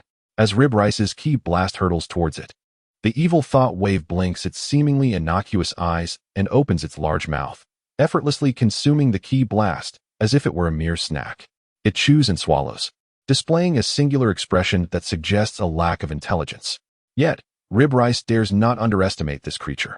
After all, encountering a being that can casually devour his ki blast is a first for Rib Rice, who has spent many years in the underworld. This adversary is undoubtedly formidable. Chapter 119. Rib Rice versus the Evil Thought Wave. Recognizing the formidable nature of the Evil Thought Wave, which is not only peculiar but also capable of swallowing ki blasts whole, Rib Rice gathers every ounce of his focus. He cautiously circles the vast form of the Evil Thought Wave, wary of making any rash moves. The most unnerving aspect of this creature is not merely its ability to consume his ki blast, but its complete immunity to the laws governing the underworld. Even the ghostly messengers, including King Yama himself, possess limited combat prowess. Under normal circumstances, they would stand no chance against opponents with power levels exceeding that of a Super Saiyan, such as Frieza's elite subordinates. In reality, both Frieza and Cell, upon their demise, are subdued by the ghostly messengers of the underworld. No matter how great their powers were in life, they must adhere to the subservient role dictated by the underworld's rules. This is a rather unreasonable regulation, whereby even the most formidable of villains must submit to the authority of the ghostly messengers upon their arrival in the underworld. However, the evil thought wave appears to be a native creature of the underworld, deeply rooted in its environment, thus exempt from the constraints imposed on outsiders. This monstrosity, within the confines of the narrative, has proven too daunting even for the likes of Super Saiyan 3 Sun Wukong to conquer. In this world devoid of a protagonist, if it were not for the champion of the martial arts competition in the underworld, known as Rib Rice, the onslaught of malevolent thoughts could very well upheave the realm itself. The wave of sinister thoughts swung its colossal hand, incessantly striking at Rib Rice, who flitted around in a futile attempt to evade, much like a hapless creature tormented by flies, buzzing incessantly, yet failing to land a blow. The wave of malevolent thoughts maintained a facade of harmlessness, yet internally, it simmered with irritation, ignited by Rib Rice's presence. In a fit of vexation, it unleashed its unique ability, sending forth a flurry of diminutive waves of malevolence, intent on overwhelming Rib Rice with sheer numbers. What sorcery is this? Can this creature truly replicate itself? The sheer multitude was staggering. Rib Rice, despite the thick turban adorning his head, was drenched in cold sweat upon witnessing this. I refuse to believe that each of these replicas possesses the same formidable power as its origin. With newfound resolve, Rib Rice retaliated against the advancing waves with a flurry of punches and kicks. Indeed, these smaller waves were mere illusions, easily dispatched by Rib Rice's onslaught. Undeterred, the wave of malevolent thoughts continued to employ its special abilities, summoning not only more diminutive waves, but also manipulating the floating bubbles in the underworld sky to descend upon Rib Rice. This is dire. What is this creature plotting? As the bubbles multiplied around him, Rib Rice sensed impending doom. At that moment, the wave of malevolent thoughts charged at Rib Rice with its massive form, colliding wildly. Even as Rib Rice assumed a defensive stance, the brutal impact sent him hurtling backward, akin to a pedestrian struck by an overburdened truck running a red light, leaving him grievously injured. This creature is formidable, I appear to be no match for it, yet I cannot succumb. Steadying himself, Rib Rice pressed a hand to his chest. Spitting a small amount of blood, his gaze resolute as he faced the wave of malevolent thoughts. He raised his hands, employing the prince's combat technique, unleashing a barrage of energy blasts, densely aimed at the pursuing wave. However, the wave remained unfazed, devouring the energy blasts that neared its mouth while disregarding those that struck its body. Swift as lightning, it swatted Rib Rice away with a single palm strike. Rib Rice grimaced, blood spilling from his lips once more. Yet the wave of malevolent thoughts was relentless, delivering another powerful blow in the direction Rib Rice had been sent flying. The air rippled upon contact with the wave's palm. In the next instant, the wave's hand transcended the space between them, striking Rib Rice and sending him careening once more. Rib Rice, spinning and disheveled, found himself entirely at the mercy of the wave's elusive and penetrating strikes, unable to predict or evade the assault. However, after enduring a relentless barrage from the malevolent entity, the rice dish unexpectedly seized the opportunity presented by a brief lapse in the creature's offensive. With hands crossed in a defensive posture, it successfully intercepted the colossal fist that came hurtling towards it. Leaping forth, capitalizing on the creature's momentary vulnerability, the rice dish unleashed a powerful rising dragon fist, striking the plump chin of the malevolent being, causing the formidable monster to stagger backwards several paces before crashing down onto the ground, shaking the earth beneath. Recognizing the efficacy of its strikes against the creature's corpulent form, the rice dish shouted once more, its body rigid and poised like a cannonball ready to be launched, aiming directly for the creature's head as it attempted to rise from the ground. The plan was to decisively obliterate the malevolent entity with a single, powerful blow. However, the rice dish's intentions were thwarted as the creature, unwilling to acquiesce, swiftly flipped its hefty hand, invoking its special ability. In an astonishing turn, a doppelganger of the rice dish emerged, also letting out a mighty roar and propelling itself like a cannonball toward the original. With a thunderous clash, the authentic and the counterfeit rice dishes collided. Ouch! The rice dish cradled its head in pain, tears welling in its eyes from the dizzying impact with its impostor. This creature was indeed full of tricks, proving to be quite a formidable adversary. Shaking its head to regain composure, the rice dish gazed at the seemingly innocuous malevolent being, its expression marred by concern. As the champion of the underworld martial arts tournament, it was disheartening to realize that it might not be able to vanquish this chaotic monster plaguing the realm.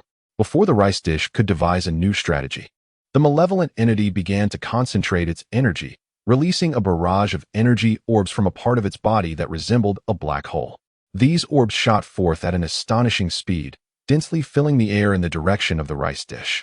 The rice dish's eyes widened in shock, unprepared for the creature's ability to unleash its power without using its hefty hands. Faced with the onslaught, the rice dish could only scramble to evade amidst the chaos. Boom! A series of energy orbs erupted around the rice dish, rendering it akin to a small vessel struggling amidst a tempest. Watching the rice dish flounder amidst the barrage, the malevolent entity clapped its hands in delight, amused by the spectacle.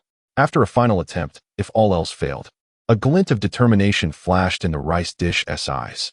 Seizing a moment when the creature's clapping momentarily diminished the onslaught, it executed a breathtaking maneuver, unexpectedly appearing directly in front of the creature's large head for a close-range confrontation. With an all-out, unrestrained strike, the rice dish unleashed a powerful blow upon the malevolent entity's head, causing it to contort. Yet, the creature retaliated without hesitation, swatting the rice dish to the ground with a forceful palm strike, followed by a heavy foot descending upon it. Ultimately, the rice dish lacked the prowess of Sun Wukong from the narrative, leaving it to merely contend with the creature's initial form. The prospect of overcoming the malevolent entity seemed as distant as a dream.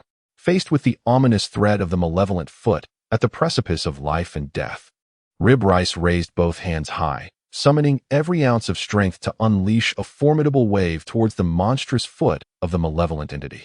The ground trembled as the foot descended, shattering the wave with a resounding crash, landing heavily upon the very spot where Rib Rice had once lain. Clouds of dust swirled around. Rib Rice, realizing the futility of the situation, made a hasty retreat. Despite being the champion of the underworld martial arts tournament, Rib Rice found himself utterly outmatched by the creature known as the Malevolent Wave. It was prudent to preserve his life and seek counsel from King Yanluo and the deities of the underworld on how to confront this formidable adversary. North Realm King, our champion Rib Rice cannot contend with this monster called Malevolent Wave. What shall we do? This creature defies the very rules of the underworld, lamented King Yanluo, his brow furrowed in distress as he communicated with the North Realm King. Now we must enlist the aid of the beings from the mortal realm. The North Realm King suggested. Do you know of Frieza? Of course, that fiend was a scourge across the universe, and even in death, he remains a thorn in our side. Were it not for the underworld's rules holding him in check, we would be utterly powerless against him. King Yanluo replied candidly. Frieza was slain by Earthlings. The North Realm King asserted. You need the Earthlings' assistance to deal with the Malevolent Wave. However, their troubles can only be resolved once the Malevolent Wave has been addressed. He willingly offered to facilitate communication between King Yanluo and the denizens of Earth. Meanwhile, on Earth, Frieza exclaimed, "Ha ha ha, I have returned once again." Having been shattered by an android's punch, he was sent back to the underworld. But due to a malfunction in the underworld's operations, he resurfaced once more in the mortal realm. Other troublemakers, such as King Piccolo and Vegeta, along with Frieza's minions, were also caught in this cycle of death and rebirth, causing endless vexation for the people of Earth. This situation is untenable. Both Bulma and Dr. Gero, along with others, were overwhelmed by the reports from the front line. Just as despair gripped the Earthlings, a voice resonated in their minds. Earthlings, you require assistance. The North Realm King had initiated communication between King Yanluo and the people of Earth. Due to the narrative of the protagonist's son, Goku, not yet commencing, the Earth lacked its central heroic figures. The North Realm King and the Earthlings were, therefore, strangers to one another. After some dialogue, the North Realm King clarified. Esteemed North Realm King, you are saying that the reason Frieza and other villains can continuously resurrect and emerge in the mortal realm is due to the disruption caused by the Malevolent Wave, which has compromised the underworld's operations. Thus, to truly resolve the chaos instigated by Frieza and his ilk, we must assist the underworld in dealing with the Malevolent Wave. Is this correct, esteemed North Realm King? Bulma expressed her displeasure, exclaiming, "Damn it! Why should we, the inhabitants of Earth, bear the consequences of the underworld's troubles?" However, the situation had reached a critical point. Earth could not allow the malevolent entity to wreak havoc in the underworld without intervention, lest it lead to further calamities. Thus, Dr. Gero remarked, Miss Bulma, let us seize this opportunity to eradicate the malevolent entity and test the might of our most formidable artificial warrior. Bulma nodded slightly, replying, very well. Dr. Gero, proceed as you see fit. With the guidance of the North Kai, Earth decided to deploy its most powerful weapon, the android cell, to the underworld to confront the malevolent force. After her battle alongside Vegeta, Bulma realized that being a savior was fraught with peril, leading her to abandon the idea of participating in the fray herself. Instead, she concentrated her efforts and resources on developing Cell. With Cell in existence, Bulma could assume the role of savior, leaving the heavy lifting to him when necessary. Thanks to the concerted efforts of Earth's resources and the intellect of its scientists, Cell emerged without the peculiar requirement of absorbing 2 eternal energy core androids to attain his perfect form. Upon his creation, he was already in his perfect state, possessing power comparable to that of a Super Saiyan 2. After years of nurturing, his strength had grown to the point where he could easily overpower a Super Saiyan 2. With the North Kai's introduction and the cooperation of King Yama, Earth's trump card, the mighty Cell was granted a rare exception to enter the underworld, solely to eliminate the malevolent entity and restore peace to Earth. If the deceased could arrive in the mortal realm, it stood to reason that the living could reverse the process. Naturally, Cell was allowed to remain in the underworld for just 1 day, during which he had to vanquish the malevolent entity. Time was of the essence as Cell swiftly located the malevolent force, which was wreaking havoc throughout the underworld. Without hesitation, Cell conjured a massive energy wave with his hands, unleashing the Kamehameha, a signature technique of the Turtle School. During the development of the androids, the flourishing martial arts culture on Earth had facilitated the widespread dissemination of the Turtle and Crane School secrets. In an explosive encounter, the malevolent entity was caught off guard by Cell's powerful Kamehameha, leading to a cataclysmic explosion. As the dust from the explosion settled, the unique law of no harm in sight characteristic of the Dragon Ball world came into effect, with the exception of the God of Tea. Remarkably, the malevolent entity emerged unscathed. Moreover, After absorbing the Kamehameha, the malevolent force underwent a transformation that exceeded the expectations of the North Kai and his companions. Its enormous, clumsy form began to visibly shrink, seemingly condensing its essence due to the impact of the Kamehameha. Before long, the malevolent entity had diminished to the size of a human. A being wielding a sword, with fiery red skin, pointed ears, and sharp horns resembling Frieza's first form, emerged.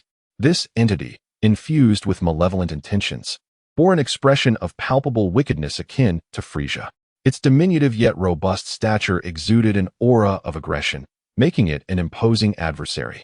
In Chapter 121, after Cell's defeat, the malevolent entity emitted an irate howl, glaring furiously at Cell, who had unexpectedly struck it with a Kamehameha wave. With a sudden shift, it charged towards Cell, brandishing its formidable sword, aiming a lethal strike. It intended to cleave Cell as if he were a mountain to be conquered. Cell, confronted with the onslaught of this sinister being, resolutely raised both hands to intercept the descending blade, catching it with bare hands, an impressive feat the malevolent entity, witnessing its sword halted by an unanticipated foe, grew increasingly enraged. With a firmer grip, it pressed the sword down towards Cell's head. Veins bulged on Cell's forehead as he felt the overwhelming force of his adversary. He could only watch as the sword descended inch by inch.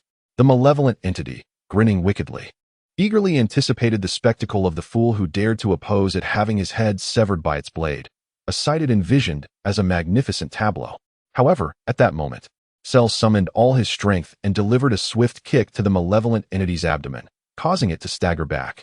Seizing the opportunity, Cell snatched the sword from its grasp, discarding the unfamiliar weapon and advancing with a series of powerful punches directed at the entity's head, forcing it to retreat momentarily.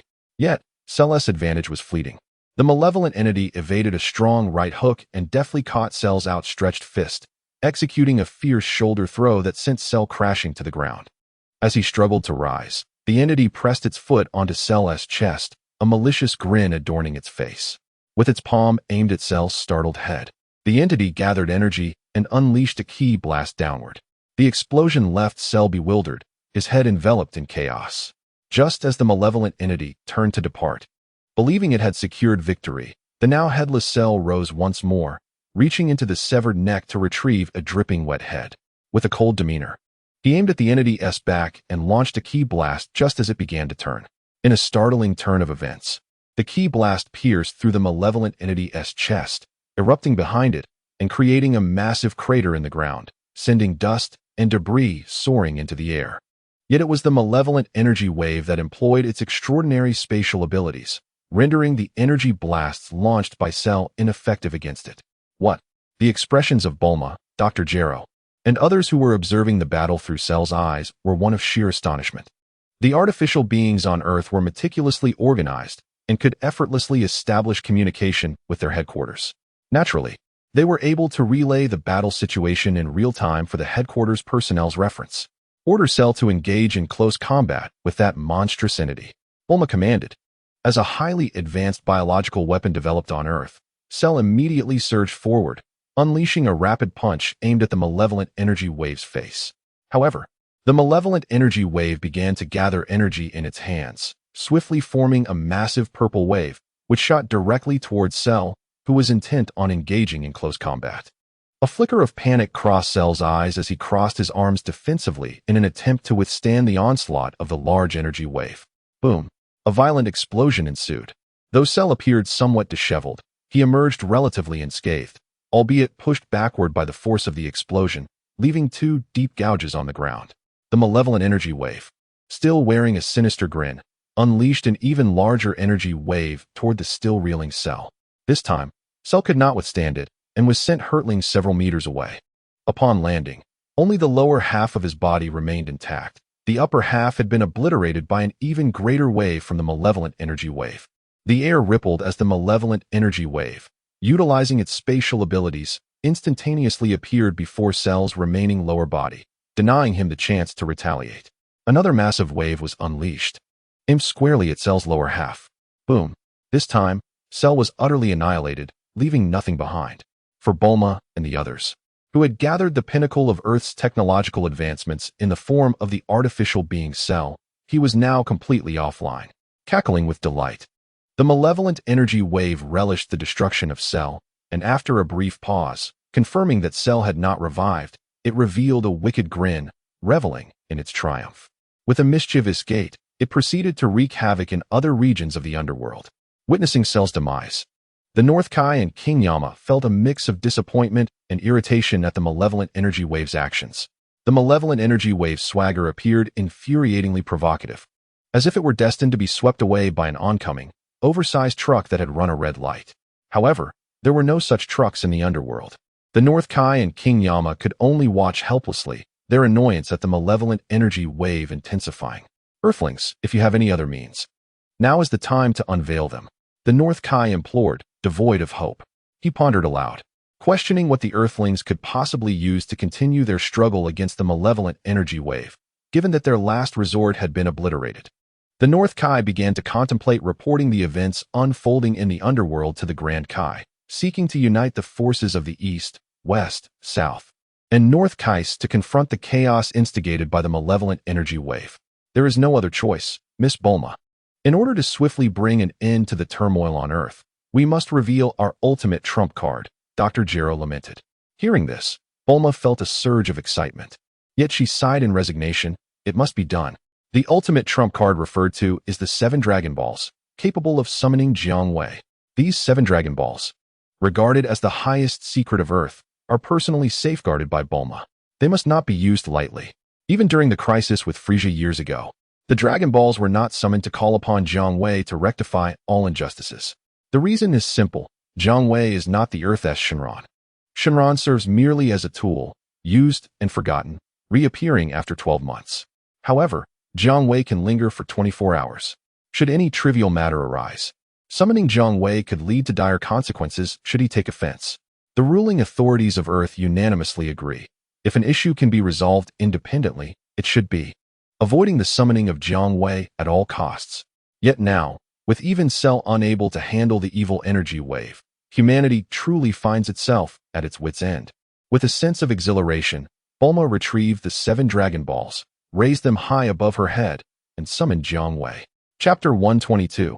Tawa and Mira in an instant. The sky crackled with thunder. A terrifying pressure descended upon the earth. Bulma, speak your wish, Jiang Wei commanded, observing the elated Bulma.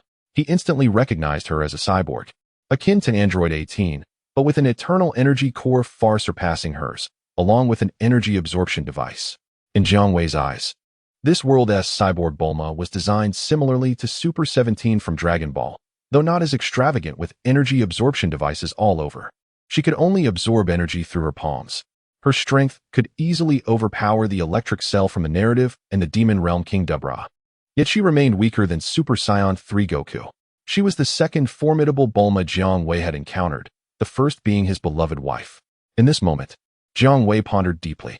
With the incident involving Queen Bulma, he began to comprehend the aspirations of his cousin, who had become a missing person and had often spoken of returning to ancient times to conquer lands and establish a harem. Perhaps Jiang Feng had also traversed into some ancient era, striving to become an emperor. At the same time, in a distant location, within a majestic palace, a young man dressed in a black dragon robe, surrounded by beauty, suddenly sneezed. How peculiar. Ever since awakening the 7th sense of the small universe, I have not sneezed in many years. Why now? The youth thought little of it, instead beckoning and conjuring a towering pile of food before him. Meow? A black cat sprang from an unknown corner of the palace, its mouth agape, devouring the mountain of food in an instant. In the presence of the peculiar youth and the enigmatic black cat, the exquisitely adorned concubines, with their breathtaking beauty, exhibited an air of nonchalance. Within the realm of Dragon Ball, in a parallel universe, Jiang Wei found himself perplexed by the unexpected appearance of the android Bulma, which triggered thoughts of his unfortunate cousin. Shaking his head, Jiang Wei inquired of the android Bulma regarding the purpose of her summoning. With palpable excitement, she exclaimed, "Oh, magnificent Shenron! Would you be so kind as to be my boyfriend?" "Huh, I misspoke, rather. I implore you to vanquish the malevolent energy known as the evil wave that is wreaking havoc in the underworld, restoring order between the realm of the dead and the world of the living." The evil wave? Intriguing, Jiang Wei mused. This phenomenon could indeed be considered an energy life form, a conglomeration of negative sentiments from across the universe. For Jiang Wei, it held a certain collectible value. This is a simple task, he declared, snapping his fingers. In an instant, a colossal azure dragon materialized in the underworld, appearing amidst the chaos inflicted by the evil wave. What is this unprecedented event? Gasped the North Kai and King Yin, who had been observing the unfolding situation with rapt attention. The dragon was a precious entity in the cosmos, known primarily on Earth, having originated from the Namekian realm. Both the North Kai and King Yin recognized the dragon well. In particular, King Yin had witnessed many souls escape his judgment thanks to the dragon, which had left him in a state of helplessness. Yet now, the dragon emerged from his domain, an act of audacity unheard of until this moment. Look over here, evil wave. Jiang Wei called down imperiously, extending his dragon claw toward the entity. The evil wave looked up, taken aback by Jiang Wei's gargantuan form. With a shriek of malice, it brandished a massive sword and charged at Jiang Wei with a fierce intent. Take this. Perish. It howled. However, Jiang Wei remained unscathed. While the evil wave inadvertently triggered Jiang Wei's passive ability, home invasion. In an instant, the evil wave was stripped of all its power, emitting a wretched scream that echoed throughout the underworld before dissipating into nothingness. Only a lone underworld worker was left, fleeing in terror. The calamity of the evil wave had originated from the blunder of this very worker, who would undoubtedly face the wrath of King Yin. With the evil wave's demise, the android Bulma's wish was fulfilled. A series of notifications echoed in Jiang Wei's mind. Ding. Acquired android Bulma's avatar. Ding. Acquired evil wave's avatar. The next moment, the massive azure dragon vanished, and 7 Dragon Balls transformed into radiant golden beams, scattering across the world and returning to the realm of humanity. Jiang Wei, in his human form, materialized in the underworld. Just as he was about to return to the human world, a small temporal vortex suddenly manifested in the underworld. Jiang Wei gazed intently at the diminutive, unimposing space-time vortex, his expression betraying a sense of intrigue. Please, not again. We have only just resolved the malevolent energy wave. The underworld can scarcely endure further turmoil, lamented King Yin Luo, his voice tinged with despair. King of the North displayed a sympathetic countenance. Before long, a man and a woman emerged from the vortex, both adorned with azure skin. The man, tall and robust, bore a visage of icy aloofness, exuding an aura that was both frigid and perilous. Yet, it must be said that this blue-skinned gentleman was undeniably handsome, garnering far more admiration from the ladies than the similarly hued muscle-bound Brojack. The woman, statuesque and alluring, was dressed in a manner that radiated seduction, resembling a siren with a hint of wickedness. Jiang Wei regarded the pair with a degree of astonishment, exclaiming, Taoa and Mira? Oh, there's a handsome fellow. Do you know us? Taoa's gaze swept the surroundings, evidently searching for something. Upon hearing Jiang Wei's murmured words, her attention shifted to him, confirming that she had never encountered this handsome gentleman before. I do not recognize you. This is the first time I have laid eyes on you, Jiang Wei replied, shaking his head. Taoa and Mira, much like characters such as Dales, the Defecator, and Gula from the Dragon Ball theatrical releases, were not part of the canonical Dragon Ball narrative, instead representing officially sanctioned fan creations. Before his transmigration, Jiang Wei was aware that Taoa and Mira appeared to be characters from a peripheral Dragon Ball game, though he possessed scant knowledge beyond that, having little interest in video gaming when not occupied with the Omni King and Fat Bu. But we have never seen you before, handsome. My husband and I, well, you might consider us time travelers. Despite our countless journeys through various timelines, this is our first encounter with you, Taoa expressed, her delicate face revealing genuine curiosity. Might you share your origins with us, handsome? Chapter 123. Only love for Bulma. Taoa seemed to be a scientist from the demon realm in the game, a sister to Dabura, the demon king affiliated with Babidi. Her husband, Mira, appeared to be an artificial being created by Taoa. To Jiang Wei, the couple was rather intriguing, as her husband was, in essence, her own creation, though Taoa claimed that she and Mira were time travelers, which might not have been entirely truthful. It was not a complete fabrication either. Based on the information available to Jiang Wei, Taoa and Mira indeed traversed through time, visiting various storylines within the Dragon Ball universe. What their true purpose was, Jiang Wei could not ascertain, as he had never been particularly enamored with the Dragon Ball peripheral games prior to his crossing. I am Jiang Wei, A recipient of Bulma's grace in this world, he succinctly introduced himself. You have been rather vague. Tawa and I require more detailed information, Mira interjected. His face set in an icy demeanor. I apologize, but I must decline, Jiang Wei replied, not even glancing at Mira, his gaze directed at Tawa as he smiled. And what if we insist on knowing? Mira's expression grew colder still, emanating an aura of formidable power. You may attempt to find out, Jiang Wei replied casually. As long as Mira dares to strike at him, Jiang Wei guarantees that in the next moment, Tova would be mourning her husband's demise. Jiang Wei, the handsome gentleman. My husband may be muscular but is not the brightest. He has offended you. Please forgive him. Tova, perceiving the escalating tension, promptly offered her apologies. In her view, there was no need to engage in combat with Jiang Wei, who was an unfamiliar adversary. Darling, please apologize to the handsome Jiang Wei, she urged, turning to Mira. After a moment's hesitation, Mira, with a cold expression, extended her apology to Jiang Wei. Little did she know, if she continued to be obstinate, her husband would soon be lost to her forever. Thus, Jiang Wei found himself devoid of any justification to take action. Even though Tova and Mira were antagonists, they had not wronged him, so why should he retaliate against them? Darling, it seems our luck has run dry. This is yet another broken timeline. And our journey has been in vain, Tova said alluringly to Jiang Wei before grasping Mira's hand and vanishing into a small temporal vortex. Tova and Mira traversed through time with a purpose akin to that of reincarnators in the realm of the main deity. These reincarnators altered narratives to acquire side stories and points, which they utilized to amplify their own power. However, Tova and Mira were zealously modifying the storyline of Dragon Ball to harness the special energy generated from the altered narrative or history, thereby strengthening themselves.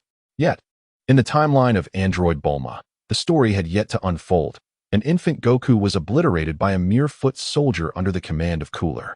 For Tova and Mira, the prospect of altering history seemed futile, for the timeline had already gone awry. Such distorted historical progressions were deemed broken timelines by Tova. Their initial intention in visiting the world of Android Bulma was to alter the fate of the evil aura being eradicated by Gogeta in order to acquire special energy. However, in this world, Goku remained an infant, and Vegeta was shattered by Android Bulma, leaving no room for Gogeta. Tova and Mira could only lament their wasted efforts. After the small temporal vortex dissipated, Jiang Wei instantaneously returned to the earthly realm. In the world of Android Bulma, Jiang Wei was permitted to linger for 24 hours, and he saw no reason to depart prematurely. On Earth, as the evil aura met its demise, daring to attack Jiang Wei in his dragon form, Jiang Wei refrained from striking, and the evil aura was reduced to ashes. Those villains who would typically resurrect in the earthly realm could no longer return, as they were eradicated by the earthly forces and sent back to the underworld. The gratitude expressed by the Earthlings towards Jiang Wei, their savior once more, was overwhelming. A celebratory feast was inevitable. Android Bulma was elated, incessantly engaging Jiang Wei in conversation. He was more than willing to converse with the transformed Android Bulma from another world. As their dialogue continued, Jiang Wei found himself increasingly inclined to deepen his relationship with Android Bulma. After all, the same ingredients can yield entirely different flavors when prepared in various ways. Similarly, a single type of fruit may possess distinct tastes depending on its origin and cultivation methods. Yet, there remains a commonality.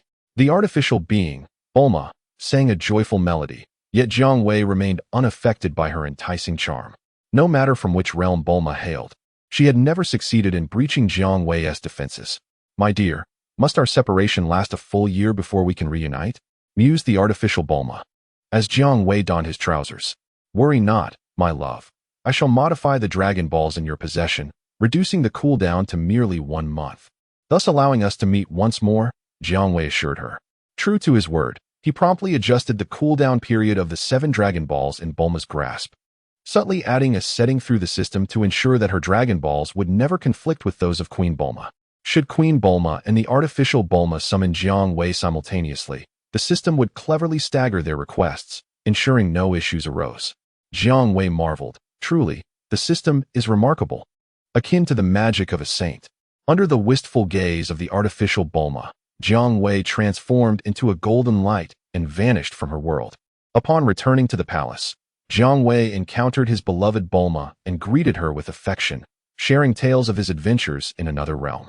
As she listened intently, Bulma suddenly remarked, "Darling, I seem to detect the scent of another woman on you." Jiang Wei affectionately ruffled Bulma's hair and laughed. "My dear, why must you tease me with such words? You are the only woman in my life." Sensing the sincerity in her husband's words, Bulma found herself puzzled by her earlier statement. Perhaps, as Jiang Wei suggested, she was merely being playful. How could she utter such mischievous words to her husband? That evening, Bulma exerted herself more than usual, striving to compensate for her earlier teasing.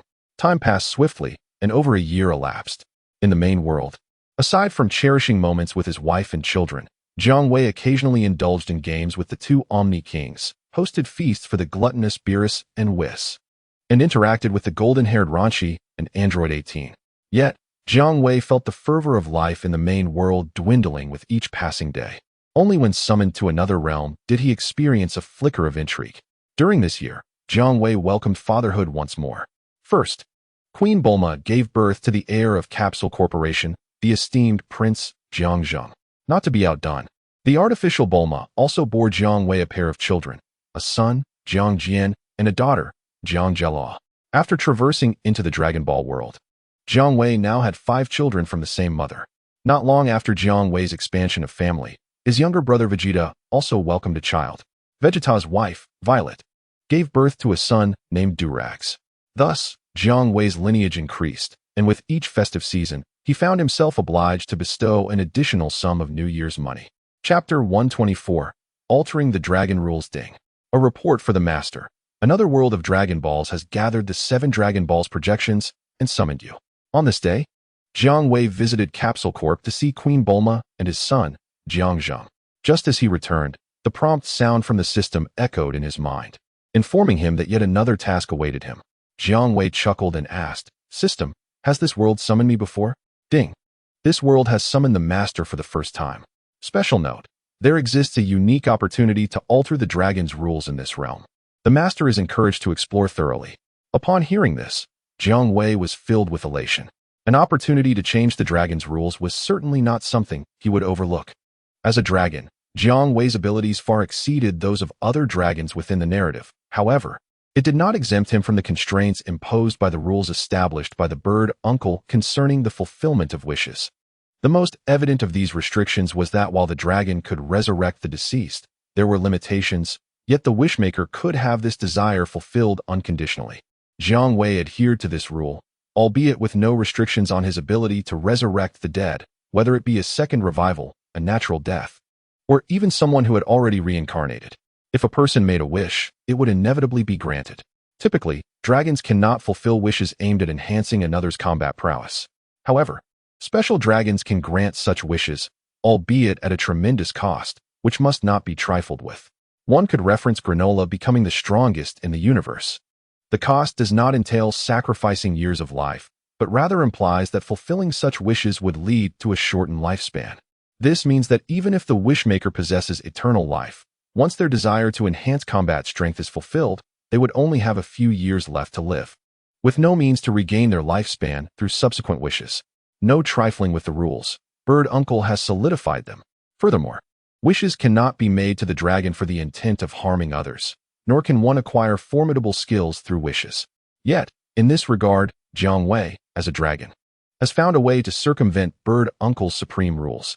By demanding a cost that the wishmaker could not endure, Jiang Wei could fulfill wishes that resulted in the demise of others. This would be a one-for-one exchange. Once the wish was granted, the wishmaker could not be resurrected by any means. As for acquiring powerful skills, Jiang Wei merely bestowed upon the wishmaker skills he already possessed, thus also bypassing Bird Uncle's paramount rules. If one were to infringe upon these rules, they could look to Zamasu's wish for immortality from the Super Dragon as an example of how to evade Bird Uncle's constraints. Now presented with an opportunity to escape Bird Uncle's rule limitations, Jiang Wei was determined not to let it slip away. Even if Bird Uncle's regulations posed little negative impact on Jiang Wei in his current state, he had matters to attend to. In an instant, Jiang Wei transformed into a beam of golden light and vanished from Super Earth. In another world, the beginning of this Dragon Ball universe bore a striking resemblance to the world inhabited by the artificially created Bulma. One day, the peaceful and serene Earth was suddenly subjected to a brutal assault. A multitude of once-defeated villains has escaped from the underworld, wreaking havoc throughout the cities of Earth. Among these nefarious beings are the formidable Perfect Cell and the tyrannical Frieza, alongside weaker adversaries such as the robotic lieutenant from the Red Ribbon Army, reminiscent of the T-800, and General Blue, who eagerly follow in Frieza's wake, venting years of pent-up resentment from their confinement in the underworld. As in the canonical saga of Dragon Ball, the Earth's military stands as nothing more than living targets, utterly powerless against the chaos instigated by Frieza and Cell. In this dire situation, only the main world, now a subordinate of the Super Earth, possesses an army capable of quelling such disturbances, specifically, the Capsule Corp forces led by Queen Bulma and the androids. In other realms of the Dragon Ball universe, the Earth can rely solely on the protagonists to confront the impending storm. Fortunately, in this world, the protagonists remain unscathed.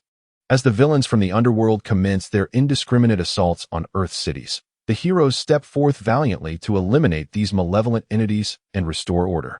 The minions of the Red Ribbon Army and Frieza's forces are easily subdued by the likes of Tien and his comrades. However, only Goku, Vegeta, and their hybrid scion offspring are equipped to confront the likes of Frieza and Perfect Cell. Are you Goku? The resurrected Frieza and Cell inquire, perplexed by the sight of the young warrior before them. It has been ages since they last encountered Goku. The young scion greets them with a cheerful smile, exuding a sense of camaraderie.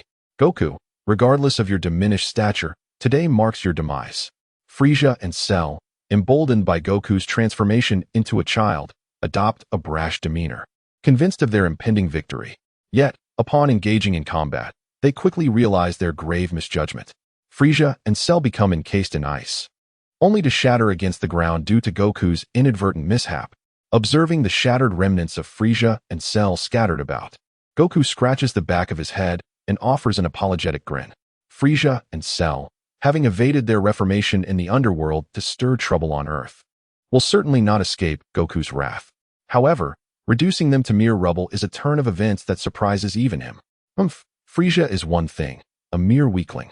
I never anticipated my ultimate android, Cell, would fall so easily before Goku.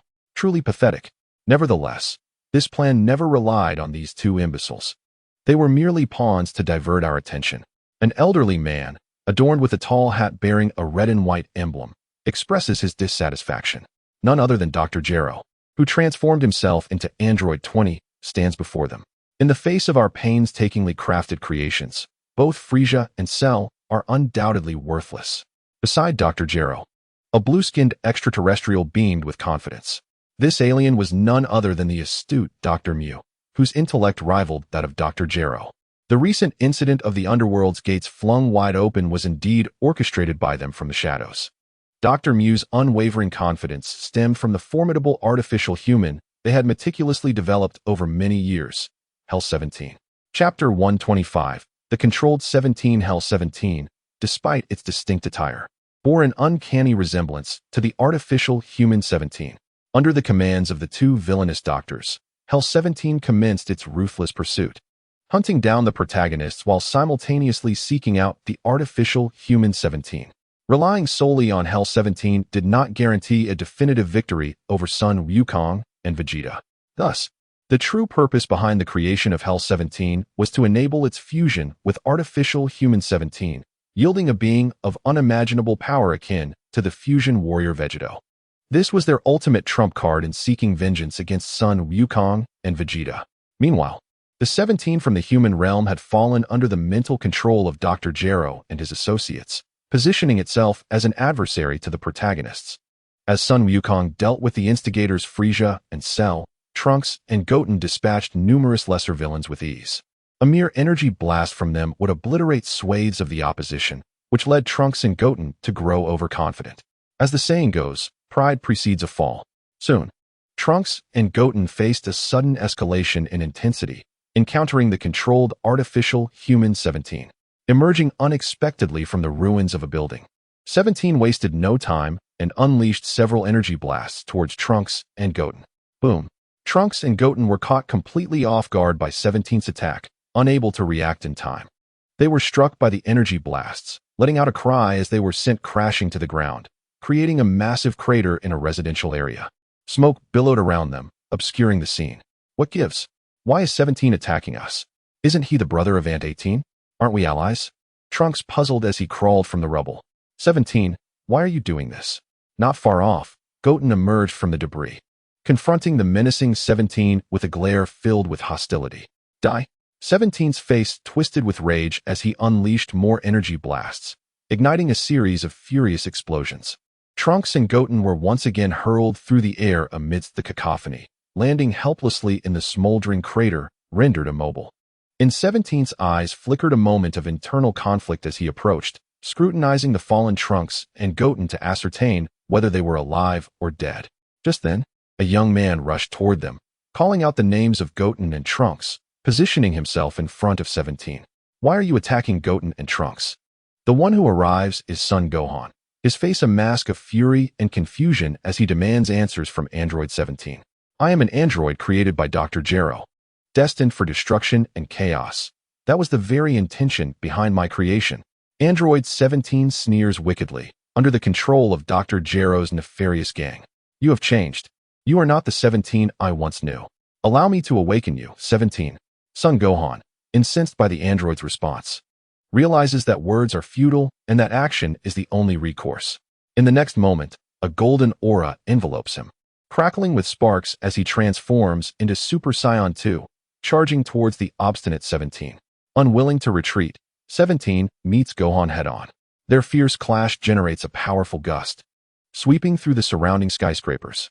With a cacophony of sound, the two engage in an intense exchange of blows, their forms flickering as they move at high speed through the sky. Occasionally, they unleash energy blasts, clearing the ground beneath them. However, as the battle rages on, Gohan finds himself outmatched by the enhanced 17, who seizes an opening and strikes him squarely in the face, sending him crashing to the ground. Boom! Gohan plummets, creating a massive crater in the ravaged earth. Dad! At that moment, a young girl emerges, witnessing Gohan's injury and rushing towards him in tears. Xiaofang, stay back! Gohan shouts in panic, blood trickling from his mouth. The girl's appearance instantly captures 17's attention. Oh, another offspring of Son Goku? All of Dr. Gero's enemies must perish. 17's face contorts with madness as he gathers energy for a blast aimed at Xiaofang. No. Gohan's eyes widen in desperation, realizing help will be too late. Just then, a small figure bravely darts out from the side, pushing Xiaofang aside but being engulfed by 17's energy blast, leaving no trace behind. Husband, you bastard, you killed Krillin. A golden-haired woman rushes forward to confront 17, her eyes ablaze with fury. Sister, 17 murmurs, halting his actions. The woman blocking him is none other than Android 18. In these times, both Krillin and his wife, 18, find their strength insufficient to confront formidable foes, merely capable of dealing with minor threats. As the city grapples with the turmoil unleashed by Frieza and his minions, the couple steps up to do what they can. A figure named Raikum, sporting a pineapple hairstyle and leading a squad of Frieza's henchmen, appears to be in search of something. Unfortunately for him, he runs afoul of Krillin and his wife. In a matter of moments, they dispatch the Frieza soldiers with ease. As Raikum collapses before Krillin, a glimmering golden orb rolls from his grasp. Curious, 18 approaches and picks it up, her face transforming with astonishment. It is, indeed, a Dragon Ball of the 2-star variety. At the moment when number 18 picked up that Dragon Ball, the whereabouts of the other 6 immediately flashed through her mind. This was certainly not the Dragon Ball we were familiar with. Number 18 conveyed her discovery to Krillin, who wore a look of astonishment. Perhaps we should gather the remaining Dragon Balls. We must not let them fall into the hands of villains, as that would spell trouble. Krillin stroked his chin and quickly came to a decision. The couple began their quest to locate the remaining Dragon Balls while eliminating the nefarious foes wreaking havoc along the way. Guided by the Dragon Balls, the couple dispatched a group of henchmen led by Colonel Silver of the Red Ribbon Army and acquired the second Dragon Ball. Shortly after obtaining the second Dragon Ball, Krillin and his wife arrived at the location where Gohan was engaged in battle with number 17. As they witnessed Little Pan on the verge of being harmed by a ki blast from number 17, Krillin sprang into action without a moment's hesitation. He could not allow Goku's granddaughter to be harmed before his eyes. With tears streaming down her face, number 18 stepped in to block number 17's advance. Number 17, emotionless and disregarding familial ties, launched a ki blast at number 18, sending her flying before ascending into the sky and departing the area. Chapter 126. Super 17. The odious brother. The sorrow of number 18 was beyond words. Her husband had been slain, and the perpetrator was none other than her own brother. How could this be? Suddenly, number 18 gathered her resolve. She recalled the peculiar Dragon Ball she had found. If she could gather the remaining 5 Dragon Balls, she could summon Shenron and make a wish. Enduring her pain, she rose once more, bid farewell to Gohan and the others, and resumed her search for the remaining Dragon Balls. Meanwhile, the secondary protagonist was engaged in combat with Hell's number 17. Due to Vegeta's attributes, he found himself at a disadvantage. Just as Vegeta was on the brink of defeat at the hands of Hell's number 17, his steadfast ally Goku arrived just in time to intercept the onslaught aimed at Vegeta and pushed back against Hell's number 17. Truly, Goku, the nemesis of Dr. Gero, you are formidable. Hell's number 17, now facing 2 opponents, wiped the blood from the corner of his mouth. How has number 17 become so powerful? What do you know, Vegeta? Goku responded gravely. How would I know? Kakarot, just defeat him, and you'll know everything. Vegeta gasped for breath. Before Goku's arrival, he had been thoroughly beaten by Hell's number 17. With Goku now present, both Dr. Gero and Dr. Mew became exhilarated, eagerly anticipating the sight of Goku and Vegeta meeting a grim fate before their eyes. Another number 17, separated from number 18, joined the fray against Hell's number 17 under the guidance of Dr. Gero and his associates. There are 2 number 17s? Observing the 2 identical number 17s. Apart from their different appearances, Goku and Vegeta exchanged incredulous glances. No, there is only one number 17. They declared in unison. They prepared to unleash their ultimate abilities. After an eruption of terrifying energy, the 2 android 17s fused, transforming into a tall, robust figure with a more mature visage, Super Android 17. This imposing, muscular incarnation, brimming with explosive power, spoke coldly. Android 17, I have no interest in understanding what transpired with you. My sole objective is to defeat you. Vegeta hurled his fist forward, charging at Super Android 17. Yet, it was not long before he plummeted from the sky, battered and bruised. It was evident that Super Android 17 had effortlessly vanquished the fully committed Vegeta. Goku soon joined the fray. Following another wave of terrifying pressure, he transformed into a form with crimson skin and a tail, Super Saiyan 4, commonly referred to as the red-haired monkey. How could Goku become so powerful? Super Android 17 was thrown into turmoil internally, yet maintained an expression of invincibility and supremacy. Goku in his Super Saiyan 4 form was far beyond the reach of Super Android 17's might. If Goku approached to engage in hand-to-hand combat, it was without a doubt that Super Android 17 would be the loser. As Super Android 17 pondered how long he could withstand the onslaught of Goku's Super Saiyan 4 fists, Goku unexpectedly launched a Kamehameha attack towards him. Super Android 17 was overjoyed. The original Android 17 was merely an outdated model of the Eternal Energy Furnace, whereas Hell's Android 17 possessed not only the furnace but also an energy absorption device, allowing for limitless potential growth through the absorption of his opponent's energy. Upon impact of Goku's Kamehameha, Super Android 17 displayed a look of utter delight, as if he had feasted on a sumptuous banquet. He appeared completely unscathed.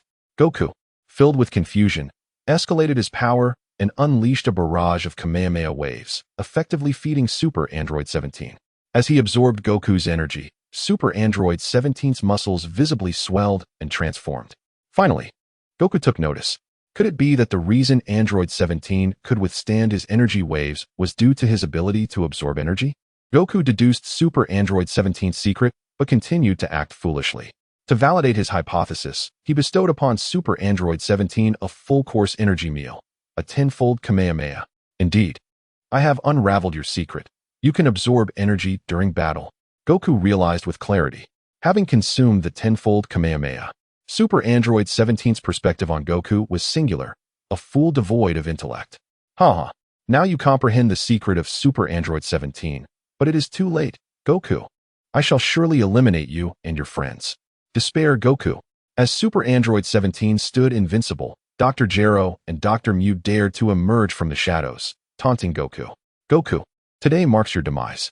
Super 17 charged towards Sun Wukong, and once again, the two engaged in a fierce exchange of fists and feet. their figures blurring in a chaotic dance of combat that dominated half the sky. The intensity of their clash sent ripples through the air. Upon realizing his miscalculation, Sun Wukong ceased to unleash energy blasts and opted for a more direct confrontation with Super 17 using his physical prowess. Yet this time, the tides had shifted dramatically against him. Super 17, unrestrained, unleashed energy blasts from a distance, effectively restraining Sun Wukong and disrupting the rhythm of his assault. The advantage of the artificial being's boundless stamina further compounded Wukong's plight. Ultimately, he succumbed to Super 17's overwhelming force, being blasted into the ground, where he reverted from his red-haired monkey form back to his smaller self. From his elevated position, Super 17 gathered energy in his palm, poised to deliver a fatal strike. Nearby, Dr. Gero and Dr. Mew wore expressions of exhilaration, eager to witness the historic moment when their mutual nemesis, Sun Wukong, would be utterly dismantled. Just at this critical juncture, the sky erupted with thunder and lightning, an ominous presence descending upon the earth, felt by every inhabitant of the planet. Who had summoned the dragon? The protagonists were left in a state of bewilderment.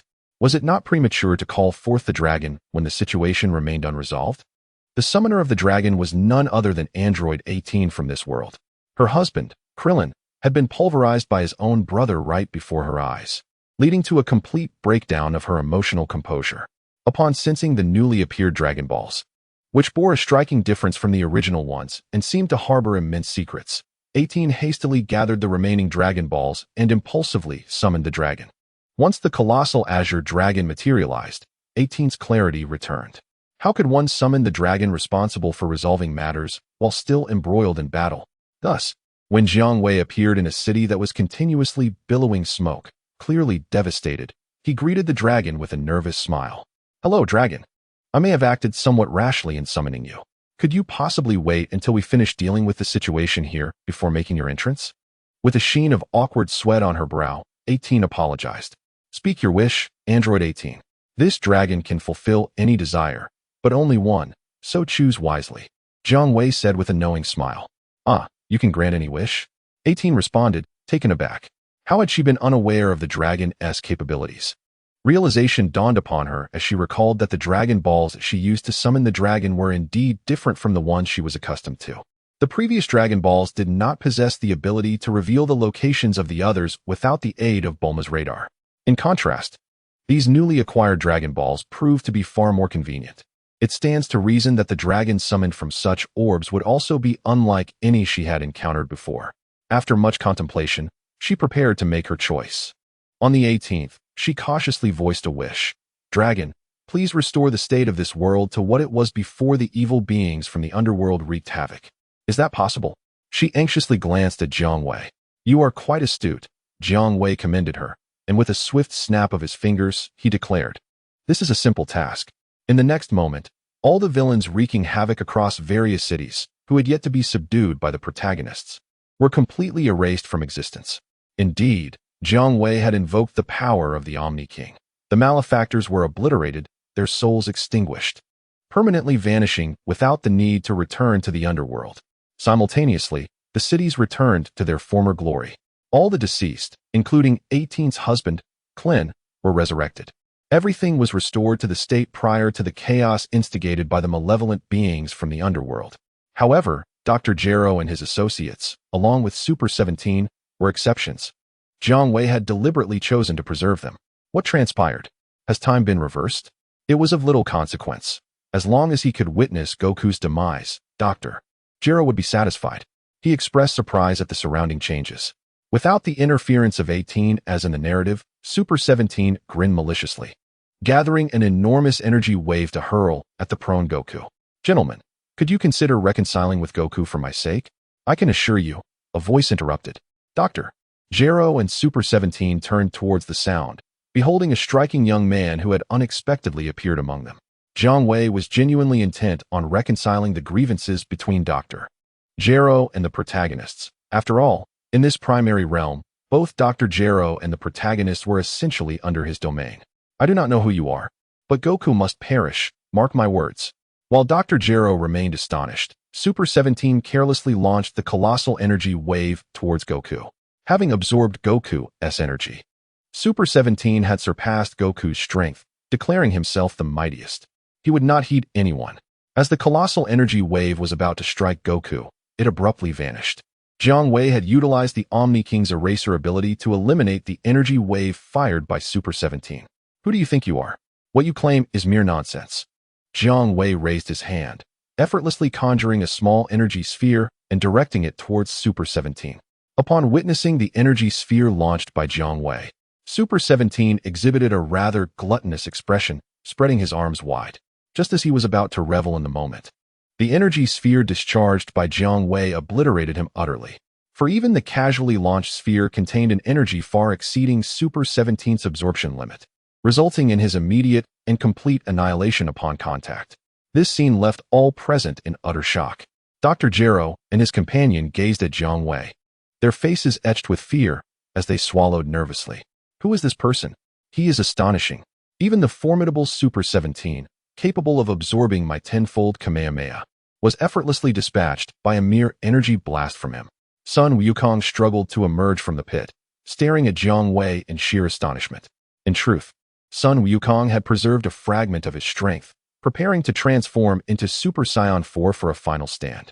However, with Jiang Wei's intervention, such plans became unnecessary. The subsequent scene further astounded the onlookers. The technology of Super 17 indeed held its merits, and to see it annihilated so casually felt like a tremendous waste. Jiang Wei raised his hand and snapped his fingers. Possessing the abilities akin to the Angel Whis, he reversed time to the moment before Super 17 was vanquished. Super 17 stood there, arms wide open, wearing an expression of triumph, blissfully unaware that he had already met his demise.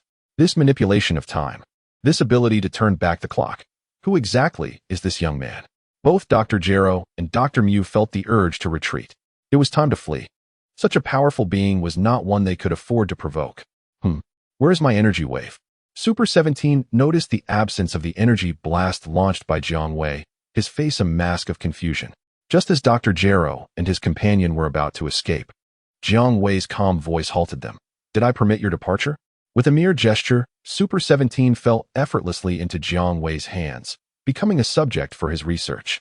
In the aftermath, out of respect for Jiang Wei, Dr. Gero and his companion reconciled with Sun Wukong and obediently returned to the underworld. Jiang Wei devoted 10 minutes to studying Super 17, thoroughly understanding the technology of the androids and dismantling the fusion, reverting him back to Android 17 and Hell 17. Naturally, Android 17 was restored to normalcy, while Hell 17 became a prized possession of Jiang Wei. The so-called Hell 17, through Jiang Wei's research, was essentially a clone of Android 17. In the narrative, Android 17 had perished alongside Cell and Dr.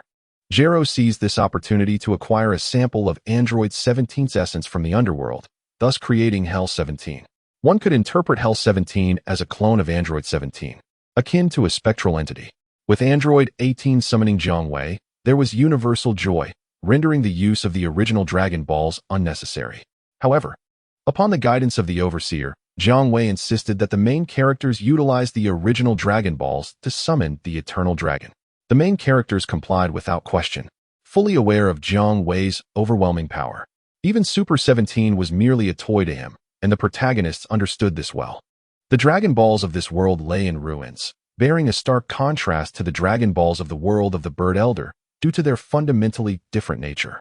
Yet, it was precisely this disparity that presented an opportunity to alter the rules of my Eternal Dragon. Jiang Wei gazed upon the 7 Dragon Balls, now riddled with cracks, and smiled. Raising his hands high, he summoned the dragon, or rather, the evil dragon. With a cacophony of sinister laughter, a creature, starkly dissimilar to the divine dragon, emerged, exuding an aura of malevolence. The protagonists gazed at the wicked dragon, their expressions betraying a lack of recognition. Upon being summoned, the nefarious dragon paid no heed to the assembled crowd, instead nonchalantly producing a lighter to ignite a cigar. Adopting the demeanor of a crime lord, I shall grant you none of your wishes. Chapter 128. The rules represented by the evil dragon Ding. The presence of distinct divine dragon rules, settings, manifested. Would you like to absorb them? Jiang Wei, observing the dragon savoring its cigar, declared, absorb. The wicked dragon sensed impending doom, and in the next moment, It transformed into energy, consumed by Jiang Wei. The 7 Dragon Balls of the world turned to stone. The absorption of the evil dragon conferred upon Jiang Wei the advantage of being a divine dragon, allowing him to disregard Uncle Bird's established narrative. A newfound liberty. Oh, the Dragon Balls have turned to stone. It seems different from before, Bulma remarked, gathering the 7 stone orbs in confusion. The Dragon Balls of your world have vanished completely. However, with my Dragon Balls, you may still summon me in times of trouble, Jiang Wei reassured the group. Upon hearing this, the protagonists exhaled a sigh of relief. Without the Dragon Balls, summoning the Divine Dragon would pose insurmountable challenges. Jiang Wei lingered in that world for several days, acquiring the Super Saiyan 4 transformation from Son Goku before returning to the main world, no longer bound by a 24-hour limit. This was yet another transformation brought about by the absorption of the evil dragon.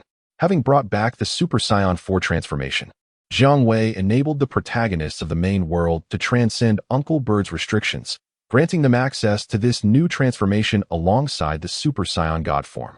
Darling, your time away was longer than usual. Has anything changed?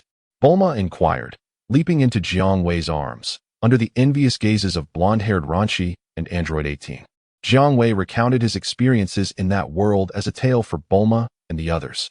Of course, he selectively omitted certain details, refraining from divulging everything. Given that Jiang Wei had been away for several days, Bulma grew increasingly fervent by night, though she still could not breach Jiang Wei's defenses. After transcending Uncle Bird's limitations on the Divine Dragon, Jiang Wei felt as though he had activated a cheat code, able to enhance Bulma and the others' powers through wishes. However, aside from Bulma, several who were less inclined towards training declined to utilize this method for power enhancement. It must be said that Son Goku and his peers were true training enthusiasts. Even when presented with a shortcut, they remained unwilling to take it. Jiang Wei respected the choices of Goku and his training-obsessed companions. As long as the women and children around him were willing, that sufficed. The outcome was that not only was Jiang Wei the strongest, but his entire family was also the mightiest. This resulted in another consequence. His younger brothers frequently organized martial arts tournaments on Super Earth to spar. Due to Jiang Wei's influence, however, his family's participation was unanimously blacklisted by his younger brothers. As long as the elder brother's family participates, there is no need for further sparring.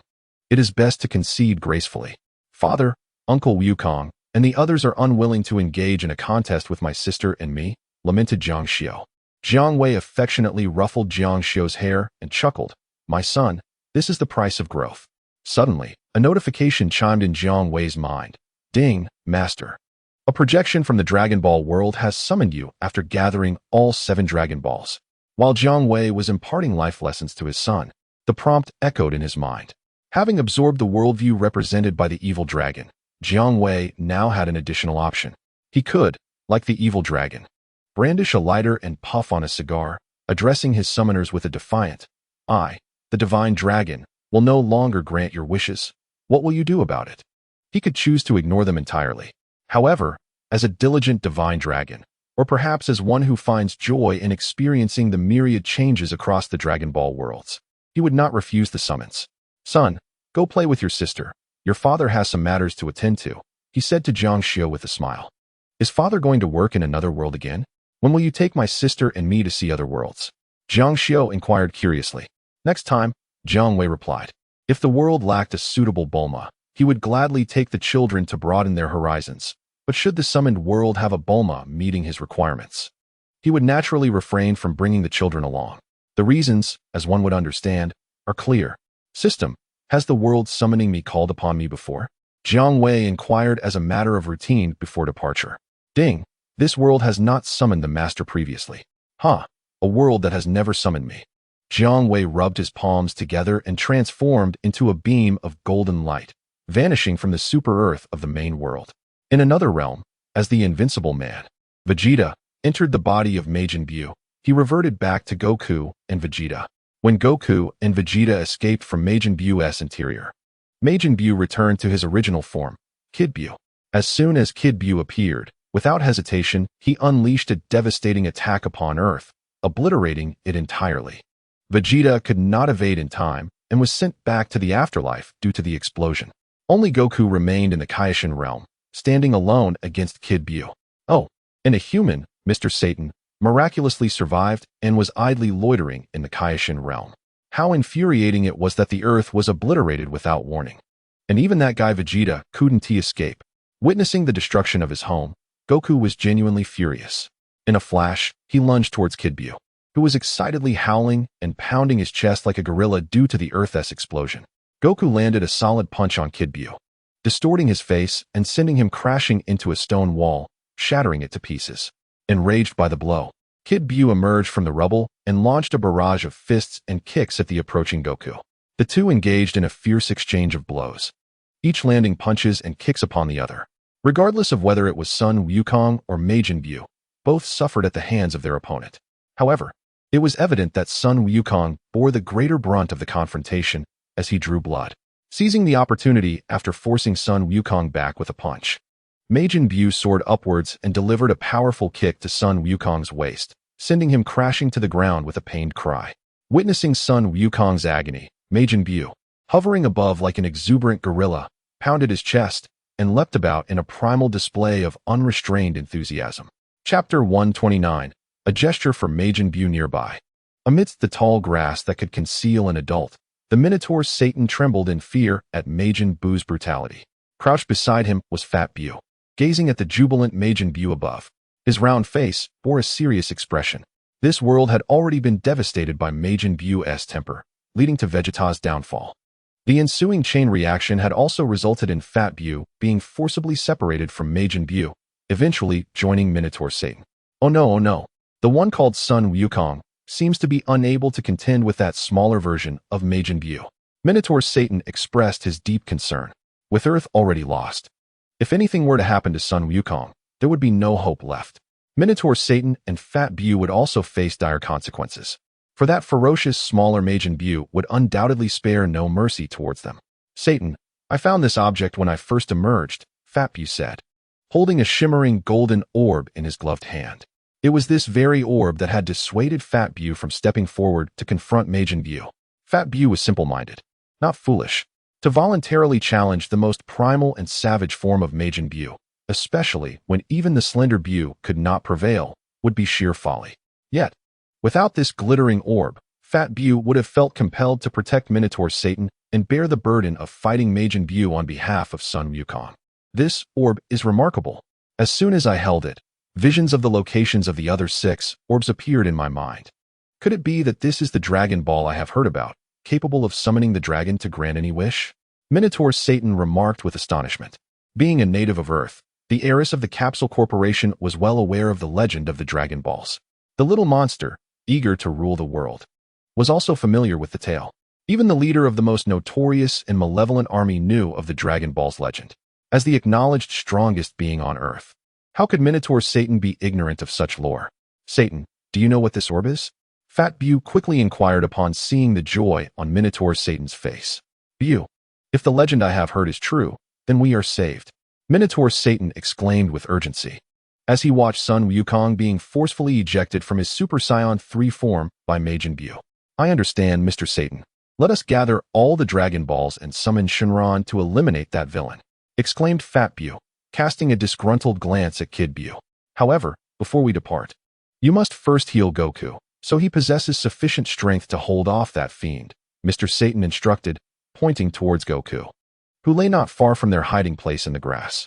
Fat Buu nodded and leaped forth, directing his hands at Goku to unleash a restorative beam. Seizing the opportunity while Kid Buu was bouncing around excitedly like an overzealous gorilla, Fat Buu managed to heal Goku. Didn't he expect it to be you? Thank you, Goku said, regaining his energy and transforming into Super Saiyan 3, immediately resuming his battle with the approaching Kid Buu. Meanwhile, Fat Buu, with Mr. Satan in tow, hurried away to search for the remaining 6 Dragon Balls scattered throughout the King Kai's realm. Kid Buu was infuriated. For Kid Buu, Fat Buu represented a fragment of his power, and as Fat Buu emerged, Kid Buu attempted to absorb back that portion of his strength. However, Goku intervened and prevented him, leading to yet another clash between them. Revitalized by Fat Buu's healing, Goku unleashed a powerful punch as Super Saiyan 3, sending Kid Buu flying with a primal roar of fury. Kid Buu, propelled several meters away, quickly retaliated with a punch aimed at Goku's face. which Goku blocked with both hands. Kid Buu then launched a kick that struck Goku's exposed abdomen, causing him to cry out in pain and fly a considerable distance. Exhilarated, Kid Buu thumped his chest and pursued Goku once more. Although Goku's Super Saiyan 3 form surpassed Kid Buu in sheer power, Kid Buu's remarkable regenerative capabilities were unfathomable. As the battle dragged on, Goku began to find himself at a disadvantage. At that moment, Fat Buu, accompanied by Mr. Satan, had successfully gathered all the Dragon Balls. Following the legend, Mr. Satan raised his hands high to summon Shenron. "Come forth, dragon." In an instant, the sky of the King Kai's realm erupted with thunder and lightning, as if the very end of the world had descended upon the land. Even Goku and Kid Buu, locked in their fierce battle, momentarily paused. Has someone summoned the dragon? In the King Kai's realm? Goku pondered, perplexed. Kid Buu emitted a series of nonsensical monkey-like sounds. Then, Goku and Kid Buu resumed their fight, oblivious to the celestial spectacle unfolding above. Shenron surveyed the surroundings of the King Kai's realm from his elevated position, looking down at those who had summoned him. Mr. Satan and Fat Buu, who among you has a wish? The dragon can fulfill any wish, but remember, only one wish is permitted. Upon witnessing Shenron's manifestation, Mr. Satan realized the truth of the legends and, overwhelmed with excitement, nearly blurted out his desire to restore Earth. Deep down, he genuinely wished to save the planet and his daughter, Biddy. However, reason compelled Miss Situo to swallow back the words that were on the verge of escaping his lips. Jiang Wei made it clear that any wish could be granted, but only one wish could be fulfilled. If the Earth were restored and his daughter Biddy were revived, what then? Majin Buu still existed. This ferocious creature, capable of obliterating the Earth once, could certainly do so again. As long as Majin Buu remained, restoring the Earth and reviving his daughter would be utterly futile. At that moment, Fat Buu appeared even more agitated, though he remained silent. Finally, he spoke. "Dragon, can you eliminate that villain?" "Villain?" Jiang Wei was momentarily taken aback, but quickly understood that the villain Fat Buu referred to was Majin Buu. "Of course I can." Fat Buu immediately exclaimed with joy. "Then please dispose of that villain." "That is quite simple." Jiang Wei raised his hand and snapped his fingers. In the next instant, Son Goku and Majin Buu, who were embroiled in a fierce battle, were teleported before Jiang Wei.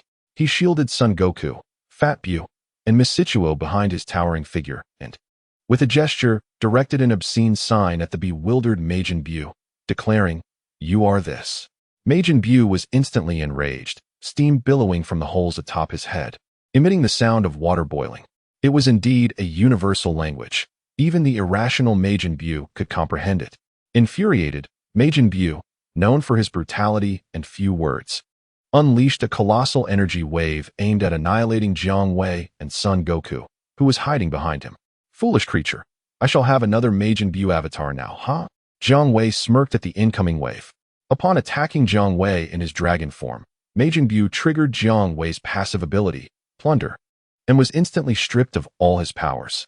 Deprived of all strength, Majin Buu was transformed into a pink carrot, which Jiang Wei then gifted to Fat Buu. Chapter 130. Encounter with Tawa and Mira. Disgusting, devoid of nutrition, merely a shell, Fat Buu remarked, chewing on the pink carrot before spitting it out in distaste. As a result of Majin Buu's attack on Jiang Wei in his dragon form, he had been stripped of all powers, and thus the pink carrot was nothing but an empty facade. Consuming it would not grant Fat Buu any strength. As the 7 golden lights dissipated, Jiang Wei reverted to his human form, observing the astonished expressions of Son Goku and the others. "The dragon can also transform into a human? This is the first time I have learned of it," Son Goku exclaimed, leaping to intercept the 7 Dragon Balls, which had turned to stone and were about to fly away. Following the usual protocol, a year would pass before the Dragon Balls cooled down and could be used again, coinciding with the restoration of the Earth. Without needing Jiang Wei's reminder, Son Goku understood. In the days to come, the 3 of them would have to spend their time in the Kaio-ken realm. "Well then, your wishes have been granted. I shall take my leave." Upon observing the circumstances of Sun Wukong and his companions, Jiang Wei lost all interest in lingering any longer. He intended to instruct the attendant to escort him back when, unexpectedly, he reconsidered.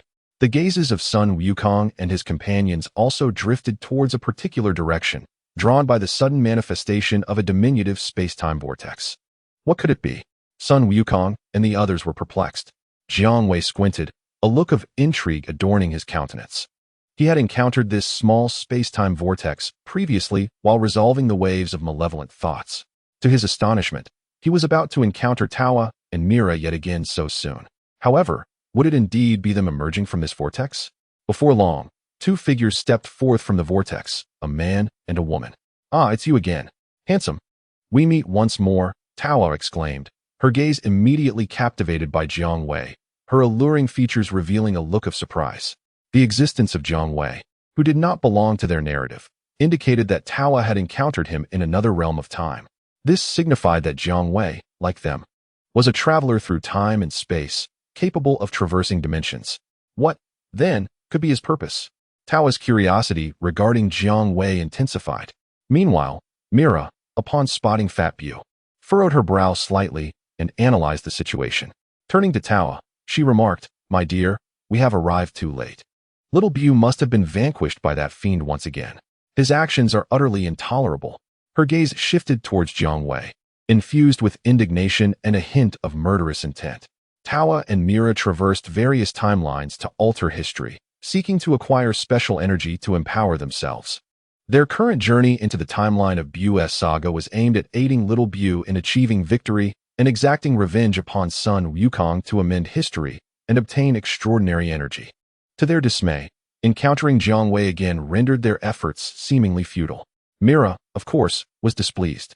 Were it not for Tawa being his wife, as well as his creator and mistress, Mira would undoubtedly confront Jiang Wei. Whether he could indeed contend with him was a matter for another day. "Could you enlighten us about what transpired, handsome?" Tawa inquired with genuine interest.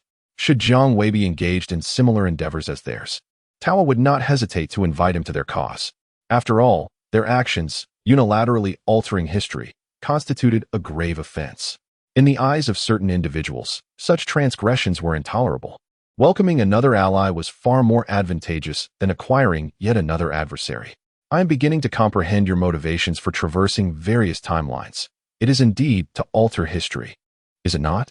Jiang Wei deduced, piecing together the information Tawa and her companions had previously divulged. Given that time travel itself was a severe crime, would not altering history be an even graver offense? Would not future Trunks and his mother Bulma be considered felons from the outset? Tawa nodded in affirmation.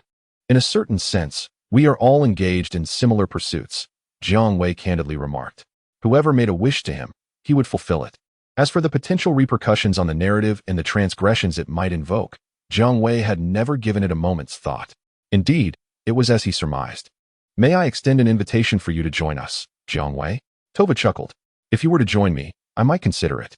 Jiang Wei replied with a shake of his head and a smile. Tova's smile faltered for a moment. "How unfortunate," she shrugged. "Arrogant fellow," Mira scoffed coldly. "Allow me to correct you. I am never arrogant," Jiang Wei interjected, raising a finger and addressing Mira. "I am inclined to test my mettle." Mira displayed an expression of defiance, but was restrained by her wife, Tova. Those capable of traversing time and space are never simple-minded. Tova, shrewd and calculating, would not engage in the foolishness of creating formidable adversaries for herself. "Well then, handsome, it seems this is where we part ways," Tova waved at Jiang Wei, taking the defiant Mira with her as they prepared to enter a small temporal vortex. "You are reluctant to see me again," Jiang Wei remarked candidly. "Oh, I was merely being polite," Tova responded with a grin, echoing Jiang Wei's words. Just as Tova and Mira were about to vanish into the tiny vortex, another small temporal swirl emerged, revealing two new figures. Upon seeing the newcomers, Sun Wukong displayed a look of disbelief. Misleading Tova was equally astonished. Fat Bu's gaze darted between Sun Wukong and one of the newcomers. "There are two Sun Wukongs?" Fat Bu's face was a mask of confusion. "The Time Patrol? You truly are persistent," Tova remarked with a cold smile. "Indeed, their attire resembles that of the Sun Wukong and Vegeta from the time stream. Yet, how could they possibly arrive in the world of Bu?" Jiang Wei observed the newly appeared Sun Wukong and Vegeta with keen interest. He was not particularly familiar with the plots surrounding Dragon Ball games and fan fiction. "Who is that? I have never encountered this individual in any other timeline. Could it be that you are aligned with Tova and her group?" The Time Patrol Sun Wukong questioned Jiang Wei, who stood alongside the version of himself, misleading Tova. And Fat Bu. Chapter 131. "I, Vegeta, would call you the strongest nonsense." You should rather say that Tova and I are the ones aligned. Jiang Wei crossed his arms defiantly. You are truly amusing, Tova remarked, her amusement diminishing her immediate desire to depart. In front of her stood only 2 members of the Time Patrol, while with Jiang Wei, she had the advantage of 3. As for whether Jiang Wei and Tova were allies, the deeds Jiang Wei had undertaken would render any alliance with the Time Patrol impossible. The Time Patrol would ensure Jiang Wei understood with whom he should truly align. Mira shot Jiang Wei a fierce glare.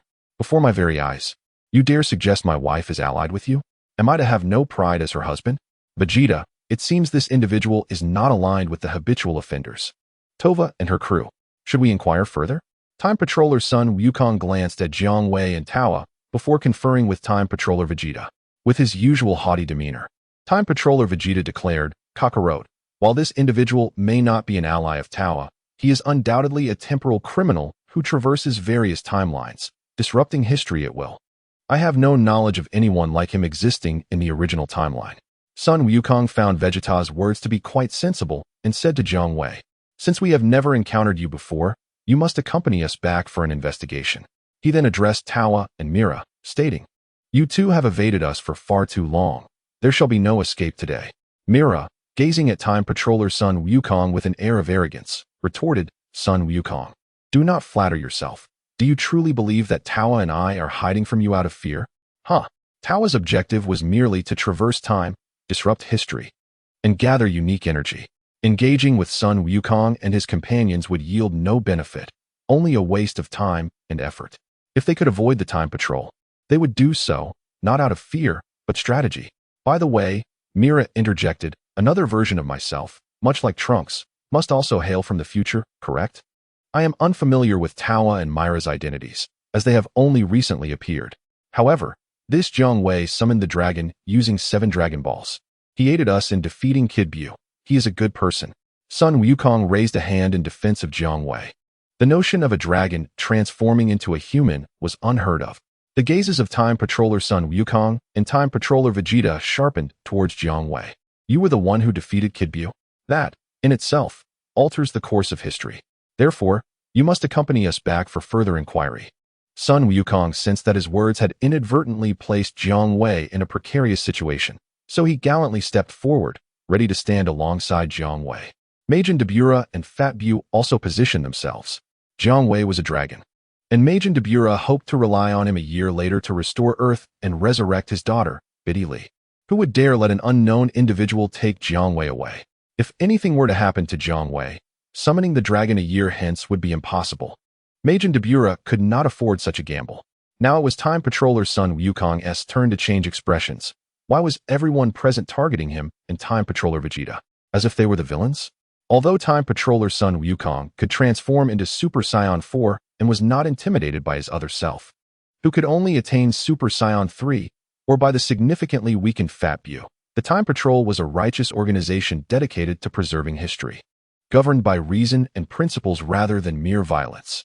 He succinctly explained the details regarding the Time Patrol and temporal criminals to Sun Wukong and the others. Kakarot, you ramble on excessively.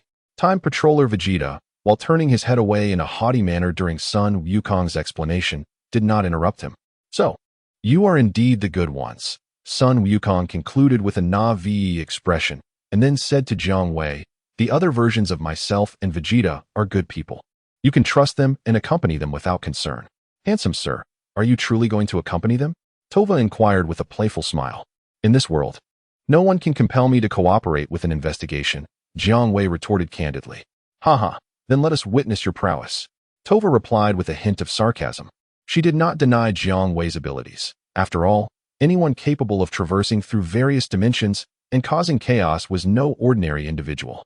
Tova merely thought Jiang Wei was excessively arrogant. Look, Kakarot, in the end, matters can only be resolved through strength, not words. Time Patrol Vegeta scoffed at Time Patrol Goku. You wish to experience my strength? That is quite simple, Jiang Wei said with a slight smile towards Tova, snapping his fingers. Before Time Patrol Goku could respond, Time Patrol Vegeta vanished and appeared directly in front of Jiang Wei, delivering a heavy punch aimed at Jiang Wei, who still stood with his arms crossed defiantly. The punch struck Jiang Wei's face, seemingly without effect. Time Patrol Vegeta's expression turned to one of disdain. Listening to you speak, I expected a formidable opponent. Who would have thought it would be this? He exclaimed. You can't even evade a standard punch from me? Astonished. Time Patrol Vegeta's expression darkened as he realized his punch had failed to breach Jiang Wei's defenses. In disbelief, Time Patrol Vegeta unleashed a barrage of punches and kicks. Even transforming into Super Saiyan 4, yet still could not shake Jiang Wei. Jiang Wei maintained his posture, arms crossed, allowing Time Patrol Vegeta to strike in vain. Vegeta, haven't you had enough to eat? Is this all you've got? Jiang Wei taunted, aggravating Time Patrol Vegeta further, who was left seething yet powerless. Kamehameha, Time Patrol Vegeta shouted, unleashing a powerful energy wave at point-blank range. The explosion reverberated through the Kaio-ken realm, yet Jiang Wei remained unscathed. With such trivial power, I need not even evade. Haha, Jiang Wei boasted, his expression brimming with arrogance. The spectators were left in utter shock, their faces reflecting disbelief, particularly Mira, who felt an overwhelming sense of relief. What audacity did he possess to challenge Jiang Wei? With the display of power Jiang Wei exhibited, it seemed that even a mere fingertip could easily annihilate Mira. Tova's beautiful eyes sparkled with determination. She resolved to forge a favorable relationship with Jiang Wei at any cost, at the very least not to stand opposed to him. I concede. I, Vegeta, acknowledge you as the strongest. The exhausted Time Patrol Vegeta, having fought to his limit, retreated in defeat. If Vegeta could not prevail, Time Patrol Goku would not dare to seek his own demise. He found himself speaking to Jiang Wei in a noticeably softer tone, lacking his previous vigor. Jiang Wei did not even need to lift a finger. Merely maintaining his pose with arms crossed had sufficed to defeat the typically unyielding Time Patrol Vegeta, leaving all present in awe. Having revealed merely a glimpse of his formidable strength, the announcement chimed. Ding! You have acquired a Tova clone. Oh, great Sir Jiang Wei. Allow me and Mira to join your ranks. Tova humbly grasped Mira's hand, and even the usually proud Mira found herself bowing her head before Jiang Wei. In Chapter 132, as a divine dragon, you truly embarrass me. Jiang Wei was on the verge of instructing his subordinates to escort Tova and Mira back when Tova, brimming with confidence, proclaimed, Lord Jiang Wei, we possess the remarkable ability to accurately pinpoint the coordinates of time and space. From your essence, we have already identified your temporal location. Thus, we do not require your assistance to follow you there. Jiang Wei stroked his chin, recognizing Tova's intention to showcase her capabilities, and decided to grant them the opportunity to return to the main world using their own methods. Meanwhile, Time Patrol Sun Wukong felt increasingly anxious. Tova and Mira's overt admiration for the formidable Jiang Wei was certainly not a favorable development. Would this hinder their Time Patrol team's future endeavors in combating temporal criminals? With a forced bravado, he remarked, Jiang Wei, causing disturbances across several timelines is, in strict terms, not a grave matter. Even Trunks from our team once traversed time, altering history, and has since become one of our allies. What I mean to say is, would you consider accompanying us back to meet our leader, the King of Time? You need not join us. As long as you share our desire to confront the Demon King, you are already our ally. The King of Time? How intriguing. I was unaware of such a deity's existence. I may agree to meet the King of Time, but he must come to see me. I have no interest in following you to meet this King of Time, retorted Jiang Wei. What was his status, after all? The King of all would address him as brother. What right did a peculiar king have to demand Jiang Wei's personal attendance? I will convey your sentiments to the King of Time. Sun Wukong replied awkwardly, scratching the back of his head. Jiang Wei waved his hand dismissively at Sun Wukong and his companions, transforming into a streak of golden light and vanishing. Left behind were Tova and Mira, exchanging bewildered glances. It seems Lord Jiang Wei's circumstances differ slightly from what we were led to believe. Upon returning to the main world, Jiang Wei noted that Tova and Mira had not followed him. He found it inconsequential. It appeared that while Tova and Mira had traversed time, it seemed they had not truly crossed into another realm. Regardless, whether it was Tova, Mira, or the Time Patrol, their notion of time travel seemed distinct from his own. Even in the realm of time, Jiang Wei remained unparalleled. In the main world, aside from moments with his wife Bulma, when trousers were unnecessary, life continued in its tranquil manner. Suddenly, an alert chimed, Report, Master. Another timeline has gathered all 7 Dragon Balls and summoned you. Life craved excitement. The prospect of engaging in business once again invigorated Jiang Wei. and he resolved that if he encountered Tova and Mira once more, assuming they had not been apprehended by the so-called Time Patrol, he would undoubtedly bring them back to Super Earth. Should one encounter the Time Patrol's son Wukong, or perhaps the beleaguered Vegeta, Jiang Wei would not hesitate to show mercy, willingly dedicating some of his time to await the arrival of the God of Time. This deity, presumably associated with the temporal realm, piques Jiang Wei's interest. In another dimension, events unfold as Beerus awakens from a slumber, having dreamt of the Super Saiyan God. Thus, this hairless feline, with all its eccentricity, begins to make a commotion, dragging its attendant, the angel Whis, to Earth in search of the dreamt Super Saiyan God. A quintessential case of utter boredom. Meanwhile, on Earth, the main cast is gathered for Bulma's birthday celebration.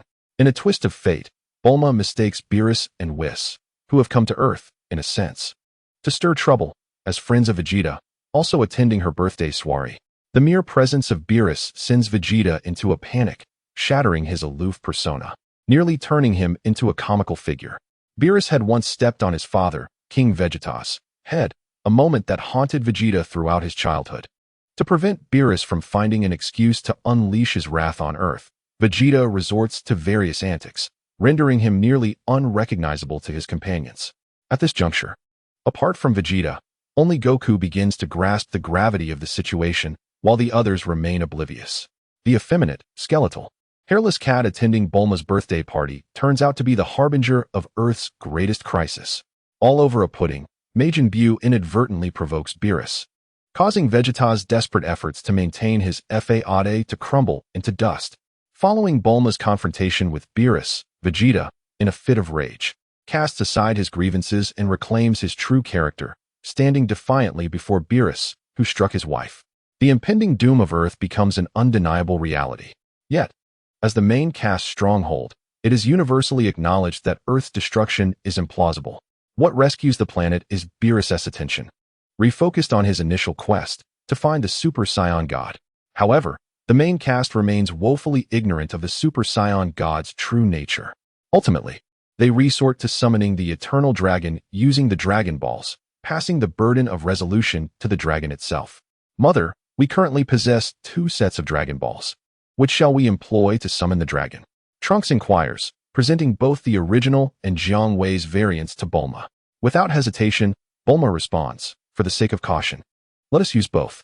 After all, this concerns the fate of Earth, leaving no room for error.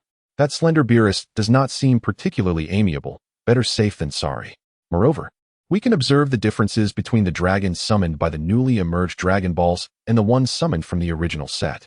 I understand, Mother, Trunks replies, placing both sets of Dragon Balls on the ground before the gathered assembly. Especially with a malicious expression on his face, Beerus, who seemed to imply that everyone present would meet their doom, opened his arms towards the heavens and shouted, "Dragon, arise." In an instant, the sky erupted with thunder and lightning, as if the very weight of the apocalypse had descended upon the earth. Beerus scoffed, such theatrics, after all these years. You still lack power. The Earth Dragon, summoned forth, was about to address the crowd in a commanding voice when it caught sight of Beerus, whose blood-red eyes widened in alarm. Its tone shifted to one of utmost humility. Ah, Lord Beerus, you are here. How may I serve you? You truly disgrace me, you diminutive creature of Earth. A disdainful voice echoed, looking down upon all present. Chapter 133, Vegeta battles Beerus, a second dragon, towering over 100 meters. Stood in stark contrast to the Earth Dragon, which appeared as a mere insect beside it. With the timeline having progressed into Dragon Ball Super, the Earth Dragon's size had diminished dramatically, now only standing at the height of an adult human, utterly lacking in grandeur. Who are you? Do not presume that your size grants you the right to speak so brazenly. The Earth Dragon, now noticing Jiang Wei beside it, expressed its displeasure. Compared to Jiang Wei, the Earth Dragon was no longer just small, it was utterly minuscule.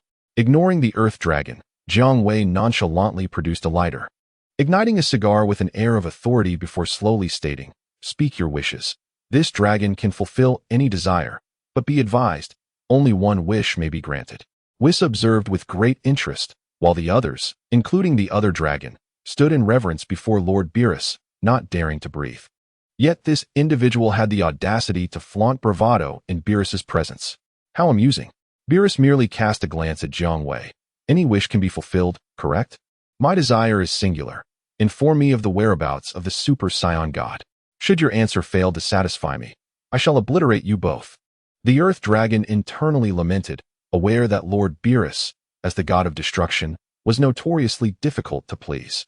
Steeling itself, it reluctantly disclosed the method of creating the Super Saiyan God, hoping to appease Beerus. Meanwhile, Jiang Wei snapped his fingers. This is quite simple. You wish to know where the Super Saiyan God is? Look around. They are right before your eyes. As Goku, Vegeta, and the other Saiyans unleashed a tremendous surge of energy, they transformed into their Super Saiyan God forms, their blue hair radiating power. Lord Beerus, are you satisfied now? Beerus's eyes widened in astonishment. So many Super Saiyan gods? What is happening? Everyone, including Whis, was stunned by Jiang Wei's grand display. How had that giant managed to achieve such a feat? The most astonished of all was the Earth Dragon. Bestowing power upon others undoubtedly transcended the established rules of the dragon's capabilities. How could the Earth Dragon not be astounded? Very well, my little insect, you may withdraw now. What follows is a game for adults. Ha ha ha. Jiang Wei flicked the ash from his cigarette, watching as it fell precisely to bury the Earth Dragon, which stood only as tall as a single person. Cough, cough. The Earth Dragon struggled free from the ashes, only to find that Beerus had completely shifted his attention to Goku, Vegeta, and the newly emerged Super Saiyan gods, showing no interest in the insignificant insect that was Jiang Wei, who thus retreated in a flurry of golden light. Jiang Wei reverted to his human form, continuing to observe the spectacle. The overwhelming presence of Beerus had captivated everyone's attention, resulting in the two dragons disappearing unnoticed by the main cast, save for Whis. He had witnessed the entire transformation of Jiang Wei into a human. Subsequently, a look of surprise graced his features, as Beerus engaged in negotiations with Goku and the others. Whis, munching on snacks, approached Jiang Wei's side and remarked, I hadn't realized before that you were an outsider. Jiang Wei turned to regard the smiling Whis. Whis, please don't tell me that time travel is a grave offense or something along those lines. Whis's mouth parted slightly in astonishment. An outsider? You know me? Indeed. I know you from my world, Jiang Wei replied with a smile. You and that hairless cat frequently visit my planet to dine. Even if you recognize me as another Kaio-ken from a different world, time travel remains a serious crime, especially since you hold the title of Kaio-ken, which only aggravates your offense. Whis stated with a slight seriousness. And now? Jiang Wei released a hint of the unique aura of the Omni King. The usually composed Whis momentarily lost his poise. Cough, cough. You still know your world's Omni King? Then consider my previous words mere jest. I meant no offense, Whis laughed lightly. Jiang Wei's time travel was of no concern to the Omni King, and as an angel, Whis had no business meddling in such affairs. As the two conversed, Beerus and Goku's group reached an agreement. One of the Super Saiyan gods would spar with Beerus. Regardless of the outcome, Beerus vowed to ensure the safety of Earth, refusing to cause any destruction. Had it not been for Jiang Wei transforming the Saiyans into Super Saiyan gods with blue hair, Beerus would have been genuinely apprehensive about facing a horde of Super Saiyan gods, fearing a potential downfall. He would never agree to conditions that conflicted with his persona. Beerus was certainly not an easygoing destroyer. Do not compete with me. I shall confront Lord Beerus. Vegeta's piercing gaze swept over the other Super Saiyan gods, compelling Trunks and the others to yield. Even Goku, under Vegeta's insistence, had to relent, conceding the opportunity to battle Beerus to Vegeta. Undoubtedly, among the main cast, Vegeta harbored the deepest resentment toward Beerus. Beerus not only shattered Vegeta's aloof persona, rendering him a comical figure, but he had also crossed the line by striking his beloved Bulma. In the narrative, it is son Goku who transforms into a Super Saiyan God. However, once Vegeta acquires the power of a Super Saiyan God, he undoubtedly seeks out Beerus to reclaim his honor. As Beerus and Vegeta ascend straight into the sky, the onlookers, including Jiang Wei and Whis, cease their conversations and fix their gaze upon the impending clash between Beerus and Vegeta. This punch is for my Bulma. Vegeta's figure flickers and suddenly appears before Beerus, delivering a formidable blow aimed at the feline face of the god of destruction. Beerus effortlessly raises his arm to block Vegeta's fist. The collision between fist and arm is so intense that the surrounding space visibly warps. Vegeta unleashes a flurry of punches, each like cannon fire aimed at Beerus, yet he finds no way past Beerus's defenses. In contrast, Beerus casually seizes an opening in Vegeta's assault and delivers a punch that instantly deforms Vegeta's face. Blood spills from Vegeta's mouth as he glares at Beerus, wiping the blood from the corner of his lips. But Beerus moves with the swiftness of instantaneous teleportation, and before Vegeta can react, he finds himself face to face with Beerus once more. Another punch lands, further distorting Vegeta's features. "Is this all you've got, Vegeta?" Beerus mocks, seemingly having overestimated the Super Saiyan God. Yet in the next moment, Beerus's punch aimed at Vegeta is blocked by his crossed arms. "You can actually block my punch?" Beerus raises an eyebrow, realizing that his respect for the Super Saiyan God was indeed warranted. With Beerus's punch deflected, Vegeta immediately counters, launching a barrage of punches that envelop Beerus. However, he fails to make contact with Beerus's body. Suddenly, Beerus's fist pierces through the barrage and strikes Vegeta squarely in the abdomen, causing him to double over in pain. Just as Beerus prepares to deliver another blow to Vegeta's back, Vegeta swiftly turns, executing his Prince South combat technique at close range. In an instant, countless energy blasts surge towards Beerus, compelling him to retreat slightly. Seizing the moment, Vegeta halts his assault and soars upward, ready to unleash further punches at Beerus. Yet, Beerus extends a single finger, swiftly condensing an energy blast aimed at the approaching Vegeta. Alarmed, Vegeta crosses his arms to defend himself. The ensuing explosion generates a terrifying shockwave that stirs tumultuous waves across the oceans of the world. As the smoke clears, a battered and unconscious Vegeta plummets from the sky. Vegeta has been defeated. Despite my full power and the duration of our battle, this Super Saiyan God should not be underestimated. In the void, Beerus stood, observing Goku and the other Super Saiyan gods encircling Vegeta below, his expression far from relaxed. A thought crossed his mind. Perhaps if that cigar-smoking dragon had not summoned so many Super Saiyan gods, his future burdens would not be so overwhelming. Suddenly, his gaze shifted. Who was that standing beside Whis? An outsider, a deity from another dimension, the Supreme Kai. What was the relationship between Whis and this foreign Supreme Kai? Beerus descended beside Whis, visibly displeased. "Lord Beerus, this is Jiang Wei, a Supreme Kai from another timeline, and he is also a dragon, summoned here due to your influence. Thus, his traversal through time and space should not be deemed forbidden," Whis explained, sensing the brewing discontent within his feline companion. Whis delighted in two things: exquisite cuisine and the occasional playful jab at Beerus, breaking the monotony of his celestial existence. "Is that so? The foreign Supreme Kai Jiang Wei wishes to spar with me? I shall overlook your unauthorized time travel." Beerus confidently smiled at Jiang Wei. "Do not worry. I will not destroy you. You wish to spar with me?" Jiang Wei chuckled, noting that in his own world, Beerus would never initiate such a request. "I accept, and I trust you will not obliterate me." Beerus' smile deepened. "Indeed, I shall not destroy you, but a thorough thrashing is undoubtedly in your future. After all, you are the one responsible for the multitude of Super Saiyan gods, which has dampened my mood today." Whis also smiled. "Lord Beerus certainly will not annihilate the foreign Supreme Kai Jiang Wei. It would be remarkable if Jiang Wei manages to survive without being erased by Lord Beerus. Soon, we shall witness a splendid spectacle."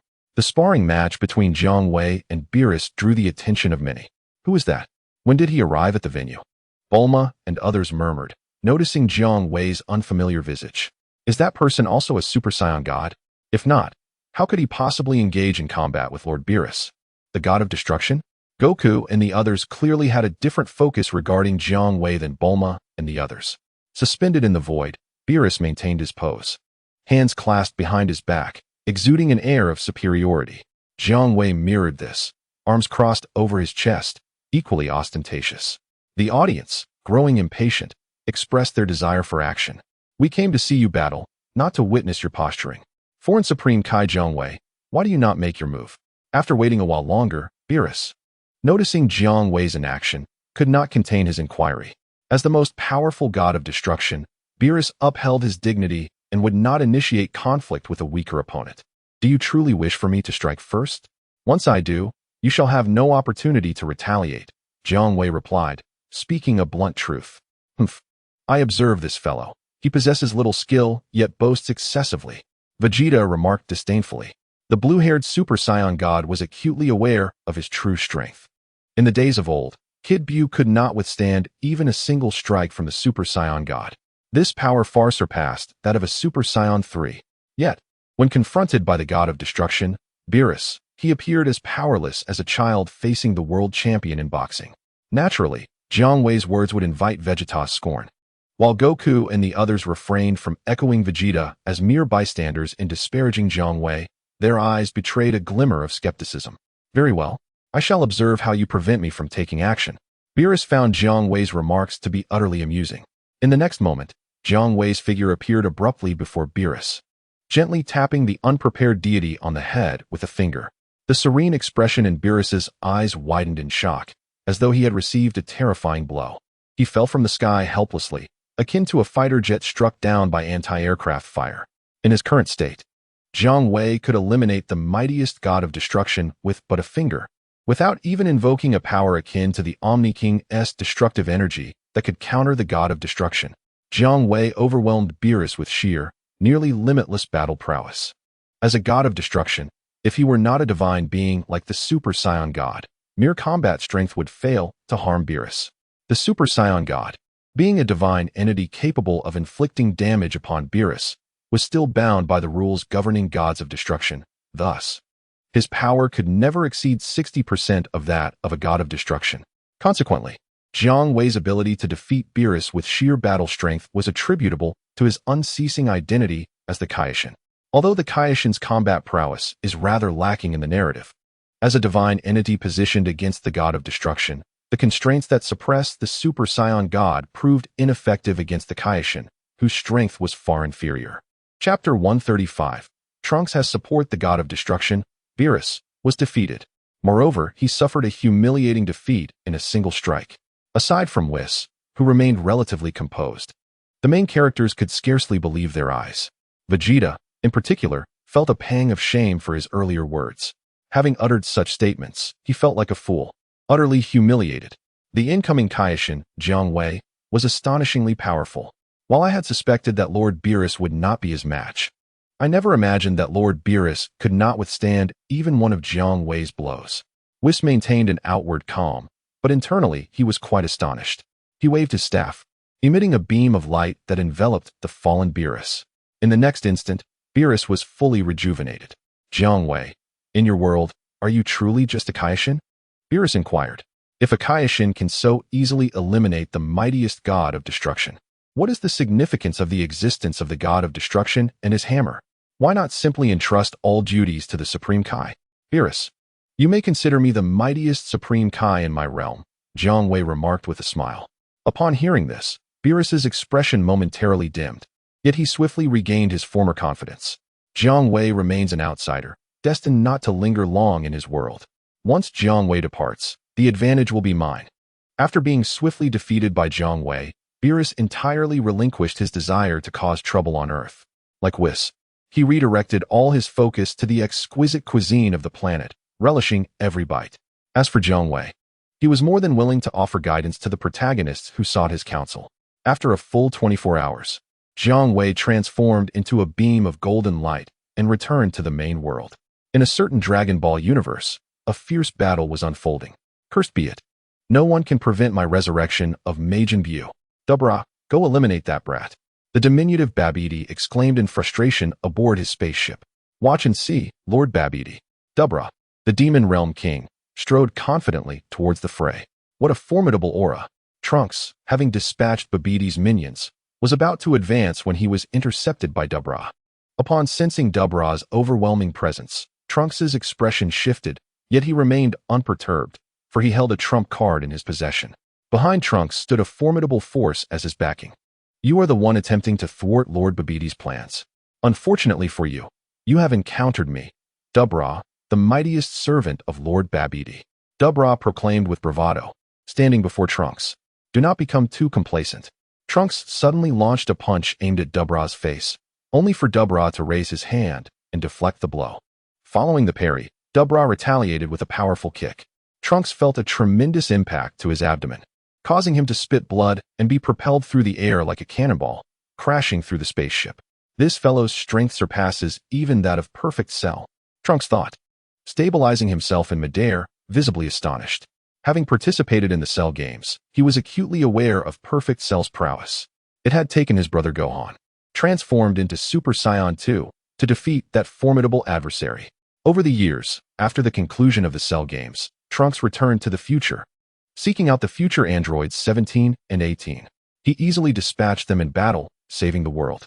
Since then, Trunks had neglected his martial arts training, devoting all his energy to the reconstruction of the world. He understood that this approach was fraught with peril. Should his strength fail to increase, and he encounter foes even more formidable than the androids, he would face ruin alongside the entire world. However, Trunks found himself without capable allies.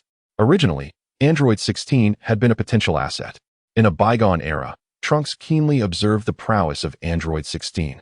Upon returning to the future world, he ventured to the secret laboratory of Dr. Gero nestled within the mountains, intending to awaken the dormant Android 16 as his ally.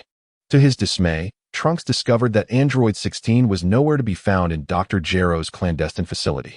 The enigmatic disappearance of Android 16 perplexed Trunks, especially since Cell was still present, plotting to ambush and eliminate him in a bid to seize his time machine.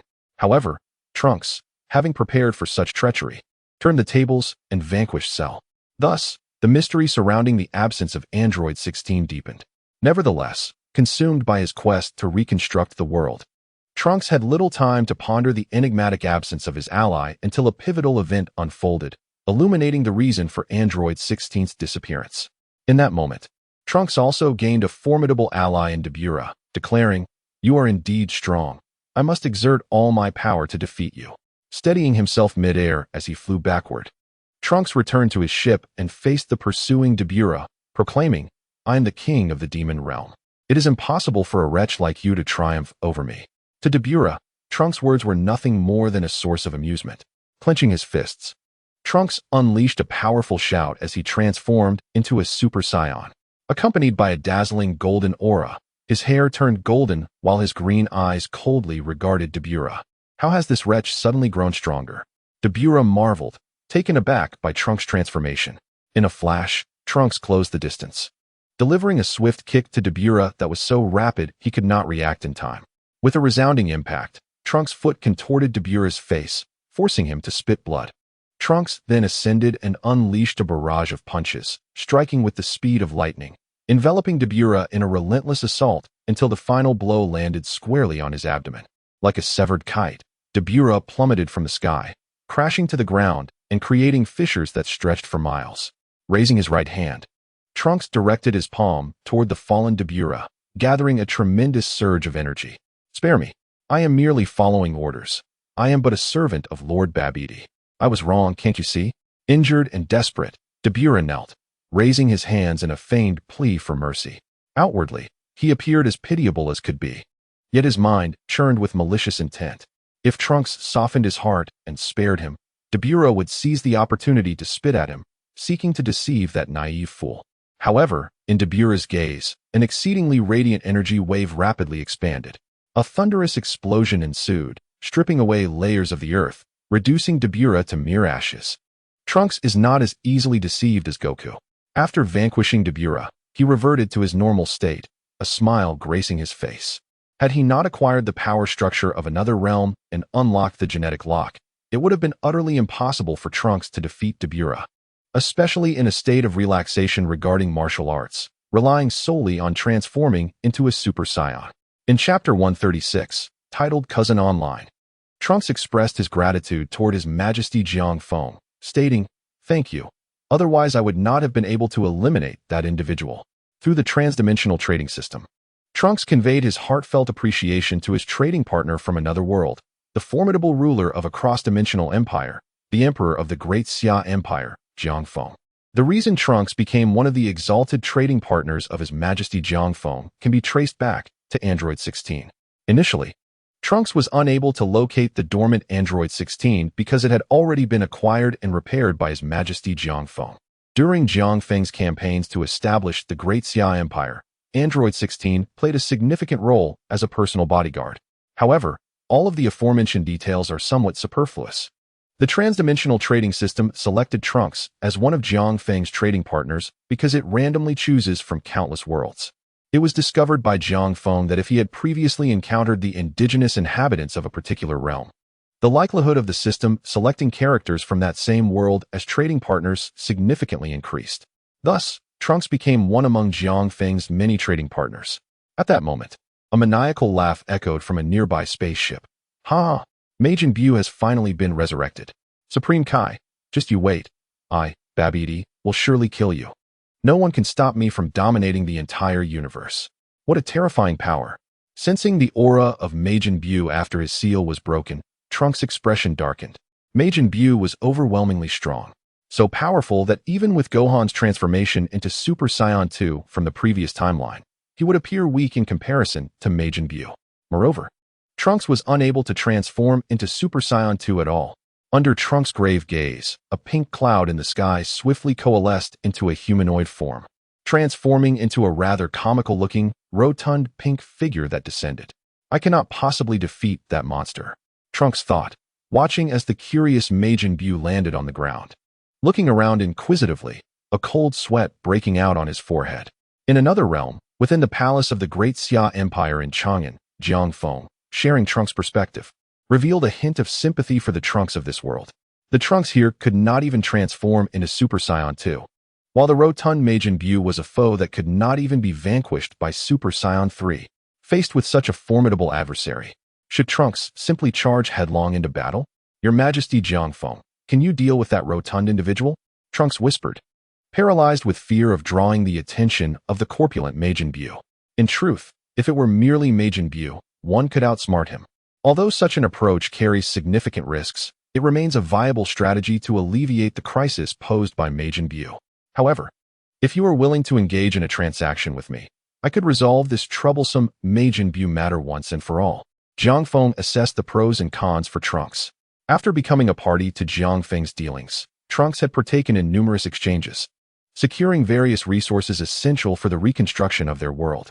Previously, he had utilized the power of a Super Saiyan to overcome the genetic lock imposed by Dabura.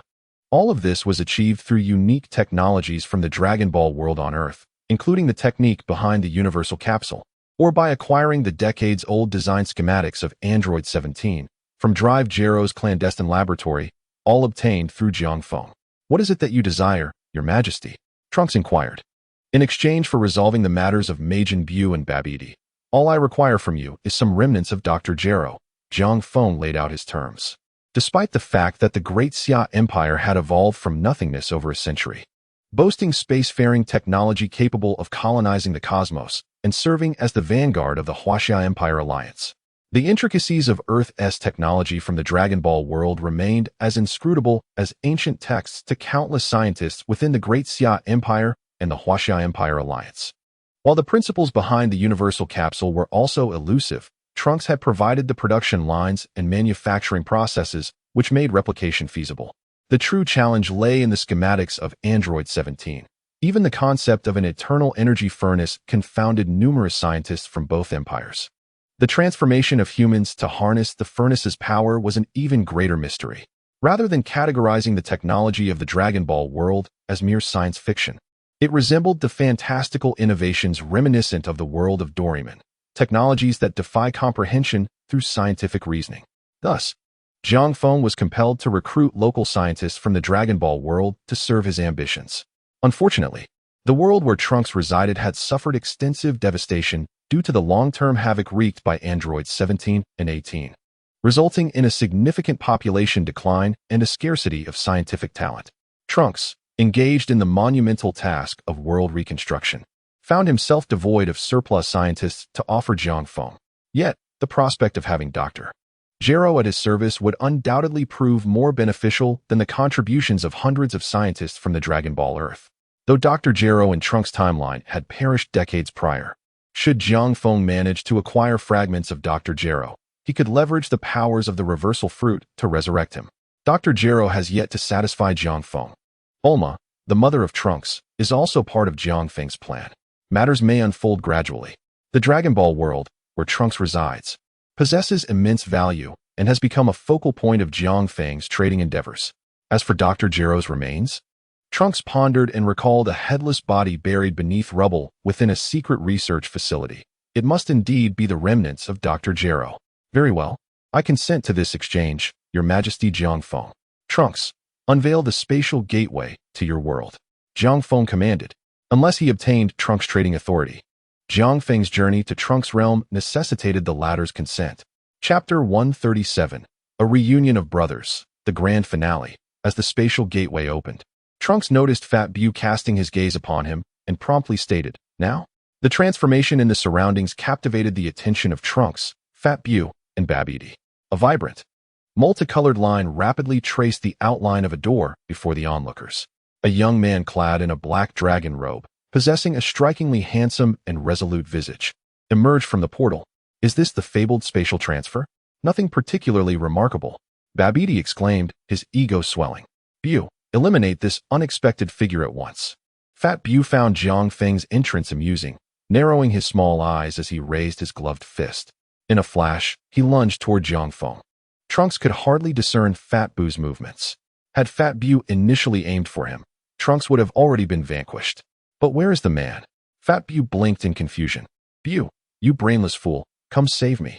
At that moment, Babidi found himself ensnared in Jiang Feng's grip like a mere rodent. Your Majesty Jiang Feng, can you also teleport? Trunks exclaimed in astonishment. Trunks, I do not possess teleportation. However, with the strength of a gold saint reaching the seventh sense, one can move at the speed of light. I do not deny that your world wields formidable power, capable of obliterating planets at a whim. Yet, your combat speed pales in comparison to that of the gold saints. Jiang Feng proclaimed with a sense of pride. Currently, Jiang Feng had achieved significant breakthroughs due to Alexia's research on the clone Zhengzha's body, having transcended to the fourth tier of the genetic lock. With this enhancement, Jiang Feng's microcosmic power had ascended to the pinnacle of a supreme deity. This power eclipsed even that of Hades, the god of the underworld, and Poseidon, the god of the sea.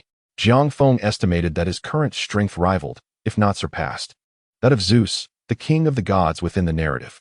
Should the genetic lock advance further to the fifth tier, Jiang Feng was confident he could surpass the realm of the supreme deity and attain the status of the extraordinary god Kronos, deities of the multiverse. Only by achieving the realm of the extraordinary god Kronos would Jiang Feng have a chance to return to his beloved homeland. He gently clenched his fist. In a moment of chaos, Babidi was reduced to a mere puddle of blood. Well done, well done. You have slain Babidi. I have never been fond of him either. With his demise, no one can seal me away, exclaimed Fat Bu, dancing joyfully. Accumulated corpse, Chi Netherworld Wave. Jiang Feng extended his finger towards the frolicking Fat Bu and unleashed a dark purple, swirling wave of energy. Fat Bu was utterly unprepared, for this was an attack moving at the speed of light. In the world of Dragon Ball, even deities such as Beerus or angels like Whis, not to mention the Grand Minister, could not achieve such speed. Upon being struck by the accumulated corpse Chi Netherworld Wave, two souls, one large and one small, emanated from Fat Bu's corpulent form. The smaller soul represented goodness, while the larger one embodied malevolence. Let us not entertain the notion that Bu lacks a soul. Otherwise, where did OOB come from? Jiang Feng smiled faintly. Retrieving a vial obtained through a transaction with the Soul Palace, and captured both souls within it. Your Majesty Jiang Feng, what is happening? Why is he so still? Trunks gazed at the lifeless shell of Fat Bu, bewildered by the strangeness of this power from another realm. Trunks, consider yourself fortunate. The body of Majin Bu is formidable. If you desire, I can place your soul within his form, granting you his immense strength, Jiang Feng offered with a smile, placing the vial into the ring on his finger. In the Dragon Ball universe, physical strength reigns supreme. This is why Captain Jinyu would seize the bodies of the strong, and Black Goku Zamasu coveted Goku's physique. Conversely, in the world of Saint Seiya, it is the small cosmos that is paramount. While the physical form is significant, it pales in comparison to its importance in the Dragon Ball realm. In the narrative, Poseidon possessed Julian, and Hades took over Eren, mere mortal vessels, yet capable of unleashing terrifying power. For a fleeting moment, Trunks hesitated as he looked upon Fat Bu's form. However, the appearance of Fat Bu did not align with Trunks' aesthetic preferences, leading him to decline the offer. Jiang Feng had merely spoken in jest. There was no way he would relinquish such a powerful body to Trunks without a thought. Instead, he intended to take Fat Bu's form back, allowing a soul from the Tiansu army to inhabit it, thereby augmenting the military might of the Great Xia Empire. Though the Great Xia Empire may not possess the most advanced technology in its universe, it is replete with formidable warriors. The Tiansu Army. With a multitude of members who have grasped the seventh sense and unlocked the fourth stage of their genetic locks, has instilled fear in numerous technologically advanced alien civilizations, causing them to flee in terror. They have conquered a significant portion of the known universe. Surely, one cannot have too many strong individuals, can they? With plans to return Fat Boo's shell to the Great Xia Empire, Zhang Feng prepared to accompany Trunks to retrieve the remains of Dr. Gero, contemplating whether he might also bring Bulma into the fold of the Great Xia Empire. Suddenly, a small time-space vortex appeared, from which emerged a disheveled man and woman. Trunks exclaimed in alarm, "What has transpired now? Tova, Mira, there is no escape for you. Surrender the Dragon Balls at once." A voice emerged from a diminutive space-time vortex. "Mechikapura, you shall not seize the Dragon Balls from me. Just wait, Lord Jiang Wei. Then prepare to meet your demise." An elderly extraterrestrial with pointed ears stepped out behind the man and woman, raising his hand to unleash a ki blast towards Tova and Mira. Mira instinctively pulled Tova down, and the ki blast soared over their heads, only to head directly for Jiang Feng. In the other dimensional space, Jiang Feng made no visible movement. Yet the space before him began to warp. Trunks, standing nearby, was utterly mesmerized. Through the distorted space, countless planets, radiant star rivers, and the abyss of the universe could be seen. What kind of technique is this? Trunks was baffled. The ki blast fired by Mechikapura was engulfed by the other dimensional space. In the blink of an eye, a spatial rift appeared behind Mechikapura, expelling the ki blast back at him. Boom. Mechikapura was caught off guard, propelled several meters away by his own attack. "Who are you? Why do you intervene on behalf of Tova and Mira?" He steadied himself and flew back, angrily questioning Jiang Feng, who was unfazed and swiftly dodged multiple energy waves that Mechikapura unleashed. "What do you think you are? Do you truly believe I am easy prey?" Jiang Feng evaded with remarkable speed, cautious not to confront the attacks of the Dragon Ball World's formidable beings head-on. Although the speed of their attacks was relatively slow, their power was undeniably formidable. "Corpse, Chi Netherworld Wave." Jiang Feng laughed heartily. "I know not who you are, but you are indeed powerful. Your form, I shall graciously claim." Mechikapura could not evade the light-speed attack, and the corpse, Chi Netherworld Wave, swiftly separated his soul from his body. His soul was captured and sealed within a vessel in the Soul Palace, available for trade in the Soul Palace. "You have brought trouble upon me, thus. You must provide an explanation." Jiang Feng approached Tova and Mira, who were rendered speechless by the swift defeat of the demonic king, Mechikapura. He was not one to take the blame without reason. "Esteemed warrior, we sincerely apologize for dragging you into our troubles. May we offer you the 7 Dragon Balls we have gathered as amends?" Tova pleaded pitifully. 7 Dragon Balls. That will suffice," Jiang Feng replied, assuming they were the Earth's Dragon Balls and not giving it much thought. He had another 1-star Dragon Ball collected from the Multiverse Recycling Station, gathering dust for over 100 years. However, when he received the Dragon Balls from Tova, his perspective shifted, and he began to feel a sense of anticipation for the once overlooked orbs. In his mind, he could sense the existence of other Dragon Balls. This particular Dragon Ball had never appeared in the original narrative. "Come forth, Shenron." In another world, Jiang Wei was imparting lessons to his children. Ding. Report to the Master. A realm within the Dragon Ball universe has gathered 7 Dragon Balls and summoned you. May this summons be intriguing. After instructing the children to focus on their studies, Jiang Wei transformed into a golden beam of light and vanished from the super-Earth. The sky crackled with thunder, as if the weight of the apocalypse had descended upon the land. As Jiang Wei emerged, his gaze instinctively surveyed the surroundings. Trunks appeared, his expression unperturbed, a familiar face he could not forget. Tawa and Mira, on the other hand, exhibited slight changes in their demeanor. Encountering these two once more, he decided to bring them along. His attention finally settled on a young man clad in an ancient Eastern-style black dragon robe. The immense azure dragon, over 100 meters long, was momentarily taken aback. A profound shift in expression occurred. The dragon pondered, "What wish should I grant?" Jiang Feng fell into a state of vexation. "This divine dragon shall not fulfill your wish, Fengzi." Jiang Wei inhaled deeply, laughter bubbling forth, unable to contain his joy. "What? You want to grant my wish? What manner of trickery is this, Fengzi?" Suddenly, Jiang Feng grasped the situation, and moments later, his face lit up with elation. Jiang Wei. Are you playing tricks again today? Haha. Transforming back into his human form, Jiang Wei approached Jiang Feng. After years of separation, he had finally found his missing cousin. The two had much to discuss.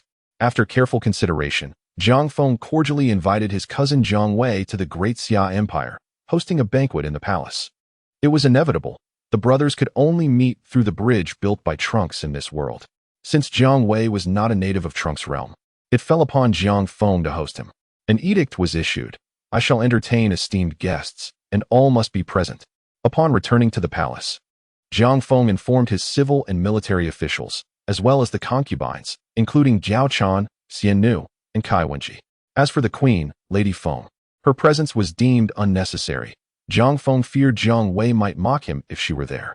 Top officials such as Xiang Yu, Jian Wei, and Guo Jia were exceptionally curious about the esteemed guests to be entertained by the emperor. Even guests from the Huaxia Empire alliance, like Li Er, Zhao Er, and Zheng Gu, rarely witnessed all civil and military officials gathering to welcome distinguished visitors. Commander, bring over Sun Wukong and Bulma. After absorbing the rules of the evil dragon, Jiang Wei could summon as many individuals as he desired. In an instant, Sun Wukong and Bulma appeared within an elegant and grand palace. Exchanging curious glances with Xiang Yu and Zhao Chang Wei, you've gathered the entire main cast, except for the Fat Bu and two Omni Kings. You're impressive. Jiang Feng observed the entourage Jiang Wei had brought, giving a thumbs up. He then noticed Bulma and the others chatting with Diao Chan, their expressions growing mischievous. Bulma, Lan Qi, and Android 18. Have you gathered them all? Impressive. Jiang Wei promptly corrected him. Fengzi, I am not like you, collecting a harem of that magnitude. I only love Bulma. I'm not unaware of your ways, Chang Wei. Jiang Feng scoffed. During a conversation between two individuals, Jiang Wei's companion engaged in casual discussions with Jiang Feng's civil and military officials. Sun Wukong expressed with pride, my current standing is entirely due to my elder brother's nurturing. It is my fortune to serve as his subordinate. Dian Wei echoed similar sentiments, stating, my achievements today are a result of the great leader's acceptance of me back in the day. To be considered a brother by the great leader is a lifetime worth of fulfillment. The women present, overhearing their exchange, reacted with intrigue. Kai Wenji remarked, His Majesty's cousin appears fond of gathering younger brothers. Truly, it is no surprise that these two brothers share the same bloodline. Bulma added, my husband's imperial cousin regards his subordinates as brothers? It is indeed remarkable for two brothers of the same lineage. After conversing with Xian Nu and Princess Mauda, Blonde Lan Qi and Android 18 displayed expressions of sheer delight. They discovered that Xian Nu and her companions were, in fact, wives of Jiang Wei's imperial cousin. If his cousin can marry multiple wives, does that imply? He. Say, Fengzi, is the big black cat with you? Yes. It seems this cat has recently developed a passion for writing novels and is likely busy scribbling away somewhere. I haven't seen the big black cat for a while. Please summon it so I can have a look. Whoosh. The big black cat, bewildered, plummeted from the sky. Before it could touch the ground, a hand caught it. Big black cat, it brings me joy to see you again. The voice sounded eerily familiar. The cat followed the sound and recognized a familiar face, Jiang Wei. Oh dear. Just one Jiang Feng is enough to handle. Why must Jiang Wei also appear? The big black cat had no time to ponder this. Jiang Wei leaned in closer, seemingly intent on giving a long-awaited affectionate nibble. Meow, please don't come nearer. The cat displayed a look of disdain. After receiving a hearty nibble, it exhibited a look of bliss. Jiang Wei playfully ruffled the big black cat, causing it to wail dramatically. These two brothers certainly share the same temperament. As soon as Jiang Wei set the big black cat down, it darted away like a wind-up toy, returning to its writing nook. The big black cat had completed one novel and was nearing the end of its second. Upon returning, it grasped a pen with its little paw and wrote down the final 3 words on the manuscript. The end.